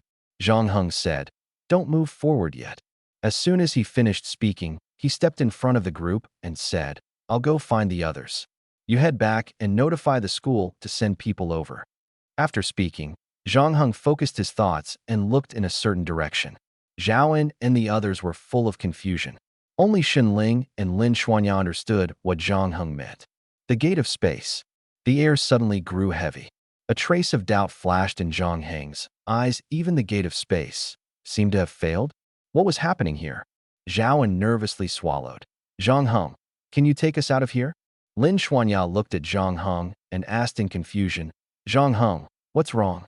Zhang Heng furrowed his brows tightly and said in a deep voice, "My abilities are being restricted." Not only had his sense of smell failed, but even the gate of space couldn't be opened. Lin Xuanya said in shock, "You can't use your abilities anymore?" Zhang Heng nodded, staring at his wrist, his face dark. "It's like being handcuffed. My abilities are completely useless here." He punched the air with force. The strength was there, but the spiritual energy within his body couldn't circulate at all. It felt as if his spiritual energy was sealed. Only physical techniques were still usable. What kind of power could so thoroughly seal abilities? Seal the spiritual energy of ability users. Lin Xuanya also tried to use her abilities, only to find she couldn't either. The others also attempted to use their abilities one after another. The result was the same. Everyone's abilities were sealed. Despair instantly enveloped the group. Zhaoan couldn't help but shiver. What's going on? Why can't I use my abilities either? I'm an elemental ability user. What am I supposed to do without my abilities? The three looked at Zhaoan's pale face. Zhang Heng comforted him. "We might not actually be in the real underground fighting arena, but trapped in some special space." Shinling nodded. Zhang Heng is right. No wonder this place feels strange. The surroundings might all be illusions. Zhaoan's face grew even paler. What's their goal? Why are they doing this to us? Where are they? Zhaoan fired off questions in rapid succession, revealing his inner panic. This guy, once faced with trouble, probably wouldn't be much help. Zhang Heng originally planned to use the space gate to take everyone out, allowing those outside to come to their rescue, while he stayed behind to find others. However, it now seemed that they had fallen into a space created by a spatial ability user. In this space, everyone's abilities were sealed. Only physical combat skills could still be used. If the opponent truly wanted to kill them, they would have acted long ago. This indicated that the opponent was also wary of their strength. The enemy they were facing was undoubtedly a spatial ability user, unless that spatial ability user had accomplices who were also in this space. The question then was, could those accomplices use their abilities? The restrictions of the space should be absolute. It was impossible for only the creator's abilities to be sealed, while their accomplices could still use theirs. This meant that even if they encountered others, the opponents could only rely on physical combat. Zhang Heng was confident in his physical combat skills. He believed he would make it out alive. Zhang Heng looked at Zhaoan and said, "Zhaoan, you're pretty lucky." Zhaoan swallowed nervously. "What do you mean?" Zhang Heng said, "Me, Shun Ling, and Lin Xuanya were all pretty good at physical combat. So no matter what kind of opponent we face, I believe we can handle it. Based on my analysis, The enemy we're dealing with is a spatial ability user. If they have accomplices, those accomplices can't use their abilities here either. Moreover, they haven't attacked us yet, which leaves only two possibilities. 1.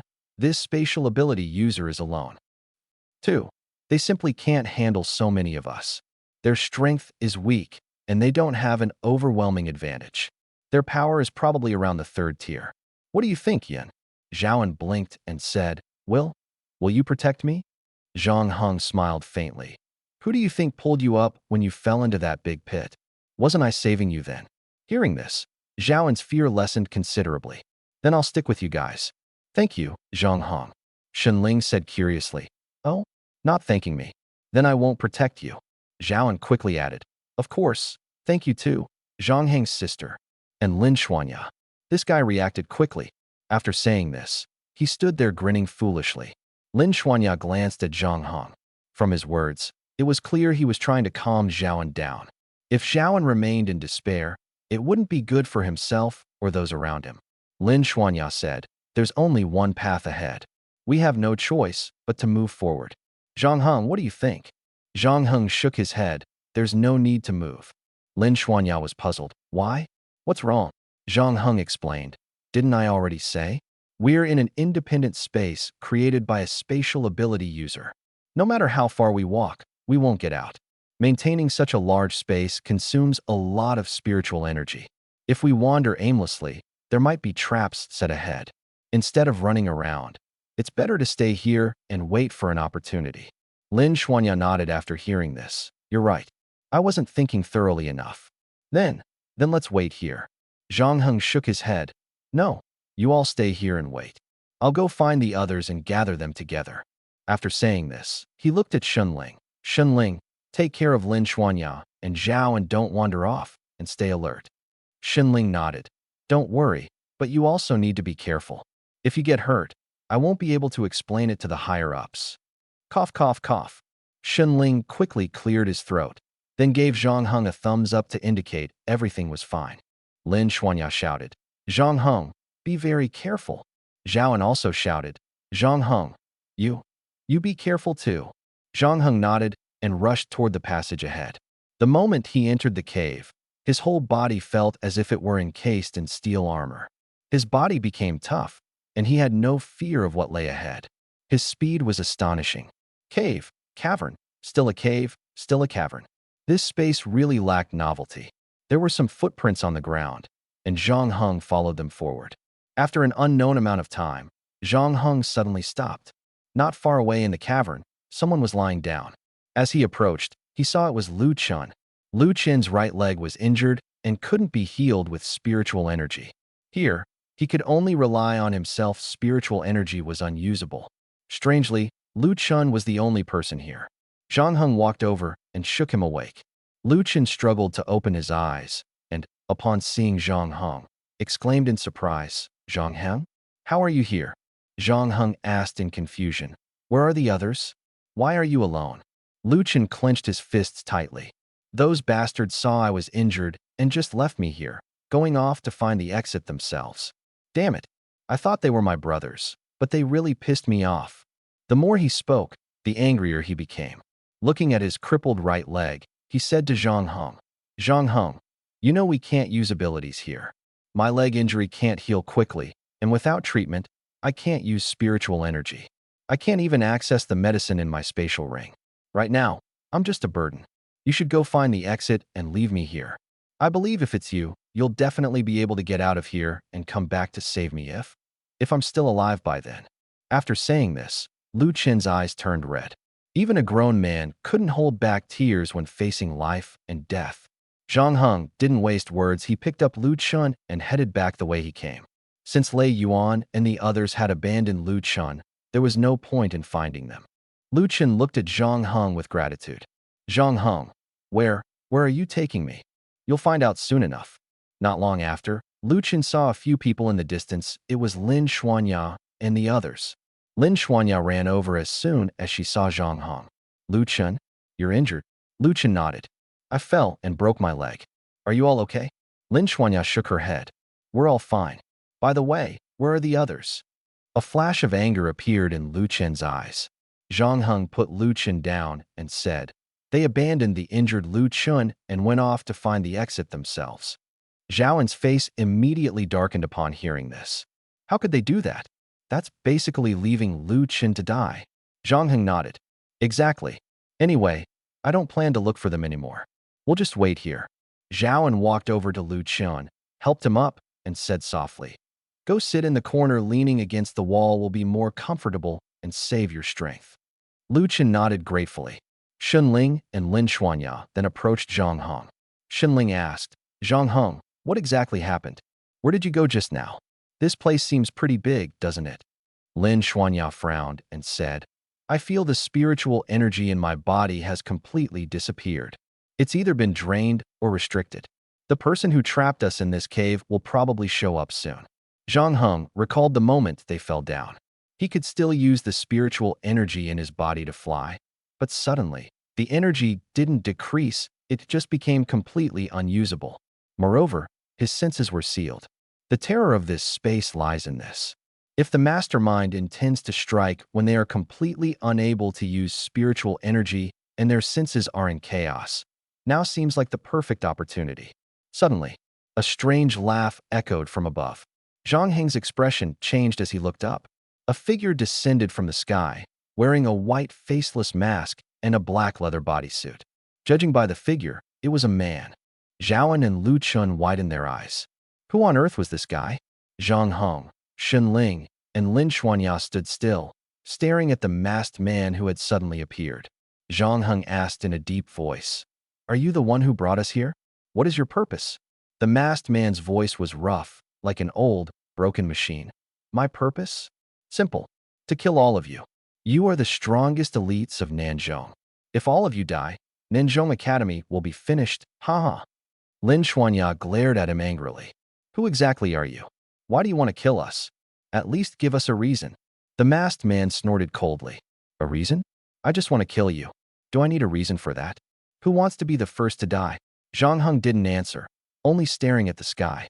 The man had jumped down from above, which meant the exit was up there. Moreover, spiritual energy surrounded him. Could he be the master of the space? Or an accomplice? At the very least, he could use spiritual energy here. Lin Xuanya stepped in front of Zhang Heng and whispered, "Let me test his strength first. If I can win, great. If I lose, you'll at least know how strong he is." Zhang Heng nodded. "Be careful." Shunling also said worriedly, "Sister Xuanya, stay safe." Lin Xuanya smiled faintly and nodded. She walked step by step toward the masked man, then suddenly accelerated into a sprint. The masked man grinned. "Not bad, come on." Lin Xuanya threw a punch, but she immediately felt the scene around her change. The surroundings turned pitch black. In the distance, there was only a beam of white light. She stared at her right hand in shock. What was happening? Could it be she was already dead? Zhang Heng and Shun Ling frowned deeply. As soon as Lin Xuanya made her move, she was frozen into an ice sculpture.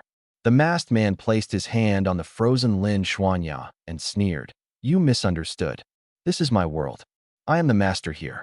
In this place, I can use my powers freely, while you not only can't use spiritual energy, but your senses have also degraded to those of ordinary people. Fight me? You might as well wait to die." Lu Chun and Zhao were so terrified their eyes widened. They hadn't expected Lin Xuanya to be frozen the moment she attacked. They were too scared to say a word. Shinling's face darkened. This guy has ice and snow abilities. His physical skills shouldn't be as strong as ours. Let's attack together. Zhang Heng nodded and suddenly charged to the left. Shinling rushed to the right, starting a pincer attack. Cold air instantly erupted from the masked man. Zhang Heng immediately felt a sharp pain and quickly retreated. Shunling. The mist cleared, revealing two figures, the masked man and Shinling, who was in a boxing stance. Shinling had already turned into an ice sculpture, his body frozen in the middle of a punching motion. Zhao screamed in fear, dropped Lu Chun, and ran into the cave. "Help!" Lu Chun shouted loudly. Zhang Heng. "Run! Run!" Clearly, there was no way to escape. The gap in strength was too vast. Physical ability users were so fragile in front of elemental ability users. And those who had trained in physical elemental abilities were even more terrifying. Now was not the time to think about these things. The key was that his spiritual energy was unusable. He could only rely on physical techniques to confront the opponent. That icy aura from the opponent could instantly freeze a person into an ice sculpture. Zhang Heng took a deep breath, rushed toward Lu Chun, hoisted him onto his shoulder, and then ran toward the passage ahead. Zhang Heng, save yourself, don't worry about me. Lu Chun was almost moved to tears. He hadn't expected that, at such a critical moment, Zhang Heng would still carry him while escaping. But he knew deep down, they couldn't escape at all. Zhang Heng said nothing and instead quickened his pace. Carrying Lu Chun, Zhang Heng passed through one cave after another. He knew that running for his life was just a waste of energy. But he had no choice. He had to think of a way to deal with the masked man. The opponent was an elemental ability user. As long as he hadn't fully transformed his body into an elemental state, he could still be injured. Yes, find Lei Yuan and the others. Although Zhang Heng didn't particularly like Lei Yuan and the others, if they joined forces to fight the masked man now, they might have a slim chance of survival. Suddenly, a cry came from ahead. Zhang Heng's expression changed, and Lu Chun, on his shoulder, also shouted, "It's Xiaoan!" Zhang Heng immediately quickened his pace and ran toward the sound. Lei Yuan, Qingyu, Cheng Shuang, Luo Ning, you are the 5 geniuses of Nanzhong. How could even you turn into ice sculptures? Zhaoan knelt before 4 ice sculptures, crying his heart out. Zhang Heng stood at the cave entrance, looking at the 4 ice sculptures, and for the first time truly felt despair. Could this be his end? Why was the opponent attacking them? Was it just because they were students of Nanzhong Ability Academy? It didn't seem to be targeting him as an S-level ability user. It seemed the goal was simply to kill the elite students of Nanzhong Ability Academy. Lu Chen sneered. Now I can rest easy. With them as company in death, Zhang Heng, put me down. I accept my fate. And thank you. If Zhang Heng hadn't found him and carried him away, he would have already turned into an ice sculpture. When Xin Ling turned into an ice sculpture, he thought he was doomed. He had even envisioned Zhang Heng running away in his mind. But Zhang Heng had carried him along, not abandoning him at all. This moved him deeply and made him feel guilty about the foolish provocations he had made toward Zhang Heng in the past. Zhang Heng, the thing I regret most in my life is provoking you. Thank you for not holding it against me. Thank you for saving me. I'm not expressing myself well, but in short, thank you. Zhang Heng ignored Lu Chen's words. He looked toward the corner, where there was another ice sculpture, clearly another member of the elite class. That person had been the first to flee, while Lei Yuan and the others had planned to fight to the death, but were frozen into ice sculptures before they could even make a move. Now, only the useless Zhaoan remained, along with him and the injured Lu Chun. Lu Chun and Zhaoan were of no help. It was all up to him. Carrying Lu Chun, he couldn't unleash his full strength. Even if he died in the end, he would fight to the bitter end. Zhang Heng gently placed Lu Chun on the ground, then turned and walked back toward the passage they had come from. Zhang Heng. Lu Chun looked at Zhang Heng's back and clenched his fists. Unfortunately, with his broken leg, he couldn't help. Otherwise, he also wanted to join Zhang Heng in dealing with the masked man. Even if he died, he wanted to die like a man. Zhang Heng suddenly stopped, turned back to glance at Lu Chun, and said, "No need to thank me." Lu Chun froze. The next second, he couldn't hold back his tears anymore, and they streamed down uncontrollably. Zhang Heng looked at the figure at the entrance of the cave ahead. A chasm. A distant chasm. The opponent's strength was unknown, but their weapon was formidable. He had only felt such power on Xin Ling before. He thought that if he didn't leave the dense fog quickly, his body would freeze. Back then, he had the body of a blood demon. Now, he was in a normal human form. In his human form, he would turn into an ice sculpture within seconds, maybe even faster. Otherwise, when Xin Ling turned into an ice sculpture, he was still throwing punches, indicating that he was frozen instantly, with his body and brain unable to react. From this, it could be deduced that the masked man's strength was at least Tier 3, possibly even Tier 4 or higher. Otherwise, his abilities wouldn't be so terrifying. Approaching the masked man would take about a second. A knife? A sharp weapon? He searched all over his body. Nothing. No. Wait, There was something. Zhang Heng reached for the inside of his calf. It was a habit he had developed over the years. He kept a dagger strapped to his calf. He had almost forgotten about the knife on his leg. It had become second nature to him.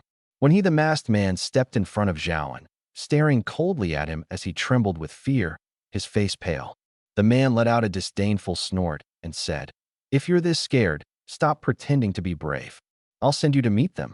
Zhaoan shut his eyes tightly, and a chilling sensation swept over him. At that moment, Zhaoan suddenly charged toward the masked man. The man was caught off guard and was immediately pinned down by the two of them. Zhang Heng, without hesitation, drove the dagger in his hand swiftly toward the masked man's neck. Splurt, splurt, splurt, bright red blood gushed from the man's neck, staining the ground crimson. However, all of this seemed to only exist in his imagination. Zhang Heng slowly opened his eyes and found himself and Zhaoan standing in a dark, chaotic void. Before them, a glowing door appeared. Zhaoan glanced at Zhang Heng and swallowed hard. "Are we dead?" Zhang Heng touched his own face and pinched his skin. Nothing. No sensation at all. Could he really be dead? He clearly. Zhang Heng took a deep breath, said nothing, and began walking toward the glowing door. Standing in front of it, he hesitated. It seemed he truly was dead. He had no idea where this door led. Looking back at the chaos behind him, he felt reluctant. To die like this? It was unacceptable. Moreover, he didn't even know who had killed him. A senseless death. After a brief moment of hesitation, Zhang Heng stepped resolutely into the glowing door. When Zhang Heng opened his eyes again, a look of shock flashed through them. He had returned. He was back in the combat room at the Ability Center. Everyone was there, and there were even more people now. Among them were Principal Su, Chen Jianba, Yi Duo, and Shenyu. Zhang Heng slowly stood up, his gaze landing on Shenyu before him. He remembered that Shenyu was a psychic ability user. In other words, everything that had happened earlier was an illusion? Mental manipulation? Zhang Heng hesitated for a long moment before finally asking, "What exactly happened?" Principal Su gave a bitter smile and said, "Let me explain." Everyone turned their attention to Principal Su. He began, "Actually, all of this was a last-minute decision. I heard you all planned to compete for the class leader position through a duel. Worried that things might escalate and harm your camaraderie, I discussed it with the two captains. When we learned that Shenyu had come to Jiangnan City, we decided to orchestrate what you all just experienced." Lei Yuan's face darkened. "What does that mean? That we just had a dream? Who was that woman? Was the masked man her? Why create such a scenario?" The four prodigies were clearly displeased. Lu Chen stepped up beside Zhang Heng, and Zhang Heng suddenly noticed that there were more people standing around him now. Zhaoan, Lu Chen, Shen Ling, and Lin Xuanya were all behind him. Especially Lu Chen, who was glaring at Lei Yuan and the others with anger in his eyes. At this moment, Shenyu spoke up. "What you all experienced was just an illusion I created. The specifics of what happened are only known to me and each of you. No one else knows. Let's start with Lei Yuan." Lei Yuan, as the leader of the 5 prodigies of the Southern Ability Academy, in a critical situation, you only thought about saving yourself. You showed no leadership ability and even abandoned your teammates Cheng Yu, Cheng Shuang, and Luo Ning without hesitation. The same applies to the rest of you. And as for Lin Feng, you did absolutely nothing. You merely followed along and were ultimately used as a tool to buy time. None of you are fit to be the class leader. The faces of Lei Yuan and the others immediately turned ashen. Unexpectedly, this turned out to be a test. Shenyu looked up at Zhang Heng and the others, saying, "Lu Chen, your response in critical moments is still immature otherwise. You wouldn't have broken your leg and become a burden to the entire team. However, your personal awareness is commendable, which earns you some points." Lin Xuanya, Zhang Heng, Shen Ling, the 3 of you remained calm and thoughtful, which is praiseworthy. I must especially mention Zhang Heng. You are indeed a qualified candidate for class leader possessing leadership, awareness, decisiveness in critical moments, and, most importantly, not abandoning any teammates in the end. If I were to choose a class leader from among you, I would pick you." Zhang Heng said nothing, merely staring at Shenyu. He hadn't expected mental ability users to be so terrifying. He wondered when they had already controlled the opponent's mind. Shenling's master was indeed formidable. Her ability being worth 1 billion replication points was not an exaggeration. He had misjudged earlier, thinking they had been drawn into an independent space created by a spatial ability user, believing it was spatial interference that disrupted his senses and limited his power. Apparently, that wasn't the case. When under mental control, they were entirely Shen Yu's puppets. Principal Su smiled and said, "It seems the class leader for our elite class has been decided. I don't think the other students will have any objections, right?" Lu Chun snorted coldly. "I have no objection to Zhang Heng being the class leader. I don't think anyone would oppose." Zhaoan closed his eyes helplessly. "I didn't expect this to be a test. I didn't even understand what I was doing, just consumed by fear, and in the end, I lost control and ran away." Xinyu looked at Zhaoan and said, "Zhaoan, your performance wasn't great, but in the end, you mustered the courage to cooperate with Zhang Heng for a desperate fight.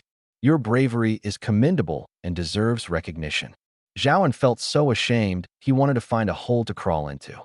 Luo Ning clicked his tongue and said, "We might as well fight it out ourselves to choose the class leader. People's hearts are unpredictable in such situations. Who would care about anyone else?" Xinyu turned to Luo Ning with a slight smile. "Oh, I forgot you were frozen by me at the beginning. You might not know what Zhang Heng did. At the last moment, Zhang Heng didn't abandon his teammates and successfully cooperated with Zhao and to kill the masked man, breaking free from mental control. This is almost impossible. I've never seen anyone escape my mental world. Zhang Heng and Zhaoan are the first." Everyone's eyes widened upon hearing this. Zhang Heng and Zhaoan.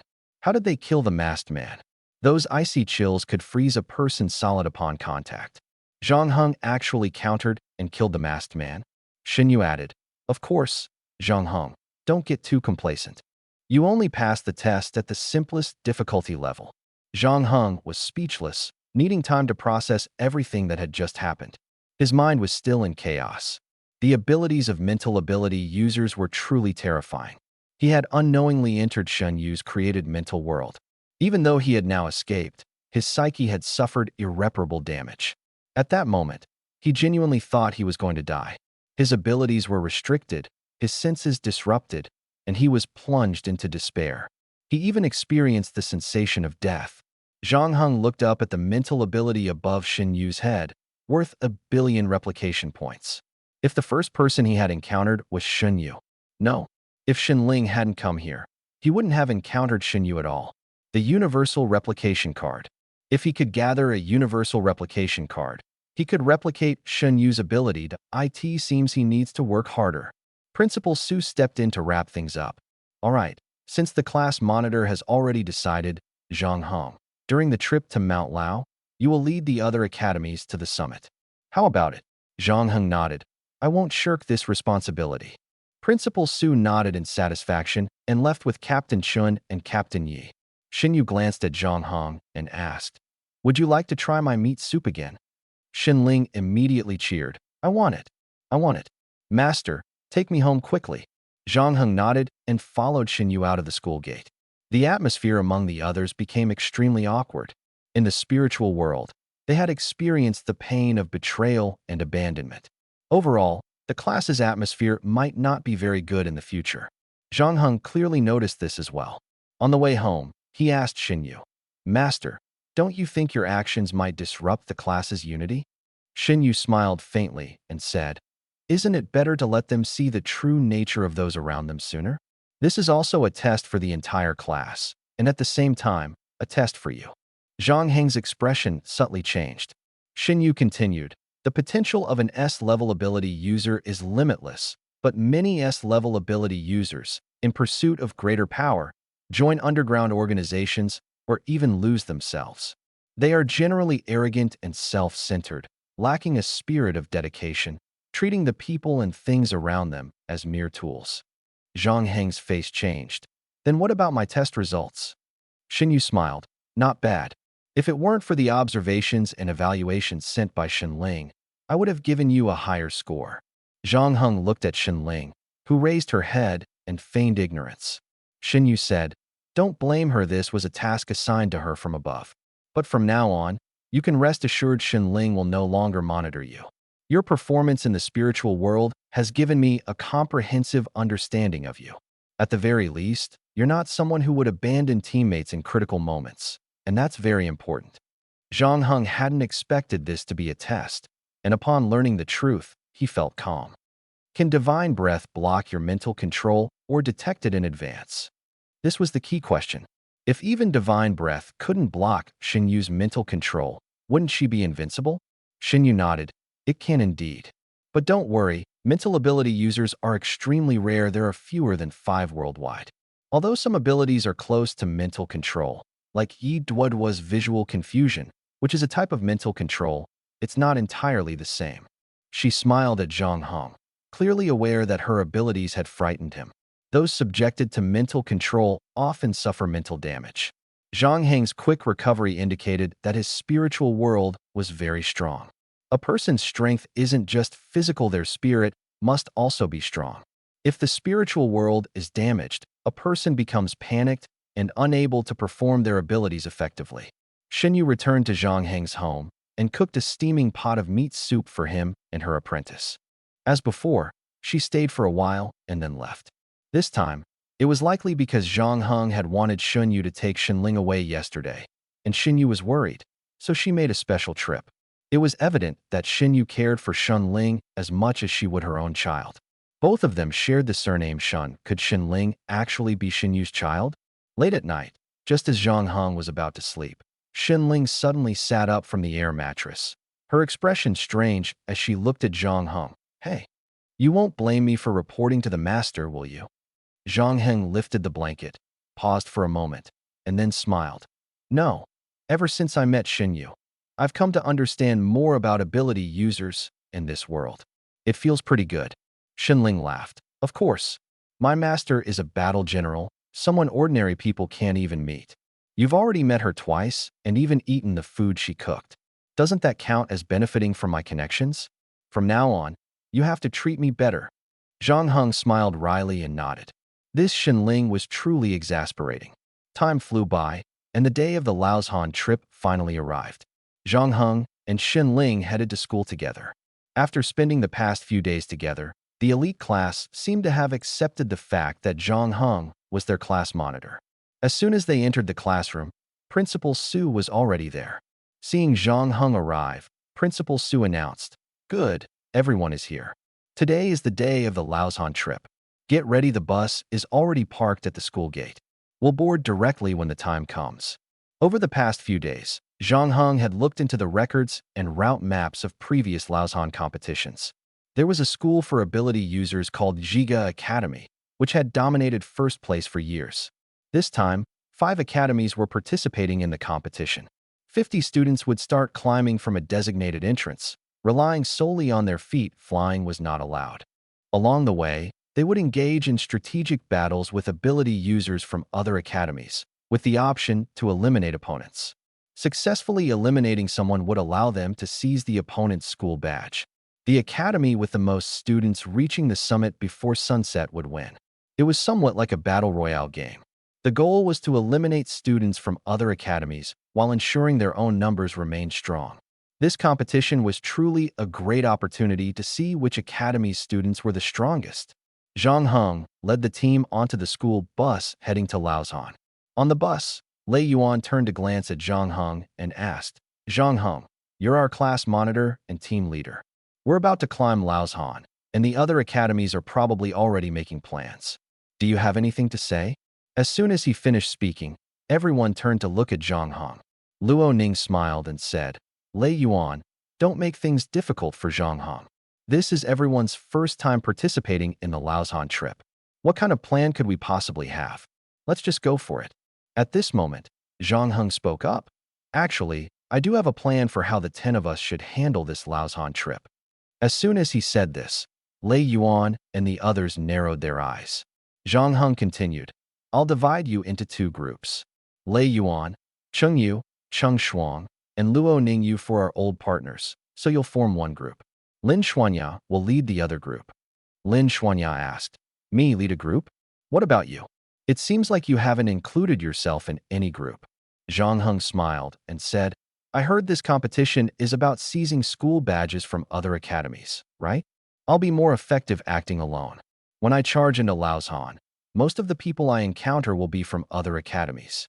Hearing Zhang Heng's arrangement, Lei Yuan and the others understood. During the previous test, Lu Chun had stopped associating with them. At that time, when Lu Chun was injured in the fantasy world, Lei Yuan and the others decided to abandon him and let him fend for himself. Who would have thought it was just a test? Because of that incident, the position of class monitor was given to Zhang Heng. They never expected Zhang Heng to be the kind of person who would care about others' lives in critical moments. He even teamed up with Zhao and in the end to take down the masked man and successfully escape the fantasy world. Lei Yuan took a deep breath and said, "So you're saying you want to act alone while we split into two teams and operate separately?" Zhang Heng calmly said, "I've made myself clear enough. If you still want confirmation, all I can say is yes." Lei Yuan's expression shifted slightly. "I know you're confident, but what if you're surrounded by other academies? If we lose our leader, won't it drag down the whole team?" Zhang Heng replied indifferently, "Stop wasting words. If you don't want to, act on your own. Anyway, you can only take a few people with you." The atmosphere instantly grew tense. Zhang Heng's words clearly showed he didn't take Lei Yuan and the others seriously. "You." Lei Yuan glared at him. Zhang Heng coldly said, "The trip to Mount Lao is outside the city, where the rules are different. You'd better be careful." Lei Yuan's eyes widened sharply. Was Zhang Heng's remark a warning or a reminder? Outside the city, killing wasn't illegal. Was he advising them to be cautious? Most likely, it was a warning. Zhang Heng had had enough of these teammates holding him back. Either they followed his lead, or they could leave. He didn't spell it out, but everyone understood his meaning. The four prodigies felt as if they'd been slapped, stunned into silence, only able to glare at him angrily. Lu Qin said, "With Zhang Heng's strength, acting alone isn't a problem. Lin Xuanya, we'll follow you instead." Lin Xuanya nodded without saying much. Xinling asked, "Brother, what about me? Should I follow Sister Xuanya too?" Zhang Heng frowned and said, "Why would you follow them? You're like me, act alone and help us grab more school badges." Xinling sighed. "All right, I'll try to grab a few more, hee. Xinling was going to act alone too? What were these siblings thinking? Completely excluding the others? Not wanting to team up at all? Everyone thought the same thing. Only Lin Xuanya understood Zhang Heng's intention. Zhang Heng wasn't unwilling to team up. The experience in the mental control world a few days ago had taught him a lesson. None of these people could be relied upon. He could only depend on himself. They hadn't even lasted a single round against the masked man. Zhang Heng said, "Xuanya, don't misunderstand. I just think acting alone is more convenient. Besides, Xinling and I have both reached the third tier. Among the 50 people in the 5 academies of Jiangnan City, those who can reach the third tier within 3 months are few and far between. If Xinling and I act separately, specifically targeting those of lower tiers, the results will be better." Zhang Heng and Xinling had both reached the third tier. Lei Yuan and the others' expressions changed drastically, filled with shock and fear. How had they trained? No wonder this guy planned to act alone. He wasn't wrong. In a competition with many second-tier ability users, a third-tier ability user acting solo would indeed yield greater rewards. Lei Yuan shut his mouth and said no more. Clearly, he had underestimated Zhang Heng. They had been thinking about when to challenge Zhang Heng, but the other party had already left them far behind, not even giving them a chance. The school bus was extremely quiet along the way. Almost no one spoke. They all closed their eyes to rest, preparing to face the upcoming challenges in their best state. After an unknown amount of time, the school bus stopped at the foot of a towering mountain. The local security bureau was guarding the area, and 5 cars were parked side by side. The school bus from Nanzhong Ability Academy was the last to arrive at Mount Lao. At this moment, all the students entered a massive tent set up ahead. The tent covered over 100 square meters and could accommodate hundreds of people. Chun Jianba stepped onto the school bus and called out to Zhang Heng and his group, who were about to get off, "You're finally here. The other academies are already waiting for you in the tent. Hurry up and come down." Zhang Heng nodded and led the 9 people behind him into the tent. As soon as they entered, pairs of eyes immediately fixed on them. 40 young people sat on long benches behind folding tables, all elite students from the other 4 academies. They were the opponents for this Laozhan expedition. The Laozhan expedition involved 5 academies: Nanzhong Ability Academy, Jigu Ability Academy, War Ability Academy, Blue Curtain Ability Academy, and Yellow Maple Ability Academy. Based on previous rankings, Jigu Ability Academy consistently held first place, followed by War Academy, Blue Curtain, Yellow Maple, and Nanzhong Ability Academy, which had always been at the bottom. As soon as Zhang Heng entered the tent, whispers filled the air. Why is Nanzhong so late? Always the last one. Guess we're used to it, haha.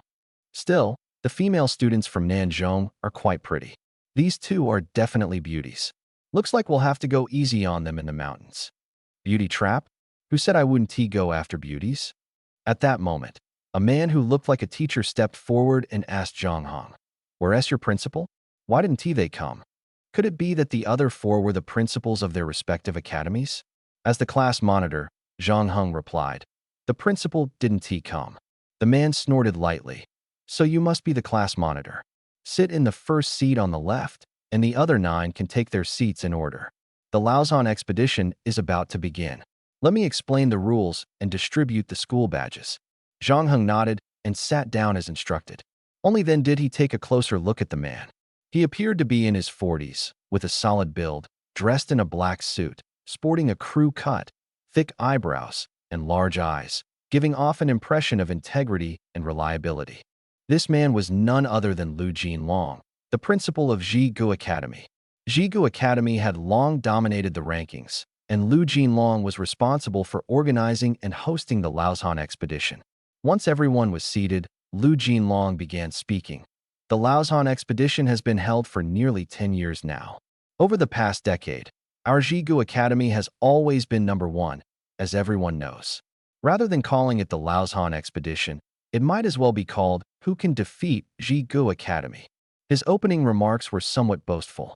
Apart from the students from Jigu Academy, the others showed expressions of disdain. Lu Jinlong smiled and continued. This year's competition is the same as previous years. The rules haven't changed. Students from the 5 academies will start simultaneously at 5 different locations on Laozhan, competing to seize each other's school badges. Laozhan has 3 checkpoints: the mountain entrance, the midsection, and the summit. These 3 locations are mandatory for all participants and serve as key areas to showcase your abilities, so pay special attention. The entire competition will be monitored by drones. 50 participants correspond to 50 drones, along with 30 additional drones for free filming. Every move you make will be tracked throughout.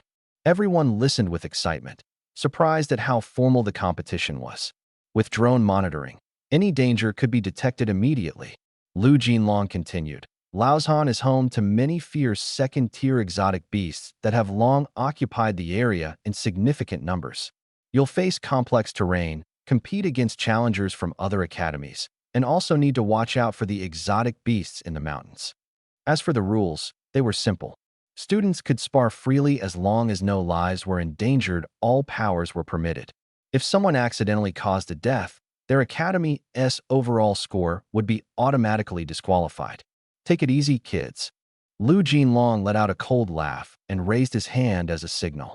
A group of people walked in, each holding a square school badge, and began distributing them one by one to all the participants. What you are holding now is what you need to protect. These school badges have unique serial numbers that are impossible to counterfeit. Last year, one academy made fake badges in advance, which was simply an insult to everyone's intelligence.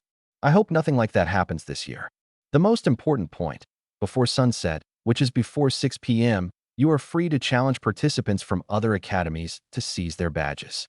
Once the clock strikes 6, any participant who hasn't reached the safe zone at the mountain summit will have their results nullified, regardless of how many badges they hold. The final score will be calculated based on the number of participants and badges from each academy. Each badge is worth 100 points, and every participant who successfully reaches the summit within the stipulated time will earn an additional 1,000 points for their academy. In other words, if 10 of you reach the summit safe zone the fastest, you can earn 10,000 points for your academy. By the way, flying abilities are strictly prohibited. You must climb to the summit along the designated route for your results to be valid. Drones will monitor the entire process, so don't even think about cheating. Lastly, I wish you the best of luck in defeating our Academy's participants. It might be tough, but do your best." Everyone's expressions turned grim. The remaining three principals could only smile awkwardly. "All principals, please lead your participants to the designated locations. As for Nanjong Academy, since your principal isn't here, you'll start from here." Zhang Heng nodded to indicate his understanding. Afterward, the principals led their participants toward the designated locations on Mount Lao. Lu Jinlong didn't personally lead his team, but instead let the participants head there on their own. He walked up to Zhang Heng and said, "Zhang Heng, right? I've heard you're quite famous. The Security Bureau seems to pay special attention to you. Chun Jianba and Yi Duo even became temporary instructors for Nanzhong's ability users because of you. What exactly do you have that makes these two big names treat you with such respect?" Zhang Heng responded calmly. "Principal Lu will find out after the competition." Lu Jinlong raised an eyebrow. "You're quite bold. Are you planning to openly challenge the participants from our Zhiga Academy? You may be strong, but don't forget, Zhiga Academy has been the reigning champion of Mount Lao for 10 years. Zhang Heng nodded. "I'm looking forward to seeing the performance of Zhiga Academy's participants. I hope they won't disappoint me." Lu Jinlong felt a headache coming on. This kid was truly arrogant. Taking a deep breath, Lu Jinlong decided to observe Zhang Heng's abilities. The result shocked him. Zhang Heng's level was already at Tier 3. Was he a new student this year? Lu Jinlong asked in surprise. "You just enrolled this year? And you're already this strong?" "Brother, it's so stuffy in here. Can I go out for some fresh air?" Shen Ling asked reluctantly. Zhang Heng nodded. "Go ahead, get some fresh air." Humming a strange tune, Shen Ling walked out of the tent. Lu Jinlong instinctively glanced at Shen Ling's level and immediately frowned. What was going on? Did Nanzhong Academy invest heavily this time? Or did they bring in outside help? Why were both of them at Tier 3? Although the Mount Lao rankings didn't explicitly prohibit outside assistance, Lu Jinlong took a deep breath, picked up his phone, and followed Shen Ling outside. He needed to inform his participants about this development. It was unclear how much time had passed, but Zhang Heng's group waited for a long time at the entrance of Mount Lao before finally seeing Principal Lu. Principal Lu walked over and said, "In 1 minute, you will enter the mountain. This is your first time participating, so don't think this is just a game between kids. Your opponents will make you understand what it means to wish for death rather than life, all while ensuring it's not fatal." Lei Yuan sneered coldly. Principal Lu frowned. "What? Do you think I'm joking?" Lei Yuan looked up at Principal Lu and said, "Principal Lu, didn't you notice? Someone in our team is already eager to head into the mountain. What you just said is a joke to him, and it's the same for me." Lu Jinlong glanced at Zhang Heng and the team. On the surface, there was nothing special about him. But, for some reason, Lu Jinlong felt this kid was dangerous. His high level of cultivation was one reason. But what was even more frightening was the cold aura emanating from him. It felt like a monster in the darkness eyeing its prey in the light. Fortunately, he had already warned the trainees to be cautious of this person. He believed they would be better prepared when they encountered him in Laoshan. Lu Jinlong checked the time on his phone and said, "Enter the mountain." Zhang Heng and Shen Ling quickly dashed in 2 different directions. Their speed, it was as fast as the wind. What was going on with these two? Lu Jinlong looked at the 2 remaining teams in the field and asked in confusion, "Aren't you planning to act together?" Lei Yuan and his team ignored Principal Lu. Lin Xuanya also signaled to the others with her eyes and slowly walked into the mountain. Principal Lu snorted coldly. "Then I'll eliminate you first." He took out his phone and made a call. "Hello, Jiangming. The trainees from Nanzhong have already set off. They've split into 2 teams, each with 4 members, and their strength is around mid-level Tier 2. One team is heading south, the other north." "Got it." After hanging up, Principal Lu looked at the backs of Lei Yuan and Lin Xuanyao's teams, a faint smile appearing on his lips. Nanzhong was always the first to be eliminated. Everyone knew the importance of striking first. Perhaps now, not just one academy was targeting Nanzhong, every academy might be eyeing them. Laoshan. Zhang Heng had already ventured deep into the mountain. With his keen sense of smell, he quickly detected a 2-person team heading up the mountain. He immediately adjusted his spiritual energy to the highest level and rushed toward them. The students from the 5 major ability academies were competing in Laoshan to seize school badges and eliminate each other. There was no activity more thrilling than this. Within a single day, you could witness the strength of the top elites from each academy and even face them in battle. Zhang Heng was so excited that he was almost over the top. After all, fighting strong opponents was his greatest joy. It was like a chess master who preferred playing against opponents of equal or greater skill. Only when the strength was evenly matched could the game be truly enjoyable. If a master played against a beginner, it would be meaningless, it would just be bullying a child. Zhang Heng suddenly leaped and appeared directly in front of the pair. The two were startled and stared at him in surprise. The man immediately shielded the woman and watched Zhang Heng vigilantly. Within a 2-kilometer radius, there was no one else, only some exotic beasts wandering around. Zhang Heng looked at the pair in front of him and asked, "Who is going first? Or should one of you come forward first?" The man quickly raised his hands. "Wait, I'm from Huangfeng Academy. If I'm not mistaken, you're the class president of Nanzhong Ability Academy, right? Great. We were just looking for you." Zhang Heng was puzzled. "Looking for me?" The other party approached excitedly. "Hello, my name is Wang Han. We want to form an alliance with you. I heard that in previous years, our seniors also collaborated with you to deal with other academies." Zhang Heng immediately looked disappointed. "Form an alliance with us? So, you're not planning to fight me?" Wang Han froze for a moment. "We should join forces to deal with Zhiga Academy. Didn't you hear Principal Liu? First, take care of Zhiga and see if they dare to act arrogant again." Zhang Heng's aura surged, and he said directly, "Leave your academy badges behind, and I'll let you go down the mountain." Wang Han was stunned at first, then awkwardly laughed. "You're joking, right?" Zhang Heng shook his head. "Not joking. You have 3 seconds to decide. Either hand over your badges, or we have a good fight." Wang Han swallowed hard. This guy, is he crazy? Could he be a battle maniac? Refusing an alliance? The competition has just started, and forming alliances is the smart choice. A female student from Huangfeng Academy walked up behind Wang Han and whispered, "He seems to be alone. I don't sense anyone else." Wang Han's expression changed, and he stared warily at Zhang Heng, who was fully armed. "Zhang Heng, are you sure you won't accept cooperation with Huangfeng Academy?" Zhang Heng didn't bother to respond and charged forward in a single step, throwing a punch. The powerful force of the punch tore through the air, creating a fierce wind pressure. Wang Han's eyes widened as he was knocked to the ground by the impact, spitting out a mouthful of blood. "Ah!" The female student screamed and turned to run. Zhang Heng instantly caught up, grabbed her by the neck, and delivered a heavy punch to her stomach. She immediately curled up, saliva dripping, and fainted. Zhang Heng retrieved the academy badge from her arms and tossed her and Wang Han together. In a tent on the outskirts of Mount Laoshan, 4 principals sat in front of a row of surveillance screens, exchanging glances. Their eyes were fixed on the footage transmitted by a drone, showing Zhang Heng's figure.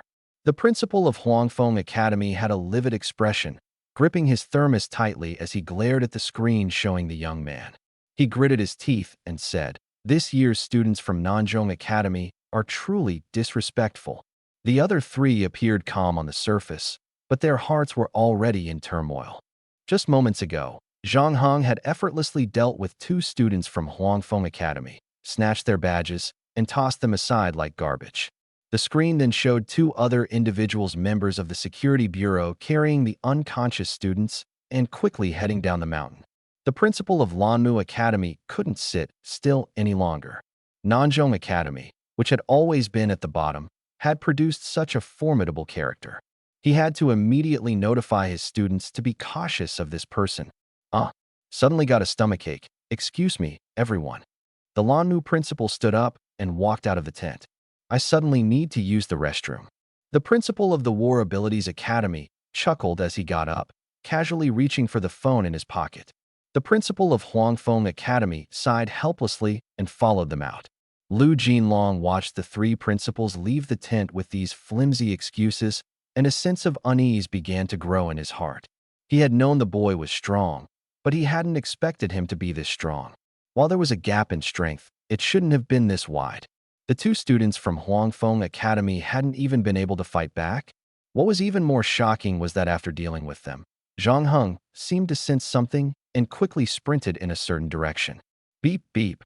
The surveillance footage suddenly went black, startling Lu Jinlong. The drone equipment of the eliminated trainees had stopped, and the monitoring was cut off. These would be the fastest eliminations in years. Eliminated in less than 5 minutes. Who knows what will happen next? Northeast of Mount Laozhan, two squads of South Zhong Academy's ability trainees were under a frenzied attack by Zhiga Academy trainees. Fortunately, both sides were evenly matched, fighting to a stalemate. Across Mount Laozhan, similar battles were unfolding. At this moment, Zhang Heng had rushed to the mountain pass that all trainees must go through the first checkpoint of Mount Laozhan. It seemed no one had arrived yet. Like a patient hunter, he hid behind a large rock. Using his senses, he detected a 5-person squad rapidly approaching the pass. Sure enough, shortly after, the 5 arrived at the pass. Looks like we're the first ones here. A young man glanced at the ground and said with a smile, "Don't let your guard down. Check the surroundings again, someone might have arrived before us." Another reminded.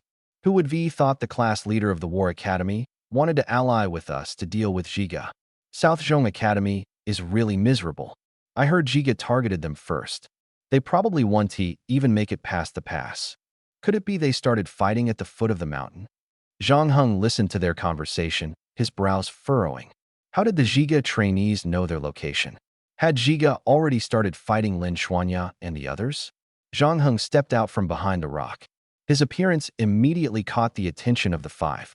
The long-haired man leading the group stared at him in surprise. Zhang Heng, what are you doing here?" Zhang Heng walked toward them and asked, "What were you just saying? Zhiga Academy is targeting South Zhong? They've already started fighting? How do you know?" The long-haired man sneered.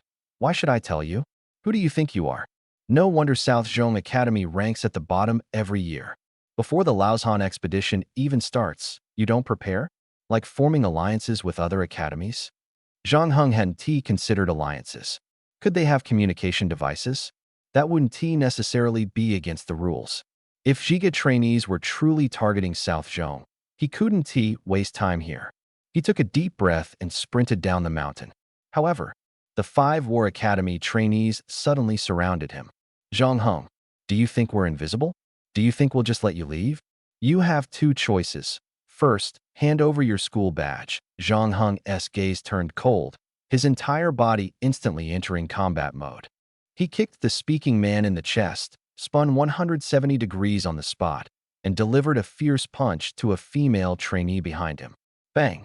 The female trainee was hit as if by a truck, flying like a cannonball and crashing heavily into a rock behind her. The remaining 3 were utterly shocked. They had the advantage in numbers and hadn't taken Zhang Heng seriously, but they hadn't expected him to be so ruthless. Zhang Heng first kicked one down, then punched another away. They hadn't anticipated one person could be so formidable. Logically, Zhang Heng should now obediently hand over his school badge. If he had any backbone, he'd at least resist. But under the siege of 5 people, his resistance wouldn't pose much of a threat. It was precisely because of his momentary carelessness that he gave the opponents an opening. Zhang Heng quickly maneuvered behind a man in black. The man in black immediately broke out in goosebumps and instantly entered a beast-like state. A yellow light bounced off Zhang Heng. When physical ability users undergo beast transformation, a powerful spiritual energy erupts within them, granting temporary immunity to all damage and deflecting incoming attacks. Zhang Heng landed steadily as 3 figures charged at him from different directions. "You must be tired of living. How dare you strike first?" Zhang Heng grinned, waving his right hand. One person in midair was sent flying, while the other 2 kicked at him from the left and right. Zhang Heng blocked the whip like legs with both hands, grabbed their ankles, and slammed them forcefully to the ground. Their beast transformations instantly disappeared.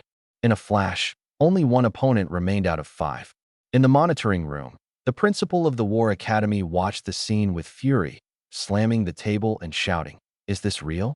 Is it even possible? This is too outrageous. Is he really a freshman this year?" The room erupted in chaos. "Quickly contact Old Sue. How did we end up inviting such a strong external aid?" This is so unfair. In previous years, it was one-on-one combat, with the stronger ones taking on one or two opponents. But he took on five effortlessly. Is he really a freshman this year? I bet he isn't. Outside the monitoring room, two security bureau officers exchanged smiles. Clearly, they were well aware of Zhang Heng's capabilities. After all, Zhang Heng had assisted the bureau in completing numerous tasks, and Chen Jianba and Yi Duo had a good relationship with him, often praising him. Zhang Heng's name was almost universally known within the security bureau. The principal's shock was understandable. After all, a student who had only been enrolled for a few months already had the ability to assist in solving cases and had cracked so many of them. From an ordinary person's perspective, Zhang Heng would undoubtedly be terrifying. Inside the monitoring room, the four principals decided to call Old Su. Lu Jinlong questioned Principal Su. Su Liang, what's the deal with this student named Zhang Heng? Isn't his strength a bit too exaggerated? Is he really a freshman this year? If not, I'll immediately disqualify him from the competition. Su Liang paused for a moment, then laughed. Too exaggerated? Isn't that a good thing? He is indeed a student from this year's cohort. He has only been enrolled for 3 months, and his realm has already advanced to Tier 3? Are you kidding me? Do you think I'm stupid? Lu Jinlong sneered. I've already sent people to investigate. You'd better cooperate, or else. Su Liang replied. Go ask Qin Jianba. He can confirm that Zhang Heng is a freshman this year. Precisely because of his talent, Qin Jianba and Yi Duo came to our school to train him.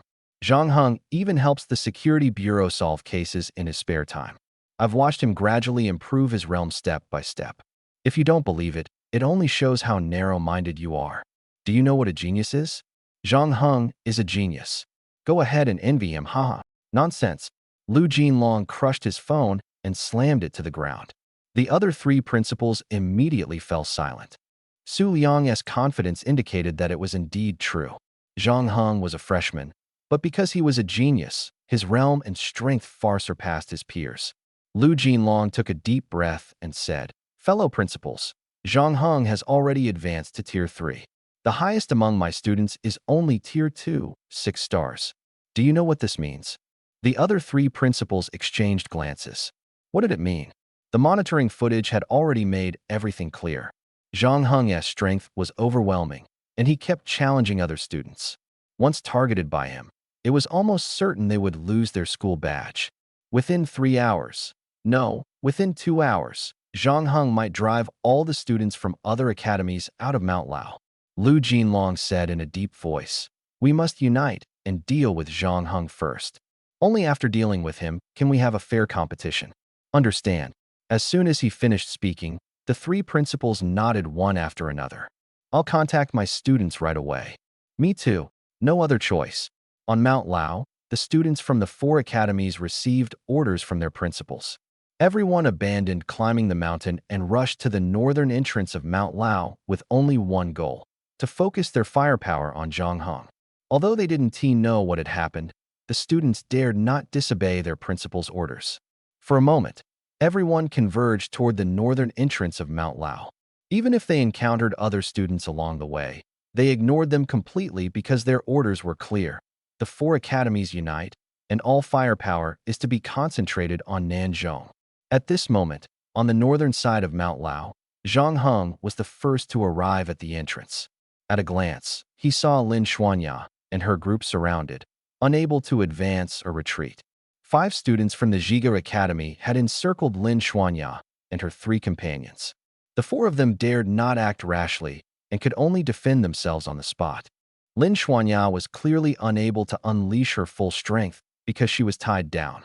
Xuanya, Zhang Heng called out softly. The 5 Zhiga students immediately turned their heads. A dark shadow instantly passed through them and appeared in front of them. The Zhiga students widened their eyes in shock. It's Zhang Heng. He actually came back. Zhang Heng is here too? Perfect. Let's take them all down together. Wait, I just got word that the 4 academies have united, and their target is Nanzhong. Other students from the academies will come to support.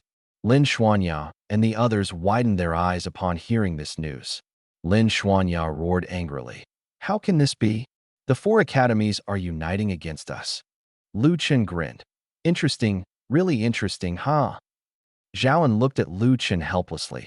How can you still laugh? The four academies are targeting us. We're doomed. The last man from Nanzhong, Tang Jia, looked grim and remained silent.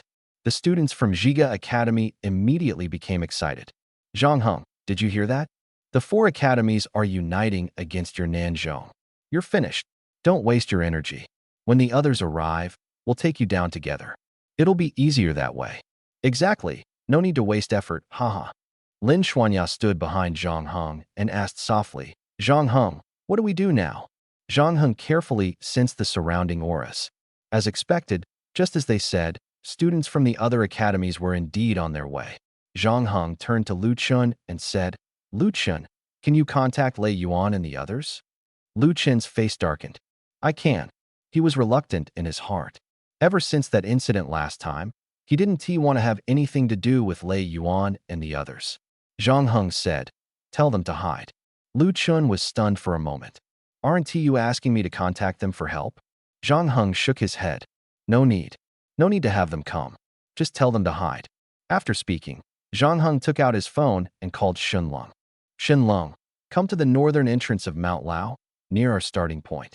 Shenlong asked in confusion, what is going on? Right now? Yes. If you encounter students from other academies on the way, don't engage. Hurry over and meet us. There's a tough battle ahead. Got it. On my way. Thick fog began to rise under Zhang Heng's feet. Students from the other four academies were also arriving, but there were fewer than 30 of them. These 30 people arrived, and, seeing Zhang Heng and his group surrounded, couldn't he help but laugh. The four-school alliance. The Laozhan trip. This is the first time something like this has happened. Looks like they're definitely kicking Nanzhong out. By the way, why did they suddenly form a four-school alliance? If they win, how will the school badge be divided? They're not running?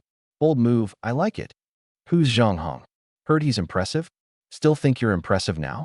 We've got over 30 people here, how many can you take on? Huh. Lin Xuanya and the others exchanged glances, their anger boiling. Zhang Heng, however, remained calm, completely unfazed by them. Brother, I'm here. Whoosh. A dark figure darted into the crowd, arriving at Zhang Heng's side with a smile. Zhang Heng nodded. Everyone's here. Let's begin. With a thought, Zhang Heng summoned a dense fog that suddenly rose around them. It quickly condensed into a wall. A stone wall with a diameter of over 10 meters instantly encircled their group. Lin Xuanya immediately understood his intention. With only 6 of them, it would be unwise to directly confront over 30 elite trainees. But with Zhang Heng's ability, they could restrict the opponent's attacks. Lin Xuanya hurried to the edge of the stone wall and reinforced it with steel. The 30-plus people outside were instantly dumbfounded. What is this? Haha. Why have they suddenly turned into turtles hiding in their shells? A stone wall and now steel? How do we break through? They can't attack us either? Are they planning to just wait it out? In the monitoring room, the 4 principals watching the scene were astonished. Is this Zhang Heng's ability? Manipulating stone. With this, even a 4-school alliance can't break through. Lin Xuanya's ability is steel, which she turned Zhang Heng's stone wall into steel. Spiritual energy is ultimately limited. Attacking will accelerate their energy depletion. Attack. The trainees from Zhiga Academy received the order, and a bald man spoke up. Listen up, everyone. I'll take command. Any objections? The surrounding people exchanged glances, but no one objected. The bald man sneered. They're just wasting time. Let's attack together. Once their spiritual energy runs out, they'll lose. Go. In an instant, over 30 trainees unleashed their abilities, launching various attacks and bombarding the steel enclosure. Explosions thundered outside, shaking the ground. Zhang Heng turned to the 5 people behind him and said, here's the plan. Stay here. They'll definitely attack with full force. Lu Chun, Shen Ling, Zhao and you 3 are elemental ability users. I don't need to explain the next step, do I? The 3 were momentarily stunned, but quickly understood. Lu Chun said, got it. But you guys should step aside a bit, don't get caught in the crossfire. As soon as he finished speaking, he transformed, abandoning his physical form and entering his second state, thunder form. A massive thundercloud immediately began to gather in the sky. However, due to the intense attacks from the 4 school trainees, they failed to notice the thundercloud forming overhead. Xinling, surrounded by white mist, slammed her hands onto the ground. Cold energy rapidly infused the earth as she closed her eyes to carefully sense the flow of underground energy. Zhaoan watched Xinling display her powerful ability, his spiritual energy rapidly circulating within him. His hair instantly turned purple-red. He looked at Zhang Heng. "Zhang Heng, open a skylight for me." Zhang Heng opened a skylight in the steel roof. Zhaoan nodded in thanks. The next moment, Zhaoan raised his hands toward the skylight, and a pillar of fire shot upward, forming fireballs in the air. At this point, Lu Chun, Xinling, and Zhaoan all turned to look at Zhang Heng. Zhang Heng raised his right hand, gave a thumbs up, and then made a thumbs down gesture. In an instant, lightning, blazing fire, and frost erupting from the ground surged toward the more than 30 students from the 4 schools. Boom, boom, boom. Bolts of lightning descended from the sky at an astonishing speed, leaving the students' faces covered in dust. The cold air from the ground instantly froze them, while countless fireballs rained down from above. The students screamed in pain and scattered in all directions. In the monitoring room, the 4 principals were dumbfounded, their mouths agape as if they could fit an egg inside, unable to believe what they were seeing. The drone footage showed only lightning, flames, and frost. The students from the 4 schools collapsed in an instant, with more than half of them unconscious. Lu Jinlong's words got stuck in his throat, unable to come out. Outside the monitoring room, the deafening sound of thunder could still be heard. Lei Yuan and the others hid in the distance, looking at the devastation below with mixed feelings. They were pleased that their group had managed to defeat the students from the 4 schools, but also felt a bit frustrated for not being part of the action. Earlier, they had caught a few people fighting. For some reason, those individuals suddenly ran toward the northern side of Mount Lao. The northern side of Mount Lao was their climbing point, and soon they understood what had happened. When they saw Zhang Heng and his group surrounded, they initially planned to watch the spectacle and wait until sunset to act, aiming to earn school points. After all, with the 4 schools united, it wouldn't be shameful to avoid a fight. But the outcome was beyond their expectations. Zhang Heng cleverly utilized everyone's abilities and instantly decided the battle. The students from the 4 schools were frozen into ice sculptures, lying unconscious on the ground, with only a few quick ones managing to escape the disaster zone. The battlefield was shrouded in smoke. The steel house slowly dissolved into mist and disappeared. Inside the house, the 6 people looked at the situation around them and couldn't help but smile. Zhang Heng said coldly, "The 4 schools united to attack Nanzhong? All it did was save me the trouble of finding you." These words were directed at a drone.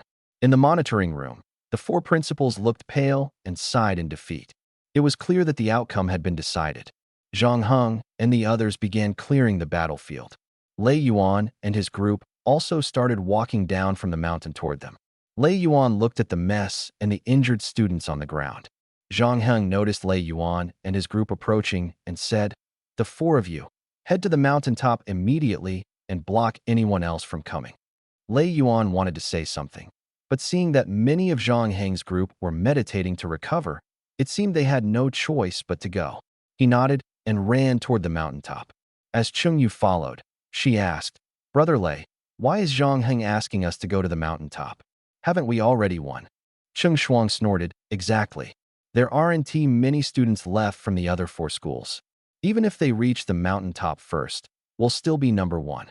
Luo Ning smiled wryly. "I really didn't expect that we wouldn't be able to help at all. For some reason, I feel like we've been left out." Lei Yuan said calmly, "The Mount Lao event is a competition among the 5 schools, and there will definitely be rankings. Zhang Heng plans for only 1 school to compete this year. But before that, we must eliminate everyone else." Hearing this, the 3 behind him widened their eyes. Only 1 school would compete?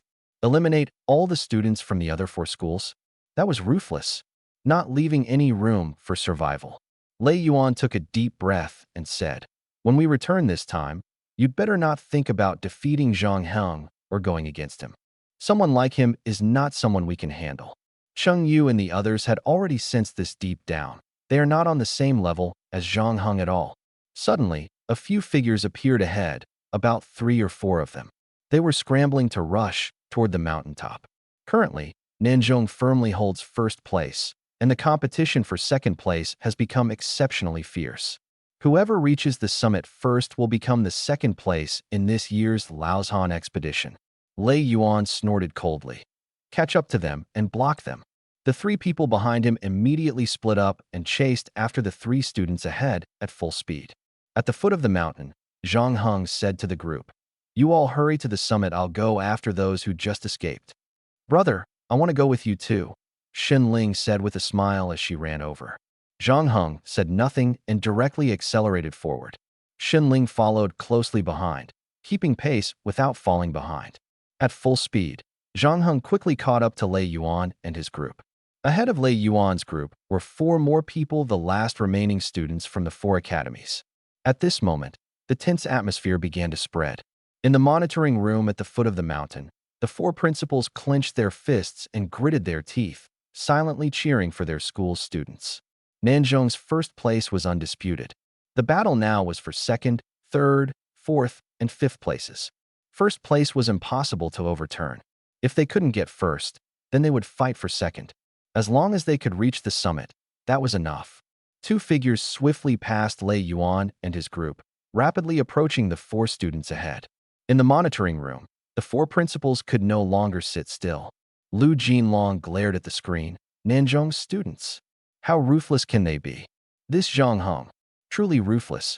Is he trying to monopolize the rankings for Nanjong in the Laozhan expedition? Run faster. Hurry up. They're about to catch up. Zhang Heng directly reached the four students, but did not stop, continuing to charge toward the summit. The students from the four academies were initially cautious, but seeing that Zhang Heng completely ignored them, they breathed a sigh of relief and sped up. No one knew how much time had passed. A student from Zhiga Academy finally reached the summit. He looked up at the two people ahead and smiled bitterly. "Zhang Heng, it seems we underestimated Nanjong. We didn't expect you to go to such lengths. I can only say that this year's Laozhan expedition, you completely crushed your opponents with strength. Although we didn't get first place, second isn't too bad." The speaker was the bald man leading Zhiga Academy. He smiled bitterly and walked toward the safe zone. Zhang Heng, however, stepped out of the safe zone, and the spiritual energy within him instantly surged to the third level. What did this mean? The bald man widened his eyes in shock, instinctively raising his arms to shield himself. Bang! A dark shadow slammed into his arms, and he immediately felt numbness in both arms as his entire body was pushed back 6 or 7 meters. Even the soles of his shoes were worn out. After stabilizing himself, the bald man looked incredulous. "You? What do you mean by this? Isn't winning first place enough for you?" Zhang Heng said coldly. "When you four academies joined forces against us, did you not consider this outcome? Not getting first place, but taking second, is that not shameful? Did I permit you to take second place?" The bald man widened his eyes. What did this mean? Was Zhang Heng planning to prevent the other academies from entering the rankings? Was this year's Laozhan expedition going to feature only Nanjong's name? "Hey, you've already taken first place. What's wrong with letting me have second? Isn't this too much?" Xin Ling snorted coldly. "Too much? You think this is too much? So, the four of your schools teamed up against us. What does that count as? Politeness? Giving us face? If I don't let you in, try touching me and see what happens." Xin Ling made a mischievous face at the bald man. The bald man turned red with anger. Damn it! He had thought that shaking off the other academy students would secure him second place. Who would have expected Zhang Heng to be so ruthless, not even letting him into the safe zone? Before sunset, only scores achieved within the safe zone would count.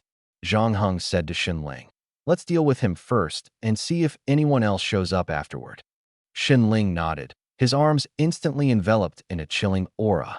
In the next moment, he transformed into a white streak and charged at the bald man. "Come on, let's see how I deal with you."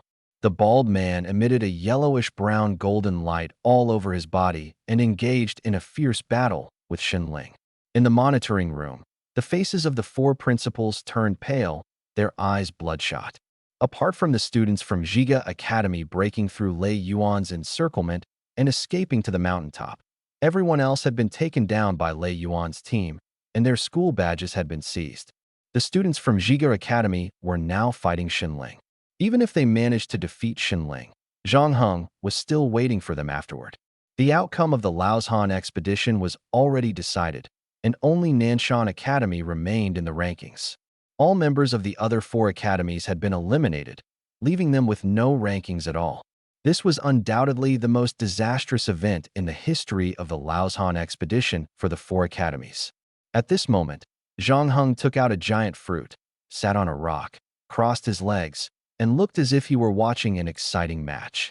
In the monitoring room, Lu Jinlong saw the fiery, glowing fruit in Zhang Heng's hand and revealed a look of shock in his eyes. A mutant fruit, the giant fruit? This guy is actually eating such a precious fruit as a snack? My goodness, how many secrets is he hiding? Lu Jinlong knew Su Liang's background. There's no way Su Liang would buy something so expensive for Zhang Heng. Their academy ranks only 5th in Jiangnan City, with tight funding. So where would they get extra money to buy exotic fruits for Zhang Heng? Exotic fruits can permanently enhance the attributes of ability users, and giant fruit is the best among them. It can simultaneously boost 3 attributes. If sold, it would be worth at least 100 million. Yet Zhang Heng simply ate it without a second thought, treating the fruit as if it were nothing. Ice Frost Cage. Countless ice pillars suddenly appeared in the sky. Bang, bang, bang. The ice pillars fell, firmly trapping the bald man. Xinling snorted lightly, crossed her arms, and smiled smugly. How about it, Baldy? Admit defeat. The bald man, shivering from the cold, struggled to speak. I surrender. I surrender. This woman looked silly, but her strength was at least 3rd tier. He was no match for her at all. Zhang Heng barely made a move during this trip to Mount Lao, clearly holding back his true strength. This year's Nanshan Academy was simply teeming with monsters terrifying. Xinling held the bald man's school badge and walked toward Zhang Heng triumphantly. What are you eating? Xinling stared at him curiously. Zhang Heng wiped his mouth and said, wild fruit picked from the mountains. Xinling said suspiciously, why does it look like the giant fruit I've eaten before? Let me have a taste. Zhang Heng quickly stuffed the fruit into his mouth, swallowing it in a few bites. Using giant fruit, strength +10, speed +10, spirit +10. Hearing the system notification, Zhang Heng wiped his mouth in satisfaction. Xinling shouted, hey, you're so stingy. I just helped you take down that bald guy. Zhang Heng pretended not to hear, and Xinling had no choice for the moment. Soon after, Lei Yuan and the others arrived at the mountaintop, followed by Lin Xinya and her group half an hour later. The entire team from Nanzhong Ability Academy gathered. The other 4 academies were completely eliminated. Everyone handed their school badges to Zhang Heng. Zhang Heng already had 7 badges and now received 33 more. The Mount Lao expedition concluded successfully at noon. The group returned to the foot of the mountain. Most of the injured students were sent to the hospital, while the lightly injured ones stood around waiting for Lu Jinlong, the principal of Zhiga Academy, to announce the final results. The principals of the 4 academies looked grim. This year, their students were completely wiped out. Only Nanzhong Ability Academy emerged as the champion. The news quickly spread throughout Jiangnan City. Nanzhong Ability Academy truly shone this time. Principal Su would surely laugh himself awake upon hearing the news tonight. Lu Jinlong adjusted his breathing and forced a smile at Zhang Heng. Zhang Heng, congratulations to you and Nanzhong Academy for achieving such excellent results. Your principal will definitely be too happy to sleep tonight. Zhang Heng said indifferently. We took 1st place. Is there a reward? This was what he cared about most. 1st place in the Mount Lao expedition should come with some tangible rewards, right? Lu Jinlong smiled awkwardly. Zhang Heng, there is no material reward for 1st place in the Mount Lao expedition, but the honor greatly benefits the school. I believe Su Liang won't be stingy once he hears the news. No reward? Only honor? Zhang Heng sighed helplessly. This was truly a reputation-based competition. He led the group onto the school bus. The bus slowly drove along the mountain road toward Jiangnan City. Nanzhong Ability Academy, Principal's office. Zhang Heng was called into the principal's office. Su Liang looked at him, growing more and more pleased. Zhang Heng, well done. It's a pity I wasn't there to witness the looks on their faces. Haha, You've really brought great honor to our Nanzhong this time. Tell me, what do you want? As long as it's within my power, I'll absolutely make it happen. Zhang Hing thought for a moment and said, I want to leave school for a while and go out to train. Can you approve that? The school program was 3 years long, with military enlistment after that. But after just 3 months at school, he already felt there was nothing more for him to learn here. Rather than wasting time, he might as well go out and see the world. Besides, killing exotic beasts could enhance his strength, and hunting outside was the fastest way to train. Su Liang was surprised. Are you sure? Even if I agree, Captain Chen might not approve it. You don't like school life much. Zhang Heng nodded. There are only 10 people in the elite class, and 4 of them don't get along with me. I'm tired of seeing their faces every day. I prefer the freedom outside hunting and experiencing that kind of life. Su Liang's face darkened as he thought, if Zhang Heng leaves, who will bring honor to the school? This recent trip to Mount Lao, though, I didn't go myself. I heard the 4 schools teamed up against our Nanzhong, and I was furious. Those old guys used ruthless tactics just for the academy rankings. If it weren't for Zhang Heng, we might have lost. He leaned closer to Zhang Heng and whispered, Your identity is special. You can't take risks lightly. Even if I agree, Captain Qin Jianba won't let you go, and the bureau chief and Long Nation would have objections too. He treated Zhang Heng like a treasure, afraid something might happen to him. Zhang Heng looked a bit troubled. Su Liang continued, If you don't like class life and want to train outside, I can have Captain Chen take you to the Public Security Bureau and let you join the guard squad. The guard squad goes outside the city to carry out missions, like eliminating exotic beasts for small villages and rescuing people. Are you interested? Join the guard squad and become a protector? That way, he wouldn't have to stay at school every day. It sounded good. Zhang Heng nodded. All right, but will Captain Chen agree? Su Liang smiled wryly. He's been hoping for this. It's getting late. You should head back. I'll contact Captain Chen. Zhang Heng nodded and walked out of the principal's office. Shen Ling was waiting outside. When she saw him come out, she quickly asked, Hey, I looked up information online. That fruit you ate on the mountaintop was clearly a giant's fruit. I remember your family secretly ate one before. Tell me, where did you find so many giant's fruits? I want some too. Shen Ling grabbed Zhang Heng's sleeve and wouldn't let go. Zhang Heng changed the subject. Let's not talk about that for now. Principal Su wants me to join the guard squad. When the time comes, you might have to come along. What do you think? Shen Ling was stunned for a moment. Join the guard squad. Are you tired of an easy life? I just found this comfortable job, and if you join the guard squad, won't I have to go with you too? Clearly, she was still a slacker. Zhang Heng walked out as he spoke. You misunderstood. I'm not asking for your opinion. I'm just telling you what will happen next. Besides, if it weren't for your master asking me to keep you by my side, I wouldn't take you with me. Shen Ling snorted. With me by your side? I've saved you a lot of trouble. Being with me is your blessing. Zhang Heng opened a spatial gate and walked straight in. Shen Ling was about to follow, but the gate suddenly closed. Damn it, Zhang Heng, you bastard. He grinned, as if he had succeeded. But the next second, his smile became a bit forced. There was someone else in his room. Zhang Tao. Zhang Tao, wearing an apron and holding a broom, was cleaning the room. This cheap old man, who had been missing for months without a word, had actually come back at this moment. Son, haha, did you miss your dad? Zhang Tao hurriedly stepped forward and hugged Zhang Heng tightly. You little rascal, why is there an air mattress on the floor? Isn't one bed enough for you to sleep on? Zhang Heng looked at him in confusion. Why are you back? Did you find my mom? Zhang Tao glared at him. You little brat, can't you even call me dad first?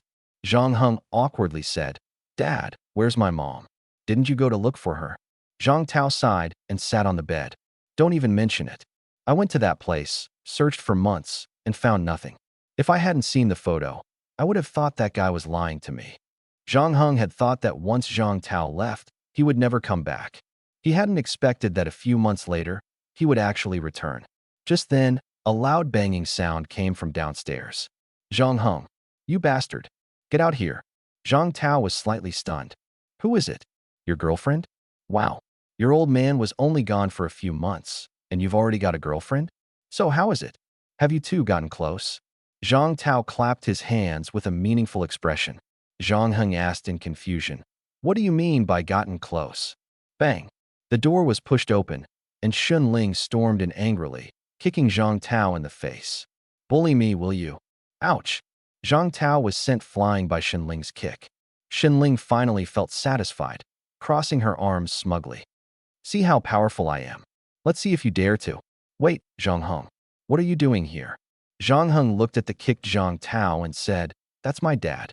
"Why did you kick him?" Shun Ling's eyes widened in shock. "Your dad?" "Oh no, I kicked the wrong person." Uncle, I'm so sorry." Shun Ling quickly helped Zhang Tao up, apologizing repeatedly. I'm sorry. I didn't mean to. I didn't see clearly." "Uncle, are you okay?" Zhang Tao stood up with a smile and waved his hand. It's fine. You two talk. I'll go downstairs to cook." He even winked at Zhang Heng and tossed him a small umbrella as he left. Shun Ling picked up the umbrella curiously and asked, "What's this?" "Uncle, you dropped something." Zhang Heng snatched the umbrella. "This is from my dad." Shun Ling snorted coldly. "Don't think that just because your uncle is back, I won't settle the score with you. Why didn't you take me with you earlier? You made me walk all that way for nothing." Zhang Heng looked Shun Ling up and down. "Go take a shower first. I have something to discuss with my dad." Shun Ling was unhappy and let out a sullen hum, standing still. Zhang Heng went straight downstairs. Seeing this, Zhang Tao quickly asked, "That young lady looks pretty good, almost as good as your mom. You've got some skills, kid, bringing her home to live with you." Zhang Heng said, "Dad, aren't you curious about the results of my ability test?" Zhang Tao's expression changed. "What ability did you awaken?" Zhang Heng looked into Zhang Tao's eyes and said calmly, "S-rank blood demon." Zhang Tao's eyes widened, momentarily stunned. Soon, his expression returned to normal. "S-rank? Really? Blood demon? What kind of ability is that?" Zhang Heng shook his head. "I don't know either. Xin Ling was sent by Longwood to protect me. She is from the Shadow Guard Army, a major." Zhang Tao chuckled bitterly. "You brat, joking about your old man again? How could you possibly awaken an S-level ability? And Longwood even sent a bodyguard to protect you? Stop kidding around." Zhang Heng said, "Dad, I want to know more about the S-level blood demon ability. Can you tell me?" Zhang Tao's expression changed instantly. He stared at Zhang Heng for 3 seconds, his demeanor and tone turning serious, as if he had become a different person. "Don't say another word." The atmosphere grew tense. "Who are you really?" Zhang Tao fixed his gaze on Zhang Heng's eyes. "You're not my son, are you?" Zhang Heng calmly replied, "Of course, I'm your son. Can't you even tell that?" Zhang Tao sneered. "Ever since you woke up that day with a nosebleed, your behavior hasn't been like my son's. Your gaze, tone, actions, even the way you walk, it's like you've become someone else. And just now, you even knew what my ability is. Who are you really? What have you done to my son? I came back just to confirm this. You'd better come clean." The atmosphere shifted dramatically. After all, the other party was an 8th-tier ability user. One wrong word could lead to a fatal disaster. Zhang Tao was already suspicious that the person in front of him wasn't his son. Zhang Heng said, "I really am your son. I just awakened the same ability as you." Zhang Tao was shocked. "Are you saying your ability is also the S-level blood demon? How is that possible? Two people can't awaken the same ability." Zhang Heng directly transformed into his demon form. When Zhang Tao saw Zhang Heng in his demon form, it was like looking into a mirror, except the demon in front of him was much smaller. Unbelievable. How could this be? Zhang Tao's eyes were filled with astonishment. Zhang Heng said, "After my nosebleed, I spontaneously awakened this ability. Xin Ling upstairs is from Longwa's Shadow Guard Army, sent to protect me. Could the awakening of the ability have changed his son?" Only then did Zhang Tao begin to slightly believe that the person in front of him was indeed his son. But the change is too drastic. Zhang Heng explained, "People change, Dad. But I really want to know your true identity. Why have you been hiding it from me for so long?" Zhang Tao put down the cloth in his hand, his face full of fatigue, and walked over to sit in a chair. "I've been living under an alias to avoid drawing attention. If I told you my true identity, how would you even believe me? In your eyes, I'm just an ordinary security guard. But now, everything is different. Others don't know my identity, but our people do. Once they find out you've awakened the same ability as me, how do you think they'll treat you?" Zhang Heng's expression changed, and he asked in a deep voice, "Dad, I think it's time we had a proper talk. Who are you really?" And who are the people you're referring to? At that moment, the door upstairs suddenly opened. Xinling poked her head out and asked with a cheerful smile, "Uncle, is the food ready? I'm starving." Zhang Tao smiled bitterly, glanced at Zhang Heng, and whispered, "The Shadow Guard army sent by Longhua is really something else." He looked up at Xinling and said, "The food is cooking. Just wait a bit longer. Uncle, make extra, okay?" Zhang Heng eats a lot, and if you don't make enough, he won't be full. Xinling giggled and closed the door. Zhang Heng turned back to his father. Zhang Tao, full of curiosity, asked, "What exactly happened to you in the past few months while I was away? Although I'm not here, I've seen quite a bit of news about you online. Who trained you to become like this?" Zhang Heng thought for a moment and said, "Principal Wang Yin of the former Bailong Academy in Jiangcheng, Captain Yi Duoduo of the Night Patrol Team from the Security Bureau, Captain Chen Jianba of the first squad of the Guard Team, and his apprentices. I also usually look up information online." Zhang Tao nodded and said, "I didn't expect you to have received care from so many people." Zhang Heng replied, "Dad, I awakened an S-level ability, so it's normal to receive their care. They're all people from Longhua, and they even sent the Shadow Guard army to protect me." Zhang Tao smiled bitterly. "That's true. Sai son, what should we do now?" Zhang Tao's face was full of helplessness. Zhang Heng walked to the refrigerator, took out some beast meat, and said, "Let us talk while cooking. You can tell me about yourself, Dad." Zhang Tao sighed and headed to the kitchen. "I didn't expect you to awaken the same ability as me. I originally wanted you to live an ordinary life, but now it seems impossible. However, I can't tell you which faction I belong to, nor can I tell you who I really am. I'm just your dad, and that's all you need to remember." "Then is it true that you went to find my mom a few months ago?" Zhang Heng asked. Zhang Tao shook his head. "Your mom passed away during childbirth. A few months ago, I went back because the organization summoned me. Now that the matter is resolved, I've returned. This time, I came back specifically for you." Having discovered that his son was extraordinary, Zhang Tao returned to confirm whether Zhang Heng was truly his biological son. Zhang Heng asked, "Are you planning to leave again? How long will you stay this time?" Zhang Tao shook his head. "I haven't decided yet. I might not come back, or I might return. I can't stay here anymore. If you want to survive, it's best to act like you don't know anything. If I'm saying if one day, someone with a numerical tattoo on the back of their hand comes looking for you, it means they know you're my son. They're coming to kill you. When that happens, don't run around foolishly, understand?" After saying this, Zhang Tao lowered his head and continued cooking. Despite everything Zhang Tao had said, Zhang Heng still hadn't gleaned any useful clues. His dad seemed intent on leaving again.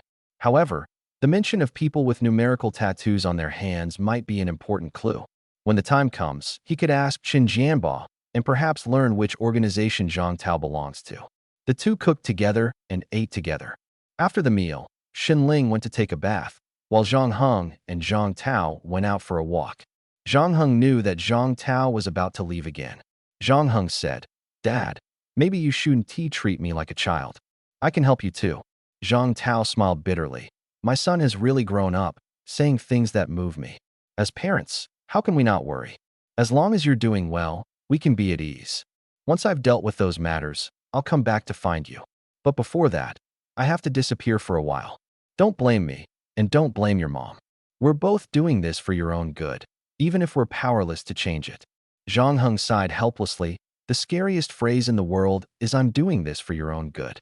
Zhang Tao smiled bitterly again. "Speaking of which, you little rascal, you've really improved.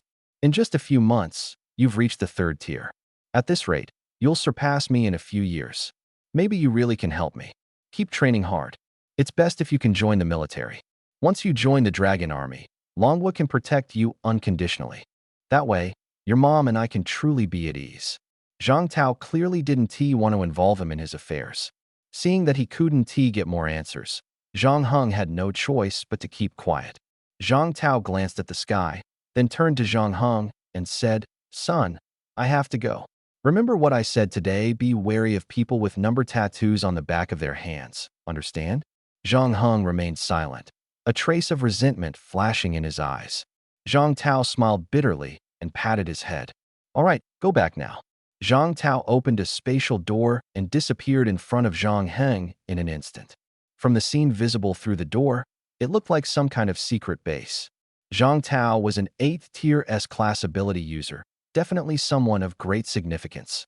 Who was the person with the number tattoo on the back of their hand? Zhang Heng wondered. Back home, Zhang Heng went upstairs and saw Shen Ling lying on the bed playing with her phone. Shen Ling, how much do you know about that underground organization? Shen Ling blinked and asked, Underground organization? Why are you asking about that? Oh, by the way, the meat soup Uncle made today tastes exactly like yours, but compared to my Master S, it's far inferior. Zhang Heng continued to ask, I want to know, what exactly is the underground organization with number tattoos on the back of their hands? Shen Ling's previously relaxed expression immediately turned serious, and she asked in a deep voice, Why do you want to know about this? Clearly, Shen Ling knew quite a few secrets. Zhang Heng said, just curious. If you know, can you tell me? If you don't want to, that's fine, I'll ask Captain Chun and the others tomorrow. I should be able to find out something. Shen Ling shook her head and said, No need to go through all that trouble. I'll just tell you. The underground organization with number tattoos on the back of their hands is the most notorious group on Blue Star, the Death Sequence. Death Sequence is the largest underground organization on Blue Star, terrifying in both strength and numbers. It's the organization Long Country fears the most and their greatest enemy to eliminate. Death Sequence? Zhang Heng's heart trembled. That's the name of the organization? He nodded, then lay down on the bed. At that moment, Shen Ling suddenly crawled over and casually lay beside him, asking, Hey, why are you asking about this? Did you meet someone like that in Jiangnan City? If you did, you should VE said so earlier. We might VE been able to catch them and make a big contribution. Zhang Heng looked at Shen Ling, who was lying beside him playing with her phone, and teased, Shen Ling, did you use my shower gel again? How many times have I told you to buy your own bottle? Isn't that possible? Shen Ling smiled helplessly. You're so stingy. That's your honor, others would be envious. Stop changing the subject. Where exactly did you see someone with a number tattoo on the back of their hand? Zhang Heng replied calmly. I haven't seen anyone, just heard some rumors. Is Death Sequence's combat power really capable of rivaling Long Country? Shen Ling, being a major general of Long Country, had grown up immersed in such matters and definitely knew more than him. She said, Death Sequence is very dangerous. My master said their influence spans across Blue Star, and there are experts within who can rival the forces of war generals underground Long Country. The term flashed through Zhang Heng's mind. Why did Death Sequence want to kill him? Who exactly was his father, Zhang Tao? Did he hide his identity to avoid Death Sequence, or was there another hidden reason? A series of questions left Zhang Heng's mind in chaos. If Zhang Tao didn't take the initiative to explain, Zhang Heng would never find the answers on his own.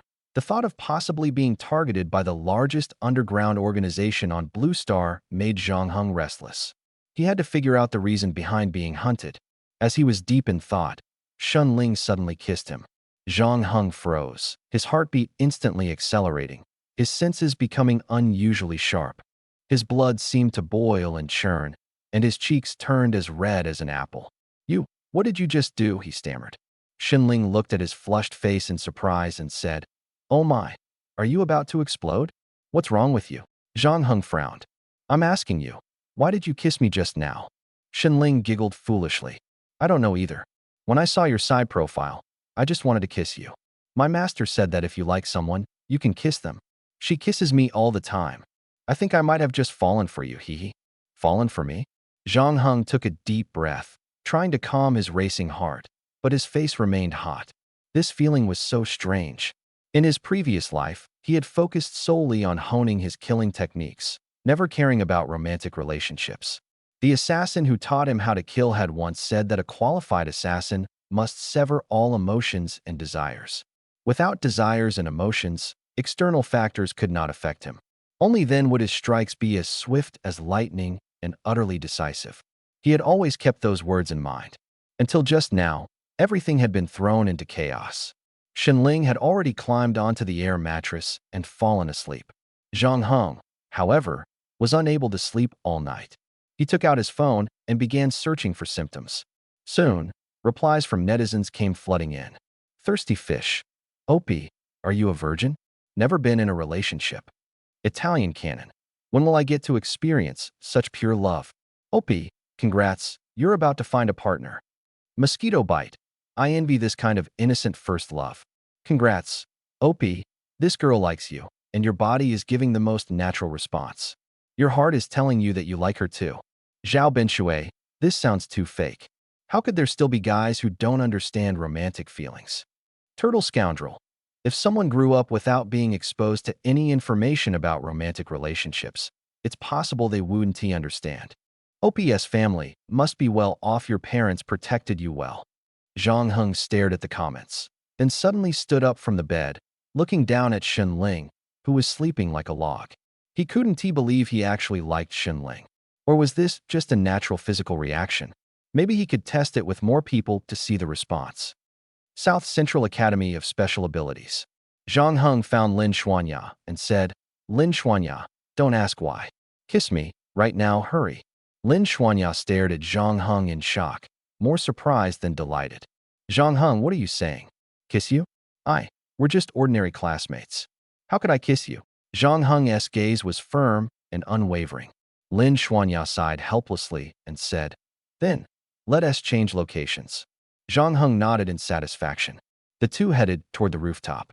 Lin Xuanya was on the verge of breaking down. What was wrong with Zhang Heng today? On the school rooftop, Lin Xuanya looked at Zhang Heng awkwardly. Zhang Heng, do you really want me to kiss you? What are you trying to prove? Zhang Heng nodded. It's very important. Extremely important. Extremely important? Lin Xuanya felt even more awkward. If Zhang Heng truly had feelings for her, he wouldn't usually be so cold. But now he wanted her to kiss him, and even said it was very important. Could it be that he wanted to confirm whether she had feelings for him? Lin Xuanya's mind was racing, her face already flushed red. Zhang Heng's expression darkened. Why was she taking so long? He had seen other women kiss people, and they were always straightforward. Hurry up, class is about to start. Okay. Lin Xuanya, as if receiving an order, mechanically walked up to Zhang Heng, gently cupped his face, and said, This is my first kiss, so? Zhang Heng pointed to his cheek. Kiss here. Just the cheek? Lin Xuanya felt conflicted, unsure whether she was disappointed or something else. She stood on tiptoe and lightly kissed Zhang Heng's cheek. Zhang Heng raised his eyebrows slightly, savoring the moment. It feels like raindrops falling on my face. It didn't feel the same as when Shen Ling kissed him last night. Could it be that he really liked Shen Ling? Damn it. Women were making him weak. Just like Zhang Tao. If his father had been strong enough, he wouldn't have had to live in hiding. It was all because he married a woman. Women made him weak. His master had once said that a strong person must be cold and ruthless, especially toward women. Never get involved with women. Zhang Heng took a deep breath and said, It's fine now, you can go back. This is for you. He took out a giant fruit from his spatial ring. Lin Xuanya's eyes widened when she saw the giant fruit. Zhang Heng, this is a giant fruit. Are you really giving it to me? Just because I kissed you? Zhang Heng nodded. I know this was difficult for you, but I don't have anything else of value on me. Take this. Lin Xuanya was initially surprised, but then understood. If Zhang Heng truly liked her, he wouldn't need to give her anything. If she accepted this giant fruit, wouldn't the kiss just now become a transaction? She suddenly felt very angry. The temptation of the giant fruit no longer mattered to her. I don't want it. You eat it yourself. I'm going to class. With that, Lin Xuanya snorted, turned, and left the rooftop. Zhang Heng's expression changed slightly. What was wrong? Lin Xuanya seemed angry just now. A kiss on the cheek in exchange for a giant fruit, he could endure kissing someone for that. This Lin Xuanya really didn't know how to be grateful. Zhang Heng shook his head helplessly and swallowed the giant fruit in one bite. Giant fruit consumed. Strength plus 10, speed plus 10, spirit plus 10. The enhancement effects of the exotic fruit were indeed remarkable. Zhang Heng immediately felt much stronger. But then, a big problem arose. He actually liked that lazy woman Shen Ling. Was something wrong with him? Comparing Shen Ling and Lin Xuanya was clearly better. Unfortunately, Lin Xuanya's strength was too weak. He personally valued strength more. Zhang Heng returned to the classroom. Lin Xuanya acted as if nothing had happened. Shen Ling's face was full of displeasure. Hey, did you sneak food again? Why is there still something on your mouth? Zhang Heng froze for a moment. He had clearly wiped his mouth. Had he not cleaned it properly? Whatever. Starting today, he decided to keep his distance from Shun Ling and reject those intimate gestures. He looked at Shun Ling and said, "Shun Ling, I advise you not to like me. My standards for a partner are very high. Unless it's a woman as powerful as your master, I won't be interested in anyone else. Don't waste your time." Shun Ling was shocked and said, "You're so full of yourself. My master would never be interested in you. Don't forget, my master wasn't always this strong. I will become just as strong in the future my master promised me." That does make sense. At this moment, a man walked in from outside the door. It was Captain Chun. Captain Chun immediately spotted Zhang Heng sitting in the corner. "Zhang Heng, Shun Ling, you two, come out for a moment." It seemed that Principal Su had told Captain Chun about his unwillingness to stay at the school.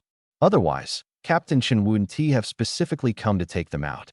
Under the gaze of the other 8 people, Zhang Heng and Shun Ling walked out of the classroom. "Captain Chun, old Chun." Captain Chen smiled wryly and nodded, saying, "Zhang Heng, I understand how you feel. The principal said you don't like staying at school, so why not join the guard squad? We've always been short of people in the guard squad. If the two of you could join, that would be fantastic." However, the principal emphasized that whenever the school has competitions or events, you must return immediately to bring honor to the school.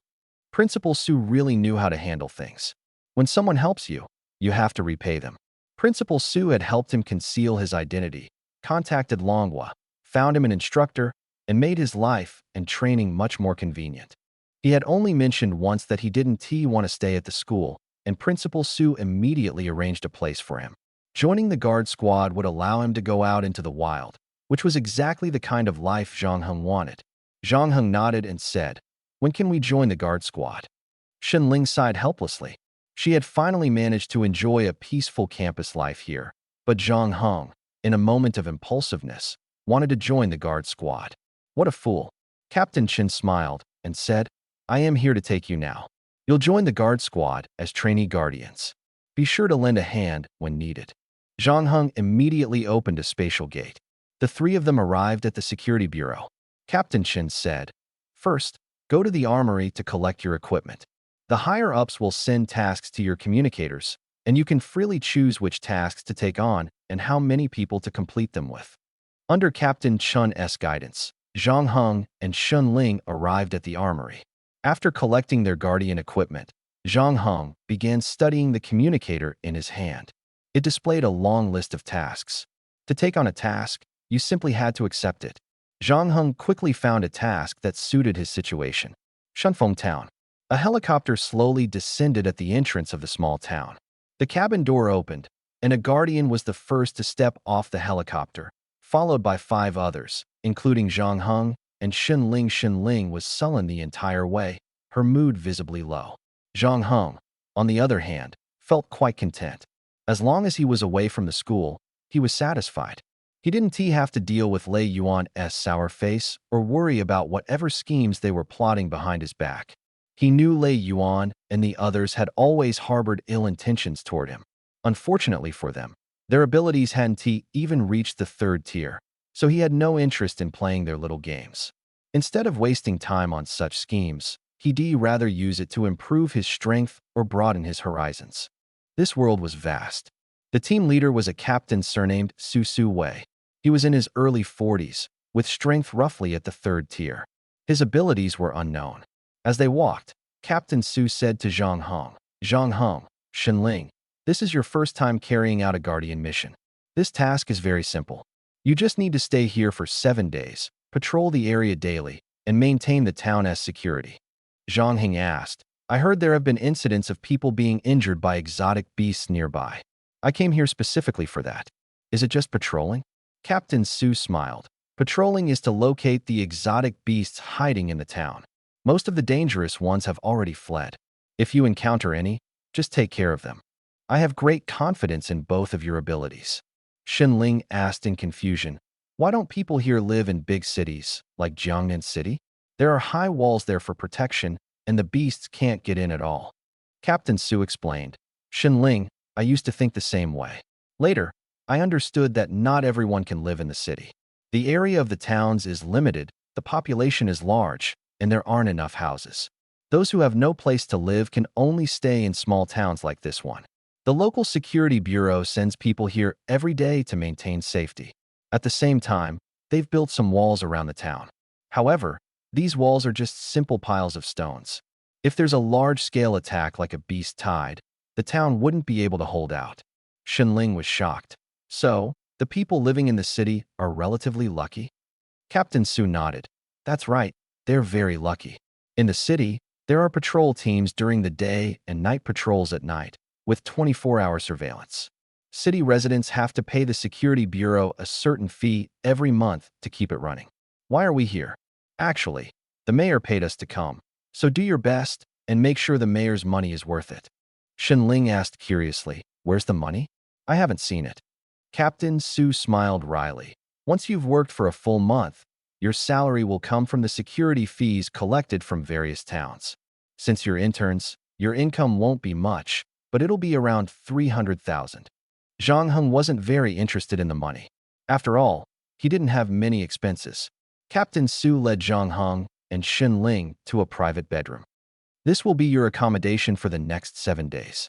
Someone will deliver disposable supplies daily, and there will be cleaning services similar to a hotel. Xin Ling glanced inside the room. 2 beds and a shared bathroom. It was similar to Zhang Heng's home. I need to meet the mayor. You two rest for now, and I'll inform you of the patrol areas later. After entering the room, Zhang Heng felt that this life wasn't what he had imagined patrolling the town. He had thought they would be hunting in the wild. It was completely different from what he had expected.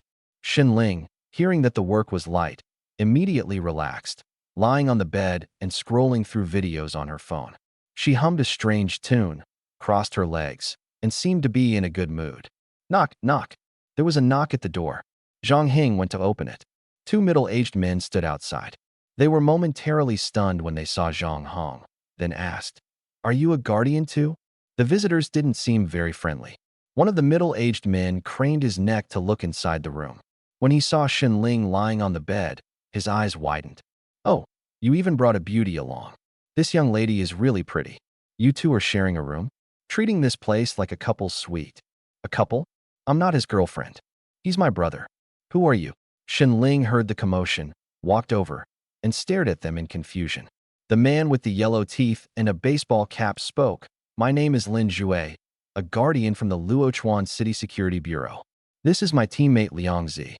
We're here to inform you about the patrol areas." Zhang Heng asked, "Which area will my sister and I be patrolling?" Liang Zi chuckled. "No rush, young lady. How old are you this year? Do you have a boyfriend?" Lin Jue lit a cigarette and started walking into the room. Zhang Heng stepped in front of them. "This is a private area. Sorry, but you can't come in." Lin Jue and Liang Zi looked speechless. "What private area?" "This is the place where the town hosts VIPs. Now that you're living here, we haven't said anything, and yet you're talking about a private area? Move aside. We are your seniors." "Seniors? We're your superiors. You two newcomers better behave, or you'll regret it." Zhang Heng frowned.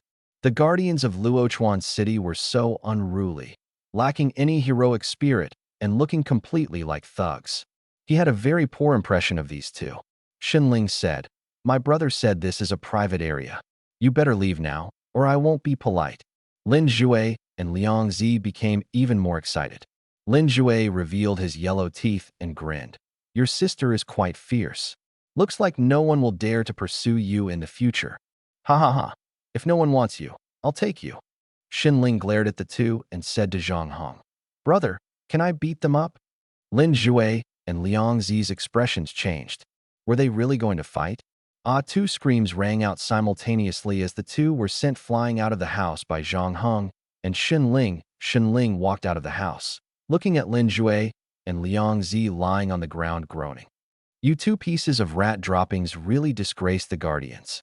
No matter the profession, there are always rotten apples like you. Get lost immediately, or I'll show you what I'm capable of." Lin Jue and Liang Zi quickly scrambled to their feet and ran away. Zhang Heng said, "We still don't know where to patrol." Xin Ling sneered. "The town is so small, why not patrol the whole place? I don't expect to hear anything useful from those two idiots. In the army, there are plenty of scoundrels like them. I beat up everyone I see, and after that, they behave." Zhang Heng simply nodded lightly. These two were indeed excessive. However, he knew this wouldn't be the end of it. Zhang Heng closed the door, put away the key, and the two confirmed their patrol direction before starting their mission. Xinling noticed Zhang Heng's gloomy mood and asked curiously, Zhang Heng, didn't you say you didn't like school and wanted to join the Guardians to go on missions? Now you've got your wish. So why do you seem unhappy? Zhang Heng explained indifferently. It's not quite what I imagined. I thought we'd be attacking large beast nests or hunting down members of underground organizations. But instead, we're just patrolling a small town. Since this is the first mission, I don't have high expectations. I just hope to get more interesting tasks in the future. Xinling looked at Zhang Heng with a strange expression. Are you a bit too fond of fighting? You even raise those disgusting bugs, and your abilities are so weird. I really don't understand you.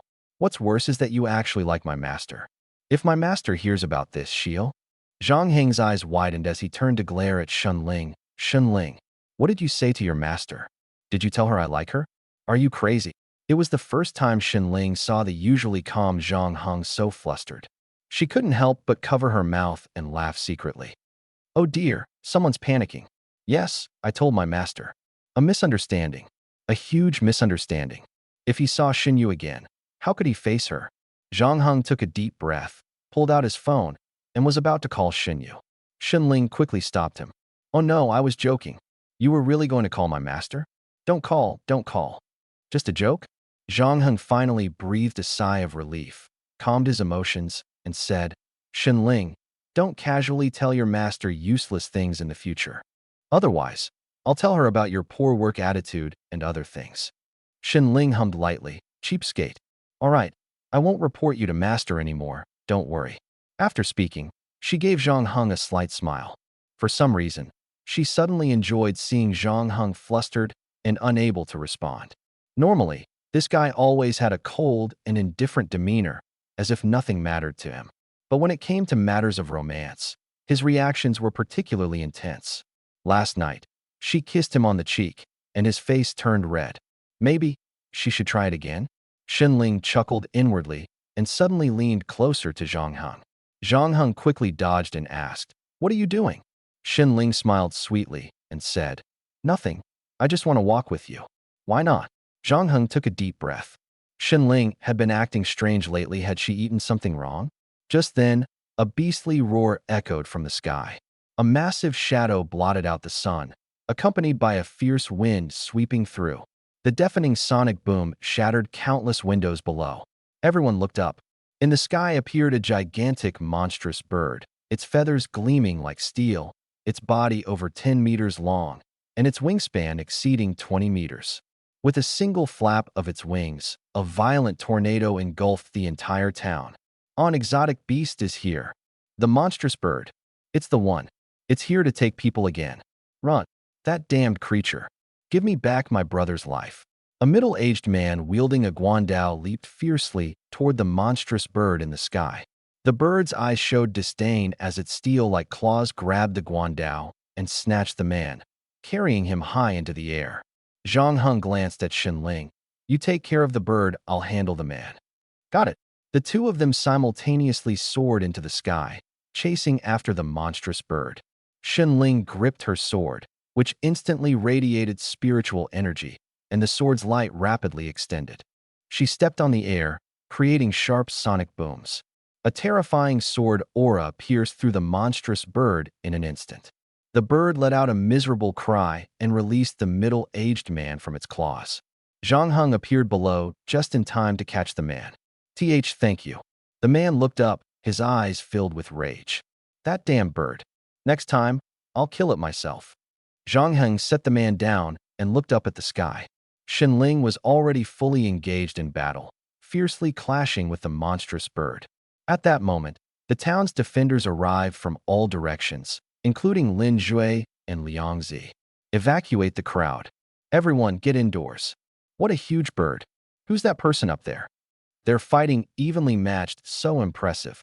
Zhang Heng leaped up as well, delivering a powerful punch to the bird's abdomen. Bang! The bird screeched in pain as Xinling's sword struck it. Her sword collided with the steel like feathers, sparks flying everywhere, and the hard feathers began to shatter. However, the bird's feathers were extraordinarily tough, and it barely sustained any damage. It suddenly ascended higher, disappearing into the clouds. Zhang Heng and Shun Ling landed simultaneously, both looking up at the sky. Shun Ling said, "It's probably a fourth-tier exotic beast. Its feathers are too hard, even my sword couldn't pierce through." A fourth-tier exotic beast had indeed appeared. But for Shun Ling's sword to battle such a massive bird to this extent was already quite remarkable. It seemed that the power of a weapon depended more on its wielder than the weapon itself. Unexpectedly, a fourth-tier exotic beast had casually emerged here. It was clearly not the first time. The middle-aged man Zhang Hong had just saved was still shouting at the bird, "Give me back my brother's life." Evidently, this monstrous bird treated the people here as prey it could hunt at any time. But this time, its luck had run out. The guards of Shunfeng town gathered in full force and began clearing the scene. Captain Su walked up to Zhang Heng and Xin Ling, smiling as he said, "Bringing you two along was the right decision, otherwise that strange bird would have escaped just now."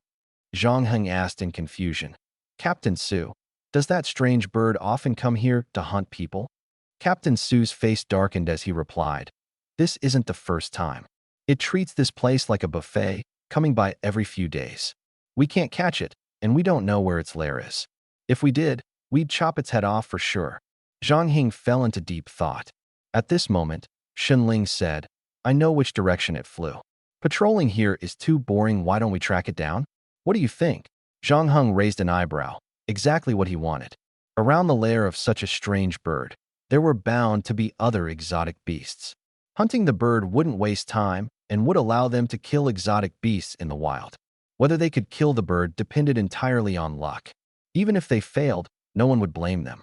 Zhang Heng said, "It's injured. I can use its blood to track its location." Captain Su was surprised. "Really? You can find it?" Zhang Heng nodded. "Yes, there's still its blood on Shun Ling's sword. As long as it hasn't flown too far, I can track it." Captain Su hurriedly said, "Then go track it. Once you find it, don't act recklessly. Notify me immediately." Zhang Heng casually nodded and leaped into action. Shen Ling quickly followed. "Wait for me." Zhang Heng pursued the direction the bird had flown, searching for its location. Shen Ling shouted from behind, "Hey, can you really find it?" Zhang Heng nodded and quickly locked onto the direction. His speed was astonishing. The strange bird was massive, and its flight speed was fast, like an airplane in the sky. "It's over here." Zhang Heng accelerated first, increasing his speed 3 times in succession, instantly leaving Shun Ling far behind. Shun Ling was shocked. "This guy is even faster than before. How did he train? And he doesn't even wait for me." She said this and then chased after him with all her might. The area was filled with towering peaks and overlapping ridges. Countless mountains connected like a giant dragon lying on the ground. Zhang Heng slowed down, his gaze falling on a massive tree in the distance. It was clearly a Tier 3 exotic beast, the Tree King. At the top of the Tree King was an enormous bird's nest, about the size of a basketball court. Zhang Heng's expression changed as he looked at Shen Ling. Shen Ling frowned. "What kind of place is this? I can sense the presence of many powerful exotic beasts. This should be a primeval forest north of Shunfeng town." No ability users had set foot here, allowing exotic beasts to grow freely. No one knew how many Tier 3 or higher exotic beasts were here. Even the appearance of Tier 4 exotic beasts wouldn't be surprising. Zhang Heng said, "Even if we tell Captain Su, the higher-ups probably won't send anyone here." Xinling pouted. "They definitely won't. To deal with exotic beasts in a place like this, they'd need to send at least a battalion. But my master could handle it easily on her own." After saying this, Xinling glanced at Zhang Heng. "By the way, my master said you're too young. She doesn't like people younger than her." Zhang Heng. What kind of conversations does Xinling usually have with her master? Did her master actually consider it? And he was directly disqualified because of his age? Zhang Heng sighed helplessly. Ever since meeting Xinling, his temper had almost disappeared. He changed the subject. "Since we're here, leaving without taking a look would be a waste of the trip." With that, Zhang Heng opened the mission interface. The task displayed 3 objectives. Kill 10 third-tier exotic beasts, reward 10,000 replication points, and obtain a fragment of a universal replication card. Killing 10 third-tier orcs offers the same rewards as killing exotic beasts. The third objective is to kill a fourth-tier exotic beast, the steel iron bird, with a reward of 100,000 replication points and 3 fragments of a universal replication card. The rewards for fourth-tier exotic beasts are indeed much better than those for third-tier ones. He already has 1 fragment of a universal replication card. Collecting 99 fragments will allow him to exchange them for a complete universal replication card. By then, he could directly replicate Master Shenling's abilities. It seems far off, but as long as he keeps killing exotic beasts, collecting 100 fragments is just a matter of time. Zhang Heng landed first and began tracking the surrounding scents. Soon, he discovered that there were quite a few third-tier exotic beasts nearby. Shenling asked in confusion, "Hey, Zhang Heng, aren't we supposed to deal with the monster bird? Why are we running here?" Zhang Heng explained as he walked, "Let's find some third-tier exotic beasts to warm up first. Only in good condition can we deal with the steel iron bird." Killing the steel iron bird would yield 3 fragments of a universal replication card. But the steel iron bird is a 4th-tier exotic beast, and even with Shenling's help, he didn't think it would be an easy fight. Since they were out here, it was better to complete the simpler tasks first before considering the steel iron bird. Shenling thought Zhang Heng was wasting time. To her, this was just procrastination and unnecessary. Zhang Heng took out his double-edged blade, split it into 2, and held 1 in each hand. Turning to Shenling, he said, "You don't need to step in, I'll warm up first." Shenling shrugged. "Suit yourself," her gaze carrying a hint of disdain. Zhang Heng ignored her and quickly charged toward the nearest third-tier exotic beast. It was a creature as large as an elephant, resembling a rhinoceros, standing by the lake drinking water. Its body was covered in rectangular hard blocks, like it was clad in steel armor, and the spiral horn on its nose flickered with purple electric arcs. Without saying much, Zhang Heng directly used Bloodthirsty to lock onto the beast's heart and charged forward. The rhinoceros-like exotic beast turned around in fright, but before it could react, its horn was severed by Zhang Heng. It roared furiously, leaping up and charging at Zhang Heng like a dart. Zhang Heng instantly transformed his body into steel. Thud! The rhinoceros-like exotic beast collided with Zhang Heng, producing a metallic clanging sound. Its massive body was knocked backward, its head bleeding profusely. Zhang Heng quickly approached, and in the moment the beast flipped over, he used his double-edged blade to tightly press against its neck and forcefully push down. The beast's head and body instantly separated. Congratulations to the host for killing a third-tier exotic beast. Replication points plus 3,000. Realm slightly improved. Clap. A sound came from behind. Zhang Heng turned to see Shenling holding a bag of chips, eating as she slightly curled her lips. Wow, impressive. Zhang Heng ignored her.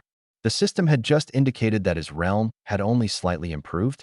It seemed that at the third tier, the speed of advancement began to slow down. Could it be that the higher the realm, the less improvement is gained from killing beasts of the same tier? Only cross-tier kills could significantly boost the realm. Zhang Heng opened the dark space. The corpse-eating bugs immediately swarmed out. They quickly gathered around the rhinoceros-like exotic beast's corpse and began devouring it frantically. The corpse visibly disappeared bit by bit. He felt that the number of corpse-eating bugs seemed to have increased significantly. After finishing, they ran back into the dark space. Zhang Heng said, "Since you're out, don't rush back. Stay and help." The corpse-eating bugs stopped and gathered at Zhang Heng's feet. Shenling saw this scene and couldn't help but laugh out loud. "Haha, this is so interesting. I didn't expect these bugs to understand what you're saying." He was a bug whisperer, able to communicate with corpse-eating insects. These bugs also recognized him as their king. Zhang Heng said, "Even these little bugs are so obedient, yet you, a grown person, are less sensible than them." Shenling frowned. "How can you compare me to bugs? You're the one who's less sensible than bugs." Humph. Zhang Heng snorted lightly and issued a command. The corpse-eating insects burrowed underground and crawled quickly forward. Shenling followed curiously. "Zhang Heng, can these bugs help you attack other exotic beasts?" Zhang Heng nodded. "They can. With their help, I can save a lot of effort." Shenling suddenly looked envious. "It seems your bugs are quite useful. How about giving me some?" I'll raise them too. Train them to run errands for me. Then, when I don't feel like moving, I can order them to bring me tea and water. How wonderful. Zhang Heng was hearing for the first time about raising bugs as servants. Don't even think about it. These bugs only listen to me. Haven't you heard of one mind cannot serve two masters? Xinling scoffed. They're just little bugs. What do they know about loyalty? Whoever feeds them, they'll listen to. Zhang Heng suddenly stopped and corrected her. They're not ordinary bugs. Before you came, Jiangnan City experienced a bug disaster that gave both the ability users and the security bureau a headache. Xinling's expression changed slightly. It wasn't your doing, was it? What kind of logic is that? Zhang Heng shot her an annoyed glance and said, I subdued some of the bugs.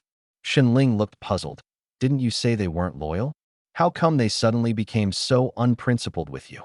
Zhang Heng was truly exasperated by her chatter and patiently explained, because their original master died, I became their sole master. Also, stop wasting my time. If you're bored, go check out those steel birds and think about how we can deal with them. Xinling casually tossed her empty bag of chips and said, All right, I'll go observe them. If I find anything, I'll let you know. Don't thank me. Just leave already. Zhang Heng felt like he was about to lose his mind. Thankfully, Xinling ran off quickly. Watching her retreating figure, Zhang Heng finally let out a long sigh of relief. At last, he could focus on hunting.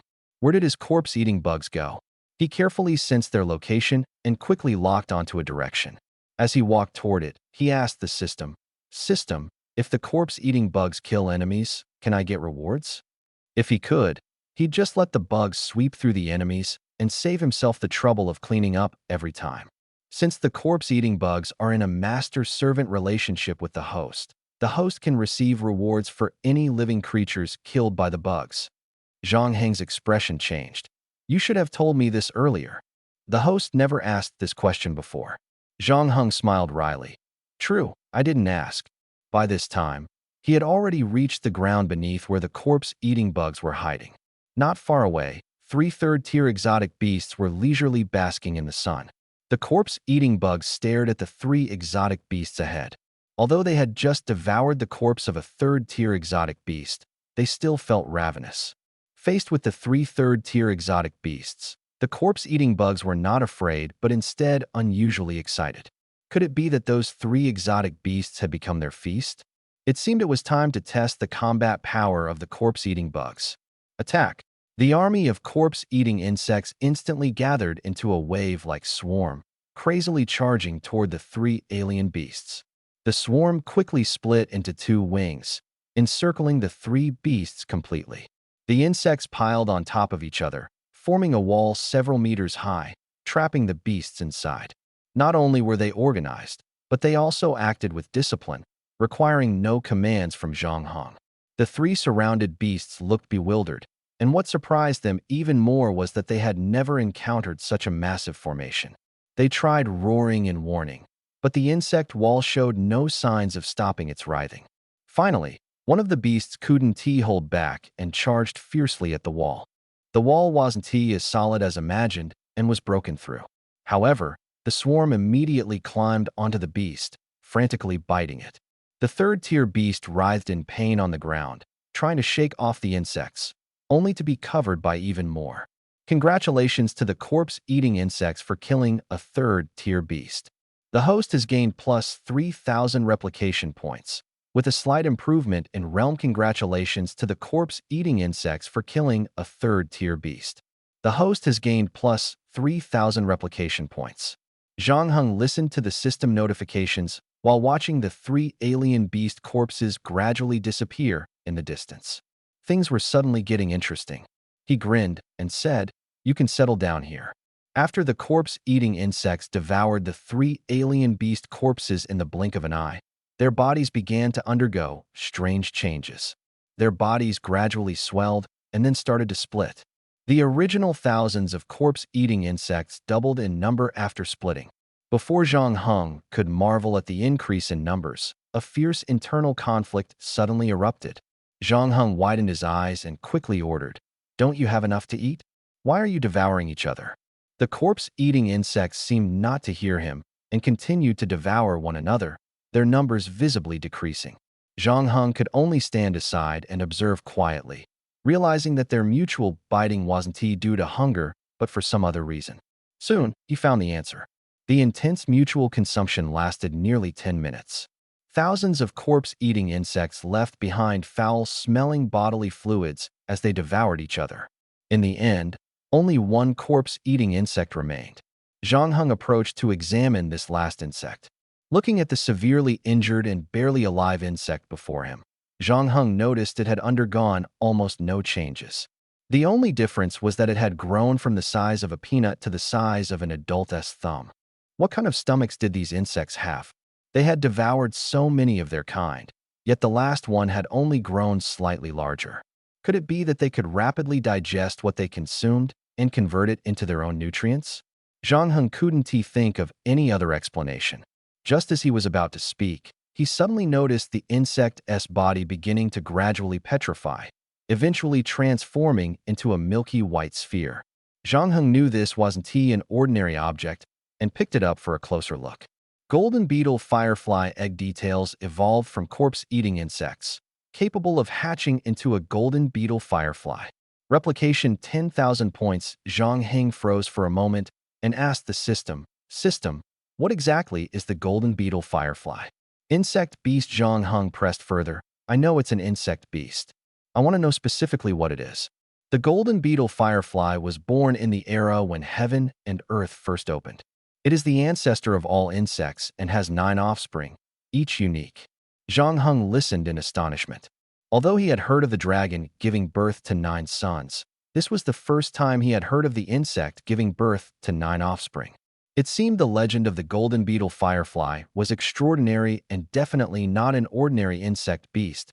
If it can really hatch, its strength is estimated to surpass that of the corpse-eating insect. And it costs 10,000 points to replicate. Definitely not cheap.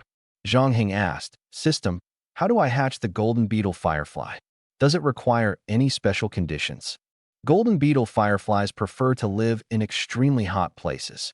To hatch, the egg must be placed in a lava zone and soaked for 7 days. The system's voice took on an ancient tone, as if reciting a long-lost history. Zhang Heng nodded. Got it. This egg won't spoil for now, right? The stone shell is sturdy and can be preserved for 1,000 years. 1,000 years, longer than his own lifespan? It seemed there was no need to worry. Zhang Heng stored the golden beetle firefly egg in the system's backpack and headed deeper into the forest.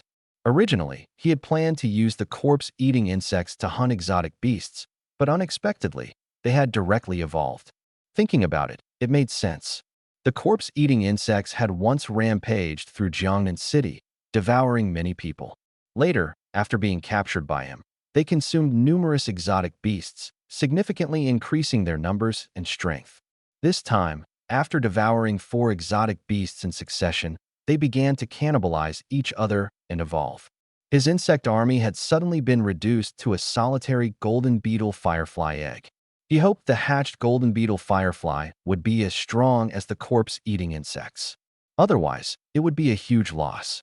Moreover, 1 insect egg was far too few. He needed to find a way to accumulate more replication points and replicate a few more. As he pondered, Zhang Heng unknowingly arrived beneath a massive tree. At that moment, Shunling suddenly descended from the sky. Zhang Heng, run! Zhang Heng froze for a moment and saw Shunling clutching an egg almost as large as herself, rushing toward him. Behind her, a steel-winged bird was in hot pursuit. Shunling darted past him, and Zhang Heng quickly followed. The furious screeches of the steel-winged bird echoed behind them. Zhang Heng hurriedly caught up to Shunling. Is that the steel-winged bird's egg? While flying, Shunling kept an eye on the bird's distance and laughed. Yes, it was wreaking havoc and eating people in Shunfeng town, so I stole its egg as payback. Run. Ha ha ha, this woman is insane. He had only asked her to scout the steel-winged bird situation, but she had actually stolen its egg. Seeing the steel-winged bird relentlessly pursuing them, Shunling turned back angrily. It's still chasing us. Don't you have 2 more eggs? The steel-winged bird flapped its wings, sending countless hard steel feathers shooting toward them. The 2 of them dodged frantically. Shunling fumed. Stupid bird.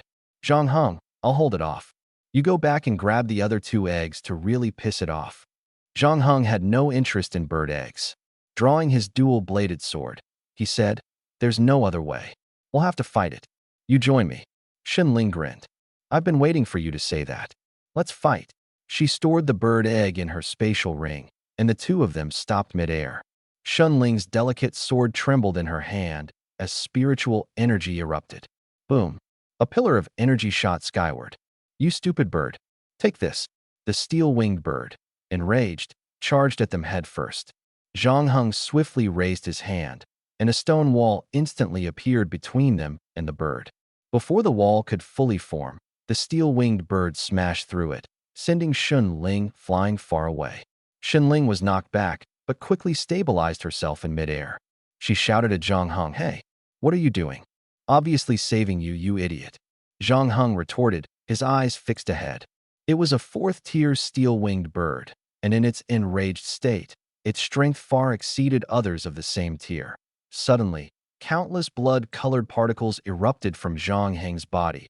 His vitality rapidly ignited, and his physical abilities instantly surged. His skin turned crimson, and a pair of sharp horns grew from his head. Surrounded by blood energy, he looked like a war god emerging from hell, his eyes filled with a frenzied, killing intent. Only one thought remained in his mind: kill. Destroy this world and sky. Shen Ling's eyes widened. It was her first time seeing Zhang Heng activate his blood demon state. She covered her mouth in shock. "Is this your ability?" Zhang Heng ignored her astonishment. Ahead, the enraged steel avian dove down, its sharp claws like knives aiming straight for him. Zhang Heng dashed forward like lightning, grabbing one of its talons, spinning it 900 degrees in midair, and slamming it fiercely into the ground. Boom! A loud crash echoed as a dirt column over 10 meters high erupted from the ground. Zhang Heng then stomped on the column, shattering it, causing the ground to tremble violently and dust to billow everywhere. The steel avian shielded its body with its wings, letting out a heart-wrenching scream. Its wings suddenly spread wide, and its hardened beak struck fiercely at Zhang Heng. A crazed glint flashed in Zhang Heng's eyes as he grabbed the avian's beak with both hands and twisted it forcefully. Rip! The steel avian's beak was torn apart, revealing a crimson, barbed tongue and a mouth lined with hooks. This inflicted severe damage on the Shen Ling said cheerfully. "Such a big egg, whether boiled or stir-fried, it should taste great." Zhang Heng snorted lightly. "All you think about is food. Let's go check it out first. If there's another bird, we'll deal with it together. If not, we'll take the egg and leave." "All right, let's go," Shen Ling said excitedly. The two leapt up and flew toward the nest of the steel bird. Zhang Heng had already killed 4 third-tier beasts. If he killed 6 more, he would earn another reward. The universal copy card fragments couldn't be wasted. He glanced at the taskbar. The countdown for the third task had started, with 23 hours, 58 minutes, and 12 seconds remaining. It seemed the tasks refreshed only once a day. He wondered what the next task would be. The two arrived at the top of the Tree King's nest. Luckily, they didn't find a second steel bird. Zhang Heng placed the 2 eggs into his spatial ring and prepared to leave. Shen Ling asked curiously, "Why aren't you leaving? Are you planning to wait here for another steel bird?" Zhang Heng shook his head and said, "I want to hunt a few more beasts here. You should take the steel bird's corpse back to report, and I'll join you shortly." Shen Ling frowned slightly. "Can I stay with you? I'm here to protect you." Zhang Heng sneered. "Do you think I still need your protection now?" Shen Ling froze, recalling how he had defeated the steel bird earlier. Indeed, with his current strength, he could easily defeat her. How could she protect him now? "So, does that mean there's no need for me to stay by your side?" Shen Ling asked, feeling a bit dejected. Zhang Heng remembered what Shen Yu had once told him. If Shen Ling returned, as a member of the Shadow Guard, she would undoubtedly contact the underground organization immediately. Shen Ling was determined to seek revenge and wouldn't miss any opportunity to confront the underground organization. However, Shen Yu worried about her lack of experience and feared she might get into trouble. Moreover, due to a previous missed task caused by oversleeping, Shen Yu had arranged for him to be here, hoping he could use the opportunity to gain more social experience. Looking at Shen Ling, Zhang Heng said, "I've already gotten used to having you by my side. If you're not here, I'll end up with a headache." Shen Ling cautiously glanced at him and asked skeptically, Really? You don't find me annoying? You don't mind how much I eat? Zhang Heng shook his head. None of that is a problem. Building a good relationship with Shun, you had many benefits for him, so giving her some face was no issue. Xinling suddenly felt proud and cleared her throat, saying, "Well, all right, I'll stay by your side a little longer, hee hee." Xinling happily headed back. Zhang Heng continued hunting in the forest. By the time the task was completed, his copy points had reached a record high 140,000. Although it wasn't much compared to the 1 billion copy points needed, he had already collected 3 universal copy card fragments. If he completed 2 tasks daily, he could gather a complete universal copy card in less than 5 months. Thinking of this, his fatigue vanished. He returned to Shunfeng Town. From the air, Shunfeng Town looked devastated, as if it had just experienced a great battle. Zhang Heng landed and found many parts of the streets destroyed. At that moment, Captain Su ran over. "Zhang Heng, you're back? Are you hurt?" Zhang Heng nodded. "I'm fine. But what exactly happened here?" Captain Su sighed. "I heard you killed the steel bird and brought back its egg." Everyone was thrilled. When Xinling took out the egg to show everyone, another steel bird suddenly attacked us. Fortunately, no one was injured, but the street was damaged. Zhang Heng nodded. "I knew there must be another steel bird. It couldn't reproduce on its own." Captain Su said awkwardly, "That was my oversight. If I hadn't asked Xinling to take out the egg, it probably wouldn't have attracted the other steel bird." Zhang Heng said nothing and asked, "Where's Xinling? I haven't seen her." The noise nearby made him feel a bit uncomfortable. Captain Su replied, "Xinling went after the other steel bird. She said you were back and told you to find her. She also said you have a dog's nose and can sniff out where she is." Zhang Heng's face darkened. This was getting more and more outrageous.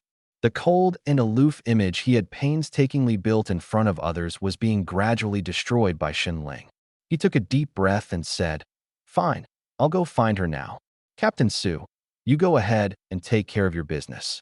Captain Su added, "By the way, 2 of my subordinates who caused you trouble earlier asked me to apologize to you on their behalf. What do you think? Lin Jue and Liang Zi. It must be those 2. Zhang Heng said.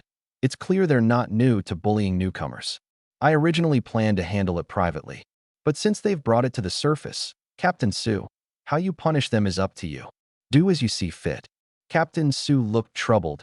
"Don't make me deal with this. These 2 old hands have been around Shunfeng Town for a long time, and many people know them. Although their behavior isn't great, they can be useful in critical moments. How about this?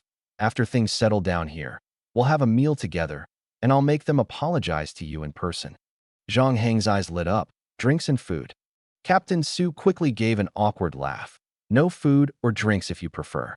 In any case, I'll make sure they apologize to you personally. Can you let them off the hook?" Zhang Heng said, "We'll talk about it when I get back." As soon as he finished speaking, Zhang Heng leaped forward, relying on his dog's nose to sniff out Xunling's direction. She was likely still in the forest from before. He had chased a strange beast all the way here, and seeing that it wasn't far, he flew back, taking the opportunity to test how many times he could accelerate consecutively in the air. Zhang Heng found a secluded spot, opened the space gate, and returned directly to the Tree King's nest. Looking up, he saw a steel bird frozen into an ice sculpture, plummeting rapidly to the ground. The steel bird hit the ground and immediately shattered into pieces. Zhang Heng looked at the fragments on the ground and then up at Xinling, who was radiating cold air. Xinling's clothes were torn in several places, and her expression was as cold as ice. But the moment she saw Zhang Heng, she instantly reverted to her usual self, flying over with a grievance. "Zhang Heng, why did you take so long? I almost couldn't hold on against it, boo-hoo. Almost couldn't hold on." The steel bird was directly frozen into an ice sculpture and shattered into pieces.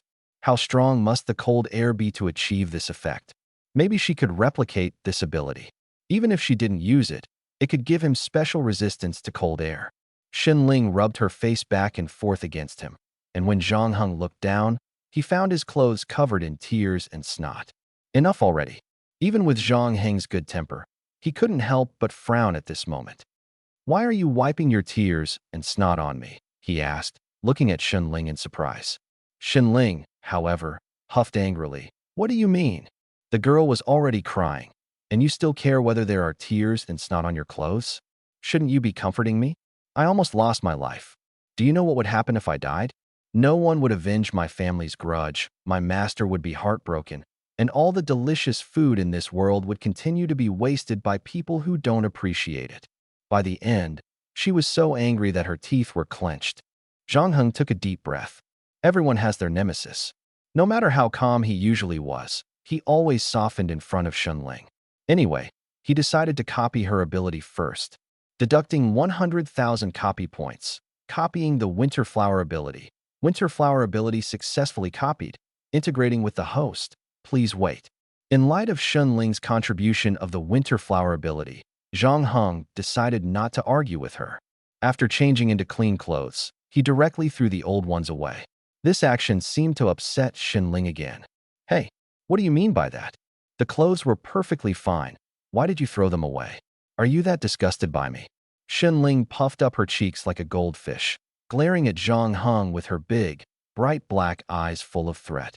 Zhang Heng wasn't intimidated at all. He opened a spatial door and said, "Thanks for your hard work. You can go back now." Shunling snorted lightly. That's more like it. Shunling's strength was indeed impressive. A fourth-tier steel bird. She killed it as she said she would, though she looked a bit disheveled and wasn't seriously injured. No wonder Xinyu personally trained her. As for her personality, judging by how Xinyu often came here to cook for her, this little girl had clearly been spoiled. The two returned to Shunfeng town. The town's guards rushed over, and the residents came out to watch, wanting to see what the heroes who helped solve the steel bird problem looked like. But things didn't go as expected. Zhang Heng and Xinling didn't show up. Captain Su dismissed everyone, saying the two were injured and still recovering. After the residents dispersed from outside their door, Captain Su smiled knowingly and knocked on the door. Xinling was lying inside watching TV, munching away, with chip bags scattered all over the floor. Zhang Heng was sitting cross-legged on the bed, seemingly meditating. Captain Su smiled and said, "Zhang Heng, Xinling, you did a great job this time. I'll report the situation to the City Security Bureau and make sure you get a proper reward." Zhang Heng slowly opened his eyes and looked at Captain Su. That's it.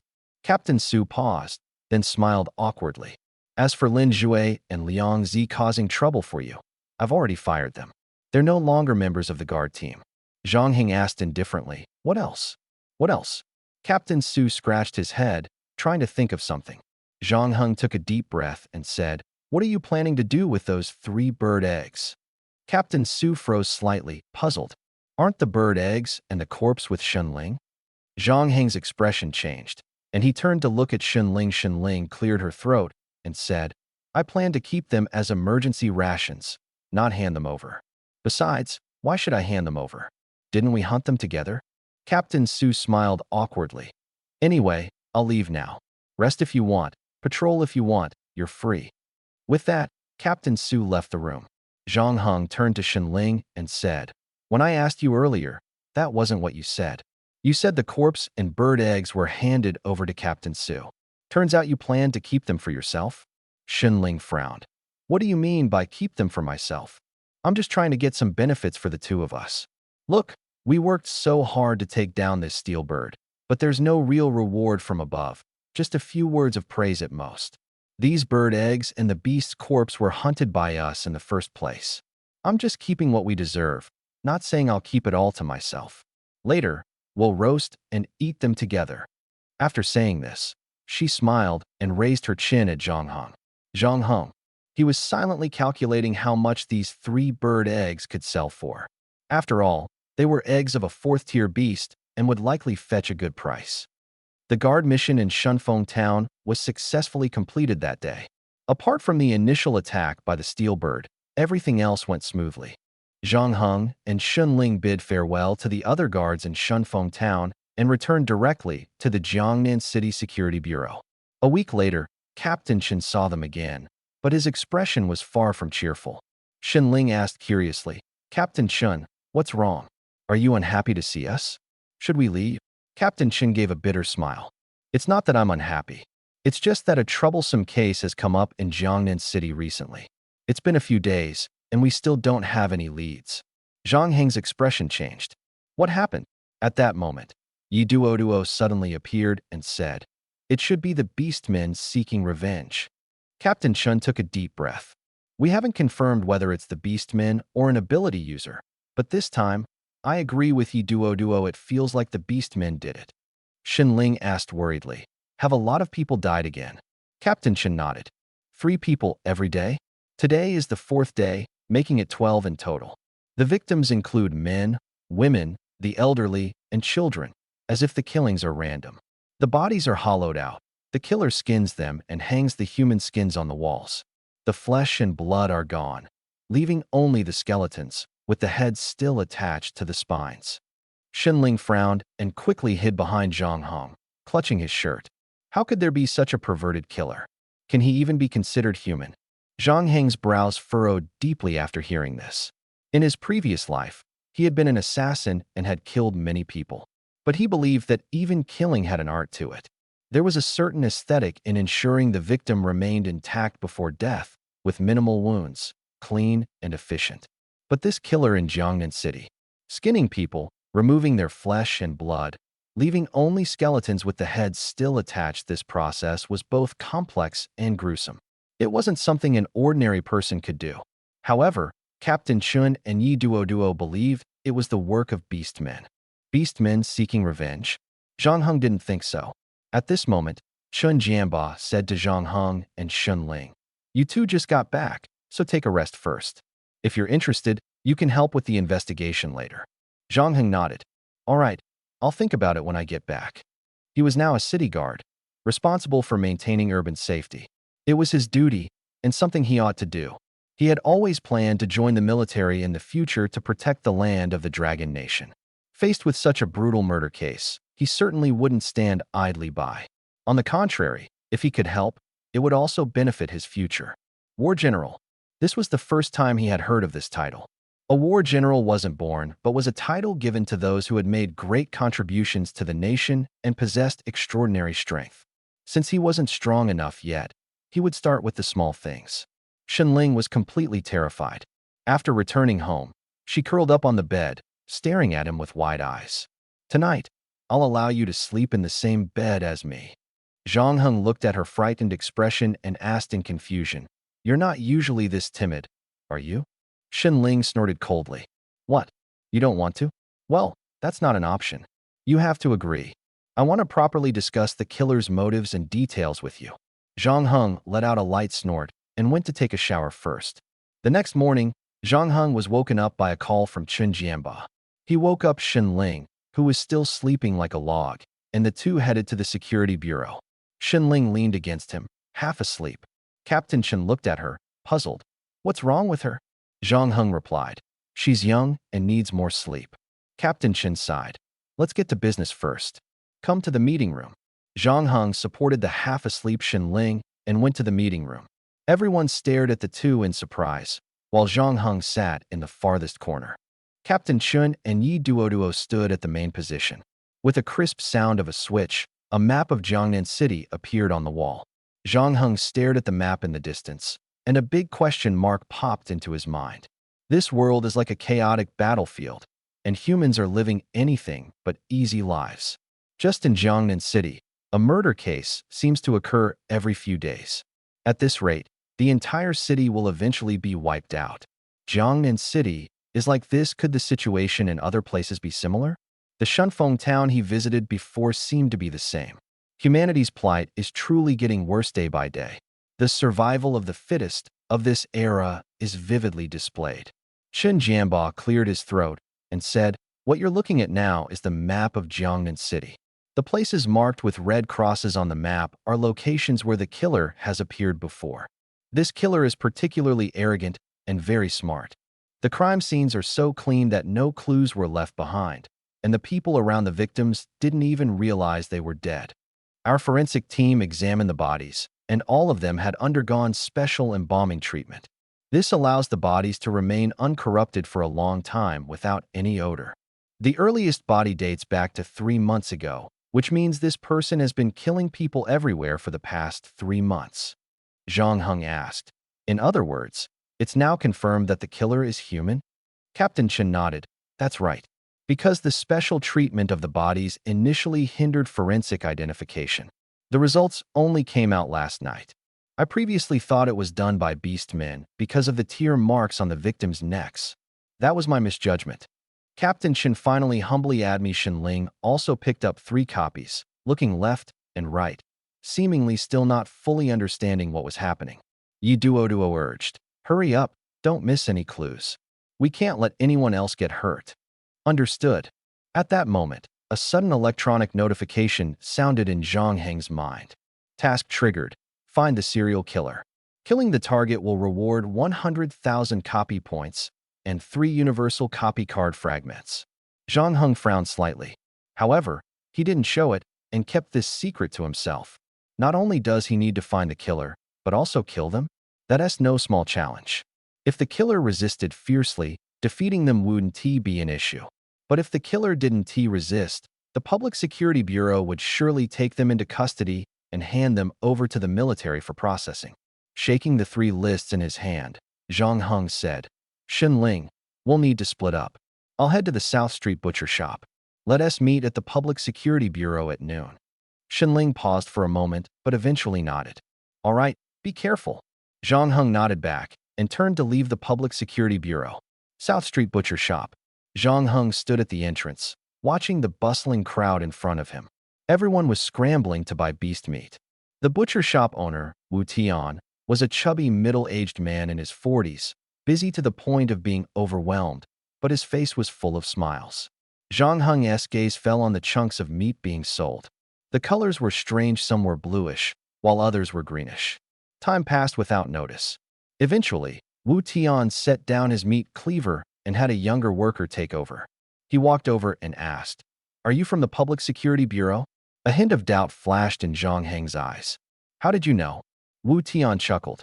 "The Public Security Bureau called me this morning, saying someone would come to investigate today. Plus, you've been standing there for ages without buying anything. The main thing is I recognized you. You're Zhang Heng, right?" Zhang Heng wasn't sure when he had become so well known that even a butcher shop owner could recognize him. He nodded. Wu Tian said, "Come sit in my private room. Ask me whatever you want directly." Following Wu Tian, Zhang Heng entered the small room behind the butcher shop. The space was clean and orderly, with a tea set displayed on a table. Wu Tian began performing a tea ceremony in front of Zhang Heng. "I've been selling meat for over 20 years. I've cut up a lot of meat in my time, but I've never done anything illegal. Young officer, what is it you want to ask me?" Zhang Heng asked. "I want to see your freezer and inventory records." Wu Tian froze for a moment. "No problem. The freezer is in the room at the back. Follow me." Leading the way, Wu Tian took Zhang Heng to the freezer. A massive cold storage unit came into view. As soon as the freezer door opened, an icy chill rushed out, but Zhang Heng didn't feel anything. After all, he had already fused with his ice element ability. Wu Tian said, "Take a look inside yourself. Let me know if you find anything." Zhang Heng stood at the entrance but didn't go in immediately. Instead, he said, "Prepare the inventory records first. I'll need to check those next." Only after saying this did he step into the freezer. Walking through the cold storage, Zhang Heng recalled Captain Chun's suspicion that the victim's flesh had been stripped and that meat sellers might be involved. However, Wu Tian remained exceptionally calm, showing no concern about being investigated. After a brief walkthrough, Zhang Heng noticed Wu Tian had followed him in at some point. Wu Tian smiled and asked, "Young officer, I, Wu Tian, am not involved in anything illegal. Found anything yet?" Zhang Heng continued walking, appearing as though he was searching for something, until he reached a corner of the cold storage. Wu Tian followed him, awkwardly smiling. "Captain, if there's nothing to find, let's head out first. It's too cold for you in here, and keeping the door open wastes electricity." Zhang Heng glanced at the carpet on the floor and curiously asked, "Why is there a carpet here? There's none in other places." As he spoke, he stepped on it. "This carpet won't last long, it's still soft. At this temperature, it should have hardened long ago." Wu Tian laughed. "Captain, you really notice everything." "You're right. I specifically placed this carpet here. Someone accidentally spilled a drink on the floor before, and it froze, causing someone to slip and fall. After you left, I had the ice scraped off. If you don't believe me, You can lift it and check. Zhang Heng walked over and kicked the carpet. Suddenly, Wu Tian shouted and charged at him, holding a bone scraper knife. Why are you so annoying? I'll finish you off. Zhang Heng smiled faintly, tilted his head to dodge the strike, grabbed the knife handle, and slammed it forcefully onto the ground. Thud! Wu Tian was knocked back, rolling into the corner. Beneath the carpet, something resembling a door was revealed. There was actually space below. Realizing he was no match, Wu Tian quickly begged for mercy. Captain, I beg you. I'll give you any amount of money. Just help me keep this secret. Zhang Heng asked, what's below? Wu Tian swallowed hard. A few women. Women? Kept captives? Zhang Hen's some team members wanted to dress them, but they resisted fiercely. Are you from the Security Bureau? You're really meddling in other people's business. I voluntarily let my husband lock me up here. We all volunteered. Our husbands treat us well. We're safe here, and you've ruined everything. You bastards. Old Who snorted coldly. Take them away by force. I don't care if it's voluntary or not. If it violates human rights, it must be dealt with. The three naked women were wrapped in blankets and forcibly taken away by the Security Bureau team. Zhang Heng and Old Who continued upstairs, while the others carried away the unconscious Wu Tian. Zhang Heng said to Old Who, I discovered this unintentionally. I still have 2 people to visit, so I'll head out first. Old Who nodded. Thanks for your hard work. I'll let you know the results as soon as possible. Zhang Heng waved goodbye, looking rather uninterested. He flagged down a taxi by the roadside and headed straight to the second location. After finding nothing there, he went to the third place, the largest surgical hospital in Jiangnan City. He was there to meet the renowned chief surgeon, Ho Chong. Since the Security Bureau had called ahead, the busy chief Ho Chong took an hour off to meet Zhang Heng. In the lounge, Ho Chong, dressed in a white coat, walked in with a smile. Sorry, my afternoon surgeries are fully booked. I just finished one and rushed over. Have you been waiting long? How should I address you? Zhang Heng, just call me Xiao Zhang. Ho Chong smiled. Xiao Zhang, I wonder what the Security Bureau needs from me. Zhang Heng looked at the slightly plump, slick-haired man in his 40s and got straight to the point. We've recently encountered a case where the victim's entire body was stripped of flesh and treated with preservatives, leaving only the head intact. I want to know, to achieve this, would the perpetrator need medical knowledge? Ho Chong's eyes widened. That's too twisted. How could something like this happen? Zhang Heng replied calmly. In this era, no one is truly sane. Some hide their madness, while others find ways to release it. If they can't release it, they'll do something insane. Ho Chong nodded in agreement. You're right. How do you release your madness? Zhang Heng answered calmly. Like everyone else, by hunting mutant beasts in the wild. Ho Chong gave an awkward smile. If hunting mutant beasts can release madness, why would anyone do something insane in the city? Maybe some people can't leave the city, so they target those around them, or perhaps patients.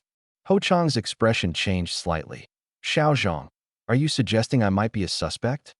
Zhang Heng glanced down at the file on Ho Chong in his hand, then looked up and said, until the case is solved, everyone is a suspect. Don't misunderstand, Chief Ho. Back to the question. To do something like this, would the perpetrator need medical knowledge? Ho Chong answered without hesitation. Of course. To strip flesh cleanly from a human body while keeping the skeleton intact and treating the corpse specially, you'd need medical expertise. Zhang Heng listened intently. Ho Chong continued. All the doctors in our hospital understand this. To achieve what you described, the perpetrator would need to tie the corpse to a specially designed bed, head down. Then, they'd cut open the carotid artery in the neck to let the blood drain naturally. Once the blood is drained, they'd freeze the corpse. A frozen corpse is easier to. Zhang Heng nodded. So, all the surgeons in this hospital could potentially be the murderer. Ho Chong smiled awkwardly and said, theoretically, yes. However, when it comes to embalming a skeleton, that's a different matter. Only the people in the dissection room can handle that kind of work. Zhang Heng was a bit puzzled. Is it difficult for others to learn embalming techniques? Ho Chong shook his head. Not particularly difficult.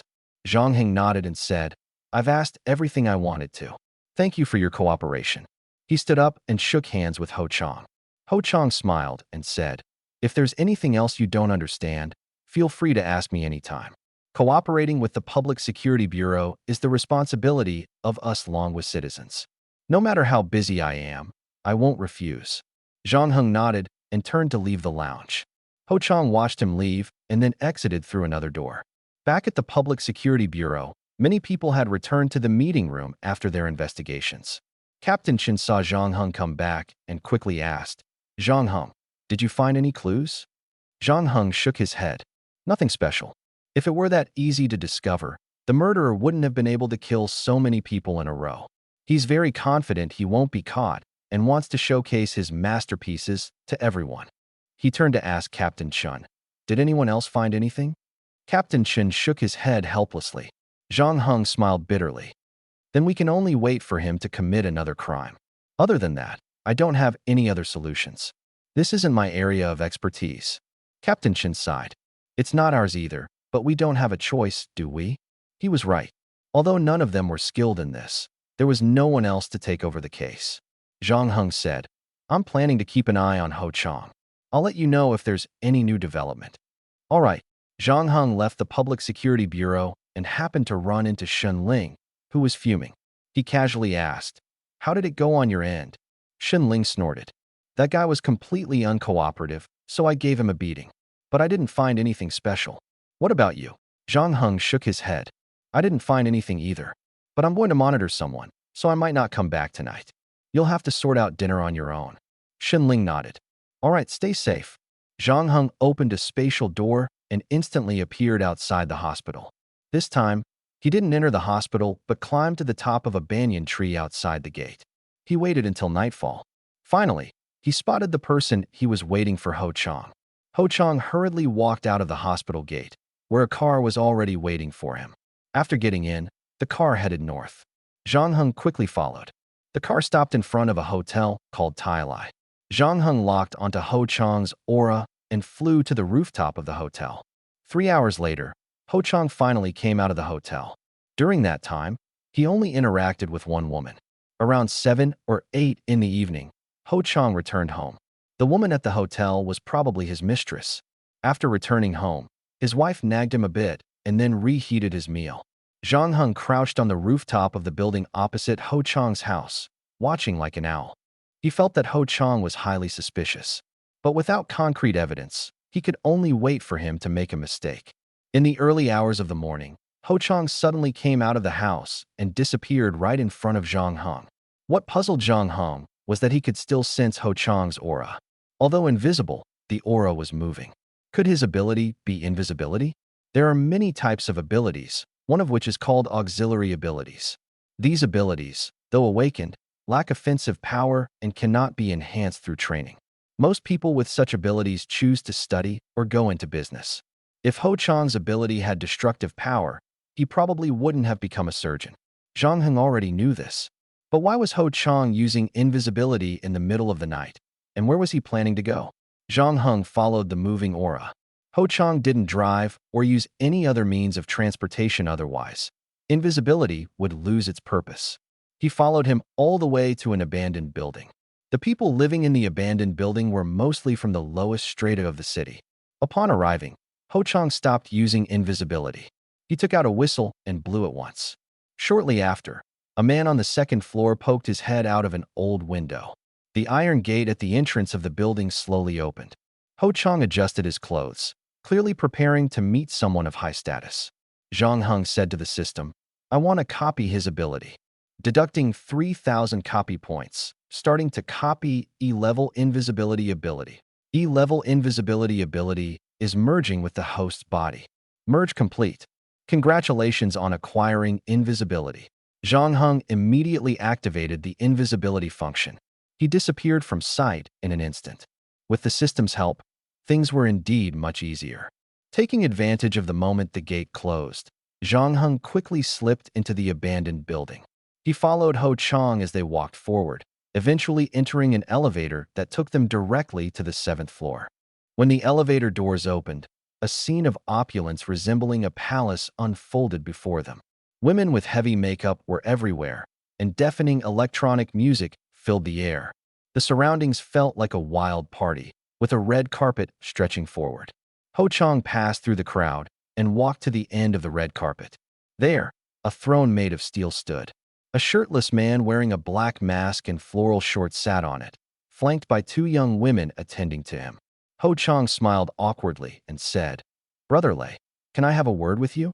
The masked man glanced at him and laughed. "So it's Ho Chang. All right, let's talk in my room." Ho Chang nodded and followed him to a large door at the back. The door opened automatically, revealing an interior resembling a crystal palace, glittering and futuristic. Ho Chang sat on the sofa with practiced ease and looked at the masked man, saying, "Thanks to you, Brother Lei, I perform 10 surgeries a day now, and my income has greatly improved." However, Lei Yong interrupted with a smile. "Let's not talk about other things for now. The higher-ups want another 200 kilograms of meat to be completed within 3 days. Can you handle it?" Ho Chang smiled bitterly. "Actually, that's why I'm here. I recently found out that someone has been leaving evidence at the scene, and this has been going on for months. This has caught the attention of the Security Bureau. I hope Brother Lei can help me find that person." Lei Yong paused for a moment. "Are you saying that besides you, someone else is doing this?"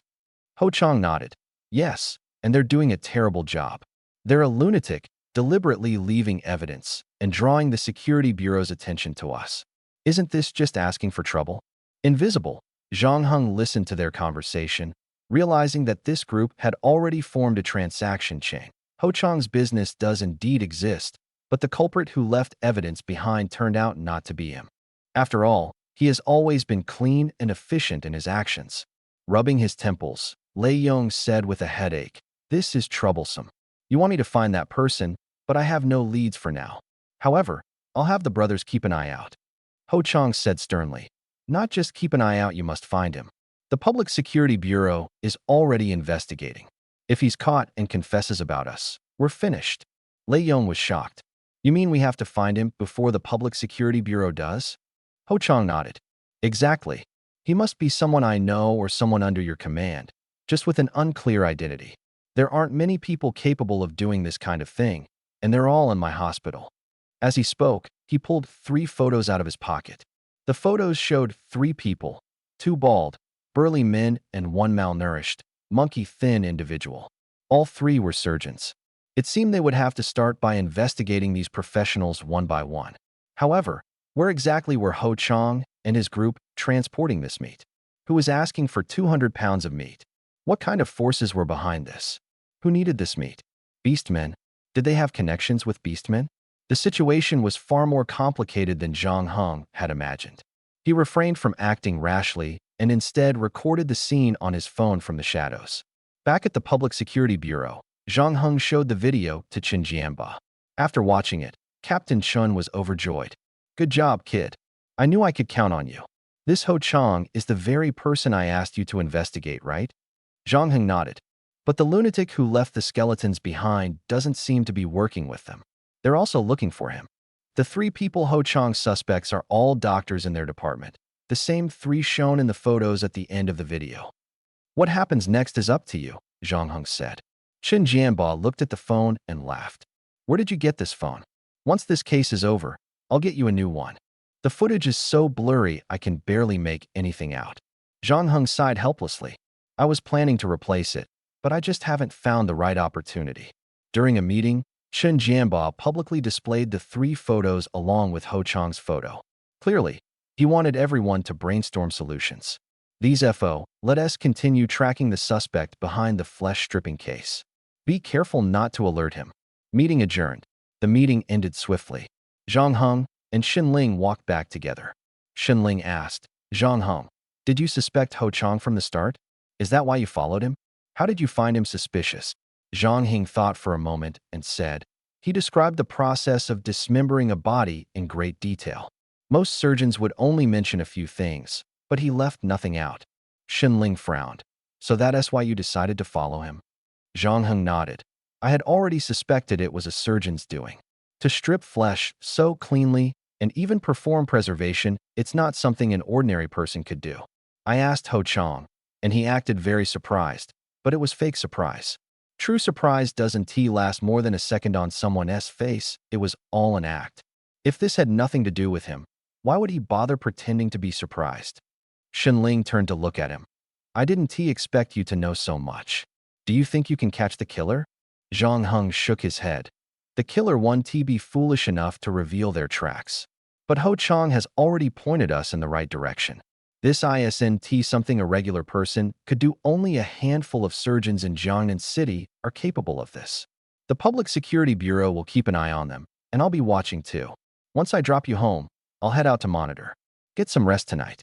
Xinling nodded, knowing she couldn't be of much help.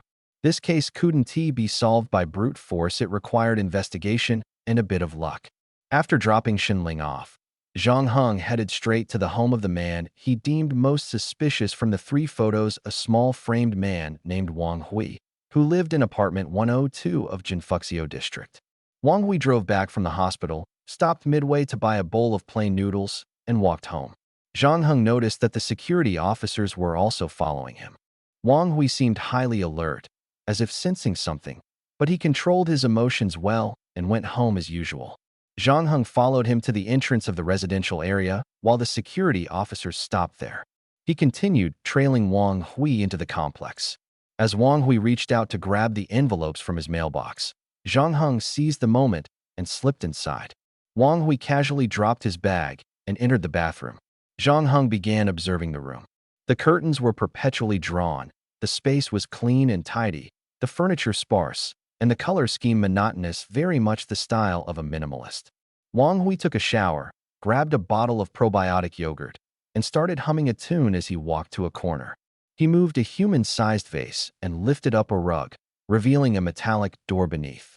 A faint smile curved at the corner of Zhang Heng's lips. Experts could always recognize other experts at a glance. Zhang Heng had judged correctly. This Wang Hui was no ordinary surgeon who would build a basement in their own home. Wang Hui opened the door, revealing a staircase leading underground. As the door was about to close, Zhang Heng silently slipped down the stairs. Below was a massive underground space. Wang Hui turned on the lights, and as far as the eye could see, it was filled with glass cabinets. Inside the glass cabinets were countless human skeletons and skulls, meticulously preserved and arranged in various artistic poses, displayed as though they were works of art. At this point, Zhang Heng was certain Wang Hui was indeed the flesh-stripping case killer. Wang Hui walked to the far end of the basement, where there was an iron bed. Directly in front of the bed was a cage. Inside the cage were several women, stripped of their clothing.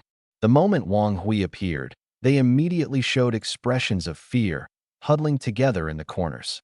Zhang Heng noticed that almost all of the women had their tongues cut out, rendering them completely mute. Some had even had their eyes gouged out. Wang Hui walked up to the cage, his expression serious and focused, his gaze fixed on the few women huddled in the corner. He looked as if he were performing a solemn task. He was selecting his target.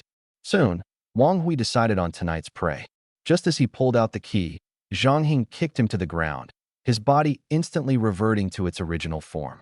Wang Hui looked at Zhang Heng in surprise, but revealed a faint smile. "How did you get in here?" His expression showed no trace of fear. Wang Hui wiped the blood from the corner of his mouth, stood up with a smile, and stared at Zhang Heng. "Go ahead, tell me, how did you get in here?" Zhang Heng replied coldly. "You really went all out, creating such a twisted space. Aren't you worried at all that your madness will be discovered?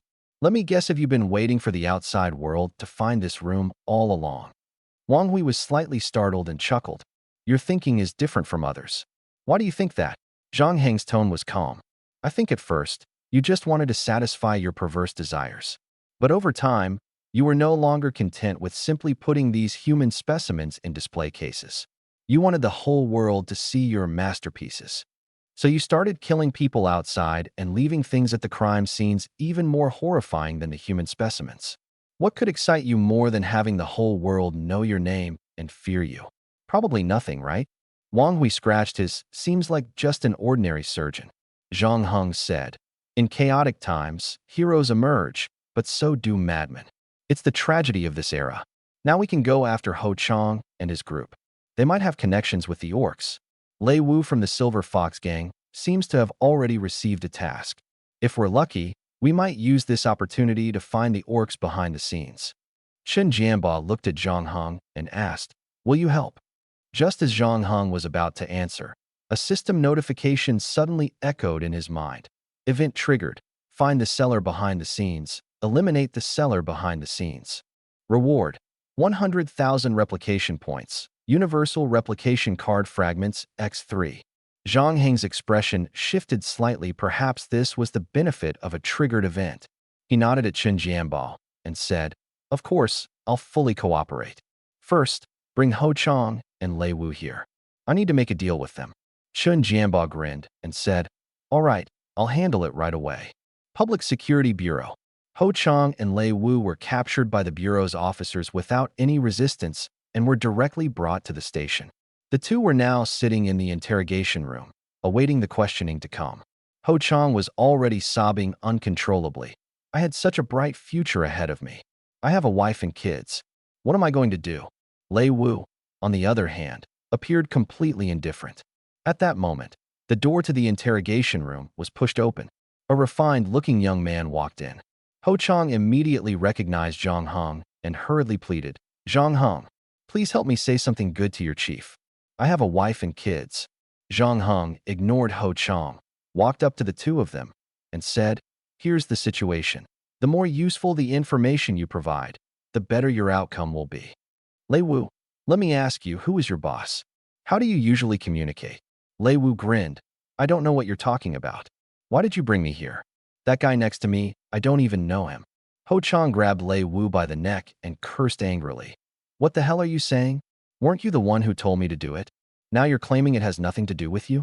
Are you trying to get me killed?" Lei Wu slapped Ho Chang to the ground and spat on the floor. "Mad dog? Daring to bite me? Do you even know who I am?"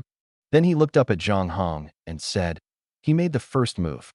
Does this count as self-defense?" Zhang Heng nodded. "Of course it does. I saw it all and will vouch for you." Lei Wu raised an eyebrow. "You're quite interesting. But I'm really innocent. When are you going to let me go?" Zhang Heng said calmly. "Back to the question, have you thought about how to answer it?" Lei Wu scratched his ear. "I really don't know." Zhang Heng stared at Lei Wu, and Lei Wu suddenly felt an indescribable sense of danger. He looked up at Zhang Heng and said, "If I tell you, what's in it for me?" Zhang Heng replied, "At the very least, you'll keep your life." Lei Wu sat up slightly and said, "Keep my life? Do you even know what I'm about to say?" Zhang Heng looked at Lei Wu in front of him. Lei Wu snorted lightly. "My superior is an orc, but as far as I know, these orcs are also connected to the death sequence. Soon, they'll be coming to me for a new batch of goods. If you can catch one of them, you might find a larger orc group or even clues about the death sequence. I tell you all this, and all I get is my life spared." Zhang Heng smiled. "Since you're being so straightforward, I won't waste words either. When will they come to pick up the goods?" "I'll go with you." Lei Wu shook his head. "You need to tell me what will happen to me in the future first, then I'll tell you when they'll come. Besides, the timing has to be decided by me. I've dealt with them for years, and they trust me completely. I'm also taking a huge risk. If they find out I betrayed them, the orcs might not spare me. The largest underground organization, Death Sequence, will definitely hunt me down to the ends of the earth. I want freedom and a brand new identity. Meet my demands, and I'll help you." Zhang Heng looked at the camera above and said, "Let them in." Not long after, Chen Jianbao and Yi Duoduo walked into the interrogation room. Lei Wu looked at them and said, "Now that's more like it. I've just stated my conditions. What do you plan to do?" Chen Jianbao glanced at Lei Wu. "Freedom and a new identity, those aren't decisions I can make. But if you can lead us to the orcs behind this and help us obtain intelligence on the orcs and death sequence, we will treat you leniently. However, you need to deliver results first, otherwise, we won't agree to anything lightly." Lei Wu took a deep breath and said, "I can make one phone call and tell them the location. They'll send someone over, and both Death Sequence and the orcs will show up. Death Sequence will deliver dragon coins, and the orcs will handle the goods and deliver the exotic fruits. I can make the call right now." Chen Jianbao said, "All right, make the call now." Lei Wu raised his hands. "My phone is in my spatial ring. You'll need to unlock the ability restraining handcuffs first." Zhang Heng looked at Chen Jianbao and asked, "What's his ability?" Lei Wu grinned. "Afraid I'll escape? This is the Security Bureau. How could I possibly escape? You're too nervous." Chen Jianbao pulled out a tablet, retrieved some information, and handed it to Zhang Heng. Zhang Heng skimmed through Lei Wu's profile briefly. Under the abilities section, it read, Sea-level werewolf bloodline. He returned the tablet to Chen Jianba and personally unlocked the restraining handcuffs for Lei Wu. Lei Wu snorted lightly, took out his phone from the spatial ring, made a shoot gesture, and began dialing. A few minutes later, Lei Wu hung up the phone and said to the three people in front of him, If I'm not present, they definitely won't show up. I'll cooperate fully with you, and I hope you'll keep your word when the time comes. The three exchanged glances, but said nothing. In a canyon outside Jiangnan City, Lei Wu walked forward alone. Suddenly, a helicopter descended from the sky and landed slowly. A man with a black cloth covering his face and a lion-faced orc stepped off the helicopter. They walked up to Lei Wu. The orc reached out to take the box in Lei Wu's hand, but Lei Wu blocked him. Big Lion, don't rush. I need to ask Kai Xian a question first. Kai Xian was the man with a numerical tattoo on the back of his hand. The numbers on Death Sequence members' hands represent how many people they've killed. The more kills, the stronger they are. The Kai Xian in front of him had 766 tattooed on his hand, indicating he had killed 766 people. Kai Xian stared at Lei Wu and asked, What question? Lei Wu took a deep breath and said, Something happened in the city recently. While they were talking, they didn't notice the thick fog gathering at their feet. Night had fallen, but they paid no attention. After hearing Lei Wu out, Kai Xian shook his head. No, we don't have a second buyer. It must be a mistake.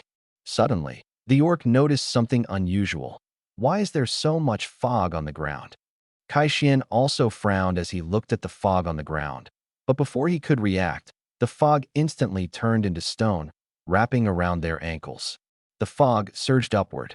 The three of them groaned simultaneously, and just as they were about to struggle, the fog immediately hardened into stone, then turned into steel, encasing them completely, leaving only their heads exposed. Kai Xian cursed angrily. Lei Wu, are you looking for death? How dare you offend us, the Death Sequence? Are you tired of living? Lei Wu kept retreating until he bumped into Zhang Heng behind him. He hid behind Zhang Heng and sneered. Go ahead, curse all you want. Let us see if you still dare to curse people at the Security Bureau. Ha ha. At that moment, Zhang Heng opened a spatial gate, and Chen Jianba, Yi Duo, and other members of the Security Bureau rushed out, instantly surrounding everyone. A group of people charged toward the helicopter in the rear. The helicopter tried to take off, but under the combined attack of Yi Duo and Chen Jianba, it was shot down. The situation was quickly brought under control. Xinling walked up to Zhang Heng, looked at Kai Xian, who was now only showing his head, and asked, Is he a member of the Death Sequence? Zhang Heng remembered that Xinling harbored deep hatred for the Death Sequence and had always wanted to find an opportunity for revenge. Yes, he should be. I did. Zhang Heng smiled and explained, An old man becomes wise means that if someone lives long enough and experiences a lot, they will handle things more intelligently than others. Here, wise doesn't mean a monster, but rather cleverness. You're facing difficulties now because you lack experience and haven't encountered similar situations before. Once you've gone through it, the next time you face the same issue, your perspective will change. Your master asked you to follow me so you could gain more experience. If you always stay by her side and she solves everything for you, you'll be like a flower in a greenhouse, unable to survive on your own once you're out in the wild. Xinling listened and felt deeply moved. You're absolutely right. I feel much better now. I'll definitely remember these experiences. Zhang Heng nodded. Hurry up and eat. It won't taste good if it gets cold. Okay. Security Bureau. Early in the morning, Zhang Heng and Xunling arrived at the Security Bureau. Chen Jianba and Yi Duo were already there. When they saw them come to work, they gave a slight nod as a greeting. Zhang Heng asked, How is it? Any leads? Yi Duo glanced at Chen Jianba, whose face didn't look good, and said, We tortured him all night, but didn't get any useful information. Zhang Heng's face darkened. It's a matter of time. Yi Duo sighed. That beastman actually bit his tongue and committed suicide. Now, our only hope is that Death Sequence killer named Kai Xian. A beastman biting his tongue to commit suicide? That takes real guts. Zhang Heng still didn't fully understand how biting one's tongue could lead to death. Xinling asked curiously, Biting one's tongue to commit suicide? How does that work? Yi Duo explained. You bite off your tongue, swallow it, and it gets stuck in your throat. The blood and tongue cause suffocation, leading to death. Shen Ling frowned. That's brutal. Yi Duo smirked. That's nothing. I've even seen beastmen bite off their own hands to break free from shackles and escape. They'll do anything. Shen Ling couldn't help but shiver. This world was too cruel. She still had so much to learn and experience. Zhang Heng spoke up. I happen to be free. Why don't I go meet that killer named Kai Xian? Chun Jianbao walked over and said, If you want to go, then go. I'm heading back to sleep. Yi Duo, you should rest too. Yi Duo nodded. Zhang Heng noticed that the relationship between these two had clearly improved a lot compared to before. It wasn't as tense as when they first met. Zhang Heng headed straight to the interrogation room, with Shen Ling following closely behind. Kai Xian was hanging by iron chains that bound his hands, with weights tied to his feet. His body bore the marks of torture. Old Hu stood behind Zhang Heng, sneering, This guy is really tough. Most people would have passed out from the pain long ago, but he endured the whole night and is now asleep instead. Zhang Heng looked at the deeply sleeping Kai Xian, then turned to Shen Ling and asked, If you were captured by the death sequence and went through this kind of torture, do you think you could endure it? Shen Ling couldn't even imagine it and quickly shook her head. Zhang Heng said calmly, Killers, professional killers, undergo torture training from a young age. They struggle on the edge of life and death every day, repeatedly enduring torment. Most die during training, and only a few survive. Those who do survive have mental and willpower far stronger than ordinary people. After receiving training in assassination techniques, they grow up to become invincible warriors.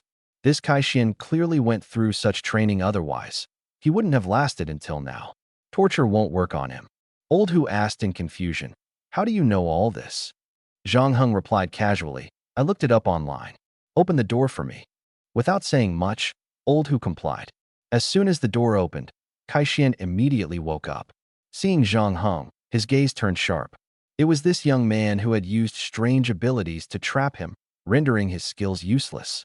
Of course, Lei Wu deserved it. Judging by the situation, Lei Wu was killed on the spot by this young man. His actions were nothing like those of an ordinary security officer. Who exactly is this guy? I am Zhang Heng, the one who captured you. Zhang Heng introduced himself briefly. Kai Xian sneered, Of course I know. I was right next to you at the time. You killed Lei Wu, well done. That man deserved to die. Zhang Heng nodded. I only kill those who deserve it. As for you, you're still alive, and you know why. Say something. Kai Xian sneered again, but said nothing further. Zhang Heng stared at the numerical tattoo on Kai Xian's hand and curiously asked, Your number is 766. What does it mean? Are you ranked 766 in the death rankings? Kai Xian grinned. That number represents how many ability users I've killed. Every month, we're marked the death rankings on our hands. Want to become 767? Zhang Heng suddenly understood. So the larger the number, the stronger the person? Kai Xian shook his head, not entirely. Some killers with lower rankings are actually very strong. I've only killed small fry. Killing a bunch of small fry doesn't compare to taking down a master. In other words, the numbers on their hands don't hold much practical significance. Some people may have killed fewer, but are far more powerful. Shen Ling looked at the number and said, I thought the number represented identity, but it turns out it's just the kill count. The person who killed her entire family has the number on their hand already changed? She had always remembered that number. Kai Xian chuckled lightly. This number may be meaningless, but I never thought I'd be captured by the Security Bureau because of a traitor. I always assumed I'd be caught by the military, but instead, I ended up here. If word of this gets out, it'll be humiliating. You might as well finish me off. Even if I leave here, I want to have the face to return to the organization. Zhang Heng looked at Kai Xian in front of him, then glanced at his own system. Would killing Kai Xian earn him a reward? Or did he need to go after the mastermind? The task description was a bit vague. Zhang Heng asked the system in his mind, If I kill Kai Xian, will the task be completed? Just killing Kai Xian isn't enough. You need to kill the mastermind to complete the task. The mastermind? That would be their leader, wouldn't it? This reward seems hard to obtain.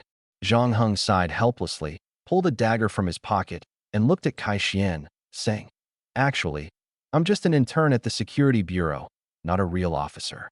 Do you understand what I mean? Kai Xian stared at the dagger, a hint of confusion flashing in his eyes. What do you mean? Zhang Heng smiled faintly and pressed the tip of the dagger against Kai Xian's wrist. The blade pierced through, and blood instantly flowed down his arm. Kai Xian gritted his teeth and remained silent. Slash. Without warning, Zhang Heng severed one of his tendons. Kai Xian's eyes widened, his face turning bright red. Old Hu stood to the side, watching in shock, but saying nothing. Xin Ling covered her mouth in disbelief, stunned by what she was witnessing. Zhang Heng said calmly, "I've severed the tendon in your left hand. If it's not reattached in time, your left hand will be useless. Of course, this is just the beginning." As he spoke, he squatted down, lifted Kai Xian's pant leg, removed his shoe, and exposed the tendon at his heel. Zhang Heng prepared to act. Kai Xian groaned and shouted angrily, "When did your security bureau become so chaotic? Stop!" Zhang Heng stabbed his heel tendon with a knife and pulled hard. With a splash, blood sprayed everywhere. Xin Ling stepped back in fright, and Old Hu's face was full of bitterness.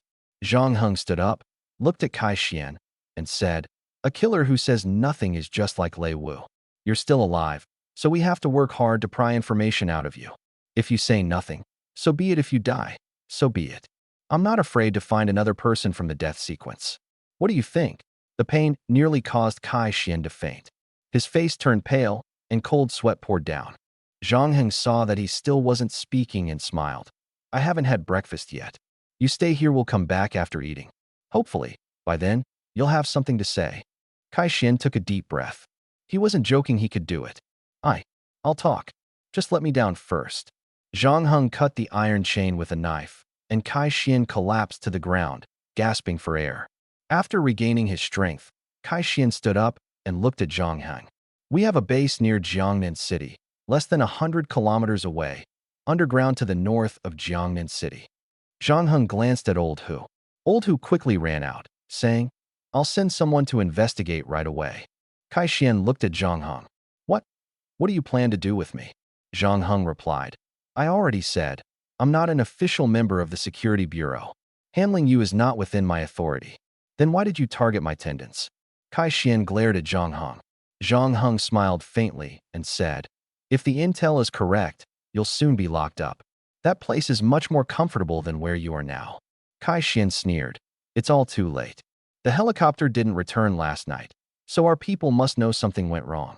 Even if you rush to the place I mentioned, there will be no one left. That's the way the death sequence operates. They abandon everything to protect the organization's secrets." Zhang Heng's expression changed slightly. Kai Xian continued, "Do you know what will happen next? The Beast Man is dead, and our organization has lost an underground base. These losses will be borne by this city. Soon you'll understand how terrifying the wrath of the death sequence and the Beastmen is. All of this is your fault. You brought disaster to this city." Xin Ling shouted sharply, "Let them come. I'll kill them one by one." Kai Xian sneered, "When the beast tide comes, I hope you'll still have this much courage." Zhang Heng smiled. "She has that courage right now. Don't worry, no matter what happens in the end, I'll face it. This is still better than letting the people of this city be slaughtered and sold as meat by your organization." Security Bureau Director's Office. Zhang Heng finally met the Security Bureau Director.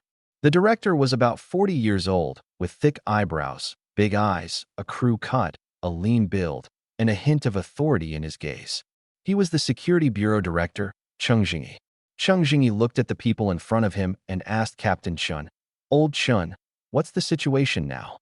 Chun Jianba took a deep breath and said, "We got clues from the captured death sequence assassin and sent people to investigate their base. It turned out to be just an empty shell, with some people still collecting data inside.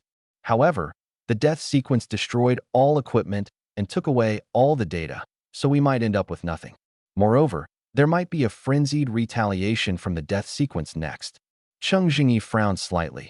"So, does that mean Jiangnan City will be very dangerous next?" Chun Jianba nodded. "Indeed. The orcs collaborating with the death sequence might launch a beast-tide attack on Jiangnan City. Director, if we request military support now, it should still be in time." Cheng Jingyi took a deep breath. He hadn't expected the meat stripping case to be connected to the death sequence.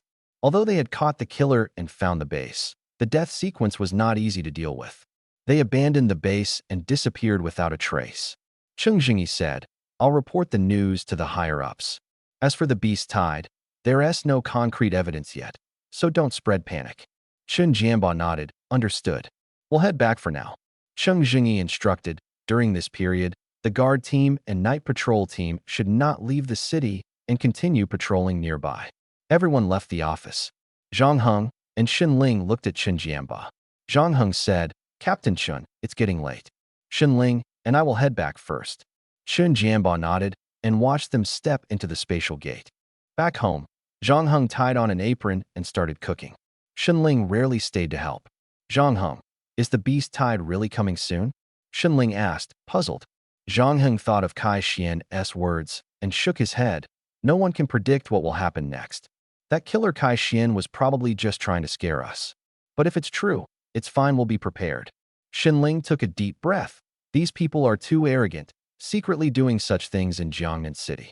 We stopped them, and now they want to retaliate with a beast tide." As expected, neither the death sequence nor those orcs are any good. Xin Ling angrily picked up a piece of beast meat and chopped it fiercely on the cutting board, as if venting her anger on the meat. Zhang Heng reminded her, "Stop chopping. Go wash the vegetables instead." Xin Ling put down the knife and obediently went to wash the vegetables. She had clearly become more sensible, starting to help share the household chores. After the two had eaten their fill, Xin Ling took the initiative to wash the dishes. Zhang Heng helped her tie on an apron and then went back to his room. He took a quick cold shower. His phone rang. "Hello? Captain Chen. What is up?" Captain Chen said, "Zhang Heng, can your ability create stone walls?" Zhang Heng's expression changed, and he nodded, "Yes." Captain Chen chuckled bitterly. "The beast tide hasn't been confirmed yet, but we need to prepare defenses. If you can help, that would be great." It seemed they were planning to strengthen the city walls. Zhang Heng said, "No problem. When I go to the security bureau tomorrow, take me to see the places that need enhanced protection." Chen Jianba replied, "It's settled then." After hanging up the phone, Chen Jianba looked up and saw Yi Duo. He smiled and said, "Yi Duo, how about having a drink with me?" Yi Duo's expression changed slightly, and she said coldly, "I'm not here to keep you company for drinks." With that, she turned and walked away. Chen Jianba quickly chased after her. "Hey, Yi Duo, give me some face. I'm begging you, okay?" Yi Duo kept walking forward. Chen Jianba, undeterred, thickened his skin and followed her. "If the beast tide really comes, there's no way we can hold it off with just a few of us. By then, I might die here. If I die, the position of captain of the Guardian Squad will be yours." Yi Duo's face darkened. She turned to look at Chen Jianba and said, "We've been through beast tides before. There's no need to make it sound like the sky is falling." Chen Jianba smiled bitterly and looked at her. Yi Duo sighed and said, "Then let's have a drink." Chen Jianba smiled happily. "All right, just one drink." At Tidal Bar, Chen Jianba and Yi Duo sat in a corner. Chen Jianba poured Yi Duo a full glass of wine, then picked up the bottle himself and said, "Yi Duo, I was wrong about what happened back then. I formally apologize to you, and it's all in this drink." After speaking, he downed the remaining wine in the bottle in one gulp. Yi Duo graciously drank half a glass and asked, "Do you have something you want to say to me?" Chen Jianba smiled bitterly. "Actually, nothing special. It's just that so much has happened recently, and my mood has been affected. What do you think of Zhang Heng as a person?" Yi Duo's expression shifted slightly. She was silent for a moment before saying, "He's very smart, ruthless. The cases we've encountered seem to have all been solved by him. You and I don't seem to have much presence in front of him." Chen Jianba suddenly said, "A while ago, I met a man who left the city with Zhang Heng. I looked into it and found out that this man is actually Zhang Heng's father." Yi Duo frowned slightly. "He wouldn't just be an ordinary security guard, would he?" Chen Jianba shook his head. "Not a security guard. I recognized him, but I don't understand why he's here or why he's Zhang Heng's father. Zhang Heng might be the son of our nation's #1 war criminal, Blood Demon." Upon hearing this, Yi Duo's eyes widened in shock. "How is that possible?" You must be mistaken. Chun Jianba nodded. I'm not mistaken. This list can only be accessed by high-level ability users, and I happened to see it once. On the list, there's a war criminal named Blood Demon, whose abilities and appearance are almost identical to Zhang Heng's father. Blood Demon's ability is a demonic form that controls space. It's somewhat similar to Zhang Heng's ability, though Zhang Heng also has the power to manipulate stones. I'm so confused lately, I can't make sense of it at all. Yi Duo finally understood why Chen Jianba had suddenly sought her out. This discovery had nearly driven him mad. Zhang Heng turned out to be the son of the super war criminal Blood Demon, and he had no one to confide in, so he could only come to her. Yi Duo gave Chen Jianba a deep look and said, if Zhang Heng really is Blood Demon's son, but he's currently a protected S-level ability user in our nation, are you suspecting that Blood Demon sent his son to infiltrate our country? Chen Jianba nodded. I have no evidence, I only saw him briefly. But everyone has seen Zhang Heng's recent performance. No one doubts that he has the potential to become an officer in the future. Only we know his true identity as an S-level ability user. The better he performs, the more worried I become. Because he's the son of the #1 war criminal, Blood Demon, we don't know what his intentions are or when he might betray us. Yi Duo held her wine glass, suddenly losing the mood to drink. Blood Demon also has a wife, and her status in the death sequence is very high. Although Blood Demon isn't an assassin, he married one. Their son is now protected by our nation. It's hard to imagine what might happen in the future. Yi Duo was momentarily speechless. The relationship was too complicated. The #1 war criminal, the death sequence. The wine in her mouth suddenly tasted different. In a wonder Chen Jianba has looked so haggard recently, I thought he was sick. Yi Duo asked, who have you told about this? Chen Jianba shook his head. You're the first to know. I haven't told anyone else because I'm afraid they'll think I'm crazy. Yi Duo took a deep breath and said, if Zhang Heng's identity is so dangerous, Xinling being with him will also be risky. I suggest you contact Xinyu, the war general. She will definitely help you find a solution. Chen Jianba nodded and said, all right, I'll try to contact her. Yi Duo put down his wine glass and said, stop drinking. Contact her now, I have her contact information. Really? The two immediately left the bar. Yi Duo took out his phone and dialed Xinyu's number. Chen Jianba stood beside him, looking at the number on Yi Duo's phone, momentarily silent. Duo? What's the matter? Yi Duo handed the phone to Chen Jianba. Chen Jianba then told Xinyu everything about Zhang Heng, word for word. Xinyu was shocked after hearing it. What did you say? Zhang Heng is the son of the SSS-level war criminal Blood Demon. Chen Jianba took a deep breath and said, that's right. Blood Demon came to this city 18 years ago. His real name is Zhang Tao, and he's been working as a security guard in the neighborhood. Although his appearance has changed, he is indeed the SSS-level war criminal Blood Demon. Zhang Heng is his son. Zhang Heng not only inherited Blood Demon's abilities, but also possesses other supernatural powers. Xinyu was silent for 5 seconds before speaking.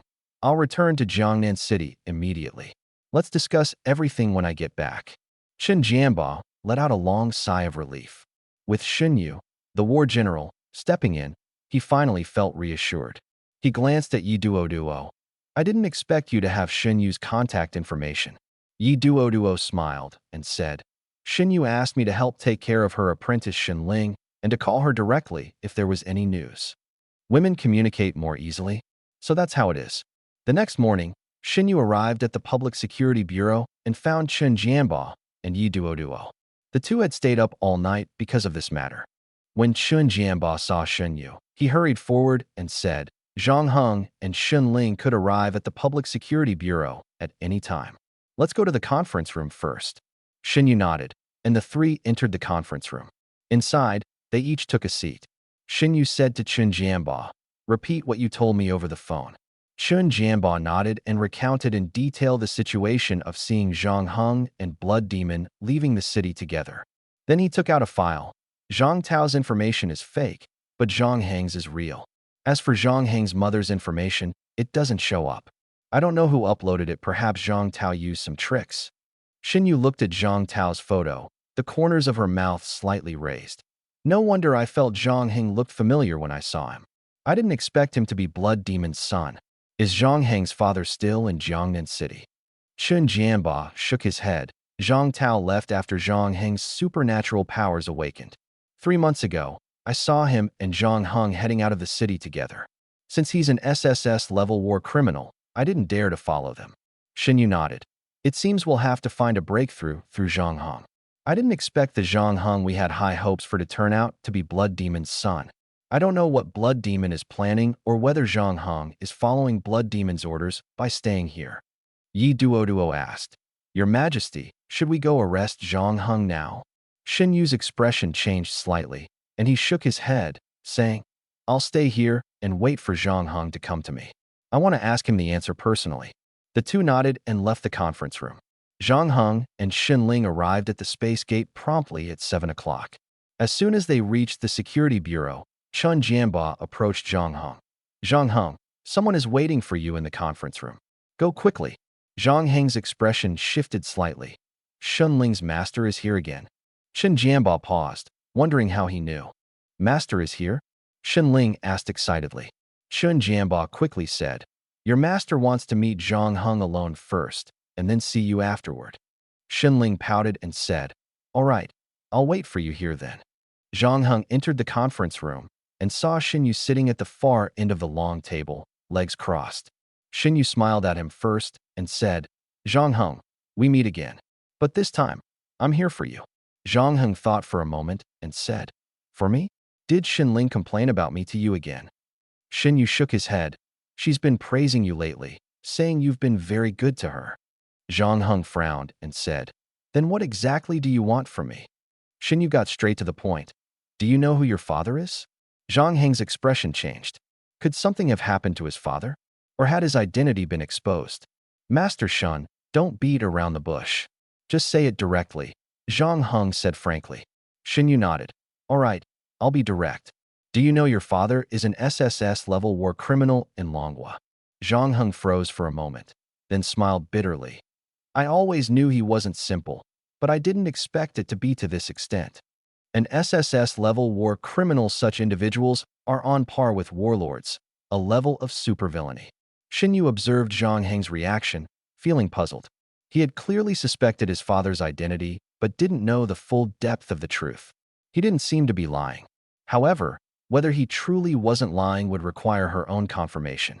Xin Yu continued to ask, So, you didn't know your father was an SSS-level war criminal, nor have you received any instructions from him to do anything harmful to Longhua?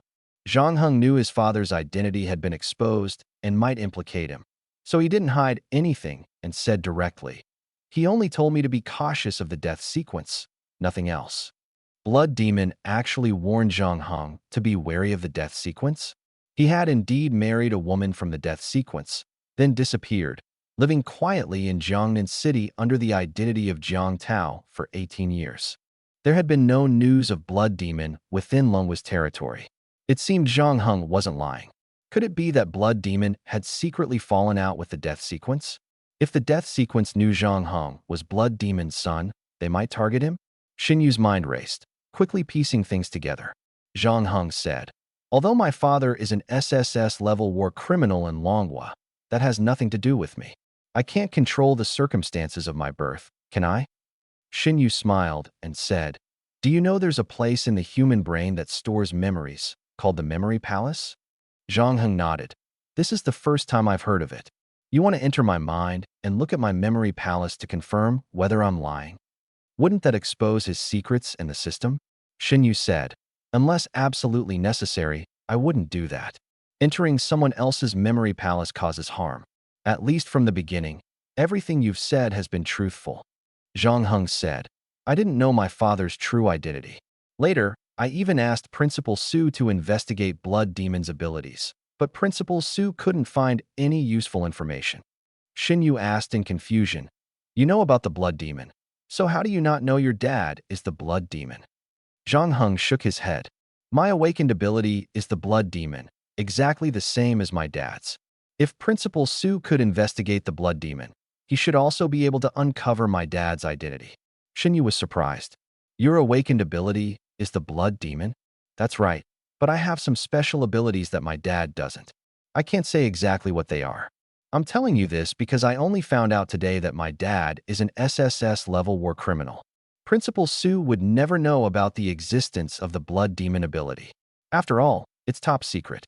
Only those warlords and a few high-ranking figures are aware of it. The blood demon had clearly gone to great lengths to conceal his identity. He hid it and worked as a lowly security guard for 18 years, likely to protect Zhang Heng and to evade the death sequence's pursuit. Xinyu asked, "Do you know where your dad went?" Zhang Heng replied, "He went to find my mom. He didn't say when he'd be back. Last time, he came back to check on me, made sure I was fine, and then left. He told me he didn't know when he'd return and asked me to train hard and join the military." The blood demon indeed hadn't caused any trouble for 18 years. It seemed he genuinely wanted to live an ordinary life or was preparing for a life or death confrontation with the death sequence. Zhang Heng followed up, "I want to fully understand what my dad did in the past to become an SSS-level war criminal. Master Xinyu, can you tell me anything?"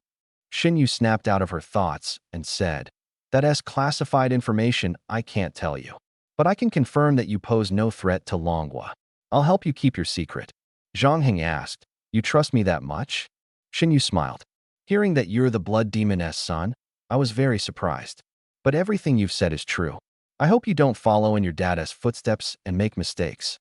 Train hard, grow strong, and fight for Longhua." Zhang Heng nodded. "I will." Xinyu walked up to Zhang Heng and asked, "How has Xinling been lately? Has she been causing you any trouble?" Zhang Heng smiled. "I don't know why, but she has become much more sensible. She even helps with housework. I guess it's thanks to you, Master Xinyu." Xinyu shook her head. "It's not me, I didn't say anything. It's probably the result of your interactions." Xinyu left the conference room, where 3 people were waiting outside. When Xinling saw Xinyu, she ran over and hugged her. "Master, I missed you." Xinyu affectionately ruffled Xinling's hair. "You're making a scene." Xinling pouted. "I don't care, I just missed you." Chun Jianba saw Zhang Heng come out of the conference room unharmed and stepped forward to ask, "What did Xinyu say to you?" Zhang Heng replied, "She talked about my dad, that's all." Chun Jianba nodded, thinking that since there was nothing else, it meant Zhang Heng posed no threat to Longhua. Xinyu said, "Captain Chun, I'm leaving my little apprentice and Zhang Heng in your care. Take good care of them." Yi Duo interjected, "Your Majesty, since you're here, can you help us talk to the higher-ups? We've been facing a huge problem recently." Xinyu asked in confusion, "What huge problem?" Since Zhang Heng's suspicion had been cleared, Yi Duo immediately shifted the topic to the potential beast tide issue. "We discovered an abandoned death sequence base and are worried they might retaliate against us. What's worse, they might team up with the Beastmen. If they really launch a beast tide attack on Jiangnan City, it'll be very hard for us to defend."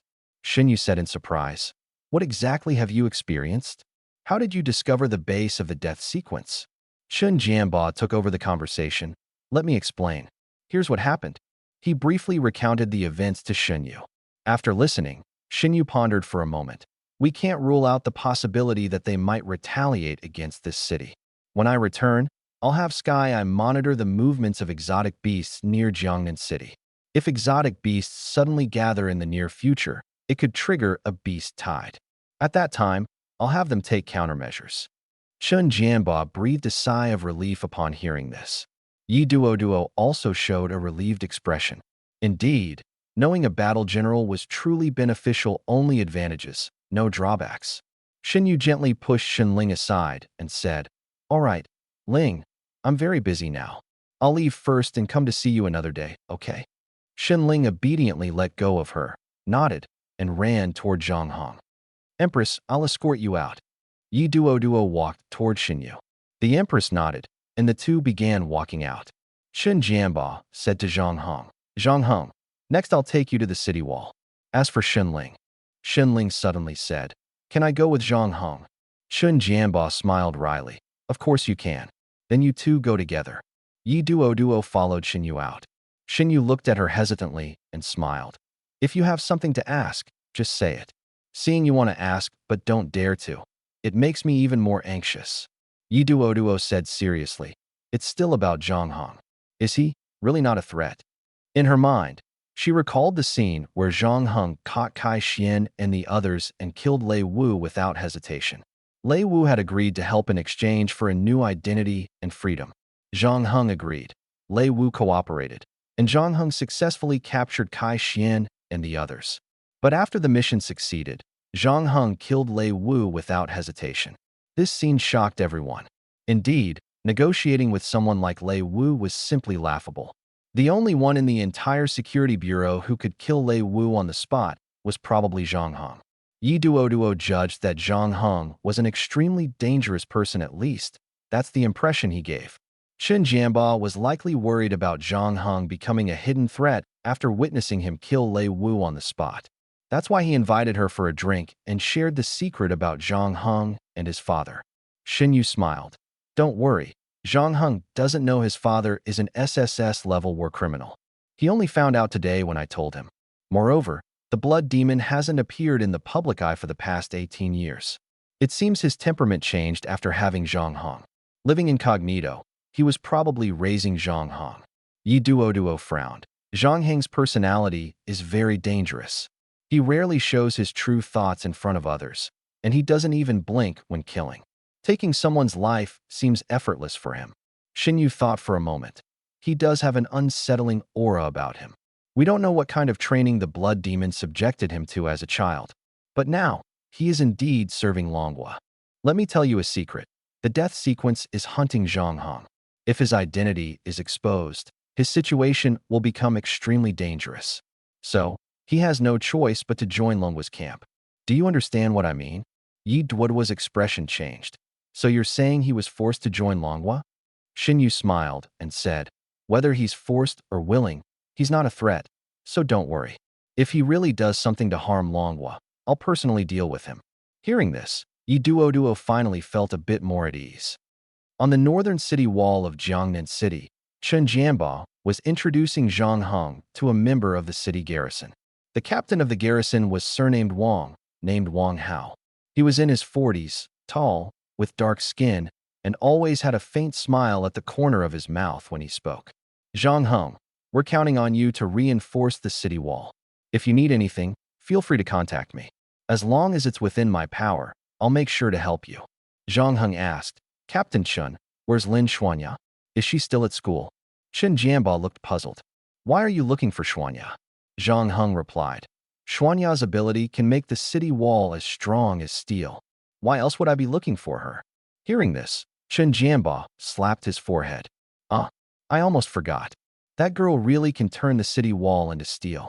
She should be at school now, right?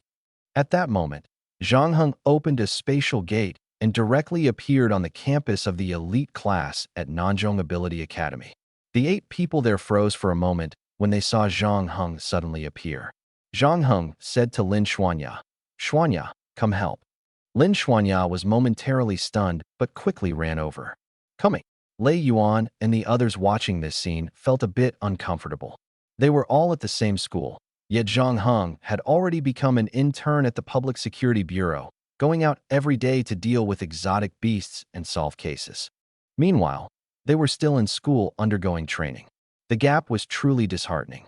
When the spatial gate closed, none of them could focus on their studies anymore. Their minds were filled with Zhang Heng's image. Seeing Chen Jianba there as well, Lin Xuanya exclaimed in surprise, Master, you're here too? What do you need me to do? Chen Jianba said, My good disciple, I need you to help reinforce the city wall into a steel wall. Work well with Zhang Heng, okay? So that's what it was. Lin Xuanya nodded. No problem, this isn't difficult for me. Zhang Heng said, I'll first find the damaged parts of the wall and repair them. Xuanya, follow behind me and turn the wall into steel. Got it. The two immediately got to work. Half a month later, Zhang Heng and Lin Xuanya completed the reinforcement of the outer city wall of Jiangnan City. That afternoon, over a dozen transport planes flew over Jiangnan City. From the planes emerged a group of well-equipped Longhua soldiers. They lined up neatly at the entrance of the Public Security Bureau, numbering around 300. Each soldier was equipped with high-tech weapons, and their abilities were all above Tier 4. A gun in the hands of an ordinary person was already powerful, but in the hands of a Tier 4 ability user, how strong would it be? The power was simply unimaginable. Seeing the appearance of these Longwa soldiers, the people of Jiangnan City gradually realized that something was wrong. It seemed that Jiangnan City was about to face a very terrifying crisis. Inside the Public Security Bureau's conference room, Yi Duo and Chun Jianba were joined by a middle-aged man. He was in his 40s, with a square face and a crew cut, ordinary-looking but solidly built, exuding a powerful presence. His name was Jiang Guohai, a major-level commander sent by Longwa to guard Jiangnan City, on the same level as Shen Ling. When Jiang Guohai saw Shen Ling, he nodded with a smile and then said loudly, "According to surveillance from Tianyin, a beast tide will launch an attack from the south of Jiangnan City in 3 days. We will lock down the entire city and summon all third-tier and above ability users for support. With everyone's efforts, the beast tide will surely be repelled." Only then did Zhang Heng realize that the beast tide was truly coming, and it would appear in 3 days from the south of Jiangnan City. He hadn't expected Kai Xian's words to be true. Was the death sequence really coming to take revenge on them? After Jiang Guohai briefly explained the upcoming tasks, everyone dispersed to take action. He walked up to Shen Ling and said, "Major Shun, long time no see. Do you remember me?" Shen Ling scratched the back of his head. "I'm really sorry, I can't recall." "Uncle, who are you?" "Uncle?" Jiang Guohai was both amused and exasperated. 3 years ago, I met you once at the Weilong military headquarters. At that time, the Queen's battle general was also present. Maybe you don't remember me clearly." Shen Ling suddenly remembered. "Weren't you sporting a beard back then?" "Where's the beard?" Jiang Guohai laughed heartily. "I shaved it off. Looks like you do remember me. Haha." His laughter was hearty, and Shen Ling couldn't help but laugh as well. "I had a strong impression of a bearded man back then. Didn't expect you to shave it off. I couldn't recognize you at all." Jiang Guohai also laughed and looked at Zhang Heng. "Major Shun, is this the one you're protecting?" Shen Ling nodded. "Yes, it's him. But now he's even stronger than me and is protecting me instead." "Oh." Jiang Guohai stared at Zhang Heng in surprise. He had heard that this kid was an S-level ability user. However, Jiang Guohai knew that without military training, even top-tier ability users would struggle to fully utilize their strength on the battlefield. But since Major Shen acknowledged him, Jiang Guohai naturally wouldn't underestimate him. "His name is Zhang Heng," Shen Ling introduced. Jiang Guohai nodded. "Seeing the two of you, it really proves the saying that heroes always emerge among the young. Major Shun, Zhang Heng, when the beast tide comes, you two will join me and look out for each other." "No problem." Zhang Heng nodded. The group then dispersed to take action. Zhang Heng began walking toward the outside of the security bureau. Shen Ling hurriedly caught up. "Zhang Heng, where are you going?" Zhang Heng replied, "The beast tide is coming soon. I need to make more preparations." He had copied Shen Ling's Winter's Flower, a type of ice ability. It was a very orthodox elemental ability. When the beast tide arrives, the numbers will surely be overwhelming. Elemental ability users will initiate the attack first, followed by close combat from physical ability users. If more of the beast tide can be eliminated before the melee, the pressure on the rear will naturally be much less. Therefore, he decided to focus on practicing this urgently needed ice ability over the next 3 days. Now that his identity was exposed, there was no need to hide anymore. Zhang Heng said to Shen Ling, "Shen Ling, I have a few questions about elemental abilities that I'd like to ask you." Shen Ling was taken aback. "Elemental abilities? You're not even an elemental ability user. Why are you asking about this?" Zhang Heng smiled. "Just follow me, and you'll see." With questions in his mind, Shen Ling followed Zhang Heng through the spatial gate. This was the hyena burrow where Minter Wang Yin had previously taught him neural reaction skills. Now, there wasn't a single hyena in sight. The surroundings were empty and particularly quiet. Shen Ling looked at the large cavern and curiously asked, "Where is this? When did you come here?" Zhang Heng said, "Shen Ling, show me your ability moves." Shen Ling looked puzzled. "Why?" "Oh well, I'll show you." The spiritual energy within her body rapidly rotated, reaching the 3rd level, instantly releasing thick waves of cold air. Amid the dense fog, Shen Ling said, "This is my first move, the Great Fog Wall." The dense fog formed by countless cold air surrounds me, making me invisible to the enemy. My aura, spiritual energy, and figure are all hidden. It can be used for both attack and defense. Zhang Heng nodded. Not bad. This move is quite powerful. Xin Ling withdrew the great fog wall, raised her right hand in the shape of a gun, aiming at the rock wall ahead. This is the second move, Ice Finger. The principle is similar to a bullet compressing the cold air in the finger to shoot out ice spikes. Thud, thud. Two ice spikes hit the rock wall, quickly piercing into the stone. This is the upgraded version, Explosive Ice Finger, which can shoot over a dozen ice spikes at once. It's my signature move. Thud, thud, thud, thud. A large number of ice spikes shot out from her fingertips, 10 per second, instantly turning the rock wall into a honeycomb-like structure. Xin Ling turned to Zhang Heng. There are also techniques for using ice walls to block close-range attacks. The applications of elemental abilities are diverse and limitless. Zhang Heng nodded in satisfaction, thinking to himself that she had never gone all out in her moves during normal times. She relied on physical combat in battles. In truth, her elemental abilities were her true trump card. Back when Zhang Heng and Xin Ling faced off, Xin Ling had used this great fog wall of her ice elemental ability. Within the great fog wall, her aura was completely hidden, but staying in it for too long caused harm to her body due to the cold air. Now, he had copied Xin Ling's ability, developed resistance to the cold air, and could also manipulate ice. He found the moves she had just demonstrated to be impressive. After all, she was personally trained by the Empress's battle general, Xinyu, and her strength was extraordinary. Zhang Heng also mimicked a gun shape with his hand, pointing at the rock wall ahead. An ice spike appeared at his fingertip, but he still needed more practice to shoot it. Xin Ling had mentioned that to shoot ice spikes, one must compress spiritual energy within the finger, like a spring, to eject the ice spike. The faster the speed, the greater the power. The explosive ice finger, capable of firing over a dozen ice spikes in an instant, showcased the pinnacle of elemental control. This required not only effort, but also talent. However, Zhang Heng did not plan to simply replicate Xin Ling's moves. Her moves were strong, but when facing tens of thousands of beast hordes, they were still insufficient. Xin Ling looked at the ice spike in his hand, her eyes filled with doubt. You. Zhang Heng smiled. Xin Ling, you should head back first. I want to train for a while. Xin Ling nodded.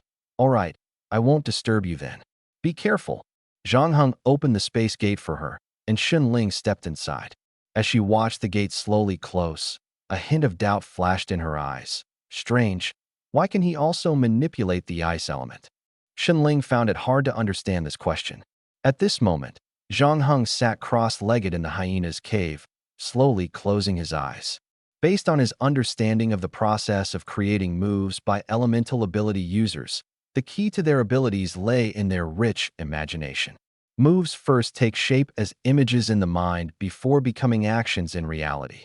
Only then do the moves truly take form. Xin Ling's ice finger and explosive ice finger were indeed powerful, but for Zhang Heng, they were far from enough. He imagined himself facing tens of thousands of exotic beasts, with no one around to help. It was just him, and he had to rely on himself to deal with the countless beasts. He needed to come up with a move that could both block and eliminate a large number of exotic beasts. Beast Tide. Beast Tide. Zhang Heng slowly conjured up the image of exotic beasts surging in his mind, like an unstoppable flood. Beast Tide? Tidewater? A glimmer of inspiration flashed in his eyes, and his expression subtly changed. The reason it's called a beast tide is because of the sheer number of beasts rushing forward like a torrent of water. He remembered witnessing a great flood before, with powerful currents relentlessly pushing forward, carrying destructive force that left rubble and collapsed houses in its wake. That was the terror of tidewater. He wondered if his winter bloom ability could create a frigid ice tide. Zhang Heng suddenly stood up, his spiritual energy surging wildly within him, and thick mist began to gather behind him. The mist churned and layered, piling higher and higher. It rose directly above his head, shooting upward. Turning back, he saw a towering wall of cold air rising behind him, straight into the clouds. The wall was over 10 meters high and 5 meters thick. Zhang Heng attempted to compress the wall of cold air. Under his control, the wall gradually shrank until it became palm-sized. Holding the miniature cold air wall in his hand, he could hardly imagine the destruction it would unleash when activated.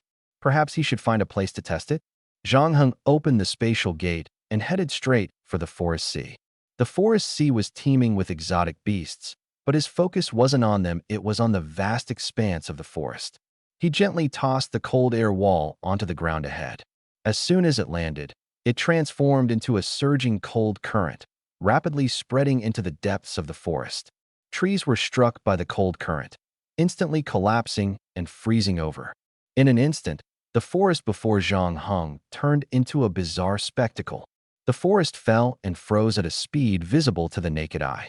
The cold current carved a pure white stream-like path through the forest, as if a giant had painted a stroke of white oil paint across the forest canvas. The cold current suddenly split in the middle, spreading fan-like deeper into the forest. Hovering in the air, Zhang Heng observed the scene before him, a faint smile appearing at the corner of his mouth. Not bad. This move seemed to have potential.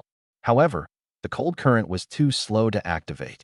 It might barely suffice against exotic beasts, but if facing an ability user, the cold current would freeze nothing before the opponent had already fled far away.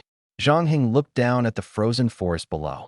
If it could release its effect instantly, then it would truly be a killer move. Looks like I need to keep refining it. Returning to the hyena's cave, he fell into deep thought again. The cold current's effect earlier was like throwing a firebomb, with the flames slowly spreading. The speed was simply too slow. Suddenly, he thought of the principle behind ice spike launches. Ice spikes, when fired, hit their target directly like bullets but don't produce additional effects. The cold air wall, on the other hand, released compressed cold air upon landing, freezing the forest ahead, with effects that could continue to expand. What if ice spikes could also carry cold air, freezing their path as they flew? Zhang Heng clenched the cold air wall in his hand. Perhaps I can create a special kind of ice spike, one that releases cold air while flying, just like the cold air wall. But how to make it? Zhang Heng repeatedly fired ice spikes at the rock wall ahead. Before he knew it, the wall was densely covered with ice spikes.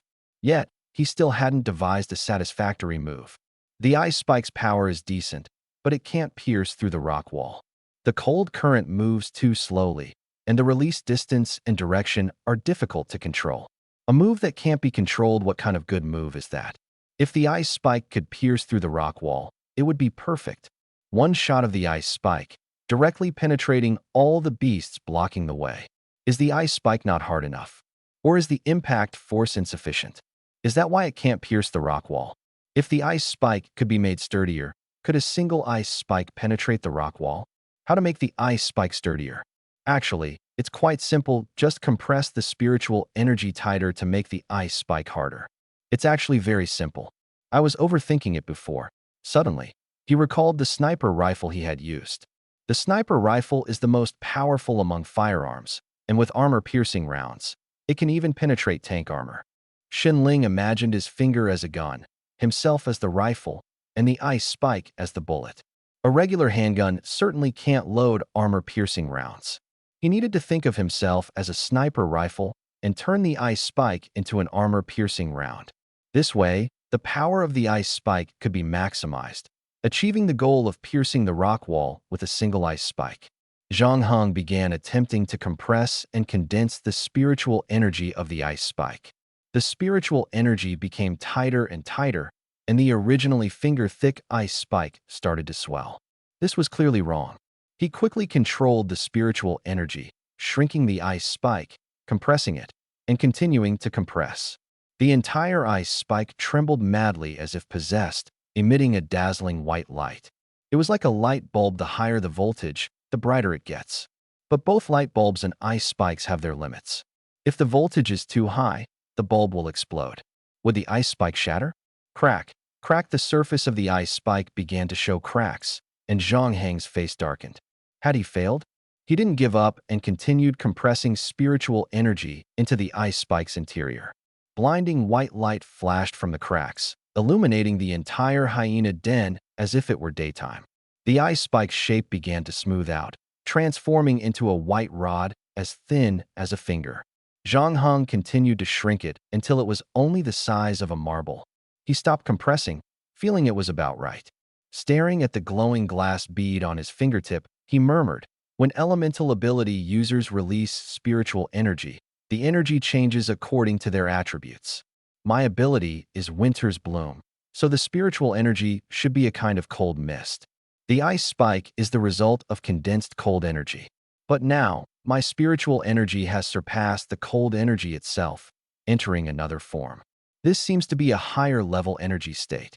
Zhang Heng's pupils contracted slightly as he took a deep breath, stood up slowly, formed his right hand into a gun shape, aimed at the wall ahead, compressed the spiritual energy, and released it instantly. Puffed, the spiritual bead tore through space, rushing toward the rock wall at near sonic speed. Boom! The rock wall, as if hit by a train, instantly cracked with terrifying fissures. Immediately after, stones began to fall inside the cave. It seemed like it was about to collapse. Zhang Heng's heart jolted, and he quickly opened a spatial door to return home. A few minutes later, unable to contain his curiosity, he reopened the spatial door and returned to the hyena den. The once solid rock wall was now reduced to a few fragments, with a deep, bottomless pit behind it. The pit wasn't large, only about the size of a basketball, but it was so deep it couldn't be measured. After compressing the spiritual energy to its limit and releasing it, the resulting power was astonishing. This was truly a major discovery. Zhang Heng took a deep breath and said, "I'll name this move Spiritual Flash, because when the spiritual bead is shot out, it resembles a flash of light, fast and powerful. With this move, no matter how strong the beast tide is, my spiritual flash can unleash immense power." He glanced at his personal information and noticed that the word radiance had been added to his skills. Although it was an improvement based on Xun Ling's ice finger technique, surpassing the original move could still be considered an innovation, right? Moreover, once used, no one would suspect that his ability was simply ice. This was because radiance represented a higher-level energy form that transcended the original state of elements.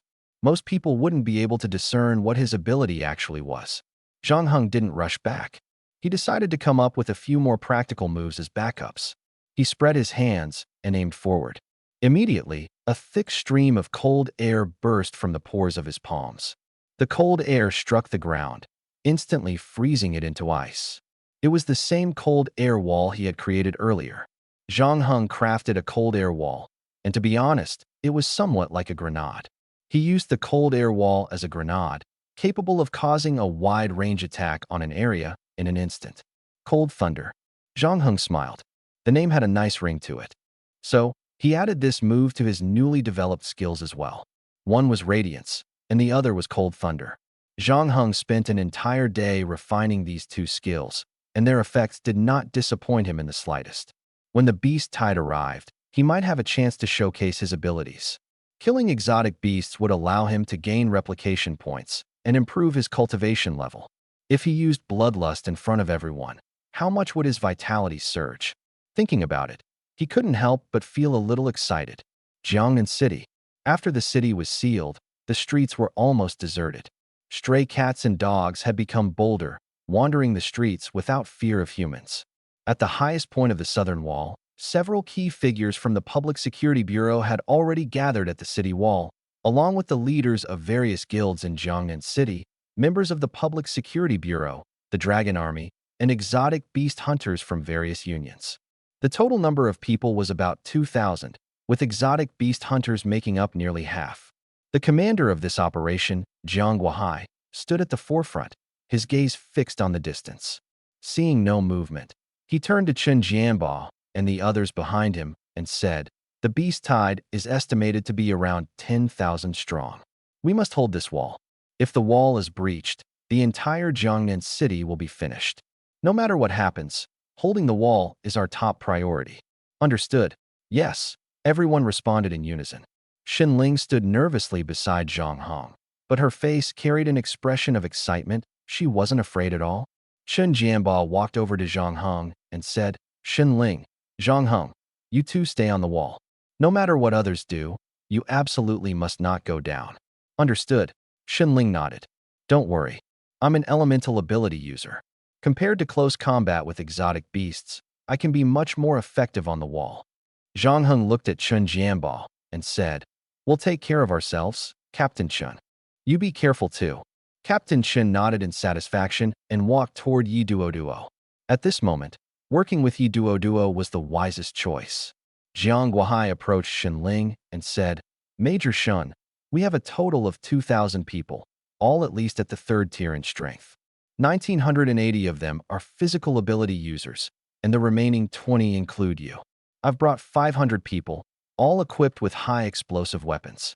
The first wave of the offensive will be launched by you and my team. Major Shun, what do you think of this arrangement?" Shen Ling nodded. "Very good. Very reasonable. I will give it my all." Jiang Guohai nodded in response and walked toward the highest point of the city wall. It was unexpected how much respect he showed Shen Ling, not only speaking politely, but also asking for her opinion.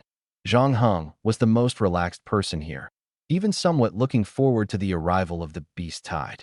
This was a good opportunity for him to earn replication points and improve his cultivation level. However, it was almost noon now, and the Beast Tide still hadn't come. Could the intelligence be wrong? Zhang Heng said to Chun Jianbao, "Captain Chun, since the Beast Tide is controlled artificially, I suspect we might be facing not just the Beast Tide, but also assassins from the death sequence. If they take advantage of the chaos to jump onto the city walls or launch a sneak attack from behind, distracting us from dealing with the Beast Tide, the consequences would be unimaginable. Captain Chun, have you made any preparations for this?" Chun Jianbao blinked and glanced at Yi Duoduo. Yi Duoduo frowned and said, "You're worried the death sequence might launch a sneak attack?" Zhang Heng nodded. "Otherwise, they wouldn't go to such lengths. Sending 10,000 exotic beasts against us just to vent? Their goal might be to destroy Jiangnan City. Assassins from the death sequence are very likely involved in this chaos. Perhaps many death sequence members are already lurking around us, maybe even among the ordinary members of the guilds." Chun Jianbao said, "Zhang Heng makes a good point. We've been so focused on dealing with the Beast Tide that we've indeed neglected screening guild members." Zhang Heng added, "It's too late to screen now, as some death sequence members may have already infiltrated the guilds. What I mean is, the city gates must be guarded, and everyone should pay more attention to the people around them, not just the Beast Tide. Of course, there's still time now to arrange for some people to patrol the surroundings and check for suspicious individuals. If everyone only focused on the Beast Tide and ignored potential threats, any problems that arose would be beyond saving. Just as Major Jiang had said, if we fail to hold the line, the entire Jiangnan city is doomed." Zhang Heng spoke bluntly, without any reservations. Jiang Guohai listened and immediately stepped forward. "Zhang Heng, you're absolutely right. I'll send people to search the vicinity for suspicious individuals right now and also check the tattoos on the backs of the guild members' hands." Zhang Heng added, "It's best to feel the backs of their hands too, just in case something is hidden particularly well." The already tense atmosphere became even more oppressive. Many Dragon Army soldiers suddenly descended from the city walls, led by several guild leaders, heading toward the guild members to begin checking their hands. Zhang Heng stood on the city wall, calmly watching the people below as they started inspecting the backs of their hands. Over the past few days, he had been practicing the new moves he had created, almost forgetting to participate in this major event. Although it felt like a last-minute effort now, he couldn't feel at ease without conducting a thorough check. The death sequence was no ordinary enemy. They hid deeply, and we had to be even more vigilant. Better safe than sorry. Report. No suspicious tattoos were found on the guild members. A soldier ran up to report to Jiang Guohai. Another soldier reported the same findings. However, at that moment, more than a dozen guild members suddenly turned and ran. At a time like this, running away? There was no need for further explanation. These dozen people were very likely members of the death sequence. Everyone was stunned. From the city wall came Jiang Guohai's furious roar. "Catch them! Quickly!" Everyone immediately rushed out to pursue them. These dozen people desperately ran through the crowd, but no matter how fast they were, they couldn't escape the encirclement of thousands. Soon, the 13 individuals were tied up together and brought to the city wall. The Dragon Army soldiers unwrapped the bandages on their hands, revealing the death sequence tattoos on the backs of their hands. Everyone was shocked. There really were death sequence infiltrators. The 13 individuals were thrown together, their faces full of anger. How had they been discovered? Why? At a time like this, was someone trying to root out traitors among the guild members? Shouldn't they be fully focused on preparing to deal with the beast tide? What had happened to make them so vigilant? They even suspected there was a traitor among them.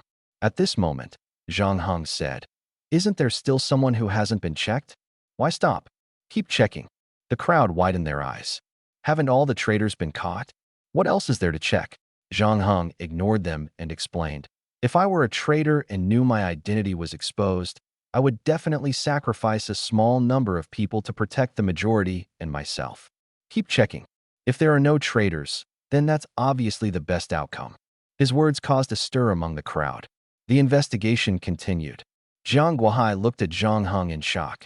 What kind of vigilance was this? What kind of wisdom? To think this far ahead? Sacrificing the few to protect the many? Suddenly, a burst of laughter erupted from the crowd. I didn't expect Jiangnan City to have such a formidable character. Impressive. Brothers, no need to hide anymore, fight your way out. A flash of blood shot into the sky. Below, in the guild crowd, someone was struck down. Almost simultaneously, the sound of blades cutting through bone and screams echoed from all directions. At least 100 death sequence traitors had infiltrated various guilds. Soon, chaos broke out below. Zhang Heng stood atop the city wall, coldly watching these death sequence assassins. They fought desperately, but their fate was sealed. They were destined for total annihilation. Within 5 minutes, the resistance was over. When the last death sequence member fell, over 100 corpses lay scattered on the scene. The beast tide hadn't arrived yet, but a battle had already erupted within the city. Medics rushed to treat the injured. Jiang Guohai approached Zhang Heng. "Zhang Heng, how did you figure out that the death sequence would plant traitors among us?" Zhang Heng had already explained earlier. Jiang Guohai was still stunned by the situation before him. Zhang Heng said, "Avenging your enemies with your own hands, that's true revenge, isn't it? If they only sent a beast tide to cause trouble, what kind of revenge would that be? Doing it yourself, that's real revenge." Jiang Guohai couldn't help but laugh after hearing this. "I see, taking matters into your own hands is indeed the most satisfying revenge." At this moment, Zhang Heng said, "I think we don't have any traitors left now, but there's one thing that's very concerning. Since our plan has been leaked, could the direction of the beast tide's attack have changed?"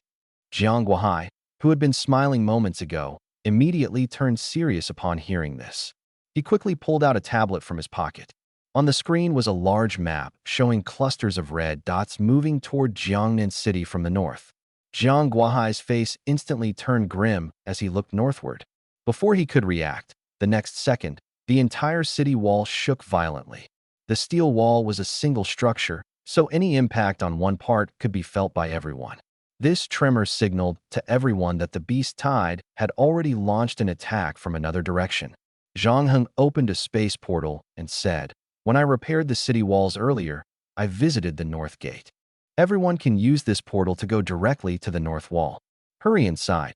As he spoke, Zhang Heng stepped back a few paces, and the space portal instantly expanded several times larger through the spatial gate. Many exotic beasts could be seen climbing the city walls. Chun Jianba and Yi Duo charged at the forefront, followed closely by the others. Everything proceeded in complete silence.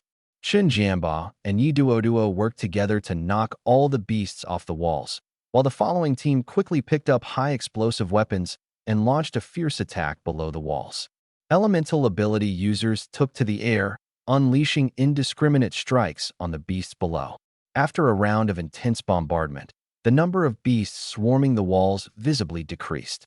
However, more beasts continued to surge forward, one after another. A total of 10,000 beasts. They climbed over their fallen companions like locusts, desperately trying to scale the walls. Quick! Suppressive fire! Suppressive fire! As the last person entered the spatial gate, Zhang Heng also rushed through. The moment he landed, he immediately took to the air, a frost thunder appearing in his hand, which he hurled fiercely at the horde of beasts behind him. Boom! The frost thunder exploded, sending a powerful shockwave that scattered the beasts. The cold spread rapidly in all directions, freezing the nearby beasts into ice sculptures, which were then shattered by the advancing beasts. Concerned about the wide range of the cold wave, Zhang Heng initially threw only one. But that single frost thunder significantly eased the pressure on the frontline dragon troops. He then aimed at the charging beasts in the rear and launched a spirit light bomb. The spirit light bomb emitted a piercing screech as it shot into the beast horde and exploded. Another violent blast ensued, freezing the majority of the beasts. Its power even surpassed that of the frost thunder. At this moment, system notifications kept ringing in Zhang Heng's mind. He couldn't help but shout, "System, turn off the notification sound. It's too noisy." Understood. A continuous barrage of spirit light bombs rained down on the beast army like rockets, creating gaping holes in their ranks. Witnessing this scene, the group was both shocked and exhilarated, as if they had glimpsed the hope of victory. They no longer held back on ammunition, unleashing their full firepower. Standing atop the city wall, Chun Jianbao roared, "Everyone, charge with me." At his command, the ability users on the wall leaped down like dumplings into boiling water. The number of beasts had significantly decreased and was no longer as dense. Nearly 2,000 ability users unleashed their ultimate skills, resembling war gods descending upon the battlefield, launching a fierce assault on the beast horde ahead. As Chun Jianbao ran, his figure flickered like a phantom. In an instant, he drew his blade, slashing out a crescent-shaped blade aura.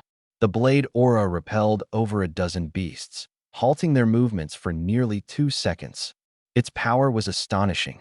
Zhang Heng had just landed and was preparing to advance with the main force. This was no ordinary beast tide. These were all replicated monsters. This was his chance to enhance his strength. Just then, Jiang Guohai grabbed Zhang Heng's shoulder. "Kid, you can't go." Zhang Heng tried to break free but was firmly held by Jiang Guohai, feeling both surprised and puzzled. He quickly calmed down and said, "Major Jiang, let me go. I need to charge with the main force." Jiang Guohai smiled bitterly. "No, you've already done enough. Leave the rest to them." As soon as he finished speaking, Zhang Heng felt a tremendous force pulling him back. He stood on the city wall, gazing into the distance. The beast tide no longer seemed as overwhelming as it had at the start. Under the pressure of the main force led by Chun Jianbao and Yi Duoduo, the beasts began to retreat. At this moment, Shenling suddenly appeared beside him. "Zhang Heng, you were incredible just now. I never expected you to have such powerful moves you hadn't used yet." Shenling was panting heavily, clearly having exerted all her strength earlier. Now she returned to Zhang Heng's side, ready to rest. Zhang Heng said, "Take a break first. I'll sit for a while too." "Okay." The two sat cross-legged. Jiang Guohai stared at the young man on the ground. He had been watching Zhang Heng closely earlier. Although he knew Zhang Heng was an S-level ability user, his strength was truly terrifying. Those mutant beasts were like tofu in his hands, easily shattered by his horrifying moves. However, judging by his spiritual energy, he had used up almost all of it in just 3 moves. Clearly, these 3 moves were a heavy burden for him. Zhang Heng had obviously gone all out, with barely any spiritual energy left, yet he still wanted to charge toward the main force. Fortunately, he was stopped in time. Moreover, in this operation, if it weren't for Zhang Heng's cleverness and his space gate ability, the consequences for Jiangnan City would have been unimaginable. Zhang Heng sat cross-legged on the ground, recovering his spiritual energy while opening his personal information panel. Host, Zhang Heng abilities. S-level Blood Demon, C-level Stone Whisperer, C-level Insect Speaker, a level Iron Witch, Winter's Blossom Realm.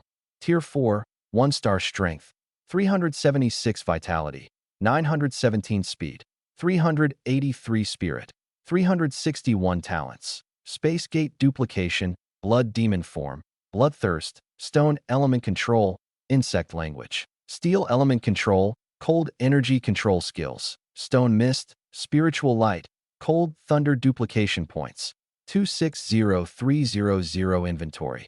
Universal Duplication Card Fragment X7 his realm had. Directly advanced to Tier 4. All 4 attributes showed significant improvement. Duplication points had even surpassed 200,000, including mission rewards, as he had gained another Universal Duplication Card Fragment. He opened the mission interface. Mission 1 was already completed.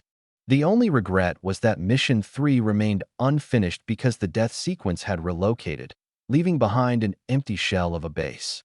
Overall, the harvest was quite substantial.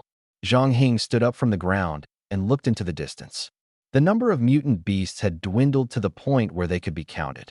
The remaining beasts were falling one by one in pools of blood under the siege of the ability users. It was a pity he hadn't used Bloodthirst at the beginning. At the time, things were too urgent for him to think it through, as the beasts had already climbed the city walls. All the ability users raised their arms and cheered. When they first heard that a beast tide was going to attack Jiangnan City, everyone was scared. But to protect their home, they chose to fight without hesitation. Initially worried about the beast tide, they hadn't expected to face so many twists and turns before it even arrived. The death sequence had sent undercover agents to infiltrate their ranks, attempting to dismantle them from within, and the direction of the beast tide's attack had shifted from south to north. If Zhang Heng hadn't opened the space gate and led everyone straight to the north gate, the mutant beasts would have already stormed into Jiangnan City. In the subsequent battle, Zhang Heng displayed astonishing strength. The number of beasts in the tide was drastically reduced, all thanks to him. Without Zhang Heng, Jiangnan City might have already become another Jiangcheng, a nest for mutant beasts. Thinking back now, everyone felt a lingering fear. After repelling the beast tide, the survivors began dissecting the mutant beasts. Zhang Heng followed Chen Jianba and the others back to the security bureau. Chen Jianba led Zhang Heng to report the news of the beast tide's defeat to the security bureau chief, Cheng Jingyi. After listening to Chen Jianba's account, Cheng Jingyi's face alternated between shock and joy. He turned his gaze to Zhang Heng and said, "Zhang Heng, you've made a great contribution this time."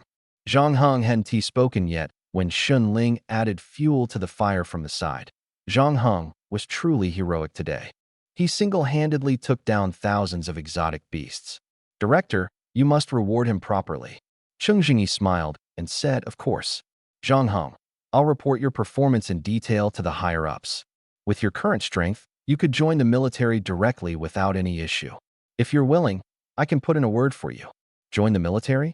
Now, Zhang Heng thought for a moment and said, "I promised Principal Su to help him with some things. Leaving now might be too soon, and my strength isn't sufficient yet. If I go, I'd just be doing odd jobs. I plan to take some time to consolidate myself before considering joining the military." Cheng Jingyi could tell that Zhang Heng was already close to the 4th tier. This kid still thought he wasn't strong enough? Principal Su, it seemed he had made some promise and was keeping his word. Cheng Jingyi nodded. "All right, whenever you're ready, come find me." Zhang Heng nodded and walked out of the director's office. In the following days, news of the victory over the beast tide flooded Jiangnan City. Zhang Heng's name spread rapidly, becoming almost a household name. At this moment, Zhang Heng was sitting on his bed in the bedroom. He glanced at Shun Ling, who was lying on an air mattress, holding her phone and laughing happily at a variety show. Then, he composed himself and returned to his own thoughts. 4th tier. His strength was now on par with Chun Jianba, Yi Duo, and the others. There probably wasn't anything stronger than them in this area. To be honest, Jiangnan City no longer had much that could attract him. Joining the military was indeed a good option, but he wanted to be better prepared before going. For now, it was still too early. Suddenly, Shun Ling said she was hungry. There wasn't much to eat in the fridge, so Zhang Heng had to go out to buy her a late-night snack. He wasn't sure which stores were still open, so he relied on his keen sense of smell to find a place that was still operating. Suddenly, Zhang Heng's expression changed slightly, but he quickly concealed it. He continued walking forward. A gust of wind suddenly swept up behind him. Zhang Heng swiftly dodged to the left, and a cold gleam slashed through the spot where he had just been standing.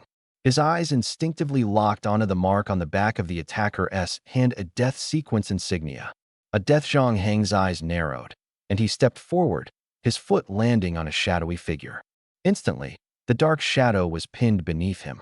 The assassin let out a muffled grunt, barely having time to react before Zhang Heng unleashed a burst of explosive ice spikes on the figure. In mere moments, over a dozen ice spikes pierced through the assassin's body. The assassin groaned a few times before succumbing to death. Looks like he wasn't even a 4th tier ability user at most, a 3rd tier.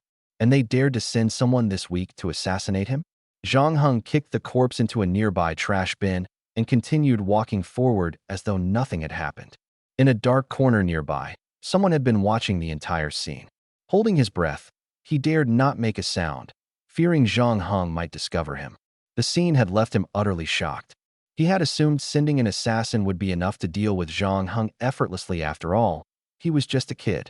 But Zhang Heng had not only pinpointed the assassin's position with terrifying accuracy at such speed, but also ended the fight in an instant. This was nothing like the rumors. This boy, Zhang Heng, was supposed to be an ice-type ability user. The information they had was definitely wrong. He needed to report this to his superiors immediately.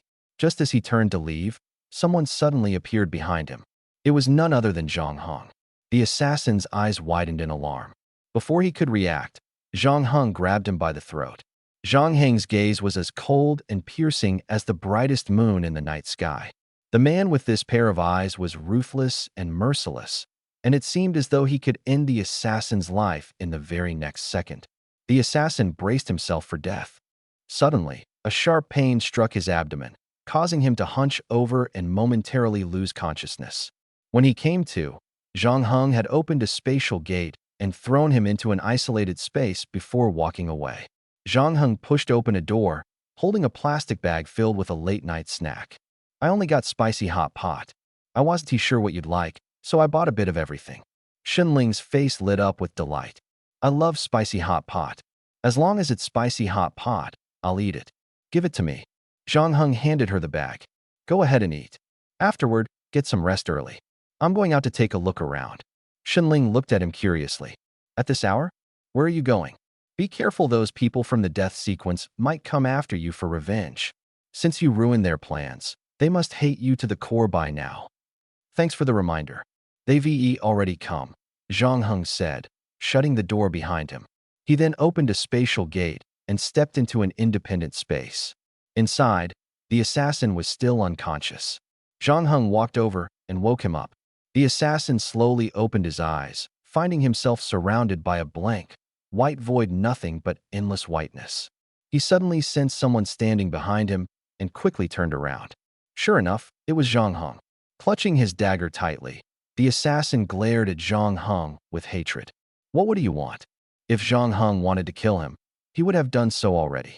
The fact that he had spared his life meant Zhang Heng was after information. The assassin silently vowed not to betray his organization.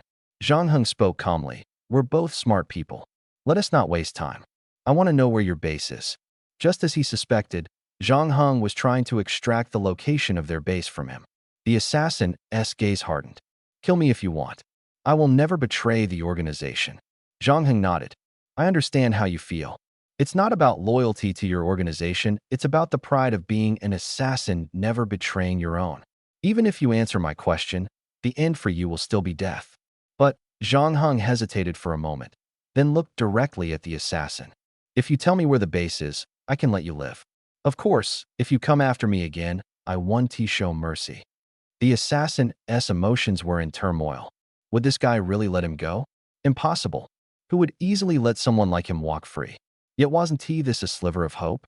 Who wouldn't want to live just a little longer if given the chance? Taking a deep breath, the assassin asked, "If I tell you the location of the base, will you really let me live?" "You're not lying." Zhang Heng nodded. "You're just following orders. Killing or sparing you doesn't make much difference to me. The critical information is your base's location. I know this is just the beginning. More assassins will come for me from there, right?" The assassin looked at the young man before him, whose demeanor and appearance were entirely contradictory. He couldn't find the words to describe this boy. Who exactly was he? He felt like there was an ancient monster hiding within this youthful body. Swallowing hard, he decided to take the gamble. "Our new base is in the mountains, 300 miles west of Jiangnan City. That is all I can tell you." 300 miles west of Jiangnan City? Zhang Heng said. "You might be noticed already this is an independent space. Without my permission, no one can leave. I'll go check out the location you mentioned. If I find out you've lied to me, you'll never leave this place. Understand?" The assassin nodded. "How could I dare lie to you? Living is always better than dying." Zhang Heng gave a faint smile. "I always keep my word." I'll head to the area west of Jiangnan City now. You wait here. With that, he opened a spatial gate and left. After Zhang Heng left, the assassin stood there, staring at the endless whiteness around him, feeling utterly lost. He eventually sat down. The air in this space was stifling, with no sunlight and an oppressive brightness that hurt the eyes. There wasn't even a breeze. Staying here too long would drive anyone mad. In his heart, he desperately wished for Zhang Heng to return quickly. After resting for a night back at the house, Zhang Heng came up with an excuse the next morning, leaving Shen Ling behind as he set off alone toward the mountains west of Jiangnan City. According to the map, the area 300 miles west was known as the Flying Dragon Mountain Range. This region was home to 4th-tier beasts and served as a hunting ground for 4th-tier ability users. Zhang Heng's plan was simple. He had once been an assassin. When an organization targeted someone, they sent assassins to eliminate the target. If the assassin failed, they sent stronger ones, continuing until the target was dead. There was another possibility. If the target was too strong, the organization might stop wasting assassins on them. His goal was clear: to locate the base and see how far he could push himself. And he had to do it alone. Only by acting alone could he truly prove his strength. Adding anyone else to the mix was out of the question. He flew westward, unsure of how much time had passed. Suddenly, a vast, sprawling mountain range appeared before him, stretching endlessly across the horizon like a slumbering dragon. This was the Flying Dragon Mountain Range, extending for miles.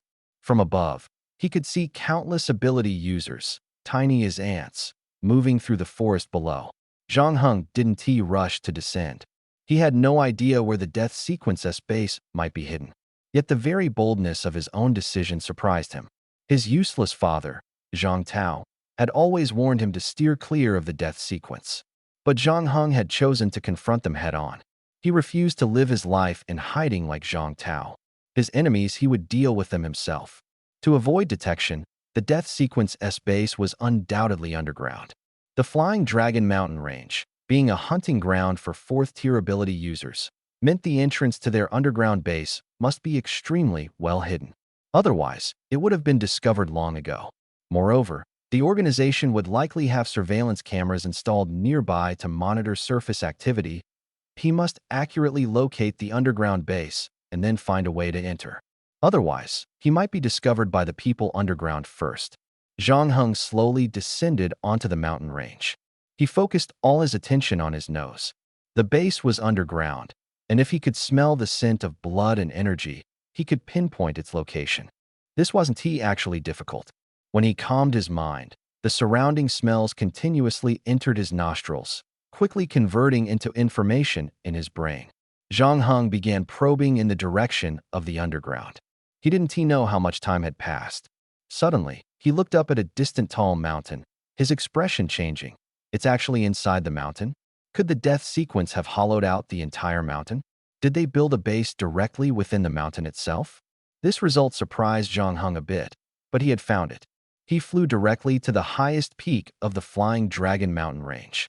As soon as the middle-aged man's chest was pierced with a large hole, and the spiritual light penetrated underground, exploding once again. A terrifying explosion echoed. Zhang Heng snorted coldly and quickly left.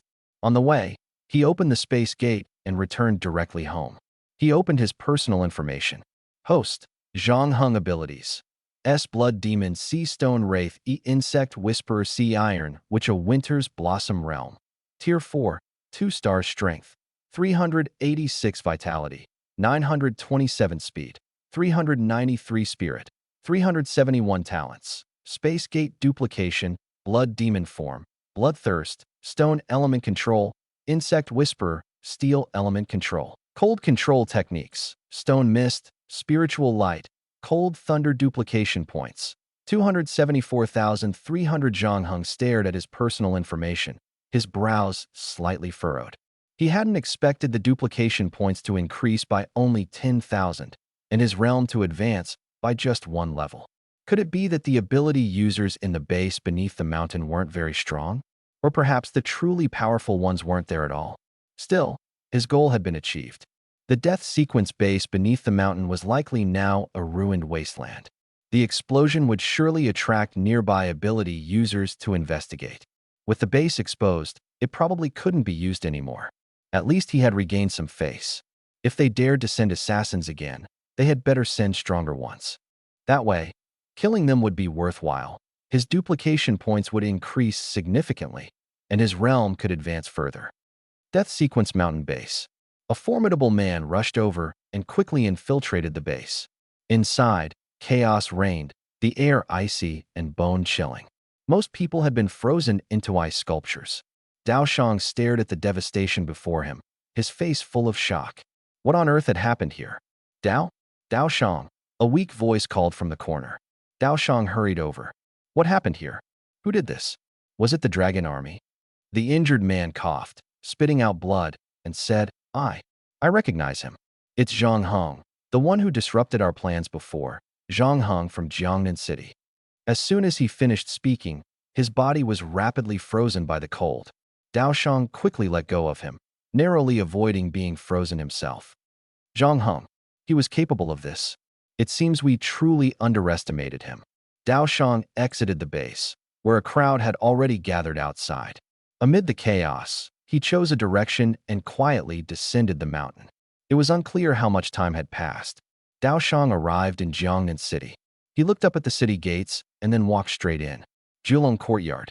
Here, rows of villas were neatly arranged, making it the most expensive area in Jiangnan City. The residents were almost all wealthy elites. Dao Shang walked directly to the front of a European-style castle-like villa. A security guard hurriedly stopped him and asked, "Who are you looking for?" Dao Shang replied coldly, "I'm looking for Lei Yunfei." "Is he here?" The guard was momentarily stunned. Lei Yunfei was his boss, wasn't he? Could this man be a friend of the boss? The guard said, "What's your name?" "I'll go ask."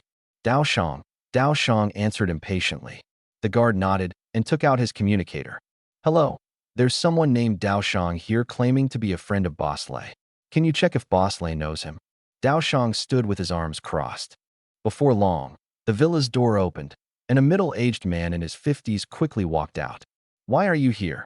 Lei Yunfei asked in surprise, clearly not expecting Dao Shang to come looking for him. This was completely unexpected. Knife Scar took a deep breath and said, "I need to talk to you. Let's go inside." "All right." Lei Yunfei personally led him into the ancient castle. The two went straight to the study. Lei Yunfei closed the door and asked with a smile, "An assassin from the death sequence coming to see me, what's the matter?" Knife Scar said in a deep voice, "Lately, I've been hearing a name Zhang Hong. I heard he's from the Southern Ability Academy. I remember your son is there too. Get him to lure Zhang Hong out of the city, and I'll take care of him." Lei Yunfei's expression changed. "I've heard of Zhang Hong. My son mentioned him before. They've never gotten along." Knife Scar frowned. "What do you mean? Are you refusing? Have you forgotten the call I made telling you to leave the city when the beast tide came? Back then, when the beast tide attacked Jiangnan City, did you think you could escape? When the plan failed, I almost thought you betrayed me." Lei Yunfei's face turned pale. "Impossible. How could I betray the death sequence? That would be suicide. I've never betrayed the death sequence." Knife Scar took a deep breath. "I've said what I needed to say. It's up to you now." Lei Yunfei smiled bitterly. "Knife Scar, with your strength, why not just kill him in the city?" Knife Scar shook his head. "That kid is about as strong as me. Killing him in the city won't be easy. If we really fight, the Security Bureau definitely won't stand by and watch. I'd be caught in a two-front battle. If we can lure him out of the city, the chances of killing him will be much higher. You have 3 days. I'll wait for your news." With that, Knife Scar said no more, directly pushed the door open, and left, not even giving Lei Yunfei time to hesitate. Lei Yunfei watched Knife Scar's retreating figure and sighed helplessly. He regretted ever getting involved with these people. Now, he could only resign himself to fate. Even if he wanted to run, he couldn't. Knife Scar knew where his family lived. If he wasn't satisfied, he might target his family. Lei Yunfei took a deep breath, pulled out his phone, and dialed a number. At the Southern Ability Academy, Lei Yuan answered the call. "Son, your dad needs your help with something." Lei Yuan's expression changed, and he asked suspiciously, "Dad, what's the matter? If you're using the word help, it must be serious, right?" "That's right, very serious. I need you to get close to Zhang Hong and lure him out of the city." Lei Yuan's face immediately darkened. Dad, Zhang Heng hasn't been coming to school for a while. He's already joined the Security Bureau's guard squad as a trainee defender. When the beast tide came, he turned the tide and became a hero of Jiangnan City. Whatever you're planning, I advise you not to mess with him. Besides, you know Zhang Heng and I have never gotten along. Lei Yunfei's voice trembled slightly. Son, you must succeed in luring him out of the city, or we're both finished. Lei Yuan frowned and asked in a deep voice, What do you mean? Why would we be finished if I don't lure him out of the city? Who's making you do this? The death sequence. Lei Yuan was momentarily speechless. He knew his dad had some connections with the death sequence. When the beast tide struck, the death sequence helped them escape Jiangnan City, otherwise they would have died. Unfortunately, they still couldn't win in the end. It seemed the death sequence wanted revenge on Zhang Heng this time. If Zhang Heng could be lured out of the city, the death sequence would deal with him? If that was the case, he might as well grit his teeth and give it a try. Lei Yuan's lips curled into a cold smile. All right, I'll handle this. Wait for my news. It's all up to you. Lei Yuan hung up the phone, and the people around him seemed to have overheard the conversation. Cheng Yu asked suspiciously, What do you mean? The death sequence wants to deal with Zhang Heng, and they need your help? Since when did you have connections with the death sequence? Lei Yuan sneered. In this world, you have to know both the black and white sides, or you won't survive. Actually, it's not me who knows the death sequence, it's my dad who has dealings with them. They asked us to lure Zhang Heng out of Jiangnan City. If I succeed, Jiangnan City might never see Zhang Heng again. After speaking, Lei Yuan seemed to already envision Zhang Heng dying in the wilderness, a cold smile appearing at the corner of his mouth. That kid has been too arrogant lately. But soon, he'll face retribution. The death sequence has already set their sights on him. Once the death sequence targets someone, they're almost certainly doomed. Lei Yuan looked at the Cheng siblings and Luo Ning in the corner and said, You three, figure out a way to lure him out of the city. Their hatred for Zhang Heng was no less than Lei Yuan's.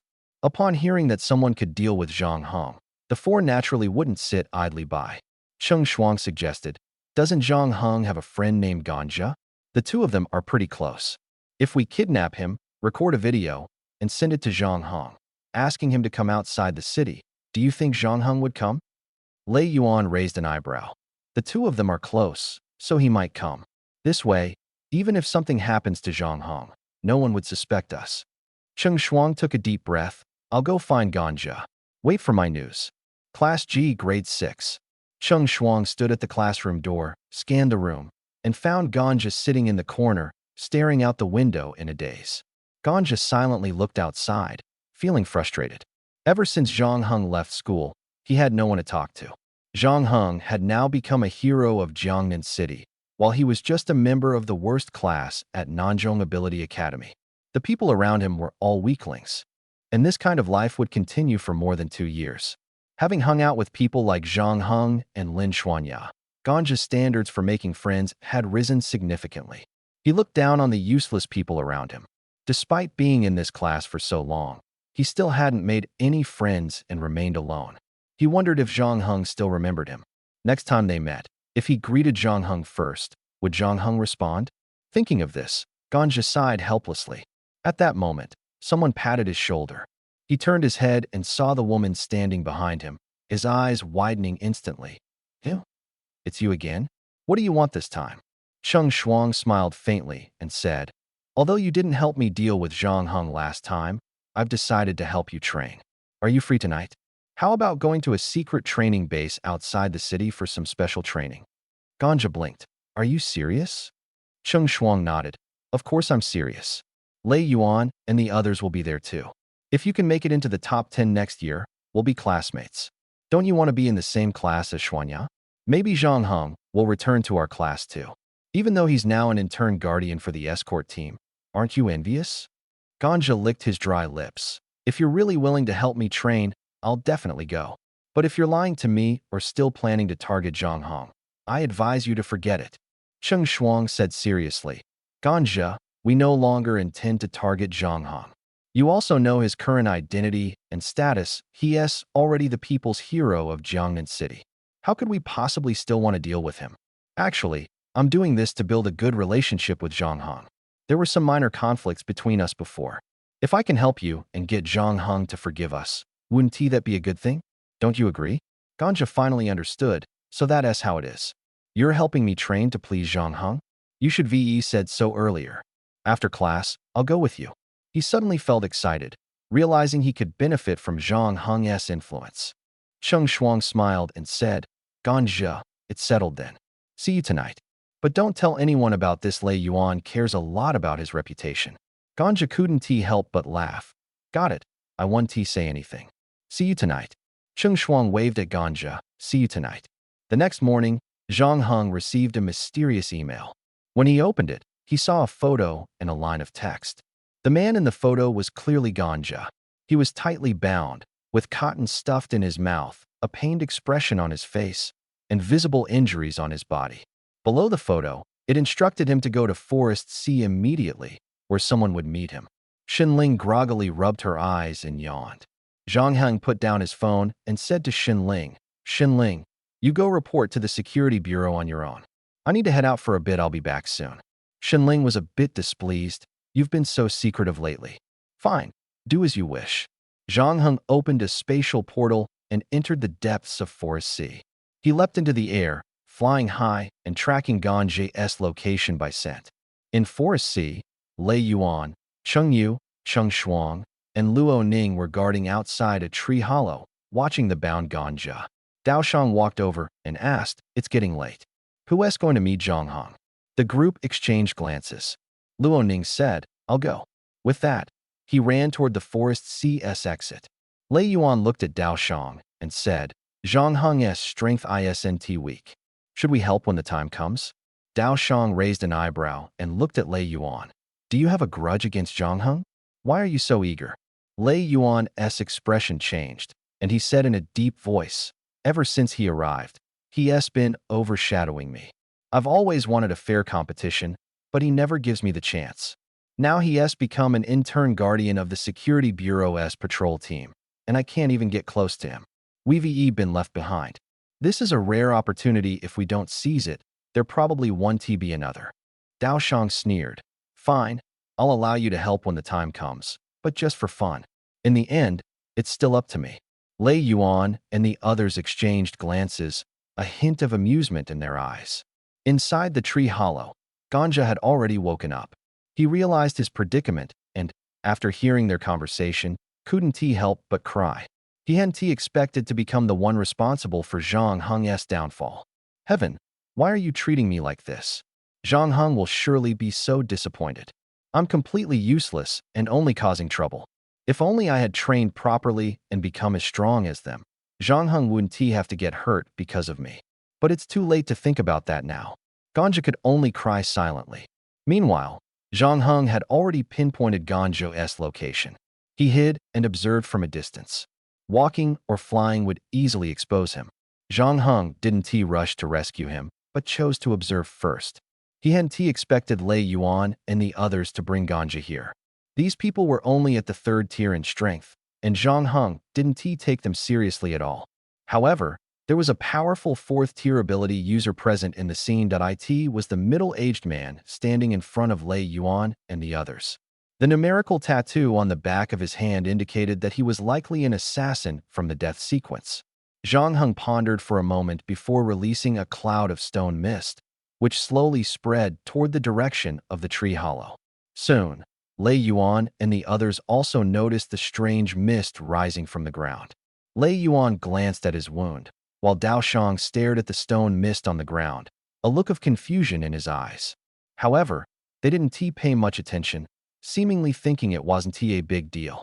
Just as the stone mist reached their ankles, Cheng Shuang suddenly spoke. There's something wrong with this mist. The others began to focus on the mist on the ground, appearing somewhat wary. Suddenly, the stone mist hardened, transforming into solid rock. Their ankles were immediately locked in place by the stone, which then turned into steel. At this point, they finally understood. Lin Xuanya? She is here too? Lei Yuan looked around in surprise.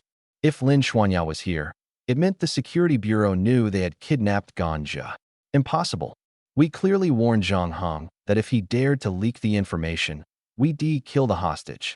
At that moment, Zhang Heng stepped out from behind a tree and said, "Don't worry, I came here on my own. No one knows I'm here." Ganja saw Zhang Heng and let out muffled sounds of excitement. But with cotton stuffed in his mouth, he couldn't speak. Dao Shang looked at Zhang Heng in the distance, then at his own ankle, struggling to break free. What exactly was this kid's ability? Why was it so strange? Wasn't it supposed to be ice? Could there be others nearby? Dao Shang cautiously scanned the surroundings, but found no trace of other ability users. This made it even stranger. Lei Yuan glared at Zhang Heng angrily. "Zhang Heng, if you've got guts, let us go and fight us properly. What is the point of these tricks?" Zhang Heng grinned at Lei Yuan. "You kidnapped Ganja to force me to come here. I have nothing to say to you. You've messed with the wrong person." As soon as he finished speaking, a bone-chilling cold erupted from Zhang Heng's body, rapidly spreading toward the group in front of him. "What is this? Cold air? So cold, Lei Yuan. Think of something." Lei Yuan snorted coldly and summoned a gust of wind with a wave of his hand, directly dispersing the cold air. Zhang Heng's expression shifted slightly. His ability had been neutralized. The gust of wind scattered his cold air, preventing him from approaching the group. Dao Shang began quietly moving his ankle, preparing to escape unnoticed. Zhang Heng noticed this and immediately turned invisible, rushing to the tree hollow, where he grabbed Ganja and prepared to retreat. A Ganja's cotton gag fell out, and he let out a scream. Zhang Heng turned to look, only to see a large hand grabbing Ganja's hair. Ganja endured the excruciating pain of his scalp being torn and shouted at Zhang Heng. "Zhang Heng, go quickly. They're going to kill you. Don't worry about me. I won't regret dying." Dao Shang sneered coldly. "Since you're here, don't be in such a hurry to leave. Stay and play with us, Zhang Heng." Lei Yuan roared furiously, and Zhang Heng suddenly felt as if he had been hit by a truck, swept into a whirlwind, spinning uncontrollably in the air. Clearly, this was Lei Yuan's ability. Zhang Heng immediately activated full body protection. His steel-like body rendered the hurricane powerless against him. He broke free from the whirlwind and glanced at Ganja, who had collapsed unconscious in the distance. A cloud of mist instantly enveloped him, transforming into a stone cage, which then turned into a steel prison. After finishing everything, Zhang Heng finally turned to face the opponents before him. Dao Shang, Cheng Yu, Cheng Shuang, and Lei Yuan stood not far away, their eyes filled with murderous intent. They all knew that Zhang Heng had to be eliminated next. Otherwise, given Zhang Heng's position in the security bureau, they would all be doomed. He had to be dealt with here and now. Zhang Heng's gaze swept over them, finally stopping on the man codenamed Dao Shang. Dao Shang said coldly, "Stay out of this. This is not a fight you can participate in." His words left Lei Yuan and the others stunned. Lei Yuan asked in confusion, "Why won't you let us help? We're here to support you." Dao Shang shook his head and smiled faintly. "Help me? Look at his strength. He's a fourth-tier ability user, just like me. Moreover, he single-handedly destroyed one of the death sequence's bases. You all have just entered the third tier. Even if there were 100 of you, you wouldn't be able to touch him." "What?" Lei Yuan and the others widened their eyes in shock. Zhang Heng had already reached the fourth tier? Even more astonishing, he had destroyed one of the death sequence's bases? What had he been through at the security bureau during this time? Zhang Heng asked the system. "System, if I take down this guy in front of me, will I complete the third mission?" "Yes." A faint smile appeared on Zhang Heng's lips. "I was just worried I couldn't find you. And here you are, delivering yourself to me. So, you're the commander of the mountain base." Dao Shang's expression changed, and he sneered. "That's right.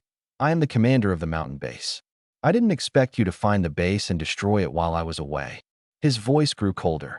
"You made me lose so many brothers and brought me such disgrace. I must take your head to give my fallen brothers an explanation." So it was true. When Dao Shang mentioned the destruction of a base, Zhang Heng immediately recognized who he was. Clearly, Dao Shang hadn't been sent by Lei Yuan and the others instead. He had come on his own, using them to kidnap Ganza to lure Zhang Heng out. The purpose was obvious revenge. When Zhang Heng destroyed the mountain base and found that the third mission was still incomplete, he knew the mastermind wasn't inside the base. Since he had destroyed their base, the other side wouldn't let him off easily. Sure enough, they had come for him. Unfortunately, Ganza had been dragged into this. Zhang Heng wasted no more time. He pulled out a small knife strapped to his calf, took a deep breath, and looked at Daoshang in the distance. Then let me see the strength of a death sequence assassin. I hope you won't disappoint me. As soon as he finished speaking, Zhang Heng's entire body suddenly emitted a dazzling blood-red light. When the light dissipated, a blood-red figure with golden horns on its head appeared before the four of them. The blood demon had descended. Bloodthirst. In an instant, for blood threads connected to the hearts of the 5 people in front of him. Vital energy and power of their realms continuously flowed into Zhang Heng's body. Lei Yuan and the others were utterly shocked. Was this Zhang Heng's transformation? No matter how hard Lu Chun had tried before, he couldn't force Zhang Heng to reveal his transformation. Now, seeing it with their own eyes, they understood why. Zhang Heng's form was too bizarre. It wasn't of the Beastman type, but the legendary demon type. Given his personality, he would never transform in front of others under normal circumstances. Today, they were witnessing it firsthand. Cheng Shuang grabbed at the blood thread on her chest, but no matter how hard she tried, she couldn't catch hold of it. She could clearly feel her vital energy and spiritual power being drained away. What kind of strange move is this? It can even drain a person's essence and blood. A demon-type ability user. Their abilities are all sinister and bizarre. Nothing more to say. Everyone, attack together and take him down. Lei Yuan was the first to ascend into the sky, his eyes turning a hazy gray. In the next moment, fierce winds swept in from all directions. Zhang Heng let out a cold snort, stepped forward with his right foot, and instantly appeared in front of Lei Yuan. Lei Yuan's gray-white eyes immediately returned to normal, revealing a shocked expression too fast. However, in the next second, a cold gleam flashed across his throat. The spiritual energy within Lei Yuan's body dissipated, and he plummeted toward the ground. Before Lei Yuan hit the ground, Zhang Heng transformed into a blood shadow and swiftly dealt with Cheng Yu and Cheng Shuang. Only Daoshang remained in the arena. Daoshang instinctively swung his blade in a slash. Clang! The sound of metal clashing exploded, sparks flying everywhere. Daoshang's right arm instantly went numb, and when he looked down, he saw that the webbing of his hand holding the blade had been split open. What kind of power was this? His strength and speed were no match for the opponent. Panic surged in Daoshang's heart, and without hesitation, he activated his transformation. A layer of white bone armor covered his entire body, resembling a suit of bone-crafted battle armor. Daoshang scanned the surroundings continuously, searching for Zhang Heng's position. Zhang Heng moved at high speed within the arena, his actions so fast they were dizzying, leaving afterimages everywhere. Seeing this, Daoshang felt his scalp tingle. This kid was hiding such immense power he had thought the opponent was just an ordinary elemental ability user. Unexpectedly, the opponent's transformation turned out to be of the demon type. The demon type was the most formidable enhancement among physical ability users after transformation. He had encountered him. No wonder this kid dared to attack his base single-handedly. Now he couldn't afford to be distracted. He had to stay highly focused. Any mistake could lead to his death here. Suddenly, Zhang Heng stabbed toward Daoshang's back. Daoshang frowned and quickly turned to meet the attack with his blade. Bang! The two blades collided, and Daoshang's blade broke first, his right hand going numb again. Zhang Heng grinned and unhesitatingly thrust toward Daoshang's throat. Daoshang hurriedly raised his left hand to shield his throat. His palm was pierced, and blood gushed out like a stream. Zhang Heng yanked the dag, looking at the cane covered in wounds. Zhang Heng patted his back and comforted him. Don't be afraid. It's all over now. I've dealt with Lei Yuan and the others. No one will dare to bully you again. Kane sat on the ground wiping his tears, while Zhang Heng looked up. He saw Luo Ning hiding behind a tree, only half of his head visible. Luo Ning had originally planned to meet Zhang Heng at the Forest Sea, but after waiting for a long time without seeing him and getting no answer when calling Lei Yuan, he decided to return.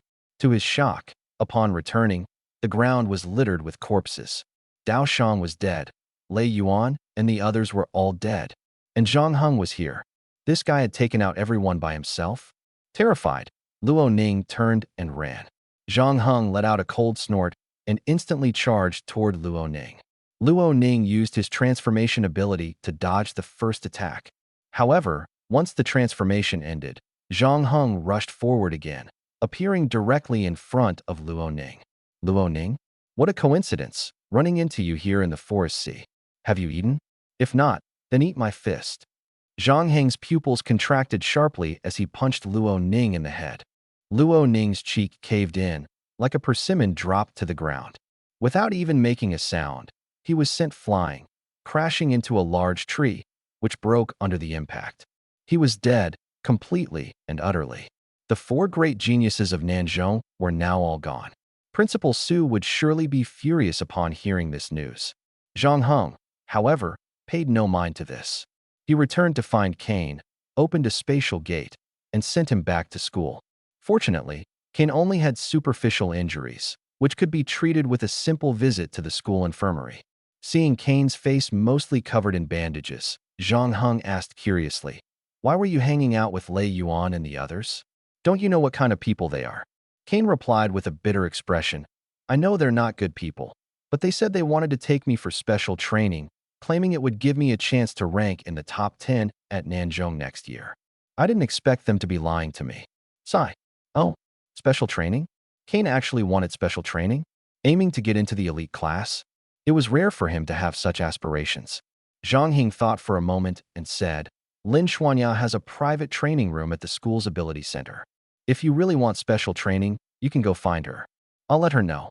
Cain, a bit shy, nodded and then looked up to ask, "Zhang Heng, how have you been lately? Is anyone at the Public Security Bureau bullying you?" Zhang Heng shook his head. "No, everyone's been pretty good to me." Cain gave a bitter smile. "I never expected you to become so strong, taking out Lei Yuan and so many others all by yourself, including a fourth-tier death sequence assassin. I used to think that ability users were all about the same level, but now I understand that talent is the key to everything. I guess I'm just the one without talent." Zhang Heng smiled faintly. "Focus on recovering first. Once you're healed, work hard. It's not too late to start now. I need to get back to the Public Security Bureau, so I'll leave it at that." Cain nodded. "All right." Zhang Heng opened a spatial gate and returned directly to the Public Security Bureau.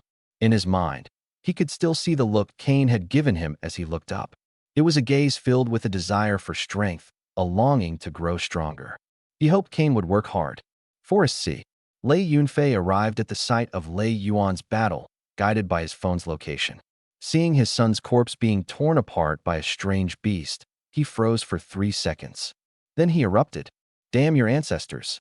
Lei Yunfei roared, charging toward his son's body, scaring the small beast gnawing on it into fleeing. The bodyguards around him also rushed forward in a panic. "Son, my son." Lei Yunfei held Lei Yuan's corpse in his arms, tears streaming down his face, muttering, "How could this happen? How is this possible?" A piercing scream shot straight into the sky, lingering for a long time. A few days later, after his son's funeral, Lei Yunfei returned to his study. He held his son's ashes, sitting in a chair, his expression dazed. His gaze gradually turned cold.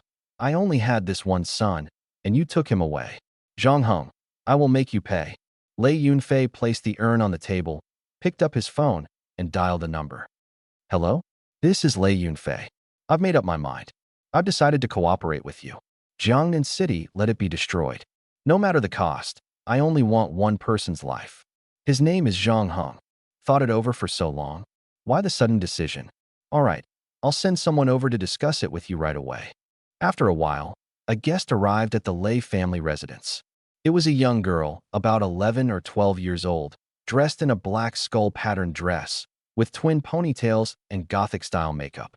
Lei Yunfei looked at the Gothic little girl in front of him, astonished, and said, "Are you kidding me? You're the one sent by the death sequence to discuss cooperation with me." A child? Was the death sequence mocking him? Lei Yunfei was clearly dissatisfied with this Gothic little girl, but since she was sent by the death sequence, he had no choice but to endure it. He took a deep breath, looked at the girl, and said, "Before cooperating with the death sequence, I have some questions I want answered. I need an explanation from you." The Gothic girl sat on the sofa, crossing her legs, holding a light novel in her hands. Hearing his words, she slowly closed the book, looked up at Lei Yunfei, and said, "Before that, could you lower the air conditioning here? I don't like sweating." Lei Yunfei was speechless, thinking to himself that her first words were actually about this. He gestured to his subordinate nearby. Lower the air conditioning. The Gothic girl said, 21 to 24 degrees is the most comfortable. After speaking, she picked up the hot tea on the table, took a sip, then looked at Lei Yunfei. You just said you wanted an explanation from the death sequence. What exactly is it? Finally, they could talk business? Lei Yunfei snorted coldly. There's someone in your organization named Dao Shang who asked my son to help him deal with Zhang Heng. As a result, my son died, and Dao Shang also died, both killed by Zhang Heng. I only had one son, and now he's gone. If Dao Shang hadn't come to us, he wouldn't have died. The Gothic girl raised an eyebrow. Dao Shang? He's just a minor officer in our logistics department, only 4th tier in strength. I heard the resource base he managed was destroyed too. We were just about to settle accounts with him. He's dead. Lei Yunfei held back his temper and nodded. Yes. The Gothic girl said, they're all dead. What explanation do you still want? Lei Yunfei found her logic strange, his heart burning with anxiety, but he dared not show it. But if my son hadn't gone to help him, he wouldn't have died. Dao Shang came to us, we couldn't refuse, could we? The Gothic girl looked puzzled. Why couldn't you refuse? Lei Yunfei. After a brief silence, he took out his phone and walked outside. There was simply no way to communicate with this girl. He dialed the number again. Hello? Did you really send a little girl? I can't talk to her at all, let alone cooperate. Can she really help me kill Zhang Heng? Laughter came from the other end of the phone. Boss Lei, don't be fooled by Candy's appearance. Candy has had a hormonal imbalance since childhood, which halted her physical development, but she's actually in her 20s. Moreover, she's a 5th-tier spatial ability user. Forget killing Zhang Heng, she could wipe out everyone in Jiangnan City without breaking a sweat. Lei Yunfei's face turned bitter. Was this for real? A 5th-tier ability user? Capable of destroying an entire city? The voice on the phone continued. Apart from Chun Jianbao and Yi Duo, who have some minor strength, no one in Jiangnan City has even reached the threshold of the 5th tier. Rest assured, Boss Lei, she's absolutely the most suitable assassin for this task. Her strength is beyond question. Lei Yunfei could only compromise. All right, I'll trust you this once. Hanging up the phone, he looked up toward Candy in the distance of the hall. Candy must be her code name. Lei Yunfei walked back to Candy's side. Seeing him return, Candy said, You can leave Jiangnan City now. Lei Yunfei's expression changed. Leave Jiangnan City? Why? Can't we stay here? The Gothic Lolita looked puzzled. Didn't you tell me to eliminate everyone in Jiangnan City, including Zhang Heng? Lei Yunfei was stunned.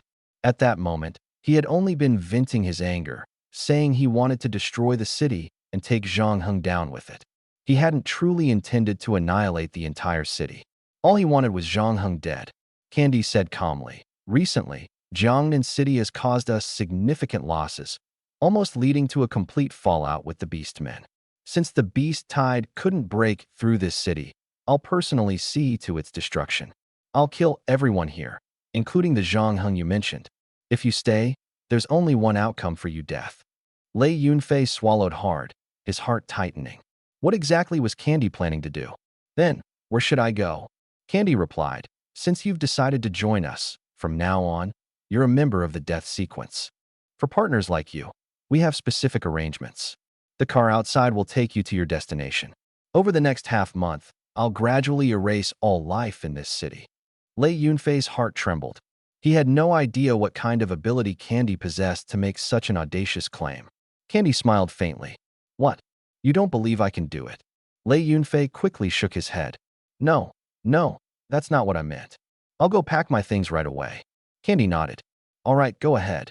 Lei Yunfei went upstairs to prepare his gear. Candy, meanwhile, picked up the light novel she had been reading earlier and continued. It was unclear how much time had passed when Lei Yunfei came downstairs, dressed and ready. He glanced at Candy, who was still reading in the hall, then turned and walked out the door. The bodyguards followed him. Night fell. The villa was now empty except for Candy. Closing the light novel in her hands, a trace of longing flickered in her eyes. Does love like this really exist in the world? As expected, novels are just novels. She looked out the window. The sky was dark, and the bright moon hung high. Stretching lazily, Candy said, All right, Time for a good night's sleep. Humming a strange little tune, she went upstairs, washed up, found a room, and fell into a deep sleep. At Zhang Heng's house, Xinling and Zhang Heng lay on the bed.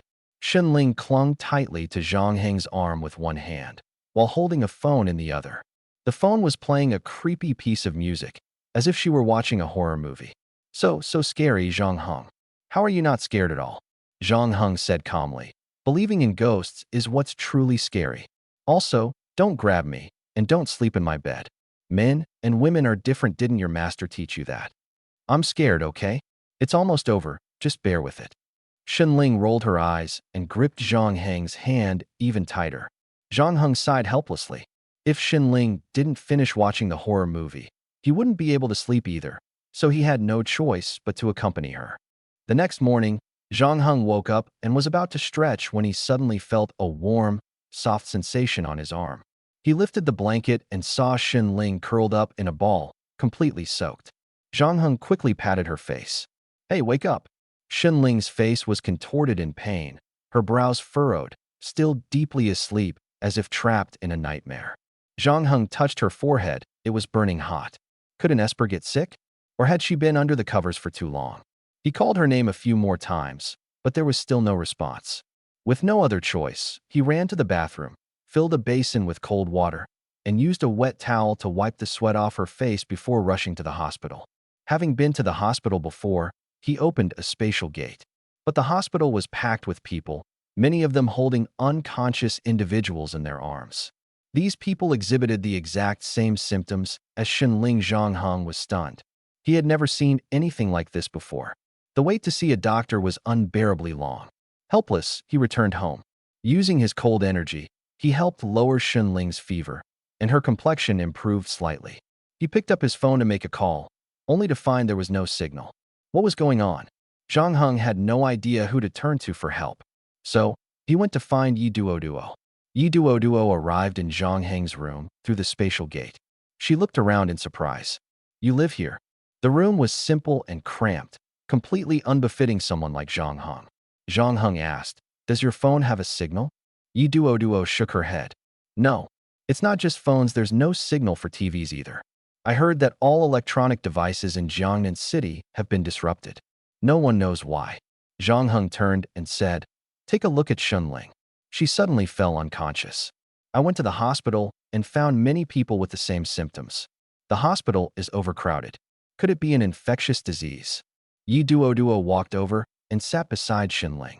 She touched her forehead, which wasn't as hot, likely because the surrounding cold energy had helped lower her temperature.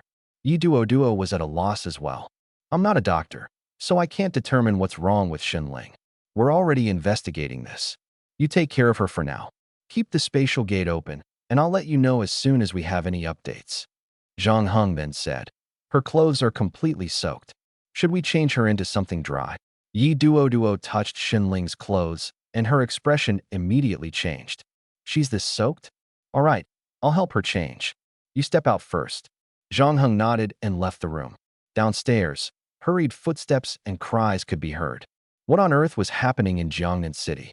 All electronic devices in the city had completely shut down, and many people were falling unconscious with high fevers that wouldn't subside. The entire world seemed to have plunged into chaos in an instant. Zhang Heng's expression darkened. He tried to open his personal system, but to his surprise, it wouldn't open. Could the system also count as an electronic device? Did it require a signal? It wouldn't open.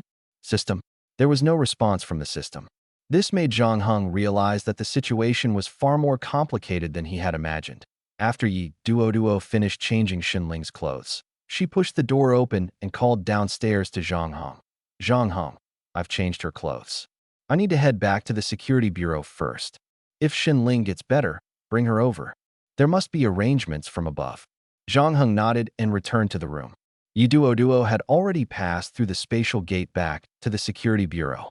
Zhang Heng looked at Xinling, whose temperature had risen again on the bed, and quickly used cold energy to help lower her temperature. Xinling frowned tightly, her expression filled with pain, her limbs struggling involuntarily, and before long, she started crying. Zhang Heng held her hand, and only then did Xinling calm down slightly. Another mysterious force at work? Could it be an ability user causing trouble? The power of an ability user can actually disable all electronic devices in Jiangnan City? Or am I actually trapped in some independent space right now? This feeling, Zhang Heng was quite familiar with it. Back then, Shin Yu had used psychic abilities to hypnotize him and Lei Yuan to improve their relationship. In that hypnotic world, they couldn't use spiritual energy. However, all of this was just Zhang Heng's speculation. Perhaps he was overthinking it. At that moment, someone walked in through the spatial gate. It was Captain Chen. Captain Chen's face looked grim as he asked Zhang Heng, "How is Shunling?" Zhang Heng shook his head. "She's still unconscious.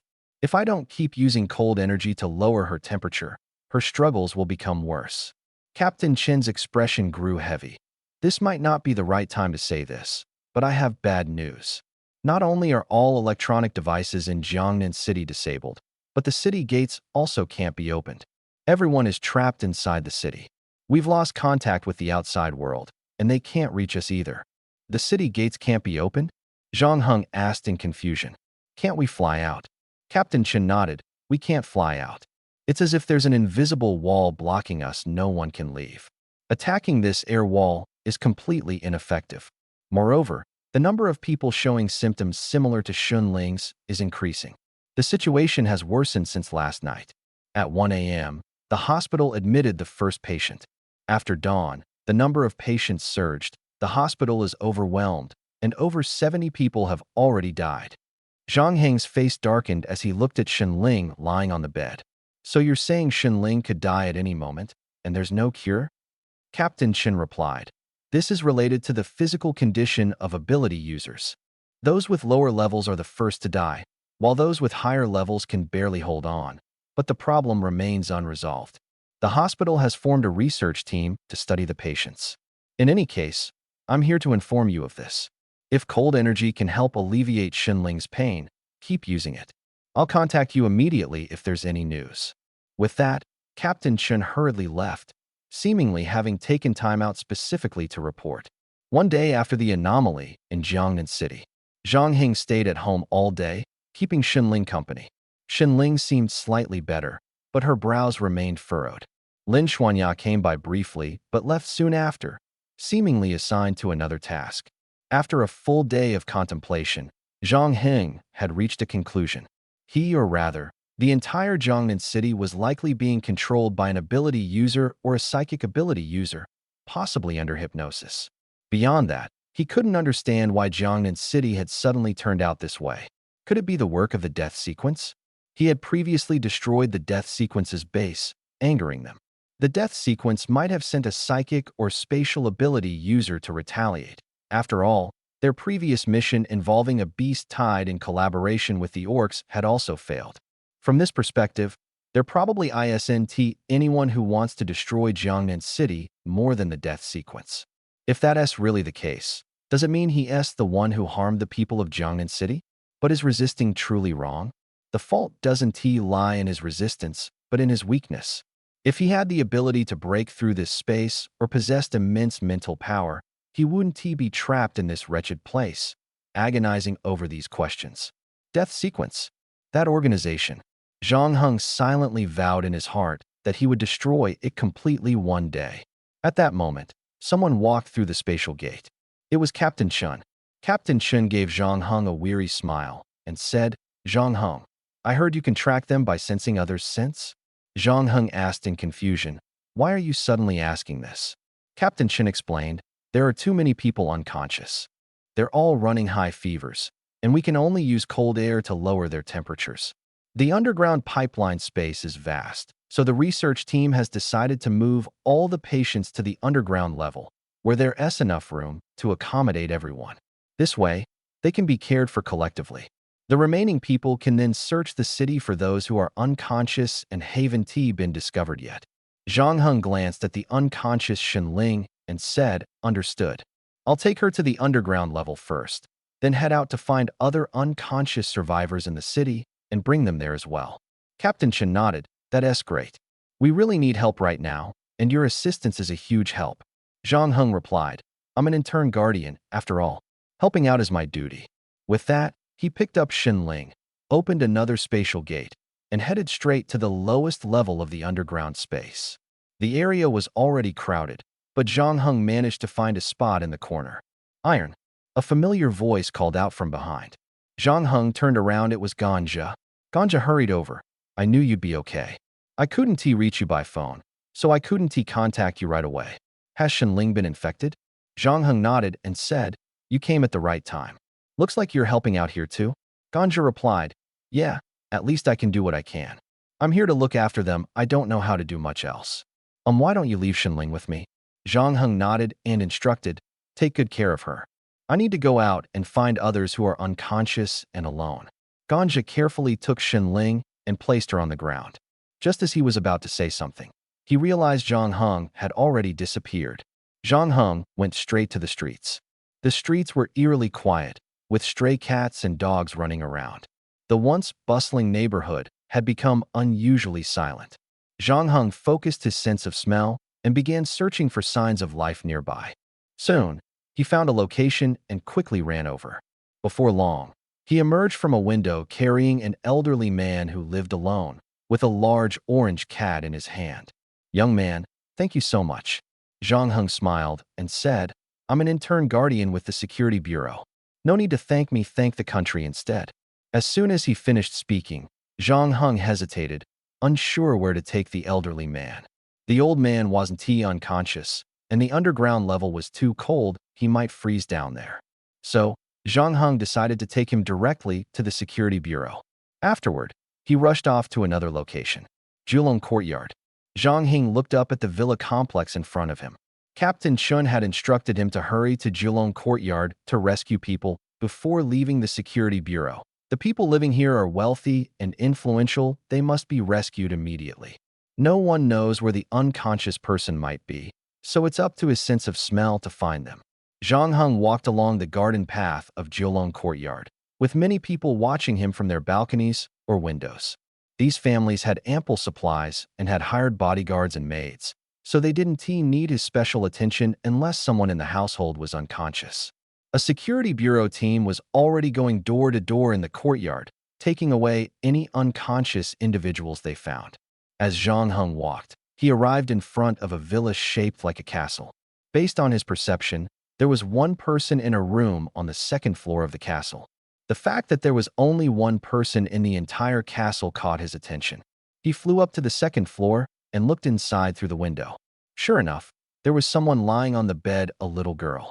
Zhang Heng opened the window and walked to the bed. The girl was asleep, and the room wasn't very warm. He tried to wake her up. The little girl was startled at first, then slowly sat up, her eyes showing a hint of wariness. Who are you? Why are you in my room? Zhang Heng asked. Where are the adults in your family? The girl stared at him, puzzled. You haven't answered my question yet. She hadn't expected someone to wake her up. Fortunately, she had already completed her construction, so being disturbed didn't matter. Candy raised an eyebrow. I can help you find them. Zhang Heng replied indifferently. I don't need you. I can find them myself. You'll only cause trouble if you follow me. You're an ability user and haven't been infected by the virus, so deal with your own matters. Candy raised an eyebrow again. Cause trouble? Say that again. Zhang Heng looked puzzled. What's wrong? Candy crossed her arms and stormed up to Zhang Heng, grabbing his collar and pulling him to her height. I see you're only at the 4th stage, yet you dare say I caused trouble? Looks like I need to show you what I'm capable of. With that, Candy snorted, turned around, and jumped up, her body floating lightly in the air. What are you standing there for? Follow me. Whoosh, the wind roared past as Candy flew forward at an incredible speed. Zhang Heng's expression changed. Could she already be at the 5th stage? He recalled how his cheap dad had transformed from a middle-aged fat man into a muscular one.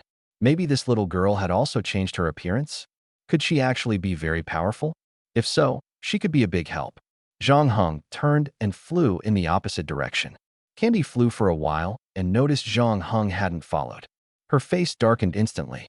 Her cheeks flushed red, and an intense spiritual pressure involuntarily emanated from her body. That guy. No one dares make me this angry. I've decided. I won't let you die easily. I want to see you live in despair. Candy snorted and chased after Zhang Heng. Zhang Heng suddenly felt an oppressive spiritual pressure behind him. The next second, Candy flew in front of him, angrily asking, "Didn't I tell you to follow me? Why didn't you? Are you deaf?" Zhang Heng replied calmly, "You're so strong. Why should two people go together to save people? Splitting up is more efficient." Candy froze for a moment. So that's what he was thinking. Because she was strong, she could save people alone, and he could save others, making the process faster. Candy calmed down slightly and said, "All right, I didn't think it through. Then I'll follow you." Zhang Heng looked puzzled. "Why do you want to follow me?" Candy suddenly pretended to be weak. I've never encountered something like this before. I'm really scared. But if I can follow you, I won't be afraid. Is that okay?" Candy used her cute charm, blinking at Zhang Heng repeatedly. Zhang Heng shook his head helplessly. "If you want to follow, then follow. I don't have time to argue with you." With that, he rushed into a nearby villa. Candy clenched her fists, cursing inwardly. "This jerk. He really hates me. What did I do wrong?" Not long after, Zhang Heng emerged from the villa carrying an elderly woman who had difficulty moving. Without acknowledging Candy, he carried the woman toward a rescue team's ambulance in the distance. For the rest of the time, Zhang Heng continued rescuing people throughout Jiulong Courtyard. Candy could only stand by and watch. She watched for a long time, unable to help but wonder, this guy doesn't even know them.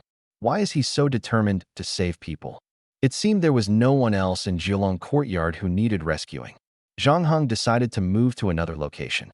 Using his sense of smell to pinpoint a target, he quickly dashed off. Candy hurriedly followed. "Hey, you just saved so many people. Do you know them?" Zhang Heng glanced back. It was Candy, and no one else. "No, but I'm currently a guardian intern. My task is to save people, whether I know them or not." Candy nodded hesitantly. "Do you think this is a viral infection?" Zhang Heng's expression changed, thinking to himself that this little girl was really too idle, sticking to him like glue. He turned to look at Candy and said, "A virus? It's possible, but the entire Jiangnan city is sealed off by an air wall, and no one can leave. It might be controlled by someone with spatial abilities, or we might all have been hypnotized one night." Candy's face darkened as well, saying, "I think the latter is more likely. But you don't even know how to get out, do you? Then what's the point of saving people? In the end, everyone will die, and you won't escape either." Zhang Heng replied calmly, "I won't die." His eyes were full of confidence, as if he truly believed he could walk out alive. "No matter how big the crisis or how difficult the challenge, I'll find a way to solve it. If I can't, dying isn't the worst thing after all. There's no other choice." After speaking, he looked at Candy. "This is an extraordinary time humanity should unite. Are you ready to use your abilities properly?" Candy smiled. "If you really think you can leave this place, you'd better find a place to hide quickly. Worse things are coming. Don't worry, I'll protect you." Zhang Heng caught a hint of something in Candy's words and felt puzzled. How did she know something terrible was about to happen? He stared at the oddly dressed Candy and asked in a deep voice, "How do you know something terrifying is about to happen?" Candy smiled. "Because I've been to a similar place before, and I made it out alive." Zhang Heng's expression changed. "Then tell me, what kind of place is this?" Candy snorted. "Why should I tell you? I don't even know you. And you've treated me so poorly, why should I share anything with you?" If Candy really knew where they were now, she might be the key to their escape. But Zhang Heng always felt she was a bit strange, and this feeling made him hesitant to fully trust her. Zhang Heng asked, "Do you have a way to leave here?" Candy chuckled. "Of course, I escaped once before. For me, leaving isn't hard, but for others, it might not be the same." Zhang Heng was puzzled. "I apologize for my previous attitude toward you. Can you tell me where we are now? What's going to happen next?" Candy felt smug upon hearing this. "Your attitude is better now, so I'll tell you. You're all inside someone's dream." "A dream? A nightmare? Shinyu?" Shinyu's abilities were mental control and nightmares. "No, it must be a similar ability." Candy continued. "To be precise, everyone is inside someone else's dream. This dream is artificially created, and as time goes on, terrifying things will keep happening." Zhang Heng's face darkened. "So you're saying we're all dreaming right now?" Candy nodded. "That's right. Everyone is dreaming. Although it feels very real, you're trapped in the dream. If no one wakes you up, you'll keep sleeping forever. And if you die in the dream, you'll die in reality too. So it really was the work of a mental ability user." Candy said, Except for those who have awakened the divine breath ability, no one can leave this dream on their own. For you, there's no choice but to wait for death. Candy walked up to Zhang Heng, looking at him smugly. So, what do you think? Do you want to leave here? Zhang Heng looked at the sly face and smug smile of Candy in front of him and immediately understood in his heart that this woman was definitely not a good person. Even if she knew how to leave this place, she would never help others. Seeing Zhang Heng remain silent, Candy said, "Shouldn't you be begging me to take you out of here now? I think you're a decent person. You've been running around saving so many people without a single complaint. You're quite capable too, which is why I decided to help you leave. Don't be ungrateful, okay?" If he could leave this place, he could go and awaken those who were still asleep in the city. For every person he woke up, there would be one more ally. Gradually, everyone could wake up. Thinking of this, Zhang Heng asked, "What are your conditions?" Candy grinned and unexpectedly sat down as if there were an invisible chair beneath her. She crossed her arms, propped one leg over the other, and looked at Zhang Heng with a sly smile. "It's simple. Kiss the tip of my shoe and swear to be my servant for life." Three question marks immediately popped up in Zhang Heng's mind. This woman, was she out of her mind? Zhang Heng sneered. "Your twisted sense of humor is truly bizarre. Kiss your shoe tip and swear to be your servant for life. I'd rather die than do such a thing." Candy sighed helplessly. If it were someone else, they would have agreed long ago. "I think you're still clinging to the slim hope of leaving. It's fine, I have plenty of time.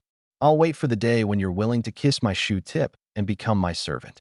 Zhang Heng's expression turned slightly cold. "What is your goal? You clearly have the ability to save many people, yet you choose to ignore them. Right now, humanity is at an absolute disadvantage, and the other races." Candy interrupted him directly. "What does that have to do with me? How many people die in this world has nothing to do with me. If someone gets hit by a car on the side of the road, would you shed tears for them? If someone is starving and crawls to you, begging for a bite of food, would you give it to them? Emotions between people can't be shared. The death of a stranger won't make you feel anything. At most, you'll think it's a pity for a moment. Most people are indifferent, with no ties to the situation. That's human nature." Zhang Heng nodded without hesitation. "I agree with what you said." Candy was a bit stunned. "You agree? Just now, you were talking about humanity being at a disadvantage and other races and so on." Zhang Heng said calmly. "If it happened somewhere else, I indeed wouldn't feel anything. But if it happened right in front of me, I would step in. Giving someone a meal is just a small effort." Candy looked Zhang Heng up and down. "I thought you were a fool full of a sense of justice. Seems I was wrong." Zhang Heng changed the subject. "So, if I don't kiss your shoe tip, you won't take me out? And you won't take anyone else out either?" Candy nodded. "That's right. I've made myself very clear. Think it over." Zhang Heng smiled faintly. "If I kissed your shoe tip and swore to be your servant, then I wouldn't be myself anymore. I would never do such a thing, even if it meant dying the next second." He spoke firmly, his attitude resolute. Candy snorted coldly. "I don't believe it. No one isn't afraid of death. You haven't truly faced death yet, haven't stood on the edge of a cliff. You're still clinging to hope. I'll bet with you eventually, you'll kiss my shoe tip and swear to be my servant." Zhang Heng chuckled lightly. "Then let's wait and see." After speaking, he opened a spatial gate and walked directly into the underground level. Candy was stunned and hurried to follow. "Are you also a spatial ability user? What's your name?" Spatial ability users were rare. And on her kill list, that person's ability was also spatial. Could it be him? Zhang Heng directly closed the spatial gate. Candy stared wide-eyed at the now empty doorway, fuming like an enraged apple. "Bastard! Bastard! I will definitely kill you." Underground level. Zhang Heng walked in the direction of Shenling. Seeing him arrive, Sugarcane exclaimed in surprise, "You're back? How are things outside?"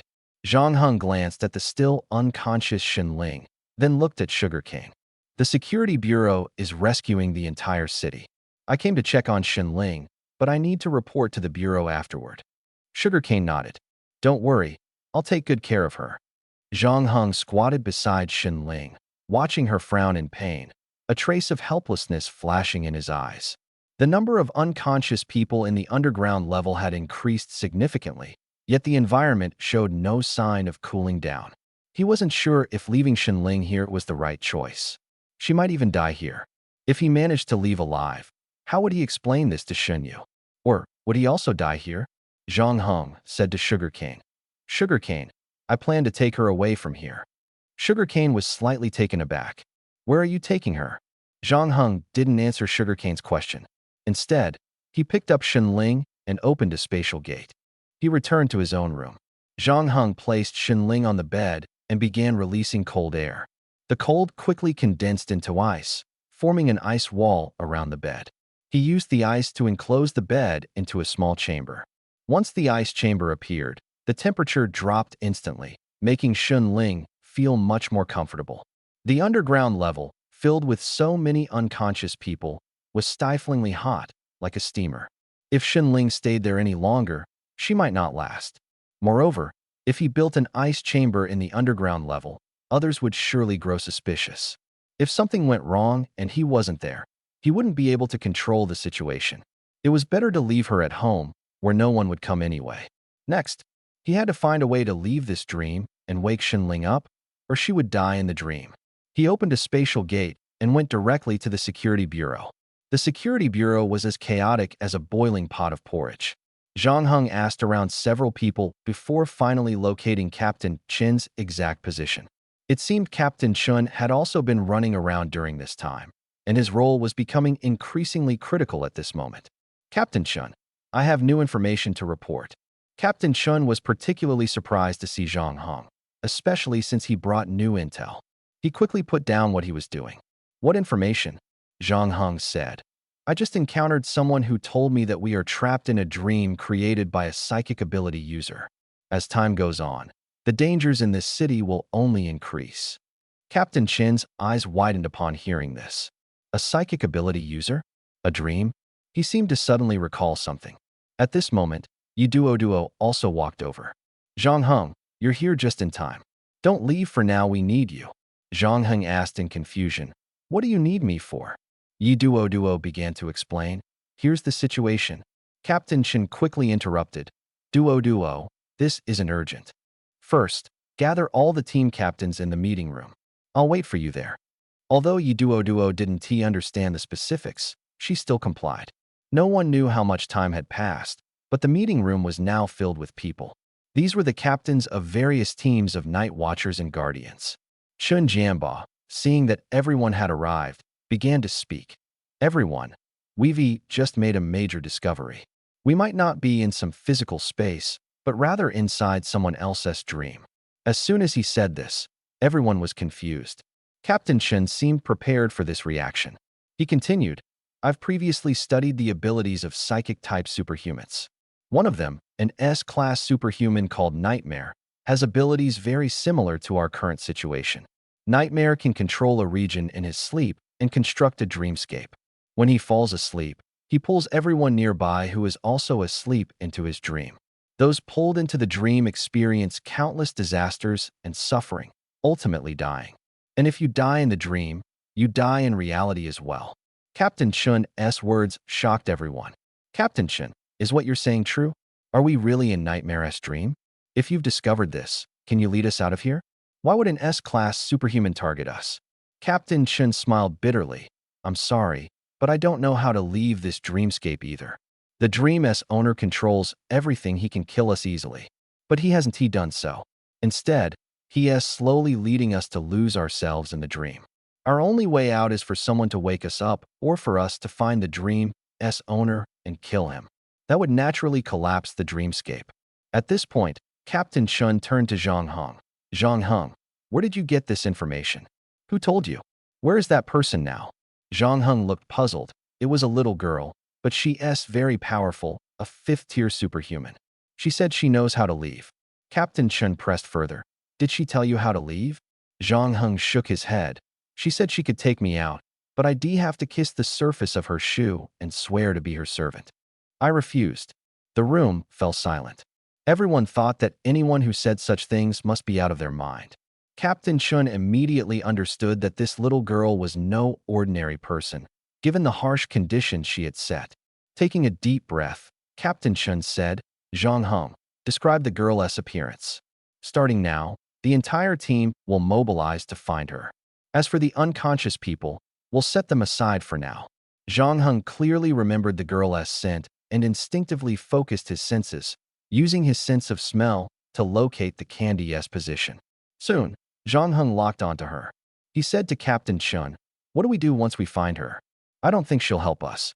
Chun Jianba responded grimly, "Do we have any other options right now?" He was right. At the moment, there were no other choices. But once they left here, how would they deal with the psychic-type superhuman outside? The beast tide hadn't worked instead. It had caused the entire city to fall into hypnosis. Was the plan to slowly kill off everyone in Jiangnan City within the dreamscape? This was truly something only a death god-level individual would do. Zhang Heng opened the space portal and returned home. He didn't rush to find the candy because he knew she wouldn't help them. In other words, he could only rely on himself. How could he wake up from the dreamscape? If it were an ordinary dream, a sudden shock would naturally wake him. But this dreamscape was a world personally crafted by a psychic-type superhuman. In her dream, Shun Ling struggled in pain, but she couldn't wake up, let alone be startled awake. In this dream, all senses were real. Simple methods were completely ineffective, unless she died once. But dying once meant truly dying. What could possibly allow her to escape this dream? Zhang Heng fell into deep thought. At that moment, a familiar figure suddenly appeared by the window. It was none other than Candy. Candy tapped on the glass and gave him a faint smile. Zhang Heng walked over, opened the window, and Candy slowly floated inside. Her gaze was drawn to the ice house Zhang Heng had created. Walking up to the ice house, she examined it from top to bottom, her eyes full of surprise. "The spiritual energy here has your essence. Did you make this?" Zhang Heng nodded. "Yes, I was just about to look for you. Captain Chen wants to meet you. Are you interested?" Candy snorted coldly. "I don't know any Captain Chun or Captain Ma, and I don't want to meet them. But your ability seems quite strange. It's both spatial and elemental. What exactly is your ability?" Zhang Heng said. "If you can help me leave here, I'll tell you." Candy scoffed. "Then I'd be at a huge loss. Once you leave the dream, how could you possibly do nothing? Wouldn't that mean everyone could leave the dream? I'm not that foolish." Zhang Heng noticed her words and asked in confusion, "Is your goal to kill everyone in Jiangnan City?" Candy smiled faintly. "You haven't told me your name yet. What's your name?" Seeing her dodge his question, Zhang Heng followed along. "My name is Zhang Heng. And you?" "Zhang Heng." So it really was him. After searching for so long, he was found so easily. "Candy. Codename." Candy smiled. "How about this codename? Sounds sweet, doesn't it?" Zhang Heng's gaze turned cold, almost certain now. Perhaps this dream was created by this woman. Zhang Heng asked, "Are you the creator of this dream? Did you come for me?" Candy smiled lightly. "Since you figured it out, I won't hide it. Yes, I am the creator of this nightmare. But even if you know, what can you do? You're no match for me, and no one in Jiangnan City can stop me. In my world, I am the ruler. The only thing you can do is obey me." Zhang Heng's heart trembled. Candy looked at him with a mischievous smile. "Do you remember our previous bet? If you can't leave here, you'll have to lick my shoe and swear to be my servant."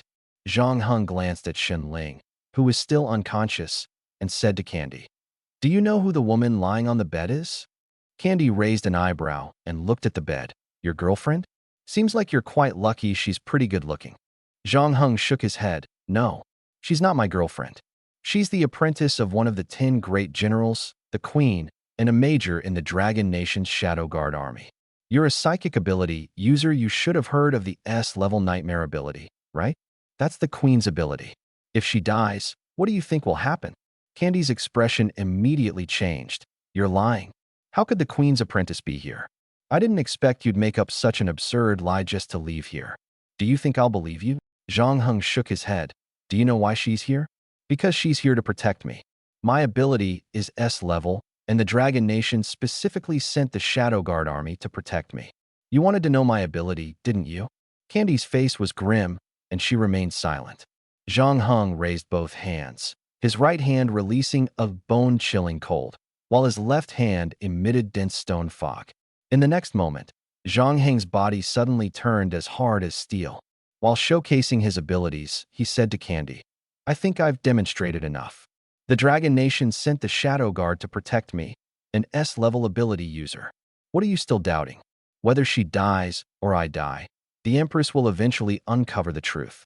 I believe she will search every corner of the earth and will surely find you to avenge her disciple and me. Candy snorted coldly. Do you think saying all this will make me afraid? Just now, Zhang Heng had displayed at least 3 different abilities. A single person mastering so many abilities, could he really be S level?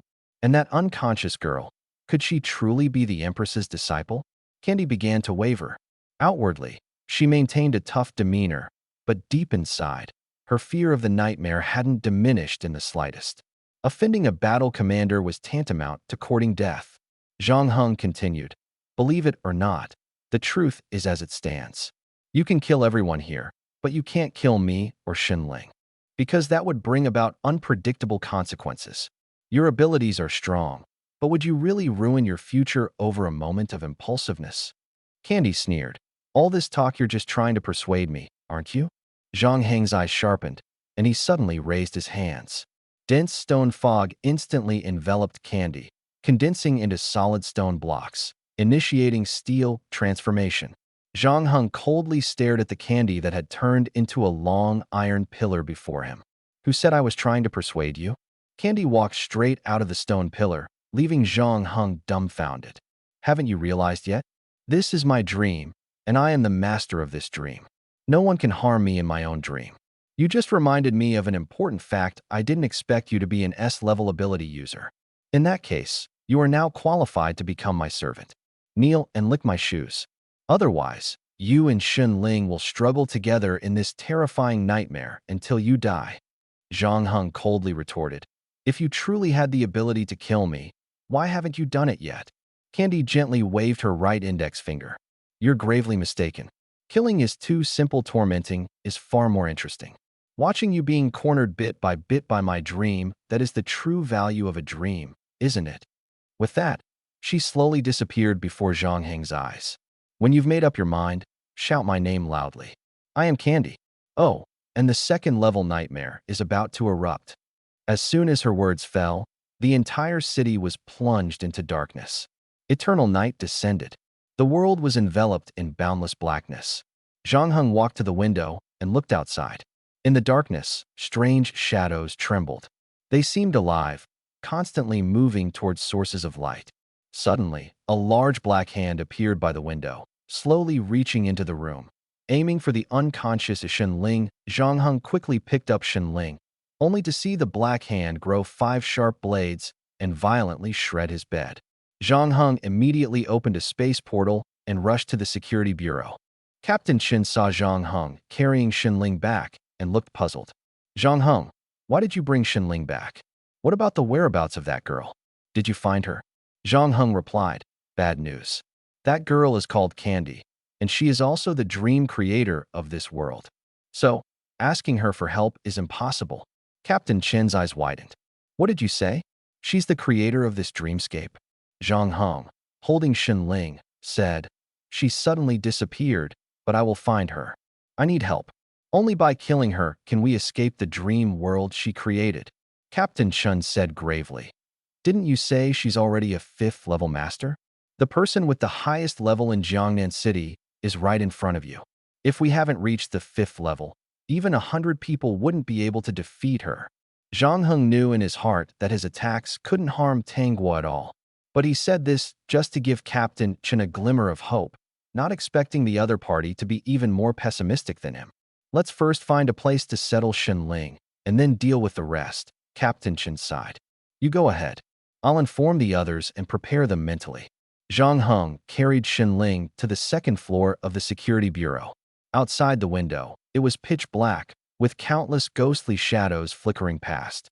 He didn't know where to place the unconscious Xinling. These dark shadows were highly aggressive, and nowhere seemed safe. It was truly frustrating. Why had she fainted? If she were awake, he wouldn't have so many troubles. Meanwhile, above Jiangnan City, Tangguo sat cross-legged in the air, looking at the chaotic city below with an excited smile in her eyes. Kill. Kill them all. In the storage room on the 2nd floor of the security bureau, Zhang Heng found an air cushion and gently placed Xinling on it. Then, he built an ice house around her. The two were surrounded by cold mist. The pain on Xinling's face visibly eased, and her breathing became steady. It seemed the high temperature in her body was slowly being suppressed. Zhang Heng finally breathed a sigh of relief. He realized he still didn't understand the world of superhumans. The power of mental-type superhumans was too overwhelming. Although he wasn't weak, he couldn't fully utilize his abilities. He wasn't naturally a pessimistic person, nor did he easily despair. But in this world, he often felt helpless and hopeless. He didn't know how to deal with the crisis before him. Boom! The ground suddenly shook violently. Zhang Heng stepped out of the ice house and looked out from the second-floor storage room. The ground cracked open with massive fissures. Roadside utility poles swayed and fell, wires snapped, and sparks flew. The entire world seemed on the verge of splitting apart, shaking and quaking. From the abyss beneath the earth, black humanoid shadows emerged one after another. These shadows continuously overlapped and merged, eventually forming a massive monster over 10 meters tall, resembling a bear.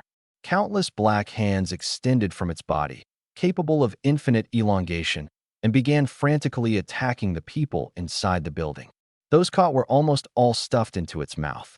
It attacked indiscriminately, assaulting everyone in a frenzy. Zhang Heng looked at the black shadow, then turned to glance at Shen Ling behind him. If this monster wasn't dealt with, everyone here would face even greater danger. In that case, he had to find a way to deal with the monster first. Zhang Heng leaped out of the window, his body instantly becoming as hard as steel and radiating intense cold. He pointed at the black shadow. A beam of spiritual light shot out. Sizzle! The spiritual orb pierced into the black shadow, erupting in a powerful explosion. The shadow was blasted into pieces, but its wounds reconnected like unbroken threads. However, it was evident that the monster's size had significantly shrunk. The shadow noticed Zhang Heng, and hundreds upon thousands of black hands frantically lunged at him. Zhang Heng kept dodging while attacking it with spiritual light. With each explosion, the monster grew smaller. Success seemed imminent. Suddenly, a beastly roar came from behind. A massive black bird swooped down from the sky and grabbed Zhang Heng fiercely. Zhang Heng immediately activated his steel armor mode and pointed a finger of spiritual light at the sky. The light pierced into the bird's body, causing it to swell instantly. Boom! A violent explosion echoed in the air. Zhang Heng plummeted from the sky, but managed to stabilize himself just before landing.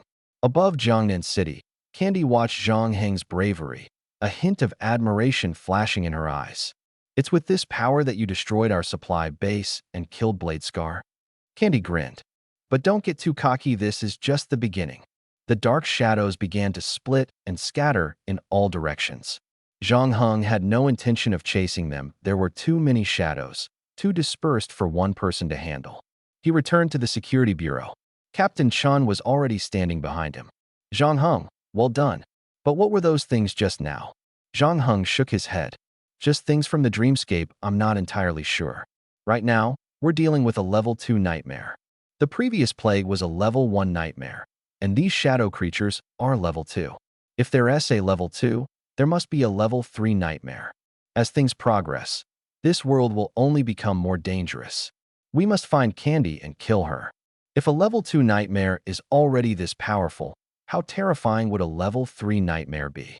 No one could imagine what Jiangnan City would ultimately become. Above the city, Candy sneered. "Kill me? Stop dreaming. If I didn't need to absorb more fear, you'd all be dead by now." Black energy surged toward Candy from all directions, entering her body. This was the fear energy she needed. In the dreamscape, the more fear she absorbed, the stronger she became. That's why no one could kill her in her dreamscape. It was also the reason she had drawn the entire city into the dream. The more people there were, the more power she gained. The only downside was that the fear absorbed in the dreamscape couldn't be taken out into the real world. At this moment, Jiangnan City was under relentless attack by ghostly shadows. Their numbers were overwhelming, nearly covering the entire city.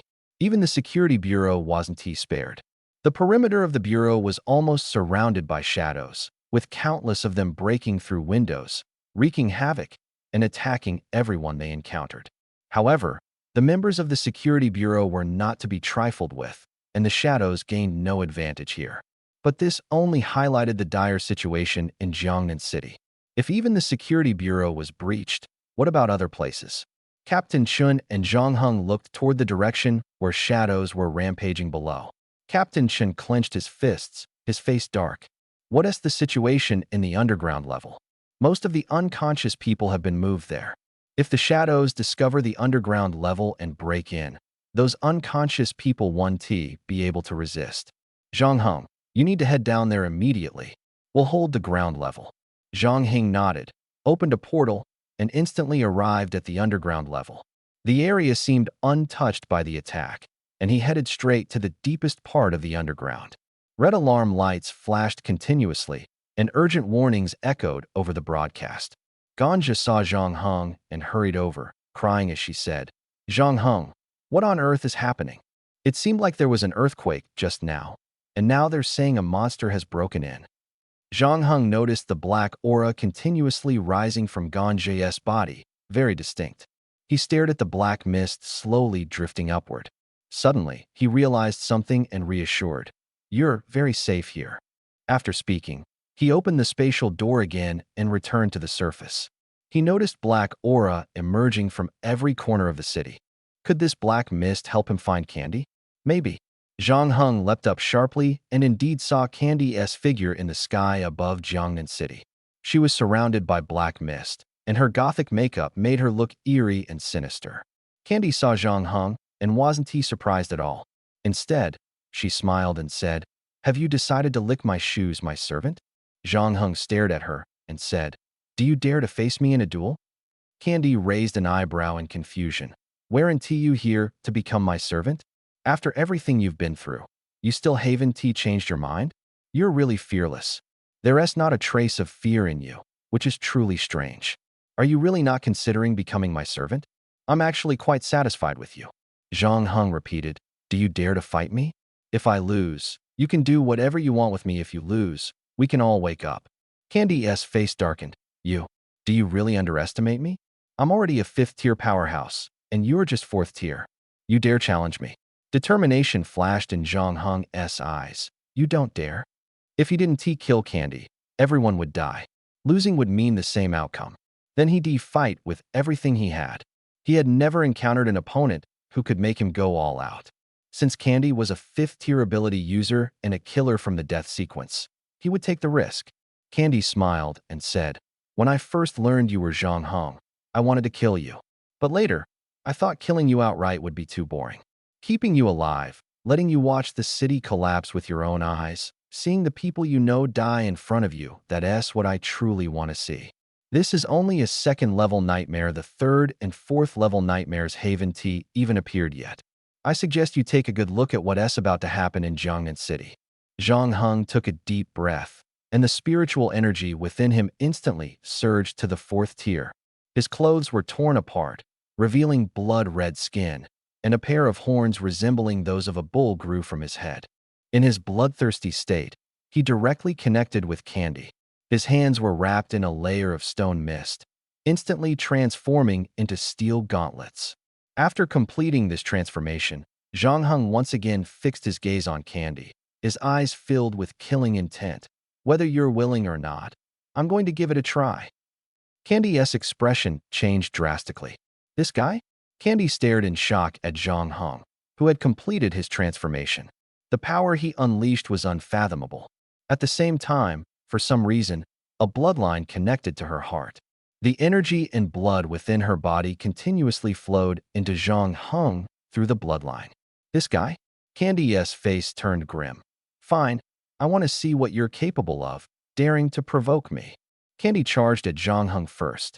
Zhang Heng's pupils contracted sharply, and he met her at an even faster speed. Their fists collided fiercely. Boom.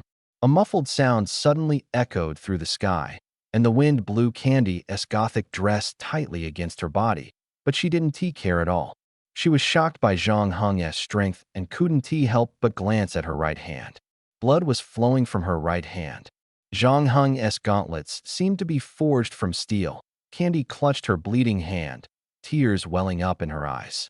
She had never suffered such a painful injury. But Zhang Heng gave her no time to catch her breath. At that very moment, a thought of certain victory flashed through his mind. With a single thought, suddenly, Over 30 spatial gates emerged around them. These gates appeared in all directions, and it seemed more could still be created, but it wasn't necessary now. Candy stared at the spatial gates, enduring the intense pain in her hand. Suddenly, thick smoke began to billow from her body, rapidly enveloping her. From within the smoke, countless hands emerged, transforming instantly into sharp, deadly blades. "Watch me slice you into pieces," Candy roared furiously. Zhang Heng hadn't expected his body to withstand such sharp blades. Immediately, his entire body hardened, becoming as tough as steel. In an instant, his stance transformed completely. From Candy's body, countless blade-like tentacles emerged, attacking Zhang Heng like a torrential storm. Zhang Heng blocked all the incoming blades with his iron-hard gauntlets. Suddenly, he dashed through one of the spatial gates, reappearing behind Candy in the next second. His heavy fist struck the shadow on her body with a deafening blow. The shadow was instantly dented deeply, revealing Candy's true form. Candy was shocked. The blades from her body quickly coalesced into a sharp sword, slashing furiously behind her. But Zhang Heng had already vanished. Suddenly, a spatial gate appeared above Candy's head, and Zhang Heng kicked her down hard. Candy let out a scream, crashing heavily to the ground. Boom! She smashed through 4 or 5 cement slabs before coming to a stop. This strength, this speed, it was terrifying. Even her ghostly shadows couldn't keep up with Zhang Heng's movements. And with those chaotic spatial gates, Zhang Heng could teleport to her side at any moment from any gate, leaving her completely unable to predict his actions. There seemed to be no spatial gates nearby. A thought crossed Candy's mind. Why wasn't Zhang Heng using the spatial gates? Suddenly, she realized that maybe his gates couldn't be opened just anywhere, they could only lead to places he had been before. This gave her a potential way to counter him. But Zhang Heng gave her no time to think. Joining his feet together, he dived down from the air like a missile. Boom! He shattered the ground where Candy had just been standing, but didn't fall through. Instead, he used the spiritual energy blasting from his feet to propel himself back up. Dozens of ghostly blades lunged at him ferociously.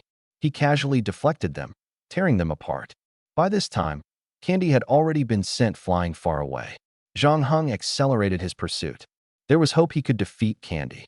After all, the power of the giant fruit wasn't granted for nothing. Since the arrival of the blood demon, his strength had nearly reached the level of the 5th boundary. However, he couldn't maintain this state for long. He charged towards Candy once more. Her earlier display of speed was indeed faster than Zhang Heng, but now it didn't matter.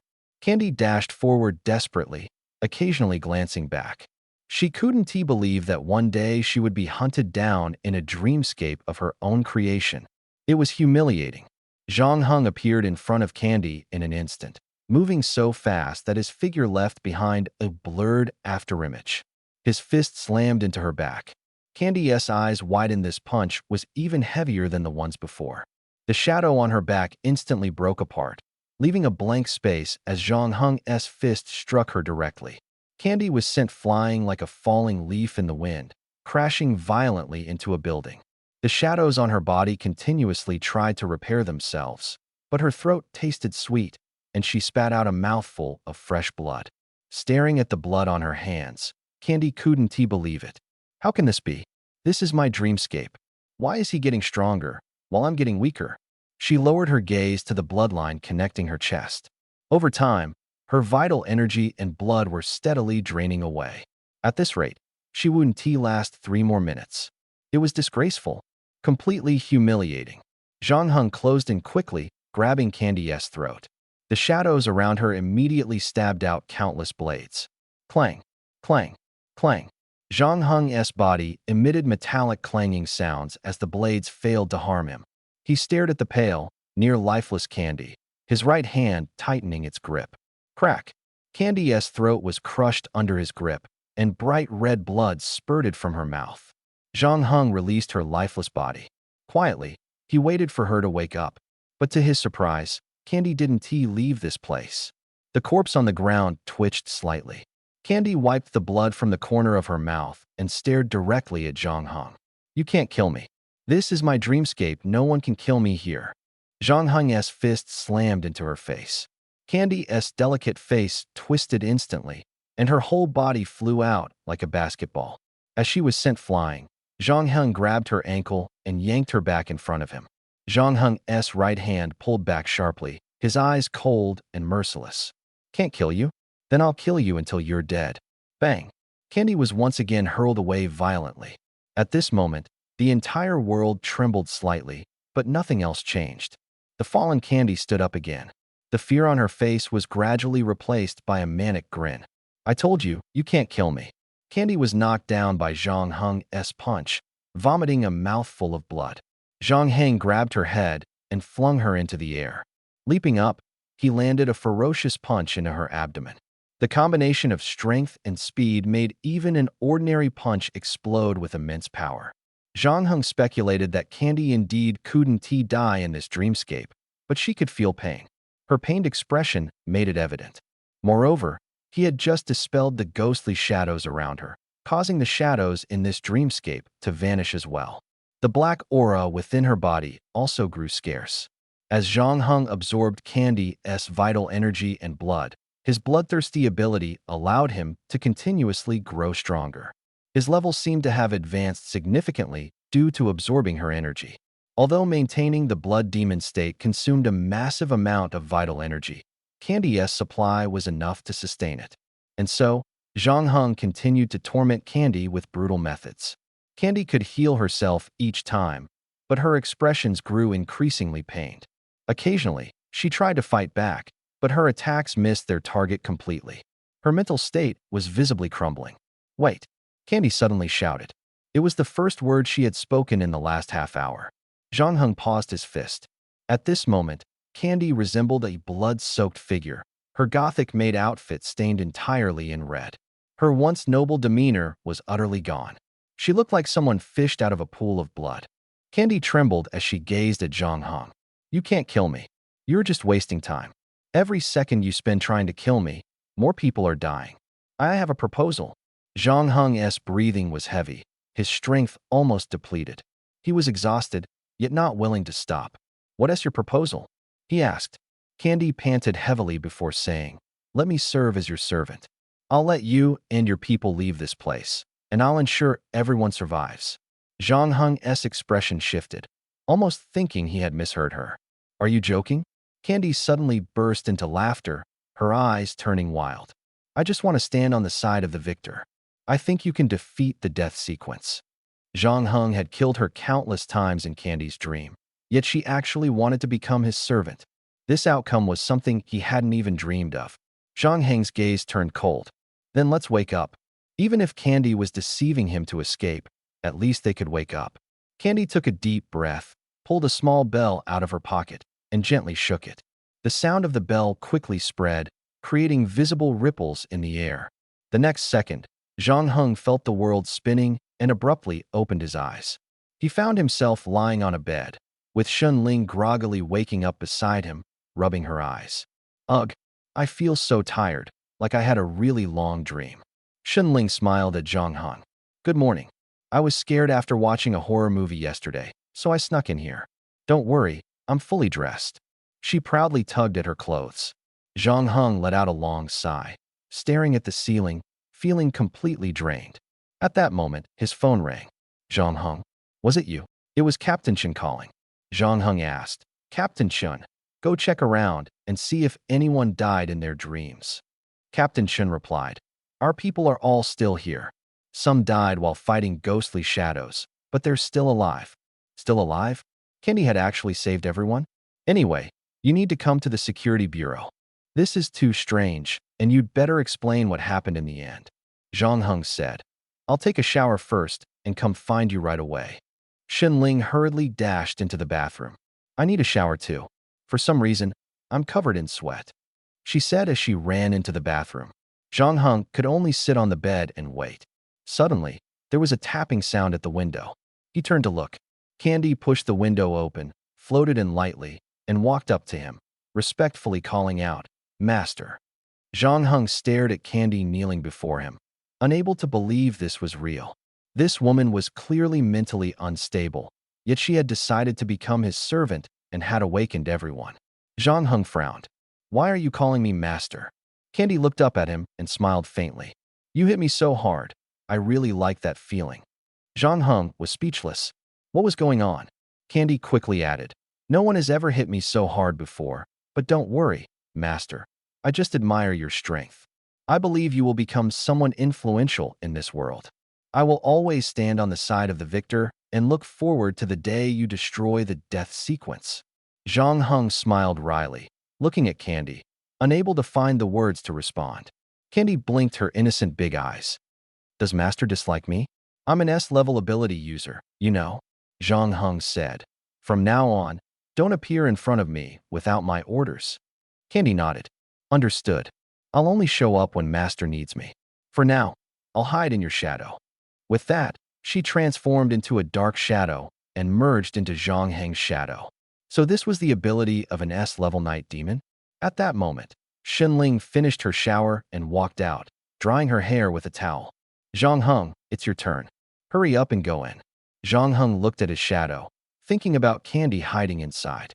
Wouldn't she be able to see him while he was showering? He walked into the bathroom and said to the shadow, I'm going to take a shower, move aside. Okay. Candy's voice rang out. A wisp of shadow slipped out through the crack in the door with a whoosh. What a strange ability. Zhang Heng quickly took a shower, changed his clothes, and went to the security bureau with Xunling. It was clear that Captain Chen wanted to figure out what had happened. At the security bureau, the entire city of Jiangnan felt lifeless, not silent, but as if everyone's hearts had been hollowed out. Most people, after experiencing that nightmare, woke up with their spirits greatly diminished. Everyone looked listless. Captain Chen also looked exhausted. When he saw Zhang Heng arrive, he quickly forced a smile. Zhang Heng, what exactly did you do? I thought we were done for this time. What happened to the creator of the dream? Did you kill them? Zhang Heng felt awkward admitting that he had turned the creator into his servant. He himself was half in disbelief. All he knew was that Candy had mental issues. Maybe she was just waiting for an opportunity to kill him? He was taking that risk, but fortunately, everyone had woken up.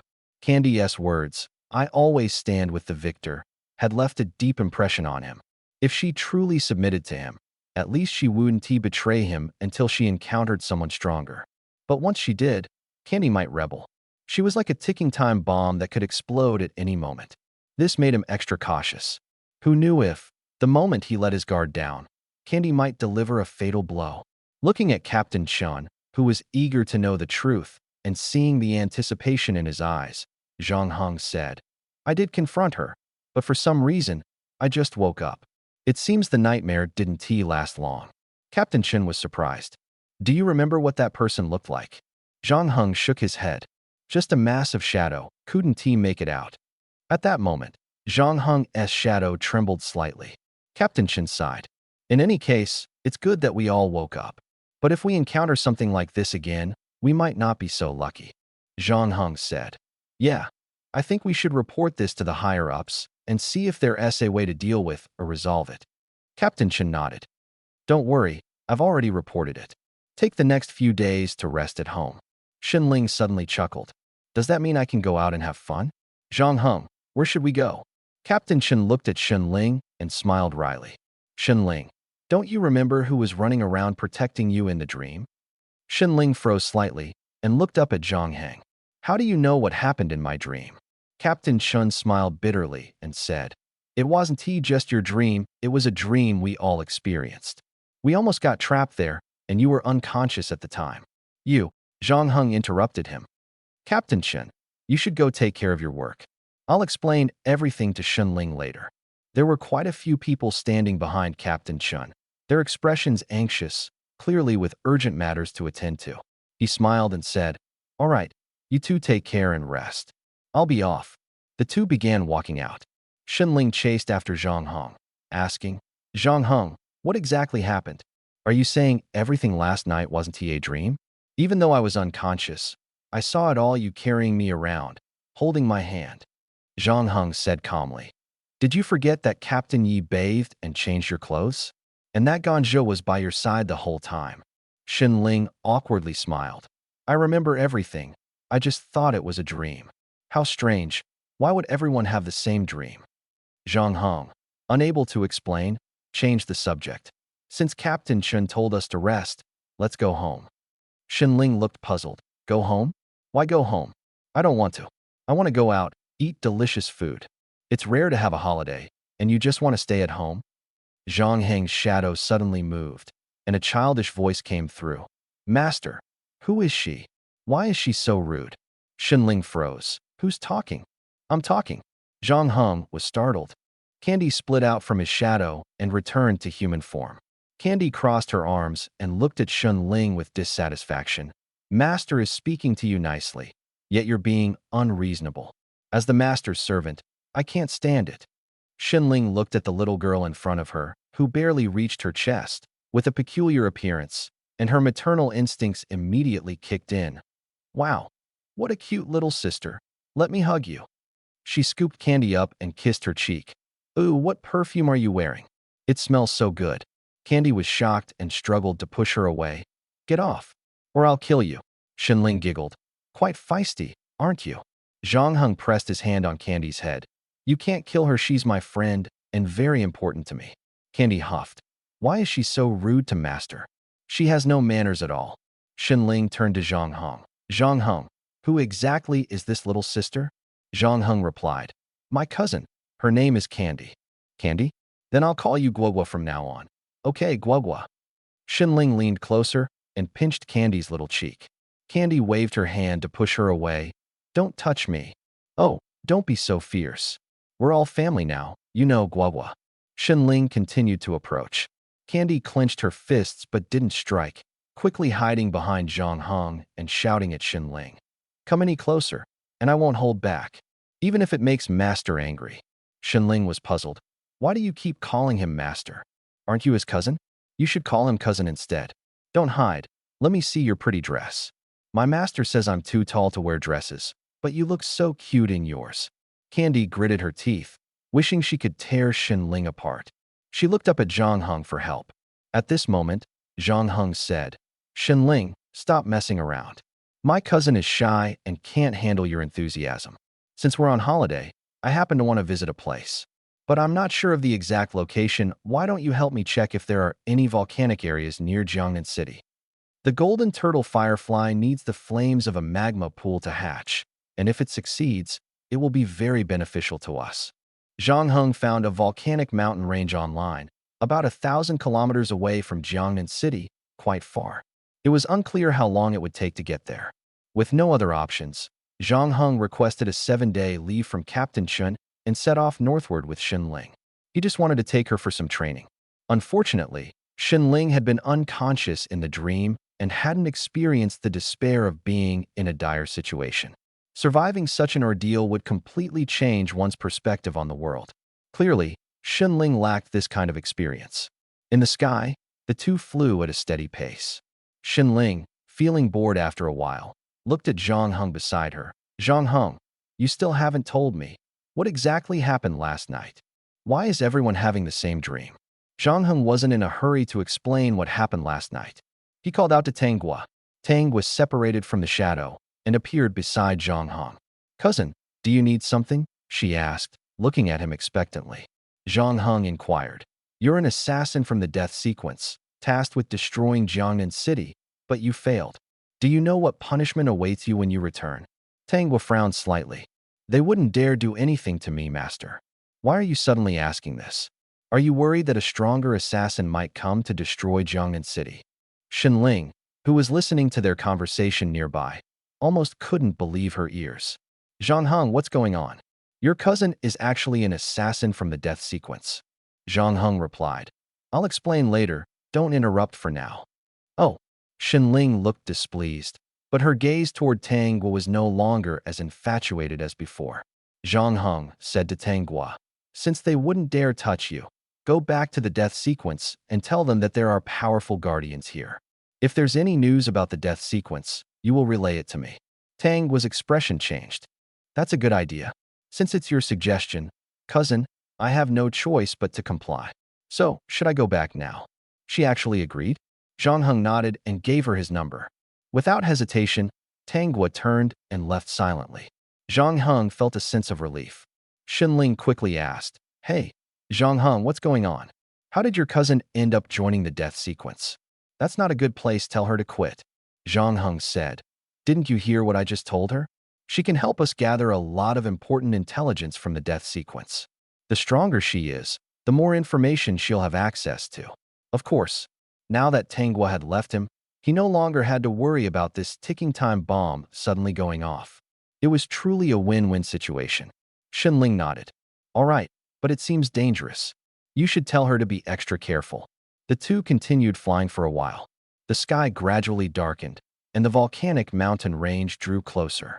Below, a small city came into view. Zhang Heng said to Shenling, "We've been flying all day, you must be tired. Besides, I'm not sure if we're still on the right path. Let's go down and ask for directions." Shenling nodded. "Yeah, I'm tired too. Let's land." Fengdu City. The two landed directly in the city and decided to find a hotel to stay in. First, they needed to find a place to eat. Shenling, having flown all day, kept complaining about wanting to eat something good, so Zhang Heng let her choose. After all, it was Shenling's money they were spending. They chose a bustling food stall. It was quite crowded, but fortunately, there was still an empty table when they entered. Most of the patrons here were beast hunters from the city, as could be seen from their attire. Shenling ordered over a dozen dishes at once, and then took out her phone to wait for the food. Zhang Heng scanned the surroundings, looking for someone to ask if the volcanic mountain range was ahead. Just then, the conversation at the neighboring table caught his attention. Under the Glen volcanic mountain range, there's a rare fruit that is said to awaken new abilities in espers who eat it. Unfortunately, there are too many beasts under the volcano, and the temperature is too high. Most people don't dare to go. The city lord is looking for ice element espers, planning to try his luck down there. He even wants to take a team with him, offering 10,000 per person. Are you going? Only 10,000. Who would go? I might lose my life and not even make any money. Is the information reliable? Who discovered the rare fruit under Glen Volcano? He doesn't take it himself, but tells others instead? I think someone is deliberately spreading rumors. I heard the brother who discovered the exotic fruit had limited abilities and couldn't go down, but he recognized the fruit from afar. It's the legendary flame fruit. Eating it can turn you into a fire element ability user. He sold the information to the city lord, and the city lord even sent people to investigate. That guy made millions just by selling the information. Damn, made millions just by selling information? Why are you so excited? Weren't you just doubting it earlier? Zhang Heng glanced at Shenling. Shenling noticed him staring and asked in confusion, "What's wrong? Is there something on my face?" Zhang Heng sighed helplessly. "Didn't you hear what they just said?" Shenling frowned. "I heard it. What does it have to do with me? By the way, why hasn't the food arrived yet? I've been sitting here for 5 minutes. This guy is unbelievably lazy." Zhang Heng reminded her, "The Grand Volcano Range might be the place I need to go. After we finish eating, we can go see the city lord. He'll handle the exotic fruit, and I'll do my thing. What do you think?" Shenling thought for a moment and shook her head. "Not interested." Zhang Heng snorted coldly. "If you're not going, then go back." Shenling huffed lightly. "Why are you being so mean to me? Why should I help someone find some flame fruit for no reason?" Zhang Heng took a deep breath. "Because the place I need to go is the same place where that exotic fruit is located. If there are many exotic beasts in the volcano, wouldn't it be easier if someone helped clear the way?" Shenling huffed again. "I'm not so easy to fool. You're eyeing my ability, aren't you? I do have an ice element ability, but if you want my help, you'll have to treat me to 10 meals as good as this one first." "No problem." Hearing this, Shenling immediately smiled. Zhang Heng looked at her speechlessly, so she was negotiating terms. After eating and drinking their fill, Zhang Heng and Shenling decided to visit the city lord's mansion to see if they could join his team. The city lord's mansion was located in the center of Fengdu City, a massive white building towering into the clouds, resembling a giant white radish piercing the ground. Zhang Heng looked up at the mansion and then walked in with Shenling. The guards quickly stopped them. "I don't recognize you two. What's your business at the city lord's mansion?" The guard sized them up. Zhang Heng replied, "My cousin and I want to join the city lord's team to go to the Grand Volcano Range." The guard laughed upon hearing this. "I see. Follow me." He led the way, and Zhang Heng and Shenling followed closely behind. Before long, They entered a luxurious office and met the city lord of Fengdu City. Besides the city lord, there were 3 others in the office, 2 men and 1 woman. Their imposing presence made it clear they were extraordinary. City Lord Zhao Fengyan looked at the 2 brought in by the guard and asked in confusion, "Who are these 2?" The guard replied, "They want to join your team to go to the Grand Volcano Range." Zhao Fengyan smiled. "Understood. Come in." The guard then left. Zhang Heng and Xin Ling both looked at Zhao Fengyan. Zhao Fengyan gestured to the 3 people beside him and then lowered his head to play with the notebook on his desk. The brown-haired man in the lead immediately understood and approached Zhang Heng and Xin Ling. "What are your names? What is your level? What abilities do you have? Tell me." Zhang Heng said, "My name is Zhang Heng, and this is my cousin Xin Ling. We're both at the 4th level and have ice element abilities." Zhao Fengyan's eyes widened in surprise upon hearing this. "You both have ice element abilities?" Zhang Heng nodded. "Yes." Xin Ling looked at Zhang Heng in confusion, wondering when he had acquired ice abilities. How come she didn't know? Ugh, Zhang Heng had mastered so many abilities, she really couldn't understand how he managed it. Forget it. The brown-haired man listened and couldn't help but smile. "We've been searching for ages without success, and you 2 show up so easily. Actually, our external reinforcements are almost complete. We just needed 2 ice ability users. You're perfect. Welcome to our team." The brown-haired man's attitude took a 180-degree turn as he extended his right hand. Zhang Heng also reached out, giving a simple handshake, then asked Zhao Fengyan, "Lord City Master, when do you plan to set out for the Grand Volcano Range?" "My cousin and I need to prepare." Zhao Fengyan smiled. "The original plan was to leave as soon as we found 2 ice ability users, but it's already late, not suitable for departure. We'll set out early tomorrow morning. However, before that, I'd like to confirm your abilities." He approached Zhang Heng. "You should know what kind of place the Grand Volcano Range is. It's like a furnace. Do you have any way to help us resist the high temperatures inside the volcano?" Xin Ling smiled. "That's simple. My cousin and I can each cast a cold shield for you. The cold shield can block external heat and keep you cool. By the way, how many people are in your team?" "Counting you 2, there are 18 people, all 4th-tier ability users. However, none of them are elemental ability users, they're all physical ability users." Xin Ling nodded. 18 people, huh? Then my cousin and I will each take care of 9. She glanced up at Zhang Heng, who said to Zhao Fengyan, "I'll come find you at 7 tomorrow morning." After speaking, Zhang Heng prepared to leave with Xin Ling. Zhao Fengyan quickly stopped them. "You are not locals of Fengdu City, are you?" Zhang Heng nodded. "No, is there a problem?" Zhao Fengyan smiled. "Since you're a team, why not stay at my city master's residence? There are plenty of empty rooms here, saving you the trouble of finding a place and cutting down on expenses." Zhang Heng nodded. "All right, we'll stay here then." Xin Ling quickly added, "We only need 1 room. I want to watch variety shows with my cousin tonight." Zhang Heng's mouth twitched. The cold and aloof image he had worked so hard to build was instantly ruined by Xin Ling's words. The people in the room exchanged glances and couldn't help but smile. All right, 1 room. I'll arrange it right away." Zhang Heng shot Xin Ling a somewhat unfriendly look and warned in a low voice, "Who said I'd watch variety shows with you?" Xin Ling replied matter-of-factly, "Today is Monday. Monday is variety show day. I want to watch with you." "What? You're not happy about it?" She glared at Zhang Heng, her face full of smugness. Zhang Heng sighed helplessly. "Watch it yourself, but don't go around telling others about this." Xin Ling completely ignored him, thinking to herself, "Watch it, then. Let it annoy you." After Zhang Heng and Xin Ling left, Zhao Fengyan and the other 3 gathered together. The brown-haired man said to Zhao Fengyan, "This pair of cousins is really interesting. Both of them have ice abilities. What an incredible stroke of luck." "Zhang Heng, why does this name sound so familiar? I feel like I've heard it somewhere before." One of the young women raised her eyebrows and said, "Have you all forgotten? I still remember. This Zhang Heng is the Zhang Heng from Jiangnan City. I know a lot about him. He is the young hero of Jiangnan City, having saved the city multiple times from raging fires and floods. Especially during the recent Beast Tide battle, he single-handedly defeated thousands of mutant beasts, showcasing unimaginable strength. You should be grateful that he is willing to join our team." As soon as these words were spoken, the other three people in the room immediately widened their eyes. Really? The brown-haired man suddenly realized. No wonder he looked so familiar. So he is Zhang Heng from Jiangnan City? Zhao Fengnian asked in confusion. Jiangnan City is over 1,000 kilometers away from Fengdu City. How did he end up here? The big-eyed man next to the brown-haired man said. Could it be that he is also here for the fiery exotic fruit? As soon as this was said, everyone's eyes widened. Zhao Fengnian's face immediately darkened. Don't make wild guesses. He already has ice-based powers. Why would he need the fiery exotic fruit?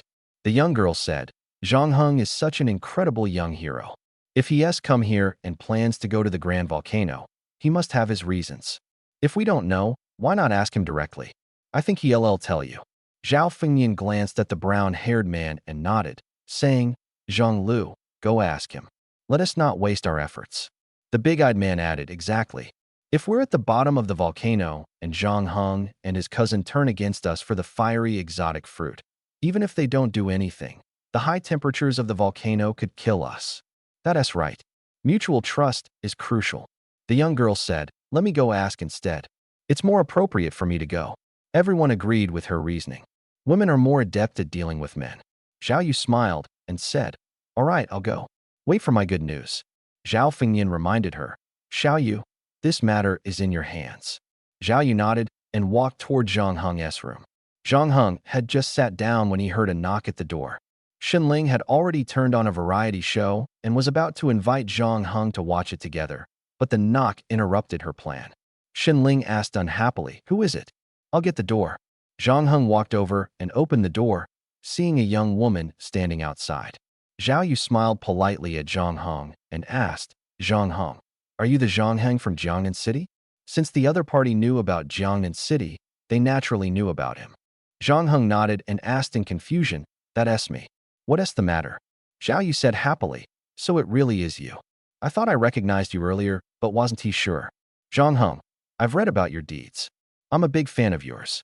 Zhao Yu's smile was warm and seemed completely non-threatening.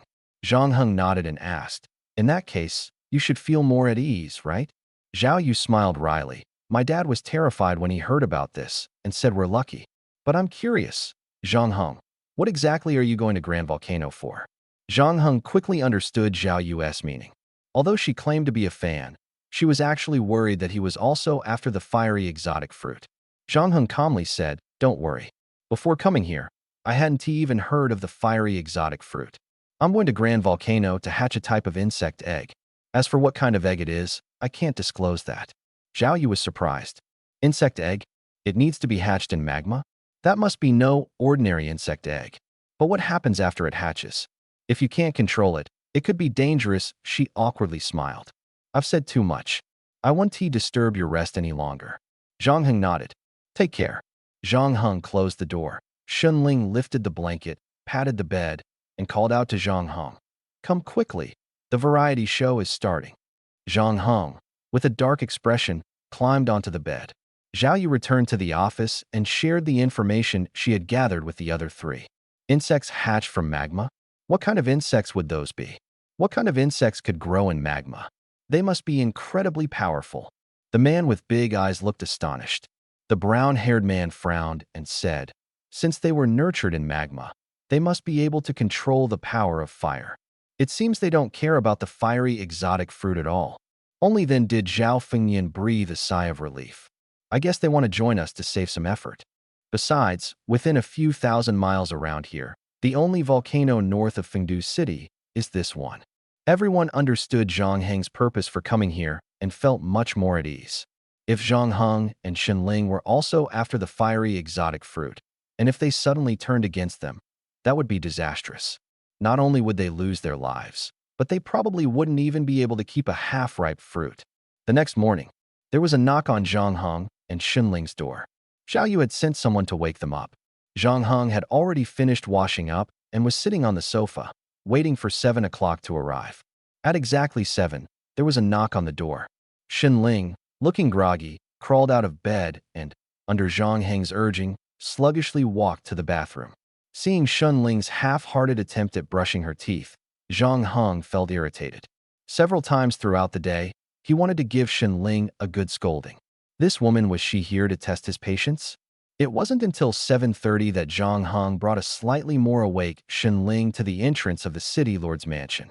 Standing at the entrance were the team members for this volcanic expedition, including city lord Zhao Fengyan. There were 16 people in total. With Zhang Heng and Shenling added, there were 18. Zhao Fengyan greeted Zhang Heng with a smile. Zhang Heng, Shenling, we're entrusting our lives to you too. Please don't let us down. Zhang Heng nodded. Don't worry, my cousin and I will do our best. Shenling yawned widely, her sleepy demeanor making everyone worry. Could she really handle this? Zhao Fengyan withdrew his gaze and said awkwardly, all right then, let's set off. The Grand Volcano is 300 miles north, and the off-road vehicle is already parked outside the city. Driving there? It seemed not everyone could fly. Zhang Heng didn't mind, and the group headed out of the city. Outside the city, a bus covered entirely in armor was parked at the city gate. Zhao Fengyan was the first to board, followed by the others. Grand Volcano, here we come. Since the road wasn't paved, the bus sped along the bumpy dirt and stone path, causing the cabin to shake violently. Many people were on the verge of throwing up from the ride. Zhang Heng and Shenling, however, floated above their seats, completely unaffected by the jolts, drawing envious glances from those around them. The 300-kilometer journey took over an hour. The bus stopped about a mile away from Grand Volcano. The ability users, fed up with the bumpy ride, quickly jumped off the bus, taking deep breaths of the fresh air outside. That was so rough. If I'd known, I would have walked here instead. The place we're going doesn't have any roads, so the bumps are to be expected. City Lord, can we rest for a while? We really can't take it anymore. Several ability users looked pained. They hadn't even entered the volcano yet, but the journey had already worn them out. In contrast, Zhang Heng and Shenling seemed completely unaffected. This is the difference. Zhao Yu walked up to Zhang Heng and said, Zhang Heng, Shenling, how about we take a 10-minute break? Zhang Heng nodded.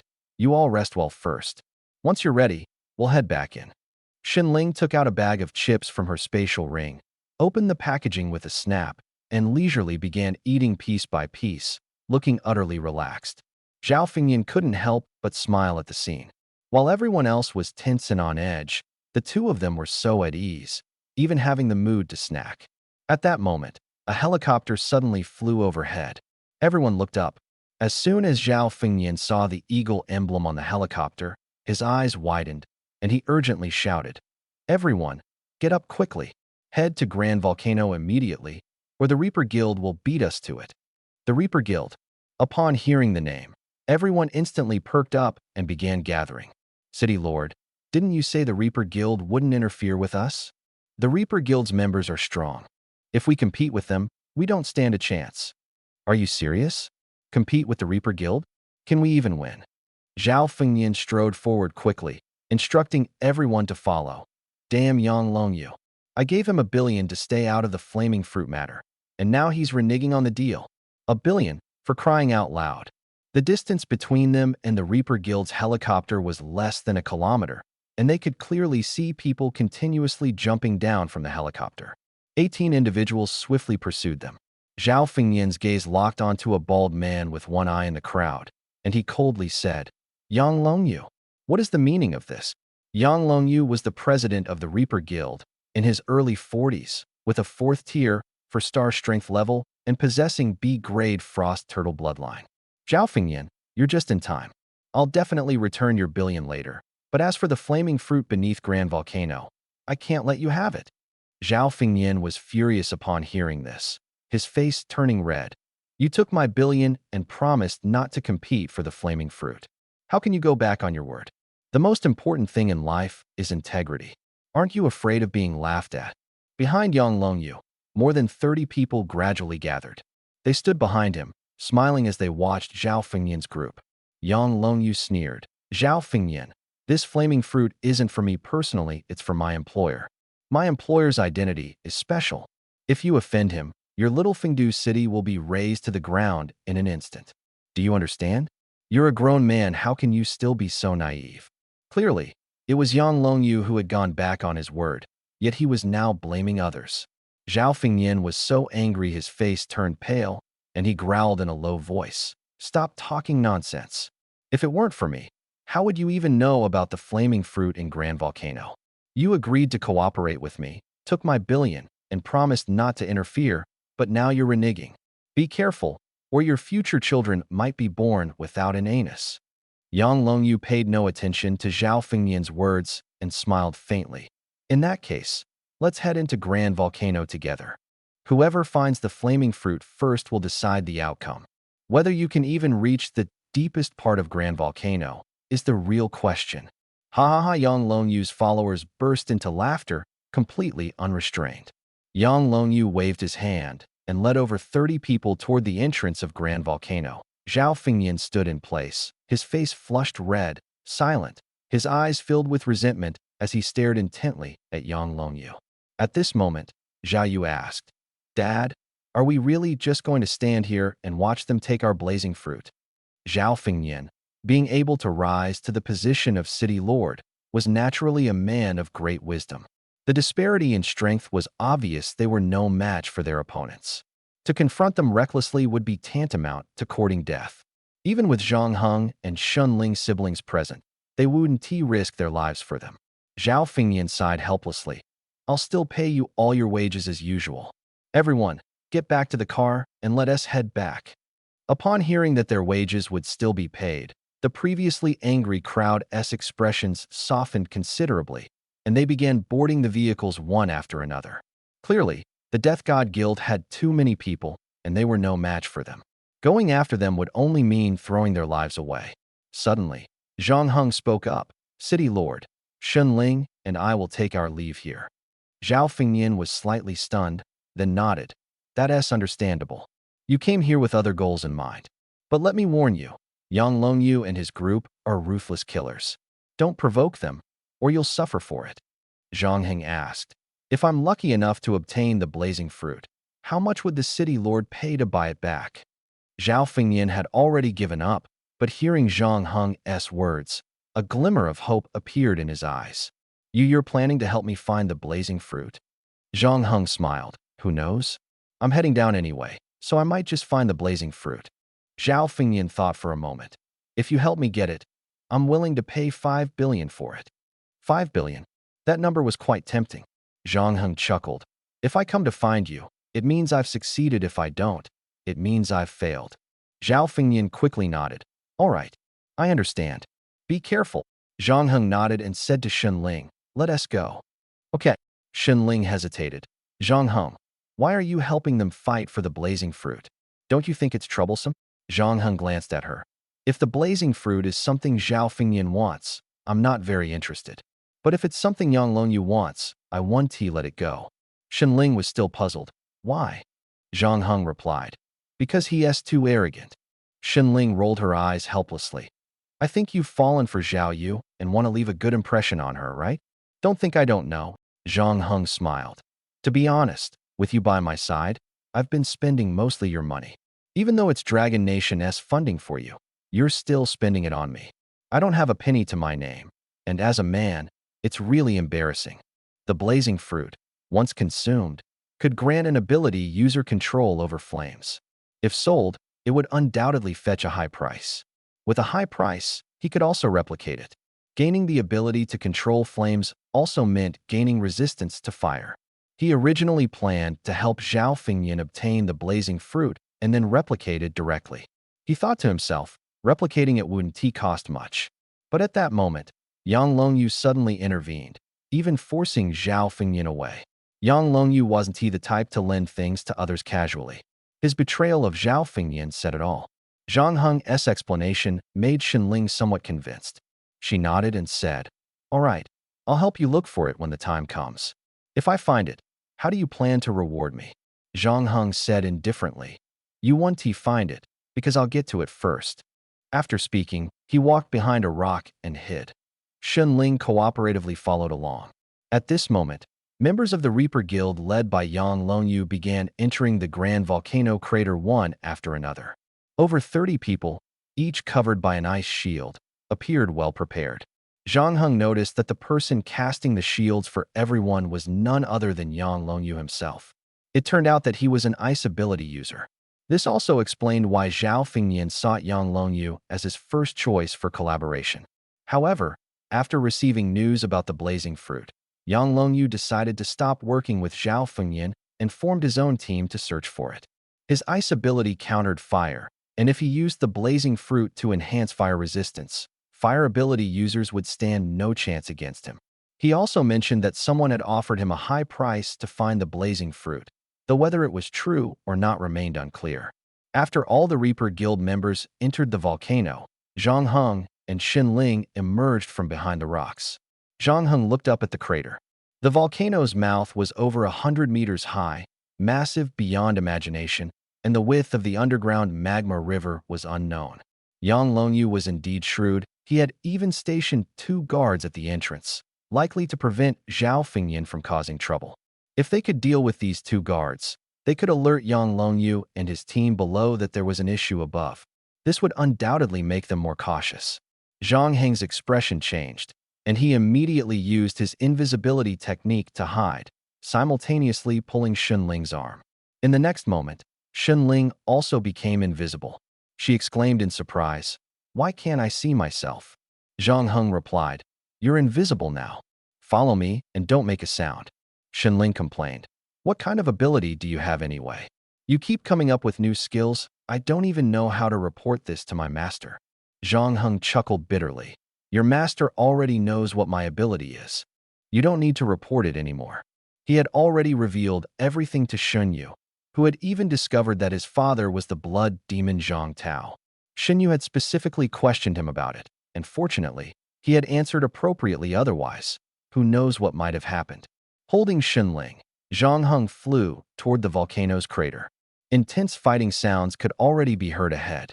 Unexpectedly, the Reaper Guild had just entered the volcano and was already engaged in battle with exotic beasts. Zhang Heng was on the upper level, while Yang Longyu was on the lower level.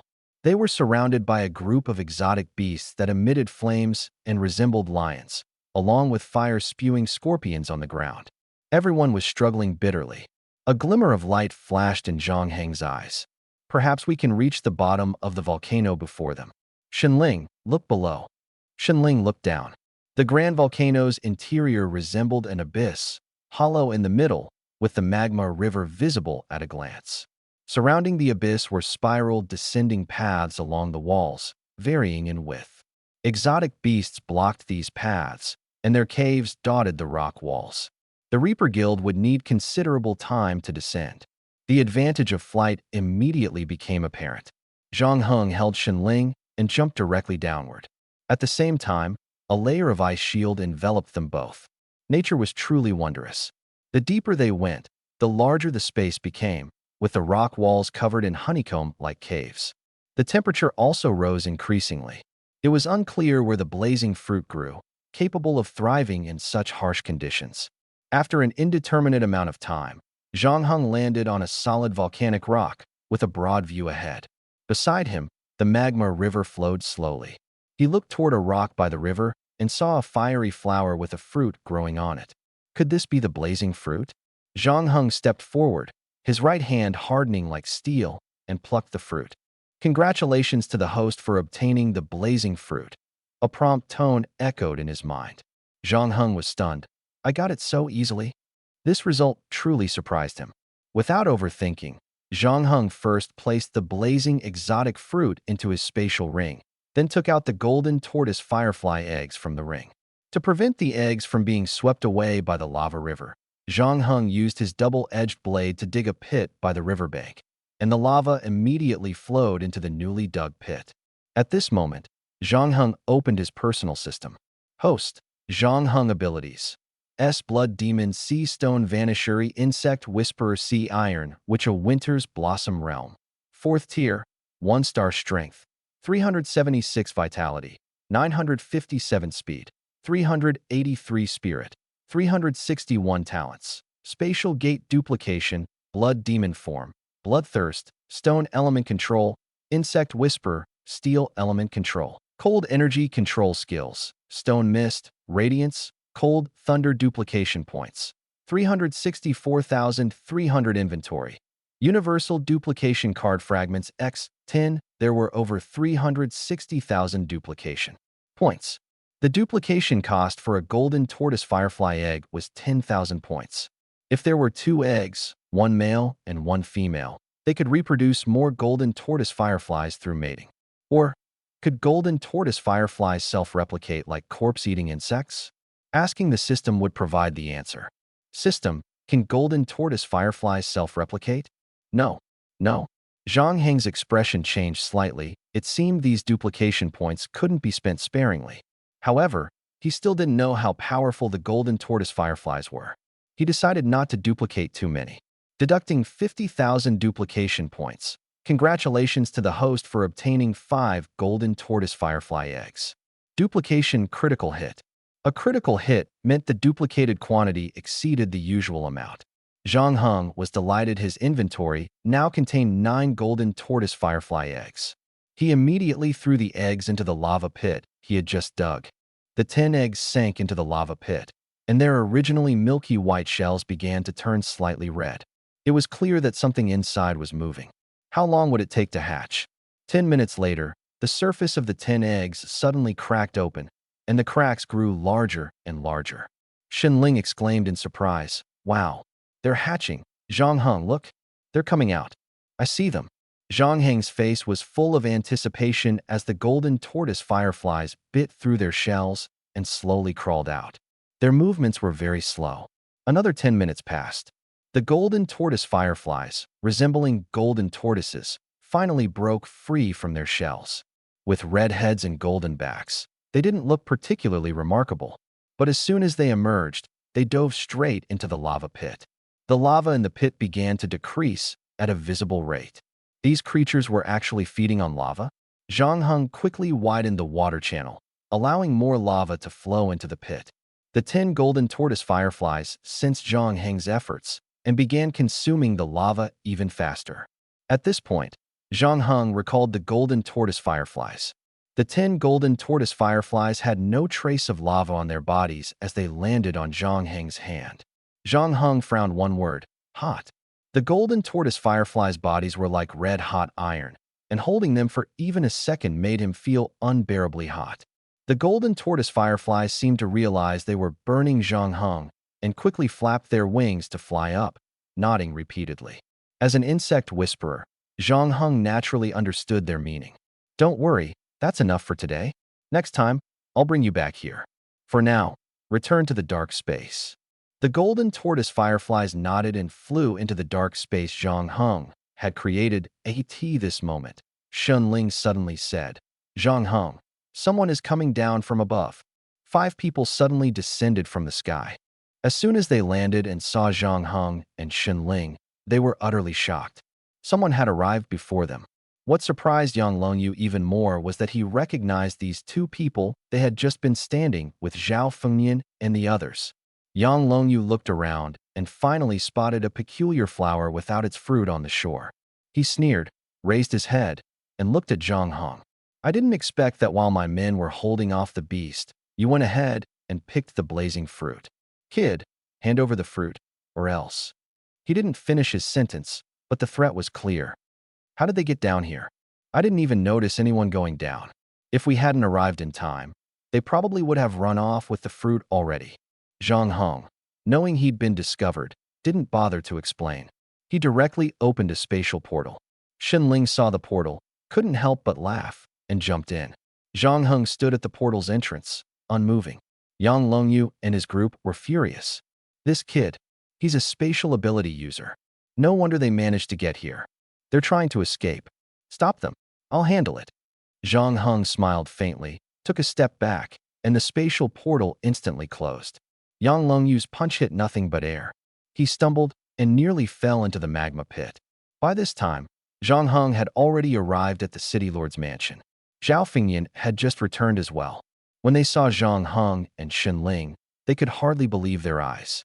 Zhang Heng." Zhang Heng nodded and said, "I found your blazing fruit. Is your dragon coin ready?" The people behind Zhao Fengnian stared at Zhang Heng with wide eyes. This guy was supposed to still be in the Grand Volcano Range. How did he get back before them? And he claimed to have found the blazing fruit. It was simply unbelievable. At this moment, Zhang Heng was well aware of how powerful his invisibility ability was. Without it, he wouldn't have been able to smoothly reach the deepest part of Grand Volcano. Zhao Yu looked at Zhang Heng with eager anticipation. Zhang Heng, did you really find the blazing fruit? Didn't the Reaper Guild try to stop you? It was too hard to believe. Even if the two of them could fly, they couldn't have been this fast. The bottom of Grand Volcano was guarded by the Reaper Guild. How did they bypass them silently and find the blazing fruit first? If Zhang Heng didn't explain, they might never figure it out. At this moment, Zhang Heng took out the blazing fruit and commanded the system to duplicate it. 100,000 duplication points consumed. Blazing fruit successfully duplicated. Critical hit. 100,000 points? Although it was a power-enhancing fruit, the cost was quite high. When he had duplicated Xunling's winter flower earlier, it had also cost 100,000 points, but there hadn't been a critical hit. Zhang Heng still had 2 blazing fruits in his backpack. He tossed one high into the air and said, "Before you decide to buy this blazing fruit, there's something you need to know. I was discovered by the Reaper Guild. They know I was the one who picked the blazing fruit. When they return, they'll definitely come after you. Of course, from the beginning, I've been on your side. Even if you decide not to buy it, they won't let you off easily. City Lord Zhao, you need to think carefully before buying. Once you buy it, I'll take full responsibility. That's my after-sales service for you." Zhao Fengyan didn't have time to think. The blazing fruit was right in front of him. What was there to hesitate about? Buy it. Wait. Zhao Yu hurriedly stopped her father and persuaded. "Even if we don't buy it, the Death God Guild will still come after us." She turned to Zhang Heng. "Zhang Heng, you're fine. You can take the money and leave, but our home is here. No matter where you go, the Death God Guild will come to trouble us first. You have to help us resolve this matter." Zhao Fengyan also calmed down. The Death God Guild was a notorious major guild, with even the lowest level ability users being at Tier 4. It had hundreds or even thousands of members, and no one dared to provoke them within 1,000 miles. Back when he was at the Grand Volcano, although he was furious, he ultimately gave up competing with the Death God Guild for the blazing fruit. This guild was not something he could afford to provoke. Zhang Heng said, "This is simple. 2 identical blazing fruits grew below. I ate one in front of them and sold the other to you.